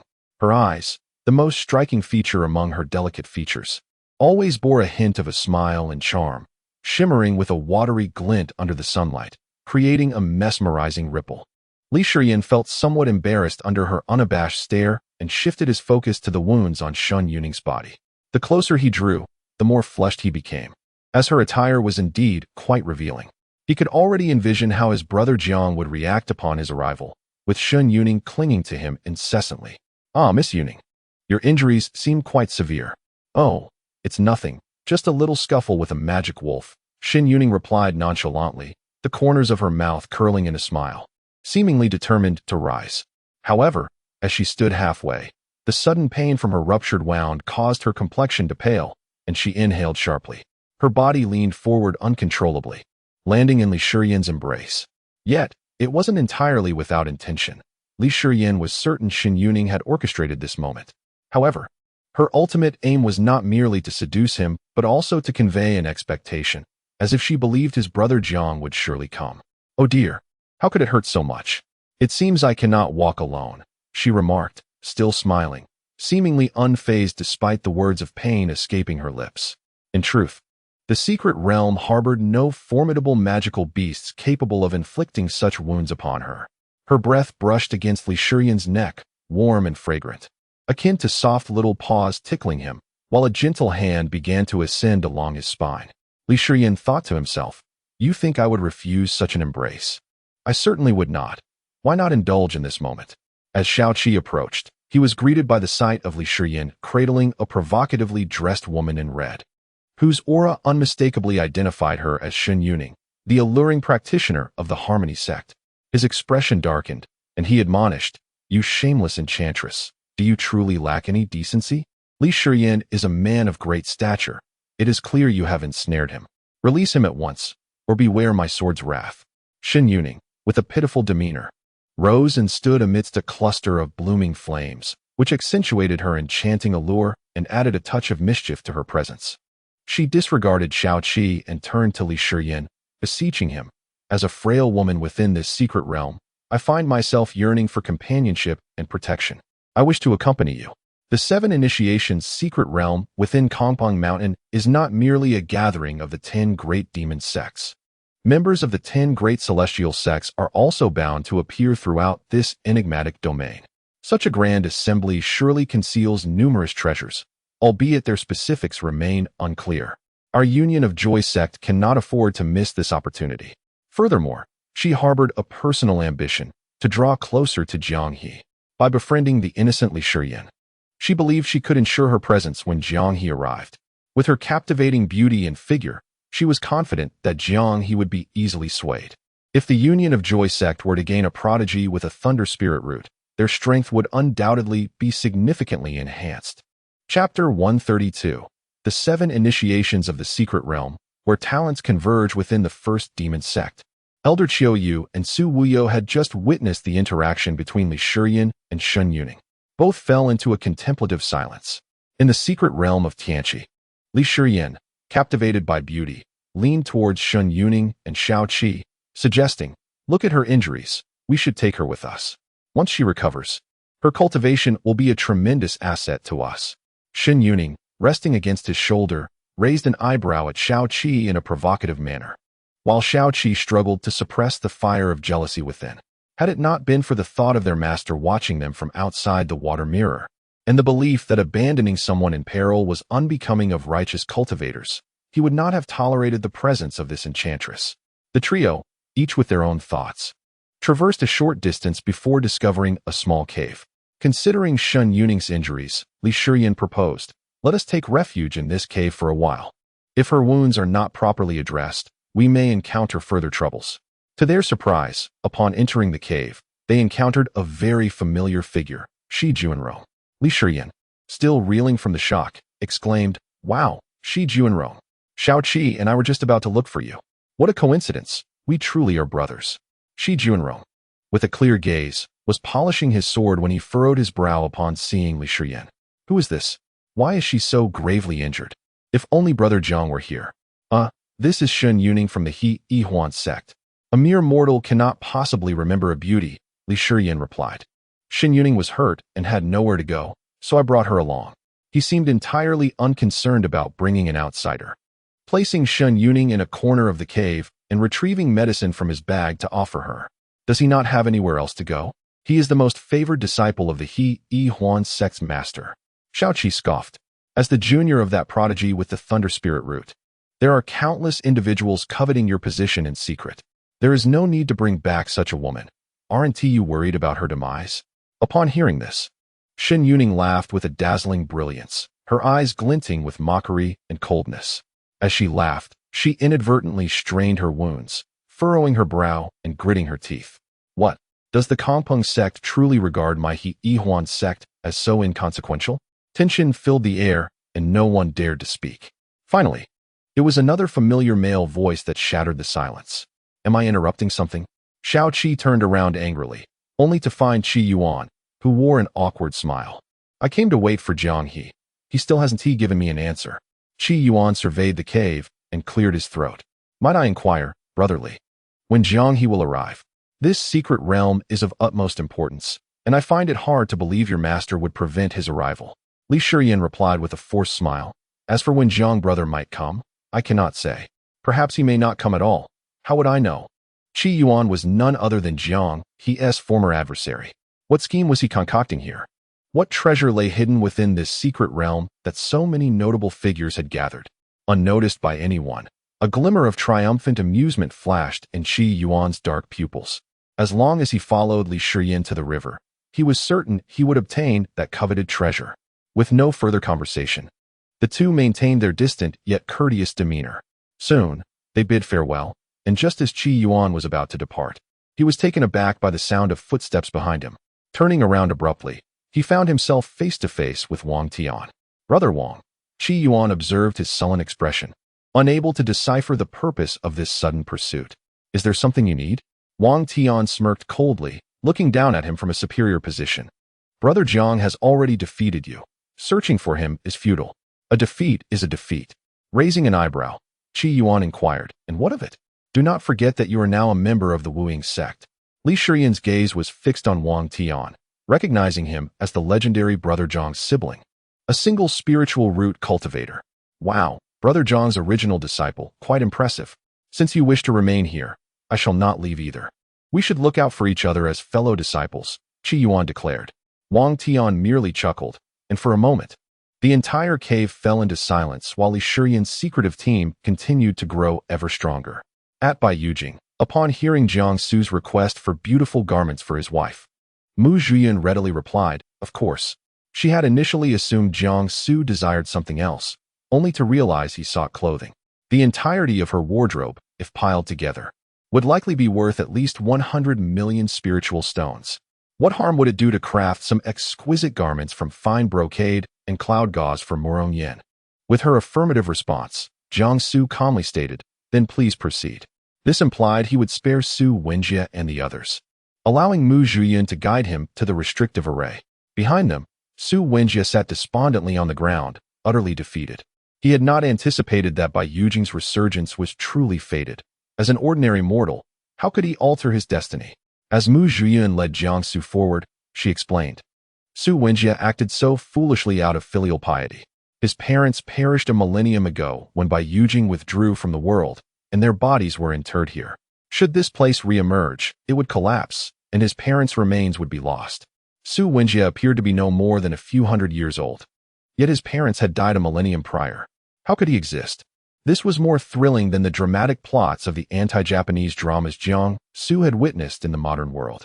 He recalled lines from those shows. My grandfather was killed by the invaders when he was 9. I loathe them. Jiang Su forced himself to dismiss such fantastical thoughts. He offered no reply to Mu Zhuyan's words. His singular focus was to quickly dismantle the restrictive formation and leave Bai Yujing as soon as possible. As they traversed the mountains, both remained silent. Eventually, they reached the site of the restrictive array. It was a lofty pavilion, towering even higher than the palace itself, already filled with the inhabitants of Bai Yujing. Countless voices of discussion echoed within the expansive structure.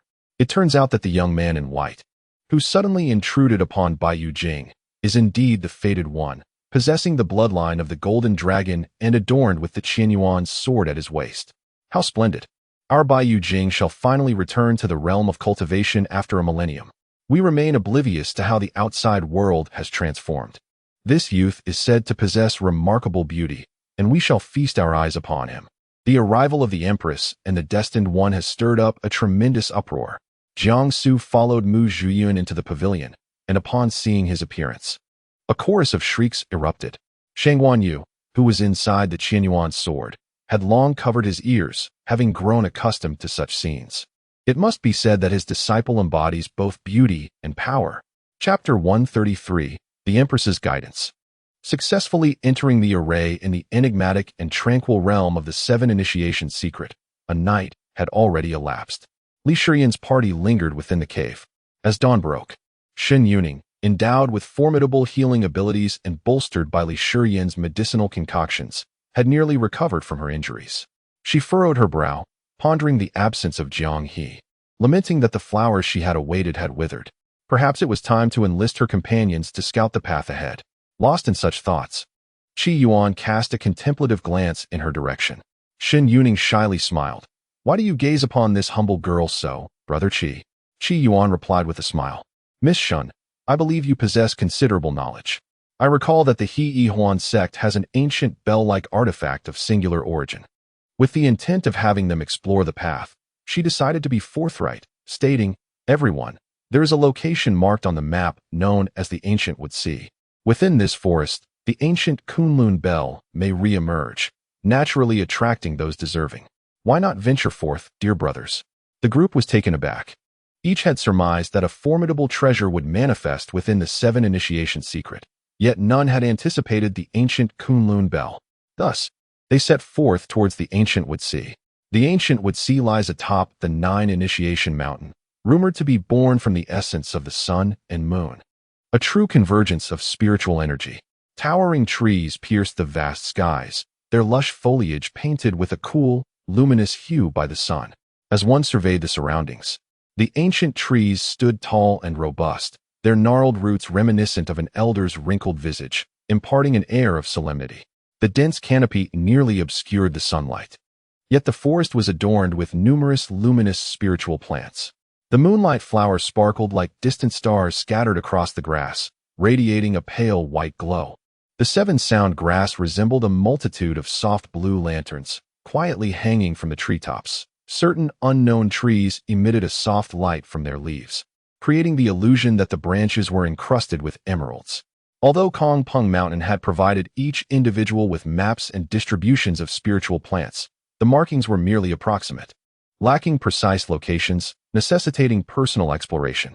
As for treasures, they were elusive and unpredictable. Even the host, Kong Peng Mountain, had no knowledge of where they might be found, ensuring they were not included on the map. Evidently, news of the potential treasures within the Ancient Wood Sea spread swiftly, attracting many cultivators. Shortly after their arrival, they began to notice several men and women clad in various sect uniforms passing by.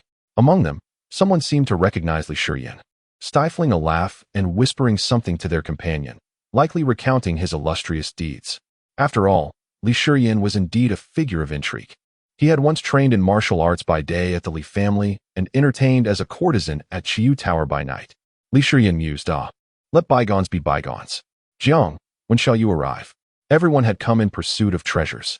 Qi Yuan calmly assessed the situation. The Ancient Wood Sea is vast. We can delve deeper, seeking out the more obscure paths. It is said that deep within the forest lies a millennia-old phoenix blood tree. Even if we find nothing else, witnessing it would be an enriching experience. How peculiar. A sigh welled up within his heart as Li Shiyan suddenly heard the voice of Shi Junro. Do you not feel that there seems to be some strange sounds in the distance? Strange sounds? The ancient woods, renowned for their tranquil elegance, led Li Shiyan to believe that no disturbances could arise in such a serene forest. Thus, he merely raised an eyebrow lazily and focused intently on the indistinct sounds echoing through the trees. It seemed to be the sound of several people running, intertwined with cries for help and shouts to flee. This thought pierced through his consciousness like a sharp sword, causing the young swordsman's aura to tighten suddenly. Simultaneously, he heard Shen Yuning call out in hurried disbelief, "Look at those trees." In the distance, the thickets radiating a luminous green suddenly swayed, transforming into a terrifying crimson, as vivid as blood. The rich and pure hue surged forward like a relentless tide, dyeing the flowers and trees in a bizarre scarlet, reminiscent of a somber funeral parlor. Their position was inevitably caught in this fate. What was happening? The scarlet, like ink spilled over, enveloped the entire forest, and even the leaves appeared blood-stained, gently swaying in the wind as if they were gaunt bones clawing their way from the depths of hell. Li Shiyan, perplexed by the situation, raised his gaze to the distance and saw two figures rushing toward him. "Hurry, run!" shouted the young man on the left, his face pale and breathless. "Something has happened in the woods." Li Shiyan raised his voice. "Fellow cultivator, what exactly is going on?" Those trees, they seem to have come alive. The entire ancient forest has gone mad. As the young man spoke, his expression changed, and he shouted at Li Shiyan, "Watch out behind you." Before the words had left his lips, a vine, as thick as a human arm, suddenly soared into the air, striking toward Li Shiyan with lightning speed. All attention had been focused on the young man, and they hurriedly turned around upon hearing his warning. The vine was almost upon them. There was no time to draw swords or evade. Li Shiyan could only hastily form a sword gesture and thrust downward with force. To his dismay, the vine proved remarkably sturdy. The power of his hastily executed sword gesture was insufficient, and upon contact, it was abruptly repelled, rendered ineffective. Li Shiyan. The sword gesture was deflected, and he was sent flying by the tremendous force, crashing heavily to the ground with a sound that sent shivers down their spines. The vine, undeterred, pursued with a fierce intensity. Qi Yuan, perceiving the imminent danger, swiftly drew his sword and struck down upon the vine. With that blow, the vine was finally severed in half, yet the remaining portion showed no sign of retreat. Instead, it seemed enraged, thrashing violently in midair. Another flash of sword light cut through the air. A vine lunged towards Li Shiyan's neck, only to be severed by Qi Yuan's sword. Inside is the same. No, it's even more terrifying. The young man's voice trembled in panic, too frightened to flee. Once the crowd managed to deal with the suddenly rising vines, their expressions eased slightly.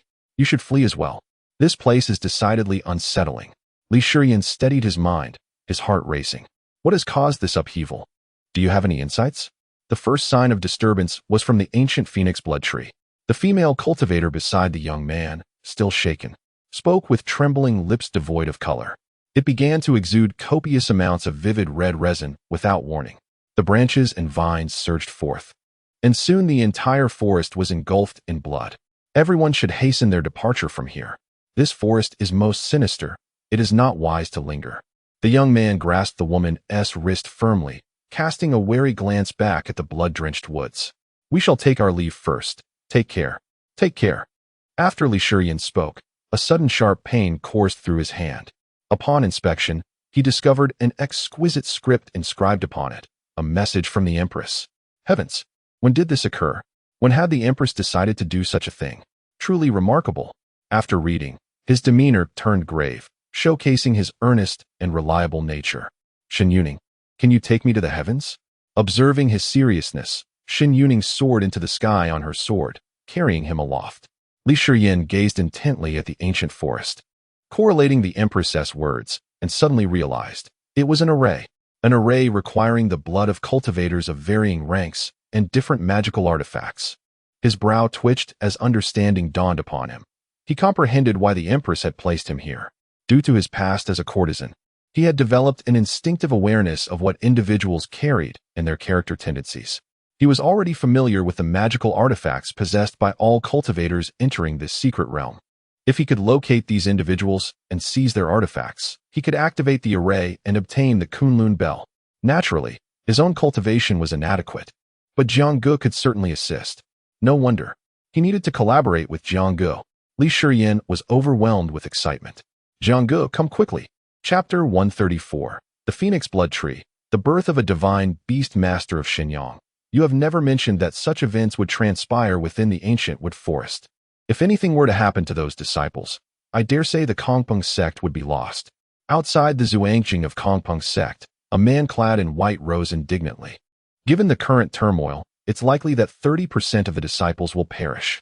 A voice sighed in response. Moreover, the 7 initiation secret realm only permits cultivators of the golden core stage and below to enter. We cannot intervene. We must await the closure of the realm in 7 days for the disciples to be released. How shall we navigate such peril? The atmosphere grew tense, enveloped in silence, until a woman's tranquil laughter broke the stillness. Elders, do you possess so little faith in your own disciples? Though the anomalies of the ancient wood forest are perilous, those who were sent into the secret realm are the most exceptional young talents from each sect. If they cannot resolve this matter, how will they ever establish themselves once they descend the mountain?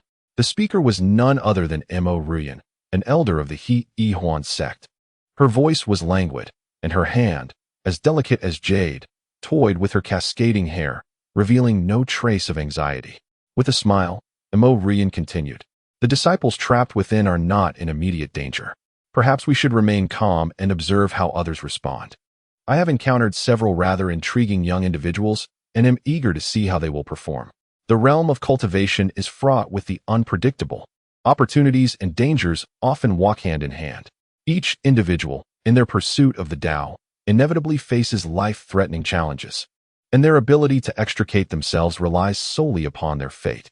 The anomalies of the ancient wood forest are but one facet of this truth." Upon hearing her words, the expressions of those present shifted to one of hesitance, particularly among those aware of the treasures that awaited within the 7 initiation's secret realm. Meanwhile, outside the first demon sect, Elder Chiu Yu furrowed his brow, abandoning his previous composure as he intently observed the extraordinarily strange phenomena within the Zhuangjing of the ancient wood forest. The phoenix blood tree had succumbed to malevolence. Beside him, the red-clad Su Wuyo could not suppress his curiosity. "Elder Chiu, if you choose to conceal the truth from others, must you also keep it from me? Where has Jianghe gone? I suspect that the young disciples of the 10 great sects have secretly entered the 7 initiation's secret realm as well. Are we to stand by idly while the Kunlun bell falls into the hands of others?" Elder Chiu sighed, gesturing for Su Wuyo to remain patient. He replied, "My treasured disciple holds a Baiyu Jing invitation and has gone to Baiyu Jing. He is yet to return." With a clatter, Su Wuyo was so taken aback that he nearly dismantled the wooden chair beneath him. A Baiyu Jing invitation? Is that not something only a transcendental being can possess? If this news were to spread, the powerful would surely go mad. "Ah, Jianghe, what other astonishing treasures do you possess that could shake the entire realm of cultivation?" "Hey, Li Shiyan, have you finished reading?" "Yes, I have." Li Shiyan, filled with excitement, unsheathed Shen Yuning's sword. Should he venture inside to scout for Zhangguo? Yet, it appeared perilously dangerous. Sensing Li Shiyan's intentions, the scheming Qi Yuan suggested, "Why not take a look? Someone must pave the way." After consulting with everyone, the group entered the ancient forest of towering trees. As the saying goes, a newborn calf fears not the tiger. While the powerful outside were consumed with dread, the novices within acted without restraint. Within the ancient woodlands, a surge of blood essence pervaded the atmosphere. A thick, crimson mist hung like smoke, entwining with the still air. The once gentle blue and green luminescence of the flora appeared as if soaked in blood. Though they continued to emit dim light, they now exuded a stifling dark red hue. The deeper they ventured, the more bizarre and terrifying the scenery became. Vines danced wildly, and stout branches, reminiscent of children's arms, cast frenzied shadows that resembled the gnarled fingers of malevolent spirits, relentlessly lashing at the earth. Not only the vines, but even the flowers and grasses seemed to possess a consciousness of their own. Petals opened and closed with reckless abandon, evoking the image of red eyes peering from the shadows, blinking furtively. As Jindan practitioners, Shen Yuning and Qi Yuan were naturally prepared to protect the group. They brandished their swords once more, severing several vines that surged from behind. Scattered around them were disciples from various sects fleeing in haste, while only their group boldly pressed forward against the tide. "Are you mad? Why are you going deeper?" One cried out. "You must flee for your lives. Don't venture further." Following Li Shiyan was a young girl clad in the attire of the ruthless sect. She possessed an ethereal beauty, her demeanor as frigid as ice, with piercing eyes that resembled a biting wind.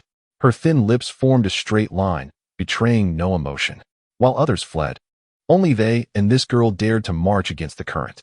Li Shiyan, confident with Qi Yuan and Shen Yuning by his side, smiled at her. "First demon sect. Li Shiyan, a pleasure to meet you." He Xianshu regarded him with a calm expression and nodded in acknowledgement. "I am He Xianshu of the ruthless sect. So you are Elder Chiu Yu's disciple. May I inquire, what brings you into the forest?" He Xianshu, you ask with feigned ignorance. We all seek the same treasure. He Xianshu replied. The ancient woodlands have recently undergone a transformation, with demonic energy surging forth. I have heard that the phoenix blood tree was the first to inflict harm, and this upheaval likely pertains to it. Li Shiyan nodded in understanding. He recognized that He Xianshu was also a Jin Dan practitioner, and thus, they would venture forth together. Having more skilled companions was advantageous. As the forest's hues deepened, the demonic energy thickened. By the time they caught sight of the phoenix blood tree's formidable branches, the oppressive aura felt as tangible as a heavy stone pressing upon their chests, making even breathing a challenge. In stark contrast to the forest's previous state, this place had transformed into a nightmarish purgatory. The writhing branches of the trees resembled thick serpents. Some stealthily lurked beneath the earth, while others boldly hung, suspended in midair. A blood-like crimson mist gathered in patches, inducing a disorienting illusion in Li Shiyan, as if he were immersed in a sea of scarlet waters. As for the phoenix blood tree at the center, he had never encountered a tree of such grandeur, towering to the heavens. Its expansive canopy cast a verdant shade that obscured the sun, from which seeped an eerie deep red, akin to blood from a wound. The dense foliage was impenetrable, allowing not a sliver of moonlight to filter through. Beneath the cracked trunk lay the robust roots of the ancient tree, resembling enormous claws slowly unfurling, grasping the scarlet soil beneath. The intensity of the demonic aura surpassed his imagination. Perhaps Jiang Ji's own demonic energy could rival it. Shen Yuning furrowed her brow. Given the tree's formidable cultivation, even if she joined forces with Qi Yuan and the others, they might not stand a chance against it. After all, it had existed for tens of thousands of years, possessing formidable prowess. She held her breath, her heart racing as she caught sight of a figure clad in white, standing not far from the dragon blood tree, their features obscured from view. Chapter 135, System Upgrade. Bestowing powers upon a closer inspection, Shen Yuning found that the figure had vanished, as though everything that had just transpired was naught but an illusion. Had she truly misjudged? The figure, clad in flowing white, resembled an ethereal celestial being descended from the heavens. Within the confines of Baiyu Jing, Jiang Su disregarded the shrill cries of the group of female cultivators and strode directly to the center of the restrictive formation. As he positioned himself there, a golden radiance began to emanate from the ground beneath him. This light intertwined with the patterns of the formation and the ancient runes, swelling magnificently, as if to herald the destined one's grand return. The onlookers held their breath in anticipation. Baiyu Jing was on the verge of re-emerging into the world. As one of the four great powers of the lower realm, Baiyu Jing was poised to reclaim its place within the realm of cultivation. Without a moment's hesitation, Jiang Su grasped the Qianyuan sword and drew it forth. The cold blade, unleashed, soared like a dragon, piercing the heavens. In an instant, the entire Baiyu Jing began to tremble. First, the ground ruptured, cleaved apart as if struck by an immense force, revealing numerous fissures. Then, the palaces of Baiyu Jing swayed perilously, threatening imminent collapse. This realm was, after all, situated at the bottom of a lake, and the sky they beheld was but an illusion. Now, with the sword drawn, the heavens began to fall, unveiling the true azure waters beneath. Mu Zhiyun, witnessing this, immediately conjured a barrier to shield against the descending debris. These formations were of her own making, and seeing them destroyed by Jiang Su stirred a pang of regret within her.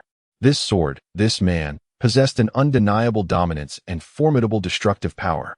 Fortunately, the entirety of Baiyu Jing, including the ancient gate, was protected by a formidable shard of ancient Xinhuang. Otherwise, the waters would have already surged in. Jiang Su forcefully plunged the sword into the center of the formation, then traced his hand along the blade, allowing his blood to stain it. Both the sword and the formation erupted in resplendent golden light. His blood flowed down the sword and into the restrictive formation below, which eagerly absorbed it. At the forefront, a box was thrust upward from the earth. Joy erupted among the crowd. This was the key for the people of Baiyu Jing to depart this place. The Baiyu Ling, the token that had bound them for a millennium. Jiang Su stood unperturbed, casually wiping the blood from the Qianyuan sword. As for his wound, he felt little pain. "Oh, please, young Master Jiang, allow me to bandage your injury. Young Master Jiang, let me assist you. I have experience." The scene spiraled into chaos. Jiang Su remained silent for a moment before casually tying a cloth around his wound. The mechanical voice of the system resonated. Ding. You have triggered and completed a hidden task, assisting one of the four great powers of the lower realm, Baiyu Jing, in re-emerging into the world. Rewards: longevity and healing abilities. Current levels: longevity ability, max level 10, self-healing ability, level 4. Jiangsu was momentarily taken aback, and his first utterance was, "System, have you upgraded again?" The system found a cute, youthful voice from its vocal library. Indeed, with each system upgrade, its power amplifies. Yet Jiangsu was unaware that this time, he would be endowed with abilities. He sensed a twinge of pain in his hand. Lowering his gaze to examine the injured appendage, his pupils constricting in astonishment. He beheld his wound healing at an astonishingly visible rate. But that was not all. A familiar chime echoed once more. Ding. Mission issued. Check-in location. 7 Initiation Secret Realm. Time limit. None. Reward: Divine Beast, Fiery Phoenix. A divine beast, the Fiery Phoenix? An ancient creature predating the extinction of the bloodline Kirin. The phoenix rises anew from the ashes, reborn in flames. It appeared he was destined to adopt an immortal bird. One wondered, should ancient divine beasts collide with ancient demon beasts, would they engage in battle? If the eminent figures of the cultivation realm were to learn that Jiangsu had acquired both a bloodline Kirin and a divine beast Fiery Phoenix, their amazement would not stem from the extraordinary nature of his fortune, but rather from the concern that these two might clash, likely inciting a tempest of frustration. Mu Zhuyun soared above the restrictive formation, unveiling a box within which lay a flawless piece of jade, pure and translucent, radiating exquisite beauty. Come, present the gifts I have prepared for Jiangsu. A multitude of female attendants promptly delivered the items promised by Mu Zhuyun. The sheer number of attendants formed an extensive line. Millions of spirit stones, 1,000 supreme elixirs, 100 celestial artifacts, 100 exquisite garments, and a white jade imperial token. Shang Guanyu marveled at the bounty, exclaiming, "So many treasures!" The millions of spirit stones were sufficient for him to revel in the exquisite first floor for thousands of years. Indeed, he was a splendid disciple, free to indulge in wealth. With the vast quantity of spirit stones, Mu Zhuyun devised a method to contain them within a colossal orb, drawing forth an endless supply. Jiangsu raised his sleeve, guiding these treasures into his storage space. "I thank you, Imperial Maiden." Observing Jiangsu's nonchalant departure, Mu Zhuyun remarked coolly, "I shall bestow upon you another grand gift. The ancient Kunlun Bell has surfaced within the 7 Initiation Secret Realm, and I can grant you access." What a remarkable coincidence. Jiangsu, not one to refuse, smiled and replied, "I express my gratitude, Imperial Maiden." Mu Zhuyun gazed at him for a moment, feeling a pang of sorrow. Indeed, there was little left to say between them. With a wave of her hand, another formation appeared beneath Jiangsu's feet, and gradually, his figure vanished from Baiyu Jing. She lifted the white jade token, sending it aloft. "My Baiyu Jing, at long last, re-emerges. Tremble, realm of cultivation." Upon Jiangsu's feet touching the ground, he surveyed the unfamiliar surroundings, realizing he had arrived at the 7 Initiation Secret Realm. Concurrently, upon his arrival, all the eminent figures monitoring the secret realm erupted into fervent discussions. Could this be that prodigious talent, Jiang He, with the lightning spirit root? The newly accepted disciple of Elder Qiuyu. How did he manage to enter the perilous 7 Initiation Secret Realm? It is he indeed. Apart from him, who else in the realm of cultivation possesses such extraordinary charm and countenance? Goodness, he is utterly captivating. Why was I not endowed with a visage like that? Beyond the prominent male figures, numerous formidable women are already contemplating the feasibility of nurturing the Jianghe. Jianghe, he. Shang Guanyu, my disciple would not even consider becoming the consort of the demon sect's empress. You affluent ladies should abandon any hopes. Fear not. You have no chance with my disciple. Instead, you may feast your eyes upon me. Elder Mo Rian of the Harmony Joy Sect smiled shyly. She had no qualms about addressing Qiuyu as her master.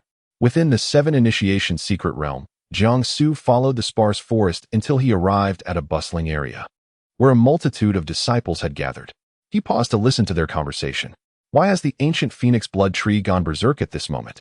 It has left us in utter disarray. My junior brother is still trapped inside. Chapter 136. The Phoenix Blood Tree. Call me father. Upon hearing this, Shangwan retorted. Your junior is still inside, and you just ran away? Such a lack of responsibility and commitment. With a senior like you, it's truly unfortunate. After her scathing remark, she began to lavish praise upon Jiangsu, saying, unlike my disciple, when my junior is in peril, he would risk everything to save them. He stands apart from those shallow individuals in by Yujing who merely gaze at Jiangsu's visage. He has witnessed the miraculous healing of my extraordinary disciple's wounds at a visibly astonishing rate. This must be a gift from the heavens. It defies all conventions of human ability. With 7 golden cores within him, he utterly contradicts the established norms of cultivation. I now suspect that my disciple may be connected to the Tao itself. Someone chimed in with a male voice. Indeed, the phoenix blood tree has long avoided transformation. Yet it chooses this moment to change. After residing here for 10 millennia, absorbing the essence of heaven and earth, its cultivation must surely be at the Mahayana stage. We can only run and hide for the remaining 6 days. Yes, let us evade, for at least we are still alive, another added. I believe I saw Li Shiyan from the first demonic sect, Shi Juanrong, and Shi Yuan from the Wuying sect heading into the ancient wood forest. They are truly courting death. What treasures could possibly entice them so? Upon hearing this, Jiangsu furrowed his brow and stepped out from the shadows. The speaker was taken aback. Is this the guardian of the 7 initiations' secret realm? The others were quick to deduce that this was indeed Jiang He, the renowned genius of the first demonic sect. How can we survive with him looking like this? Today, we finally see the real person, but with his mid-foundation cultivation. He likely cannot withstand a challenge. I shall refrain from provoking him. The atmosphere grew cacophonous, resembling a bustling market, with discussions centering around Jiangsu. He casually approached a fortunate youth and inquired, how does one reach the ancient wood forest? Is there a map? The boy, in awe, promptly handed over the map from his sleeve. Jiangsu glanced at the general location and returned it to the youth, setting forth in the determined direction. As the discussions bore both goodwill and malice, a voice sneered, does he truly believe that a mere mid-foundation cultivator can save anyone? What a delusion!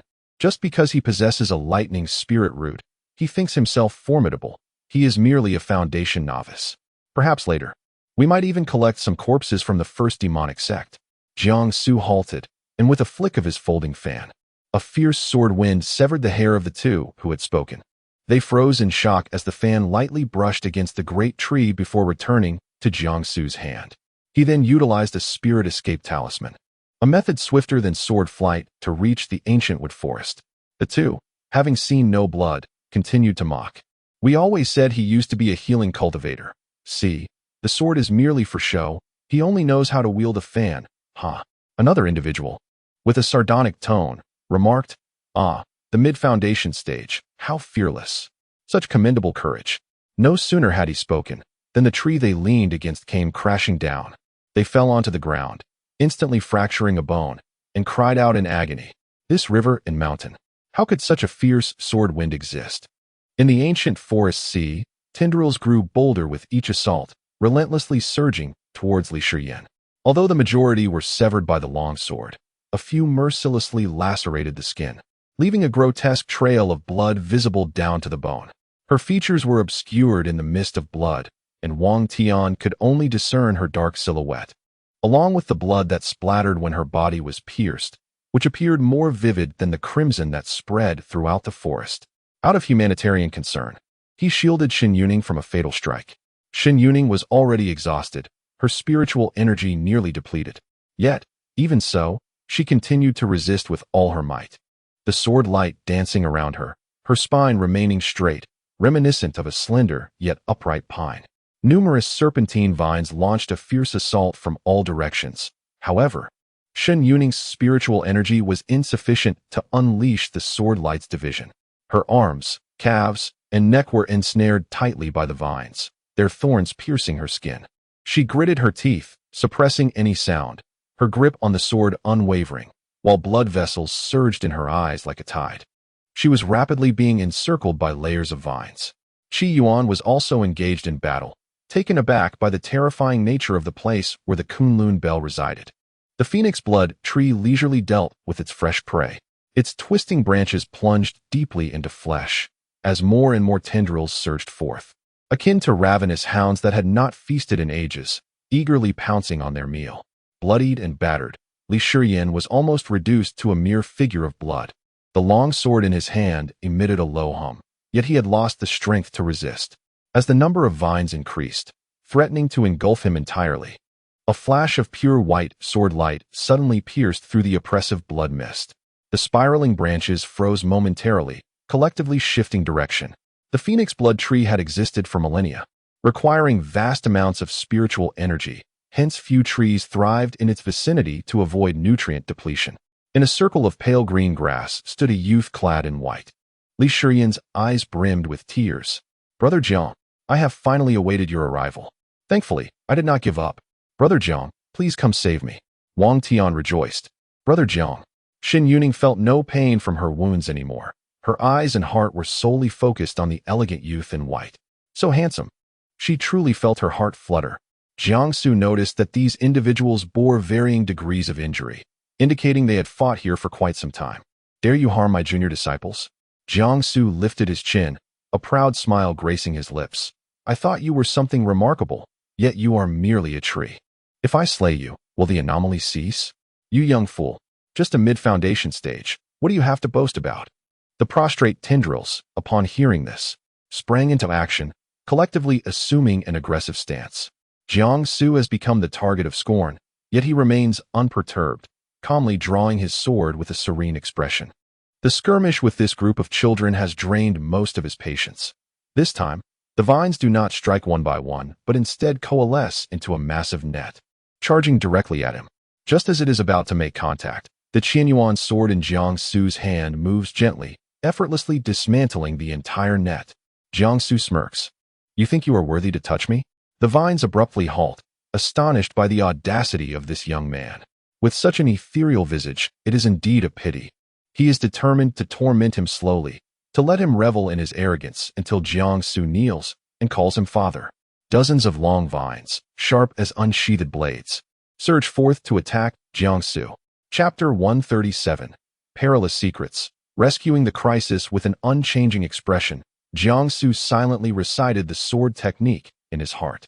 In an instant, a surge of formidable energy erupted, and the sword light split into hundreds of golden phantoms, encircling him in a protective embrace. The sword chi surged like a mighty river, and wherever the sword wind swept, shimmering ripples emerged, reminiscent of a dragon rising from the depths. In the blink of an eye, it severed the majority of the entwining vines. The phoenix blood tree was infuriated, its crimson hue on the leaves growing ever more pronounced. However, just as it intended to unleash its full might to teach this presumptuous little sword cultivator a lesson, it suddenly sensed an unexpected, piercing wound inflicted from the direction of Shen Yuning.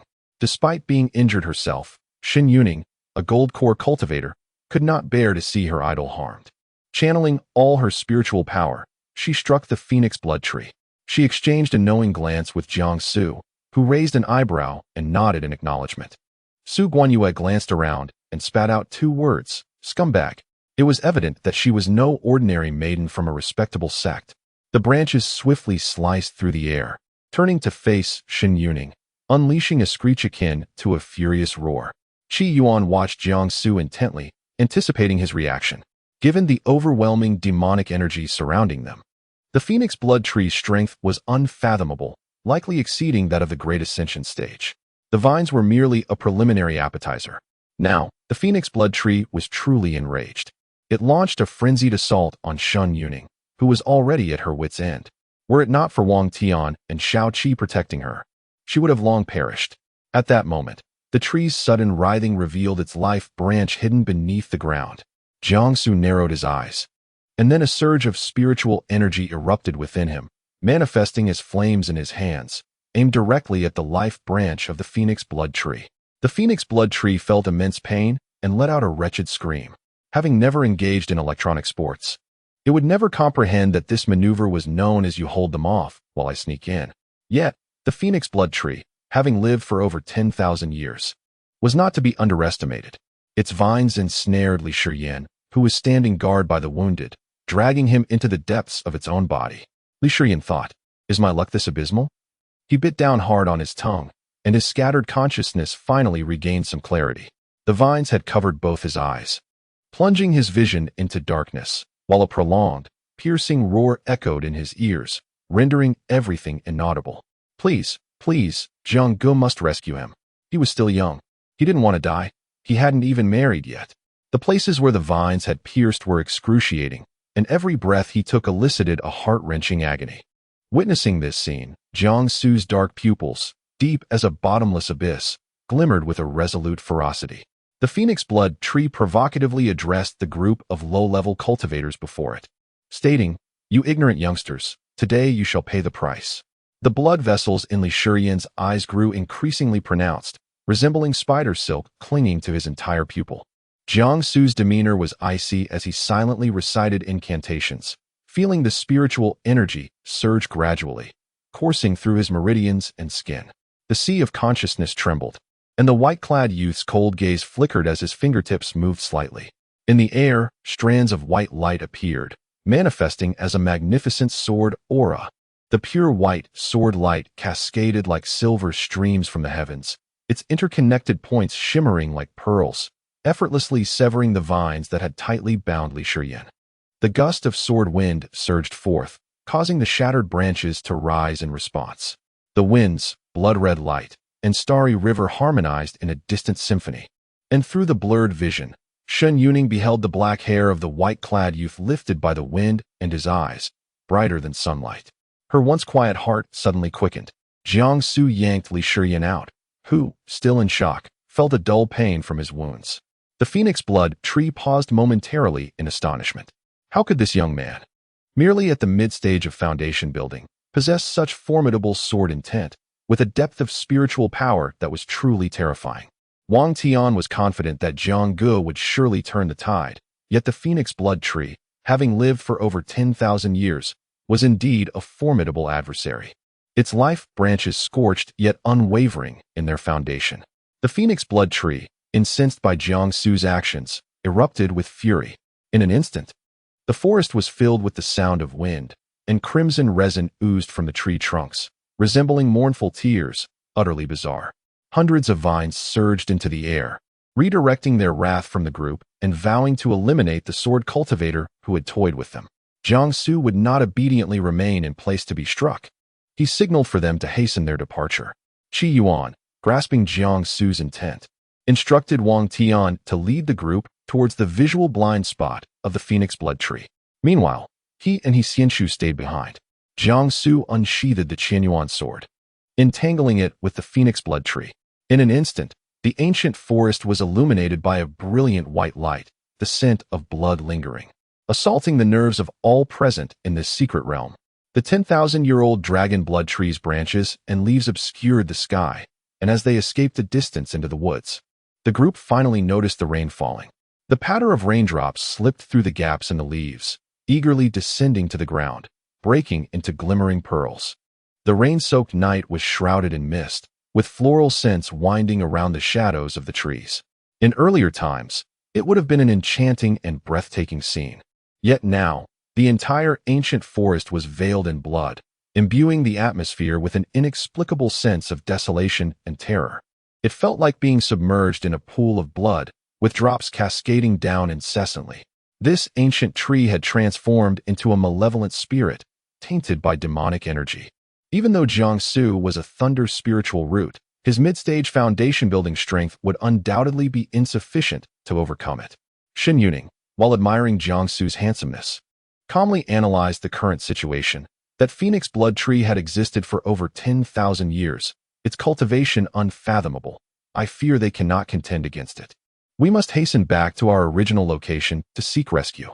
Before she could finish her thought, the remaining words caught in her throat. In a fleeting moment, the flora of the forest suddenly stirred violently. As if responding to a certain command, the vines and branches rose into the air, assuming an aggressive stance. This was not a good sign. Shen Yuning let out a dry chuckle and lowered his voice. It seems that tree has grown powerful enough to control the entire secret realm. Unless we set this place ablaze, we may never escape. Upon hearing this, Li Shiyan, disregarding his injuries, cursed vehemently.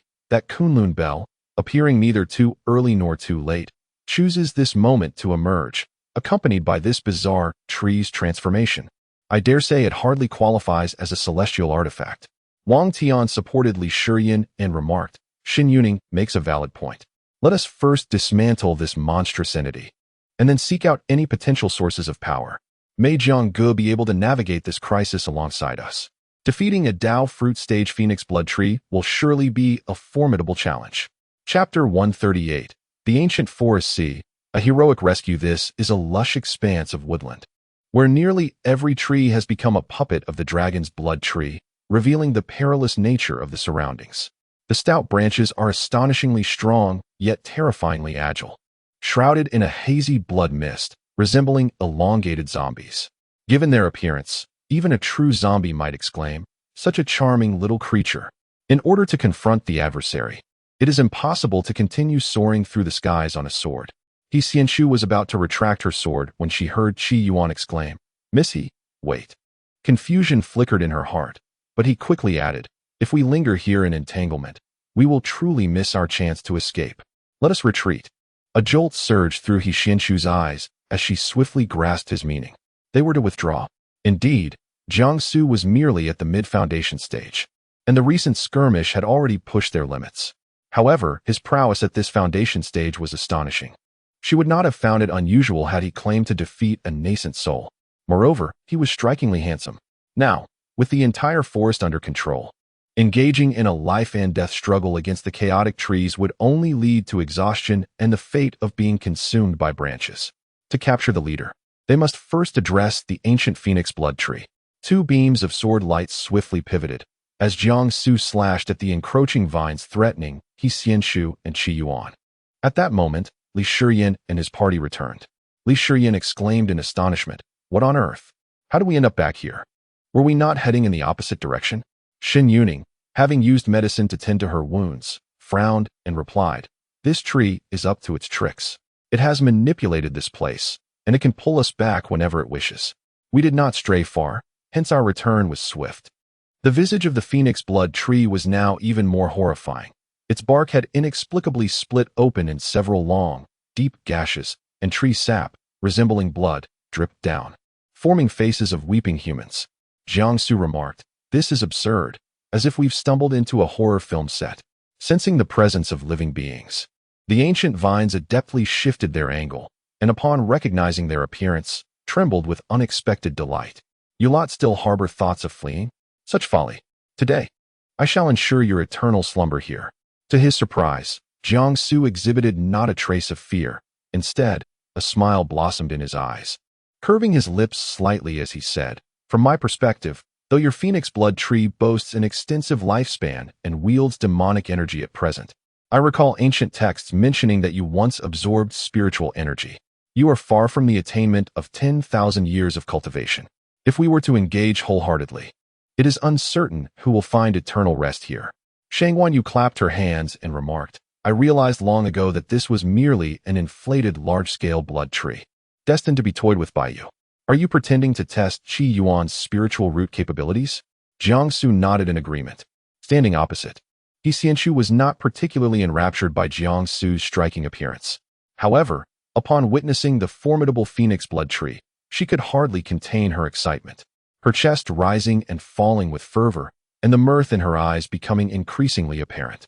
Even if she were to perish here today, the opportunity to spar with the renowned phoenix blood tree using her swordsmanship would not be in vain. I have waited for so long, and at last, I encounter an intriguing adversary. How fortunate! All but Jiangsu gazed at her in terror. Although she had indeed heard tales of He Xianshu's unwavering devotion to the sword as a disciple of the heartless sect, seeing it firsthand today was still astonishing.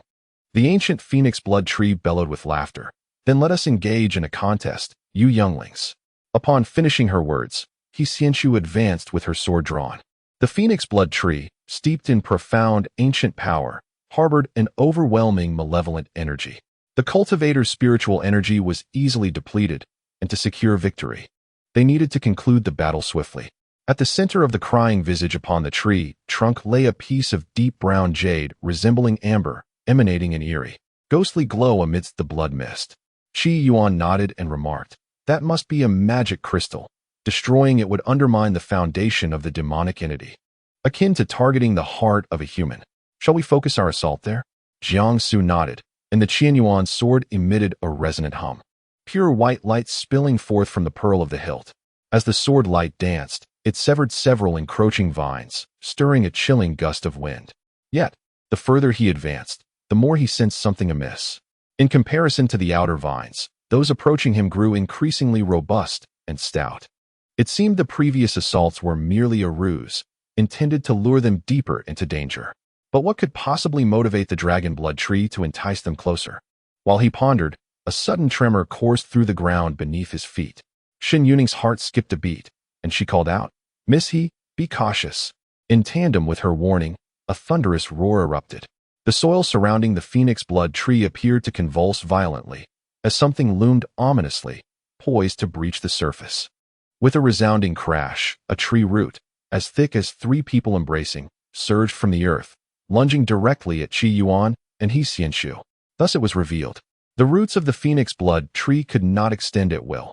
It had lured them forward to lie in wait, intending to use them as sustenance for survival.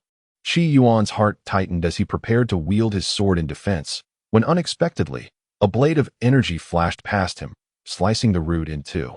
He caught a whiff of an intense metallic scent. The young man in white appeared to have just been meticulously cleaned, his pristine garments untouched by the battle's chaos. In a daze, He Xianshu heard a voice beside her. It was Jiang Su's voice, cold and detached, seemingly suppressing some unbearable emotion, yet subtly imbued with an almost imperceptible gentleness. All of this transpired in the blink of an eye. He Xianshu found herself unable to discern her surroundings. As if veiled by a shroud of dim fog, only shadows flickering in and out of view.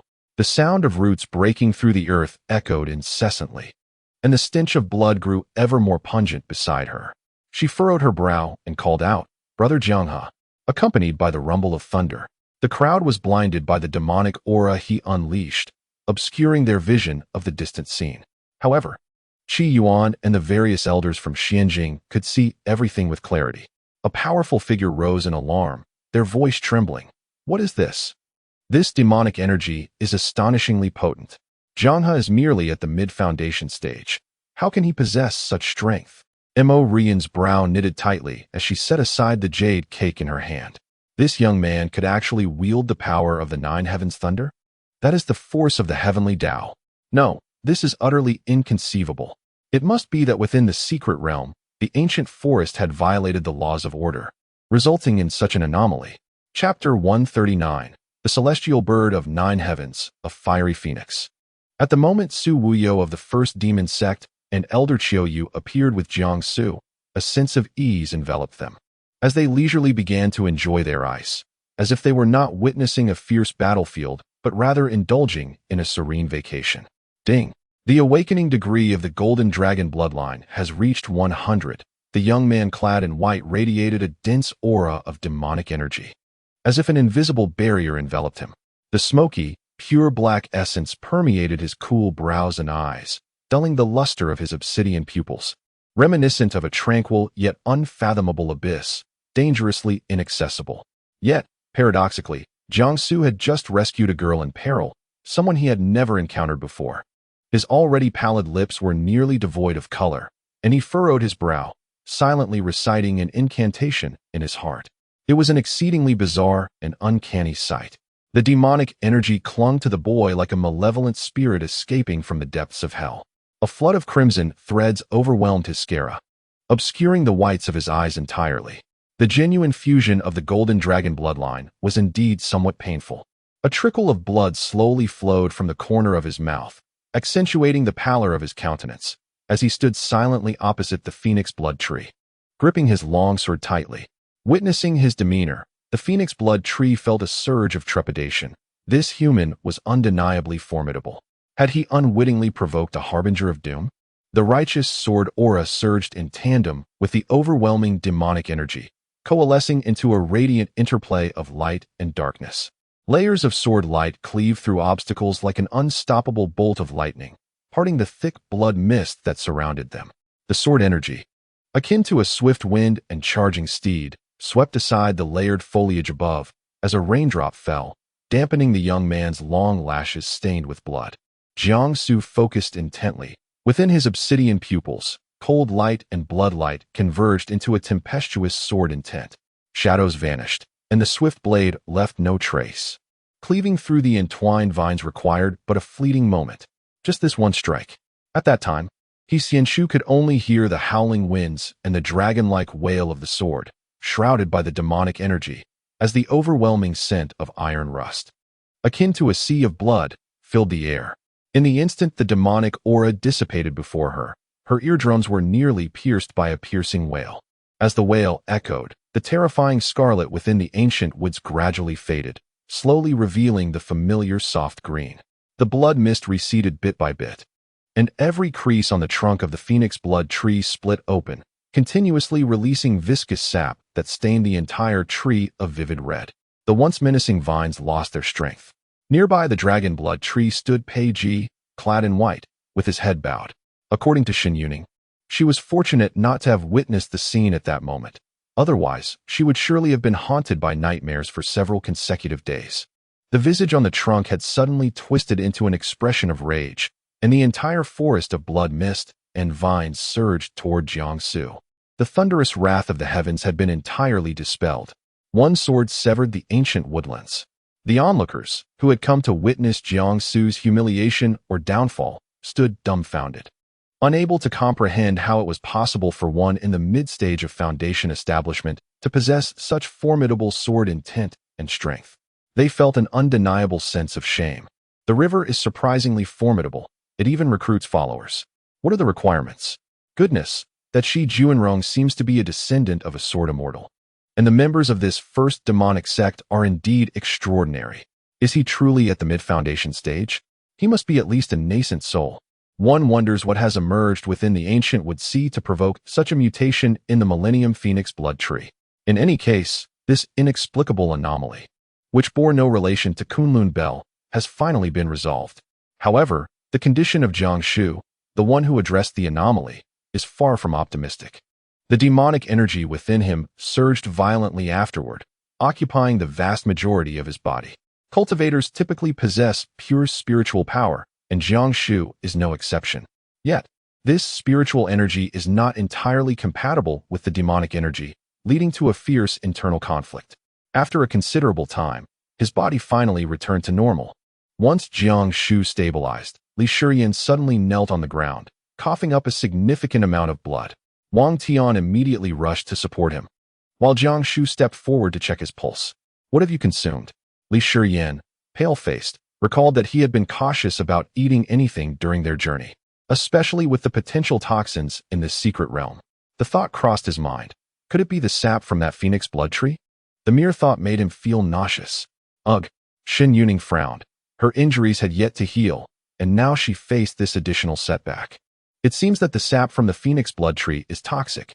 After a moment of contemplation, Jiangshu conceived a plan. If they could locate the celestial-grade Jiao grass, they might be able to reverse the situation. This poison required the Jiao grass for an antidote. Upon realizing Jiangshu intended to seek this grass, Xin Yuning expressed her concern. It was located on a perilous cliff. How could they possibly retrieve it? His spiritual energy was undoubtedly depleted. Going there would be tantamount to courting death. Not to mention, no one had ever discovered what lay beneath that cliff. Do you not understand? There lies opportunity beneath. Exclaimed Sheng Wanyu. Opportunity. System. Guide us to the location of the Jiao grass. Thus, after much deliberation, it was decided that Wang Tian would remain in the wood sea to care for Li Shiyan, while Jiangshu and Qi Zhan would venture to Chiyu Peak in search of the Jiao grass. If one possessed the Tianxing grass and had a certain degree of concealment ability, perhaps the benefactor could indeed procure the silver silk celestial leaves. Suddenly, a young monk clad in a robe burst in. For reasons unknown, he seemed to be aware of everything that had transpired here. Nodding with a smile, to save a fellow disciple and place oneself in such perilous circumstances, if I were a deceased kitten in the mountains, I would surely be revived by this profound bond of friendship. Jiangshu cast him an expressionless glance. This person should not be a Buddhist practitioner.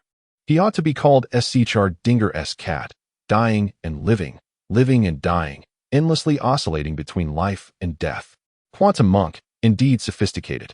The young monk suddenly moved his fingertip and whispered, The nine heavens mysterious bird is approaching. Jiang benefactor, you must hide well. I have a map of Chiyu Peak here, marking the location of the celestial leaves. Take it with you. Jiang Su nodded, expressing his gratitude as he accepted the map, then swiftly darted into the thicket on the other side. Upon reaching the peak of Chiyu, the nine heavens mysterious bird arrived, just as the young monk had foretold. Shangguan Yu exclaimed with excitement. This secret realm holds an abundance of treasures. The nine heavens mysterious bird is a divine beast from the upper realm, known by the more melodious name of the divine phoenix, immortal and indestructible, capable of rebirth through nirvana.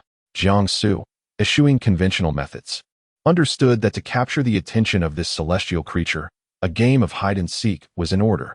He concealed himself within a cluster of trees, deliberately leaving a slight vulnerability. The nine heavens mysterious bird, initially intending to merely admire the scenery of Chiyu Peak, seemed to sense an anomaly. Its orange-hued pupils suddenly constricted, and it flicked its resplendent, flame-like tail. Then, it sniffed the air and gradually shifted its claws to the right, precisely in the direction of Jiang Su's hiding place. Chapter 140.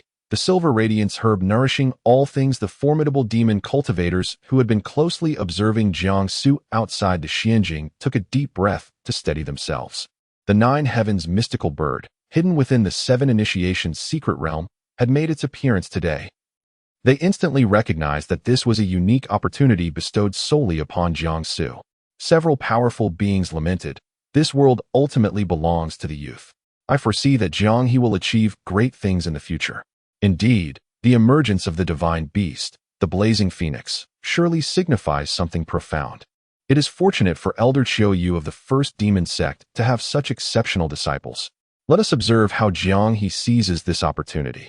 The nine heavens mystical bird caught a glimpse of a corner of white clothing and approached it, only to find that as she advanced, the figure in white retreated a step. The silhouette belonged to a youth clad in white. The transformation of the phoenix blood tree had been resolved. One would expect the cultivators to be gathered there to witness the spectacle, so how could they appear at Chiyu Peak? No matter. As long as he is a young cultivator, none can escape her beauty. Perfectly, she was in need of sustenance. Might this individual be particularly delectable? As she spoke, the mystical bird's eyes flickered, and she gently flapped her wings. In a gust of wind, the once massive bird form suddenly vanished.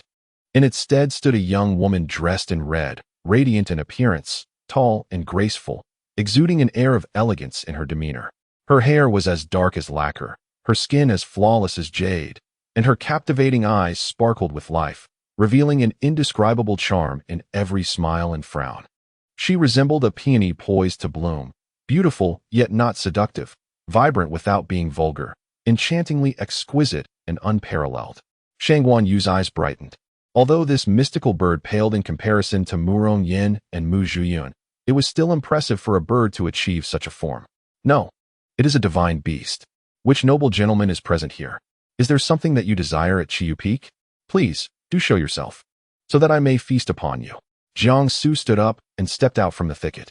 The guide that would lead him to the Silver Radiance Herb had finally arrived. He smiled and said, "I am Jiang He of the First Demon Sect. I have come here in search of the Silver Radiance Herb." The mystical bird was entranced as soon as the youth rose. Could there truly exist such a strikingly handsome young man in this world? Even beings from the upper realm would pale in comparison, mere grass beneath his brilliance. This visage could perhaps only be rivaled by the legendary Tao of heaven itself. This youth was the most exquisite creation of the Creator God. She lowered her head, shyly smiling. "Ah, it is young Master Jiang. You must be seeking the Silver Radiance Herb to save someone, correct? I know where it is. Allow me to guide you." Jiang Su followed the mystical bird deeper into the dense forest. As the dawn gradually tore apart the lingering shadows, the scenery before them began to unfold and clarify. After traversing the thick woods, they arrived at the edge of a precipice. Chiyu Peak marked the end of Kongpeng Mountain. Jiang Su's gaze crossed the rugged stones surrounding him, settling upon the towering cliff that loomed as if suspended in the heavens. At the bottom of the cliff, the vast ocean stretched endlessly, with snow-white waves crashing against the stone walls, resembling fleeting glimmers of sword light. The mysteries beneath the water remained unknown. Only cultivators at the Golden Core stage and below could enter the seven initiation secret realm, and such cultivators were unable to contend with the Xian bird. let alone witness the true form of the silver glimmering celestial herb under its fierce onslaught. Shangguan Yu remarked, others may not manage, but my disciple is undoubtedly capable. Besides his appearance, he possesses strength as well. The legend of the silver glimmering celestial herb growing on Chess Feather Peak originated from a disciple who ventured into the secret realm years ago and fortuitously arrived here, encountering the legendary herb. As for how he managed to escape amidst cries for help, that is another thrilling tale altogether. Now, Jiangsu stood at the cliff's precipice, squinting against the howling winds. Upon perceiving the scene before him, a subtle smile crept across his lips. At the cliff's edge, a spirit plant emanated a radiant glow. Unlike ordinary flora, it boasted a single long, slender leaf, its entire form shimmering in a starlit silver hue, bathed in the gentle morning light, appearing even more dreamlike. Amidst the fierce winds and swirling sands, this plant remained steadfast in the deepest corner of the secret realm, showing no signs of wavering. The convergence of heavenly light and earthly shadows graced this place, a testament to its origin from the essence of the sun and moon. Even Jiangsu could sense the gentle spiritual energy radiating from this plant, which must indeed be the fabled silver glimmering celestial herb. The Xian bird shyly urged, young Master Jiang, please approach and harvest it. Remembering the poison within Li Shiyan's body, which posed a grave threat if left untreated, he wasted no time and stepped forward to pluck the herb. Such legendary spirit plants typically required tens of thousands of years to mature, so Jiangsu exercised utmost caution, ensuring he did not damage the root system, allowing it to regrow swiftly. However, upon finishing and lifting his gaze, he was momentarily taken aback. The sparse vegetation at the cliff's edge was enveloped by layers of rocks, and in a corner obscured by stones, a striking crimson hue caught his eye. It was an oval-shaped egg, round and plump, standing over a meter tall, its color reminiscent of the Xian bird's feathers, resembling a flame from a distance. Its hidden position, coupled with Jiangsu's singular focus on obtaining the celestial herb, meant he had previously overlooked this shadow. Now, catching sight of it inadvertently, his heart raced. Was this the egg of the Xian bird? He realized that the Xian bird had descended into the 7 initiation secret realm for her offspring to absorb spiritual energy beside the herb. In truth, the primary use of the silver glimmering celestial herb was to detoxify and suppress demonic energy. However, due to the cleansing and calming spiritual energy that legendary spirit plants possessed, most believe that the Xian bird sought to draw the essence of heaven and earth to enhance her cultivation. Shen Yuning remarked, yet some speculate that perhaps the Xian bird laid an egg, intending to nourish her young through it. Seeing Qi Yuan display a look of confusion, she patiently elaborated. The Xian bird clan is exceedingly rare. Although they possess formidable strength in adulthood, they are remarkably fragile during their infancy. Not only do they require a century to hatch their eggs, but the hatchlings are also exceedingly weak, without the legendary spiritual plant sustaining their fragile existence. They are likely to perish shortly after birth. Shi Juanrong nodded in understanding. Yet, the essence of the Tianxin grass is to nurture life. If the Xian bird wishes to cultivate or hatch its eggs, why not seek out the Tianxin grass directly? He Xianshu, who had remained silent until now, shook her head with a smile. Setting aside the elusive nature of the Tianxin grass, the towering Qianren Snow Mountain is not a mere human endeavor to ascend. It is said that someone once spotted a single specimen and attempted to seize it, only to narrowly escape with their life from the stone spirit that guarded it. According to their account, that stone spirit had absorbed an immeasurable amount of spiritual energy from the Tianxin grass, rendering it the most powerful entity within that secret realm. It is likely that even the Xian bird would find it exceedingly difficult to wrest the Tianxin grass from her grasp. Wang Tian's astonishment was evident as he slightly parted his lips in disbelief. The prowess of the 9 heavens Xian bird still remains. Can Jianggu truly succeed in obtaining the silver Jiaoxian grass? This situation has nearly driven Li Shiyan to the brink of despair. Chapter 141. The Celestial Sovereign emerges. And the situation takes a sudden turn. The Xian bird has descended for the purpose of procreation. Outside the Xian mirror, Elder Mo Ruyan of the He Yihuan sect murmured to herself, no wonder it chose to appear at the Qiyu Peak. I had previously wondered why. With its current strength, it seemed unnecessary to rely on spiritual flora for cultivation enhancement. One observer exclaimed, I have heard that the color of the Xian bird egg changes from white to red as it hatches. Judging by its appearance, it must be on the verge of breaking its shell. The purple-clad female cultivator from the Wuqing sect expressed interest, adding, however, in comparison to the Tian Exine grass, the hatching capabilities of the Yin Jiao immortal grass can only be regarded as a lesser alternative. The Nine Heavens Xian bird gazed at Jiangsu, realizing that such an ethereal figure would undoubtedly take the Yin Jiao immortal grass and depart, no longer lingering here with her. Growing increasingly agitated, it paced back and forth, its eyes reflecting a fierce and menacing light, tinged with a blood-like crimson hue. Young Master Jiang, you wouldn't forsake me simply because you possess the Yin Jiao immortal grass, would you? Shangguan Yu frowned, remarking, this woman is as inscrutable as the depths of the sea. Just moments ago, she was all sweetness and charm, and now she seems intent on clinging to you. At this moment, Jiangsu stood atop the precipice, and upon hearing her words, he wondered if she was attempting to push him off. The woman in the crimson dress, with a malevolent expression, silently approached the edge of the cliff. The fiery hue of her presence carried an icy intent to kill, gradually slicing through the deep brown earth. The Xian bird reached the summit of the cliff. Gazing down at Jiangsu, many onlookers held their breath, and some female cultivators even began to shed tears. Below the cliff lay a realm that no one dared to touch, for throughout history, those who fell were never seen again in the realm of cultivation, their fates forever concealed. The crowd watched as the Xian bird slowly lowered its head, its face etched with determination as it leaned toward the precipice. A chilling breeze swept by, causing the distant leaves to rustle, reminiscent of a countdown's toll. In the first demon sect, Su Wuyo observed the scene with growing anxiety, perplexed by the sudden change in the demeanor of the Nine Heavens Xian bird, which had just moments ago displayed tenderness. Brother Qiuyu, you surely did not foresee such a turn of events. What shall we do if something truly terrifying lurks beneath that cliff?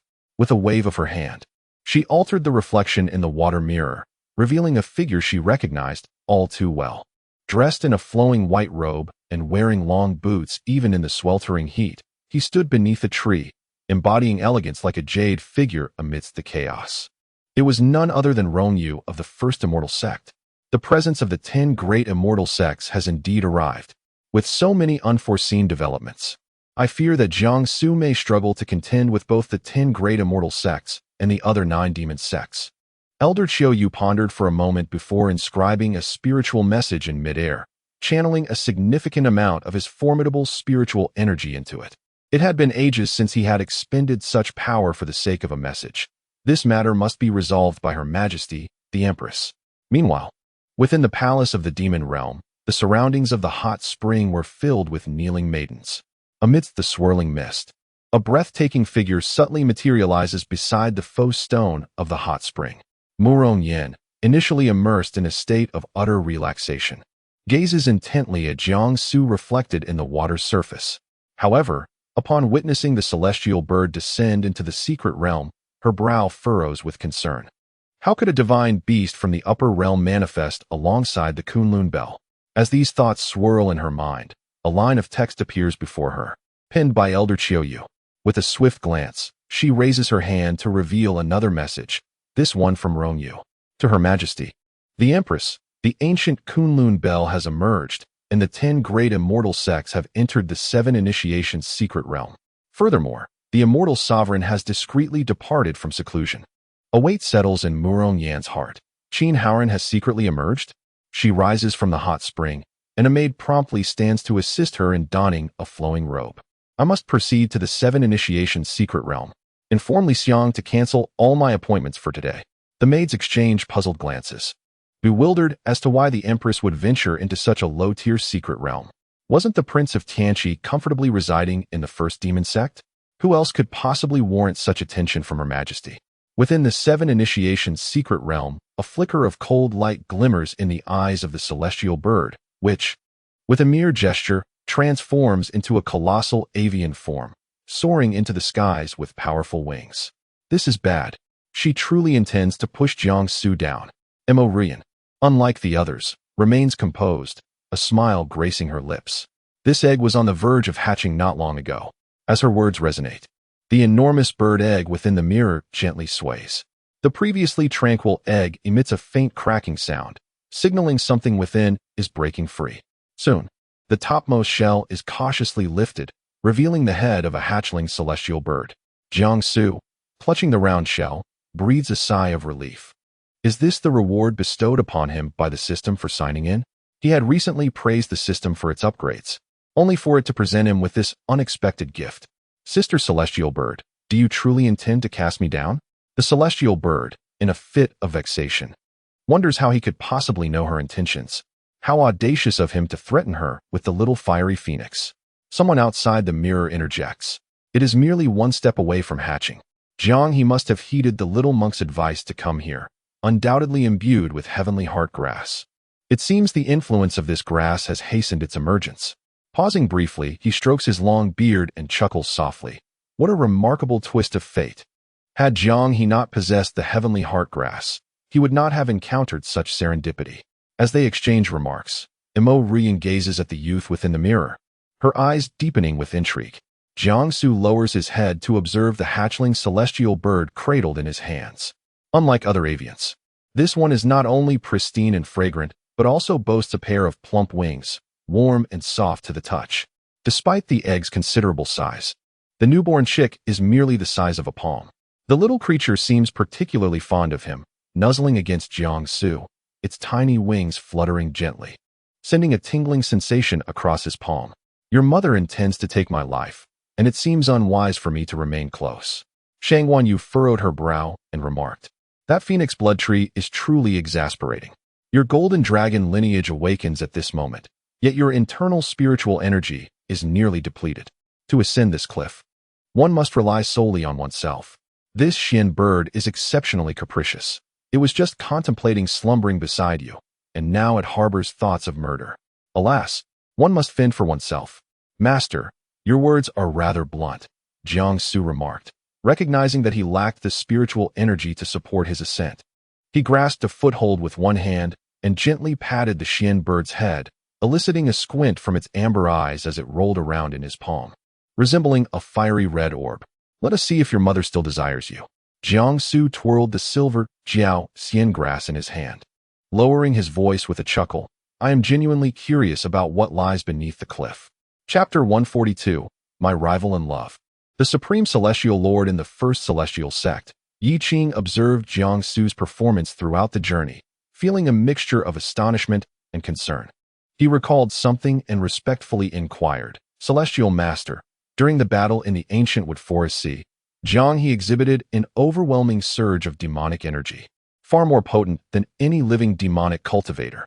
It seems he indeed possesses the grandeur reminiscent of the demon sovereign of yore. The cataclysmic war between gods and demons resulted in countless casualties, and many righteous cultivators harbor a deep-seated animosity towards demonic practitioners. Now, before such a multitude, Jiangsu has revealed this formidable power and demonic aura. I have also observed the matter regarding the phoenix blood tree in the secret realm very clearly. The Celestial Master, Qin Haoran, spoke with a commanding presence. Kongpeng Mountain has existed for many years. Alongside the flourishing spiritual energy, demonic energy has also been subtly spreading. I never anticipated that the phoenix blood tree would succumb to demonic corruption, nearly causing harm to the innocent.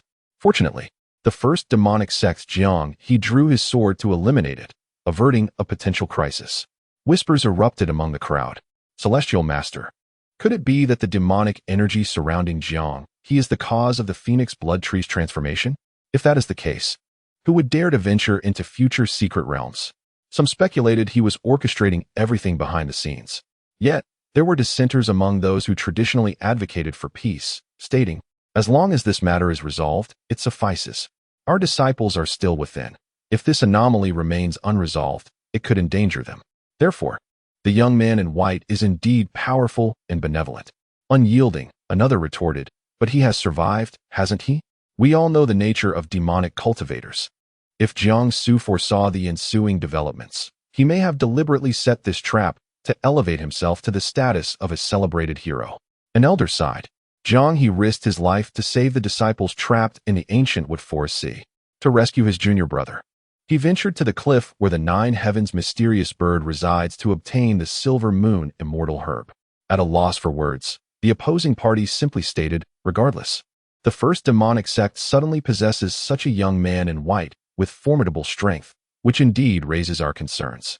Now that the Celestial Master has emerged from seclusion, we hope you will lead us. Qin Haoran remained silent, suddenly smiling as if sensing something. She has actually entered. The crowd was puzzled about who she was. I must visit the 7 awakening secret realm. With that, he turned and vanished from the first celestial sect. Meanwhile, at Komping's sect, everyone held their breath in anticipation of how Jiang he would fare next. Would he be cast down by the 9 heavens' mysterious bird? Or would he find a way to survive? Naturally, some could not bear to witness Jiang He's exceptional performance and began to cast aspersions. Jiang He's cultivation is merely at the mid-foundation stage. How could he achieve such feats? Surely, a powerful figure must be aiding him from the shadows. The sudden corruption of the phoenix blood tree may be linked to him, and besides, there is no known origin for the heavenly heart grass he possesses. Who knows if it was acquired through theft? Instantly, a male cultivator echoed, "Indeed, I also believe that Jiang He's cultivation cannot account for such accomplishments. It is likely that Elder Qiu provided him with numerous treasures, enabling him to defeat the phoenix blood tree."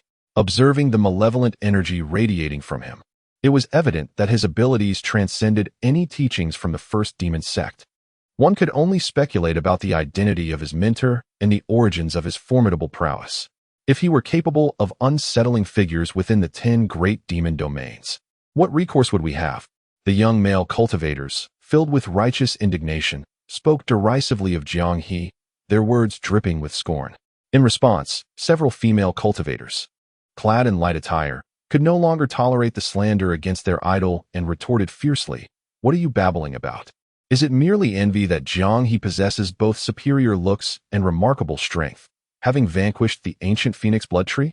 If it were you in his position, you would hardly fare better. You are but mere outer disciples, daring to interject here."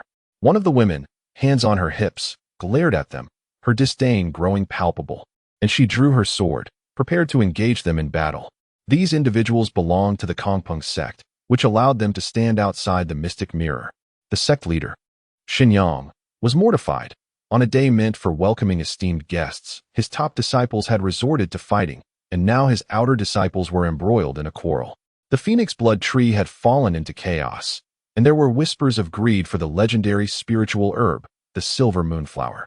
Could it be that someone truly believed this secret realm belonged to the Jiang family, that they could act with impunity? A voice, tinged with mockery, cut through their bickering.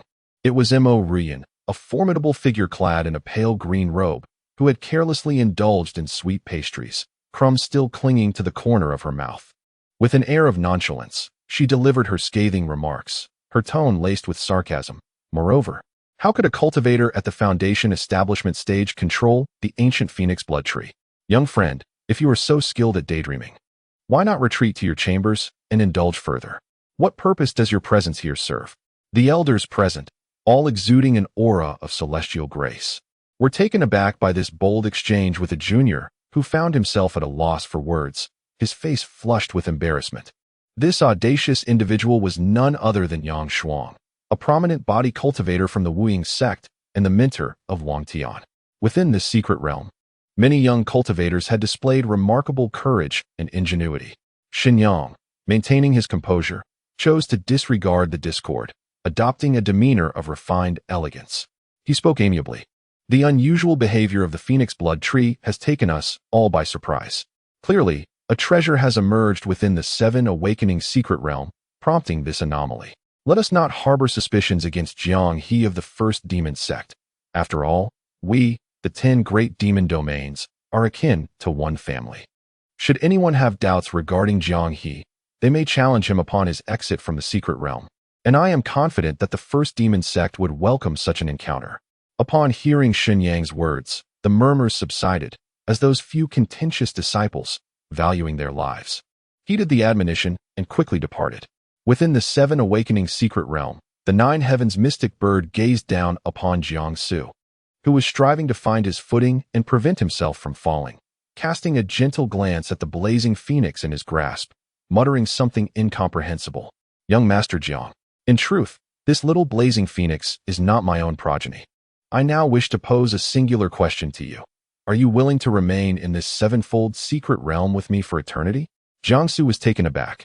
Does the nine heavens mysterious bird suffer from a split personality? If this little phoenix is not her offspring, what does her strenuous effort in hatching it signify? The nine heavens mysterious bird continued gently. We could construct a dwelling atop Chest Feather Peak, leading an existence detached from the world. You and I would cultivate together. Your prowess cannot remain as feeble as it is now. Wouldn't that be delightful? Jiangsu thought to himself. This bird truly exhibits signs of a fractured psyche. The gaze and demeanor just now were entirely different. The nine heavens mysterious bird, having not heard Jiangsu's response, fixated her gaze upon him, her eyes glinting with a hint of malice. The celestial youth she could not possess would be denied to anyone else. If you refuse, so be it. Suddenly, she unleashed a formidable surge of spiritual energy, and under the force of this power, Jiangsu was helplessly cast down. Jiangsu, a feminine voice called out to him, invoking his name. It felt reminiscent of his wife. Was it merely an illusion? Chapter 143, The Hero Rescued by Beauty. A grand display of affection as Jiangsu fell from the precipice. He cradled the frightened little phoenix in his arms. A figure, equally clad in white, approached him. Encircling his waist, dressed in white and veiled, her frigid gaze met his. Was this not his beloved wife? More precisely, it was the essence of her soul, resembling her, yet not entirely. How could she possibly appear in the seven awakening secret realm? Murong Yin discerned the depletion of spiritual energy within Jiangsu and brought him back to the cliff. In but a moment, he found himself once again atop the precipice of Chiyu Peak. Meanwhile, Su Wuyo and Elder Chiu of the first demon sect, indulging in icy treats, suddenly found their food tasteless. Were they being fed dog food? No, the Empress should be in the demon palace at this hour. How could she genuinely venture into the seven awakening secret realm for the sake of a disciple of the demon sect? Elder Chiu, what did you say to Her Majesty? Did she truly abandon state affairs to seek Jiang He in the seven awakening secret realm? The art of discourse in the cultivation world surely hinges upon your words. Elder Chiu's expression shifted from concern to joy and back to worry. He had not conveyed much to the Empress, merely suggesting that the myriad changes within the seven awakening secret be addressed, inquiring if she could spare some of her power to assist, especially given the presence of her brother, Murong Qi, within. His joy stemmed from the realization that the Empress's first concern in the secret realm was not her brother, but rather Jiangsu, who was in peril. Did this not indicate that she harbored feelings for him? Yet, Su Wuyo's words cast a shadow over his elation, for it suggested that the Empress had forsaken her duties for Jiangsu. Should they truly become entwined, the masses would surely spin tales, branding Jiangsu as a beautiful calamity, a seducer of nations. Wait, why did that sound so familiar? Had he not once uttered similar words regarding the Prince of Tianqi? Truly, retribution was swift. Yet, his disciple was a prodigy of celestial roots, incomparable to that prince. I did not speak extensively with Her Majesty. Perhaps there are matters of great importance within the seven awakening secret realm that compelled her visit, Elder Chiu mused. Lu Yisuo and Su Wuyo interjected. Oh, I do not believe it. What a pity for her dear little disciple, Yinqing, destined for heartbreak. Beyond the first demon sect, the 10 great immortal sects and other demon sects had set up mystical mirrors. At that moment, all who beheld the scenes from the seven awakening secret realm were enraptured. They were astonished to discover Jiang He possessed such transformative capabilities, and that a woman had come to his rescue, unperturbed by the formidable nine heavens mysterious bird. One must understand, the prowess of the nine heavens mysterious bird was unfathomable. Did she not fear for her life in saving its prey? Jiang He's fortune was indeed remarkable. Even in his fall, he was bound to encounter extraordinary adventures. How splendid indeed! Among the denizens of the first demon sect, one was a descendant of the Sword Immortal, another a genius of thunderous roots, and yet another had once been a renowned courtesan. Truly, a captivating tale. Several powerful beings from the demon realm were entranced by the image within the celestial mirror, gazing at the ethereal woman adorned with a veil. One of the mighty exclaimed, "The more I look, the more she resembles our revered Empress." Another countered, "You must be mistaken, at this moment. The Empress is occupied with state affairs in the demon palace. How could she possibly venture into the seven initiations secret realm? Could it be that she deliberately suppressed her cultivation to the golden core stage to protect this Jiang He?" Elder Mo Rian of the Harmony Sect fixed her gaze upon the celestial mirror, lost in contemplation. She too found the resemblance to the demon Empress striking. Though their encounters had been few, the woman's otherworldly grace could belong to no one else. No, it could not be. The Empress had always prioritized the 10 great demon realms, never allowing anyone to truly enter her heart, not even the Prince of Tianqi, to whom she was wed.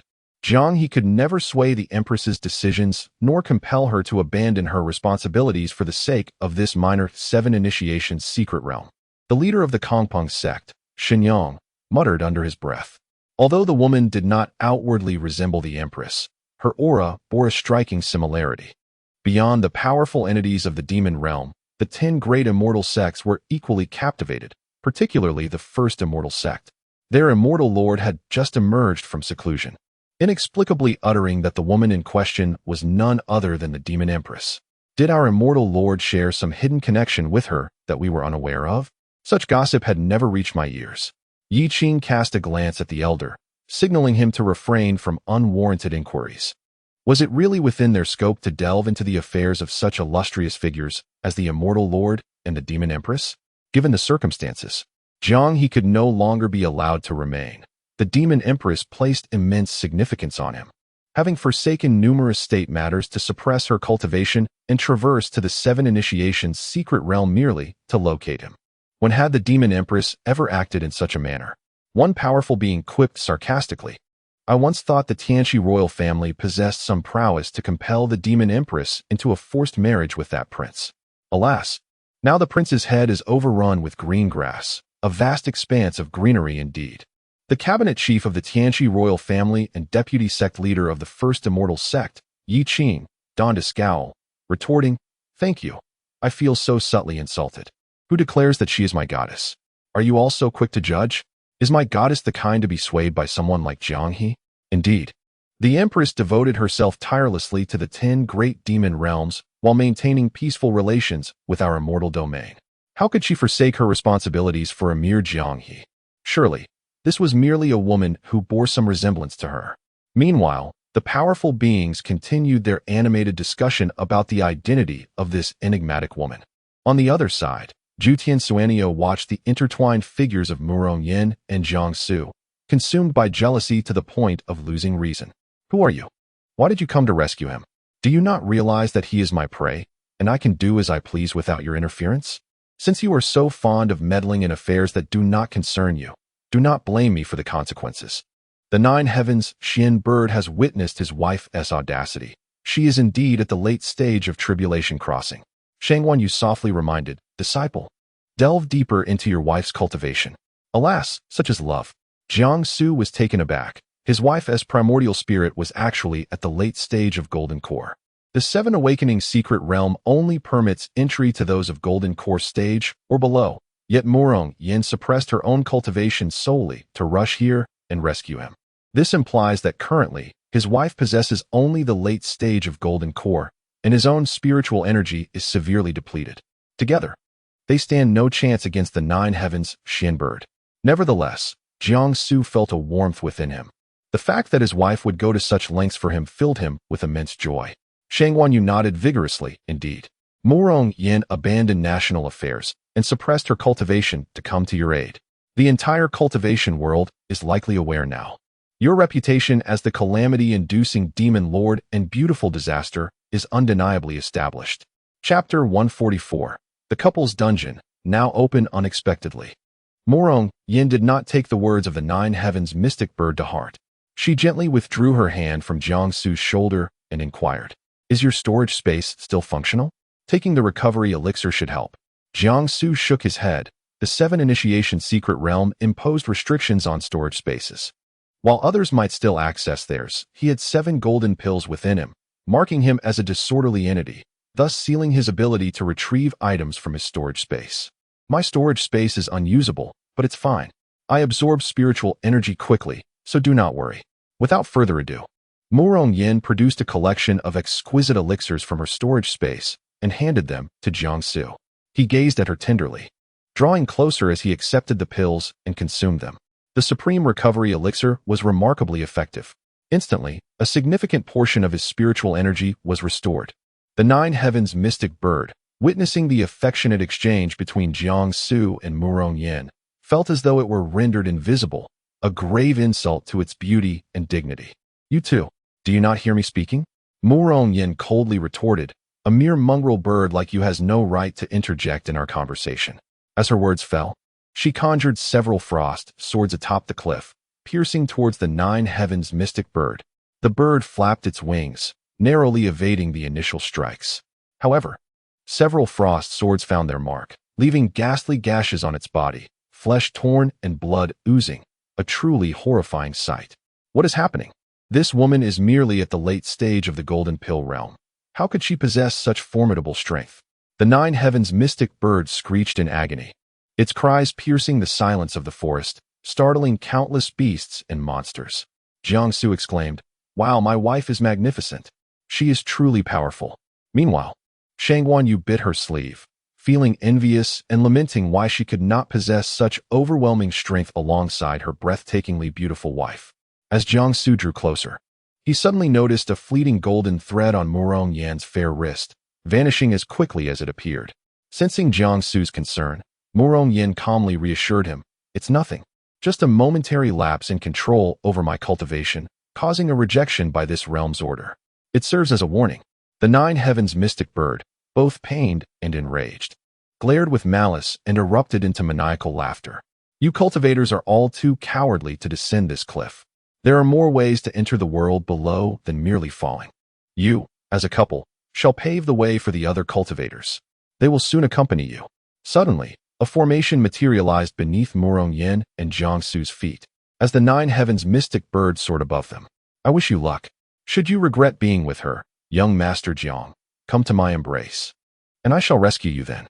Jiangsu furrowed his brow, realizing there was indeed a world beneath the cliff. He attempted to break free from the binding formation, but to no avail. Gripping his wife's hand tightly, he resolved to protect her above all else. The formation then transported them to the depths of the cliff. Shangguan Yu surveyed the surroundings, furrowing her brow as she spoke. "This lake, even from a great height, while flying on a sword, casts its shadow below. The surface is remarkably clear and expansive. During the day, it resembles a profound fissure embedded in the horizon. This is akin to the silent abyss lake recorded in ancient texts, which serves as the entrance to the mythical Changgung ancient city. The very same Changgung ancient city that mysteriously vanished from the cultivation realm eons ago? Could it be that this 7 initiations secret realm at Chiyu Peak is concealing the ancient city?" All around was tranquility, with scarcely a ripple on the lake's surface. Resembling a massive circular mirror, the sun descended into the water, fracturing into countless shimmering silver sparks, akin to ethereal beings drifting and transforming in the depths. Merely gazing upon this scene, one could scarcely fathom the turbulent undercurrents beneath the lake, nor the spectral presence of the ancient city. Jiangsu looked upwards. They were evidently meant to be transported to the base of a cliff, yet there were no mountains in sight, only an expansive sky and grassy fields, as if they were severed from the outside world. It seemed that to escape, they must venture into Changgung ancient city. Suddenly, the sound of footsteps crunching on twigs reached their ears, and Jiangsu exchanged a glance with Murong Yin. They released each other's hands, their swords poised for immediate use. "What is this place? What kind of cursed teleportation array is this, bringing us to such a wretched locale?" It was Li Shiyan's voice, full of vitality, betraying no signs of having been poisoned. A group followed closely behind him, including Shi Juanrong, Wang Tian, Qi Yuan, He Xianshu, and Shen Yuning. Upon spotting Jiangsu, their eyes gleamed with excitement, especially Li Shiyan, who exclaimed, "Brother Jiang, what a coincidence!" Jiangsu frowned. "Did you cure your poison yourself?" "Indeed. I have no idea how it happened, but I just felt better. A teleportation array appeared beneath our feet, and here we are." The others, noticing Murong Yin beside Jiangsu, were momentarily taken aback. Though her features were not entirely clear, her ethereal and unearthly demeanor was strikingly beautiful. Qi Yuan's gaze lingered on Murong Yin until Jiangsu shot him a cold glance, prompting him to avert his eyes. Wang Tian, Shi Juanrong, and Li Shiyan couldn't shake the feeling that she bore a striking resemblance to their revered Empress. Shen Yuning harbored a nagging thought. Could she be the one Jiang he is fond of? No, It seemed more likely that she was a female cultivator they encountered at Chiyu Peak, her grace indeed rare. From which sect or lineage did this enchanting sister hail? Shangguan Yu observed the gathering, bemused, noting the presence of 3 female cultivators. 3 women sharing the stage. How delightful! Murong Yin, without sparing her a glance, coldly instructed, form a water shield spell and descend into the water. Everyone complied, while Murong Qi remained impassive, his mind clear as crystal. Wasn't he this his sister? She had come here for Jiangsu? Heaven, dear brother-in-law, I sincerely apologize. In this world, every individual possesses the right to love, yet my sister's actions were indeed misguided. I hope you can find it in your heart to forgive her. I shall prepare a heartfelt apology package to visit you soon. Jiangsu, adhering to Shangguan Yu's enlightening explanation, elucidated the situation to the gathered crowd. The ancient city of Changgung was once a gathering place for ghostly cultivators, a nexus between the realm of the living and the underworld, when a sudden and fierce flood struck. The city's survival was ensured solely by the valiant efforts of the young city lord, who expended all his cultivation to shield the entire city with spiritual energy. Ultimately, the young lord collapsed from exhaustion, and under the influence of the spiritual turmoil, the spirits within the city also fell into a deep slumber. In recent years, they have gradually awakened, devising a means to rouse him from his slumber. This method, of course, involves seizing the souls of cultivators to nourish the spiritual energy. Having prepared the water avoidance technique, the 4 individuals descended into the lake. This technique creates a transparent bubble in the water, enveloping the cultivator's body, ensuring their garments remain dry while allowing for basic respiration. Chapter 145. My wife, unconventional beneath the water, the panorama was a profound azure, with waves and fish brushing closely by, illuminated by the sun's rays filtering down. The wind danced upon the surface, and silence enveloped all directions, while beneath, a dark abyss lay, akin to the hollow gaze of a slumbering behemoth. Suddenly, a voice resonated in their ears. Shun Yuning spoke, her tone starkly contrasting her previous calmness, now laced with panic and astonishment. Oh no, is that a vortex rising from the lakebed? The sight was far from pleasant. Li Shiyin dared only a fleeting glance downward. It felt as though the monstrous entity beneath had long been lying in wait, now unable to restrain its awakening. Bubbles formed into concentric rings of pristine white, surging towards them with alarming speed. A deep rumble echoed in their ears as Jiangsu gripped his Qianyuan sword at his waist. From the very beginning, the ancient city had compelled them to scatter under the influence of the vortex, forcing each to confront the malevolent spirits lingering within the ancient city alone. Fortunately, the protection of spiritual energy allowed Jiangsu to navigate through relatively unscathed. The vortex, entwined with turbulent waves, paradoxically accelerated his descent to the lake's depths, and before long, he reached the vast barrier that loomed over the city. This formation was shrouded in an illusion. Merely observing from the water would reveal no trace of Changgung ancient city. Only by approaching the barrier could one catch a glimpse of the concealed remnants of the city beneath the lake. As he passed through the barrier, the bubbles encircling him burst apart. Simultaneously, the long-sleeping Changgung ancient city began to unveil its enigmatic visage. At the lake's bottom, sunlight was a distant memory. The barrier itself seemed to substitute for sunlight, emanating a radiant, pearlescent glow. Mist enveloped the area, the shimmering surface reflecting the streets and homes, resembling shattered pieces of exquisite glass, creating an ethereal dreamscape, leaving one uncertain of the time or reality. The ancient city was a labyrinth of towering edifices, with everlasting lamps illuminating a celestial river of light. The water's hue mirrored the azure sky, adorned with blue tiles and white walls. While the trees along the streets had ceased to flourish, their branches gnarled and lifeless, casting dark shadows that evoked images of clawed hands. The formation offered a degree of cushioning. As Jiangsu gradually descended, the tips of his feet met the ground silently, remaining vigilant against lurking dangers. Jiangsu raised his gaze, marveling at the sights within Changgung ancient city. Since he had ventured into this mystical realm, he was eager to encounter the long-extinct ghost cultivators. Everything retained the appearance of a century past, devoid of any human presence, resembling a forsaken ghost town. As he surveyed his surroundings, unguarded, a piercing cry for help reached his ears. Young master. Save me, young master? That voice could not belong to his wife, Murong Yin. It was likely a call from Wang Tian and the others who accompanied him, though he had intended to seek out his wife first. He could not turn a blind eye to the plea for assistance. Jiang Suxin felt a stirring within her heart as she followed the enchanting female voice. Soon spotting the familiar figure of Li Shiyin not far away, he appeared to be entranced by the dazzling world around him, his eyes still reflecting a lingering awe. Nearby stood two individuals whom they had yet to encounter. The pleading woman, strikingly beautiful, was being held captive by a man clad in black. A knife pressed against her neck. Tears streamed down her face, her cries resonating with despair as she pleaded, "Young master, save me." Behind her stood a middle-aged man exuding menace, his hollow eyes resembling two inferior black stones. His movements were clumsy, as if only a fragment of his sanity remained, and his words were mumbled, barely discernible. "Don't come any closer. Otherwise, I will kill her." Li Shiyin, clearly unaccustomed to such a predicament and captivated by the woman's beauty, shouted, "Do not harm her. Whatever you desire, I shall provide." Before he could finish, a whisper brushed against his ear, "Do not believe him. It is a ruse."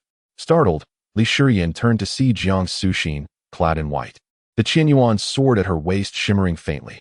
The barrier's luminous light, akin to stars and moons, cast a radiant glow upon the youthful visage of the boy. "Do not forget, this is the ancient city of Chonggong, the domain of ghostly cultivators."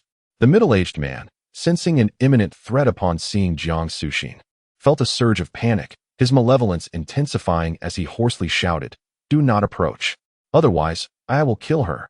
Yet, the remaining words choked in his throat as another figure appeared, a woman in white, whose beauty eclipsed that of the one in distress by manifold. The newcomer smiled faintly, raising a hand to cast a spell. A gust of sword wind struck the hostage's head, causing her to roll her eyes back and lose consciousness. "You are devoid of leverage. It would be wise to surrender." Jiang Suxin was taken aback. Her wife possessed such a side, defying all expectations. Yet, the woman was not truly dead. Jiang Suxin had no need to resort to such extremes. The middle-aged man was stunned, his mind racing with confusion. To eliminate the very threat he faced was the modus operandi of these cultivators? Surely not. Wasn't he there supposed to be a sense of righteousness? Wasn't he there meant to be a heroic rescue? Instead, she had simply dispatched the beauty? Oh, it seemed the newcomer was far more exquisite. The woman in his grasp slumped limply, and his heart followed suit. These individuals were unnerving. Their logic and reasoning eluded him entirely. He could scarcely fathom the fate that awaited him should he fall into the hands of the woman in white. The middle-aged man, now desperate to escape, made a swift decision and turned to flee. However, his short legs were no match for Li Shiyin, who seized him. "You little rascal. Do you dare to toy with me?" How infuriating. It appeared he had seen through the charade long ago. They, the ghost cultivators, have been trapped here for years. Their cultivation progress stagnant, indeed fearful of these practitioners. The middle-aged man awkwardly chuckled, his voice deep and robust. "It is all a misunderstanding. I assure you, I am not here to disrupt your endeavors, but rather to join your ranks. I find each of you formidable." Jiang Su wasted no time on pleasantries. Getting straight to the point, "What plans do you have? How many ghost cultivators are present? Where is the young city lord?" The middle-aged man timidly tilted his head, at a loss for how to respond to such inquiries. Unexpectedly, Jiang Su did not press further. Instead, he casually glanced at Li Shiyin and remarked with a hint of melancholy, "Aren't you adept at consuming the souls of ghosts?" Li Shiyin, having caught his brother's insinuation, offered a lewd grin. No. The middle-aged man protested, struggling desperately. "I have lived for millennia. My flesh is withered and unappetizing." Chapter 146, Jiang Suo, in distress. The Empress in laughter ever since witnessing Murong Yin eliminate the hostage. The middle-aged man harbored no doubts regarding the capabilities of the woman in white. Hence a deep, resonant voice echoed once more. "The young city lord is at the city lord's residence. Just proceed westward.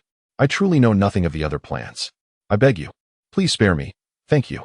Murong Yin acted with remarkable swiftness, and the middle-aged man soon collapsed to the ground. After completing her task, she turned her gaze towards Li Shiyin. Upon meeting her eyes, an inexplicable chill coursed down Li Shiyin's spine, accompanied by a sense of familiarity. This woman in white bore a striking resemblance to the Empress.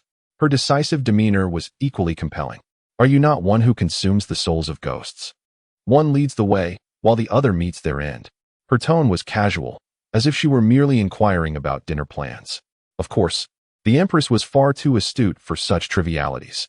Li Shiyan, bewildered, thought to himself, how could he possibly consume the souls of ghosts? If he possessed such a skill, he would have long since dominated the netherworld. Oh right, it was Jiang Gu who had instructed him to play along, hence he followed suit. Wait a moment. Did this woman in white truly trust Jiang Gu so implicitly? Noticing Li Shiyan's prolonged silence, Murong Yin furrowed her brow, her noble visage revealing no emotion. Yet, Li Shiyan felt the oppressive chill weighing down on him, rendering his legs weak. His gaze drifted towards Jiang Gu, adopting an expression akin to a shattered kaleidoscope. Jiang Gu, help me. Where did you find a woman so reminiscent of the Empress? This was utterly terrifying. Jiang Sua was also taken aback. He had merely uttered those words to intimidate the middle-aged man, never expecting his wife to take them so seriously. Shang Wanyu remarked, foolish couple. Do you not know that a woman's intelligence dwindles to zero when in love? Jiang Sua cleared his throat lightly, feeling a bit embarrassed as he explained. I was just deceiving him. Upon hearing his clarification, the chilling aura surrounding Murong Yin dissipated instantly, and she nodded gently. Li Shiyan exclaimed, good heavens. May I inquire? Dear lady, what was with your earlier demeanor towards me? It was completely different from how you treated Jiang Gu. Must you flaunt such blatant double standards? Do I possess no rights? He averted his gaze from the overly affectionate, exceedingly hypocritical couple, glancing down to discover a thin layer of frost crystal on the ground. Wait a moment, frost crystal? Wasn't that what the Empress had worried about when Jiang Gu released his chilling aura at Jinni Peak? This meant that the ethereal woman before him was none other than the demonic Sect's Empress. Goodness, could it be true? Jiang Ji's relationship with the Empress had progressed at an astonishing rate. At this moment, the Empress was not in the demonic palace attending to state affairs, but had suppressed her cultivation to the Golden Core stage to accompany Jiang Gu in this low-tier, 7 initiation secret realm? A man should be like Jiang Gu, truly impressive. Wait a moment, did not the Prince of Tianqi possess a vast expanse of verdant grassland above his head? This must be their couple's instance, which meant an abundance of dog food was inevitable. With these thoughts in mind, Li Shiyan quietly retrieved his storage bag and unhesitatingly enveloped the middle-aged man within it. Do not misunderstand. I merely fear that the middle-aged man might escape to inform others. The woman, however, is relatively easier to control, and she remains calm. Li Shiyan remarked, if we release him, he will undoubtedly go to alert them. Jiang Su observed, after all, this is the domain of ghost cultivators, and I cannot ascertain the exact nature of the peril. For now, we should proceed cautiously. Li Shiyan nodded and indicated the woman lying nearby. What about her? He understood that the Empress had not inflicted a fatal blow. She had merely lost consciousness. It is prudent to keep her alive, as we may need assistance from the inhabitants of this city in case we encounter danger. Our knowledge of ghost cultivators is limited. His wife has currently suppressed her cultivation to the Golden Core stage, and it remains uncertain what challenges lie ahead. Thus, every situation must be approached with utmost caution. Li Shiyan crouched down and gave a firm tap on the woman's forehead. She abruptly opened her eyes, filled with panic and disbelief. You are awake, Li Shiyan said with an innocent smile. Fear not, lovely lady. The villain has been dealt with by the 3 of us.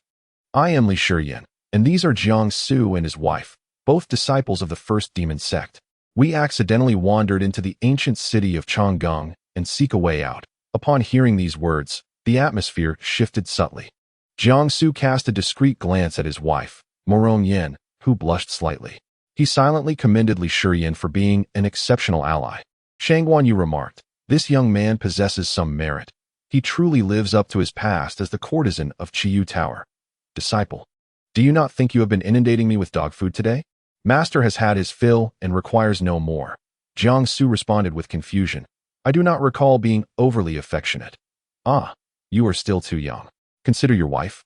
The exalted Empress of the demon sect. Upon entering this ancient city, she exhibits such patience in navigating trials with you. Remember, she is capable of cleaving through the ancient gates of Baiyu Jing with a single strike. She would not linger unnecessarily. Her decisiveness is evident. Do you not find this peculiar? Is this not an exhibition of affection? You jest, while she smiles. This is called romance.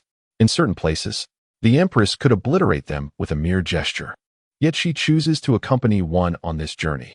Jiangsu replied, I assent it because my wife is currently only at the mid-golden core stage. Shang Wenyu fell silent, feeling that even the matter of love had been turned into a display of superiority. Humph.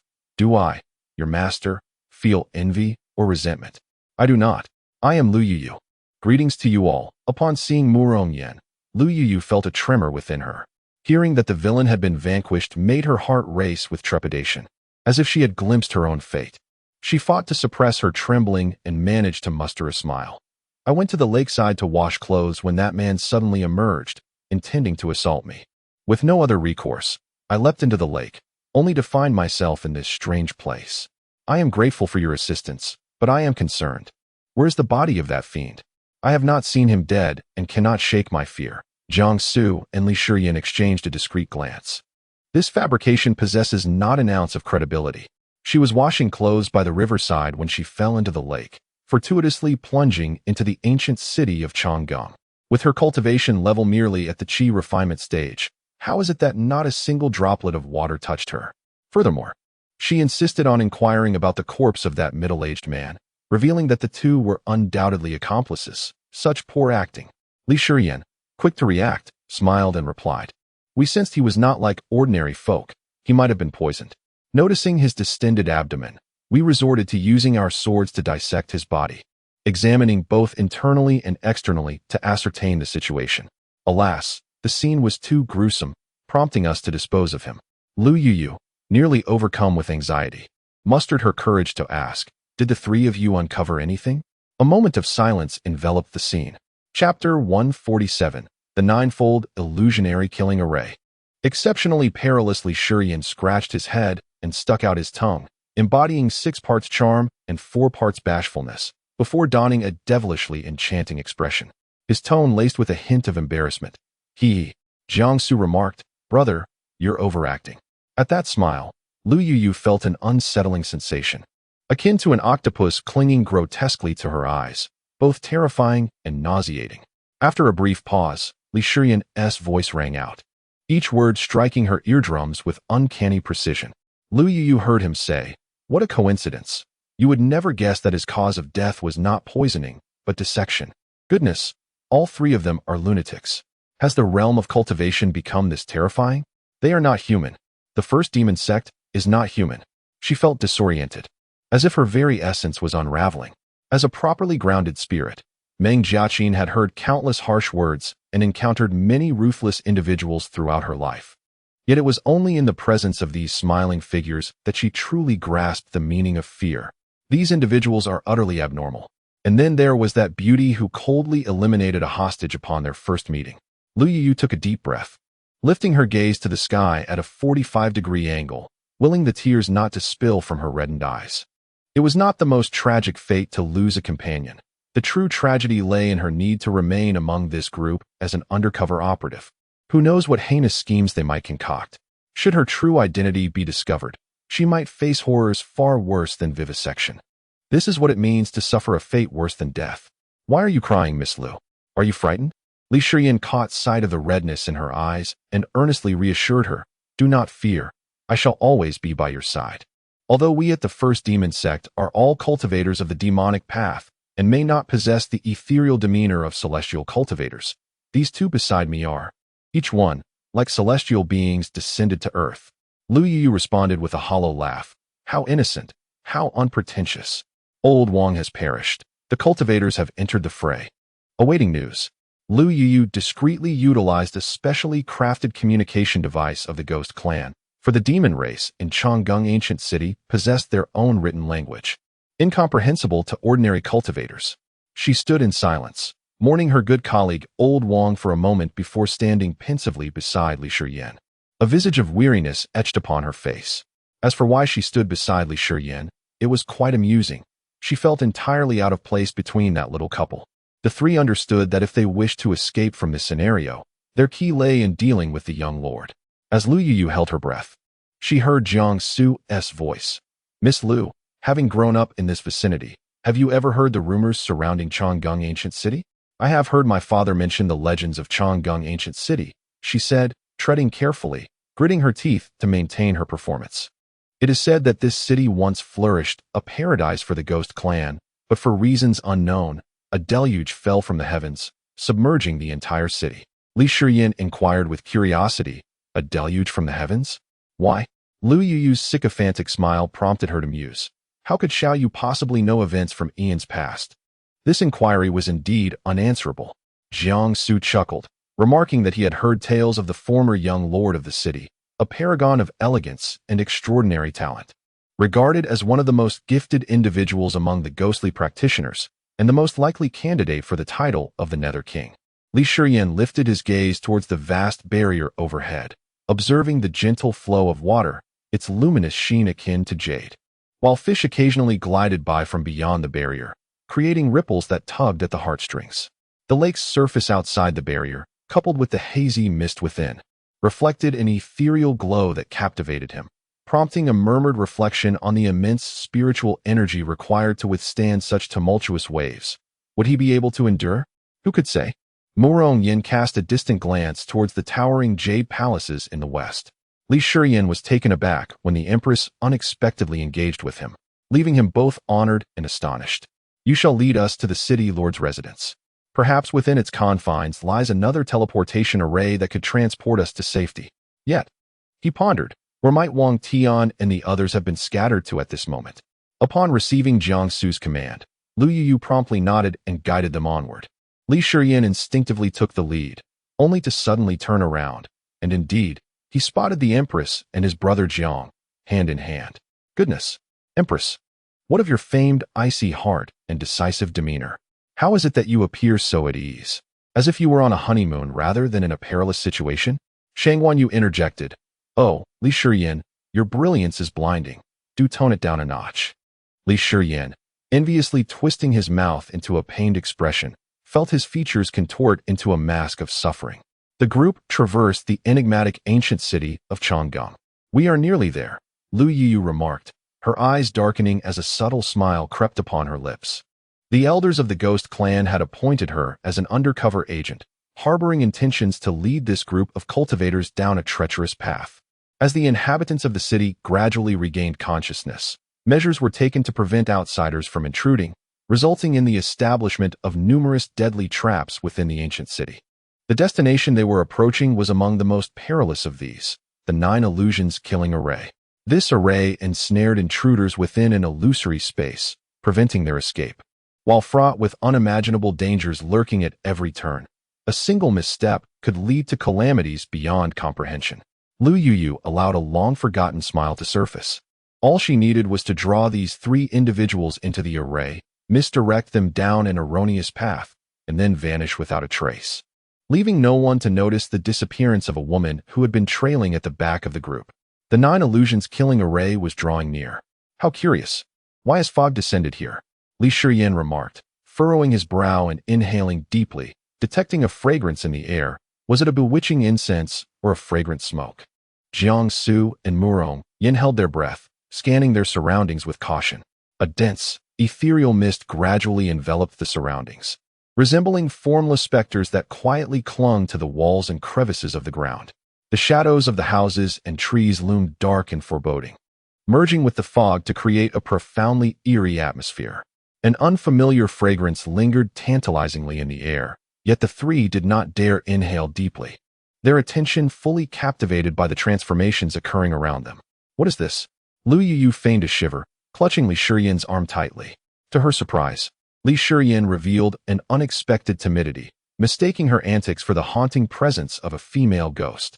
He froze, eyes wide with terror, emitting a scream more chilling than her own, before abruptly raising his arm and forcefully pushing her to the side. Lu Yuyu tumbled to the ground like a stray ping-pong ball. I'm sorry. Li Shiyin's face flushed crimson. Indeed, he was timid. He stepped forward, grasping her right hand to pull her up, only to be met once more with Lu Yuyu's piercing cry. Murong Yin coolly remarked, if you scream again, I shall end you. Were it not for Jiang Su, she would have little interest in such childish games. Chapter 148, Stopping Killings with Killings. Breaking the array with killings, she was a woman of her word. Lu Yuyu found herself utterly paralyzed. The woman in white was truly terrifying. Despite appearing to possess only the cultivation of the golden core stage, she emanated an aura akin to a formidable transcendent, instilling fear in all who beheld her. Now that they had entered the array, Lu Yu was acutely aware of the paths that led to certain death. If only she could charm and deceive these individuals into stepping forward, her task would be accomplished. As Lu Yu was about to voice her thoughts, she noticed Li Shiyan's eyes brighten as he softly called out, "Xin Yuning, Wang Tian, Shi Juanrong. What on earth? Why have so many people suddenly arrived? How many cultivators had the 9 heavens Xian bird cast into this place?" Compared to Jiang Su and his companions, Wang Tian and the others appeared to be in a more dire situation. Xin Yuning had already drawn her sword, crimson droplets of blood coalescing along its edge, gradually dripping onto the ground. Her face and hands were stained with blood, dried into splattered dark red marks. Upon seeing Xin Yuning in such a state, Li Shiyan rushed over, retrieving a medicinal pill from his storage space to offer her. Meanwhile, Wang Tian resembled a gust of wind steeped in blood, a lone wolf that had just emerged from battle. Lu Yu thought to herself, with so many cultivators present, what was she to do? This was the 9 illusions killing array. Murong Yan's cold voice resonated in this sinister place. Hearing his wife's words, Jiang Su showed no surprise, understanding the situation of Wang Tian and the others. However, Li Shiyan was momentarily taken aback, then glared fiercely at Lu Yu, causing her to tremble. This group was indeed formidable, particularly the woman in white, whose silent demeanor radiated the weight of a sovereign, appearing all the more fearsome. She feared for her life in this circumstance. Seeing Jiang Su and Murong Yan holding hands, Xin Yuning's heart shattered. Her idol was now with someone else. Could she still play the role of the devoted admirer? She recalled the pressing matter. The air was thick with murderous intent, with nearly every path lined with hidden weapons, puppets, illusions, and the remnants of ferocious beast souls. Was it truly this terrifying? Jiang Su tightened his grip on his wife's hand. Murong Yan, sensing his concern, allowed a gentle smile to grace her lips as she said, "To escape, aside from breaking the array, there exists another method." Impossible. Lu Yu's heart momentarily stalled. No one would dare to attempt the second method, would they? With a complex expression, she cast a glance at Wang Tian and the others. Although it was difficult to discern the extent of their bloodied state, the injuries on their faces and arms clearly indicated they had endured fierce battles. At that moment, Murong Yan's crisp voice reached her ears, sending a chill down her spine. One need only stop killings with killings, break the array with killings, and eliminate the murderous intent from all directions to successfully escape. Only that. So many deadly obstacles could be dismissed with those 2 words. To her astonishment, Jiang Su, who was paired with the woman in white, nodded in agreement, appearing wholly supportive of her assertion. Meng Jiechi silently cursed within. Well done. Those from the first demon sect are truly formidable. They are utterly mad. What brings an end to slaughter, and what shatters the cycle of death?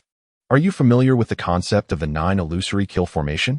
Each step taken leads to a deadlock, with peril lurking from every direction. Yet this couple seeks to convey to the latent threats, apologies, but you are already encircled by us.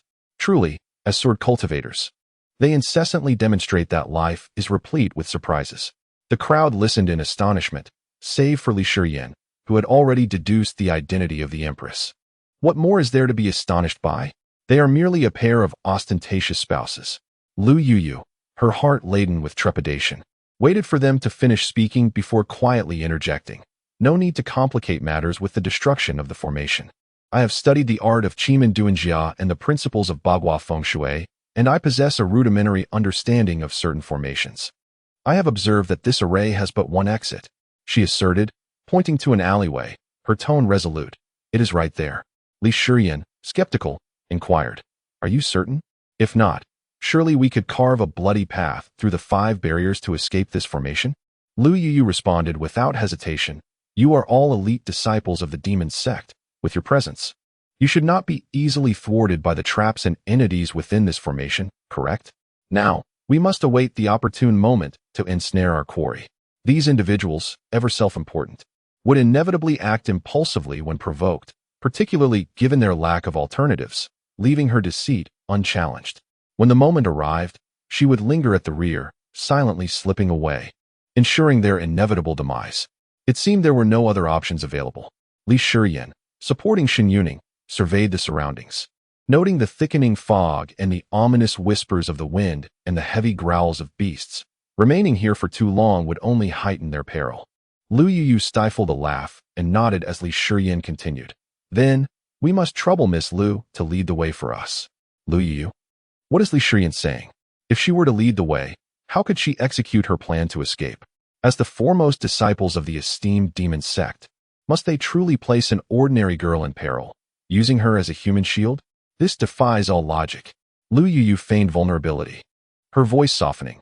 But walking in front is so dangerous, I am afraid. Li Shiyan blinked, responding as if it were the most natural thing. Precisely because we are concerned for your safety, we wish to follow closely behind you, ensuring your protection.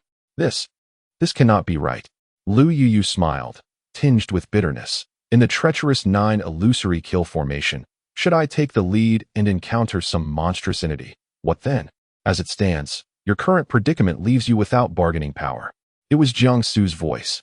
Lu Yu felt a profound sense of despair. The heavens could attest to her plight. Prior to receiving the undercover assignment, she had envisioned her grand and dignified exit countless times, picturing the dismay of the cultivators upon realizing they had been duped. Yet now, confronted with 3 golden core stage cultivators and a group shamelessly coercing an innocent girl into serving as a shield, one must ponder, who truly embodies the villainy? Li Shiyan, observing the tumultuous changes in her complexion, quickly grasped the gravity of the situation. Lu Yu was alluding to a perilous path from which there was no return. It was likely that the Empress and Jiangsu had already uncovered this truth. The primary purpose of retaining Lu Yu by their side was her intimate knowledge of the ancient city of Chang'an. In situations like the current one, where they encountered intricate traps, Lu Yu would never willingly tread upon a path of death. By applying relentless pressure, they could compel her, in a moment of desperation, to divulge the correct route. The alleyway was one they could never traverse. Meanwhile, Shen Yuning was entirely disinterested in deliberating with them on how to seek an escape. Her thoughts were consumed with the notion that if she and her elder brother Jiang he were to inadvertently draw close during the impending battle, would the graceful sister in white be angered? Chapter 149. A sweet interlude. Lu Yu, the beleaguered princess of the Ghost clan, found herself ensnared in a dilemma. Should she adhere to the original plan of leading this group into a dead end, she too would meet an untimely demise. Yet, if she succumbed to fear and guided them to safety, she would forfeit the prime opportunity to eliminate these vicious fiends. Weighing her options, Lu Yu clenched her teeth and declared, I have just consulted the fates, and it appears this formation conceals hidden truths and employs illusions. The path we considered earlier is not a viable option. Please, follow me. Cursing inwardly, she reluctantly ventured into a quaint, ancient alleyway. It was said that the architect of this formation had ingeniously employed the most perilous locations as sanctuaries, and the most inconspicuous passageways were, in fact, the exits. This deliberate design positioned the dead end in the most dilapidated alley. Anyone who placed their faith in the aforementioned statement would find themselves teetering on the brink of doom. Conversely, the elegantly adorned long street was the true exit. As the group delved deeper into the long street, the surrounding fog gradually dissipated, leaving behind a thin veil of mist that hung delicately in the corners of the eaves. Eternal lamps flickered along the street, and when Jiangsu raised his gaze to survey the area, he was mesmerized by the twinkling stars that seemed to twine together in the depths of his pupils. This sight sent Shen Yuning's heart racing uncontrollably. Murong Yin narrowed her eyes, poised to speak, when Jiangsu released her hand, murmuring incantations, and a lamp appeared in his grasp. The peerless youth in white cradled the lamp, his voice tinged with nervousness as he said, Yin Yin, behold this lamp. It is exquisite. Just like you, a radiant light illuminating my path. Jiangsu was genuinely anxious. After all, she was the Empress of the demon sect, and he could not employ the modern tactics of courtship, for such flattery would be ill-advised. Observing his earnestness, Murong Yin found herself devoid of any jealousy, captivated instead by his endearing nature. In this bizarre locale, the two inadvertently conjured an atmosphere of sweet affection, their mutual admiration palpable. Your Highness, where has your aloof demeanor gone? What of your principles? Su Guanyue exclaimed, casting a resentful glance at Jiangsu and the Empress. We dare not speak or inquire about anything here. Wait a moment, let us not behave this way. We are in the 9 illusions killing array, after all. You too. Please show some respect for the Ghost Clan. He protested, turning to Wang Tian. As Jiang Su's first subordinate, Wang Tian surely wished for him to thrive in his endeavors, balancing both work and affection. Anticipating a shared sentiment, he looked back at Wang Tian, only to find him grinning with delight, his eyes sparkling with joy. The ship of their shipper had indeed set sail, and this filled him with exhilaration. Wang Tian could remain single, but the shipper's union must flourish. Thank goodness it's not a green light. Otherwise, Jiang Su would have throttled him, he mused, only to see Lu Yu's face contorted in terror. What do these people regard the ancient city of Changgang as? What do they consider the 9 illusions killing array? It seems they have come here for a honeymoon. The first demon sect, truly terrifying. These individuals are rather peculiar. Unlike the buildings previously encountered, here the structures rise with ornate eaves and intricately carved beams, their corners soaring like birds in flight. The wooden walls exude an ancient charm, subtly releasing the fresh scent of a forest after rain. At first glance, they resemble rows of silent giants, imparting a faint, oppressive aura. This must have once been a bustling district, right? The shops, adorned with an array of garments and jewelry, retain the elegance of a century past. Shen Yuning felt her heart shatter completely, her attention captivated by the street. Leaving her momentarily dazzled, the ancient city of Changgang must have been exceedingly prosperous in its heyday. Ah, look, isn't that Rongyu standing over there?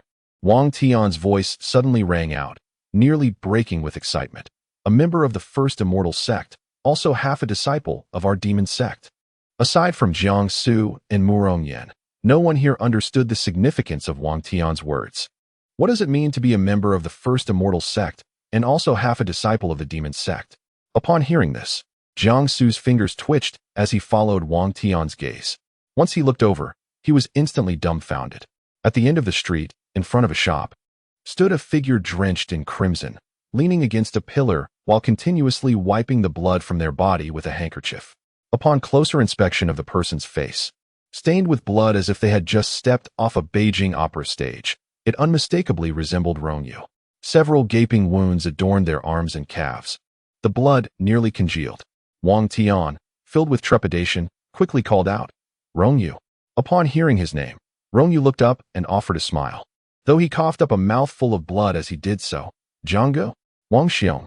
As for the Empress, it was laughable. He didn't dare to call her out. Seeing Rongyu in such a state, Murong Yin tossed a few pills to Wang Tian, signaling him to give them to him. Jiang Su thought to himself, when did my wife become so familiar with Rongyu? Wang Tian approached him and inquired, "Rongyu, how did you sustain such grievous injuries?" "Oh, you mean these?" It was only at that moment that Rongyu finally realized he was injured. He casually glanced down and lightly chuckled. "There are numerous formations within the city. I inadvertently triggered a few and had a few skirmishes with the various lingering souls inside. It's nothing serious." Before he could finish speaking, he coughed up another mouthful of blood, and with the lingering echoes of his words, one might mistakenly think it was a fountain stained crimson. Rongyu swallowed the pills given to him by the Empress, nourishing the damaged meridians within his body. While the two conversed, the others also made their way down the long street. After introductions were made, Lu Yu regarded Rongyu, although she didn't fully grasp Wang Tian's earlier statement. This person was a disciple of the immortal sect. Surely, he was far more normal than this group of demon cultivators. No other horrific events would unfold. An idea sparked in her mind. She was particularly adept at charming those around her. Observing the white-clad maiden's evident concern for Rongyu, it became clear that as long as she could secure his protection, she would no longer be subject to the bullying of several others. At this moment, Rongyu was gravely injured, rendering him particularly vulnerable. She merely needed to fabricate an irresistible sanctuary of tenderness, enticing him to willingly indulge in her affections, thus ensuring his devoted care. This tactic was none other than the art of seduction. "Young Master Rong," Lu Yu gasped in feigned astonishment, stepping forward to support Rongyu's arm while intentionally leaning closer to him. "How did you sustain such severe injuries? Perhaps we should take a moment to rest, and I could apply some ointment to your wounds?" Having consumed the exquisite elixir bestowed upon him by Her Majesty, Rongyu was nearly healed and declined her offer, stating, "It is inappropriate for men and women to engage in such intimate exchanges." I believe Miss Lu should attend to that young lady over there. The young lady in question was none other than Shun Yuning, who was suffering from both physical and emotional wounds. Chapter 150. Enveloped in cosmetics, his sentence remained unfinished as he suddenly froze. Lu Yu pressed her lips together in a soft chuckle, a flicker of pride shimmering in her eyes. She discreetly released an alluring fragrance, one that would captivate all who inhaled it, exponentially increasing their fondness for her. The reason she did not employ this tactic against others was that they were abnormal and of no use. However, Rongyu, having suffered a significant blow, would undoubtedly be unable to resist. Ah, how fragrant Lu Yu is. The tone of Rongyu's voice was laced with flattering amusement, which elicited a cold smirk from within her heart. The arrogant swordsman, in the end, would still succumb to her charms. Jiang Su and Wang Tian exchanged glances, aware that the typically stoic Rongyu was about to unleash his prowess. Upon closer inspection, one could discern a hint of amusement beneath the veil worn by Murong Yen. Lu Yu brimmed with anticipation, only to be taken aback when Rongyu suddenly paused, lowering his voice.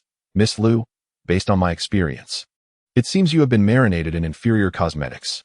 Their esteemed sect had many such female disciples, not to mention Jianggu, the irresistible charmer, had previously been surrounded by a throng of female disciples from the demonic sect. It seemed that being a heartthrob was no easy feat who was marinated in cosmetics. Body fragrance. Is that body fragrance? Are you out of your mind? Indeed, neither the first demonic sect nor the first celestial sect boasted a single normal individual. Lu Yu felt a surge of irritation.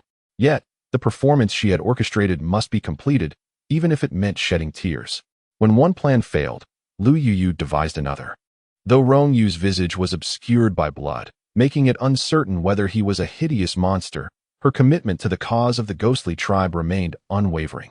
Seizing the opportune moment, she shifted her stance and lunged forward, landing squarely against Rongyu's chest.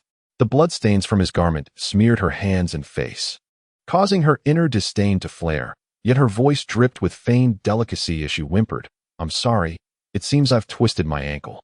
This maneuver would undoubtedly stir a man's heart and soften a woman's resolve, rendering them defenseless. As anticipated, Rongyu momentarily faltered, a hint of tension creeping into his tone. "Are you all right, Miss Lu?" "I'm fine," Lu Yu replied, feigning tears as she theatrically dabbed at her eyes. "It's just my leg that aches. I might be unable to move for a while. I apologize for being such a burden." "Do not say that, Miss Lu," Rongyu responded urgently, prompting her to instinctively curve a smile. However, in the next instant, that smile was extinguished. Rongyu, in all seriousness, remarked, "Although Miss Lu has been marinated in cosmetics and is of little use, you cannot claim to be useless." A palpable, awkward silence enveloped the scene. Li Shiyin and Wang Tian, who were watching the spectacle unfold, could no longer contain their laughter. Jiang Su said, "I must hold it in. I must maintain my cool demeanor." Murong Yin regarded this farce with a detached gaze, finding the company of Jiang Su rather amusing. Rongyu, feeling somewhat embarrassed, apologized. "I'm sorry, I didn't mean to voice my thoughts so candidly." Lu Yu felt utterly drained. Why is she destined to endure such mortal suffering? Her body remains here, yet her heart has departed alongside the deceased old Wang. The surroundings are enveloped in an extreme tranquility, devoid of wind.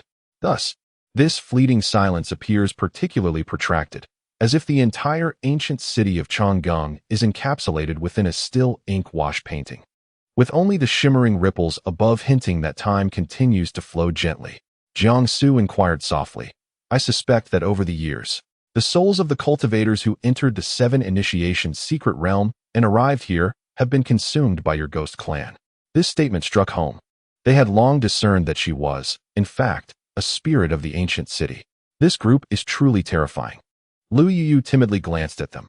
"What you do not realize is that absorbing souls is not a method employed by our ghost clan. What purpose would it serve us to extract the souls of the living? Only the errant demonic cultivators resort to soul refining to enhance their powers. Yes, individuals like yourselves." Lu Yu continued, 10,000 years ago, during the peak of the demonic cultivators' power, formidable figures emerged among them. Among the 9 demon lords, there were particularly sinister beings whose tempers were as fierce as their cultivation methods were peculiar. The most powerful demon sovereign, Shen Wuduan, relied on devouring human souls and spectral essences to transform them into his own spiritual energy. For the first time, Morong Yan's expression shifted, adopting a tone of seriousness. Continue. Shen Wuduan had reached the late stage of tribulation, and as his power grew, so too did his demands for souls. Previously, endless slaughter of mortals sufficed for ordinary demonic and celestial cultivators, but upon entering the grand realm of tribulation, the spiritual energy provided by these individuals was akin to a drop in the ocean. Thus, he turned his attention to other high-level cultivators and ghost practitioners. Ghost practitioners? Li Shiyan seemed to grasp the implication. The ancient city of Changgung happens to be a haven for ghost practitioners. Lu Yuyu nodded. Indeed. Years ago, Shen Wuduan approached the young city lord, attempting to use his status as demon sovereign as leverage to persuade the young lord to assist him in laying down the soul-devouring array, intending to slaughter the inhabitants of the city on that fateful day, thus forging a blood essence steeped in resentment. In doing so, his cultivation would advance by leaps and bounds, rendering him virtually invincible, even capable of ascending to the upper realms. Jiang Su remarked, since your collection of essence was for the young city lord, he must have refused. At that moment, a faint smile finally graced Lu Yuyu's lips, appearing both weary and filled with admiration and solace. Indeed, what you do not know is that a millennium ago, the 10 demon domains were still in a state of disarray, with the demon clan rampant and the position of demon sovereign unattainable, leading countless individuals to vie for it. It is indeed remarkable that the young city lord could refuse Shen Wuduan for the sake of the ancient city of Changgung. She paused, a trace of sorrow flickering in her eyes. Seeing that Shen Wuduan's gentle persuasion yielded no results, he began to contemplate a forceful siege. His power was formidable, and the ancient city of Changgung had always served as a dwelling for ghost practitioners departing from the underworld, with few experts residing within. Only the young city lord and a few elders possessed the strength to contend. Thus, the fall of the ancient city of Changgung seems an inevitable fate. Li Shiyan shook his head, contemplating how the denizens of the demon realm now donned human skins, rendering their true forms indistinguishable. While adopting the mannerisms of the celestial domain, neither celestial nor demonic in essence. Who would have imagined that the demon sovereign from a millennium past bore such resemblance? It appears that our 10 great demon domains have become quite akin to that celestial domain, devoid of intrigue. Continuing on, Lu Yuyu noted that to swiftly vanquish Changgung, Shen Wuduan led his demonic forces to besiege the city. The young city lord and the elders arranged defensive formations at the city gates, yet unforeseen circumstances arose. Instinctively, she bit her lip and took a deep breath. The young city lord, drained of spiritual energy, found the formation abruptly collapsing. With his last vestiges of strength, he erected a barrier above him, but the clash of opposing spiritual forces engulfed the citizens of Changgung, rendering them unconscious. Upon awakening, they found themselves in this forsaken place. This narrative unfolded like an ancient tale steeped in the mists of time. Chapter 151. The truth of the ancient city unveiled. Jiang Su murmured. Thus, the ghostly clan within the city has gradually awakened. In gratitude for the young city lord's kindness, they have complied with the elder's directives to gather essence. He smiled softly and inquired, Miss Lu, how do the elders instruct you to collect this essence? Lu Yuyu remained ensconced in their shadows, her body trembling slightly at his words, her pupils instinctively contracting. It is with this. She produced a blood-red rope from her pocket. Li Shiyan exclaimed, this must be something the demon lord carries with him. How could those ancient relics have obtained it? Jiang Su's gaze deepened, yet his tone remained light, tinged with mirth. Miss Lu's narrative presents 2 points worthy of scrutiny. Morong Yin glanced at him before lowering her lashes. Firstly, if the young city lord possessed the strength to severely injure Shen Wuduan, why did the city's defensive formation suddenly falter? It could only be due to the intervention of someone else, prompting the young city lord to realize he could no longer sustain the formation and thus launched a desperate assault on Shen Wuduan. Secondly, as the illustrious demon lord, Shen Wuduan would undoubtedly arrive with meticulous preparations for an assault. How could he come alone, lacking any form of backup? If no allies were at his side, then it must mean. Jiang Su raised his eyes, a smile gracing his lips, his dark irises shimmering like fallen stars, momentarily captivating Lu Yuyu. Concealed within the ancient city of Changgung, Lu Yuyu's scalp prickled, disbelief etched across her face. Since you learned the details from the elders, they had ample time to weave their deceptions. It is evident that the true narrative unfolds thus. Li Shiyan, rarely astute, remarked. When Shun Wuduan failed to entice the young city lord, he turned his schemes toward the elders. You previously mentioned that the demon clan once flourished. Few would refuse the demon lord's protection and gifts. It is far more appealing to enjoy opulence within the demon clan than to toil in a small city. Regardless of the circumstances, they acquiesced. The barrier emitted a ghostly cold light, resembling a massive, lustrous jade, casting a pallor over the entire city akin to that of death. Lu Yuyu clenched the hem of her dress, a chill running through her. Meanwhile, Li Shiyan continued. The young city lord would never have anticipated that in forsaking his future and even his life for this city, those he trusted most, the elders, would betray him entirely. Once the city gate's formation was complete, they might collectively launch an assault or simultaneously abandon the formation. In either case, he would swiftly grasp his predicament and ultimately forsake the formation, wagering his entire cultivation in a life-or-death confrontation with Shun Wuduan. Therefore, he concluded, the elders' aim in deceiving the citizens of Changgang was not to awaken the young city lord, but rather. A collective gasp escaped the listeners. Wang Tianin's voice inadvertently rose, for the deceased demon lord Shun Wuduan. Shen Yuning sighed. Now that the young city lord is aware of their treachery, he has inevitably become their enemy. How could those fools possibly assist him in awakening? In this light, his fate truly seems tragic. Indeed, it is quite tragic. Awake. One expends every ounce of strength to safeguard the lives of the ghostly clan within the city, only to be betrayed by one's own kin, even in slumber. One cannot escape a fate of being exploited, rendered a mere puppet, while the true benefits are reaped by a formidable adversary. Upon hearing this, Lu Yuyu's countenance turned as pale as parchment, leaving her speechless for a long while. Noticing her distress, Rong Yu softened his tone, speaking gently. Miss Lu, this matter is of utmost importance. Might you guide us to the elders, so we may confront them directly? What say you? Bloodshot fury surged within Lu Yuyu's eyes, a flash of crimson resentment flickering as she gritted her teeth and nodded emphatically.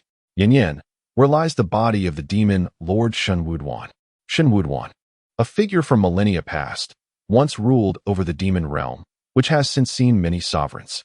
Notably, his wife, a woman of singular prowess, unified all 10 demon domains and was the youngest sovereign in history. Had the demon lord not perished, but rather been concealed within the ancient city of Changgang, his revival would undoubtedly pose a grave threat to his wife and the current state of the cultivation world. Presently, only 2 formidable beings exist in the late stages of tribulation, the demon Empress Murong Yanyan and the supreme celestial Qin Haoran. Should a third emerge, the situation would become exceedingly difficult to manage. Murong Yanyan, clearly recognizing this, stated, he has no corpse. It seems she had indeed arrived at the 7 awakening secret realm for a reason. Jiang Su furrowed his brow, realizing that the situation transcended mere trials. It now concerned the entirety of the cultivation world. Moreover, his wife had already suppressed her cultivation to the late golden core stage, while he himself was also at the same level. Should Shun Wuduan awaken, it would be exceedingly troublesome. He grasped Murong Yanyan's hand, and their eyes met. An inexplicable emotion swelling between them. Murong Yanyan had traversed a millennium in solitude, with none beside her. All believed she must be strong, enduring all burdens without complaint. Embodying the aloof and noble demon Empress, seated upon her cold throne for 1,000 years. Only Jiang Su seemed to care for her, to stand beside her in battle, to shield her in times of peril. Lu Yuyu wiped her tears and led them to the elders' abode, the Chime Pavilion. Upon their arrival, they found the place desolate and abandoned. They too had been affected by the spiritual energy during the great battle of years past. And with the young lord likely having set his sights on them, Lu Yuyu described their state as akin to frail elders teetering on the brink of death. Thus, they had laid down formations, attempting a covert strategy to eliminate the unexpected intruders rather than confronting them head-on. It was clear they had received news of their deception being unveiled and, without hesitation, fled the premises. The Chime Pavilion retained architectural styles from centuries ago, its wooden windows adorned with dragon and phoenix motifs illuminated by ever-bright lanterns, casting a faint vermilion hue. The drapes hung low, silent and still. Wisps of white smoke ascended from the incense burner, reminiscent of delicate, boneless hands caressing the windowsill, as the fragrant tendrils, woven of gossamer and silver threads, spread their scent imperceptibly throughout the corners of the room. After a long and arduous journey, Jiangsu and his companions finally had the opportunity to sit down and rest. He chose the most pristine and splendid seat for his wife. Li Shiyan, brimming with curiosity, surveyed the surrounding architecture while inquiring. Could they have already departed from Changgung ancient city and fled to the Seven Initiations secret realm? Lu Yu shook her head and replied, "You may not be aware, but it is easy to enter Changgung ancient city from the outside. However, once inside, one cannot leave without the approval of the young city lord. As long as the young city lord remains unconscious, they cannot escape this place." Li Shiyan, intrigued, felt the sword at his waist pondering. Is it not likely they have gone to seek Shen Wuduan? Currently, the whereabouts of the young city lord remain unknown, but I shall inform the awakened specters within the city of the truth and implore them to search for the traces of the young city lord and the elders. Lu Yu sighed deeply, as if she had exhausted her entire life's energy that very day, saying, "You might as well rest within the city for a time to tend to your wounds." Rongyu responded with a smile, his gaze fixed intently on the array of shops lining the street through the window. Everyone understood that to exit Changgung ancient city, they must awaken the young city lord. Yet, it remained uncertain whether it would be the young city lord or the demonic sovereign Shen Wuduan who would awaken. Chapter 152, The Lord's Mansion, the awakening of the demon sovereign in compliance with Lu Yu's request. The group settled for an overnight stay at the Chime Pavilion in the ancient city of Changgung. As evening descended, the rooms were allocated. Jiangsu and Murong Yin shared one, Lu Yu and Shen Yuning another, while Wang Tian and Rongyu occupied a separate chamber, leaving Li Shiyan alone, wide-eyed and bewildered. What? Am I truly destined to spend the night all alone? This city is filled with spirits. It feels rather unsettling, he lamented. Beside him stood Shi Juanrong, who had remained largely silent throughout their journey, clad in a flowing black robe. He tugged at his sleeve, capturing Li Shiyan's attention. "Oh, Shi Juanrong, it seems we are indeed true brothers. Worry not, I shall protect you well," Li Shiyan assured him. Shi Juanrong's eyes were shrouded in an impenetrable darkness, and though he had not spoken along the way, he merely nodded in response. This was rather peculiar. Just as Li Shiyan contemplated speaking further, he noticed everyone else had departed, leaving only him and Shi Juanrong behind. Perhaps he was overthinking. After all, wasn't this simply Shi Juanrong's nature?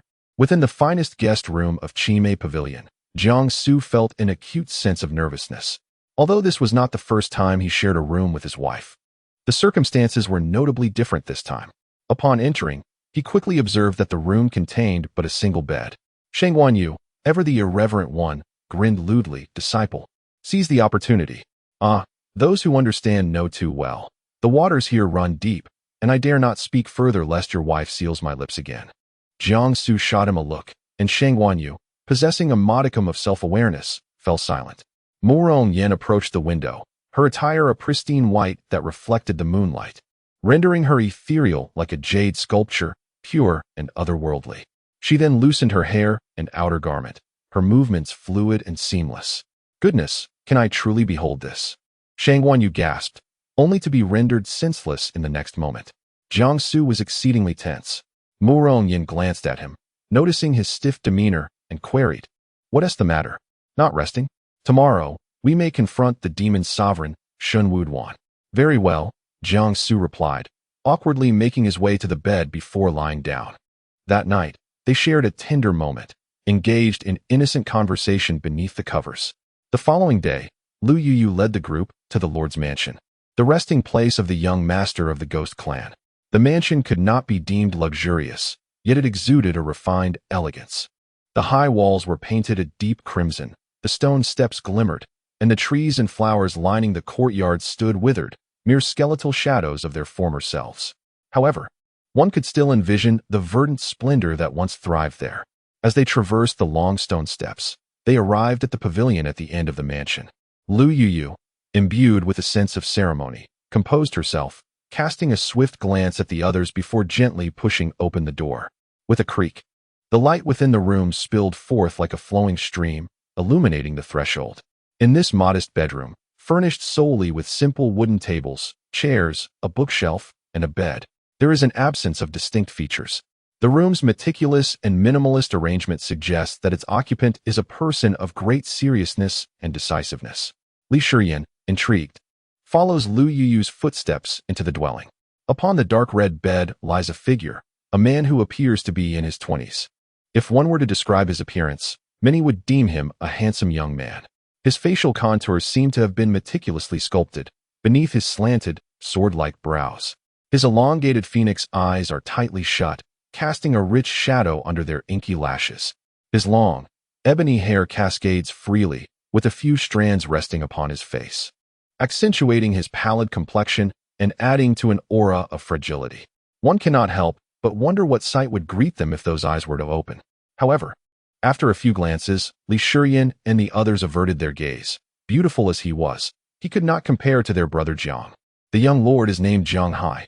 Lu Yuyu expressed her sorrow, stating that he had exhausted his spiritual energy in a great battle a millennium ago, and, having been struck by the combined forces of Shun Wuduan and the elders, he had yet to awaken.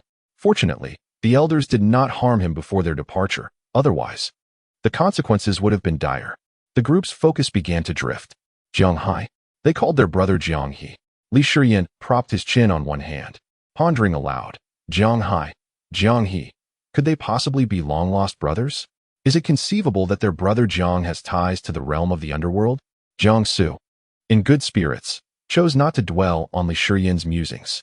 In the past, when the city lord fell ill, the young lord managed all matters of the city with remarkable competence, aided by a longtime elder, ensuring that Changgung City was governed with order. Rong Yu crossed his arms, furrowing his brow as he muttered to himself, where could Shun Wuduan be hiding? This is the most perplexing aspect. According to Lu Yuyu, she had dispatched all the spirits aware of the truth to search for him. Logically, the area beneath the lake, where Changgung City lies, is not extensive. Even a thorough search should yield results.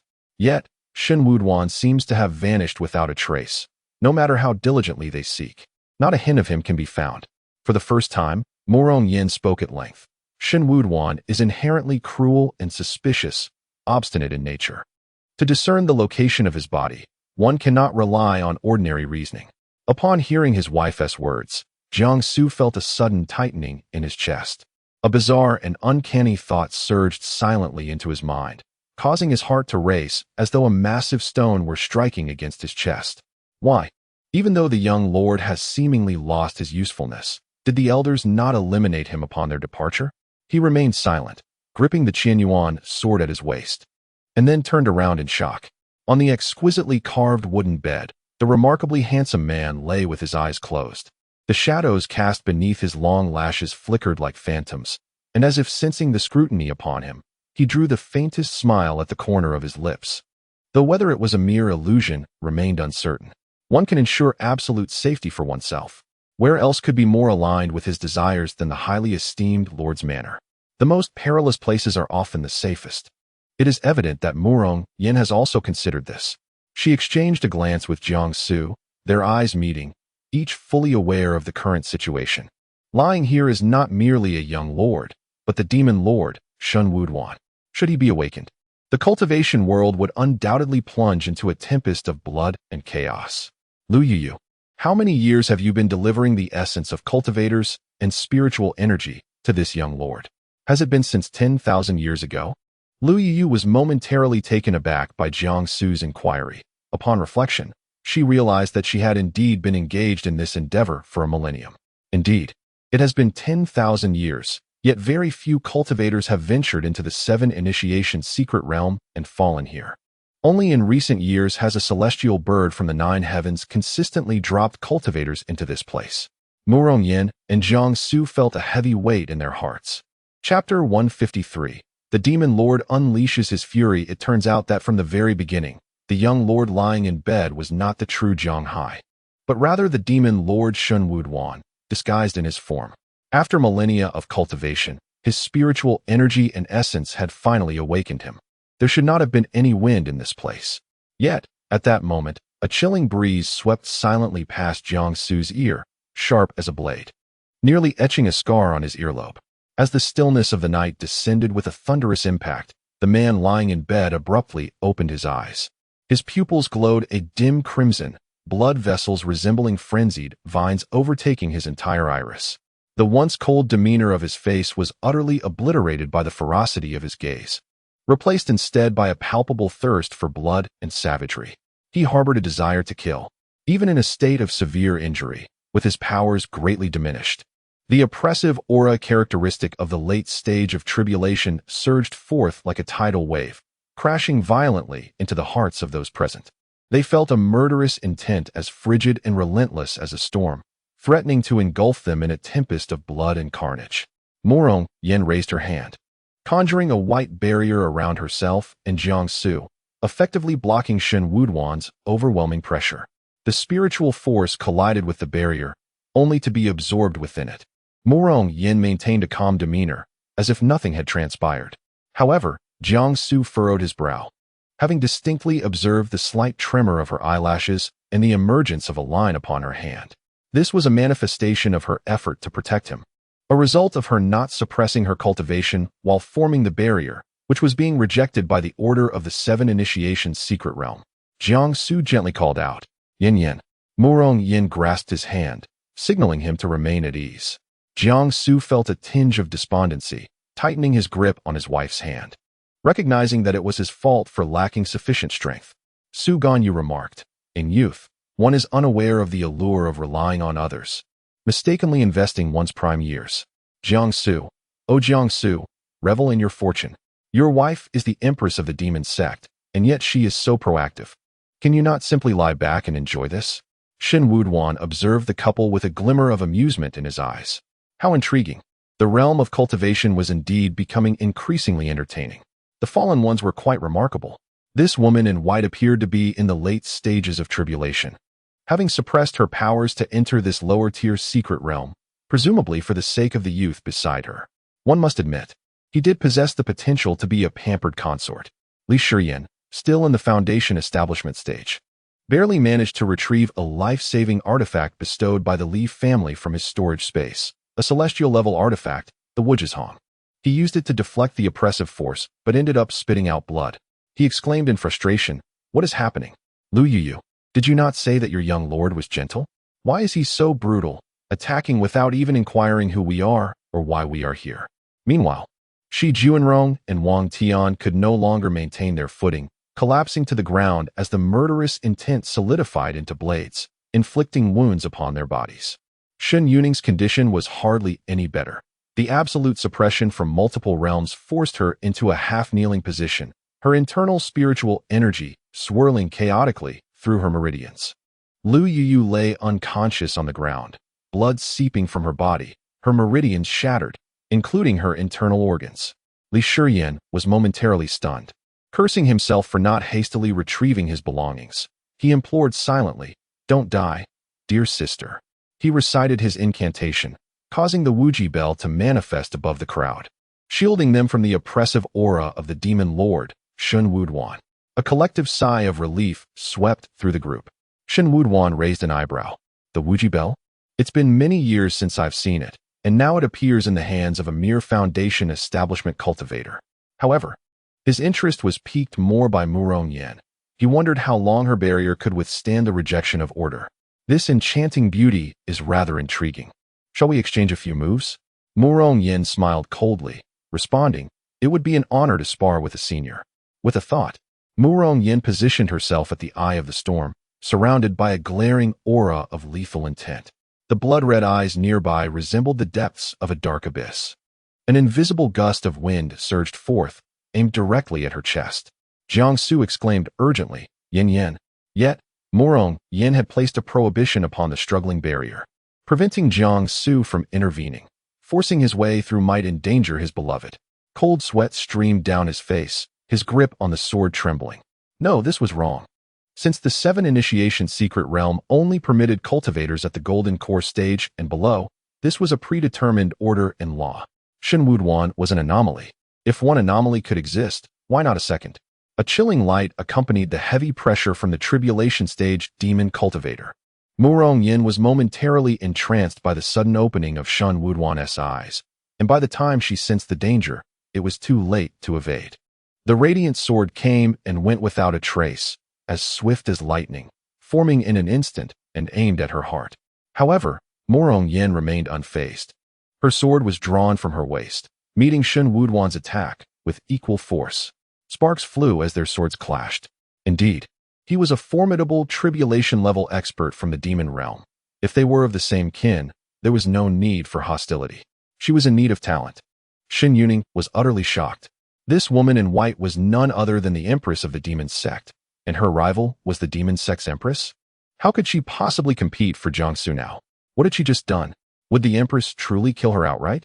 Turning to gauge the expressions of the men nearby, she realized they were all in the know. It dawned on her that throughout this journey, she had been blissfully unaware, consuming the dog food of the demon sect's Empress and her first disciple. The woman in white stood resolutely with her sword. Despite the revelations, her expression remained serene, and beneath the fabric of her white sleeves were intricate threads. Hearing Lu Yuyu, who was struggling to rise from the ground, bloodied and terrifying, she felt a chill. She's a ghost. She won't die again unless the ancient city of Changgung perishes. In a daze, she called out, "Young city lord?" After a brief pause, a sense of unease washed over him, and his voice suddenly rose in pitch. "No, you are not the young city lord. Who are you? Can you not discern my identity?" A mischievous smile danced in Shen Wuduan's eyes as he raised his right hand to his ear, yanking it forcefully to reveal a human mask. "I had intended to maintain this charade a while longer, yet you saw through it so effortlessly. Oh, beautiful one! How could you be so blind as to fall for a mere lad in the midst of Foundation establishment? Am I not more handsome than he?" The latter remark was directed at Morong Yen. As the mask was removed, the once mighty demon lord, who had dominated the world centuries ago, finally revealed his true visage. Perhaps it was the prolonged absence from sunlight that rendered his skin an eerie shade of pale, devoid of any semblance of veins, cloaked instead in a layer of thin, white paper-like skin. The defiance and ferocity etched in his brow sent a chill down one's spine at a mere glance. Lu Yu instantly erupted in fury. "Then where is our young city lord? The one lying on the bed is you. Where has the young city lord gone?" Shen Wuduan raised an eyebrow, seemingly recalling something exceedingly amusing, and couldn't help but break into a fit of laughter. As he chuckled, he retrieved an object from his bosom and carelessly tossed it onto the ground. Lu Yu glanced at it, and a shiver ran down her spine. It was a crystal-clear, emerald-hued token inscribed with the ancient characters for City Lord's Order. Chapter 154. Will you end your life, or shall I? This token, authentic in nature, rightfully belongs to the true Lord of Shaocheng, Jiang Hai, yet it has been carelessly discarded by Shen Wuduan. You speak of Jiang Hai. He has long since perished. His eyes crinkled in mirth, the crimson irises shimmering with delight. How long has the ancient city of Changgung slumbered? A full 10 millennia. You remain unaware that when I discovered him, Jiang Hai had become nothing more than a solitary skeleton, his garments in tatters, with only this token remaining. He couldn't help but click his tongue in pity. How lamentable, how pitiful. All the elders who once placed their trust in him have betrayed him, and his kin cannot escape the fate of being hunted down by me. Tell me, what did Jiang Hai ultimately gain after exhausting his very life? Lu Yu gritted her teeth. You wretched scoundrel. Clenching her fists in silence, her lips drew blood from the pressure. Aside from this young girl, who is a ghost, you all must be practitioners of demonic arts. Why not follow me out of this ancient city of Changgung, unify the 10 demon domains, and then invade the celestial realm to dominate the world of cultivation? In that case, you shall all be hailed as heroes. What say you? The man, barefoot, stepped off the bed, his cascading black hair swaying with his movements, the cold smirk at the corners of his lips becoming more pronounced. My dear, the white-clad youth you have set your sights upon must possess a delightful soul essence. As his words fell, demonic energy surged forth. A dense, tangible black aura coalesced, akin to a tempestuous tide, filling the room in an instant. An overwhelming sense of oppression enveloped the air, rendering it viscous and suffocating. The demonic energy swelled, as if it were ensnaring something on the verge of breaking free, pulsating violently, ready to explode at any moment. And indeed, that was the case. The surging black tide, bolstered by spiritual power, erupted instantaneously, intertwining demonic energies converging with the force of 1,000 junctures, each thread imbued with boundless murderous intent, akin to a multitude of sharp blades descending upon all. The structure could not withstand such pressure, cracks spiderwebbed across the wooden pillars and white walls, culminating in a resounding crash as it collapsed. Above, the ceiling fell with a thunderous roar, while beside her, torrents of lethal demonic energy surged. The barrier imprisoning Jiang Su dissipated, signifying that his wife would be expelled by the order of the Seven Awakening Secret Realm. Murong Yin furrowed her brow, teleporting to Jiang Su's side, hastily transferring every celestial-grade treasure from her storage space onto him. Gradually, her form began to fade, becoming translucent. Despite knowing that his wife was merely being expelled by the order and would still retain her status as the exalted Empress of the Demon Sect, Jiang Su felt an overwhelming sense of loss and guilt for his own inadequacy. Alas, the beauty has departed. I believe a beauty at the late stage of tribulation is not difficult to find in the cultivation realm. I shall only slay this white-clad youth. You all, step aside. Jiang Su drew his sword, shattering the demonic energy that surged towards him, then cleaved a wooden beam plummeting from the heavens, softly instructing the others, depart. Ding! The ancient ancestral dragon martial soul has awakened successfully. The storage space has returned to normal function, and all treasures provided by the Empress have been placed within the storage space. Li Shiyan unsheathed the Qianyuan sword, pausing momentarily before uttering, "Let us depart together." Upon finishing his sentence, he noticed that Jiang Ji's complexion had turned unusually pale, prompting him to softly inquire, "Jiang Gu, what troubles you?" Jiang Su sneered, "If you wish to kill me, you ought to first ascertain whether you possess the capability." The chaotic ring on his fingertip radiated a light as bright as day, and in an instant, the 9 heavens thunder descended. The lightning entered the sword, piercing through the demonic aura, resulting in a cacophony of crackling sounds and dazzling flashes of electricity. Surrounding him was a formidable surge of demonic energy, which spread relentlessly around Jiang Su, enveloping the area in a shrieking tempest of malevolence, akin to an intricately woven net, leaving no avenue for escape. The abrupt awakening of the ancestral dragon martial spirit served as a fortifying elixir for Jiang Su. Shen Wuduan mocked, "Ah, you young rascal. No wonder the beauties are drawn to you. You have the wisdom to conceal your cultivation at such a tender age, accompanied by the Qianyuan sword and the chaotic ring. I cannot help but be curious about your origins. Alas, your cultivation is ultimately capped at the late golden core stage. I have indulged you in this child's play for the sake of the beauties, but now I shall get serious." Gasps of astonishment filled the air. Jiang Su was not merely at the mid-foundation establishment stage, but had actually reached the golden core stage, Heavenly Thunder Root Golden Core Cultivator. Yet even so, he could not possibly contend with a formidable entity at the late tribulation transcendent stage. Was he courting death? Jiang He, Jiang Gu, Shen Wuduan queried, perplexed before making his move. "What are you laughing at? Do you think I would be swayed by your charm?" Jiang Su's grin was devilishly enchanting. In this comparison, he appeared even more akin to a demonic lord than Shen Wuduan himself. "Perhaps you should give it a try." Shen Wuduan aimed to unleash his oppressive force to annihilate Jiang Su, only to be taken aback when he found himself unable to exert the pressure of a late tribulation transcendence powerhouse. How could this be? This was utterly impossible. What trickery have you employed? Which demon lord is your ancestor? Jiang Su flashed a captivating smile. "It is merely that the heavenly Tao has finally taken notice of you. The demon lord Shen Wuduan from a millennia past. Welcome to the realm of the golden core stage." Jiang Su's swordsmanship was characterized by swift and agile strikes. The Qianyuan sword emanated a brilliant white light, summoning a cascade of sword chi that sparkled like a galaxy.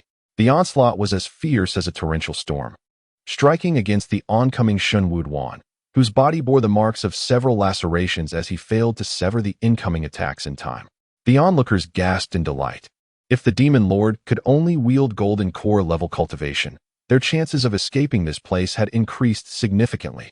Li Shiyan, Wang Tian, Rong Yu, and Shi Juanrong exclaimed in unison, "Indeed, Jiang Gu remains as formidable as ever." As the crowd finally fled the building, a tremendous crash resounded. Half of the wall, overwhelmed by the burden, suddenly collapsed, and Shen Wuduan emerged from the rubble in a disheveled state, while Jiang Su stood unperturbed, effortlessly ascending to perch upon the apex of the roof's edge.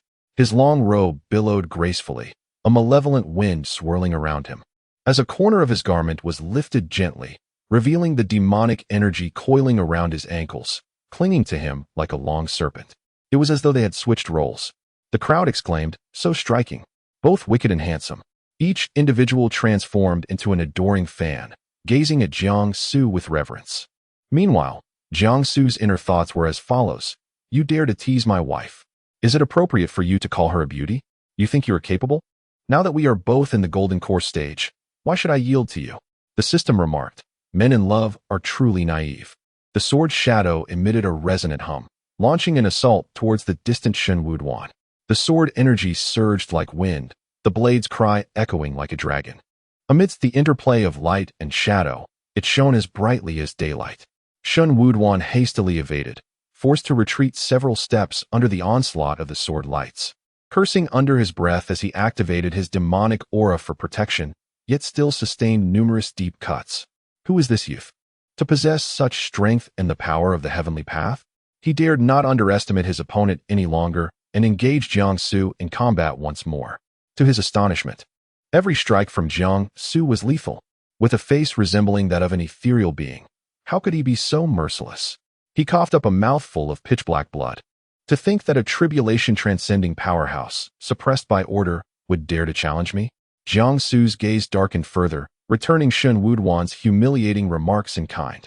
He sneered, "Will you take your own life, or shall I do it for you?" Shen Wuduan and the others gasped. "What the hell? Are you out of your mind? Is this even something a person can say?" Chapter 155. The Demon Sect. Jianghe, rarely human Shen Wuduan, had lived for over 10,000 years. Once a prominent figure in the realm of cultivation, he had encountered numerous sword masters, yet he had never witnessed such audacity, forcing him to take his own life. What did they think of him? Li Shiyan withdrew the Wujishong, a peerless treasure of the Li family, fearing that Shun's reckless words might offend a formidable being. The onlookers were captivated, focused intently on the conflict between Jiang Su and the demon lord Shen Wuduan. Shen Wuduan, filled with indignation, exclaimed, "Listen here, you brat. Do not be so arrogant." Although he was currently at the late stage of the golden core, like Jiang Su, his long life experience should have granted him the upper hand. "So you have chosen B?" Shen Wuduan retorted, "What is B? Are you trying to show off?" Jiang Su's sword energy was as frigid as his demeanor, enveloped in a thin layer of frost, slicing through the air and leaving a trail of silvery snowflakes in its wake. Swift and ruthless, he poured all his strength into the attack, leaving no opportunity for his opponent to catch their breath. The ferocity of Jiang Su's offensive escalated. This was not a level achievable by an ordinary golden core cultivator. Shen Wuduan was astonished, conjuring a pitch-black longsword from his demonic energy. The two swords clashed, their figures moving so swiftly that they were nearly indistinguishable. One white, one black. The two sword lights collided in an instant, devoid of elaborate techniques, driven solely by instinct honed through countless battles. Hearts raced among the spectators. This was a duel between two titans. Jiang Su fought with his very life, his white attire almost swallowed by the encroaching darkness, blood dripping to the ground as he maneuvered. Shen Wuduan's complexion was even paler than Jiang Su's, his slender form concealing a ferocious beast within, a malevolence deeply ingrained in his bones. Tendrils of shadowy mist coiled upward, wrapping around the ankles, spine, and neck of the white-clad youth, causing him evident pain as he involuntarily shuddered. Yet, it was this profound agony that ignited an indomitable fighting spirit within him, keeping his focus intact. Amidst this practical combat, he had condensed 7 golden cores within himself. As Shen Wuduan and Jiang Su engaged in their fierce struggle, the former gradually found himself at a disadvantage. Yet Jiang Su, fierce as a wolf, offered him no respite. This boy must have lost his mind. Shen Wuduan secretly summoned the dwindling reserves of his spiritual power, launching a desperate assault towards Jiang Su. This strike was inescapable. Ordinary sword energy could not pierce through it. In that moment, he believed victory was assured, a triumphant smile creeping onto his face. However, in the next instant, his expression froze in shock. Before him, the white-clad youth was almost entirely enveloped in demonic energy. His eyes dark as an abyss, clouded with pain and streaked with crimson. On his longsword, the pure white light intertwined with the surging demonic energy, akin to the mingling of stars and moon. cleaving through the layers of darkness in an instant. In a flash, it plunged straight into Shun Wudwan's abdomen. How could this be? A searing pain radiated from his abdomen, and Shin Wudwan gazed in astonishment into the eyes of the young man clad in white. This madman. He had actually infused both demonic energy and blood into the sword. His blood. It was none other than the ancient lineage of the Golden Dragon. Shin Wudwan, in disbelief, lowered his head, his features contorted in agony. At that moment, the few wounds on Jiang Su's body began to heal at a visibly rapid pace. Shin Wudwan, what the hell? Who is this kid? Jiang Su let out a sigh, finally unable to withstand the pain emanating from the surging demonic energy. He half-kneeled on the ground, the tip of his sword pressed into the earth, barely supporting his body. Brother Jiang, Li Shiyin, and the others felt their hearts leap to their throats and rushed towards him. Do you think this is the end? Xian Yi sneered coldly. Drawing a sharp breath from the pain, yet a glimmer of satisfaction flickered in his eyes. Of course, I wouldn't recklessly come alone. In unexpected places. I have laid a trap. Would you like to see? As he spoke, he laughed heartily, seemingly addressing no one in particular, and shouted, Come forth. Years ago, I left behind the most formidable demon lord to help me deal with various cultivators. Though his powers are suppressed in the mid-stage of Yuan, he still stands a chance against you. From somewhere, a strange male voice emerged, chilling as the winter wind, laced with a hint of disdainful laughter. Abruptly shattering the stalemate. Are you addressing me? Lu Yuyu widened her eyes in astonishment, instinctively following the source of the voice, her throat involuntarily letting out a hoarse sound. Young lord? Li Shiyin and the others struggled to raise their heads, standing vigil by Jiang Su's side. From the shadows of the trees deep along the path, a tall figure slowly emerged, dressed in a long black robe embroidered with dark golden patterns. He seemed to meld into the surrounding darkness, as the light from the lantern gradually illuminated his face. The first thing that struck their gaze was the deep-seated hatred reflected in the young man's eyes.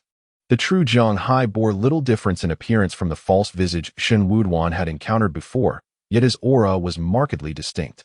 Unlike the malevolence and bloodlust surrounding the demonic cultivator, the renowned young lord of Jialan City stood like a jade branch, his demeanor indifferent, revealing little emotion.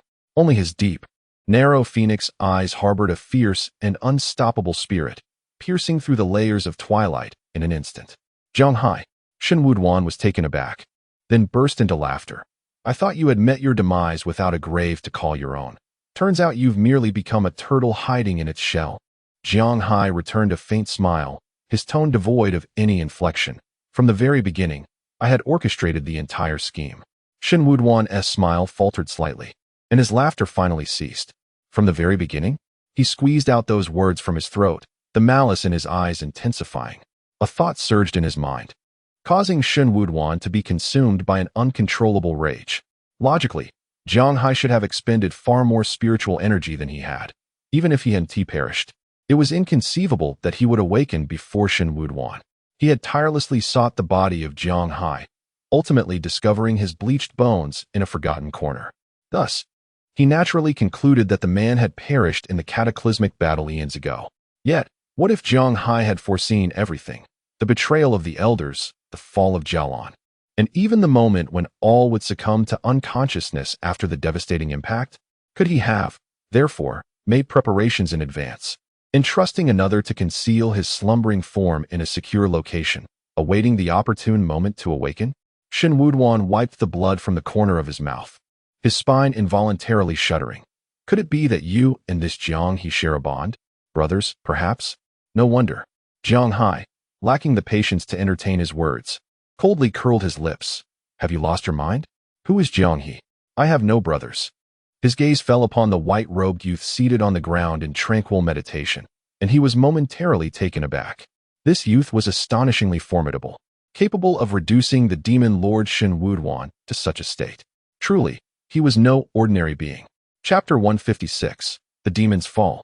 The enchantment of water's influence, Shin Wudwan's complexion fluctuated between ashen and pale, ultimately culminating in the expulsion of blood from his lips, as he glared with a fierce countenance at the group before him.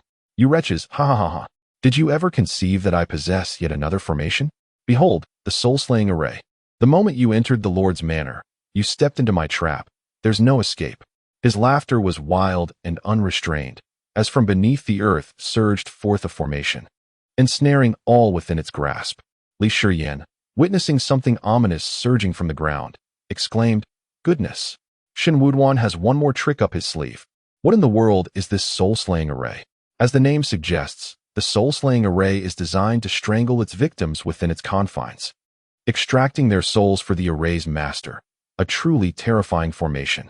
With his words, the entire area began to tremble, winds howled ominously, reminiscent of an impending storm. The restless spirits of Changgung ancient city emitted sorrowful wails, creating an atmosphere of eerie dread. Shen Wuduan's laughter grew ever more maniacal as he taunted. "You two Jiang brats have fallen into my clutches. None of you shall escape. You'll serve as my sustenance, empowering the upheaval of the cultivation realm." He was resolute, believing no one could unravel this ancient soul-slaying array. Today marked his triumphant return to the cultivation world, destined to unify the 10 demon realms. Ha ha ha! Countless souls were involuntarily drawn into Shen Wuduan's being, creating an unsettling sight. He reveled in his power, casting a triumphant glance toward Jiang Su and the others. Just then, Jiang Su, who had been meditating in silence, suddenly opened his eyes and rose to his feet. Shen Wuduan felt a chill of foreboding wash over him. Could it be that this sword cultivator would truly unravel the soul-slaying array? "Ah, you guessed correctly. Let the applause resound. I'll escort you to the afterlife," exclaimed Shang Wanyu. Jiang Su silently contemplated the 3 words, soul-slaying array, as he observed Shen Wuduan entangled with the wraiths, a charming smile gracing his lips. Unbeknownst to him, a brush had appeared in his hand, and the little fiery phoenix within his sleeve finally peeked out. Her master was undeniably handsome, and his wife was equally striking. Alas, she dared not show herself while her master's wife was present. Jiang Su wielded the brush, inscribing several runes in the air, which seemed to embed themselves into the ground below as if carved by divine hands. A profound silence enveloped the world. A beam of light erupted from before Jiang Su, piercing the night sky over Changgung ancient city, illuminating the entire ancient city. Wang Tian and Li Shiyan gasped in unison, "Jianggu, you truly live up to your reputation." With the dissolution of the soul-slaying array, Shen Wuduan's final glimmer of hope was extinguished, compounded by the revelation that he had been deceived for an entire millennium. And now, he faced the relentless foe. Jiang He, a veritable enigma. You, a sword cultivator, dabbling in talismanic arts, and so proficient at that. It was a dual blow to both body and spirit, transforming him into a veritable fountain of chaos, as he bellowed and spewed forth dark blood like celestial flowers raining down. Wait, the rivers and streams. As long as you promise not to kill me, I shall relinquish the position of the demon lord to you." Jiang Su wiped the dust from the face of the little phoenix with a handkerchief, looking up at him with a smile that was neither fully formed nor entirely absent. "The times have changed. Do you not realize that this is a world a myriad of years hence? The title of Demon Lord is no longer yours, and besides, the 10 great demon domains have long since united." Shen Wuduan's complexion shifted from pallor to a shade of green. Jiang Su, with a detached demeanor, grasped the Qianyuan sword, articulating with an authoritative tone, "Apologize to the citizens of Changgung ancient city." "Apologize?" Shen Wuduan scoffed, gritting his teeth as he forced a smile. "Dream on." The moment his words fell, the crimson hue in his pupils intensified, transforming into 2 glaring blood-red orbs, swirling ominously with an explosive potential. Jiang Su furrowed his brow, raising his voice, "Everyone, take cover." Shen Wuduan's laughter echoed in their ears, abruptly severed by a deafening explosion. The dense demonic energy was akin to a bomb from the 21st century. In an instant, it unleashed a tempest of heat and force. Jiang Su enveloped the little phoenix in his arms, shielding her with the primordial sword energy. Li Shiyan, upon hearing this, produced the infinity bell, protecting everyone beneath its shelter. The little phoenix remained as rigid as a statue, motionless, even her breathing barely perceptible. Young Lord Jiang Hai spotted the gravely injured Shen Yuning without hesitation, shielding her beneath him. "Miss, be careful." "Lu Yu, who am I and where am I?" Shen Wuduan, fully aware of his powerlessness, succumbed to his rage and self-destructed, releasing a torrent of demonic energy that lingered in the air. After a considerable time, Jiang Hai managed to rise. Having been pushed beside Shen Yuning by the force of the blast, their eyes meeting. Amidst the pervasive fog and shifting shadows, the scene of a hero rescuing a maiden unfolded, evoking a romantic and picturesque ambience. The two gazes were mere inches apart, and Jiang Hai felt that he had never encountered someone who piqued his curiosity as this individual did. The handsome youth fell silent for a moment, parting his lips to speak with utmost sincerity, but just as he was about to utter his words, Shen Yuning disdainfully rose. Jiang Hai frowned, ultimately allowing a low chuckle to escape his lips. How intriguing. You have successfully captured my attention. I am Jiang Hai from Changgung Ancient City. Pray tell, what is your name, woman? The crowd remained expressionless. Jiang Su interjected. Is there something amiss with the young lord of Changgung Ancient City?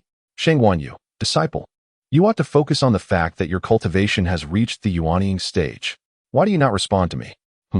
Jiang Hai's expression darkened, as if grasping and understanding. Do you wish to entice me through a feigned indifference, hoping I will develop feelings for you? This tactic will not work on me. I advise you to temper your affections. I will not fall in love with any woman. Li Shiyan awkwardly lowered his head, his toes digging into the ground. Help me. The renowned young lord of Changgung Ancient City possesses such a personality when dealing with women. Jiang Su was at a loss for words. He merely wished to depart from this place, discovering that the young lord was a self-absorbed narcissist possessed by the archetype of a domineering male lead from ancient romance novels. Shen Yuning felt an overwhelming sense of despair, her heart heavy with the thought of Jiang Su's formidable strength and the presence of the demon Sect Empress, which surely rendered her insignificant in comparison. If she did not express her innermost feelings now, when would she? Although the greasy young lord, sharing the surname Jiang, had thoroughly disgusted her, she had nonetheless gleaned some insights from him. Her cheeks flushed crimson as she hurried over to Jiang Su, exclaiming, Brother Jiang, if it weren't for you, Yuning would be uncertain of her escape from this place. You possess such magnetism and masculine charm. How is it possible for someone like you to exude an air of stoic allure and striking handsomeness at all times? Jiang Su was taken aback, utterly bewildered by how a mere spectator of a play could find himself ensnared in such a predicament. Jiang Hai, observing the prolonged silence, feigned indifference, asserting, Do not flatter yourself. My interest in your beauty is merely superficial. Woman, aside from love, I can offer you everything else. Jiang Su, maintaining a distance of at least 3 meters from Shen Yuning, coldly inquired, who shared a room with Shen Yuning last night. Lu Yuyu, standing nearby in a daze, raised her hand obediently, responding, I did. What did she consume? Jiang Su pressed. Last night, Miss Shen mentioned feeling thirsty, but as there was no pure water source at the Chime Pavilion, I provided her with the Ghost Clan's bewitching water. That should not pose any issues, right? Bewitching water, a substance unique to the ancient city of Changgung, amplifies a person's infatuation with their favored objects or individuals. He reasoned that even if Shen Yuning harbored feelings for him, she would not dare to pursue him knowing he was wed to the demon Sect Empress. It must have been the effect of the bewitching water during the recent battle. After a prolonged silence, Jiang Su finally spoke, Li Shiyan. I entrust Shen Yuning to your care. Ensure she remains at least 5 steps away from me. No sooner had he finished speaking than Shen Yuning dashed over once more, her gaze imbued with a captivating allure as she looked at Jiang Su. Chapter 157. My romance shocks the world, she sweetly called out, Brother Jiang Ha. Her slender and beautiful eyes sparkling like stars, adorned in a crimson dress that revealed her flawless, porcelain-like skin, flecked with traces of blood. Her exquisite face became even more alluring. Her eyes, the most captivating feature among her delicate features, always held a hint of a smile and charm, as if they contained the shimmer of water, rippling with a mesmerizing luster. Jiang Su stepped back slightly, signaling Li Shiyan to take action. Li Shiyan immediately braced himself, intercepting Shen Yuning to prevent her from rushing towards his brother Jiang. Step aside, I need to find Brother Jiang Ha. It seemed she had truly lost her senses under the spell of infatuation. Li Shiyan resolutely took a rope and bound himself to Shen Yuning, restricting her movements. This rope was also a celestial-grade artifact, astonishing everyone present, especially the spirits of Chang'an Ancient City, who had not ventured into the cultivation realm for many years. Jiang Su's expression remained calm as he seemingly addressed the young city Lord Jiang Hai from a distance, asking, Young city lord, Lu Yu mentioned that with your permission, We could exit this Chongqing ancient city. Now that Shen Wuduan is deceased, is it not time for us to depart? Jiang Hai sighed. I am indeed grateful to Brother Jiang. You have rendered me a significant favor. I should escort you all out. However, this may require some time. With my current capabilities, I can only activate the formation once. It would be best if all those who stumbled upon this place gathered together, so I can transport you all at once. Wang Tian, having emerged from the fray between Li Shiyan and Shen Yuning, turned to Jiang Su and said, Brother Jiang, Qi Yuan and the others should also be within Chongqing ancient city. They must have deduced what has transpired and will likely join us soon.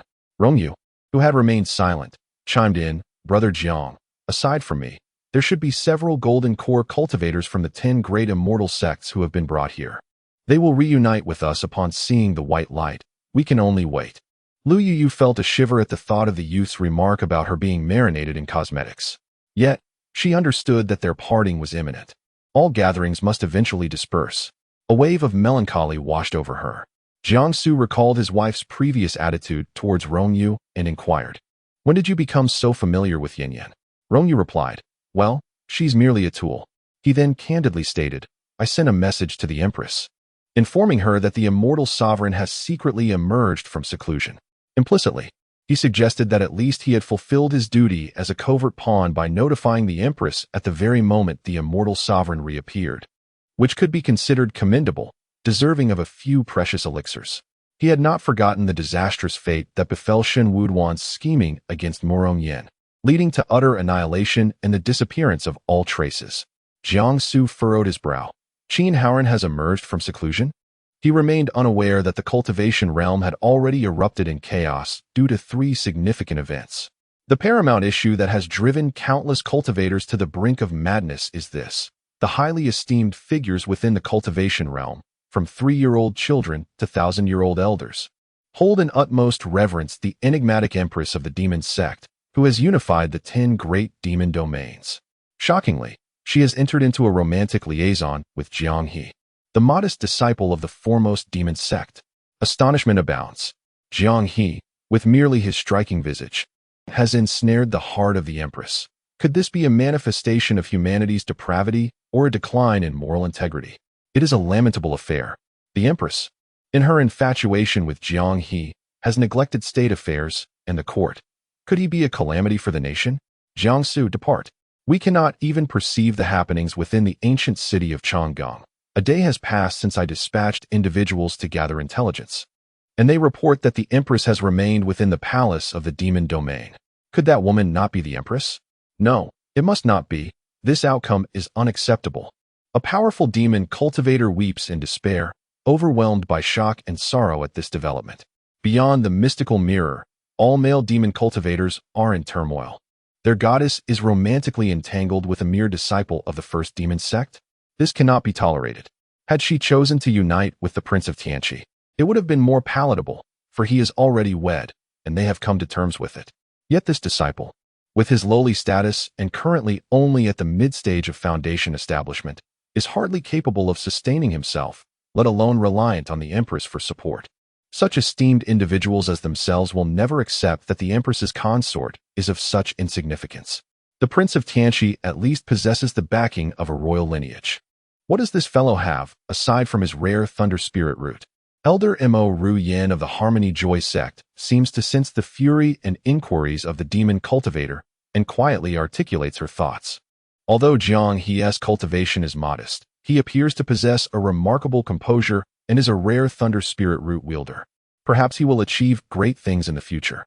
Just observe his handling of the mutated phoenix blood tree, and I am convinced he is no ordinary individual. Unfortunately, her rational voice is entirely drowned out. Waves of indignation and grief rise. How can this be allowed? The Empress is a figure of such stature. How could she be with a mere disciple? Setting aside the messiness of lineage, his cultivation simply does not befit the Empress. The Prince of Tianqi, at least, is of noble blood and could ascend as the ruler of the Tianqi continent, placing him above Jiang He. What right does this Jiang He, born a mere cook, have to such a position? I have long asserted that the mutation of the phoenix blood tree was instigated by him, likely in an attempt to win the affections of female cultivators in the realm. And now, even our Empress has fallen for him. Jiang He truly possesses cunning. No, I cannot accept that my goddess is with him. I acknowledge he is indeed handsome, but he falls short of being worthy of our empress. Furthermore, the Prince of Tianqi, who could compel the empress into a marriage, must surely be more dashing. In just over a month's time, the reputation of Prince Jiang Su has traversed two utterly divergent extremes within the cultivation realm. Not long ago, he was subjected to relentless scorn, with numerous formidable figures from the realm of cultivation clamoring for his demise, eager to venture into the first demon sect to ascertain the truth. At this juncture, he found solace in the company of the Empress, which seemed preferable to the alternative, Jiang He. Little did anyone anticipate that these two were, in fact, one and the same. The leader of the Kongpeng sect, Shenyang, felt utterly overwhelmed. The scene resembled a chaotic marketplace. After all, the Empress of the demon sect, the sovereign of the 10 demon domains, could associate with whomever she desired. It appeared that these demon cultivators had become so ensnared in their own practices that they had lost their sense of reason, lamenting the Empress's choices as if they were sour grapes, morphing into bitter critics. Ladies and gentlemen, let me speak fairly. Our purpose in attending is to observe the performance of our disciples in the 7 awakening secret realm, not to engage in trivial gossip. I implore you all to exercise some rationality. How dare you speak out of turn? The goddess herself is entangled with a mere adolescent, and you presume to question my words? Shenyang felt a profound sense of fatigue, never anticipating that the flames of conflict would ultimately be directed towards him. Jiang He. Oh Jiang He, though you are absent from the martial world, your legends echo throughout its vast expanse. Chapter 158, A New Ability. Shocking for millennia, not only were the formidable demon cultivators outside the Kongpeng sect's Xianjing in a frenzy, but the denizens of the celestial realm, even those situated 1,000 miles away, were nearly driven to madness as well. From the royal families across the 7 continents to the common folk, and all disciples of the 10 great demon sects, everyone had come to know one singular truth.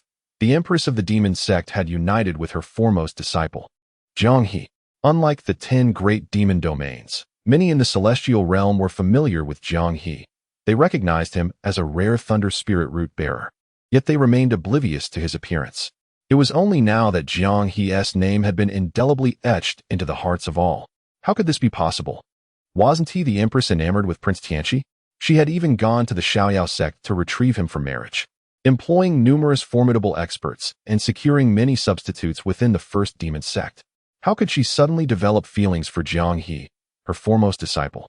Moreover, Jiang He was merely a thunder spirit root. With the Empress's support, he was bound to establish a foothold in the cultivation world, thereby enhancing the strength of the 10 great demon domains, a development that certainly boded ill for our celestial realm. Yi Qing was at a loss for words. The private life of the Empress had been distorted into something that could potentially influence the cultivation world. It was truly beyond comprehension. No, this was unacceptable. I simply cannot fathom my goddess being with someone so ordinary. I refuse to believe that his looks could surpass that of Prince Tianqi, compelling the Empress to shift her affections. My friend, that reasoning is flawed. Since he has managed to capture the Empress's heart, it undoubtedly proves he possesses some merit. I propose he write a book. We should all purchase it, for good things should not be hoarded but shared. This book could be titled On How to Thrive on Soft Rice or 10,000 Tips for Winning Over a Wealthy Woman. You make a fair point. In that moment, it seemed they reached a form of resolution. In the ancient city of Changgang, Jiang He inquired, how much longer must we wait? It's already been a quarter of an hour. Why have they not arrived? The 7-Chi secret realm will close in 5 days, and many must have already realized the existence of the Kunlun bell, preparing to contend for it. We cannot allow it to fall into others' hands. Li Shiyin began to grow impatient after a quarter of an hour. He was, by nature, a person of quick temper. Moreover, the affairs of Changgang had reached their conclusion. It was merely Qi Yuan's slow movements that had delayed their progress. At that moment, the young city lord, Jiang Hai, furrowed his brow and remarked, could it be that they have stumbled into the 9 illusion-killing array? Perhaps their teleportation occurred later than yours, conveniently landing them within the killing formation. The odds of their survival are slim. As fate would have it, he was indeed correct. Qi Yuan, He Xianshu, and several disciples from the celestial sects found themselves ensnared within the 9 illusion-killing array. He Xianshu surveyed the formation and stated, the most perilous place is often the safest. Is this narrow alley our path to survival? The other disciples from the celestial sects nodded anxiously in agreement. I never imagined that one day we would find ourselves in the company of those from the demon realm to navigate these challenges, hoping that we could unite as one. Qi Yuan disdainfully remarked, "Who would wish to associate with you lot? This is the domain of my empty friend's sect from the demon realm. You outsiders presume to act as if you are the masters here. How utterly repugnant. Were it not for the potential conflict that killing you would incite, I would have eradicated you long ago." The disciples of the immortal sect retorted, "Aren't you also just a disciple of the second demon sect? Who is truly superior here? Do not adopt that condescending demeanor."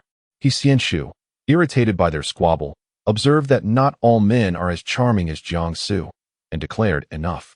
Let us proceed through this alley." Qi Yuan, holding an opposing view, countered, "I believe that traversing the splendid main street is the true path to survival." His guess was not unfounded.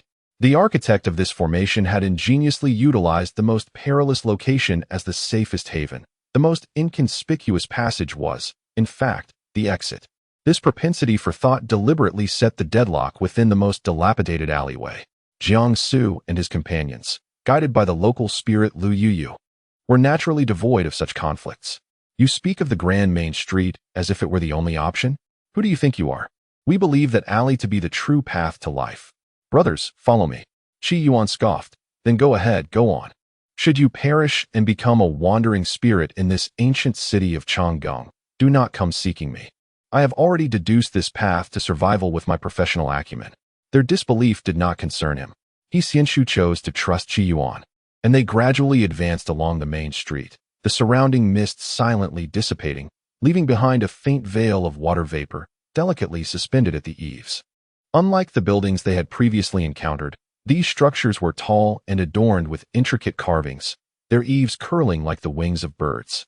The wooden walls exuded an ancient aroma, faintly reminiscent of a forest after rain, and at a glance, the edifices resembled rows of silent giants, emanating an almost imperceptible sense of oppression. Jiang He and his companions must have exited through this very street. Surely, something grave had transpired at the location of that white light, yet Jiang He would certainly manage it. Qi Yuan wholeheartedly agreed, nodding.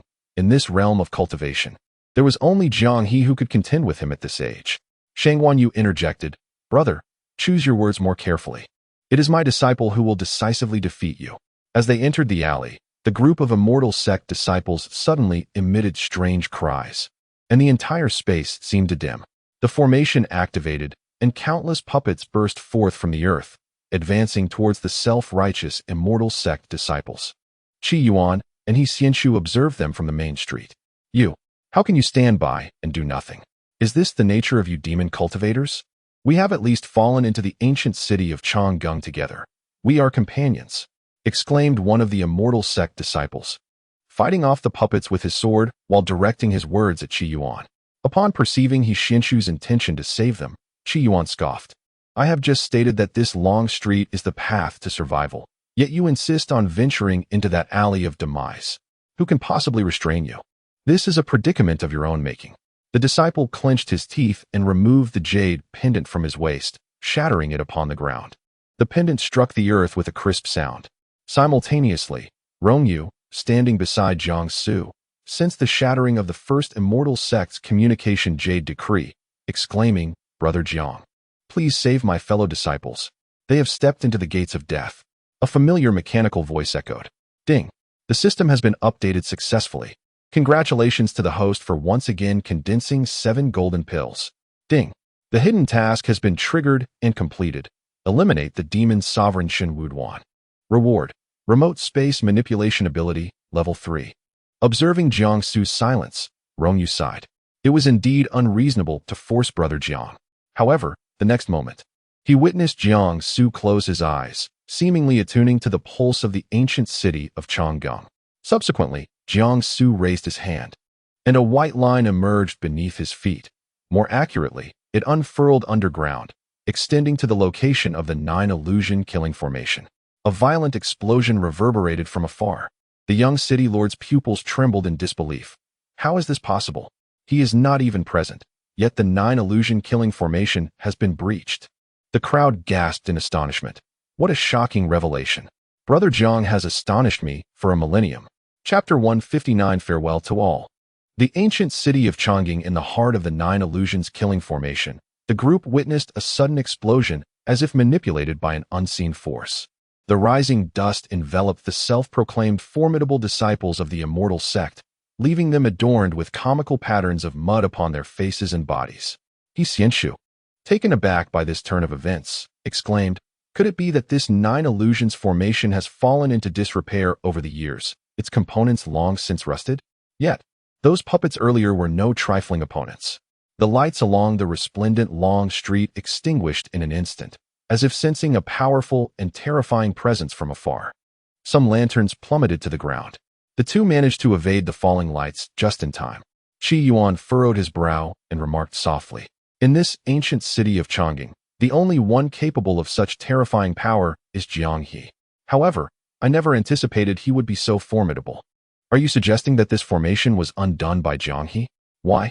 These are all disciples of the immortal sect, and he has no ties to them." Qi Yuan could not provide an answer. He only knew that Jiang Su's cultivation must have reached an exceedingly high realm, perhaps even that of a nascent soul master in this realm of cultivation.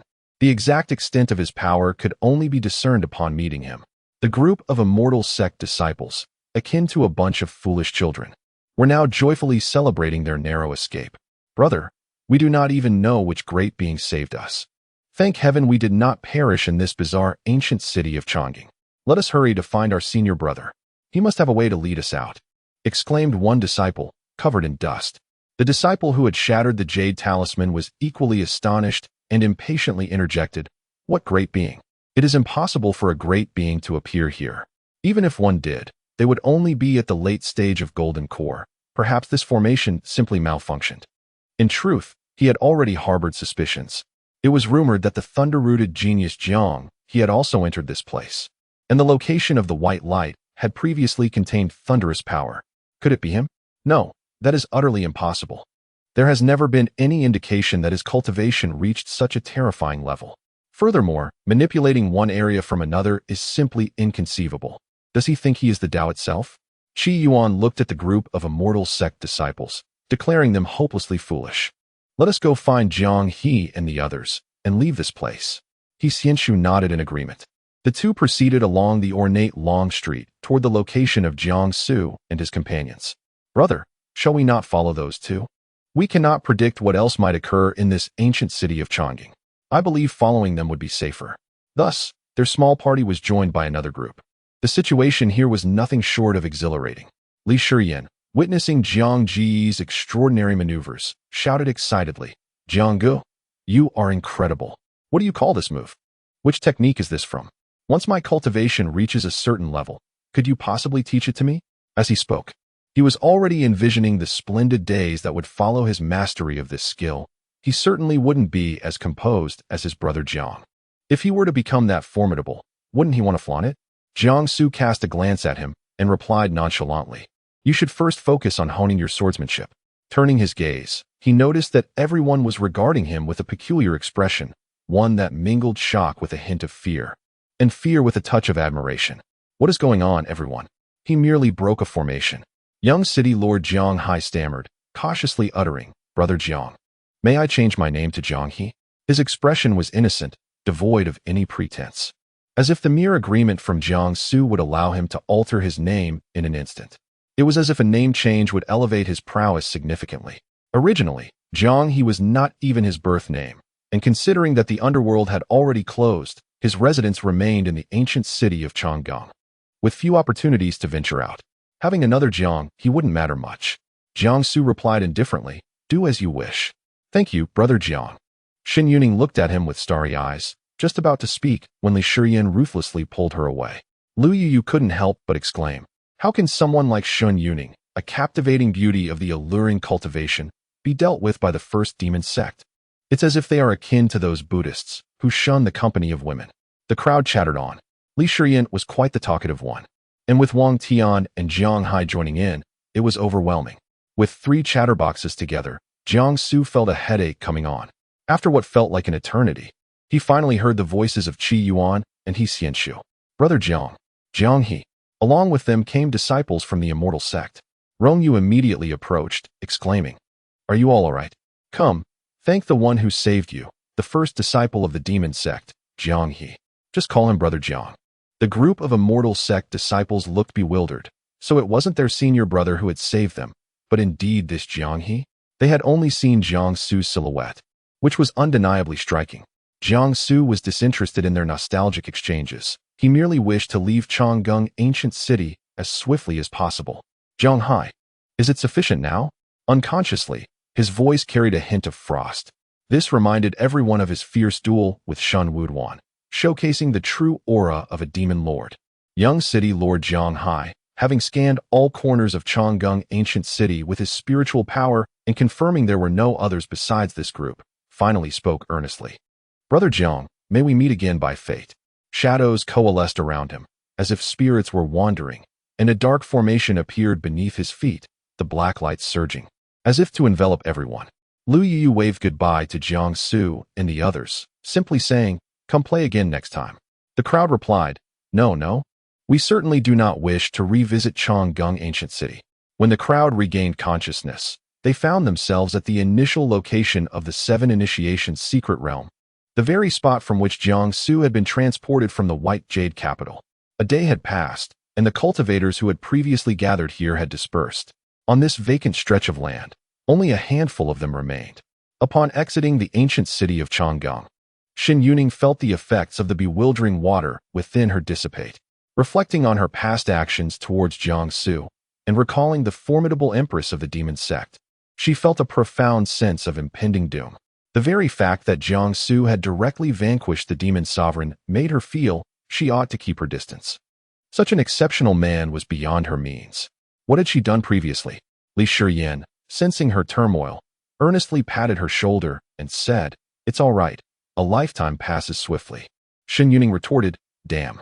After uttering this, Li Shiyan recalled his serious business, specifically the matter entrusted to him by Master Qiong Yu and the Empress. This pertained to the Kunlun Bell.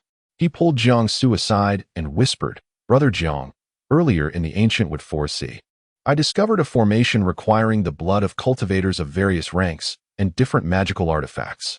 I have already identified the artifacts of all the cultivators entering the secret realm." Jiang Su nodded, casually responding, "We merely need to locate these individuals and seize their artifacts to activate the formation and obtain the Kunlun Bell."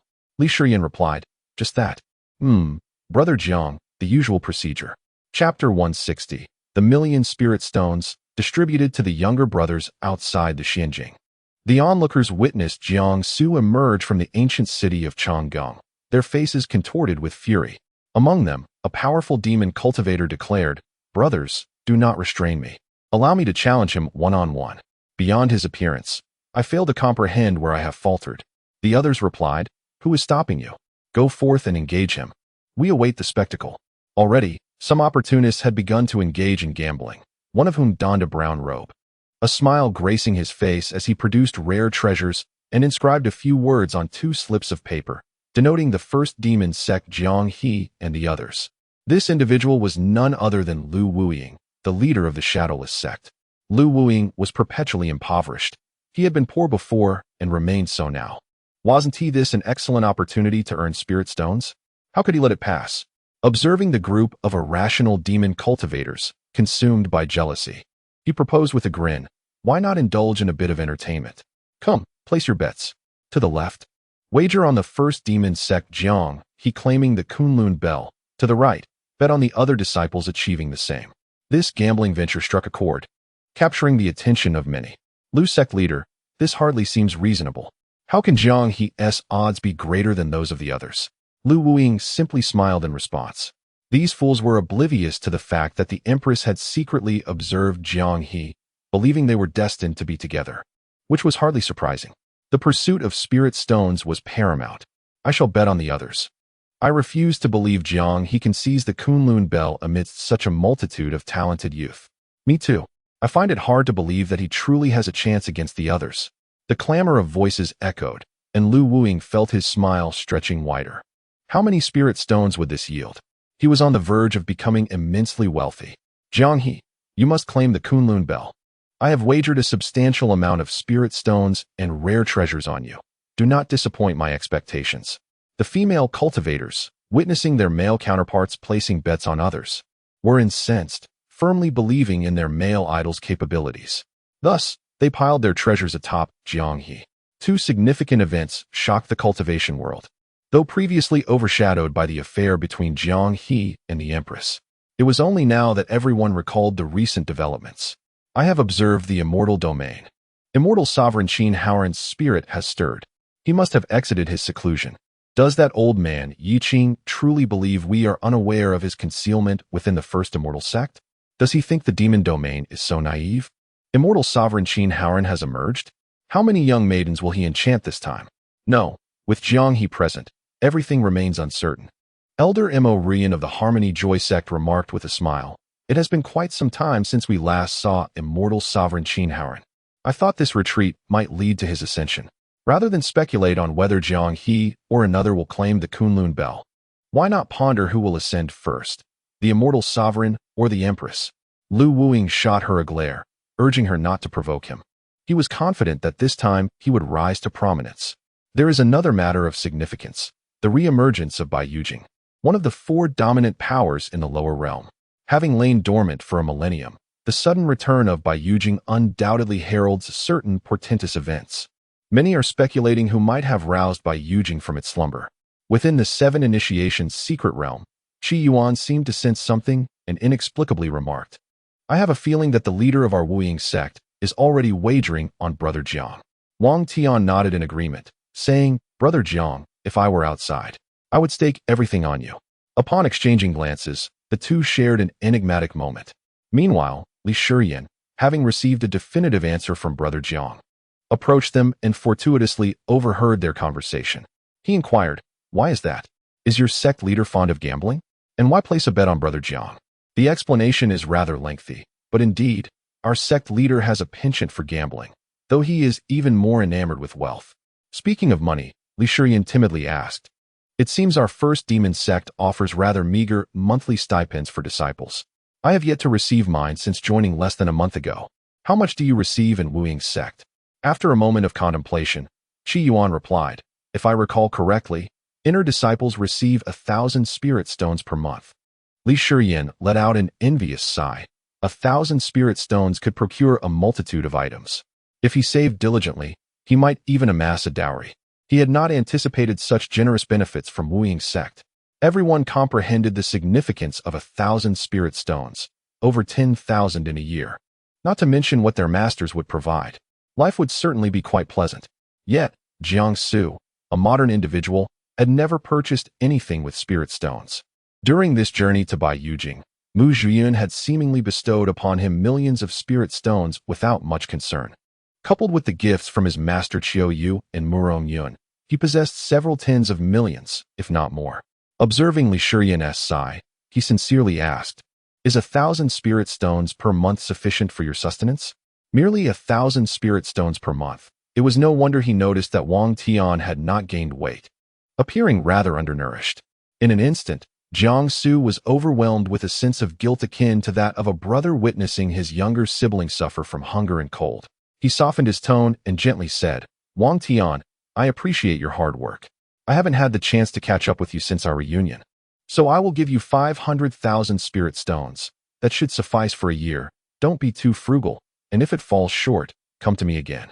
500,000 spirit stones should, indeed, last a year, he repeated, the phrase echoing in everyone's minds. The sincerity intertwined with a hint of guilt in his words was palpable. Wang Tian exclaimed, "Brother Jiang, I am so moved." Qi Yuan and He Xianchu gasped, "What?" A devastating blow. The radiance of this ostentation blinds our eyes. To think 500,000 spirit stones could last a year, what a tremendous fortune.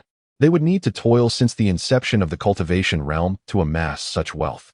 At that moment, Shen Yuning was genuinely in tears, lamenting, "Why has Jiang He already grown close to the Empress while I wither away?" Li Shiyan, eyes glimmering, shouted, "Father!" In that singular utterance, crisp and vibrant, there lay an essence of shyness intertwined with infatuation, alongside an insatiable yearning for wealth. My goodness!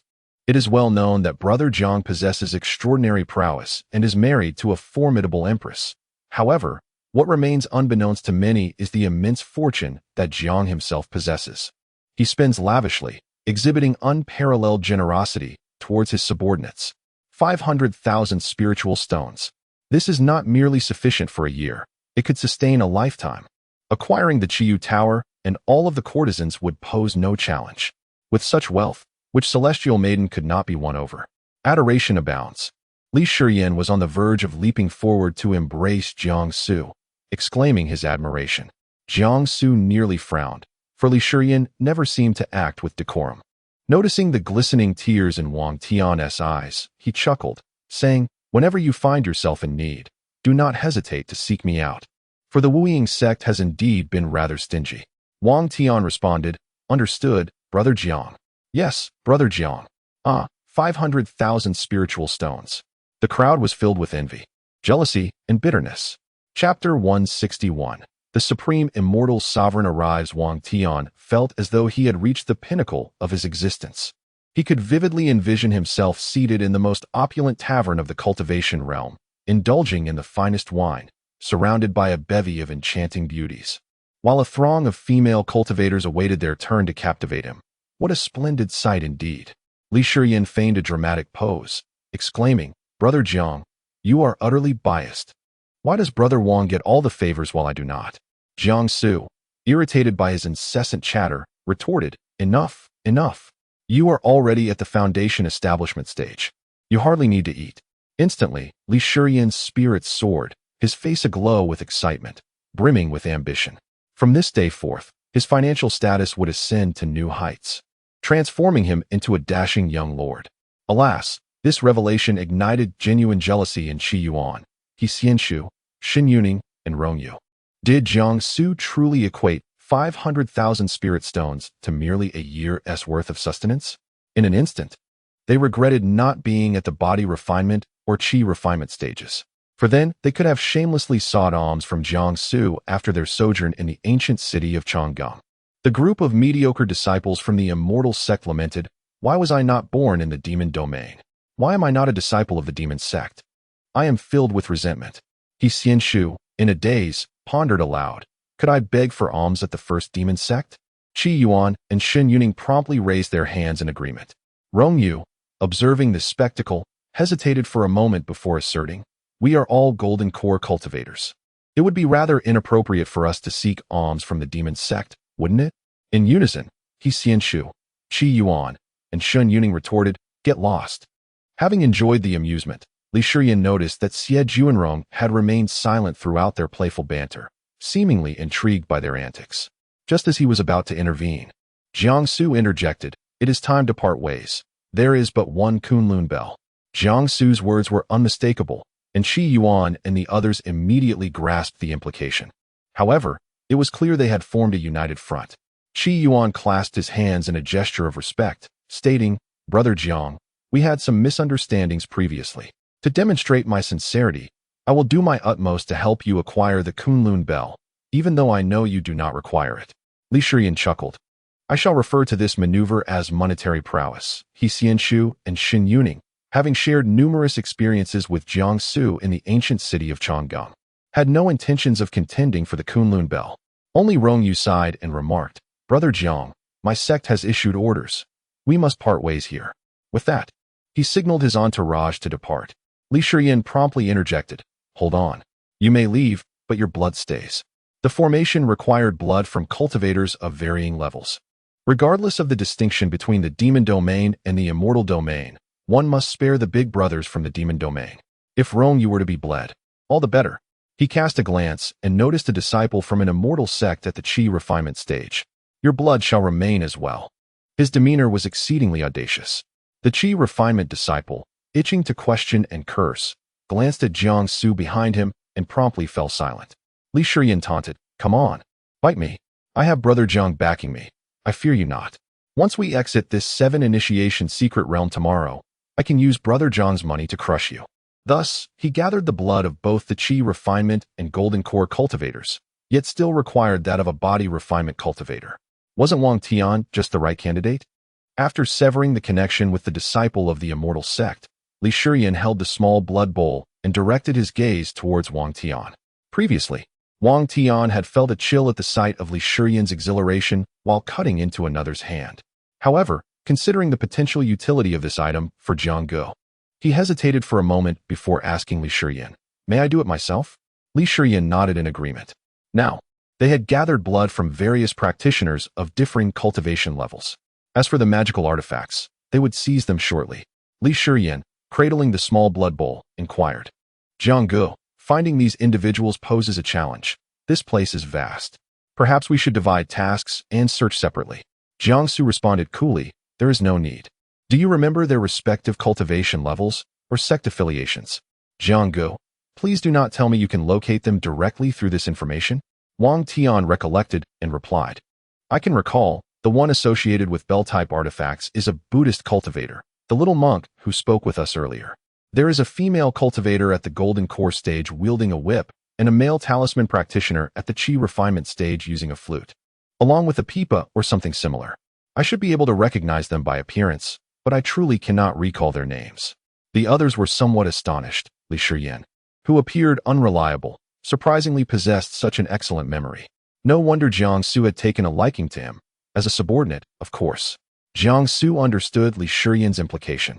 This was akin to searching for a needle in a haystack.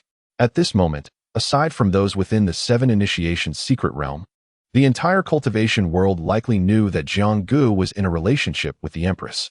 Jiang Gu, I have a splendid idea. I possess a long-distance sound transmission talisman. We could inform them of your relationship with the Empress. This will surely incite their anger, prompting them to seek you out, thus expediting our search for magical artifacts. Seeing that Jiang Gu was swayed by his suggestion, Li Shiyan seized the opportunity, insisting, this is a plan with nothing to lose. Jiang Gu? Jiang Su questioned. Are you certain? Inside the Qian Yuan sword, Shang Guanyu had just witnessed a dramatic performance, and, upon hearing this, remarked, Disciple, I believe this is feasible. Searching for them in that manner would consume excessive time and energy. This approach would yield the quickest results. Jiang Su remained hesitant, slowly articulating. I cannot shake the feeling that this resembles a commoner dating a top-tier celebrity. The repercussions of revealing this could be significant. What? Jiang Gu, what are you saying? I do not comprehend a word. Shall I proceed as I suggested? Noting that Jiang Gu showed no signs of objection, Li Shiyan retrieved the long-distance sound transmission talisman. With a commanding voice, he proclaimed within the secret realm, cough, cough, cough. Brothers, I have delightful news. Our esteemed leader of the first demonic sect, the Empress of the 10 Lords of the Demon Realm, Moron Yin, is together with Jiang He, the first disciple of the demonic sect. Jiang He is currently at the foot of Yunfu Mountain, and all are welcome to come and congratulate him. The words were quite well articulated. The cultivators scattered throughout the cultivation world heard this proclamation. The sounds of shattered hearts echoed throughout the 7 Initiations secret realm.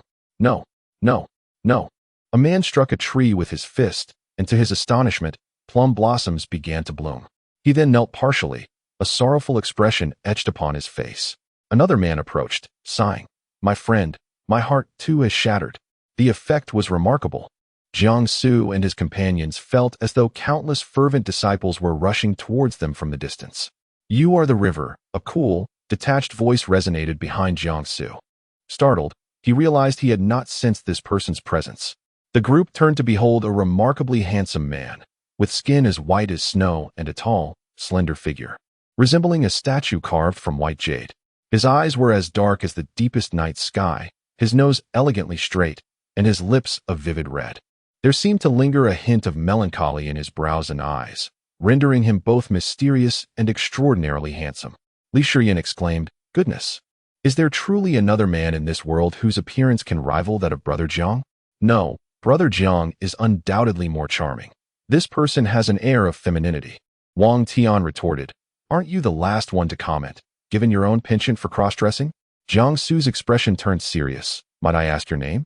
The man smiled and replied, Qin Howren. Chapter 162. Rivals meet. Tensions rise. The esteemed immortal sovereign, Qin Howren, is the commander of the 7 continents in the lower realm of the immortal domain. After a prolonged period of seclusion, he has emerged, heralding potential upheaval in the cultivation world.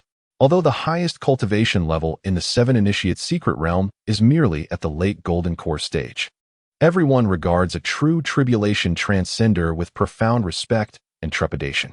After all, having never encountered this supreme immortal, they certainly had not interacted with the Empress herself.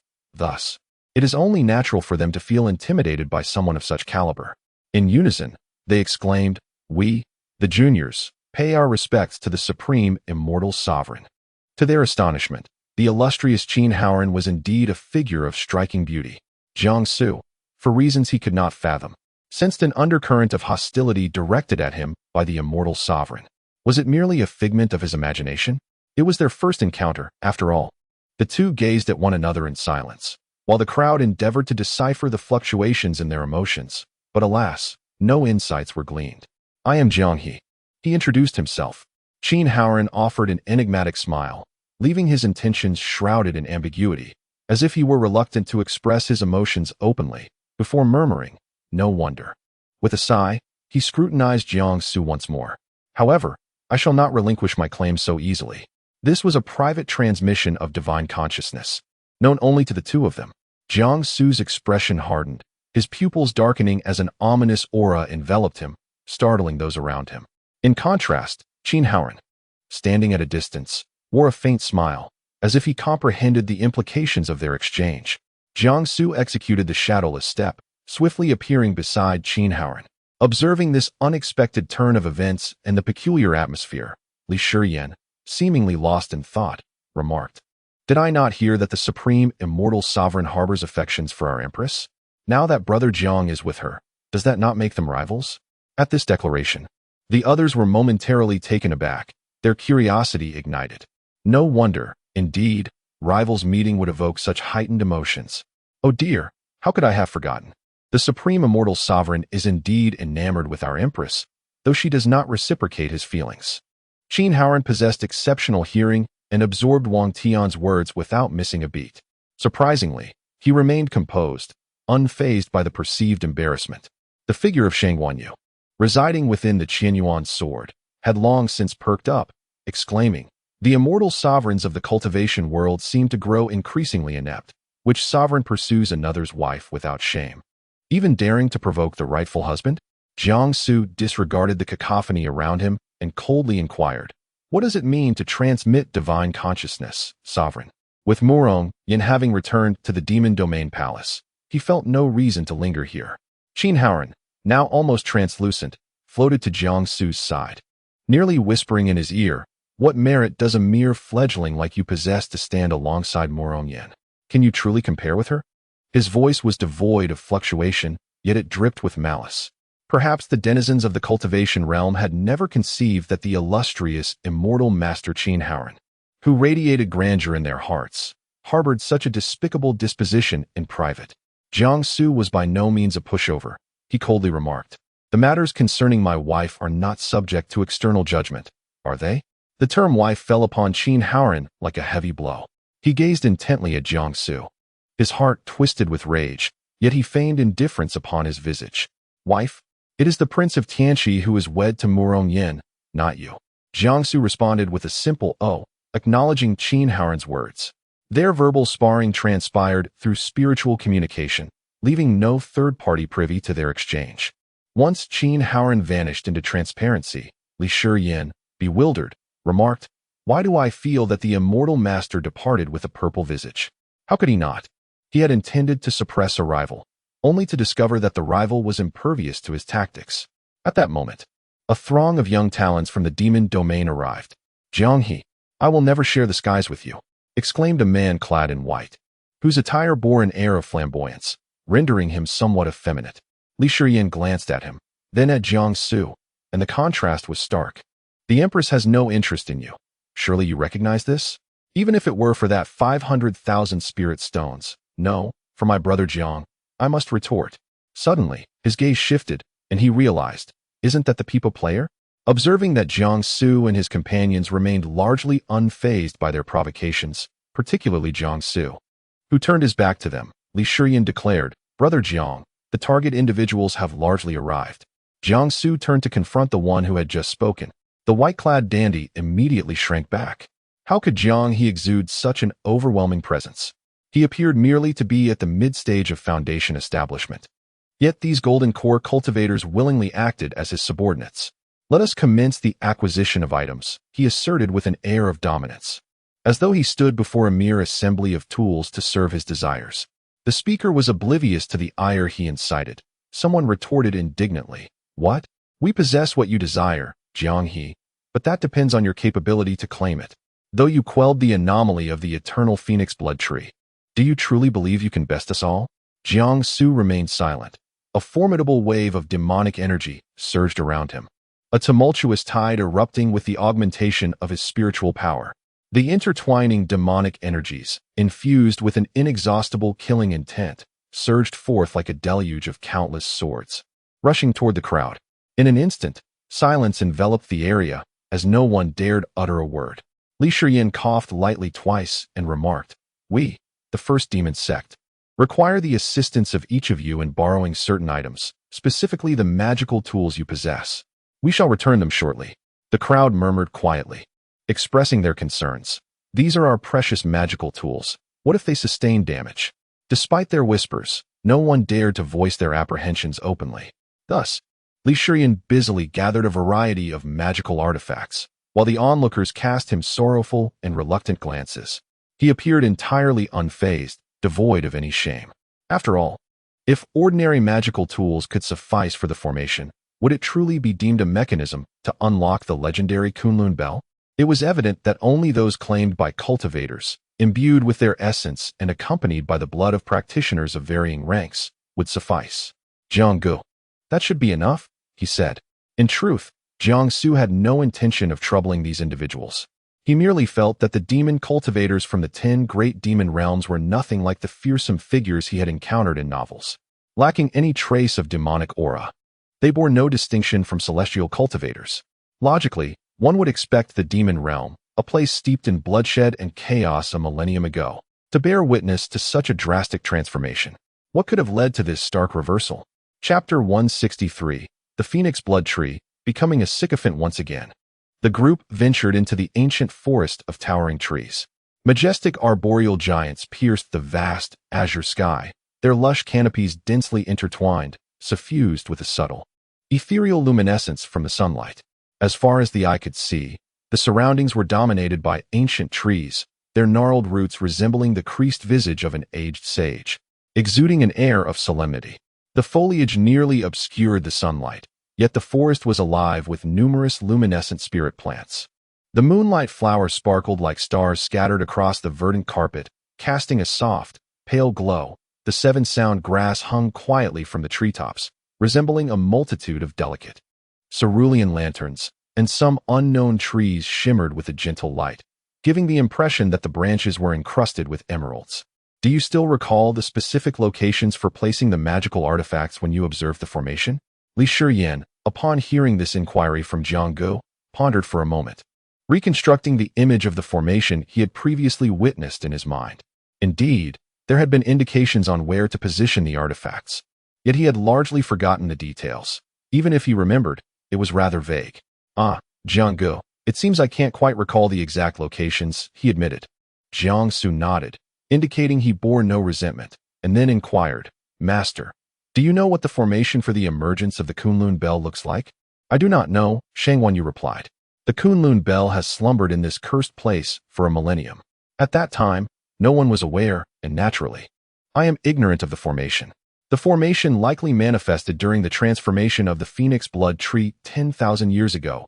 We must rely on Li Shiyin for that. However, given Li Shiyin's current state, it was unreasonable to expect too much from him. Merely being able to correlate the individuals possessing the artifacts was already commendable.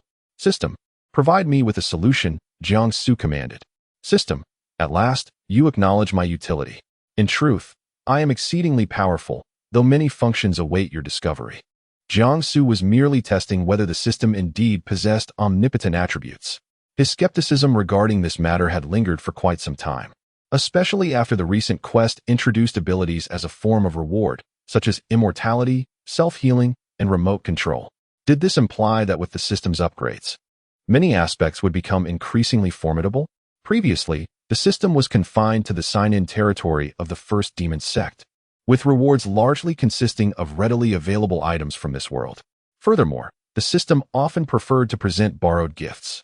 However, following an upgrade that expanded the sign-in territory, the optimization of system functions was brought forth, with this newly acquired ability serving as a prime example. He felt a flicker of anticipation regarding how far the system might ultimately progress. After a few moments of waiting, a chime resonated through the air. Unlocking the ancient formation of the Kunlun Bell has been initiated. In truth, after several system upgrades, its strength had markedly increased. Jiang Su mused with genuine appreciation. The followers who trailed behind had also arrived at the ancient forest, their spirits dampened by the loss of their artifacts. Unwilling to concede defeat, they resolved to accompany Jiang Su, hoping to seize an opportunity to claim the Kunlun Bell for themselves. What if fortune smiled upon them? Suddenly, a blood-red formation materialized before them, its crimson light unervingly sinister, provoking a sense of discomfort that surged from the depths of their hearts. Through this formation, Jiang Su discovered the location of the magical artifacts. Naturally, not everyone possessed the ability to comprehend its intricacies. Good heavens, this formation appears ominously strange. Surely nothing bizarre will emerge from it?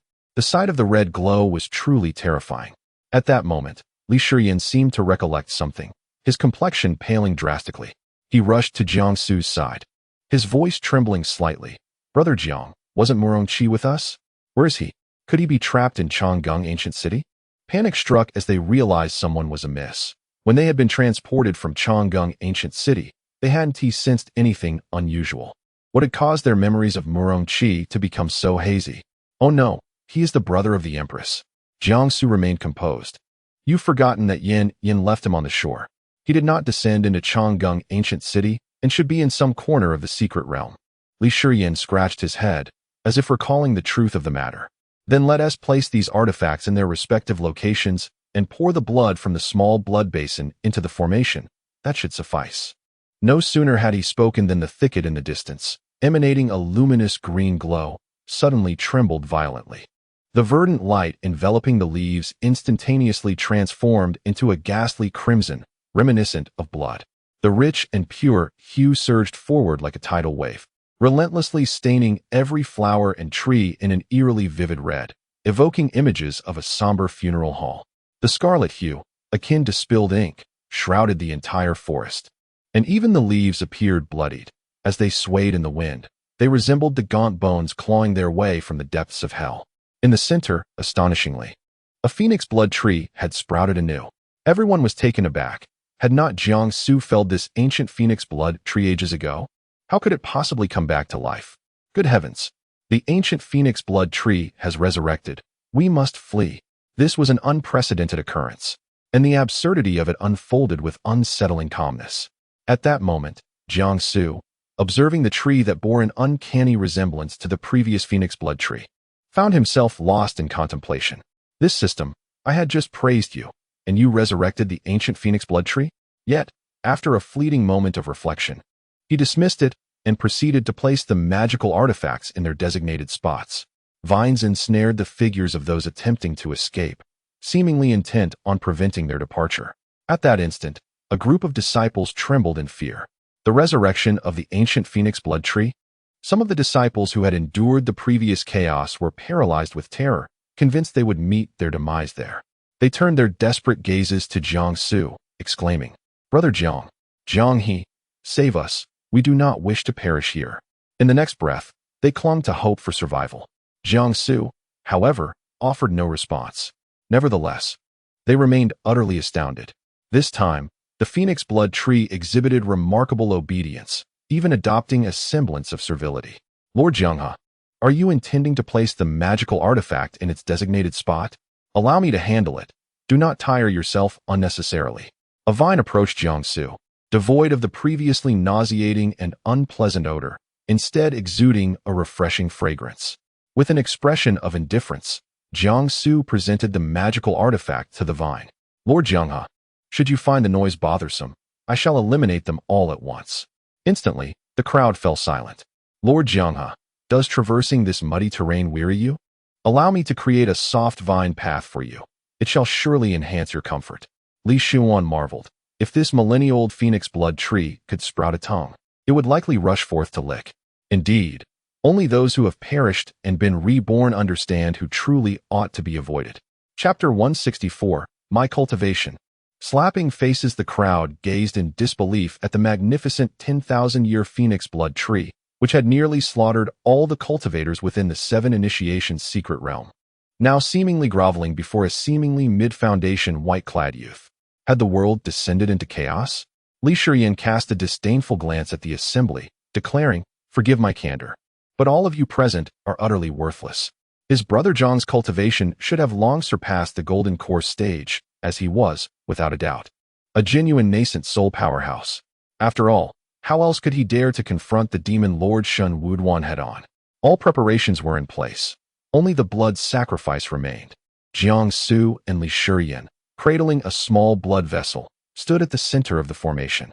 With great solemnity, Li Shiyan poured the blood from the vessel, awaiting the full activation of the formation and the awakening of the Kunlun Bell. The crowd held their breath as time ticked by. Yet the formation showed no signs of stirring. The 10,000-year phoenix blood tree struggled to speak, cautiously inquiring, "Lord Jianghe, may I ask what levels of cultivator's blood you have collected?" Li Shiyan promptly replied, "Body refinement stage, Qi refinement stage, foundation establishment stage, golden core stage." "No problem. These are precisely the levels permitted within the 7 initiations secret realm." The phoenix blood tree responded, No. Observe my cultivation. Prior to the anomaly, I was at the nascent soul stage, which should enable me to survive within this realm. Therefore, I require blood of an additional level, the nascent soul stage." Li Shiyan exclaimed, "Where on earth am I to find a nascent soul cultivator? The Empress and that unorthodox immortal sovereign are both transcending tribulation, and they have departed. Useless. Moreover, no disciple in the demon realm carries their master's blood with them." Suddenly, he exchanged a glance with his brother Jiang, and Li Shiyan discreetly conveyed through his spiritual sense, "Brother Jiang, do you think plant blood would suffice?" Jiang Su gave him a knowing look, encouraging him to ponder further. At this moment, the group of demon realm powerhouses outside the mysterious mirror, who had been hoarse from shouting, fell into silence for a while, only to resume their theatrics. Without the blood of a nascent soul cultivator, the formation could not be activated, and the Kunlun Bell would not awaken. I see Jianghe still has the audacity to be arrogant. Once he emerges, I must challenge him to a duel, ensuring he understands why the youth of 18 and 19 blooms with such fervor. Where is Lu Wuying? Wasn't he the one who wagered, prompting us to guess who would obtain the Kunlun Bell? If Jianghe cannot unlock this formation, no one will acquire the Kunlun Bell. And what of our investments in magical artifacts and spirit stones? Surely, those must be refunded. Seeing that the turmoil had encroached upon his lucrative venture, Lu Wuying vanished in an instant. Yet, the formidable beings of the demon realm were not to be trifled with. He was promptly summoned back. "Old Lu, after all these years, are you truly so in need of money? You've acquired wealth, yet I see no beautiful consort by your side. It all seems to go towards your drinking habits. What is the calculation behind this situation?" Lu Wuying chuckled. "I believe there is still a solution. Besides, the 7 initiations secret realm has a 7-day limit, so let us not be hasty." Amidst the cacophony of voices, a familiar yet somewhat unfamiliar aura suddenly emerged ahead, radiating an extraordinary purity that seemed uncharacteristic of those hailing from the demonic realms. "Ah, dear friends, it has been quite a while," Qin Haoran remarked, discreetly erasing the memory of his confrontation with Jiang Su from the minds of the onlookers. "Ah, what a splendid guest we have from the 10 great demonic domains. Is that not the esteemed immortal sovereign? Please, take your seat." Xinyang approached with a multitude of wrinkles adorning his smiling face, eager to welcome him. "It has been ages since I last beheld you, immortal sovereign, and you remain as strikingly handsome as ever. Greetings, supreme immortal." With Qin Haoran's presence, it was evident that the Empress was not far behind. "When Jiang He emerges, will it not be the legendary battlefield?" remarked Mo Ruyan from the Harmony Sect. "Immortal sovereign, after your prolonged retreat, have you achieved any breakthroughs? You truly do not treat us, the 10 great demonic domains, as outsiders, coming forth so promptly." Taking his place at the head seat, Qin Haoran chuckled in response. "It seems the various heads and elders of the 10 great immortal sects have taken it upon themselves to summon me. Having heard that the Kunlun Bell has manifested within the 7 initiations secret realm, I have come to extend my apologies to all, especially to you, sect leader Xinyang." Xinyang quickly replied, "Oh, no need for such humility." The crowd soon realized that this visit was indeed prompted by that matter. It was not the first time the elders of the 10 great immortal sects had acted shamelessly. Fully aware that the 7 initiations' secret realm belonged to the Kongpung sect and required their consent for entry. Such audacity in invading another's territory was truly despicable.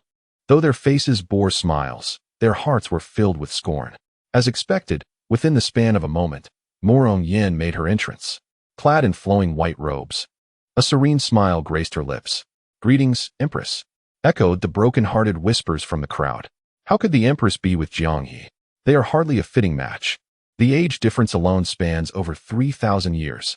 Morong Yin settled into a seat even more opulent than that of Qin Haoran, trembling as she instructed the outer disciples to prepare for her arrival, and casually remarked, "Supreme Immortal, it has been a long time." Following this, no further exchange transpired between them. A heavy silence enveloped the area, leaving attendees wishing their eyes could merge with the mystical mirror. Li Shiyin paced restlessly, suddenly realizing that he possessed the cultivation of the nascent soul stage. Why not draw his blood? His eyes sparkled with an unusual crimson light. "Jianggu," he called out, but Jiangsu interrupted him. "Have you become addicted to bloodletting?" "No, Jianggu, your strength is undoubtedly at the nascent soul stage, and your blood is the key to activating this formation." Upon hearing Li Shiyin's declaration, the atmosphere beyond the mystical mirror came alive once more. "Brothers, bear witness. If Jianghe indeed possesses cultivation above the nascent soul stage and can unlock this formation, I shall wash my hair upside down at the Kongpung sect today." Upon uttering these words, he glanced at the Empress's expression, only to discover that she bore a smile. Instantly, he beamed with pride at the others. Immediately, someone eagerly proclaimed, "Me. If this river successfully activates the formation, I shall handwrite the names of all the formidable beings above the nascent soul stage in the cultivation realm. Should I fail to include them all, I will serve as a scribe for the river." "That sounds splendid. Absolutely remarkable," another chimed in. Looking at this group, Qin Haoran perceived them as nothing more than a troupe of jesters. Turning his gaze, he found Morong Yin gazing tenderly at the water mirror. More precisely, she was observing Jiangsu, who was playfully bantering with Li Shiyin. Suddenly, he crushed the teacup in his hand. Meanwhile, within the 7 initiation secret realm, Jiangsu took the knife from Li Shiyin's hand and made a cut on his palm, allowing blood to flow onto the formation. In an instant, the entire array blazed with a brilliant red light. The formation had been activated. The crowd stood in stunned silence. Good heavens, how old is he? He has already attained the cultivation of the nascent soul stage? The sound of slapping faces echoed from outside the mystic mirror. Chapter 165, The Kunlun Divine Bell. Entering the formation in the ancient forest of towering trees, a chorus of astonished voices erupted from all present.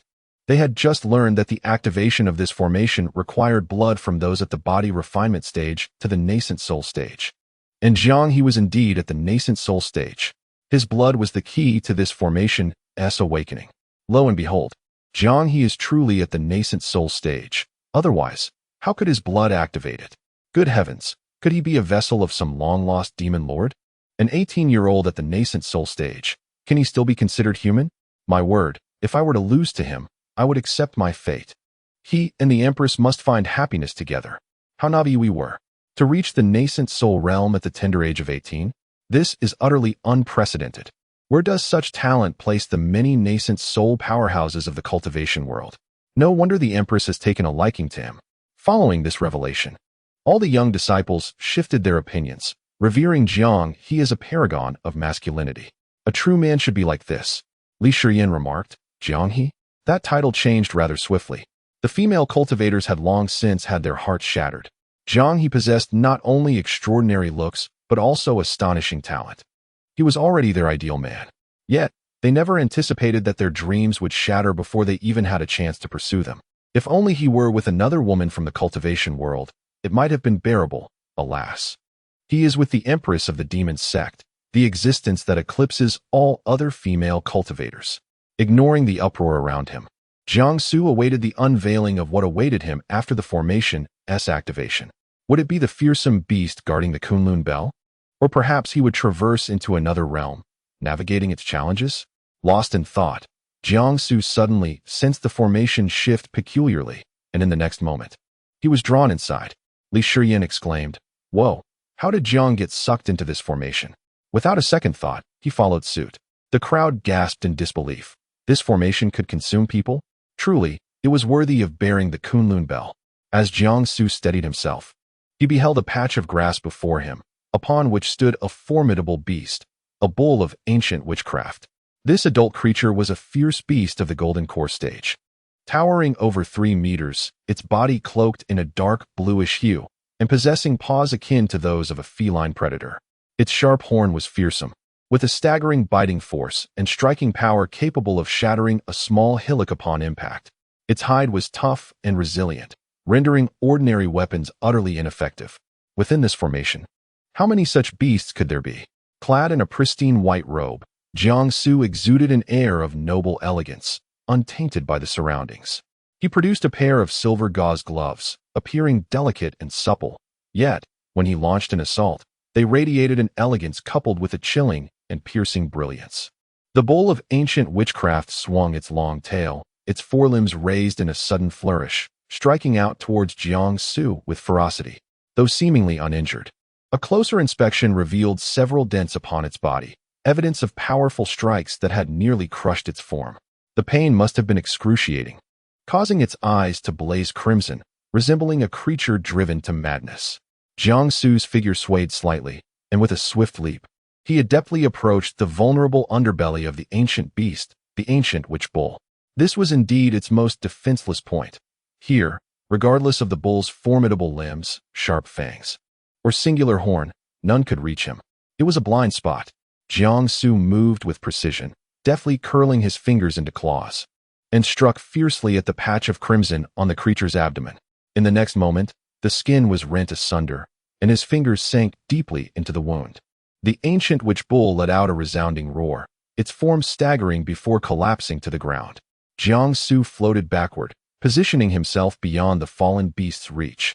Untouched by the swirling dust around him, Li Shiyan entered, feeling that only a brief moment had passed.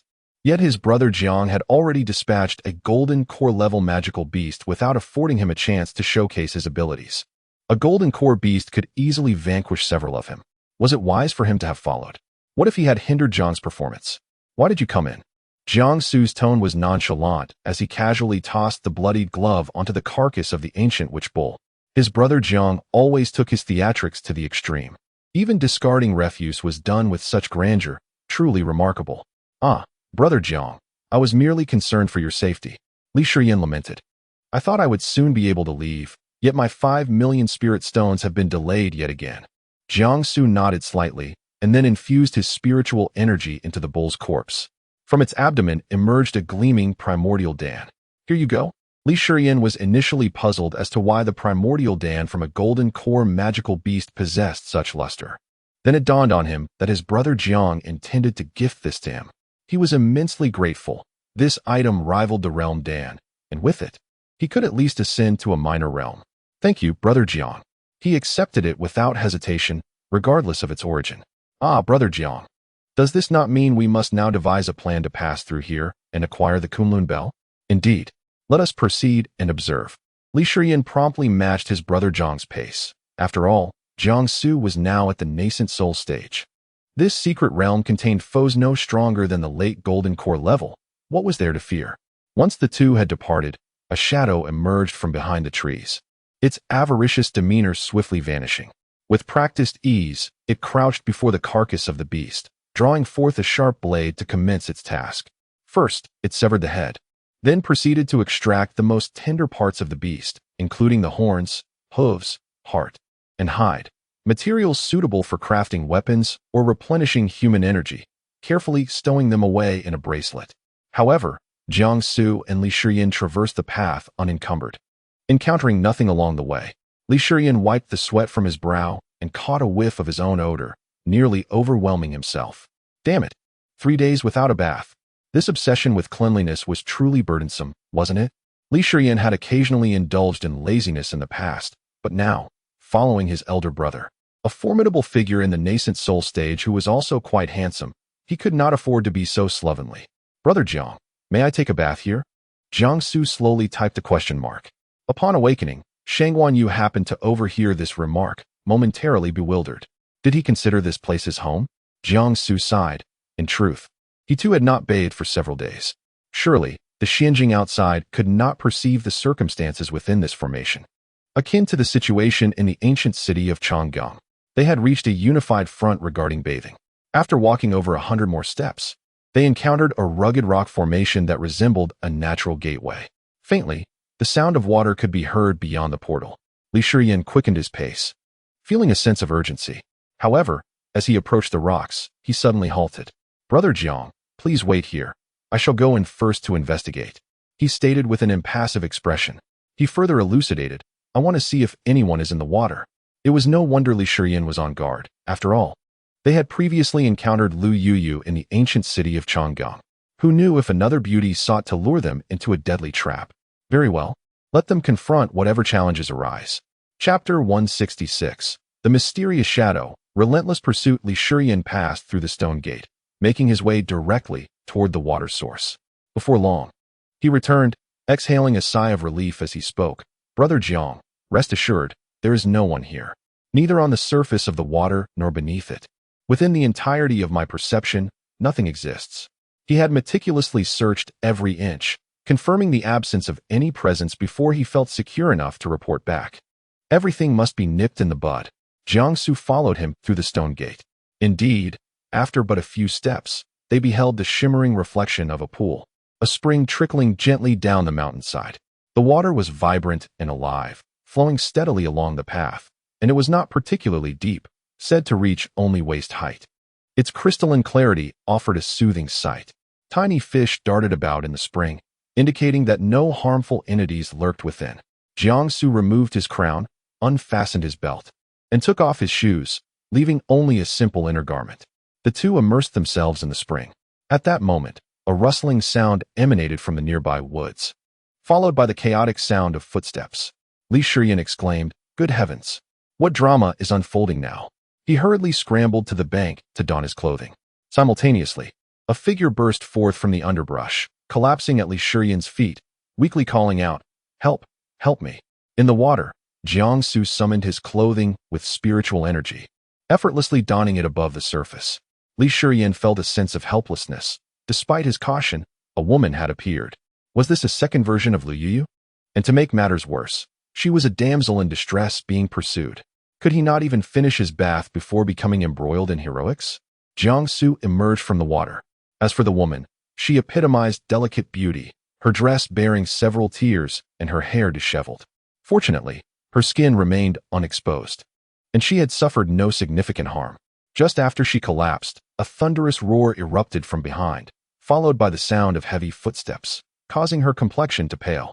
Jiang Su paid little heed to her, instead springing into action, landing on a sturdy branch. It was then he spotted the massive beast relentlessly pursuing her, two formidable creatures at the Golden Core stage. Their peaceful summer bath had been so rudely interrupted. This beast would serve as an outlet for his frustration. With decisive grace, Jiang Su stomped down onto the beast's head. Following that, he unleashed a powerful kick, taking advantage of its momentary disorientation to drive his palm into its heart. In an instant, a frigid white spiritual energy erupted from his hand, freezing the beast from within. Within half a minute, the creature transformed into an icy sculpture.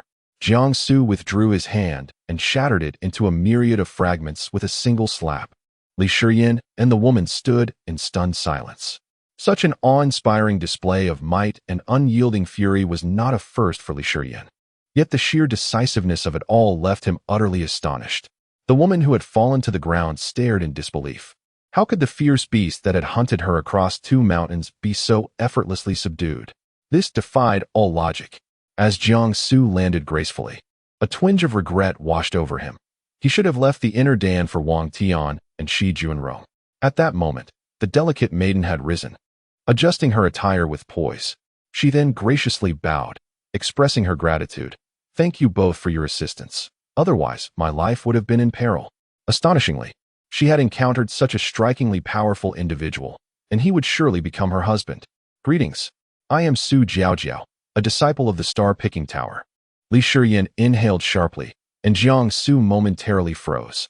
A disciple of one of the four major powers in the lower realm, the Star-Picking Tower? This meant she was not a part of this formation, but had stumbled into it by accident. Yet, the formation had only just activated. How peculiar. Li Shiyan chuckled. Hello? Hello, wait a moment, what? He repeated Su Jiaojiao's name, suddenly exclaiming in astonishment. Jiang Su also found the name vaguely familiar. Su Jiaojiao. An awakened bloodline descendant of the ancient Jiaozu, could transform into a mermaid in water, thriving in the depths of the ocean. Her strength vastly superior underwater compared to on land, possessing remarkable aquatic skills, and at the late stage of the Golden Core realm. Li Shiyan recited these facts with mounting perspiration. Shang Wanyu and Jiang Su listened intently. Ah, disciple, if that is the case, she, like you, is a genius with awakened bloodlines. When I emerge, do introduce us. Observing Li Shiyan's strange expression, Jiang Su sensed something amiss. He sent a thought message, Brother Jiang. Su Jiaojiao is indeed formidable. However, this woman, named Su Jiaojiao, has long been deceased. Jiang Su and Shang Wanyu shivered in response. Not just deceased. She has been long gone, a figure from hundreds of years past. What are your names? Su Jiaojiao's voice was as soft and delicate as her name. Perhaps it was a psychological effect, but both men felt a tremor within. Particularly, Li Shiyan's face turned pale. He stammered, I am Li Shiyan, and this is Jiang He. Su Jiaojiao immediately brightened. Jiang He, what a lovely name. She then giggled softly. Behind them, a shadow darted past, resembling a lone wolf poised to strike. In an instant, it lunged before Su Jiaojiao, seizing her by the throat. Rather than snapping it, the assailant skillfully applied pressure, halting her breath. It then sank its teeth into her vibrant form, greedily drinking the crimson blood within. With a swift motion, it pierced through her chest, retrieving a heart that still radiated warmth, having just ceased its rhythmic beating. The heart was blood red, reminiscent of Su Jiaojiao's earlier excitement. In mere moments, it was crushed and consumed. Upon finishing his meal, he appeared somewhat unsatisfied, casting a cold glance towards Jiang Su and Li Shiyan. Su Jiaojiao's face still bore a smile. Shang Wanyu felt as though she had not dared to sleep for an entire month, haunted by nightmares that were utterly terrifying. The cultivation of this shadowy figure was unfathomable. The two immediately became alert, their hands resting upon the swords at their waists. The Kunlun bell was indeed a challenging possession. The shadow's fingers could not help but extend once more, revealing sharp nails, while his lips gradually transformed into a dark purple hue. Even his handsome visage was marred by protruding veins, resembling the intricate patterns of embroidered flowers. He licked his lips, gazing greedily at Jiang Su and Li Shiyan. As if in the shadow's memory, all were mere ants, mere sustenance. Chapter 167. Evading the giant python, unexpectedly entering the tomb in that fleeting moment. A peculiar aura erupted from the shadowy figure, subtle yet imbued with an ancient and distant call. It was as if a primordial beast, long entrenched in the annals of time, loomed behind him, exuding an overwhelming and terrifying presence that seemed to gaze down upon the world with disdain. The essence of something tangible transformed multiple times, its depth of cultivation unfathomable. In the next instant, he beheld it, a colossal python, entirely enveloped in a deep obsidian hue. Coiling upon the ground like a small mountain, a monstrous entity of immense proportions. As the giant python emerged, all the ferocious beasts within the vicinity of several mountain peaks sensed its formidable aura. They promptly prostrated themselves, signaling their submission. The celestial python, even in the age of ancient beasts, reigned at the pinnacle of the food chain. It could consume all that existed, leaving nothing untouched. Thus, even though this great python had not yet reached its complete form, the power it exhibited already surpassed that of Jiang Su and Li Shiyan. Beyond its innate abilities, the oppressive force it radiated could rival that of the great ascension stage, perhaps even nearing the threshold of transcending tribulations. Such fearsome strength was astonishing. Li Shiyan was struck with terror. Although he had heard tales of extraordinary clans whose descendants could awaken the bloodlines hidden within them, manifesting various forms, he never anticipated encountering such a fearsome creature. Historically, there had been no record of such phenomena, nor any instance of a bloodline awakening resulting in such a remarkable manifestation. The shadow concealed within this formation was indeed terrifying. Run! With icy resolve, Shangguan conjured a formation within her sword. While this formation would naturally diminish in power upon exiting, it would suffice to carry Jiangsu and lead to the other side of this dreadful place.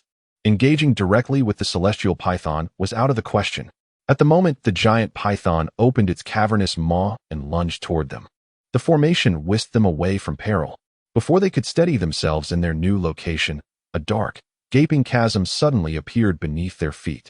In the next heartbeat, they were both drawn into the abyss. Indeed, it was an absorption, not a fall. Inside the chasm, a tempest swirled violently, threatening to scatter them to disparate locations. Jiangsu exerted all his strength to pull the drifting Li Shiyan back to his side. Thus, the two found themselves, as anticipated, standing within a cave. A sense of foreboding gripped Jiangsu's heart. It was true. Anything connected to the ancient world, be it cultivation, divine practices, or martial valor, was invariably linked to caves. Regardless of their size, be they grand or humble, whether housing the deceased or lingering souls, the protagonist shared an inextricable bond with such caverns. Regrettably, he felt he was not the main character. It would be inappropriate to disturb another's belongings. Yet faced with the celestial python, he could only hope to discover something of use. Before him stood a stone tablet, inscribed with the words 7 Awakening Tomb. Beneath these 4 characters lay a dense array of text, nearly illegible to the naked eye. Jiangsu opened his mouth and suggested, "Let us first search for the mechanism." Li Shiyan was perplexed. Within this cavern, there were several stone doors and an impressive stone tablet that, at first glance, seemed to promise some hidden treasures. Normally, one would expect to explore the surroundings, so why did Jiangsu immediately know to look for the mechanism first? "Disciple, I find the items scattered throughout this cave rather peculiar," he remarked. Jiangsu cast a fleeting glance at a particular stone door before quickly averting his gaze, stating, "Nothing is more bizarre and terrifying than the devouring python." Though he was a man of the modern age, having watched numerous horror films, the previous scene had indeed startled him. Li Shiyan assured himself that he had not faltered in fear, mentally patting himself on the back. Opportunities and dangers often coexist. Many who believed they had encountered fortune had merely stepped into traps. One could only wonder what awaited them in this cavern. As Li Shiyan contemplated the stone door, Jiangsu had already moved to the stone tablet, beginning to read the inscription upon it. It was a poignant tale of love. To summarize, the emperor, self-proclaimed as the 7 Awakener, had fallen for a beautiful maiden in his youth. However, due to various circumstances and his lack of power at the time, he lost her. After her tragic death, the 7 Awakener resolved to grow stronger, ultimately avenging her, yet her soul had long departed, leaving him in solitude. Thus, he became disheartened and took refuge in this very place, where he ultimately perished. The story was steeped in kitsch, so much so that it had become a tiresome narrative, scarcely read by anyone. Li Shiyan leaned closer, comprehending the tale and feeling a surge of joy. What did it mean for one to die here? It implied that all his possessions remained within this place. An emperor-level powerhouse would surely possess a wealth that could rival the heavens. For a small figure like him, acquiring such riches would be tantamount to an overnight fortune. Observing the expression on Li Shiyan's face, Jiangsu discerned his thoughts and quietly cautioned, "With treasures come dangers. However, they are nothing compared to the devouring python outside."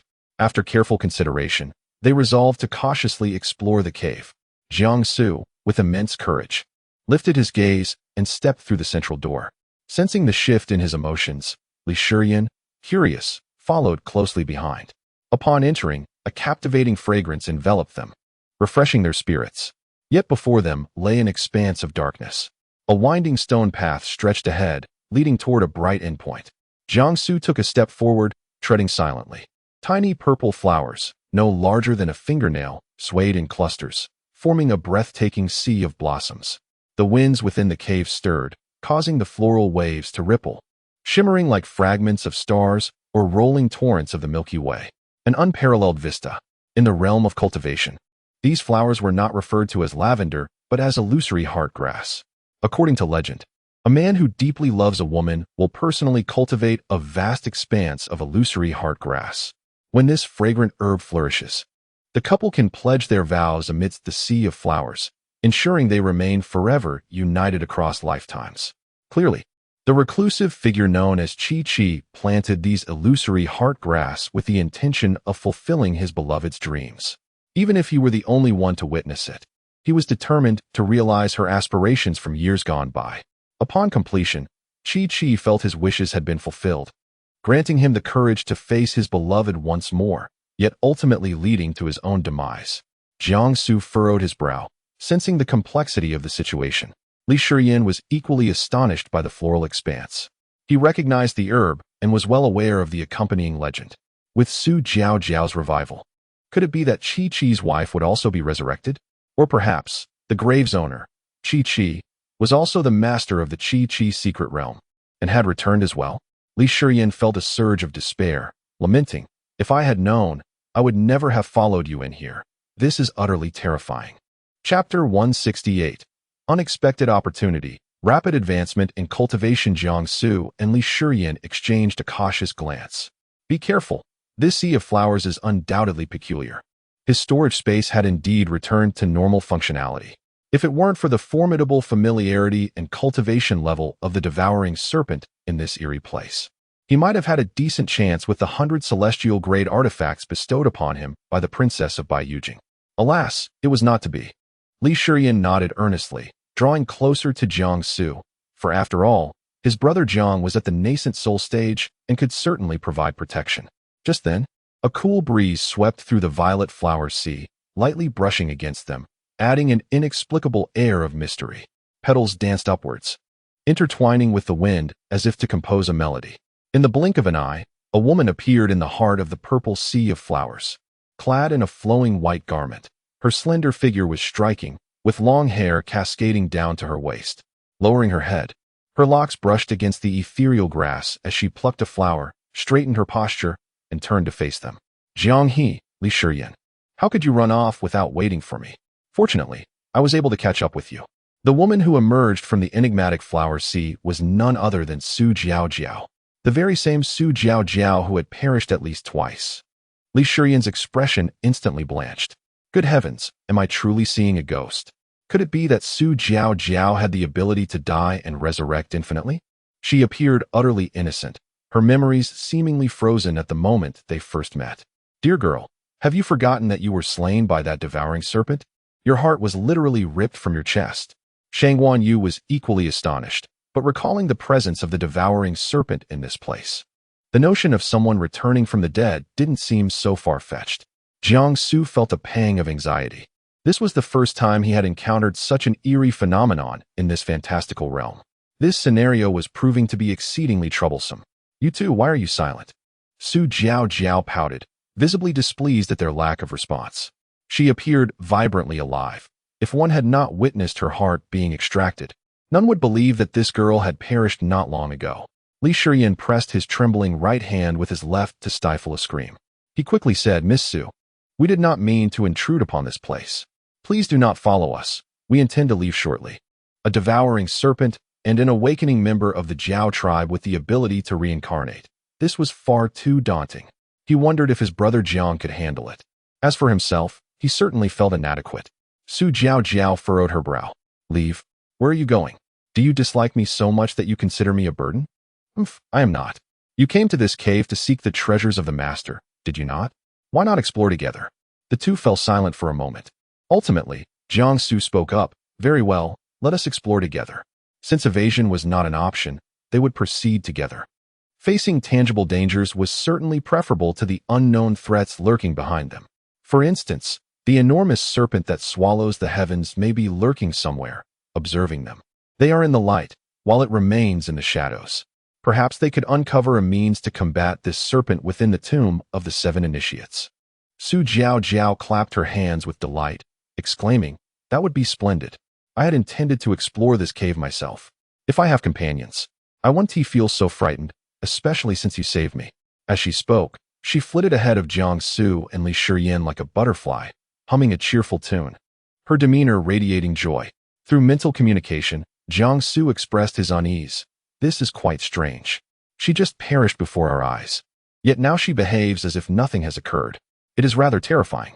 Moreover, her memories seem to be frozen in a particular moment from her time. How should we respond?" Jiang Su was at a loss for how to handle the situation. Let us observe for now. At least she harbors no murderous intent towards us at present. Yes, let us explore this tomb together and see if we can discover anything of value.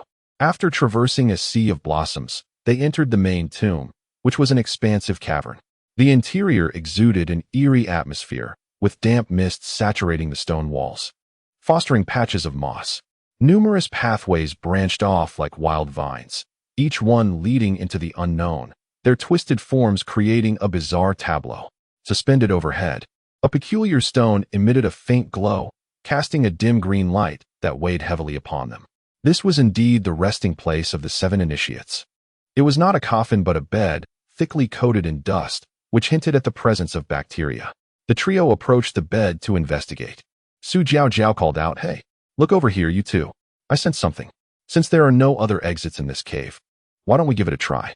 Her gaze was innocent and untainted, as if she had truly stumbled upon them by chance and was now eager to embark on an adventure together. "All right, let us give it a go," Li Shiyan replied, casting a fearful glance at Jiang Su. Through mental communication, he admonished, "Jiang Ge, how can you entertain her suggestion? What if we descend right into the jaws of the serpent?" "I sense no trace of the serpent's presence," Jiang Su reassured him. "Moreover, the system has not issued any warnings." They pried open the bed, lifting stone slabs to reveal a deep, dark passage beneath, shrouded in an eerie coldness. "This place looks terrifying. We must tread carefully," Li Shiyan remarked, shivers running down his spine. The 3 of them surveyed their surroundings before cautiously descending. The passage was adorned with numerous pearl stones that illuminated upon channeling spiritual energy. Before long, they reached the deepest part of the spiritual vein, where the essence was slowly seeping out, coalescing into thick mist that condensed into droplets of luminous white water, falling into a large basin. Li Shiyan gasped. Could this be the fabled extreme spirit spring? Shang Wanyu elucidated. The extreme spirit spring harbors spiritual energy 100-fold greater than that of any other spirit springs in the cultivation realm. If you can deplete this spring today, your cultivation will at least reach the out-of-body stage. This means you will become the first individual in the current cultivation world to attain the out-of-body stage, and remarkably, the first youth to achieve this milestone at the tender age of 18. After speaking, he gazed at the extreme spirit spring with exhilaration, though a furrow of concern crossed his brow as he added, "However, such a breakthrough will inevitably attract a thunder tribulation, and given that you possess a heavenly spirit root, the intensity of the tribulation should not be underestimated." Jiang Su was somewhat taken aback, realizing that this desolate place could offer him such an opportunity. The out-of-body stage would surpass even his master's cultivation level. Shang Wanyu had already begun to envision Jiang Su's future life, thinking, "Let anyone dare to claim my disciple is a waste. Who would still assert that my disciple is unworthy of the Empress? Once we emerge from here, I shall revel in shattering the faces of those so-called mighty beings." Chapter 169, The Exceptional Spirit Herb. Now in my grasp, this truly is the extreme spirit spring. I have heard that there are only 3 such locations within the entire realm of cultivation, and entry to them is nearly impossible. I never imagined we would encounter one today. Li Shiyan was immensely excited, nearly shedding his garments to plunge into the spring. If he could absorb this ethereal energy, wouldn't his cultivation soar several levels? He leaned slightly at the edge of the spring, yearning to experience the splendid sensation of this vast spirit energy entering his body. However, to his astonishment, as he extended his arm into the air, he felt nothing but the humidity surrounding him. How peculiar. Why can't this spirit energy enter my body? Am I being discriminated against? Hearing this, Su Jiao also approached the extreme spirit spring, only to find herself similarly unable to feel the energy. How strange. I cannot sense it either. Shang Wanyu remarked, "This extreme spirit spring is truly bizarre. Why can't those 2 absorb it? What is the underlying limitation?" A strange understanding formed between the person and the ghost, both turning their gazes towards Jiang Su. As he extended his hand, the tangible white spirit energy flowed into his body, nourishing his meridians and his nascent soul. Li Shiyan, Su Jiao, Shang Wanyu, truly deserving of being my disciple. Anyone who had read even a small portion of novels would comprehend one undeniable truth. This is the legendary protagonist S. Halo. Jiang Su was somewhat taken aback. It seemed that only he could absorb from the extreme spirit spring. Could it be due to the system? Before he could ponder further, the peculiar location suddenly illuminated. Li Shiyan, with his keen eyes, quickly spotted a patch of land, not merely grassland. As he discerned the plants growing there, words failed him to express his exhilaration. Good heavens! What is this land? It is my treasure field. The 7 initiators could become the masters of the secret realm due to their profound backgrounds, claiming one of the 10 secret realms. Within the star-picking tower, countless techniques converge, mentioning that spiritual veins can nurture numerous family disciples and cultivate various heavenly materials and spiritual treasures. As the realm master, the 7 initiators filled the secret realm with all manner of spiritual herbs. Among them, the most precious is the bayou grass, which bears fruit only once every 10,000 years. Its fruit is incredibly rare, with only this one existing in the realm of cultivation. Anyone consuming this fruit can ascend to greatness, becoming a divine being, even if one chooses not to consume the fruit. Ingesting the bayou grass itself can elevate even the most mediocre cultivator several levels. Furthermore, even those on the brink of death, if given a mere hour, may be revived by it. This is an extraordinary herb, the very foundation of supremacy in the realm of cultivation. As for the other spirit herbs, while their effects may not rival those of the bayou grass, each one incites chaos and bloodshed in the outside world. Goodness gracious! I have seen records of bayou grass in ancient texts, but those books did not specify where it would appear. I never expected to find it in this place. If I could take away all these exceptional spirit herbs, wouldn't that place me above all in the realm of cultivation? No, no, no.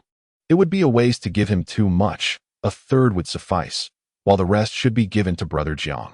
With the spiritual essence of this extreme spirit spring and the bio fruit, Brother Jiang, being in the nascent soul stage, should be able to reach the out-of-body stage, if not even higher. Goodness, this trip has truly been worthwhile. But wait, there's still a ghost to deal with. Such precious items cannot be shared with her. As Jiang Su absorbed the spiritual essence of the extreme spirit spring, he observed Li Shiyan's face shifting like a kaleidoscope, changing multiple times without settling on any particular expression. He chuckled helplessly, as he could discern Li Shiyan's thoughts from his expressions. After all, the individual within the Qianyuan sword had already lost their sanity. Shang Yu's eyes gleamed with envy. Was this not a divine boon for his disciple? With these 2 potent substances, his disciple would undoubtedly approach the spirit-severing stage. At that point, even the sky-swallowing python would be no match for him, as his disciple had previously faced challenges beyond his level. To be honest, Jiang Su himself felt little emotional upheaval. He still had a level-up sacrifice card from the system that he had yet to use. He had merely been startled by Su Jiao's repeated deaths and resurrections. Su Jiao smiled playfully at Li Shiyan, remarking, "What treasures are these? They resemble the bio grass documented in ancient texts." Meanwhile, Li Shiyan diligently placed the exceedingly rare spiritual plants into his storage bag, gently replying, "Miss Jiao, you are mistaken. These are merely withered grasses, hardly worth anything. Here, I have a fine sword to offer you, as a token of gratitude for bringing us to this place." He completed his task and carefully concealed the storage bag against his chest. Jiang Su interjected, "Shiyan, let Miss Su choose the spiritual plants she desires first." Upon hearing this, the faint smile on Su Jiao's face suddenly stiffened, and her gaze shifted, her emotions difficult to articulate. Li Shiyan thought to himself, "Brother Jiang, she is a ghost. These items are of no use to her. I refuse to give them to her. We must certainly keep these treasures." I noticed many of them possess the ability to revive the dead and enhance cultivation, as well as open spiritual veins. Even a single one could incite chaos in the cultivation world. No, perhaps I should let her choose what she desires, he conceded reluctantly. Wearing a face of despair as he approached Su Jiao and presented the storage bag at his chest. "Choose as you wish." His tone resembled one who had just lost a beloved spouse. Li Shiyan lamented, "These precious spiritual plants are akin to my wife. To simply relinquish them to another, especially a ghost. Are you certain you wish to give these to me?" Su Jiao's tone shifted, and her words were directed not at Li Shiyan, but at Jiang Su, who was absorbing spiritual essence by the extreme spirit spring. Jiang Su nodded. "These are the exquisite spiritual plants that everyone in the cultivation world covets. Each one a treasure. You would allow me to choose?" Jiang Su replied. She speaks too much. I already possess numerous celestial-grade elixirs, so I am not lacking in this regard. Patience is a virtue. Li Shiyin was drenched in sweat, fearful that Su Jiao would select the Baiyu grass, which had already borne fruit. He had envisioned giving the fruit to Brother Jiang while keeping the grass for himself. Su Jiao, with a smile, sifted through the options and ultimately chose a grass known for its ability to revive the dead. I shall take this one, she declared. Li Shiyin was initially stunned. This spirit had not chosen the Baiyu grass. His second thought was a question of her intention behind selecting the resurrection grass, considering she could resurrect infinitely. However, he dismissed the concern, grateful that she had not chosen the Baiyu grass. Shang Wanyu furrowed his brow, sensing something was amiss with Su Jiao. Yet, her current demeanor only heightened his suspicion. What could possibly keep a spirit confined in this place? Why didn't you mention it sooner? Just like Brother Jiang, I would gladly offer you the finest spiritual plants. After all, we are companions. Su Jiao retorted, a hypocritical man.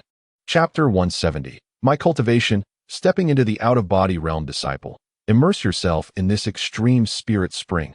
Undoubtedly, the rate of absorption will be significantly enhanced. Jiang Su hesitated for a moment before stepping into the spring. Li Shiyin discerned his brother's intent. Typically, one would disrobe to allow the spring's waters to make direct contact with the skin. Brother Jiang, are you not going to take off your clothes? He inquired, only to realize that a female ghost was present nearby. The realization dawned upon him. Was Jiang Su's body not visible to these wandering female spirits? You may need to wait for me a while. Should I achieve a breakthrough, remember to remain outside the range of the heavenly tribulation. Su Jiao tilted her head, contemplating that there could be no better promise of companionship than this.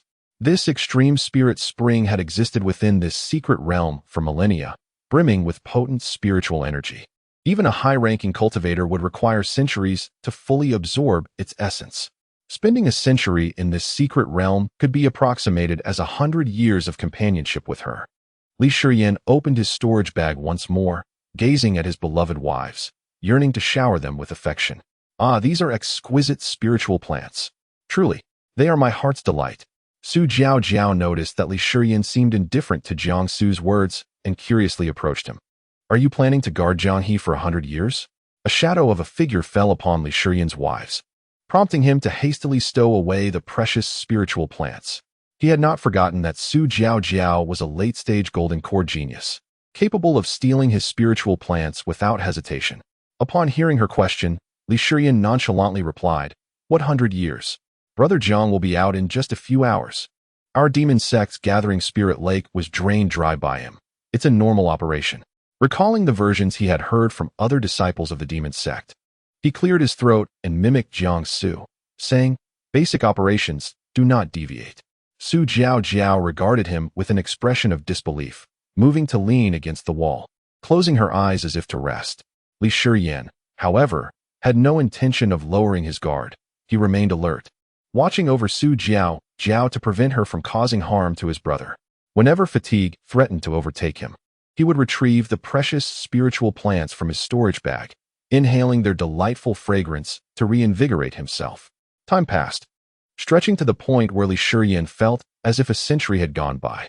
He was a garrulous individual, yet the profound silence made the days feel interminable. A faint sound emerged from the extreme spirit spring. Su Jiao opened her eyes and glanced over. In that moment, she could not divert her gaze. Jiang Su emerged slowly from the center of the spring, droplets of crystal-clear water cascading down his collarbone before bursting forth, creating a stunning splash. With his head slightly tilted back, his profile was nothing short of perfect, resembling a finely crafted work of art. Yet, surrounded by the shimmering droplets, he seemed to shed his usual aloof demeanor, appearing as an ethereal being, a deity descended to the mortal realm. Li Shiyin fixed his gaze upon Su Jiao, noticing her flushed expression of infatuation, and immediately narrowed his eyes with a hint of danger. Humph, do not presume I am oblivious. You, a phantom, dare to covet Jiang Ji's form. Jiang Sa is not someone you can provoke. Aware of Li Shiyin's scrutiny, Su Jiao did not shy away. Jiang Su, on the other hand, remained unaware of the thoughts passing between these two, who appeared little different from elementary school students in his eyes. He quietly inquired of the system, Have I not made a breakthrough? Why is there no heavenly tribulation? Ding. Your cultivation has reached the initial stage of separation from the corporeal. The absence of a heavenly tribulation is due to the fact that this is the tomb of the Lord of the seven initiations secret realm. Thus, the heavenly law directs the nine heavens lightning tribulation towards the entire seven initiations secret realm. A wide-ranging indiscriminate attack? Indeed. Seeing Jianggu finally emerge, Li Shiyan promptly leaned closer. Jianggu, to what level has your cultivation ascended? Why is there no heavenly tribulation? Jiangsu, having dried his clothes and hair with spiritual energy, replied nonchalantly, Listen to what? Aside from the terrifying wind and a ghost, what other sound could there be in this tomb? Suddenly, he indeed heard something. It was the sound of thunder. Su Jiaojiao seemed to finally grasp something, exclaiming, Is it the nine heavens lightning tribulation? How can there be such an extensive nine heavens lightning tribulation? After her astonishment, she focused intently on Jiangsu's aura, her pupils contracting as she said, So it is, you possess a celestial spiritual root. No wonder you could deplete this extreme spiritual spring in mere hours and break through to the separation stage. I have underestimated you. Jiangsu inquired, Can you discern that I am at the separation stage?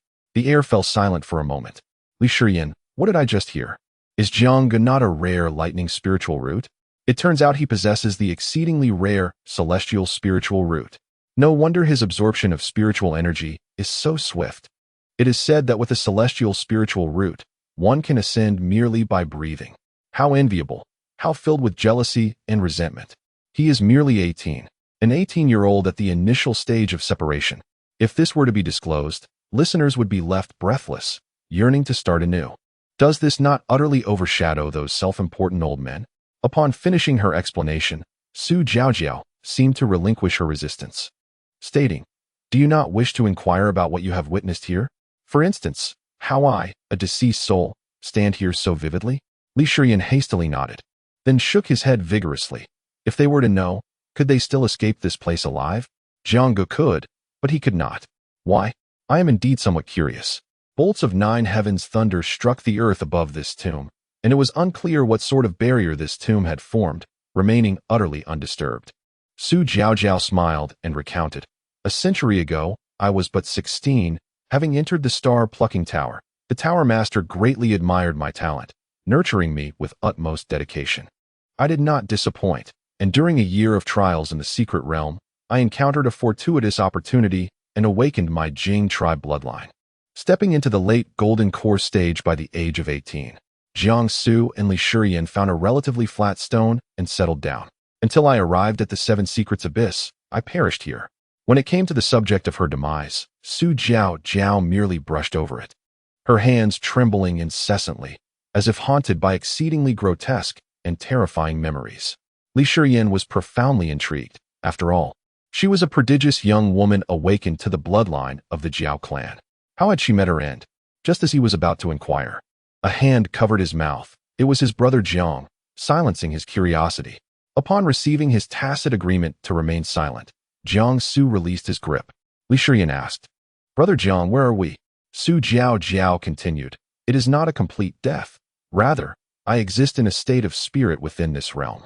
I wagered with the colossal serpent that devours the heavens to see if anyone could bury my corpse. However, all who entered have failed, becoming mere remnants of the serpent. Can you succeed? If so, the serpent shall grant you passage out, for he is my friend. Li Shiyan remarked, What kind of friend extracts your heart? Jiang remained silent for a moment before asking, Where is your body? Chapter 171. Entering the passage, the serpent swarm upon hearing Jiang Su's straightforward inquiry. She found herself at a loss for words. Here, within the tomb of the seven awakening souls, she was unable to enter and could only rely on them. Her longing to truly dissipate from this world as a spiritual entity had grown intense. She had lingered for far too long. Perhaps even the heavenly Tao could no longer bear it, thus sending a prodigy with a heavenly root. Jiangsu nodded and replied, As long as you promise to lead us out after your body is buried, that will suffice. Li Shiyan, ever the curious soul, immediately questioned, How can you not enter the place where you perished? Did you not accompany us here? Is it possible that this tomb has layers, with some areas inaccessible to you spirits? Su Jiao, disinterested in elaborating, merely nodded. Her gaze shifted, sensing a change within his body. The current Jiangsu was likely formidable enough to rival even the colossal sky-devouring python. She could only hope they would fulfill her wish.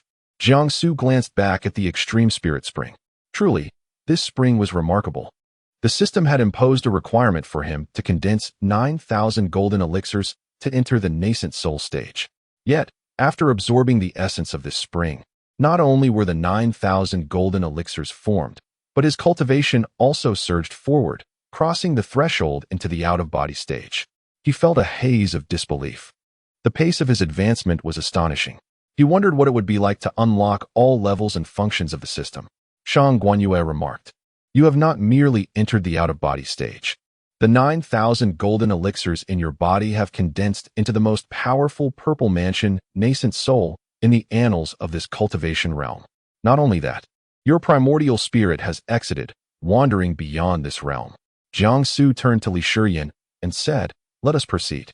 We must resolve a matter for Sujiao." The two ventured deeper down the shadowy path. With each step, the light behind them faded away, leaving only the dim glow from the rocks. Li Shiyan clutched the rare spiritual plant in his arms more tightly and whispered, "Brother Jiang, do you think Sujiao led us into this haunted place on purpose? There must be something amiss here. I believe we should tread carefully." Suddenly, a sharp crack echoed, and Li Shiyan nearly cried out. Looking down, he realized he had stepped on a small twig, or more accurately, a dry branch. Wait, how could there be dry branches so deep within a cave?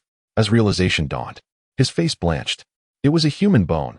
He could not discern if it was a rib or something else. In an instant, a thick fog enveloped the area. Not white, but a sinister yellow, spilling forth from the depths ahead. Li Shiyan hurriedly covered his mouth and nose. Jiangsu frowned, raising his hand to conjure a barrier of spiritual energy around himself and Li Shiyan. The mist dissipated upon contact with the shield, unable to penetrate. "Stay within the barrier and do not move. We shall advance once the fog clears. This must be the true resting place of the 7 awakening souls. This mist is likely intended to eliminate intruders. The 7 awakening secret realm restricts cultivators to the late golden elixir stage. Hence this mist is of the highest caliber, posing a grave threat to Li Shiyan, who is still in the foundation establishment stage." Upon contemplating the restrictive laws of the 7 initiation's secret realm, Jiangsu felt a throbbing headache. He needed to quicken his pace. His cultivation had already reached the out-of-body stage, and attracting such a formidable tribulation made rejection by the order an inevitable fate. Indeed, he could rely on the order to extricate himself from this cursed place and exit the 7 initiation's secret realm, but Li Shiyan could not. He had to act according to Su Jiao's desires, fulfilling her unfinished wishes to ensure Li Shiyan's safe departure.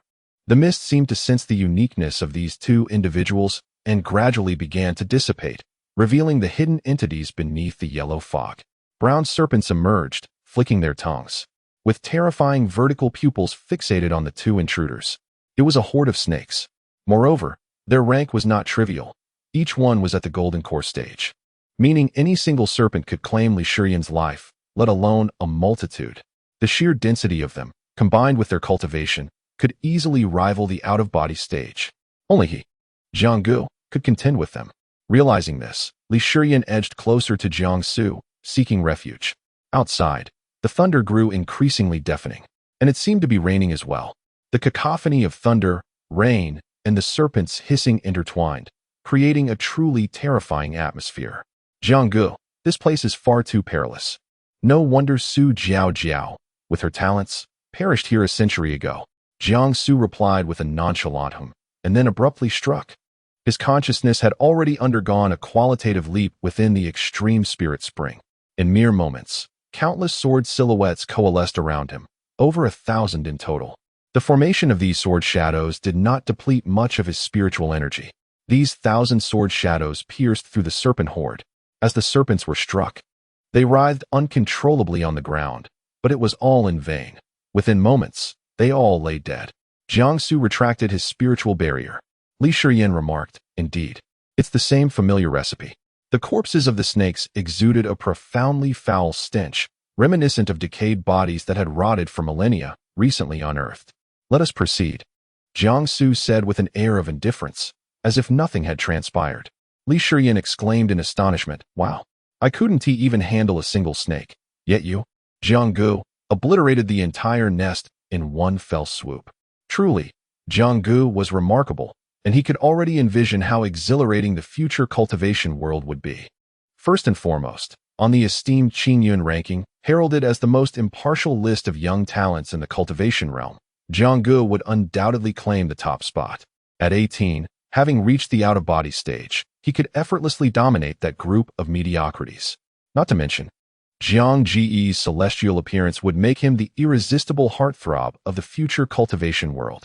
Furthermore, the old masters, knowing their cultivation levels were eclipsed by an 18-year-old youth, would fume and glare, urging their disciples to tighten their training regimens. Perhaps, this could ignite a fervor for cultivation throughout the entire realm, with everyone striving to catch up to Jiang Gu, but alas, it would remain a mere dream. As he pondered while walking, Li Shiyin suddenly realized they had reached the end of their path. A solid wall stood before them. If one were to speak of the peculiarities of this wall, it would be its remarkably smooth surface. Jiang Gu, could it be that Su Jiao Jiao is truly deceiving us? There is no sign of her body, not even a ghost in sight. Jiang Su disregarded Li Shiyin's sarcastic remarks, feeling grateful for the grave of the 7 initiates, which shielded him from the terrifying tribulation of the 9 heavens. He explored the smooth wall with his hands and, indeed, discovered a slight protrusion. He placed his right hand upon this point, while his left hand conjured a protective barrier around Li Shiyin. A warmth filled Li Shiyin's heart as he gazed intently, eager to witness what would unfold next. Jiang Su channeled his spiritual energy into the protrusion, which began to rotate slowly. Subsequently, a formation materialized before the two. Jiang Su furrowed his brow. This formation was not catalogued in the records of ancient formations, leaving him uncertain of its significance. Chapter 172, Descendants of the Merfolk. Truly resurrected, Li Shiyin gazed at the runes inscribed upon the formation, his mind swirling in confusion, unable to comprehend the hypnotic inscriptions. Brother Jiang, this formation must be the key to unlocking the tomb of the 7 primordial sovereigns. However, it appears exceedingly challenging. How did Su Jiao Jiao manage to breach it? Only to meet her demise? He did not expect Jiang to answer. He merely sought to voice his frustrations in the silence. As there was no one else to converse with, Jiang Su scrutinized the formation intently for a considerable time, yet was still at a loss for its meaning. He then inquired of the sword within the Qi Yuan sword, Master Shangwan, how can this formation be deciphered? Shangwan Yu furrowed his brow, fixating on the formation. This formation is indeed quite peculiar. I have never encountered such a configuration before, differing significantly from those I have studied. I shall attempt to unravel it, though I cannot guarantee success. Who is this enigmatic figure known as the 7 primordial sovereign, capable of conjuring such bizarre phenomena? As he spoke, he began sketching a formation that would allow him to momentarily emerge from the Qi Yuan sword. Meanwhile, Li Shiyin, lost in his thoughts, suddenly noticed a spectral figure slowly materializing from the sword at Jiang's waist. Oh no, Brother Jiang, a male spirit is emerging from your sword. The white figure stepped forth, appearing to be a man of approximately 25 or 26 years, his hair tied back with a crown. Upon hearing Li's exclamation, he retorted, "What nonsense are you spouting? At my age, you could address me as great-grandfather. Stop your incessant chatter, young man. One must learn to engage in practical affairs." Li Shiyin darted around Shangwan Yu to stand behind Jiang, his expression one of sheer terror. This male spirit was even more formidable than Su Jiao Jiao, his cultivation unfathomably profound. Jiang Su sighed. "This is my master, Shangwan Yu. His story is lengthy, and he is currently residing within the Qi Yuan sword." Li Shiyin nodded in understanding. "So, you are Master Shangwan. I offer my respects." Suddenly, a realization struck him. Shangwan Yu? The name sounded strikingly familiar. Was he not the esteemed brother of the legendary sword immortal Qin Pingxing? Like Jiang, he was also a prodigy with a heavenly root. Yet he dedicated himself solely to talismanic arts, becoming the most powerful talisman master in the annals of the cultivation world, capable of contending with several top sword cultivators simultaneously. A millennium ago, he had perished under mysterious circumstances within the ancient sealed realm. From that moment, the world had known no more of Shangwan Yu. Yet now, he was the master of Jiangsu. No wonder Jiang seemed so knowledgeable about talismanic formations despite his limited exposure. It must be due to such an extraordinary mentor. Unperturbed by Li Shiyan's musings, Shang Wanyu narrowed his eyes, channeling his spiritual energy into the formation, yet it remained utterly unresponsive. Suddenly, his eyes brightened, and he clapped his hands in realization, exclaiming, "So, that is how it is." With a grand gesture, he unveiled a membrane that seemed almost tangible, commanding, "Conceal the light emitted by these stones." Li Shiyan immediately responded, "Allow me." He swiftly tore off the sleeves of his garments and draped them over the rocks. Observing his vigorous yet seemingly futile efforts, Jiangsu truly felt the weight of caretaking. With a snap of his fingers, the entire space dimmed. Li Shiyan quietly gathered the pitiful scraps of fabric and tucked them into his waist. Once the area had darkened, the formation finally revealed itself to the three of them. It turned out that the most peculiar yet decipherable aspect of this formation lay in the fact that certain runes could only manifest in complete darkness, with even a hint of light being detrimental. At this moment, Shang Wanyu was already confident in deciphering the formation. He traced several lines over it with his finger. A surge of formidable spiritual energy unique to the tribulation stage crashing into the formation. The formation shattered. The 7 initiators were truly contradictory. They barred cultivators at the Golden Core stage and above from entering the secret realm. Yet the critical formation could only be activated by those at the Mahayana stage or higher. Was this not absurd? Li Shiyan, ever the professional supporter, having cheered for Jiangsu, now rallied behind Shang Wanyu. He promptly nodded in agreement with Shang Wanyu's assertions. The area of the formation then revealed a golden door. The inscription upon it was succinct, recounting the poignant love story between the 7 initiators and his wife. Having resolved the formation, Shang Wanyu, disinterested in lingering without any beautiful company, declared, "Disciple, I've fixed the formation. I shall return to rest. Be exceedingly cautious." Jiangsu nodded, and Shang Wanyu transformed into a white shadow, vanishing into the Qianyuan sword. "Let us proceed, brother Jiang, and swiftly find Su Jiao Jiao to lay her to rest." Li Shiyan took the lead, pushing open the golden door. It creaked ominously as dust cascaded from it, as if unveiling long-buried secrets for these unexpected intruders. Jiangsu followed closely, and upon entering, they beheld a coffin at the center, exuding an eerie and terrifying aura. Alas, aside from this coffin, there is nothing here. Where is her body? Upon uttering this, he seemed to grasp something, his gaze fixated on the coffin. What if the occupant was not the tomb's master, the 7 initiators, but rather Su Jiao Jiao? Jiangsu approached the coffin, placing his hand upon it. With a swift motion, he unleashed a fierce gust of wind that flung the coffin lid aside. Inside lay a woman of delicate beauty, her complexion pale, quietly resting within. Yet, they distinctly observed her pulse still beating. Something is amiss. Su Jiao Jiao should be utterly lifeless. Why is her pulse still active?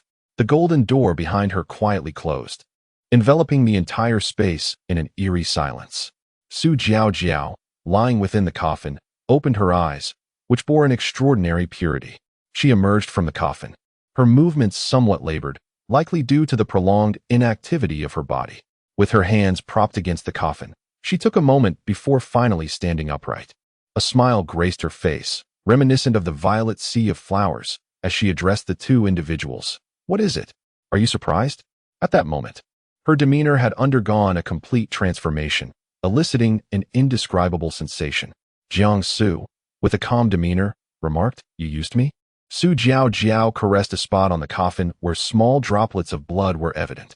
She extended her tongue to taste the blood on her fingertip, a smile playing on her lips as she replied, "How can one say it was usage?" Chapter 173. Basic Operations. Li Shiyan recalled how his brother Jiang had once lifted the lid of a coffin, revealing what appeared to be small particles, capable of inflicting minuscule wounds. Thus, it was Su Jiao Jiao who had orchestrated his brother's fate, resurrecting herself through his blood. This woman was indeed terrifying. It seemed she had been calculating their every move from the very moment they arrived, ultimately achieving her sinister objectives. Jiangsu coldly remarked, "If it is not exploitation, then what is it?" Su Jiao Jiao smiled sweetly. "What I offer is an equitable exchange. The supreme spiritual resources, such as the extreme spirit spring and the bayou grass, are gifts for you. Furthermore, I have shielded you from the 9 heavens thunder tribulation with this land. How could one call it exploitation?" Gracefully, she emerged from the coffin and approached Jiangsu. Since it is an equitable exchange and your goals have been met, whether it be burial or resurrection, you shall let us go, won't you? Of course, I shall naturally escort you out. A formidable aura emanated from her, and beneath her feet, a colossal formation materialized, illuminating the entire space. Goodbye, Jianghe. By the way, the Kunlun Bell is also one of the gifts. Though it is not my offering, it belongs to the devouring sky python. The implication that the Kunlun Bell originally belonged to the devouring sky python was unsettling. Upon being transported from that enigmatic realm, Li Shiyan's first utterance upon landing was, "I feel as though I have just awoken from a dream." Upon waking, he was still deeply moved. His second thought was, will I be able to sleep soundly again? That Su Jiao Jiao is far too frightening. Jiang Su did not find her particularly terrifying, yet Su Jiao Jiao was undeniably enigmatic. She had skillfully led them into a preordained trap, her performance worthy of an Oscar in modern times. As Jiang Su contemplated this, he felt a slight movement in his right sleeve. Assuming it was Li Shiyan tugging at him, he looked down to discover that a ribbon had inexplicably entwined itself around his sleeve, bearing a message, "We will meet again." The Kunlun Bell, appearing remarkably unassuming, ascended slowly from the center of the formation the moment it was dissolved. It was easily within reach. As Jiang Su grasped it, he experienced an uncanny sensation. Li Shiyan immediately leaned in for a closer look, and the formation showed no aversion to him. This is the Kunlun Bell. It looks rather ordinary, not nearly as impressive as that little monk's magical instrument. Could it be a counterfeit? Ding. Congratulations to the host for acquiring the ancient artifact. The Kunlun Bell. It requires Xianhuang Qi to function. Xianhuang Qi? The very essence capable of forging the archaic, indestructible body, entering a state of true immortality? Jiang Su frowned. This Xianhuang Qi had long since dissipated within this realm of cultivation, rendering the Kunlun Bell seemingly useless, regardless of its wielder. Then, a thought struck him. Had the system not previously granted him a reward, a manual titled Xianhuang Qi Induction Method, which could allow the Xianhuang Qi to enter his body? System, where can one find Xianhuang Qi now? In the enigmatic realm of the sealed ancient secret, there lies an abundance of primordial Xianhuang energy. The sealed ancient secret? Is that not the very place where Shangwan Yu met her demise? It is thus understandable why the system previously transported him into the Qianren illusion, allowing him to encounter Shangwan Yu. If it was already preordained for him to enter the sealed ancient secret in search of Xianhuang energy, then Shangwan Yu would undoubtedly serve as the finest guide. Regardless of the perils that might threaten his life within the secret, their mentor-disciple bond would ensure her protection. His musings were abruptly interrupted. "Brother Jiang, look. The 7 initiation secret seems to be closing prematurely, which means we must exit." The surroundings erupted into commotion, not due to his acquisition of the Kunlun Bell, but rather because of the impending closure of the 7 initiation secret. Everyone would be repelled by the realm's forces. The ancient phoenix blood tree humbly addressed him. "Lord Jianghe, you have obtained the Kunlun Bell. I shall not allow these individuals to trouble you." Jiang Su was taken aback. "You mean the 7 initiation secret is closing?" Vines danced in delight, expressing its pleasure at Jiang Su's willingness to engage in conversation. Indeed, with the Kunlun Bell in his possession, there was little reason to linger any longer. "Ding, your surface weakening buff has been removed." Jiang Su nodded, finding the buff rather superfluous, given the current circumstances. Revealing his true cultivation level would spare him considerable trouble.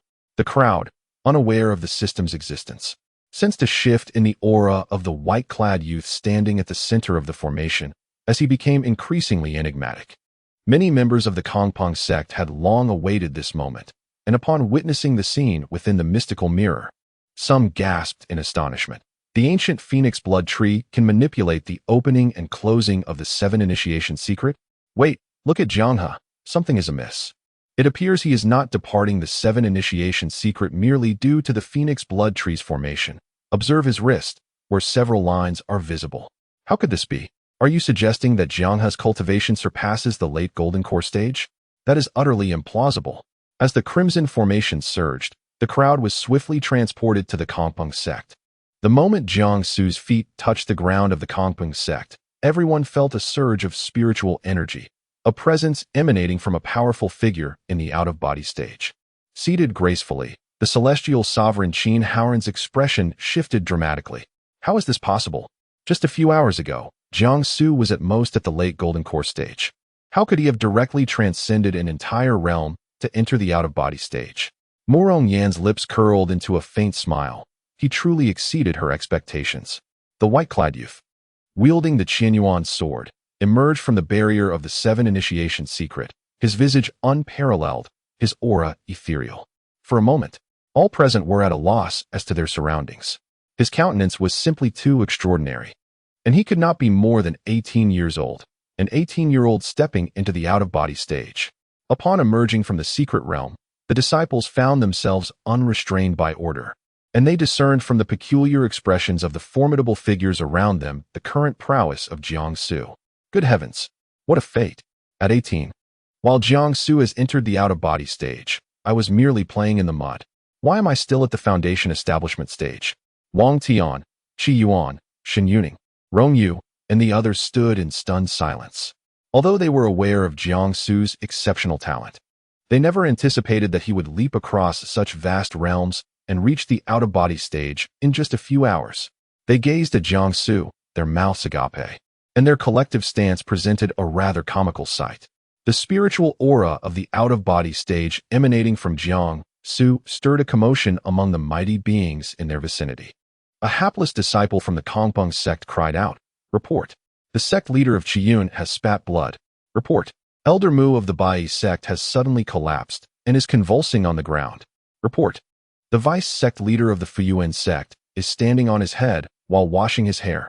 Witnessing such chaos, Morong Yin raised an eyebrow, seemingly disinclined to intervene. Jiangsu shifted his gaze from these eccentric individuals and calmly remarked, "Basic skills, do not be careless." Chapter 174, The Supreme Immortal. A silent glance upon witnessing Jiangsu's remarkable composure, the others found themselves increasingly unsettled. This was not merely a seasoned Yuan-ing cultivator achieving a breakthrough. It was an 18-year-old youth who had transcended several realms to enter the out-of-body stage. How could he maintain such tranquility? What enabled him to remain unshaken like Mount Tai? Why, at the tender age of 18, could he reach the out-of-body stage while we, with our aged faces, feel utterly humiliated? Moreover, we have spoken ill of him so often. Might he seek retribution? One powerful figure displayed a look of terror. Observe how even the Empress did not intervene in our discourse. This clearly indicates her profound affection for him. It seems she has always detested noisy gatherings. Another elder revealed a bitter expression. Today, I have not only been inundated with dog food, but I am also overshadowed by a disciple merely 18 years of age. Henceforth, I shall devote myself to rigorous training. For I can no longer afford to be complacent in my cultivation, especially now that Jiang He has set the bar so high. A third elder expressed his shame. Jiang He is now in the out-of-body stage, marking the first in many years within the cultivation realm to break through without being ensnared in the Golden Core or Yuan-ing stages. Our demonic domain has significantly augmented its strength. Undoubtedly, the celestial sects will take action. One elder appeared smug. Ultimately, it was the head of the Wu-Ying sect who remarked, "Ah, my brothers, let us discuss these matters behind closed doors. The immortal is still present." The disciples emerging from the 7 awakening secret realm gradually regained their senses.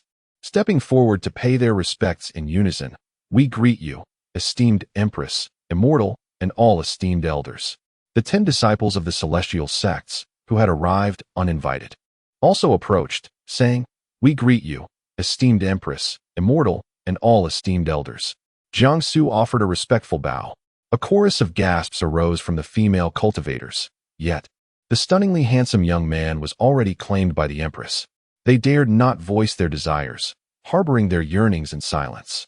Today marks a calamitous day for the entire cultivation realm. Not only have the male cultivators suffered heartbreak, but the female cultivators have too. Although Jiangsu's visage was known only to the top 10 female cultivators of the demonic domain, from this day forth, the women of the celestial realm would swiftly experience the pangs of love, only to find themselves in despair. Morong Yin, the leader of the top 10 demonic realms, sought to regain control over the situation. "Ladies and gentlemen, please be at ease." For reasons unknown, the expression of the immortal Qin Haoran appeared exceedingly poor, a condition he could not seem to remedy. The gathered individuals, seasoned in the ways of the world, had heard whispers of the immortal's unrequited love for the Empress. They were well aware that her affections lay solely with Jiang He, the foremost disciple of the demonic sect. Jiang Su's demeanor seemed untroubled, yet deep down, as a man, he was quite perturbed that it was not he standing beside his wife. He realized he still lacked sufficient strength. Qin Haoran, the immortal, quipped, "Could you simply report your identification? And by the way, I am seated." The leader of the Kongpeng sect, Shen Yang, cast a glance at the Empress, who subtly indicated that he could take the lead in this matter. After all, the 7 initiation secret realm belonged to the Kongpeng sect, and she felt it necessary to extend this courtesy. Shen Yang was on the verge of breaking into a cold sweat, for he was utterly at a loss regarding how to proceed. Indeed, the situation felt akin to a battlefield. Shifting the discourse towards cultivation and experience, he began to extol Jiang He.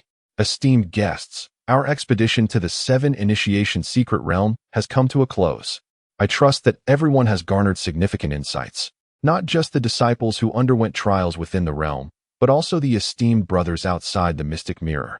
The crowd murmured in disbelief. "Are you suggesting that we have merely harvested a breath of air? Astonishment? Were we trampled by Jiang He? Or perhaps fed dog food?" Yet, he believed that their experiences transcended mere survival. They had formed bonds of camaraderie. The friendships among the 10 demon sects were born from such trials. The crowd retorted, "Friendship? Are you referring to the time during the mutation of the 10,000-year phoenix blood tree when everyone fled in panic, neglecting even their fellow sect members? I suspect you are being rather ironic." Wiping the sweat from his brow with a handkerchief he always carried, Shen Yang found the expressions of the crowd too perilous to scrutinize further. His gaze trembled towards Lu Wuying, another sect leader, only to realize he had overlooked a crucial detail. The Kunlun Bell had indeed been claimed by Jiang He. Consequently, he could only observe Lu Wuying and the mighty Yang Shuang engrossed in their pressing matters. These pressing matters pertained to the wager regarding the divine artifact, the Kunlun Bell, as everyone sought to ascertain its rightful owner. "Oh dear, this is a windfall. Our Wuying sect's finances for decades will be secure, and the welfare of our disciples will not be in jeopardy, along with such a prized artifact. It is indeed a boon." Yang Shuang chuckled with glee, exclaiming, "Brother, we truly did not come in vain this time. Jiang He could very well earn the title of God of Wealth." While the two rejoiced, the others were less pleased. They dared not offend the Empress or the Supreme Celestial, nor the 18-year-old Jiang He who had already reached the out-of-body stage. Surely, they could not jest with Lu Wuying and Yang Shuang. "Ah, Lu Wuying, Yang Shuang, it seems you two are being somewhat unscrupulous. Who among us is unaware of how closely your Wuying sect aligns with the first demon sect? You must have known all along that Jiang He was an extraordinary talent, which is why you initiated that wager, amassing a fortune now, correct?" Lu Wuying hastily redirected the conversation, stating, "How am I being unscrupulous? You placed the wager of your own volition. I did not compel anyone else, truly. By the way, did not Elder Qi Shiyun of the Qiyun sect proclaim he would act as Jiang He's attendant? Where is he now?" Upon hearing his name, Qi Shiyun was taken aback, struck dumb. It was not that he refused to serve Jiang He, but it would undoubtedly become a source of ridicule for him in the future, as an elder and a cultivator in the nascent soul stage. Engaging in such affairs was indeed somewhat beneath him. Thus, he endeavored to minimize his presence amidst the clamor of the crowd, only to find Lu Wuying directing attention towards him in a bid to divert the spotlight. An elderly gentleman, with a sorrowful countenance, lamented, I am incapable of this task. It is imperative that a young attendant be summoned. I am but an old relic, truly unable to manage. I suggest it be entrusted to my disciples, though I merely utter this in passing." Upon hearing these words, the elder who had just completed his headstand was visibly displeased. "Qi Shiyun, you are hundreds of years old. Do you not feel the shame in uttering such words? Are your own declarations not binding? Must your disciples fulfill your commitments for you, you unashamed old man?" The two engaged in a heated exchange right then and there. The onlookers were left in a state of confusion, pondering their identities and surroundings. Meanwhile, the event's protagonist, Jiang Su, was locked in a silent standoff with the Supreme Immortal. Qin Haoran, neither willing to yield. Chapter 175. The uninvited master of the star-picking tower Xinyang gazed at the chaotic scene, akin to a bustling marketplace, utterly speechless. Yet he found himself at a loss for words to offer counsel. "All right." Murong Yin's succinct utterance quelled the two quarreling Yuanying experts. Xinyang mused that the words of the Empress indeed held sway. He promptly offered his flattery, albeit indirectly directed at the Empress. Clearing his throat, he declared, "I never anticipated that the 7 Initiations secret realm would unveil the legendary artifact, the Kunlun Bell, which has been acquired by Jiang He, the foremost disciple of the first demon sect. Truly, this is a momentous occasion for the demon domain. I propose, esteemed Empress, that Jiang He should at least be bestowed the title of an elder within the demon sect." This statement not only lauded Jiang He's qualifications and achievements, but also subtly highlighted the Empress's discerning judgment, while simultaneously alluding to the enhanced strength of the demon domain. It was indeed a masterstroke of flattery. Furthermore, with the Empress already associated with Prince Tianqi, it was clear that she could not afford to grant him the title of consort. Hence, an elder's position would be fitting. With this maneuver, Xinyang was certain to earn the Empress's admiration, perhaps even securing a favorable consideration for their Kongpung sect in the future. The assembly recognized Xinyang's intent. Xinyang, who typically appears inept and inarticulate, has surprisingly displayed such eloquence and tact. Truly, they were taken aback by his newfound prowess. However, to their astonishment, the Empress merely cast a fleeting glance in his direction, took a sip of tea, and remained silent. In that instant, Xinyang felt as if he had been struck down, questioning whether he had miscalculated his flattery. Could it be that the Empress's affections truly lay with Prince Tianqi? Or perhaps she was unwilling to extend any favor to Jiang He. "Dear Jiang He, your plight is indeed unfortunate," Jiangsu remarked. "Are you out of your mind?" Just as tensions reached a stalemate, Murong Yin set down her teacup. Concurrently, an overwhelming spiritual aura began to permeate the atmosphere, so formidable that even Murong Yin and Qin Haoran could not overlook its presence. Jiangsu sensed it as well, turning to observe. He beheld an unassuming middle-aged man ascending from the foot of the Kongpung sect mountain, his smile appearing almost painted on, remaining unchanged with each step. Lu Wuying exclaimed in disbelief, "How could this be? This is impossible. The star-picking tower has emerged? Was it not said that its appearance would herald a significant event in the cultivation realm?"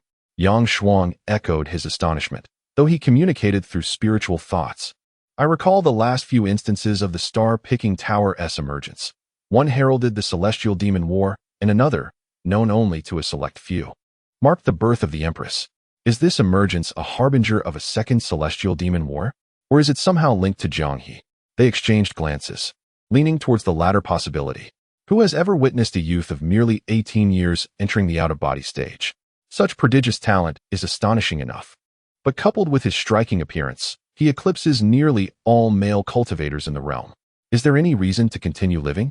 With the events of today unfolding, one can only speculate how many formidable beings in the realm of cultivation will succumb to despair. Murong Yin rose from her seat and addressed the Lord of the Star-Picking Tower, expressing her apologies for not having welcomed him properly. The Supreme Immortal, Qin Haoran, composed himself, no longer engaging in silent exchanges with Jiangsu. He surmised that the Lord's current predicament must be connected to a favor owed to the Qin family by one of his disciples a millennium ago. Thus, he stood and remarked, "My lord, your visit likely pertains to matters from 1,000 years past.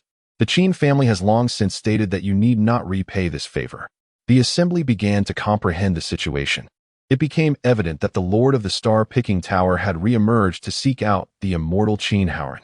They had suspected as much, considering Qin Haoran's elevated cultivation level and his recent emergence from seclusion. Just as Qin Haoran's words lingered in the air, the crowd's anticipation reached its zenith. Suddenly, the Lord of the Star-Picking Tower, Su Yunqing, beheld Jiangsu with gleaming eyes and leapt towards him, his smile appearing rather ominous. Wait. The reappearance of the Star-Picking Tower was to seek out the demon sect's chief disciple, Jiang He. Upon glancing at the Supreme Immortal, one could sense his face contorting in disbelief. How could it be that Su Yunqing was not there for him? The Qin family had indeed assisted the Lord of the Star-Picking Tower. "You are the reason for our resurgence, with your remarkable talents. You are destined to make a significant mark in the realm of cultivation. Moreover, I can sense the aura of my former disciple, Su Jejia, within you." Upon hearing this, the crowd was electrified with intrigue, their eyes shining and ears perked. Su Jejia was a legendary disciple of the Star-Picking Tower from a century ago, and many formidable beings present had either encountered her or were familiar with her legacy. As they observed, the Lord of the Star-Picking Tower, representing one of the four great powers of the lower realms, expressed admiration with a hint of intention to cultivate a relationship with the praised Jiang He. The reaction from Jiang He was one that drew gasps from the crowd. He appeared taken aback, as if confronted with something perplexing, frowning and retreating a few steps. Brother, that is the Lord of the Star-Picking Tower. Even if he were to insult you, you should greet him with a smile, especially since he is praising you. Are you truly serious about stepping back?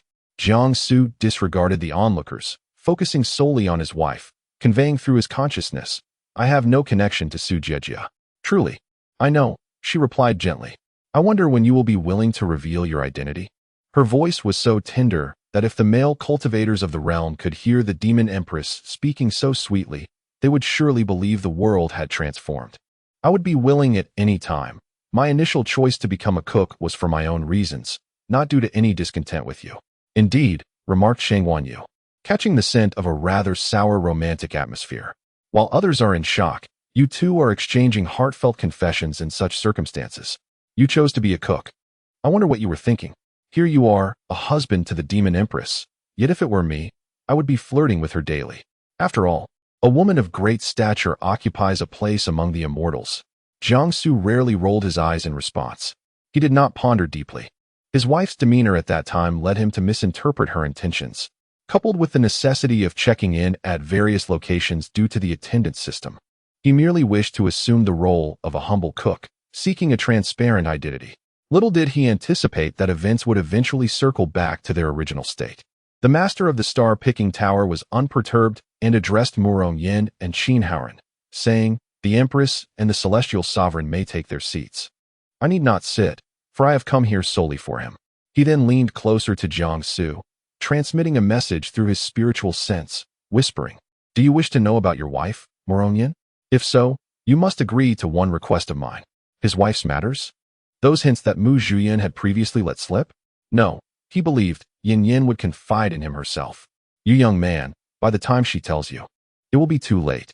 Chapter 176. Interlocked Fingers, Revealing Identities. What is it that is late? Can the matter be made clearer? Jiang Su, aside from his wife and brothers, is devoid of patience for others, regardless of whether one is the master of the Star-Picking Tower, one of the four great powers of the lower realm. Moreover, his beloved disciple has previously caused him trouble, shrouded in mystery, leaving him uncertain of what schemes his master harbors. Observing that Jiang Su remains unresponsive, he reflects that perhaps he has been a tad hasty. It would be wiser to proceed gradually and converse when they are more familiar. The onlookers witnessed the master of the Star-Picking Tower exhale a sigh, bypassing Jiang Su as he moved forward. Shenyang promptly dispatched disciples to add more seats. Su Yunshan settled beside Murong Yin. After a long separation, the Empress truly radiated an even greater beauty. How could anyone have anticipated her transformation from the petite girl I first met?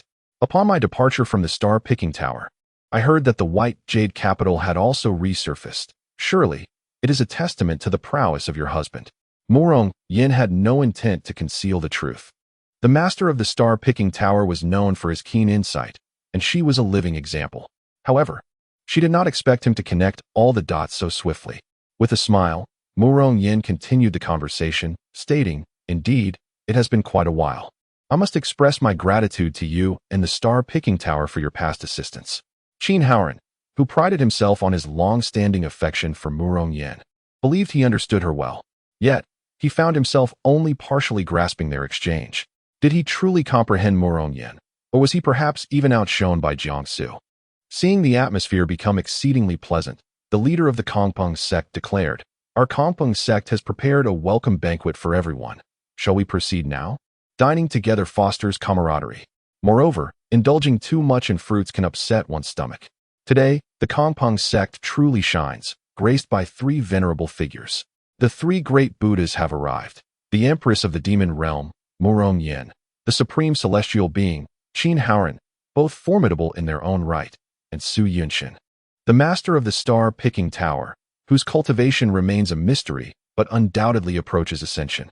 No one dared to offend any of them, nor did they feel emboldened to speak too freely, especially after the earlier flattery had fallen flat. Amidst this harmonious atmosphere, A woman's voice suddenly interjected, "What welcome banquet? May I partake?" Her tone bore a hint of charm and laced with laughter. This presence was formidable, rivaling that of the master of the star-picking tower. Both Mu Rongyan and Jiang Su recognized the voice as belonging to Mu Zhiyun. Sure enough, before the gates of the Kongpeng sect appeared a palanquin, resplendently white, adorned with red silk trimmings that exuded an impressive air. Individuals of varying ranks, all at least at the golden course stage, bore the palanquin, creating an imposing spectacle. Li Shiyan, having engaged in lively chatter with Mu Rongqi for some time, now sidled up to Jiang Gu, remarking, "Isn't that the imperial daughter of the White Jade capital? What a grand display." As soon as he finished speaking, the curtain of the soft sedan was drawn aside, revealing a hand as pure and white as jade.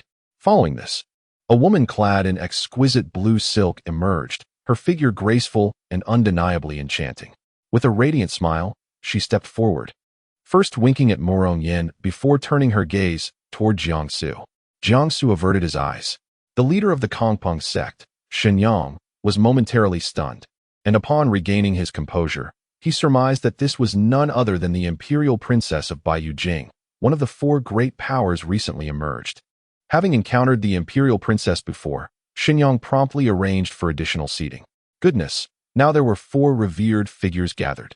With the addition of the imperial princess, who had reached the late stage of tribulation, he couldn't help but wonder if the Kongpeng sect was destined for annihilation today. Why else would so many formidable beings congregate? Leaving him thoroughly perplexed, Mu Zhiyun approached Jiang Su teasingly. "Why are you pretending not to recognize her?" Jiang Su replied, "Go on and play your games." Although he knew his wife wouldn't feel jealous due to Mu Zhiyun's presence, he still wished to maintain a respectful distance. Having encountered the imperial princess, he stepped back a few paces. The onlookers gasped in disbelief, witnessing the imperial princess and the leader of the star-picking tower gravitating toward Jiang Su, only to see him retreat as if from a deluge. Such a splendid opportunity was presented to him, and they were certain he would graciously accept. Mu Zhiyun scoffed and took her seat. Shenyang was drenched in perspiration, feeling utterly at a loss. As the atmosphere fell into a hushed stillness, he was about to suggest they hasten to their meal when the Empress stood once more, descending with unwavering determination, slowly approaching Jiang Su. His heart raced uncontrollably. Beyond his command, Mu Rongyan grasped Jiang Su's hand, their fingers entwined. It felt as though the world around them had faded into shadow, leaving only Mu Rongyan and their interlocked hands in focus. "Jiang He, that is Jiang Su, the Prince of Tianqi, and my husband, Mu Rongyan," she declared. At this revelation, the entire gathering plunged into stunned silence. Report: the leader of Qiyun's sect has coughed up blood. It was a horrifying sight. Report: Elder Mu of the Bai sect has collapsed, convulsing on the ground. Unlike the previous instance, this time it appeared genuine. He had ceased moving. Quick, someone help. Report: the deputy leader of Fuyuan's sect is preparing to leap from a cliff. Should we send someone to stop him? Report: Elder Yang Shuang of Wuying's sect is assaulting our Kongpeng sect's century-old tree. That forest is bound to suffer. The supreme immortal Qin Haoran could no longer suppress his expression.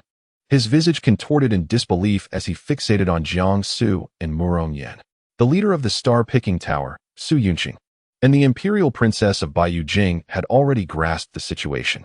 They exchanged knowing glances, engaging in a subtle conversation. "You knew all along. So did you?" It must be said that today I sought out Jiang He, hoping he would assist me in managing the Zhaixing Tower. In my advancing years, I find myself lacking the strength to carry on, and it is time for me to cultivate a successor.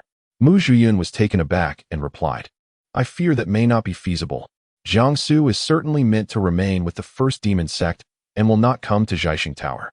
Moreover, the affairs of Zhaixing Tower are numerous and intricate, and you cannot always be present. Are you truly willing to separate this young couple? Jiang Su, you truly excel. Having secured the 10 great demon domains and the influence of Baiyu Jing, now you seek Zhaixing Tower as well? Are you intent on monopolizing the entire lower realm?" The crowd was rendered speechless. It turned out that Jiang He was none other than Jiang Su. Previously, they had been fervently disparaging these two individuals, first cursing Jiang Su and then Jiang He, only to realize that they were indeed the same person. Furthermore, it was evident that after Lady Empress's marriage to Jiang Su, misunderstandings arose between them, prompting Jiang Su to take on the role of a cook. This was merely a ruse of young lovers, a testament to their genuine feelings. The crowd pondered, am I the fool in this scenario? They could already envision the tempestuous upheaval that would ensue in the world of cultivation following this revelation. Chapter 177. The invitation for my wife. Disregarding the astonished expressions of those around her, Morong Yin smiled once more and addressed the leader of Kongpeng's sect. Xinyang, the welcome banquet is ready, let us proceed. She released her hold on Jiang Su, her cheeks tinged with a hint of crimson. You shall move in with me tomorrow. Jiang Su was momentarily taken aback. Did this imply what he thought it did?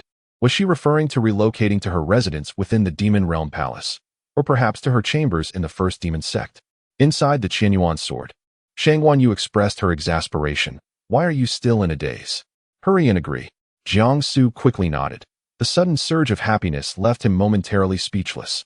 Yet, an air of unreality lingered. Receiving his affirmation, Morong Yin smiled and walked ahead.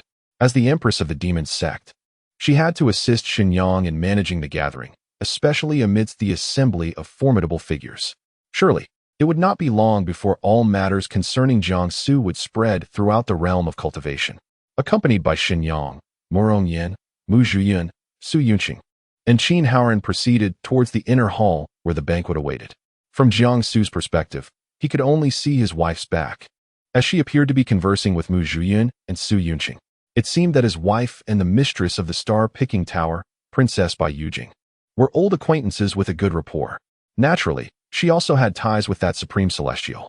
Upon this realization, Jiang Su raised an eyebrow and was about to follow when Li Shiyin and Wang Tian approached, flanking him on either side. Wang Tian feigned indignation, exclaiming, Brother Jiang, how could you be so inconsiderate? You never disclosed that you are the husband of Her Majesty the Empress. I even scolded that Prince of Enlightenment because of you, only to discover you are one and the same? What a waste of my eloquence. After clarifying the relationships, Li Shiyin promptly shifted his tone, saying, Master, did you see that supreme celestial? His face turned green with anger. TSK, why was your spiritual root not detected earlier? Was it because the elders from the Enlightenment royal family were inadequate? Such a waste of your potential for so many years. Voices erupted from both sides, their volume overwhelming, leaving Jiang Su genuinely bewildered. With a sigh, he extricated himself from their grasp and replied, Let us discuss this further after the meal. In unison, they responded, All right. Jiang Su walked ahead, followed by a lengthy procession of companions. Rong Yu sighed, realizing he had been the fool all along. No wonder he had been so tragically captured by Jiang He when he sought out Jiang Su. It seemed he had been aware of the plan from the outset, merely toying with him. Likely, Jiang Su and Morong Yin had conspired well in advance. This couple was truly remarkable. Xin Yuning approached Li Shiyin from behind and patted his shoulder. Hey, Li Shiyin, did you know something all along? Why didn't you tell us? After all, we have faced life and death challenges together. Li Shiyin was still immersed in his own world when he heard her question and replied, Even if I told you, you wouldn't believe me. Moreover, Zhang Guo is such a person that anything occurring to him is hardly surprising. It wouldn't be unusual if one day he chased after the path of heaven with a sword. Xin Yuning's tears hung precariously in her eyes, swirling around as she truly felt the depths of heartbreak. She had initially thought that the Empress had found her consort in the Prince of Tianqi, who was rumored to be extraordinarily handsome, stirring the entire realm of cultivation from the moment of his birth. It seemed that the Empress was merely captivated by a fleeting novelty, falling for Jiang He. Yet, Jiang He was merely the chief disciple of the demon sect. Once the Empress grew weary of him, she would still have her chance. In that moment, she envisioned herself by Jiang He's side, offering warmth and tenderness. However, fate had other plans. Who could have anticipated that the chief disciple of the demon sect, Jiang He, and the Empress's consort were, in fact, the same person? Li Shiyin exclaimed, Wow, you are really crying. Xin Yuning shot him a glare. How could he be so insensitive as to not offer her any comfort? Did he truly relish seeing such a beautiful woman in tears? Indeed, it was within the realm of possibility for him. Xin Yuning lifted her sleeve to dab at her eyes, only to notice a handkerchief suddenly appear before her. Wipe your tears. Attending the welcoming banquet in such a state would bring shame to our sect, he remarked. Thank you. Wang Tian had not noticed Li Shiyin following him until he turned around and saw him flirting with Xin Yuning. He clicked his tongue in admiration. What a clever lad. He is not as oblivious as I thought. Yet, the next moment, he heard Li Shiyan earnestly declare, there are plenty of beautiful flowers in the world. Why obsess over my Jianggu? It's a fruitless endeavor. Besides, Jianggu will grant me 500,000 spirit stones. When it came to the 500,000 spirit stones, both Xin Yuning and Wang Tian expected Li Shiyan's next words to be an offer to her. He indeed made an offer, but it was, I'll give you 5,000 spirit stones to buy some good wine, drink it all away, and drown your sorrows. How about that? What a brotherly gesture. Wang Tian remarked, goodness, you are indeed the same as before. Xin Yuning shot him another glare and retreated to the back of the group to join He Xianshu. The two seemed to be engaged in conversation, undoubtedly discussing Li Shiyan. Wang Tian pulled Li Shiyan aside. Li, you must seize your opportunity in love. This won't do. Look at how generous Jianggu is. What wine costs 500,000 spirit stones? I believe 5,000 is more than sufficient. Well, let's change the topic. Throughout the journey, those trailing behind Jiang Su kept chattering, while Jiang Su himself was conversing with Shang Wanyu about matters related to his identity being exposed. Disciple, since your identity has been revealed, you will henceforth be the ancestral master of the first demon sect, elevating your status significantly. However, you also carry the identity of the Prince of Tianqi. It is said that the Tianqi Emperor has yet to appoint a crown prince. Given your current cultivation level, you are bound to be taken back to be named the crown prince, even if the Empress tries to obstruct it. The title of crown prince will ultimately rest upon your shoulders, and that could lead to complications with the royal family. Jiang Su let out a sound of acknowledgement. He would never recognize that unworthy father of his. The original owner, being the youngest son, was cast aside at birth upon the revelation of his lack of spiritual roots. Left to languish in the Xiaoyao sect without a second thought. Even during festive occasions when he returned to the palace, it was done in secrecy, fearing the disgrace it might bring upon the Tianqi royal family. Now that he had attained the out-of-body stage, the Tianqi emperor wished to claim a genius son for himself. Such fortune was hardly to be expected. I shall not return to the Tianqi royal family. They hold no sway over me. After a moment of contemplation, Shang Wanyu remarked, indeed, while the influence and power of the Tianqi royal family rank first in the realm of immortals, they are utterly eclipsed by the Jiaxing Tower and Baiyu capital. As long as you manage these two factions well, you shall be fine. He immediately corrected himself. No, that is not right. Alas, I digress. Having your wife already makes you quite formidable. Even the 10 demon domains heed your command, making you no different from a demon lord. Yes, I will manage it well.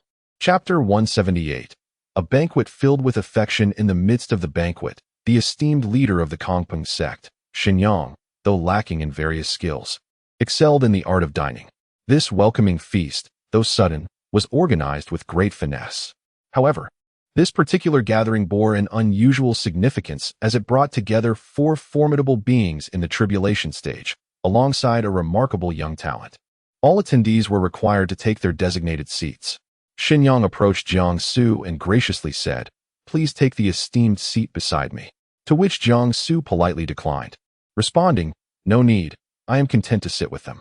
Li Shiyan and his companions had already settled at the disciples' table, hesitating to touch their chopsticks, daunted by the presence of the 4 eminent figures who had yet to make a move. Seeing Jiang Su join them was not surprising to Li Shiyan. After all, Jiang Su possessed a charm that naturally drew others to him. Jiang Su mused to himself, narcissism combined with foolishness leads to self-destruction. Jun Rong, why have you been silent throughout our journey? He inquired. Upon hearing this, Li Shiyan turned his gaze to the side, where Shi Junrong sat. His demeanor now relaxed and amiable. He replied, I simply lacked the inclination to speak. Thank you for your concern, senior brother. Li Shiyan playfully nudged him, saying, our senior brother is the founder of our first demon sect. Surely our status must be elevated as well. How amusing. Shortly after Jiang Su took his seat, someone approached him with a message from Xinyang. A mere wave of his hand sent the individuals retreating obediently, recovering from his earlier fright. Morong Qi poured a small cup of wine and approached Jiang Su, winking as he invited, brother-in-law, care for a drink? Jiang Su chuckled, poured himself a cup, and clinked glasses with him, downing the contents in one go. Li Shiyan and Wang Tian exchanged glances, having never witnessed such a radiant smile from Jiang Su. undoubtedly sparked by his brother-in-law's endearing address. Look at those female cultivators across the table. They are practically drooling. Ladies, do not become infatuated. Such admiration only leads to heartache. Much like Shen Yuning's fate, the two engaged in further light-hearted conversation, enjoying a harmonious exchange. As the preparations for the feast neared completion and attendees gathered, Xinyang first conferred with the Empress before clearing his throat to commence his speech. Jiangsu absorbed none of it. Xinyang merely reiterated the events that transpired within the secret realm, expressing reverence for the four tribulation stage beings and showering praise upon Jiangsu. Much like the tedious meetings he had attended in the modern era. At last, the moment to dine arrived. Although Jiangsu was not particularly hungry, he could not resist the exquisite presentation of the dishes prepared by the Kongpeng sect, which indeed surpassed those from the demon sect's kitchen. He partook in the meal, savoring the delightful flavors.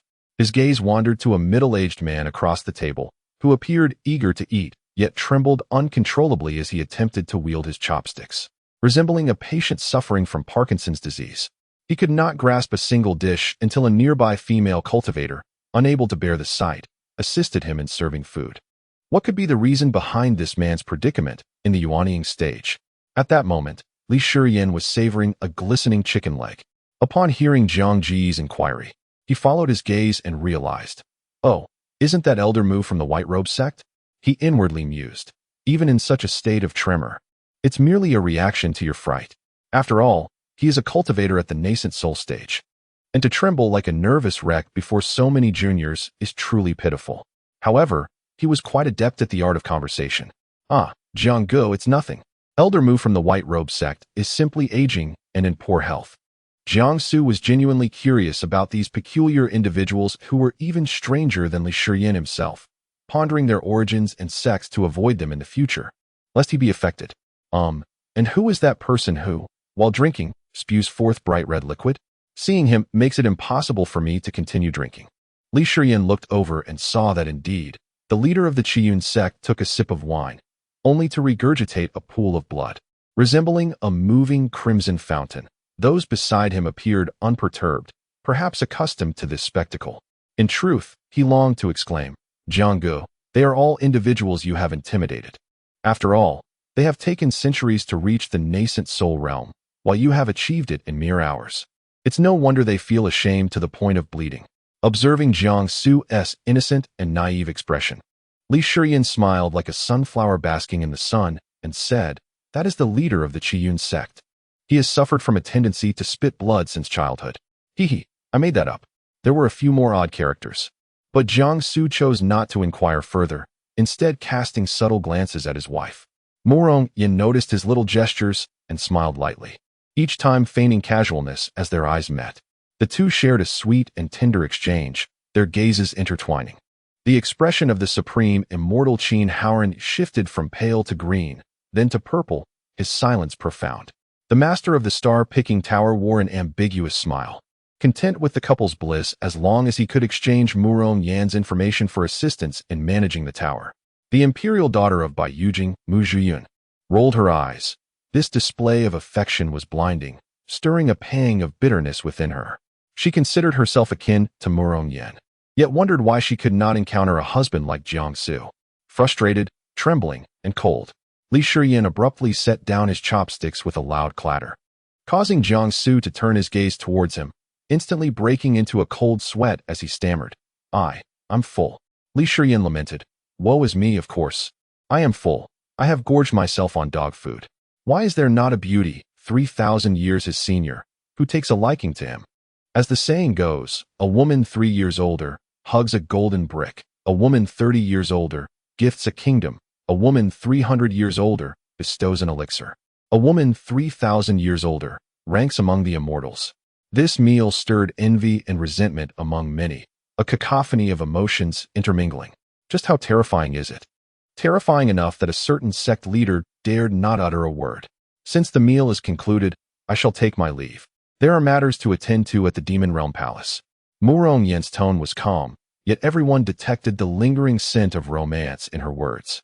They exchanged glances, observing the Empress's gaze towards Jiang Su, which indeed evoked feelings of envy and jealousy among them. After his wife departed, The esteemed immortal Qin Haoran also took his leave, accompanied by his disciples, including Rongyu. Before her departure, Rongyu graciously bid farewell to Jiang Su, brother Jiang, until we meet again.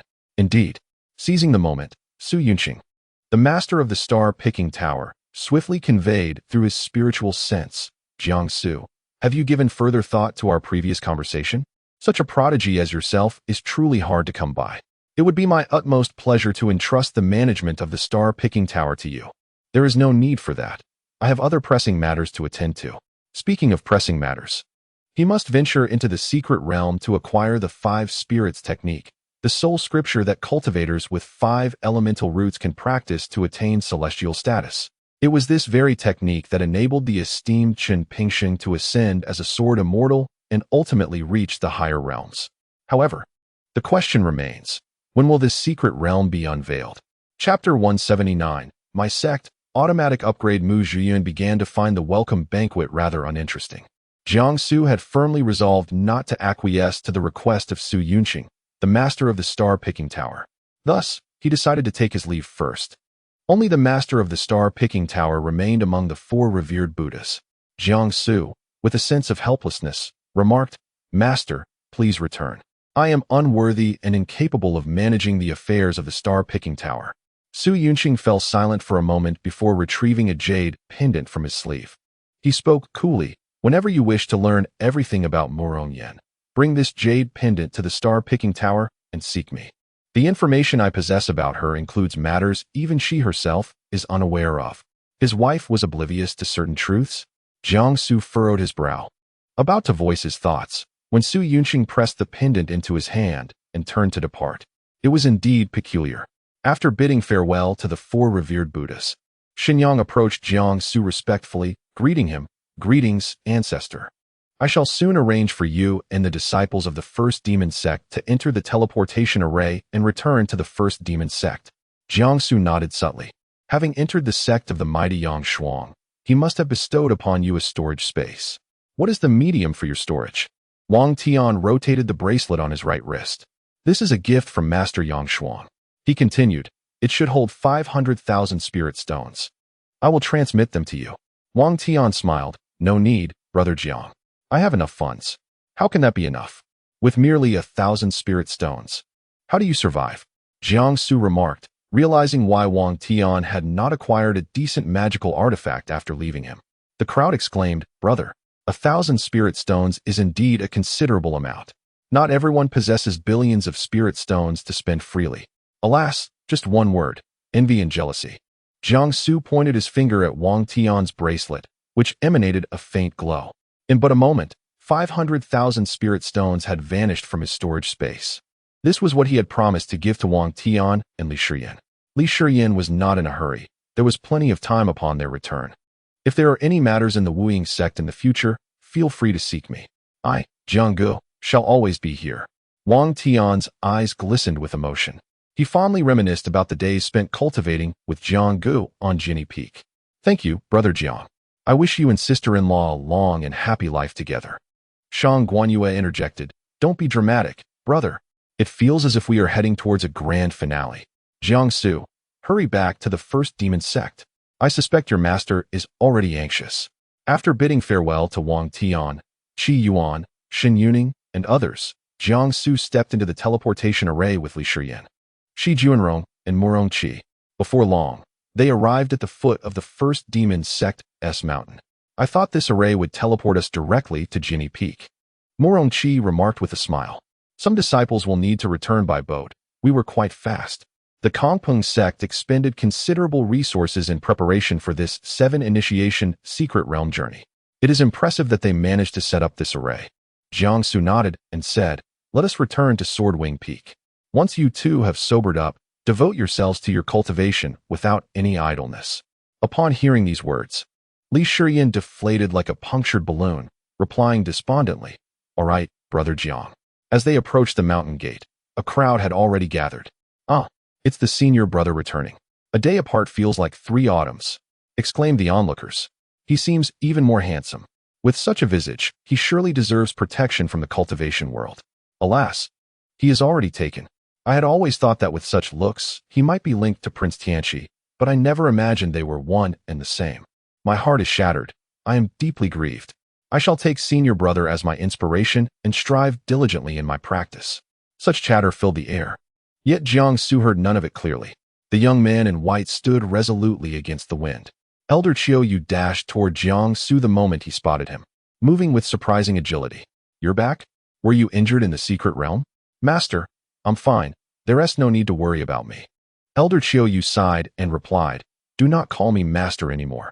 I should be addressing you as ancestor instead. I have taught you little. You have learned everything through your own studies. I owe you an apology for my previous remarks. Please do not take them to heart. Today, the emotions of Elder Chiu Yu and Su Wuyo were akin to a roller coaster ride, as they preferred not to dwell on the past. For reasons unknown, the water mirror of the first demon sect had encountered issues, leaving them unable to see subsequent events. Thus, they had to seek information from the Kompung sect. Elder Chiu Yu, Elder Wuyo, the senior brother has entered the 7 initiation secret realm, but within it, the ancient phoenix blood tree has undergone a mutation, creating numerous dangers. Elder Chiu Yu and Su Wuyo felt their hearts leap into their throats. Elder Chiu Yu, Elder Wuyo. The senior brother has resolved the situation with the ancient phoenix blood tree. Elder Chiu Yu remarked, Indeed, he is truly worthy of being your disciple. Su Wuyo added, He is indeed Jiang Su. Later, the most shocking news, which completely filled the minds of Elder Chiu Yu and Su Wuyo, was simply this. Jiang he is Jiang Su. Heavens! They had previously spoken ill of him in his presence. This would forever be remembered as one of the most awkward incidents in the history of the cultivation world. Unparalleled in its embarrassment, Jiang Su smiled and said, Master, there is no need to dwell on this. Let us return to Swordwing Peak. At the very moment Jiang Su stepped through the gates of the first demon sect, mechanical sounds echoed. A sense of foreboding suddenly washed over him. Ding, mission released. Check-in location, Carefree Sect. Time limit, none. Check-in rewards, enhanced self-healing ability and remote spatial manipulation ability. 1 Celestial Sect, top-tier disguise technique. What does the reward of 1 Celestial Sect entail? System, could you clarify this? Upon entering Swordwing Peak, you will find a letter written for you by the leader of the Carefree Sect, Jiang Su, accompanied by Elder Chiu Yu and Su Wuyo, engaged in conversation as they made their way to Jinni Peak. After recounting past events, Jiang Su stepped into a room that bore no discernible difference from when he had last departed. It seemed that Master Chiu Yu had arranged for someone to maintain its cleanliness. Indeed, upon the desk lay a letter, quietly awaiting his attention. He opened the letter, which was addressed to him, Jiang Su, disciple of the Xiaoyao sect. It has been a long time since we last met. I have heard that you have entered the out-of-body stage at the age of 18. My heartfelt congratulations. I had initially wished to spare you from these burdens, but it seems you are the only one I can entrust with the Xiaoyao sect now. I have long anticipated that I would perish during my breakthrough, yet I remain deeply concerned for the Xiaoyao sect, hence this letter. The Xiaoyao sect has long remained detached from worldly affairs, not due to a lack of ambition, but because each generation has proven less capable than the last. I can only place my hopes in you. This is the sect leader's seal. You must keep it safe. You once vowed to repay the Xiaoyao sect, and while I realize this request may be burdensome, I implore you to stabilize the sect during the tumultuous times that will follow my demise. Thank you. Upon reading this, Jiang Su felt a heavy weight settle in his heart. Why was it that both the Xiaoyao sect and Jiaxing Tower were so eager to thrust these responsibilities upon him? Ding! The sign-in system has activated a side quest. Transform the Xiaoyao sect into the foremost immortal sect. Side quest completion rate, 100. You will be rewarded with the opportunity to return to the modern world. Jiang Su remained silent for a considerable time. Can I bring others? Of course. A flicker of interest sparked within him. However, he lamented the lack of time to undertake the construction of the Xiaoyao sect, especially considering his wife was the Empress of the demon sect. What was he to make of that? Rest assured, considering the host's schedule and emotional circumstances, a new feature will be activated, the sect construction subsystem. This system will take your needs into full account. You will merely need to adopt a secondary identity as the new leader of the Xiaoyao sect, while remaining inconspicuous. Furthermore, sect development will not require your direct involvement. It will upgrade automatically. More detailed explanations will be provided upon your entry into the Xiaoyao sect for practical demonstration. Automatic upgrades for the sect? System, you've outdone yourself. Jiang Su exclaimed, pressing down a 666 in the air. He was eager to discover the reality behind this automatic sect upgrade that the system had promised. Chapter 180. The establishment of the sect begins today as Jiang Su pondered how to secretly visit the Xianyao sect without being detected. He was interrupted by the sound of knocking at the door, accompanied by the patter of rain, which was quite heavy. With a swift motion of his hand, the door swung open, revealing Li Shiyan standing outside. Jianggu, how peculiar. Just moments ago, the sun was blazing in the summer sky, and now it's pouring rain. It's rather unusual. Master Qiu Yu mentioned that Elder Wuyo would be staying here for dinner tonight. He brushed off the water from his sleeves and pants before stepping inside. Jiang Su tightened his grip on the letter in his hand and inquired, "When did this rain begin?" "This rain?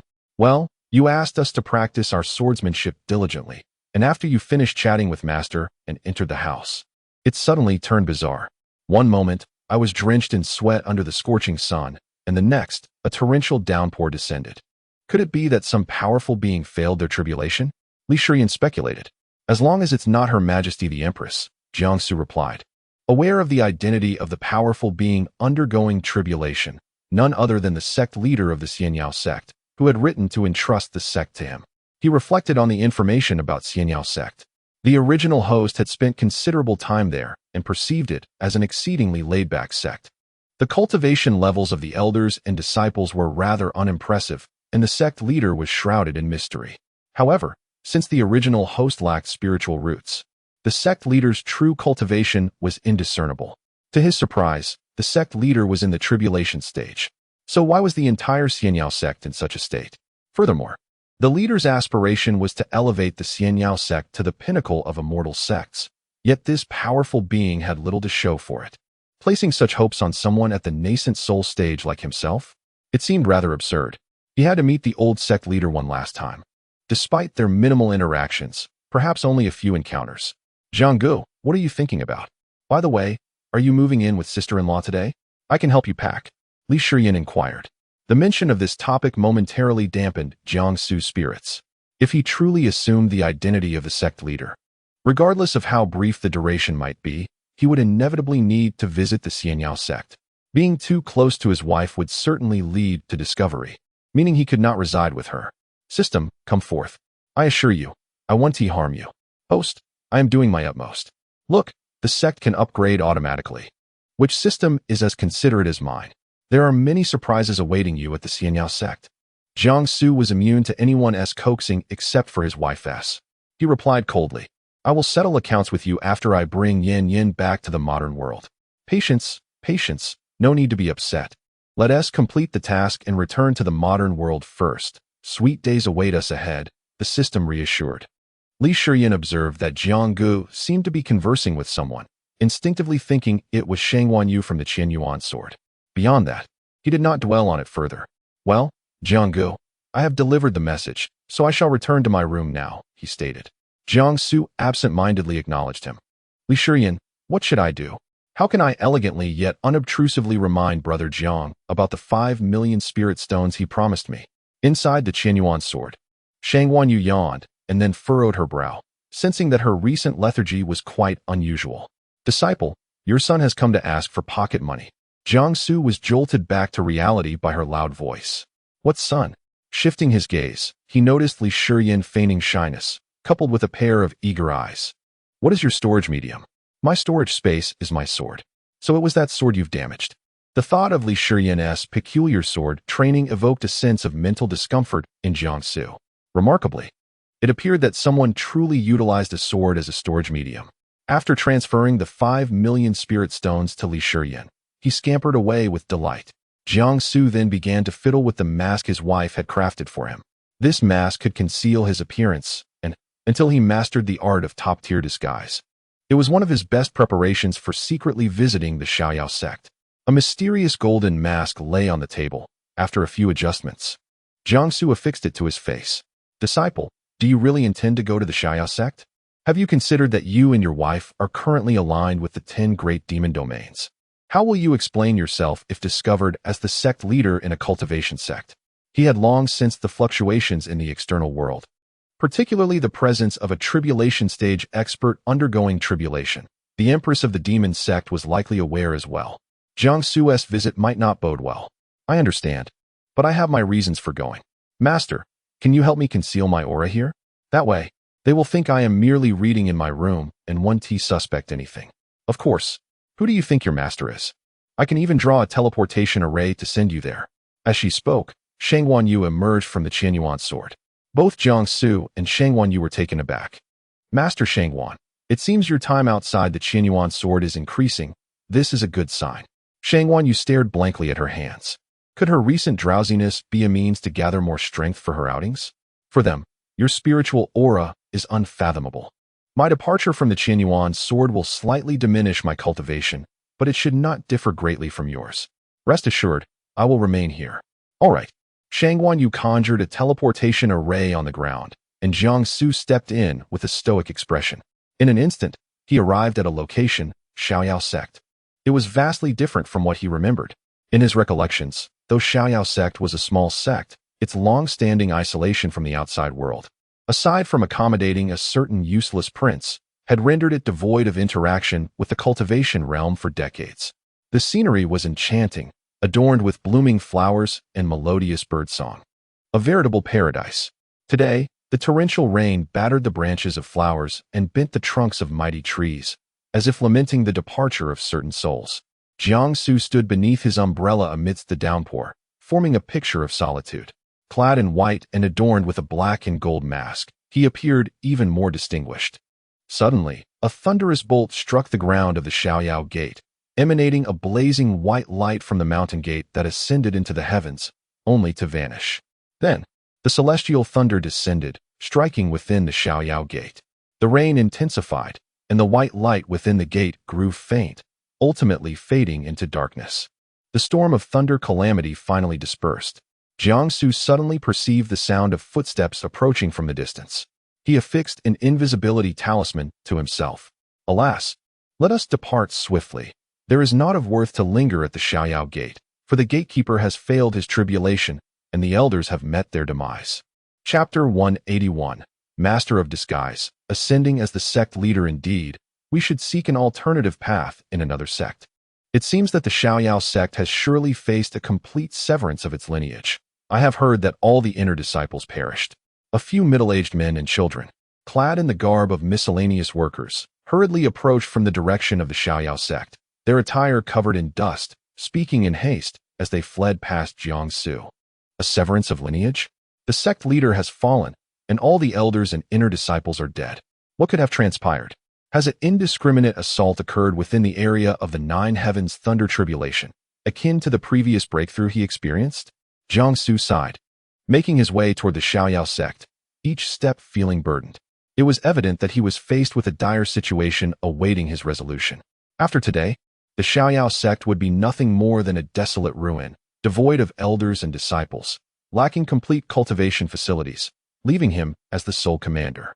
How long would it take to elevate the Xiaoyao sect to become the foremost immortal sect? He arrived at the entrance of the Xiaoyao sect. System, what do you suggest? Ding. You have completed the check-in.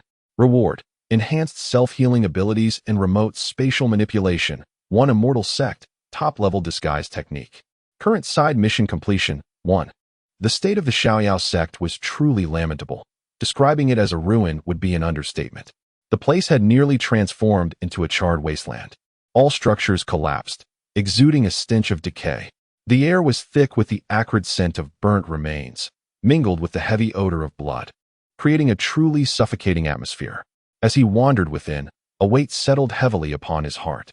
The ground was littered with corpses, some with eyes that had not yet closed, including young children who had suffered undeserved calamities. A withered hand grasped Jiangsu's ankle, startling him. He looked down to find an elderly man in white, evidently straining to reach the mountain gate from some distant place. You have arrived, the elderly voice emerged, sounding as if it had exhausted all its strength. And the hand that clutched Jiangsu's ankle fell away. Understanding the implication, Jiangsu crouched down to speak, but the old man had already drawn his last breath. Momentarily stunned, he raised his hand to cover the old man's eyes. Though words had not been exchanged, at least he could ensure the departed found peace. System. Please assist me in managing this situation. Ding. A puppet army has been assembled for you. The mechanical voice was devoid of emotion. In an instant, a legion of humanoid puppets emerged behind Jiangsu, trained and swift, quickly transporting the bodies strewn across the Xiaoyao sect to be buried upon the sacred mountain. Just as the last body was interred, the puppet army vanished. Jiangsu extended his hand to catch the rainwater dripping from the eaves. The water flowed over his wrist, chilling him. He could not quite articulate the sensation in his heart, only that it felt somewhat oppressive. His vision blurred, and for a moment, he could not discern whether it was rainwater or blood that adorned his hands. Time passed, though he could not tell how long, and the rain ceased. The system's capabilities were beyond doubt, and with the cleansing rains, this place transformed into a pristine ruin. He found a spot to sit. He had affixed an ancient invisibility talisman, and even though his wife and a group of formidable individuals, including Qin Haoran, were observing the state of the Xiaoyao Gate, he felt no fear of being discovered. The first sect of immortals has arrived. The first figure to catch his eye was Rongyu, clad in white and wearing a serious expression, followed by a group of disciples, some of whom seemed familiar from their previous encounter in the secret realm. Senior brother, why is it so clean here? It appears as though it has been tidied up. Surely, we are no longer needed? Rongyu also found it peculiar. Who could have accomplished such a feat in such a short span of time? As for the identity of the Xiaoyao Gate's master, a few witnesses were precisely what he required. System, will my wife be able to see through this top-tier disguise technique? Of course. Very well, then. Provide it to me. The same formula as before. In but a moment, all knowledge concerning the art of disguise filled Jiangsu's mind, and the system kindly provided him with a beginner's disguise kit, neatly stored in his spatial pouch. He retrieved the materials, and, while Rongyu and his group were busy exploring the vast expanse of the Xiaoyao Gate, he crafted a mask as thin as a cicada's wing. It was an unremarkable face, devoid of any distinguishing features. Then, he tore off the invisibility talisman. Rongyu and the others immediately sensed an extraordinarily potent spiritual aura. Growing wary, upon turning around, they beheld a tall man of ordinary appearance, dressed in white, standing at the mountain gate. Rongyu pondered briefly. He did not recall having seen this formidable individual before. When had such a figure emerged from the immortal domain? May I inquire as to your identity, senior? Jiangsu maintained a calm demeanor, and with his new visage, he appeared both solemn and mature. The master of the gate entrusted the Xiaoyao Gate to me, hence my presence. The onlookers quickly noticed that the emblem in the man's hand was indeed that of the Xiaoyao Gate's master. It seemed the master had anticipated his own tribulation and demise, securing a successor well in advance. Was this unfortunate soul to be deemed unlucky or a rightful heir? Presently, he was the sole representative of the Xiaoyao Gate, rendering it akin to a family extinguished. Then, may I ask how to address you, senior? Jiangmu Yen. Jiangsu chose this name, deriving it from the homophones of yen and yuan. He harbored admiration for Rong Yen. Another Jiang? Upon closer examination, the demeanor bore a resemblance to Jiangsu. It was no wonder. The surname Jiang had become ingrained in his very DNA. He had not forgotten the 18-year-old prodigy Jiangsu, who had reached the out-of-body stage, nor the enigmatic runes that lingered in his possession, the meaning of which he still could not decipher, all the while feeling no discomfort in his body. Since the lineage of the Xiaoyao sect remains unbroken, we shall refrain from further disturbances. Tomorrow, representatives from the Immortal Alliance will arrive to express their condolences and bring some offerings. Jiangsu initially contemplated allowing them to depart without delay, yet he realized that for a sect to aspire to be the foremost immortal sect, it must not only focus on its internal development, but also require a strong cohort of disciples. A powerful group of disciples fortifies the sect's influence. It is a straightforward principle. However, where could he find disciples? Who would join a sect that consists solely of him? Thus, he resolved to adopt a bold approach and seek recognition first. At the very least, the youth of the immortal realm should be made aware that the Xiaoyao sect possesses the capability to nurture them. He would convey to the immortal realm that the Xiaoyao sect is destined to become the premier immortal sect of the future. This is not arrogance. It is a necessary side quest he must undertake. Rongyu was astonished. The disciples of the foremost immortal sect were taken aback. The great powers observing the situation of the Xiaoyao sect through the water mirror were equally shocked. Such a young individual daring to utter such audacious claims. Do you believe yourself to be the consort of the demon sect's Empress, the ancient founder of the demon sect? A prodigy who entered the out-of-body stage at the tender age of 18? They all understand the virtues of humility and respect. Jiangsu, apologies, but I indeed am. Chapter 182. Automatic Upgrade. Taking on a disciple. Who is this audacious individual that has suddenly emerged? I shall surely temper his arrogance tomorrow. Thus spoke the esteemed elder of the first immortal sect, Gongzi Qian. It took 3 individuals to bring him back. Such vexation. Today, the immortal realm is particularly bustling. First, Jiangsu made waves in the cultivation world, followed by a collective heartbreak among cultivators, regardless of gender. The final event was the abrupt severance of the Xiaoyao sect's lineage, with a new sect master emerging, rumored to be exceedingly arrogant, daring to challenge the supremacy of the first immortal sect.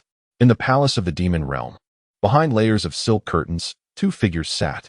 Mu Rongyan, clad in resplendent red, adorned with a delicate visage, enhanced her unparalleled beauty. Before her lay a chessboard. Your Majesty, what thoughts do you harbor regarding the Xiaoyao sect? Yuan placed a piece on the board and gently tapped it twice. Esteemed elder, you jest. The Xiaoyao sect is an entity of the immortal realm. What concern is it of ours in the demon realm? Indeed, the Empress has never shown interest in matters unrelated to the 10 great demon realms. The 2 continued their silent game of chess.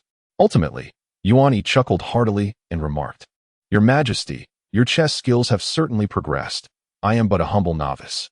I shall take my leave now, having heard you still have matters to attend to. With a respectful bow, Mu Rongyan stood, lightly gesturing, and smiled gently. Elder, you flatter me. Safe travels. I shall not see you off.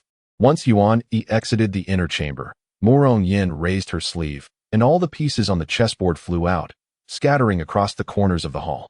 The pieces landed on the cold floor, producing a crisp sound. And Jiao, have you uncovered the matter I instructed the left minister to investigate? From the shadows of the inner chamber emerged a man clad in black, nearly invisible upon closer inspection, having served beside the Empress for many years. And Jiao instantly recognized her fury, particularly concerning Jiangsu. I have already ascertained the details, he replied respectfully, drawing a scroll from his waist and presenting it to Mu Rongyan. Mu Rongyan unfurled the scroll, and, after a cursory glance, a cold smile graced her lips, just as I suspected. From beneath her feet, icy crystals spread across the floor, climbing the pillars and enveloping the entire inner chamber in a wintry embrace. And Jiao felt an icy chill seep into his bones. Meanwhile, on Jiangsu's side, a profound silence reigned. A group of disciples from the immortal sect stood in shock, filled with indignation yet unable to voice their anger, hastily departing. Senior Jiang, I shall take my junior disciples and depart first. I will certainly convey your words. Rongyu looked at Jiang Muyan and offered a sincere smile, feeling a strange disquiet. This individual was indeed excessively audacious, and inexplicably, he felt a familiar sense about him. It was indefinable. He pondered whether he had spent too long in Jiangsu's company, causing his perception to skew, for whenever he encountered someone with a similar aura to Jiangsu, he found their words undeniably correct. Thank you. Jiangsu, under the guise of Jiang Muyan, remained unfazed by the gazes of those around him.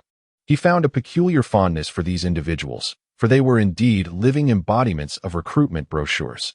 Once Rongyu and his companions departed, Jiangsu raised his hand, channeling his abilities to sense the life forces atop the Xiaoyao mountain. Regrettably, he could only detect a singular human presence. Had everyone truly vanished in such a brief span of time? And why had this individual not left? Resolute in his curiosity, he chose to investigate further. The life force remained confined within a small vicinity, and Jiangsu, possessing formidable spiritual awareness, swiftly pinpointed its source. It led him to a tranquil village, eerily devoid of any signs of life. Following the essence, he arrived at a courtyard where a child clad in a black robe stood in a daze, his movements minimal and devoid of labor. It was evident to Jiangsu that this child was not a native of Xiaoyao Mountain. The villagers would typically don simple garments rather than such opulent attire. Moreover, it was rare for the ordinary villagers of Xiaoyao Mountain to possess foundational cultivation skills. System. Activate the heavenly eye. Utilizing this ability, Jiangsu discerned the child's potential with clarity. Indeed, he had stumbled upon a treasure. The child possessed a singular spirit root associated with the wood element, boasting 20 spiritual veins, and being in the early stages of foundational cultivation. The boy, appearing around 11 or 12 years old, suddenly sensed a powerful aura emanating from Jiangsu. As their gazes met, Jiangsu blinked and inquired, "What is your name? Little brother? Have you taken a master?" "I am Shin Si-jun," the boy replied, shaking his head to indicate he had not yet taken a master. "I am Zhang Muyan. Would you be willing to join my sect?" Shin Si-jun was momentarily taken aback. Surely, this sect could not be the Xiaoyao sect, which he had just witnessed reduced to ruins. "The Xiaoyao sect?" he queried, to which Jiangsu affirmed. Though young, Shin Si-jun was perceptive enough to understand the implications. The Xiaoyao sect was in utter disarray, and joining would offer no benefit to his cultivation. However, noticing the sect leader's insignia adorning Jiangsu and recognizing his profound strength, Shin Si-jun cautiously replied, "May I first assess the situation?" He aimed to seek an opportunity to inform his family and escape. In hindsight, he regretted not fleeing with the villagers during the recent thunder tribulation. His previous laziness had led to his current predicament of being ensnared by an unusual older brother. The two stood before the ruins of the Xiaoyao sect. Shin Si-jun diplomatically stated, "Brother, I have already chosen a sect. This place truly does not suit me." Jiangsu replied nonchalantly, "How could that be? Take another look." No matter how he looked, it remained a mere wasteland. "System, it is time to initiate the automatic upgrade for the sect, is it not? I am quite eager to witness the transformation." Ding. The automatic construction mode for the sect has been activated. From directly above the heavens of the serene Xiaoyao mountain, a brilliant point of light coalesced, from which a net unfurled, enveloping the entire Xiaoyao sect. This formidable barrier was so powerful that even those in the tribulation stage could not glimpse the happenings within.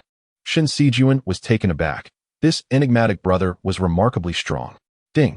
Your sect, Xiaoyao Mountain, has automatically cultivated 100-year and 1,000-year superior spiritual plants. Ding. Your sect's library has automatically stored 10,000 volumes of immortal texts and extraordinary tales. Ding. Your sect's inner hall has automatically repaired itself and awakened the auspicious dragon vein. Ding. Your sect has automatically activated the ancient protective formation of the mountain.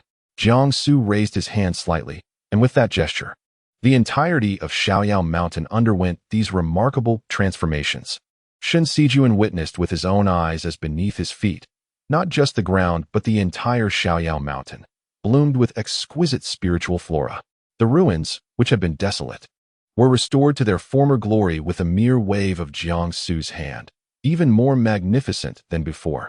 Beneath him, it seemed that an enormous spiritual vein was breaking through the earth. Good heavens!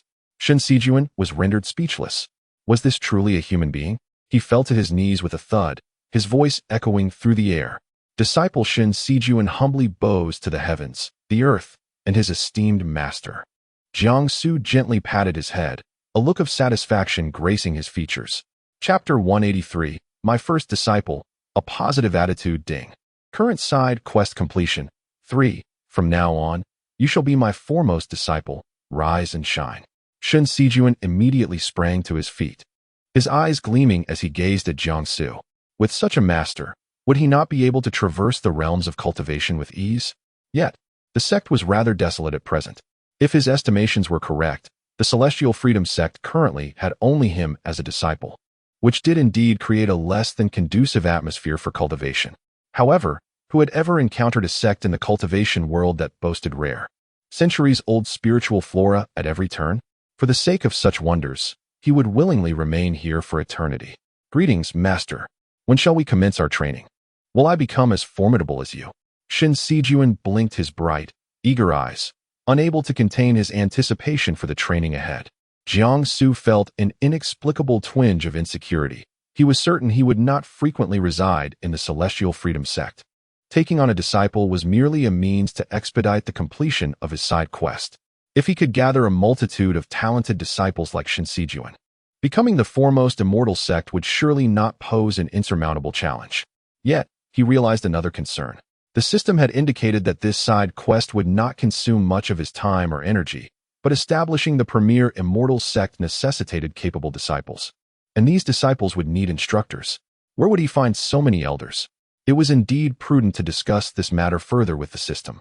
Please harvest every variety of spiritual flora on Celestial Freedom Mountain. None must be overlooked.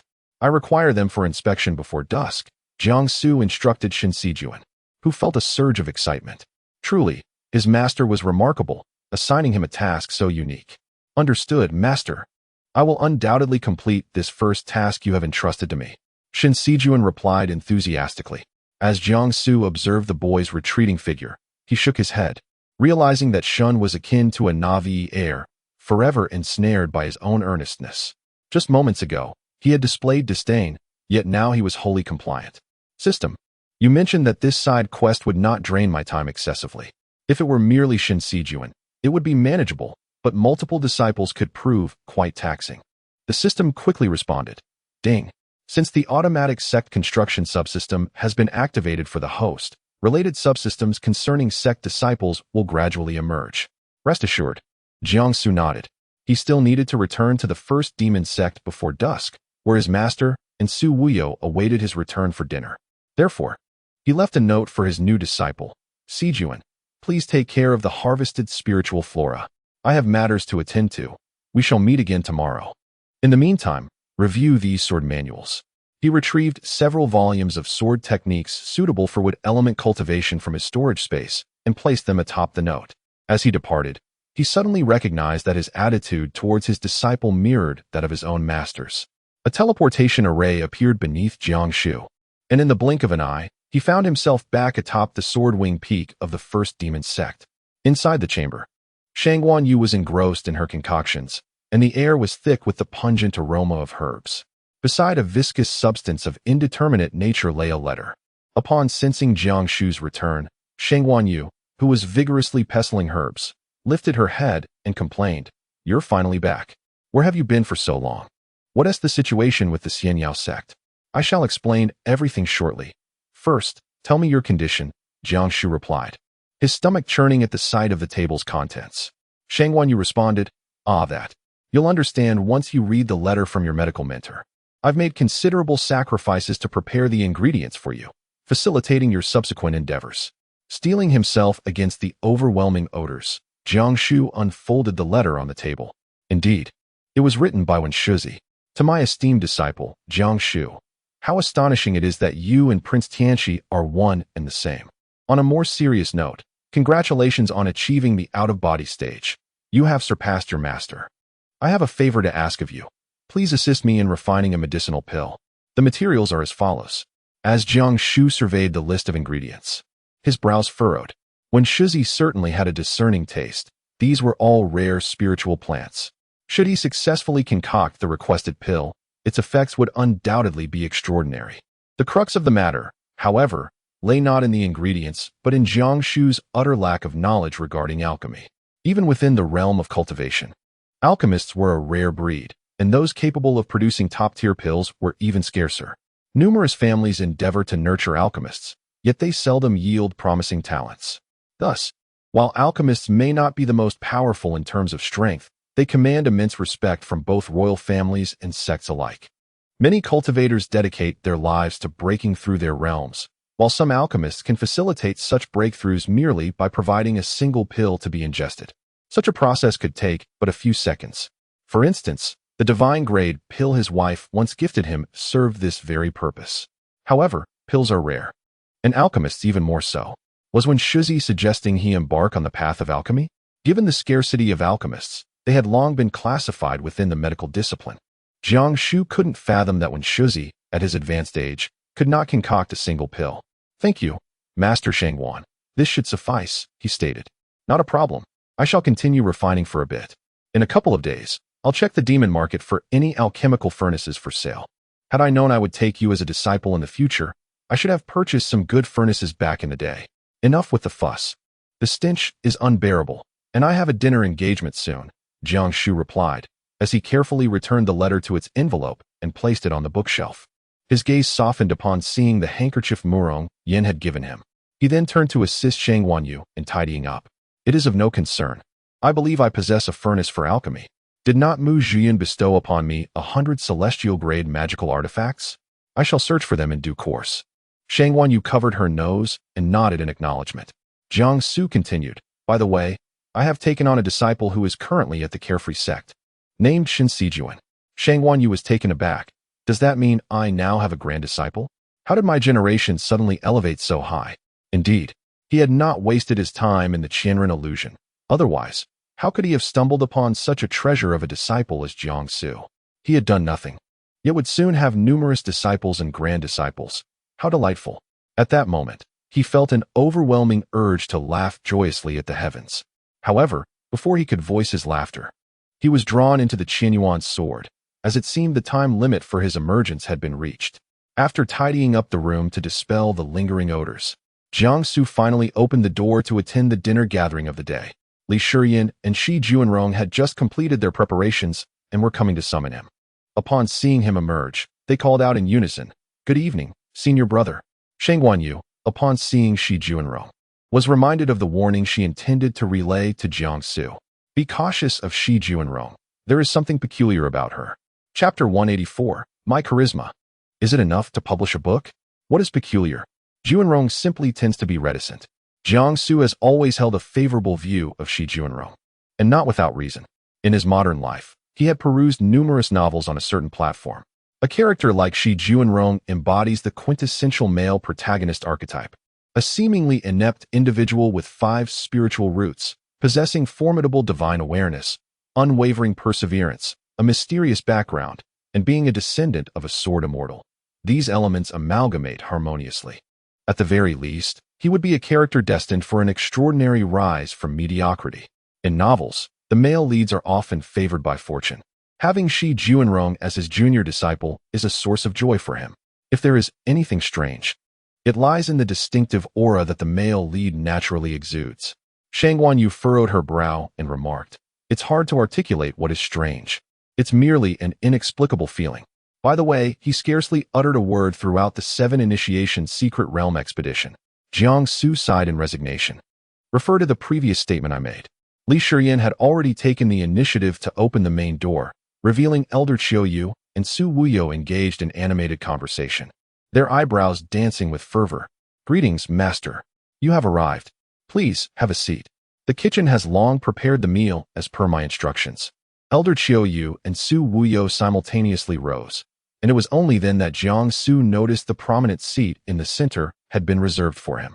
He solemnly stated, "Master, please take the esteemed seat." Elder Qiuyu hesitated for a moment, as if grappling with an internal conflict. "It's quite all right. You are my master, and it is only fitting that you occupy this seat." Elder Qiuyu wiped the sweat from his brow. How could he dare to sit there?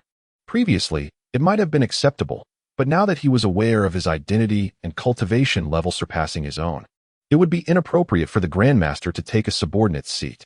Nevertheless, Jiangsu's insistence prevailed, and ultimately, he sat in the prominent position. Initially, the meal progressed in relative silence, prompting Jiangsu to gesture for Li Shiyan to enliven the atmosphere.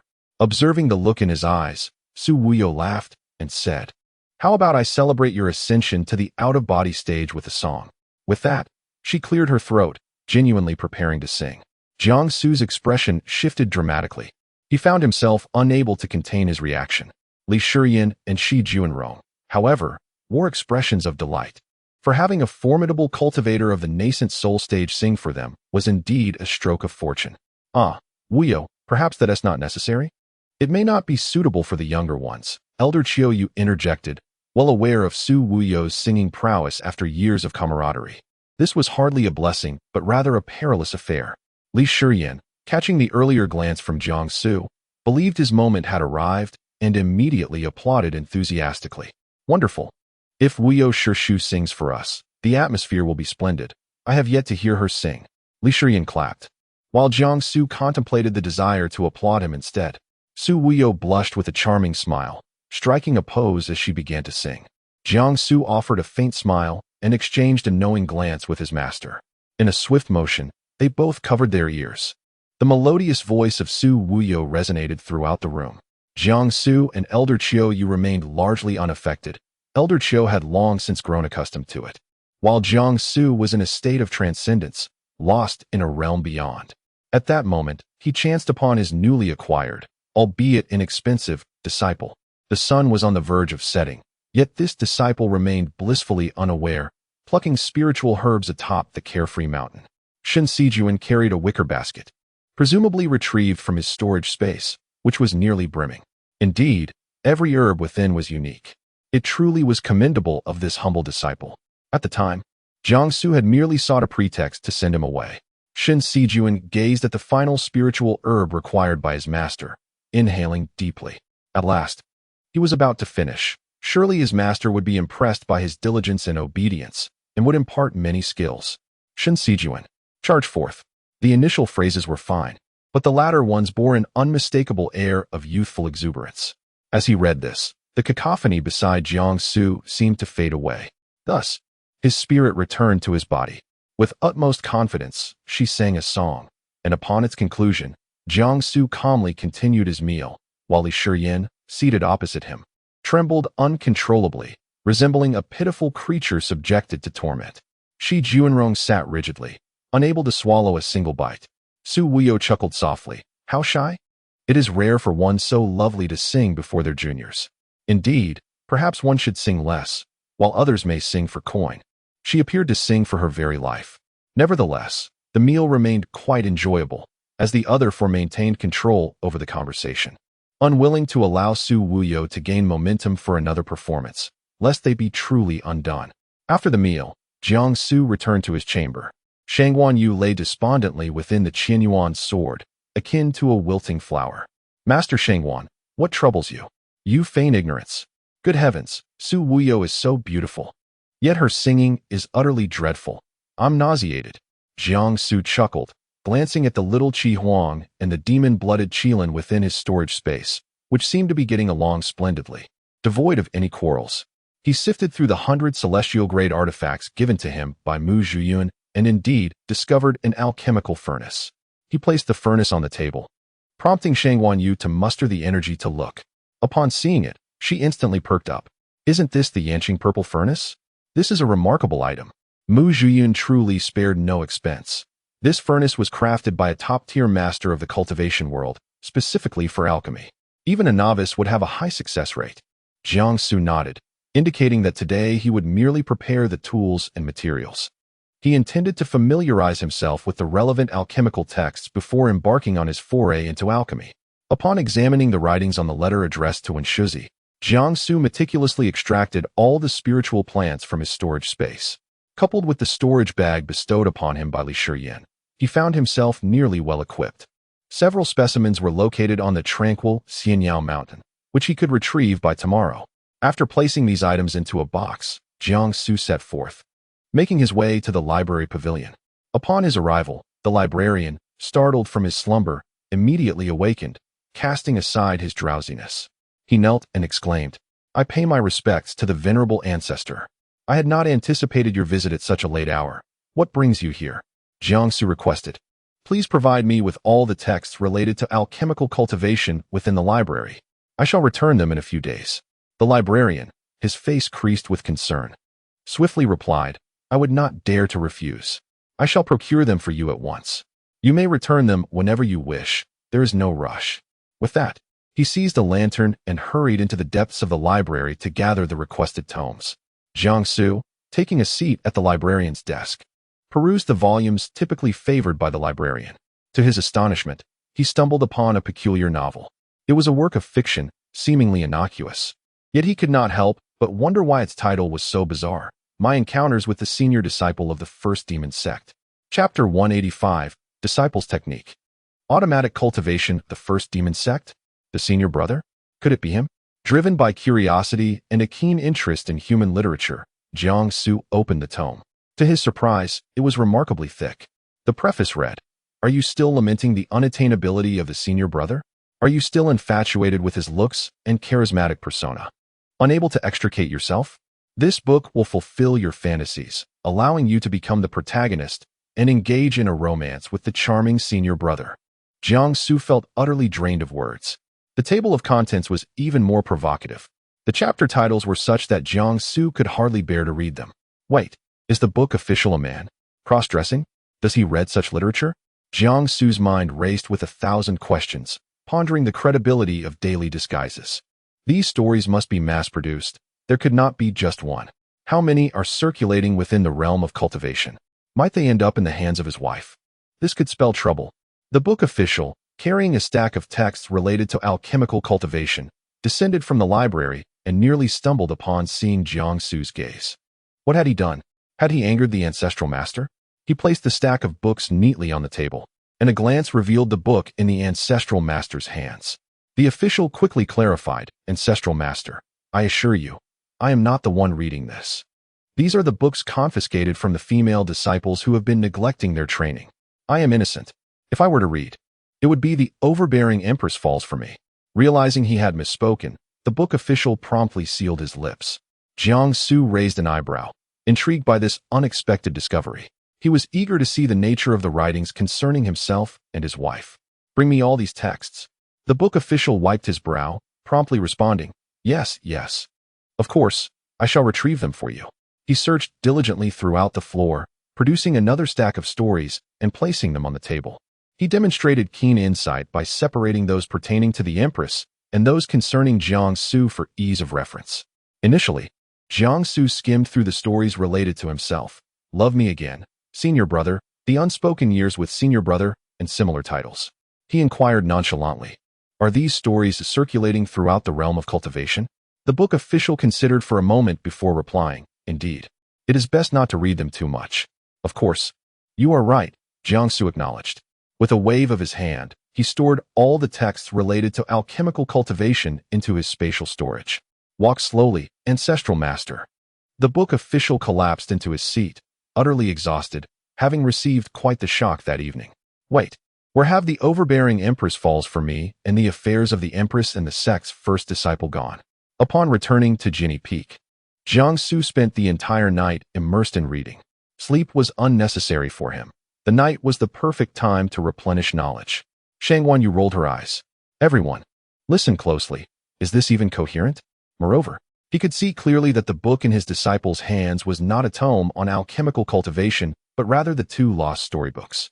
Jiangsu was utterly delighted. The principle of what is good is timeless, never wanes. The following morning, Jiangsu opened the door to welcome the morning sun. To his astonishment, he saw his master, Elder Qiuyu, instructing Li Shiyin and Shi Junro. He approached and observed for quite a while. When Elder Qiuyu took a break, he finally spoke. "Master, I shall go for a stroll." Elder Qiuyu chuckled. Go on, go on." With Jiangsu's current level of cultivation, there was no need for him to be restrained. Why should he? He afforded him great respect, as did Jiangsu in return. At the Xiayao sect, a small figure was sweeping the ground within the sect. Just yesterday, it had been pristine, but after the fallen leaves of the night, it had become dirty again. Shin Sijuan sighed. Being the sole disciple of the Xiayao sect, who else could sweep if not him? He had no choice but to tend to it. Suddenly, he sensed an immensely powerful aura. It was his master. Shin Sijuan's eyes brightened. He had thought Jiangsu would not return. The items lost were celestial techniques, but he would not be able to learn them anytime soon. Indeed, at the entrance of the Xiayao sect, he spotted a figure clad in white. It was his master. "Master, good morning." With this exclamation and the return of Jiangsu to the Xiayao sect, it seemed to have activated the subsystem previously mentioned by the system. Ding! The sign-in system's auxiliary subsystem, automatic cultivation system for sect disciples, has been activated. The goal is to significantly save time on side quests for the host, allowing more time for the main system. Persist in signing in. A myriad of questions raced through Jiangsu's mind. Why did he feel this subsystem was superior to the main system? Wouldn't it be beneficial to utilize such a feature? Wasn't it splendid? Automatic cultivation of techniques. Sensing Jiangsu's emotional fluctuations, the mechanical voice of the system continued. Ding! Next, we will introduce the auxiliary subsystem, automatic cultivation system for sect disciples. This subsystem is designed for the disciples who join the Xiayao sect under the host Jiangsu. Each month, one technique will be automatically cultivated, and as the main system upgrades, the number will gradually increase. New functional module, Disciple Information and Management, has been activated. Ding! Introducing the functional module, Disciple Information and Management. This module contains information on all disciples under the host, including names, genders, aptitudes, backgrounds, and personality analyses, facilitating a quick understanding and management of the disciples. Upon hearing this, Jiangsu could not help but applaud the system. The current system was incredibly responsive, with many aspects clearly arranged, allowing him to manage everything effortlessly. Compared to the initial rudimentary system, its capabilities had increased by several levels. He was utterly enamored. Ding. Current disciple acquisition status. Quantity, 1. Name, Shun Sijuan, first disciple. Gender, male. Qualification, early foundation stage. 20 spiritual veins, single spiritual root, wood element. Background, 19th Prince of the Yuanqi royal family. Personality, currently under observation. Jiangsu raised an eyebrow, realizing that his rather fortunate disciple was, in fact, a prince.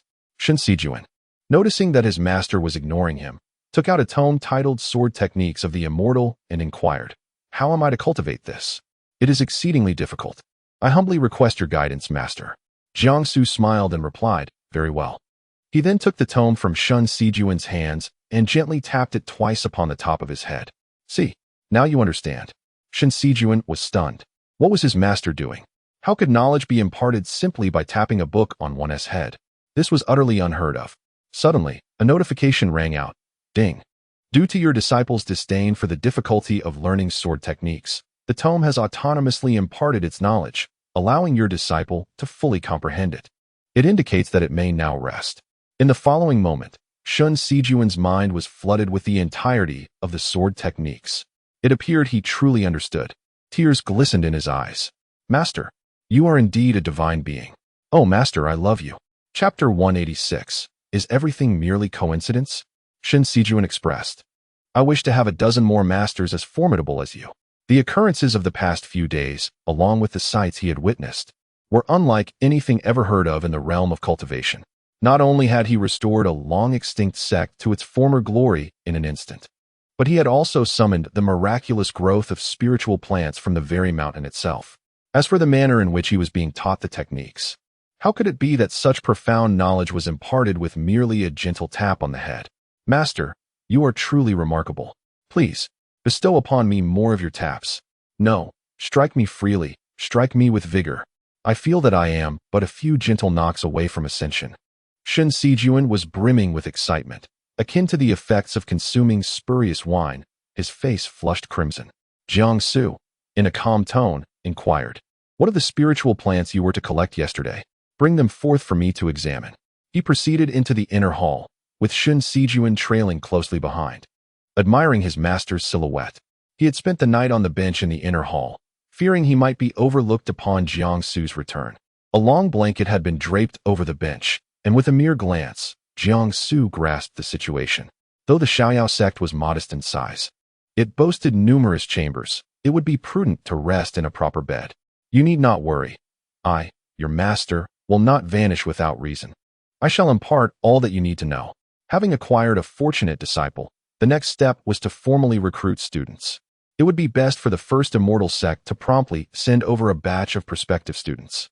Shun Sijuan nodded in agreement with Jiangsu's every word, naturally compliant. He retrieved a wicker basket from behind the bench, filled with an assortment of spiritual plants, and presented it to his master.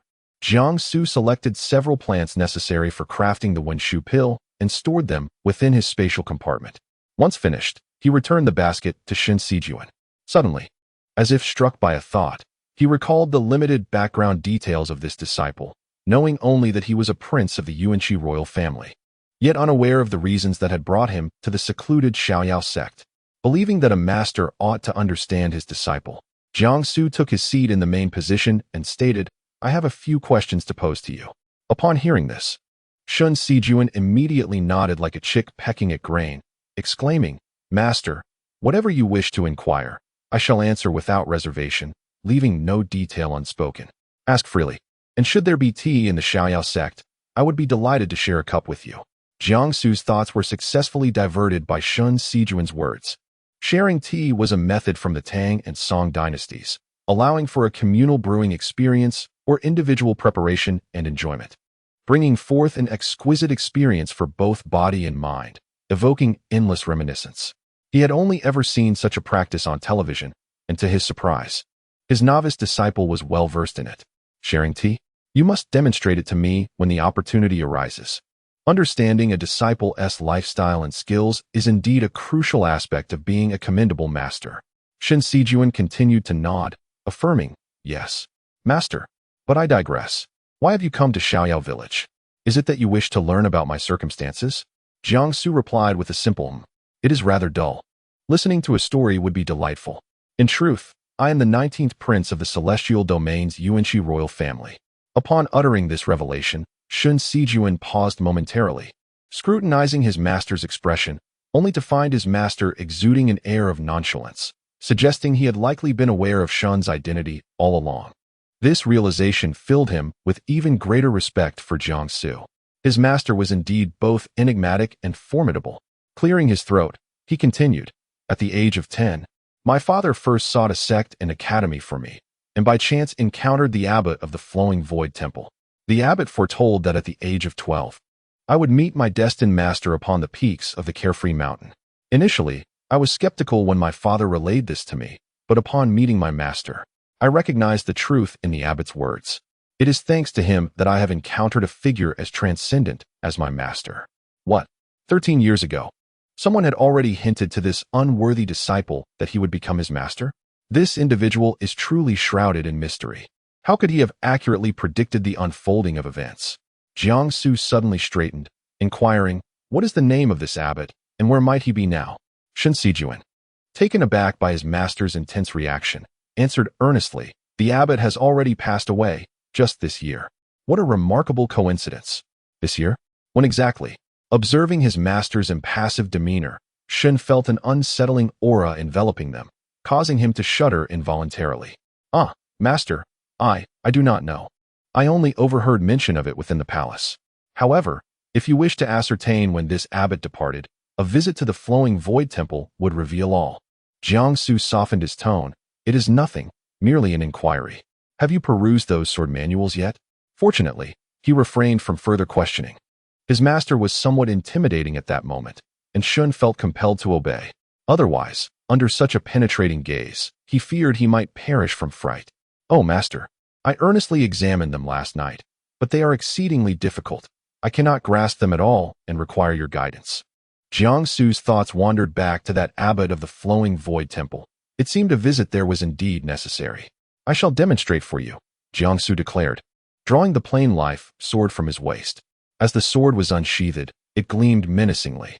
The inner hall seemed to resonate with a formidable sword energy, causing the curtains by the window to flutter, stirred not by the wind, but by the sword's motion. Jiangsu contemplated a form suitable for a 12-year-old and proceeded to illustrate the relatively simple first stance for Shen Sijuan. The Qianyuan sword technique surged forth like a soaring dragon, exuding an aura that pierced the heavens. As Shen Sijuan observed, he clapped his hands in awe, exclaiming, "Your swordplay is remarkably impressive, master. Far more graceful than those half-hearted practitioners I have encountered in the celestial domain. Have you grasped it?" After completing the demonstration and sheathing the Qianyuan sword, Jiangsu turned to find Shen Sijuan in a stupor. How can one possibly learn from just a single viewing? It is inconceivable. Then, Shen Sijuan noticed a look on his master Jiangsu's face that conveyed an expression of disbelief, as if to say, "Is it truly so simple that you cannot grasp it? Surely, a single glance should suffice." "Master, I am not you. Such a celestial sword manual. I must study it for at least a year or two, mustn't I? Furthermore, I have never encountered a master who would teach celestial sword techniques from the outset. That would be utterly preposterous," Jiangsu remarked. "Are you implying something about my masters?" "Master, I am of limited intellect, not to mention one demonstration. Even several may not suffice for me to comprehend." Jiangsu sighed, lamenting that each generation appeared to be less capable than the last.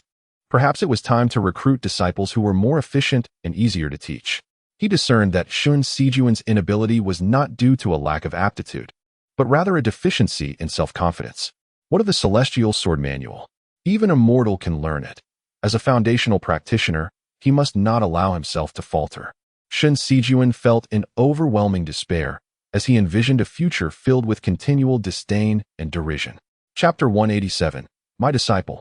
Quite arrogant while Shen Sijuan was lamenting the state of his cultivation journey, Jiangsu suddenly furrowed his brow. Something was approaching. Shen Sijuan was taken aback. What could it be? Who would dare to intrude upon their Xianyao sect?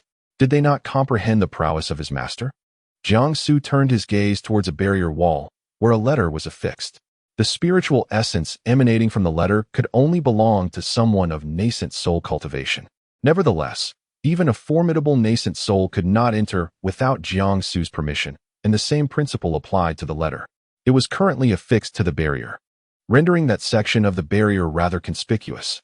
Jiang Su, not one to be plagued by obsessive thoughts, found that aside from reprimanding Shen Sijuan, there was little amusement to be had. He decided to see what the writer of the letter intended. He extended his hand, and the letter seamlessly passed through the barrier, gently landing in his palm. Shen Sijuan exclaimed, "Wow, his master truly is omnipotent. It feels as if he can accomplish anything he desires." Jiang Su opened the letter. "To the esteemed leader of the Xianyao sect, it has come to my attention that you have been rather arrogant, even sending a message back through my sect's disciples, proclaiming that the Xianyao sect will soon become the foremost immortal sect. This is a blatant provocation to our esteemed sect. I have come today to the Xianyao sect to ascertain the truth, and I kindly request your guidance. Respectfully, young Master Qian of the First Immortal Sect." After reading the letter, Jiang Su felt indifferent. It was merely someone from the Rongyu sect, perhaps an elder. However, young Master Qian's arrival was fortuitous. It was time for his somewhat privileged disciple to take some action. "System, arrange a legion of puppets at the foot of Xianyao Mountain using the formation I drew." "Understood." Jiang Su raised his hand, sketching a formation in the air. Employing an ancient protective formation against a mere elder was somewhat excessive. He could not be present at the Xianyao sect daily. This time, it was an opportunity for his privileged disciple to learn how to safeguard the sect's security in his absence. After all, Shen Sijuan would eventually become the senior disciple of Xianyao sect. Such knowledge was essential. As Jiang Su crafted the formation in the inner hall, it materialized at the foot of Xianyao Mountain. Upon arriving at Xianyao Mountain, young Master Qian was astonished by the scenery before him. The melodious chirping of birds and the fragrant blossoms indeed epitomized what Xianyao Mountain ought to be. However, the grass beneath his feet, that was no ordinary grass. These were precious spiritual plants. How could this be? Since when had Xianyao Mountain transformed into such a treasure trove, with these rare spiritual plants flourishing everywhere? It must be the illusion conjured by this new leader of the Xianyao sect. Those who rely on illusions to deceive others are surely not of good character. Young Master Qian resolved to temper his arrogance today. As young Master Qian attempted to ascend the mountain, he encountered a barrier that continually obstructed his path. Despite his cultivation, he found himself unable to breach this barrier. What on earth was this? The leader of the Xianyao sect harbored far too many devious tricks. Such antics were hardly the conduct of a righteous individual. Trapped by this entity, he found himself unable to advance further, relegated to leaning against a tree while awaiting the emergence of the leader of the Xiaoyao sect for a duel. Suddenly, he sensed an extraordinarily potent spiritual aura manifesting at the foot of the mountain, instantly heightening his vigilance. This aura was remarkably formidable. Before him, a formation gradually took shape. Being a sword cultivator, he lacked knowledge of such formations. However, upon perceiving the overwhelming strength of that aura, he instinctively condensed a barrier to safeguard himself, ready to withstand an attack in case of an ambush. Once the formation was complete, a multitude of icy puppets emerged from its various points, resembling an entire army. Young Master Qian erupted into laughter, dismissing the notion that a powerful being in the nascent soul stage could fear such trifles. Even if several more puppet armies were to appear, he remained unfazed. Who would have thought the leader of the Xiaoyao sect possessed such meager abilities? Dispatching puppet soldiers instead of facing him directly? Once I dispatch these puppets, should you fail to descend, you shall become the laughingstock of the immortal realm. Inside the inner hall, Jiang Su's expression remained unperturbed. Who truly would be the laughingstock remained uncertain. As young Master Qian's vitriolic remarks echoed through the inner hall, Shen Sijuan could no longer remain seated. How could his master, whose unparalleled sword could shatter myriad forces and possessed the ability to create worlds, be insulted by such a person? Fuming, Shen Sijuan declared, "Master, I shall confront him one-on-one." The resting Shangwan Yu within the Qian Yuan sword was awakened by the commotion, preparing to munch on seeds while observing how Jiang Su would reprimand young Master Qian, only to find Shen Sijuan resembling an agitated cat. Goodness! This was akin to a furious emperor having his authority challenged. Jiang Su chuckled upon hearing Shun Sijuan's words. Go ahead, but there's no need for a single combat. Injuries would hinder your cultivation progress. There are formidable guardians at the mountain's base to assist you, so do not toy with their lives. The final remark was delivered as if he were asking his disciple what he wished to eat for dinner. Shang Wanyu remarked, You are truly embodying that essence more and more. Shin Sijuan nodded vigorously, then hesitantly inquired, Master, what are those guardians? A brief silence enveloped the air. In the next moment, Jiang Su realized he had misspoken. Those puppets, in his eyes, were akin to modern-day mecha and combined with the formations effect. They functioned like perpetual motion machines, endlessly assaulting. I meant to say puppets. I have named them Gundam. Without a moment's hesitation, Shin Sijuan responded, So, Master named them. These puppets are truly fortunate. His reply left Jiang Su momentarily speechless, prompting him to gesture for Shun Sijuan to proceed to the mountain's base to accept young Master Qian's challenge. Shang Wanyu interjected. Your disciple is merely at the mid-stage of foundation establishment. Are you truly sending him alone? It's fine. Let him first understand the mountain's protective mechanism. A water mirror materialized in the inner hall, revealing the scene at the foot of the Xiaoyao Sect mountain. Within moments of engaging with Jiang Su's puppet army, young Master Qian swiftly detected something amiss. The ordinary puppets possess strength that is simply unfathomable, and they cannot cease their relentless operations. He fells one, yet it rises anew. An endless cycle, unyielding. Such a terrifying existence. He has underestimated these puppets, oblivious to the nefarious path treaded by the leader of the Xiaoyao sect. Capable of crafting such formidable constructs, his internal spiritual energy has already been depleted by more than half, no matter where he seeks refuge. As long as he remains within the vicinity of Xiaoyao Mountain, these puppets will relentlessly pursue him. The puppets may not tire, but he certainly does. TSK, TSK, TSK. It appears you are merely capable of this much. How dare you challenge our Xiaoyao sect at the mere nascent soul stage? The heavens themselves would only permit my master to wear their shoes, humph. You ought to reflect upon your own worth. Young Master Qian. Through the ranks of these puppet soldiers, glimpses a child standing behind them, appearing no older than 11 or 12, yet exuding an air of arrogance, his words shockingly presumptuous. Such audacity, such hubris. The Xiaoyao sect seems poised to upend the very foundations of the cultivation world. He nearly choked on a mouthful of blood, his anger almost spilling forth. A brash young lad. How dare you speak so boldly? Summon your master. Meanwhile, within the inner hall, Jiang Su, having brewed himself a cup of tea and prepared to enjoy the unfolding drama, was taken aback upon hearing Shen Sijuan's words, which were laced with 3 parts charm, 3 parts indifference, and 4 parts arrogance. He found himself unable to swallow the tea he had in his mouth. Chapter 188. The Disciple-S Strength. Slapping the elders, what does it mean that the heavenly Tao is only worthy of having my master wear its shoes? Does the heavenly Tao truly know of your arrogance? Jiang Su, can you not speak like that? Who gave you the audacity? Liang Jingru. Shang Wanyu. Wow, you truly live up to being his disciple. This young Master Qian is on the verge of being infuriated. In the spirit of humanitarianism, Shang Wanyu suggested, perhaps you should meet this young Master Qian. Your disciple's words are quite terrifying, and I fear the Immortal Alliance may come looking for you tomorrow. The first Immortal Sect, along with the Immortal Alliance. If they all suffer setbacks here, the notoriety of the Xiaoyao sect will undoubtedly rise significantly, and many children will likely come seeking to be accepted as disciples. What an unexpected opportunity for recruitment. This young Master Qian is like a living recruitment brochure. Jiang Su swallowed a sip of tea and remarked, Yes. Let us keep Shun Sijuan down there for now. Shang Wanyu. All right. Though I am unsure of your intentions, I have a feeling you are correct.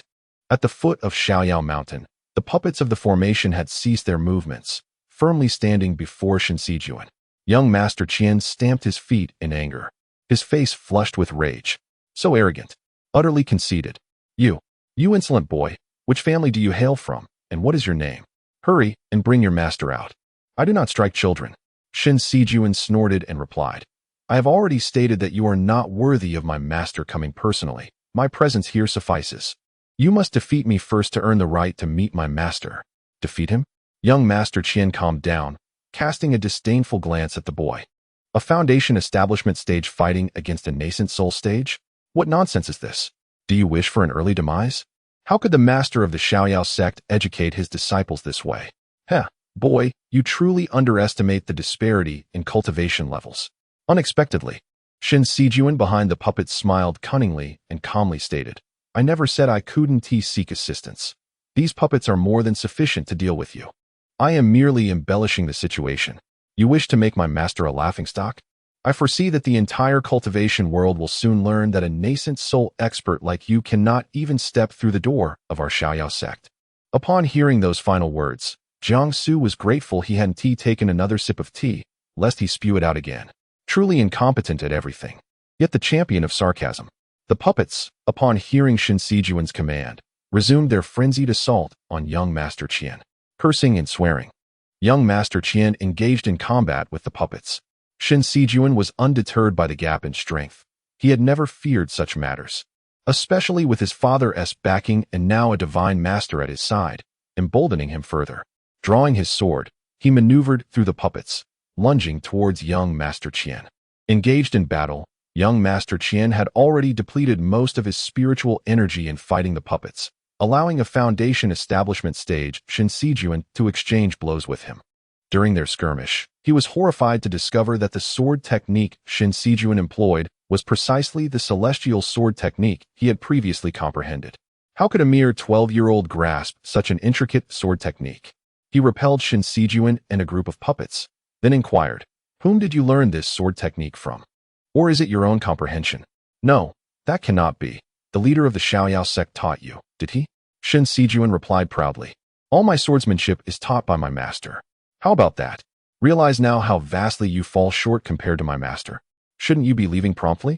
Young Master Qian was left in utter disbelief, struggling to comprehend how such celestial-level sword techniques could be imparted to a disciple at the foundation establishment stage. Just how formidable was the leader of the Xiaoyao sect? Within the inner sanctum of the Xiaoyao sect, Shang Wanyu emerged from the Qianyuan sword, drifting around the chamber like a specter. Disciple, our grand disciple is truly too arrogant. If you don't teach him a lesson, he might one day lose his footing in the world. One must remain humble outside. Just when it seemed Shang Wanyu was finally being serious, he burst out laughing the next moment. My grand disciple possesses remarkable insight. He surely knows he has a grandmaster, a figure of considerable strength. The youth's arrogance is understandable. After all, he has the foundation to be so audacious. Jiang Su remarked, Silence is golden. Disciple, what are your true intentions for the Xiaoyao sect? Perhaps you should first expand the ranks of disciples. As for their qualifications, as long as they possess spiritual roots, whether single or multiple, we shall teach them according to their aptitudes. Although he spoke thus, he was content to let the system manage things, observing the information it provided. Oh, but this is quite taxing for you, dashing between the first devil sect and the Xiaoyao sect. What if one day your wife discovers this? Wouldn't that be the end? He wondered what his disciple was thinking. The former leader of the Xiaoyao sect wanted him to take on the role of leader, and he acquiesced. Being the patriarch of a devil sect was already exhausting enough. Moreover, both celestial and demonic realms were watching him. Had it not been for his disciple's strength, he would have been discovered long ago. At the foot of the mountain, an old man and a young one had ceased their battle. Young Master Qian lay on the grass, panting. I'm tired. I won't argue with you anymore. You can think whatever you wish. When is your master coming? I can hardly endure any longer. Shen Sijuan looked at him quizzically. Don't you know to consume the spiritual herbs growing from the ground when your energy is depleted? Spiritual herbs growing from the ground. Are they truly spiritual herbs? He marveled at the abundance of them on Xiaoyao Mountain. He plucked a sprig of spiritual grass, chewed it, and swallowed. Instantly, his internal energy surged back. This was indeed a spiritual herb, a century-old one at that. He was invigorated and began to harvest the spiritual herbs with his sword. What are you doing? Those belong to our Xiaoyao sect. Young Master Qian chuckled. Do you not understand the virtue of respecting the elderly and cherishing the young? You people of the Xiaoyao sect have vexed me so. Shouldn't you compensate me for the trouble? I'm not taking that much. Shen Sijuan huffed. He decided not to fuss over it. After all, his master could easily regrow these herbs with a mere wave of his hand. If he wanted them, so be it. By the way, what is your name? And what is the name of your master? I ought to know at least who I have been defeated by. Shen Sijuan replied, My surname is Shun, Shin Sijuan. My master, the leader of the Xianyao sect, is none other than Jiang Mayan, who remains steadfast in his name and reputation. Young Master Qian took some spiritual herbs and prepared to leave, his face filled with embarrassment. Shin Sijuan, with a serious expression, declared, My master will undoubtedly become the greatest grandmaster in the world. You shall witness it. The greatest grandmaster in the world. Young Master Qian responded earnestly. Then I shall look forward to it. Jiang Su could no longer sip his tea. What was happening? Upon hearing those words, he surprisingly felt a spark of excitement. Shang Wanyu remarked, TSK, TSK, TSK. You are setting a flag for your master. The greatest grandmaster in the world. If it were Jiang Su, it might not be impossible.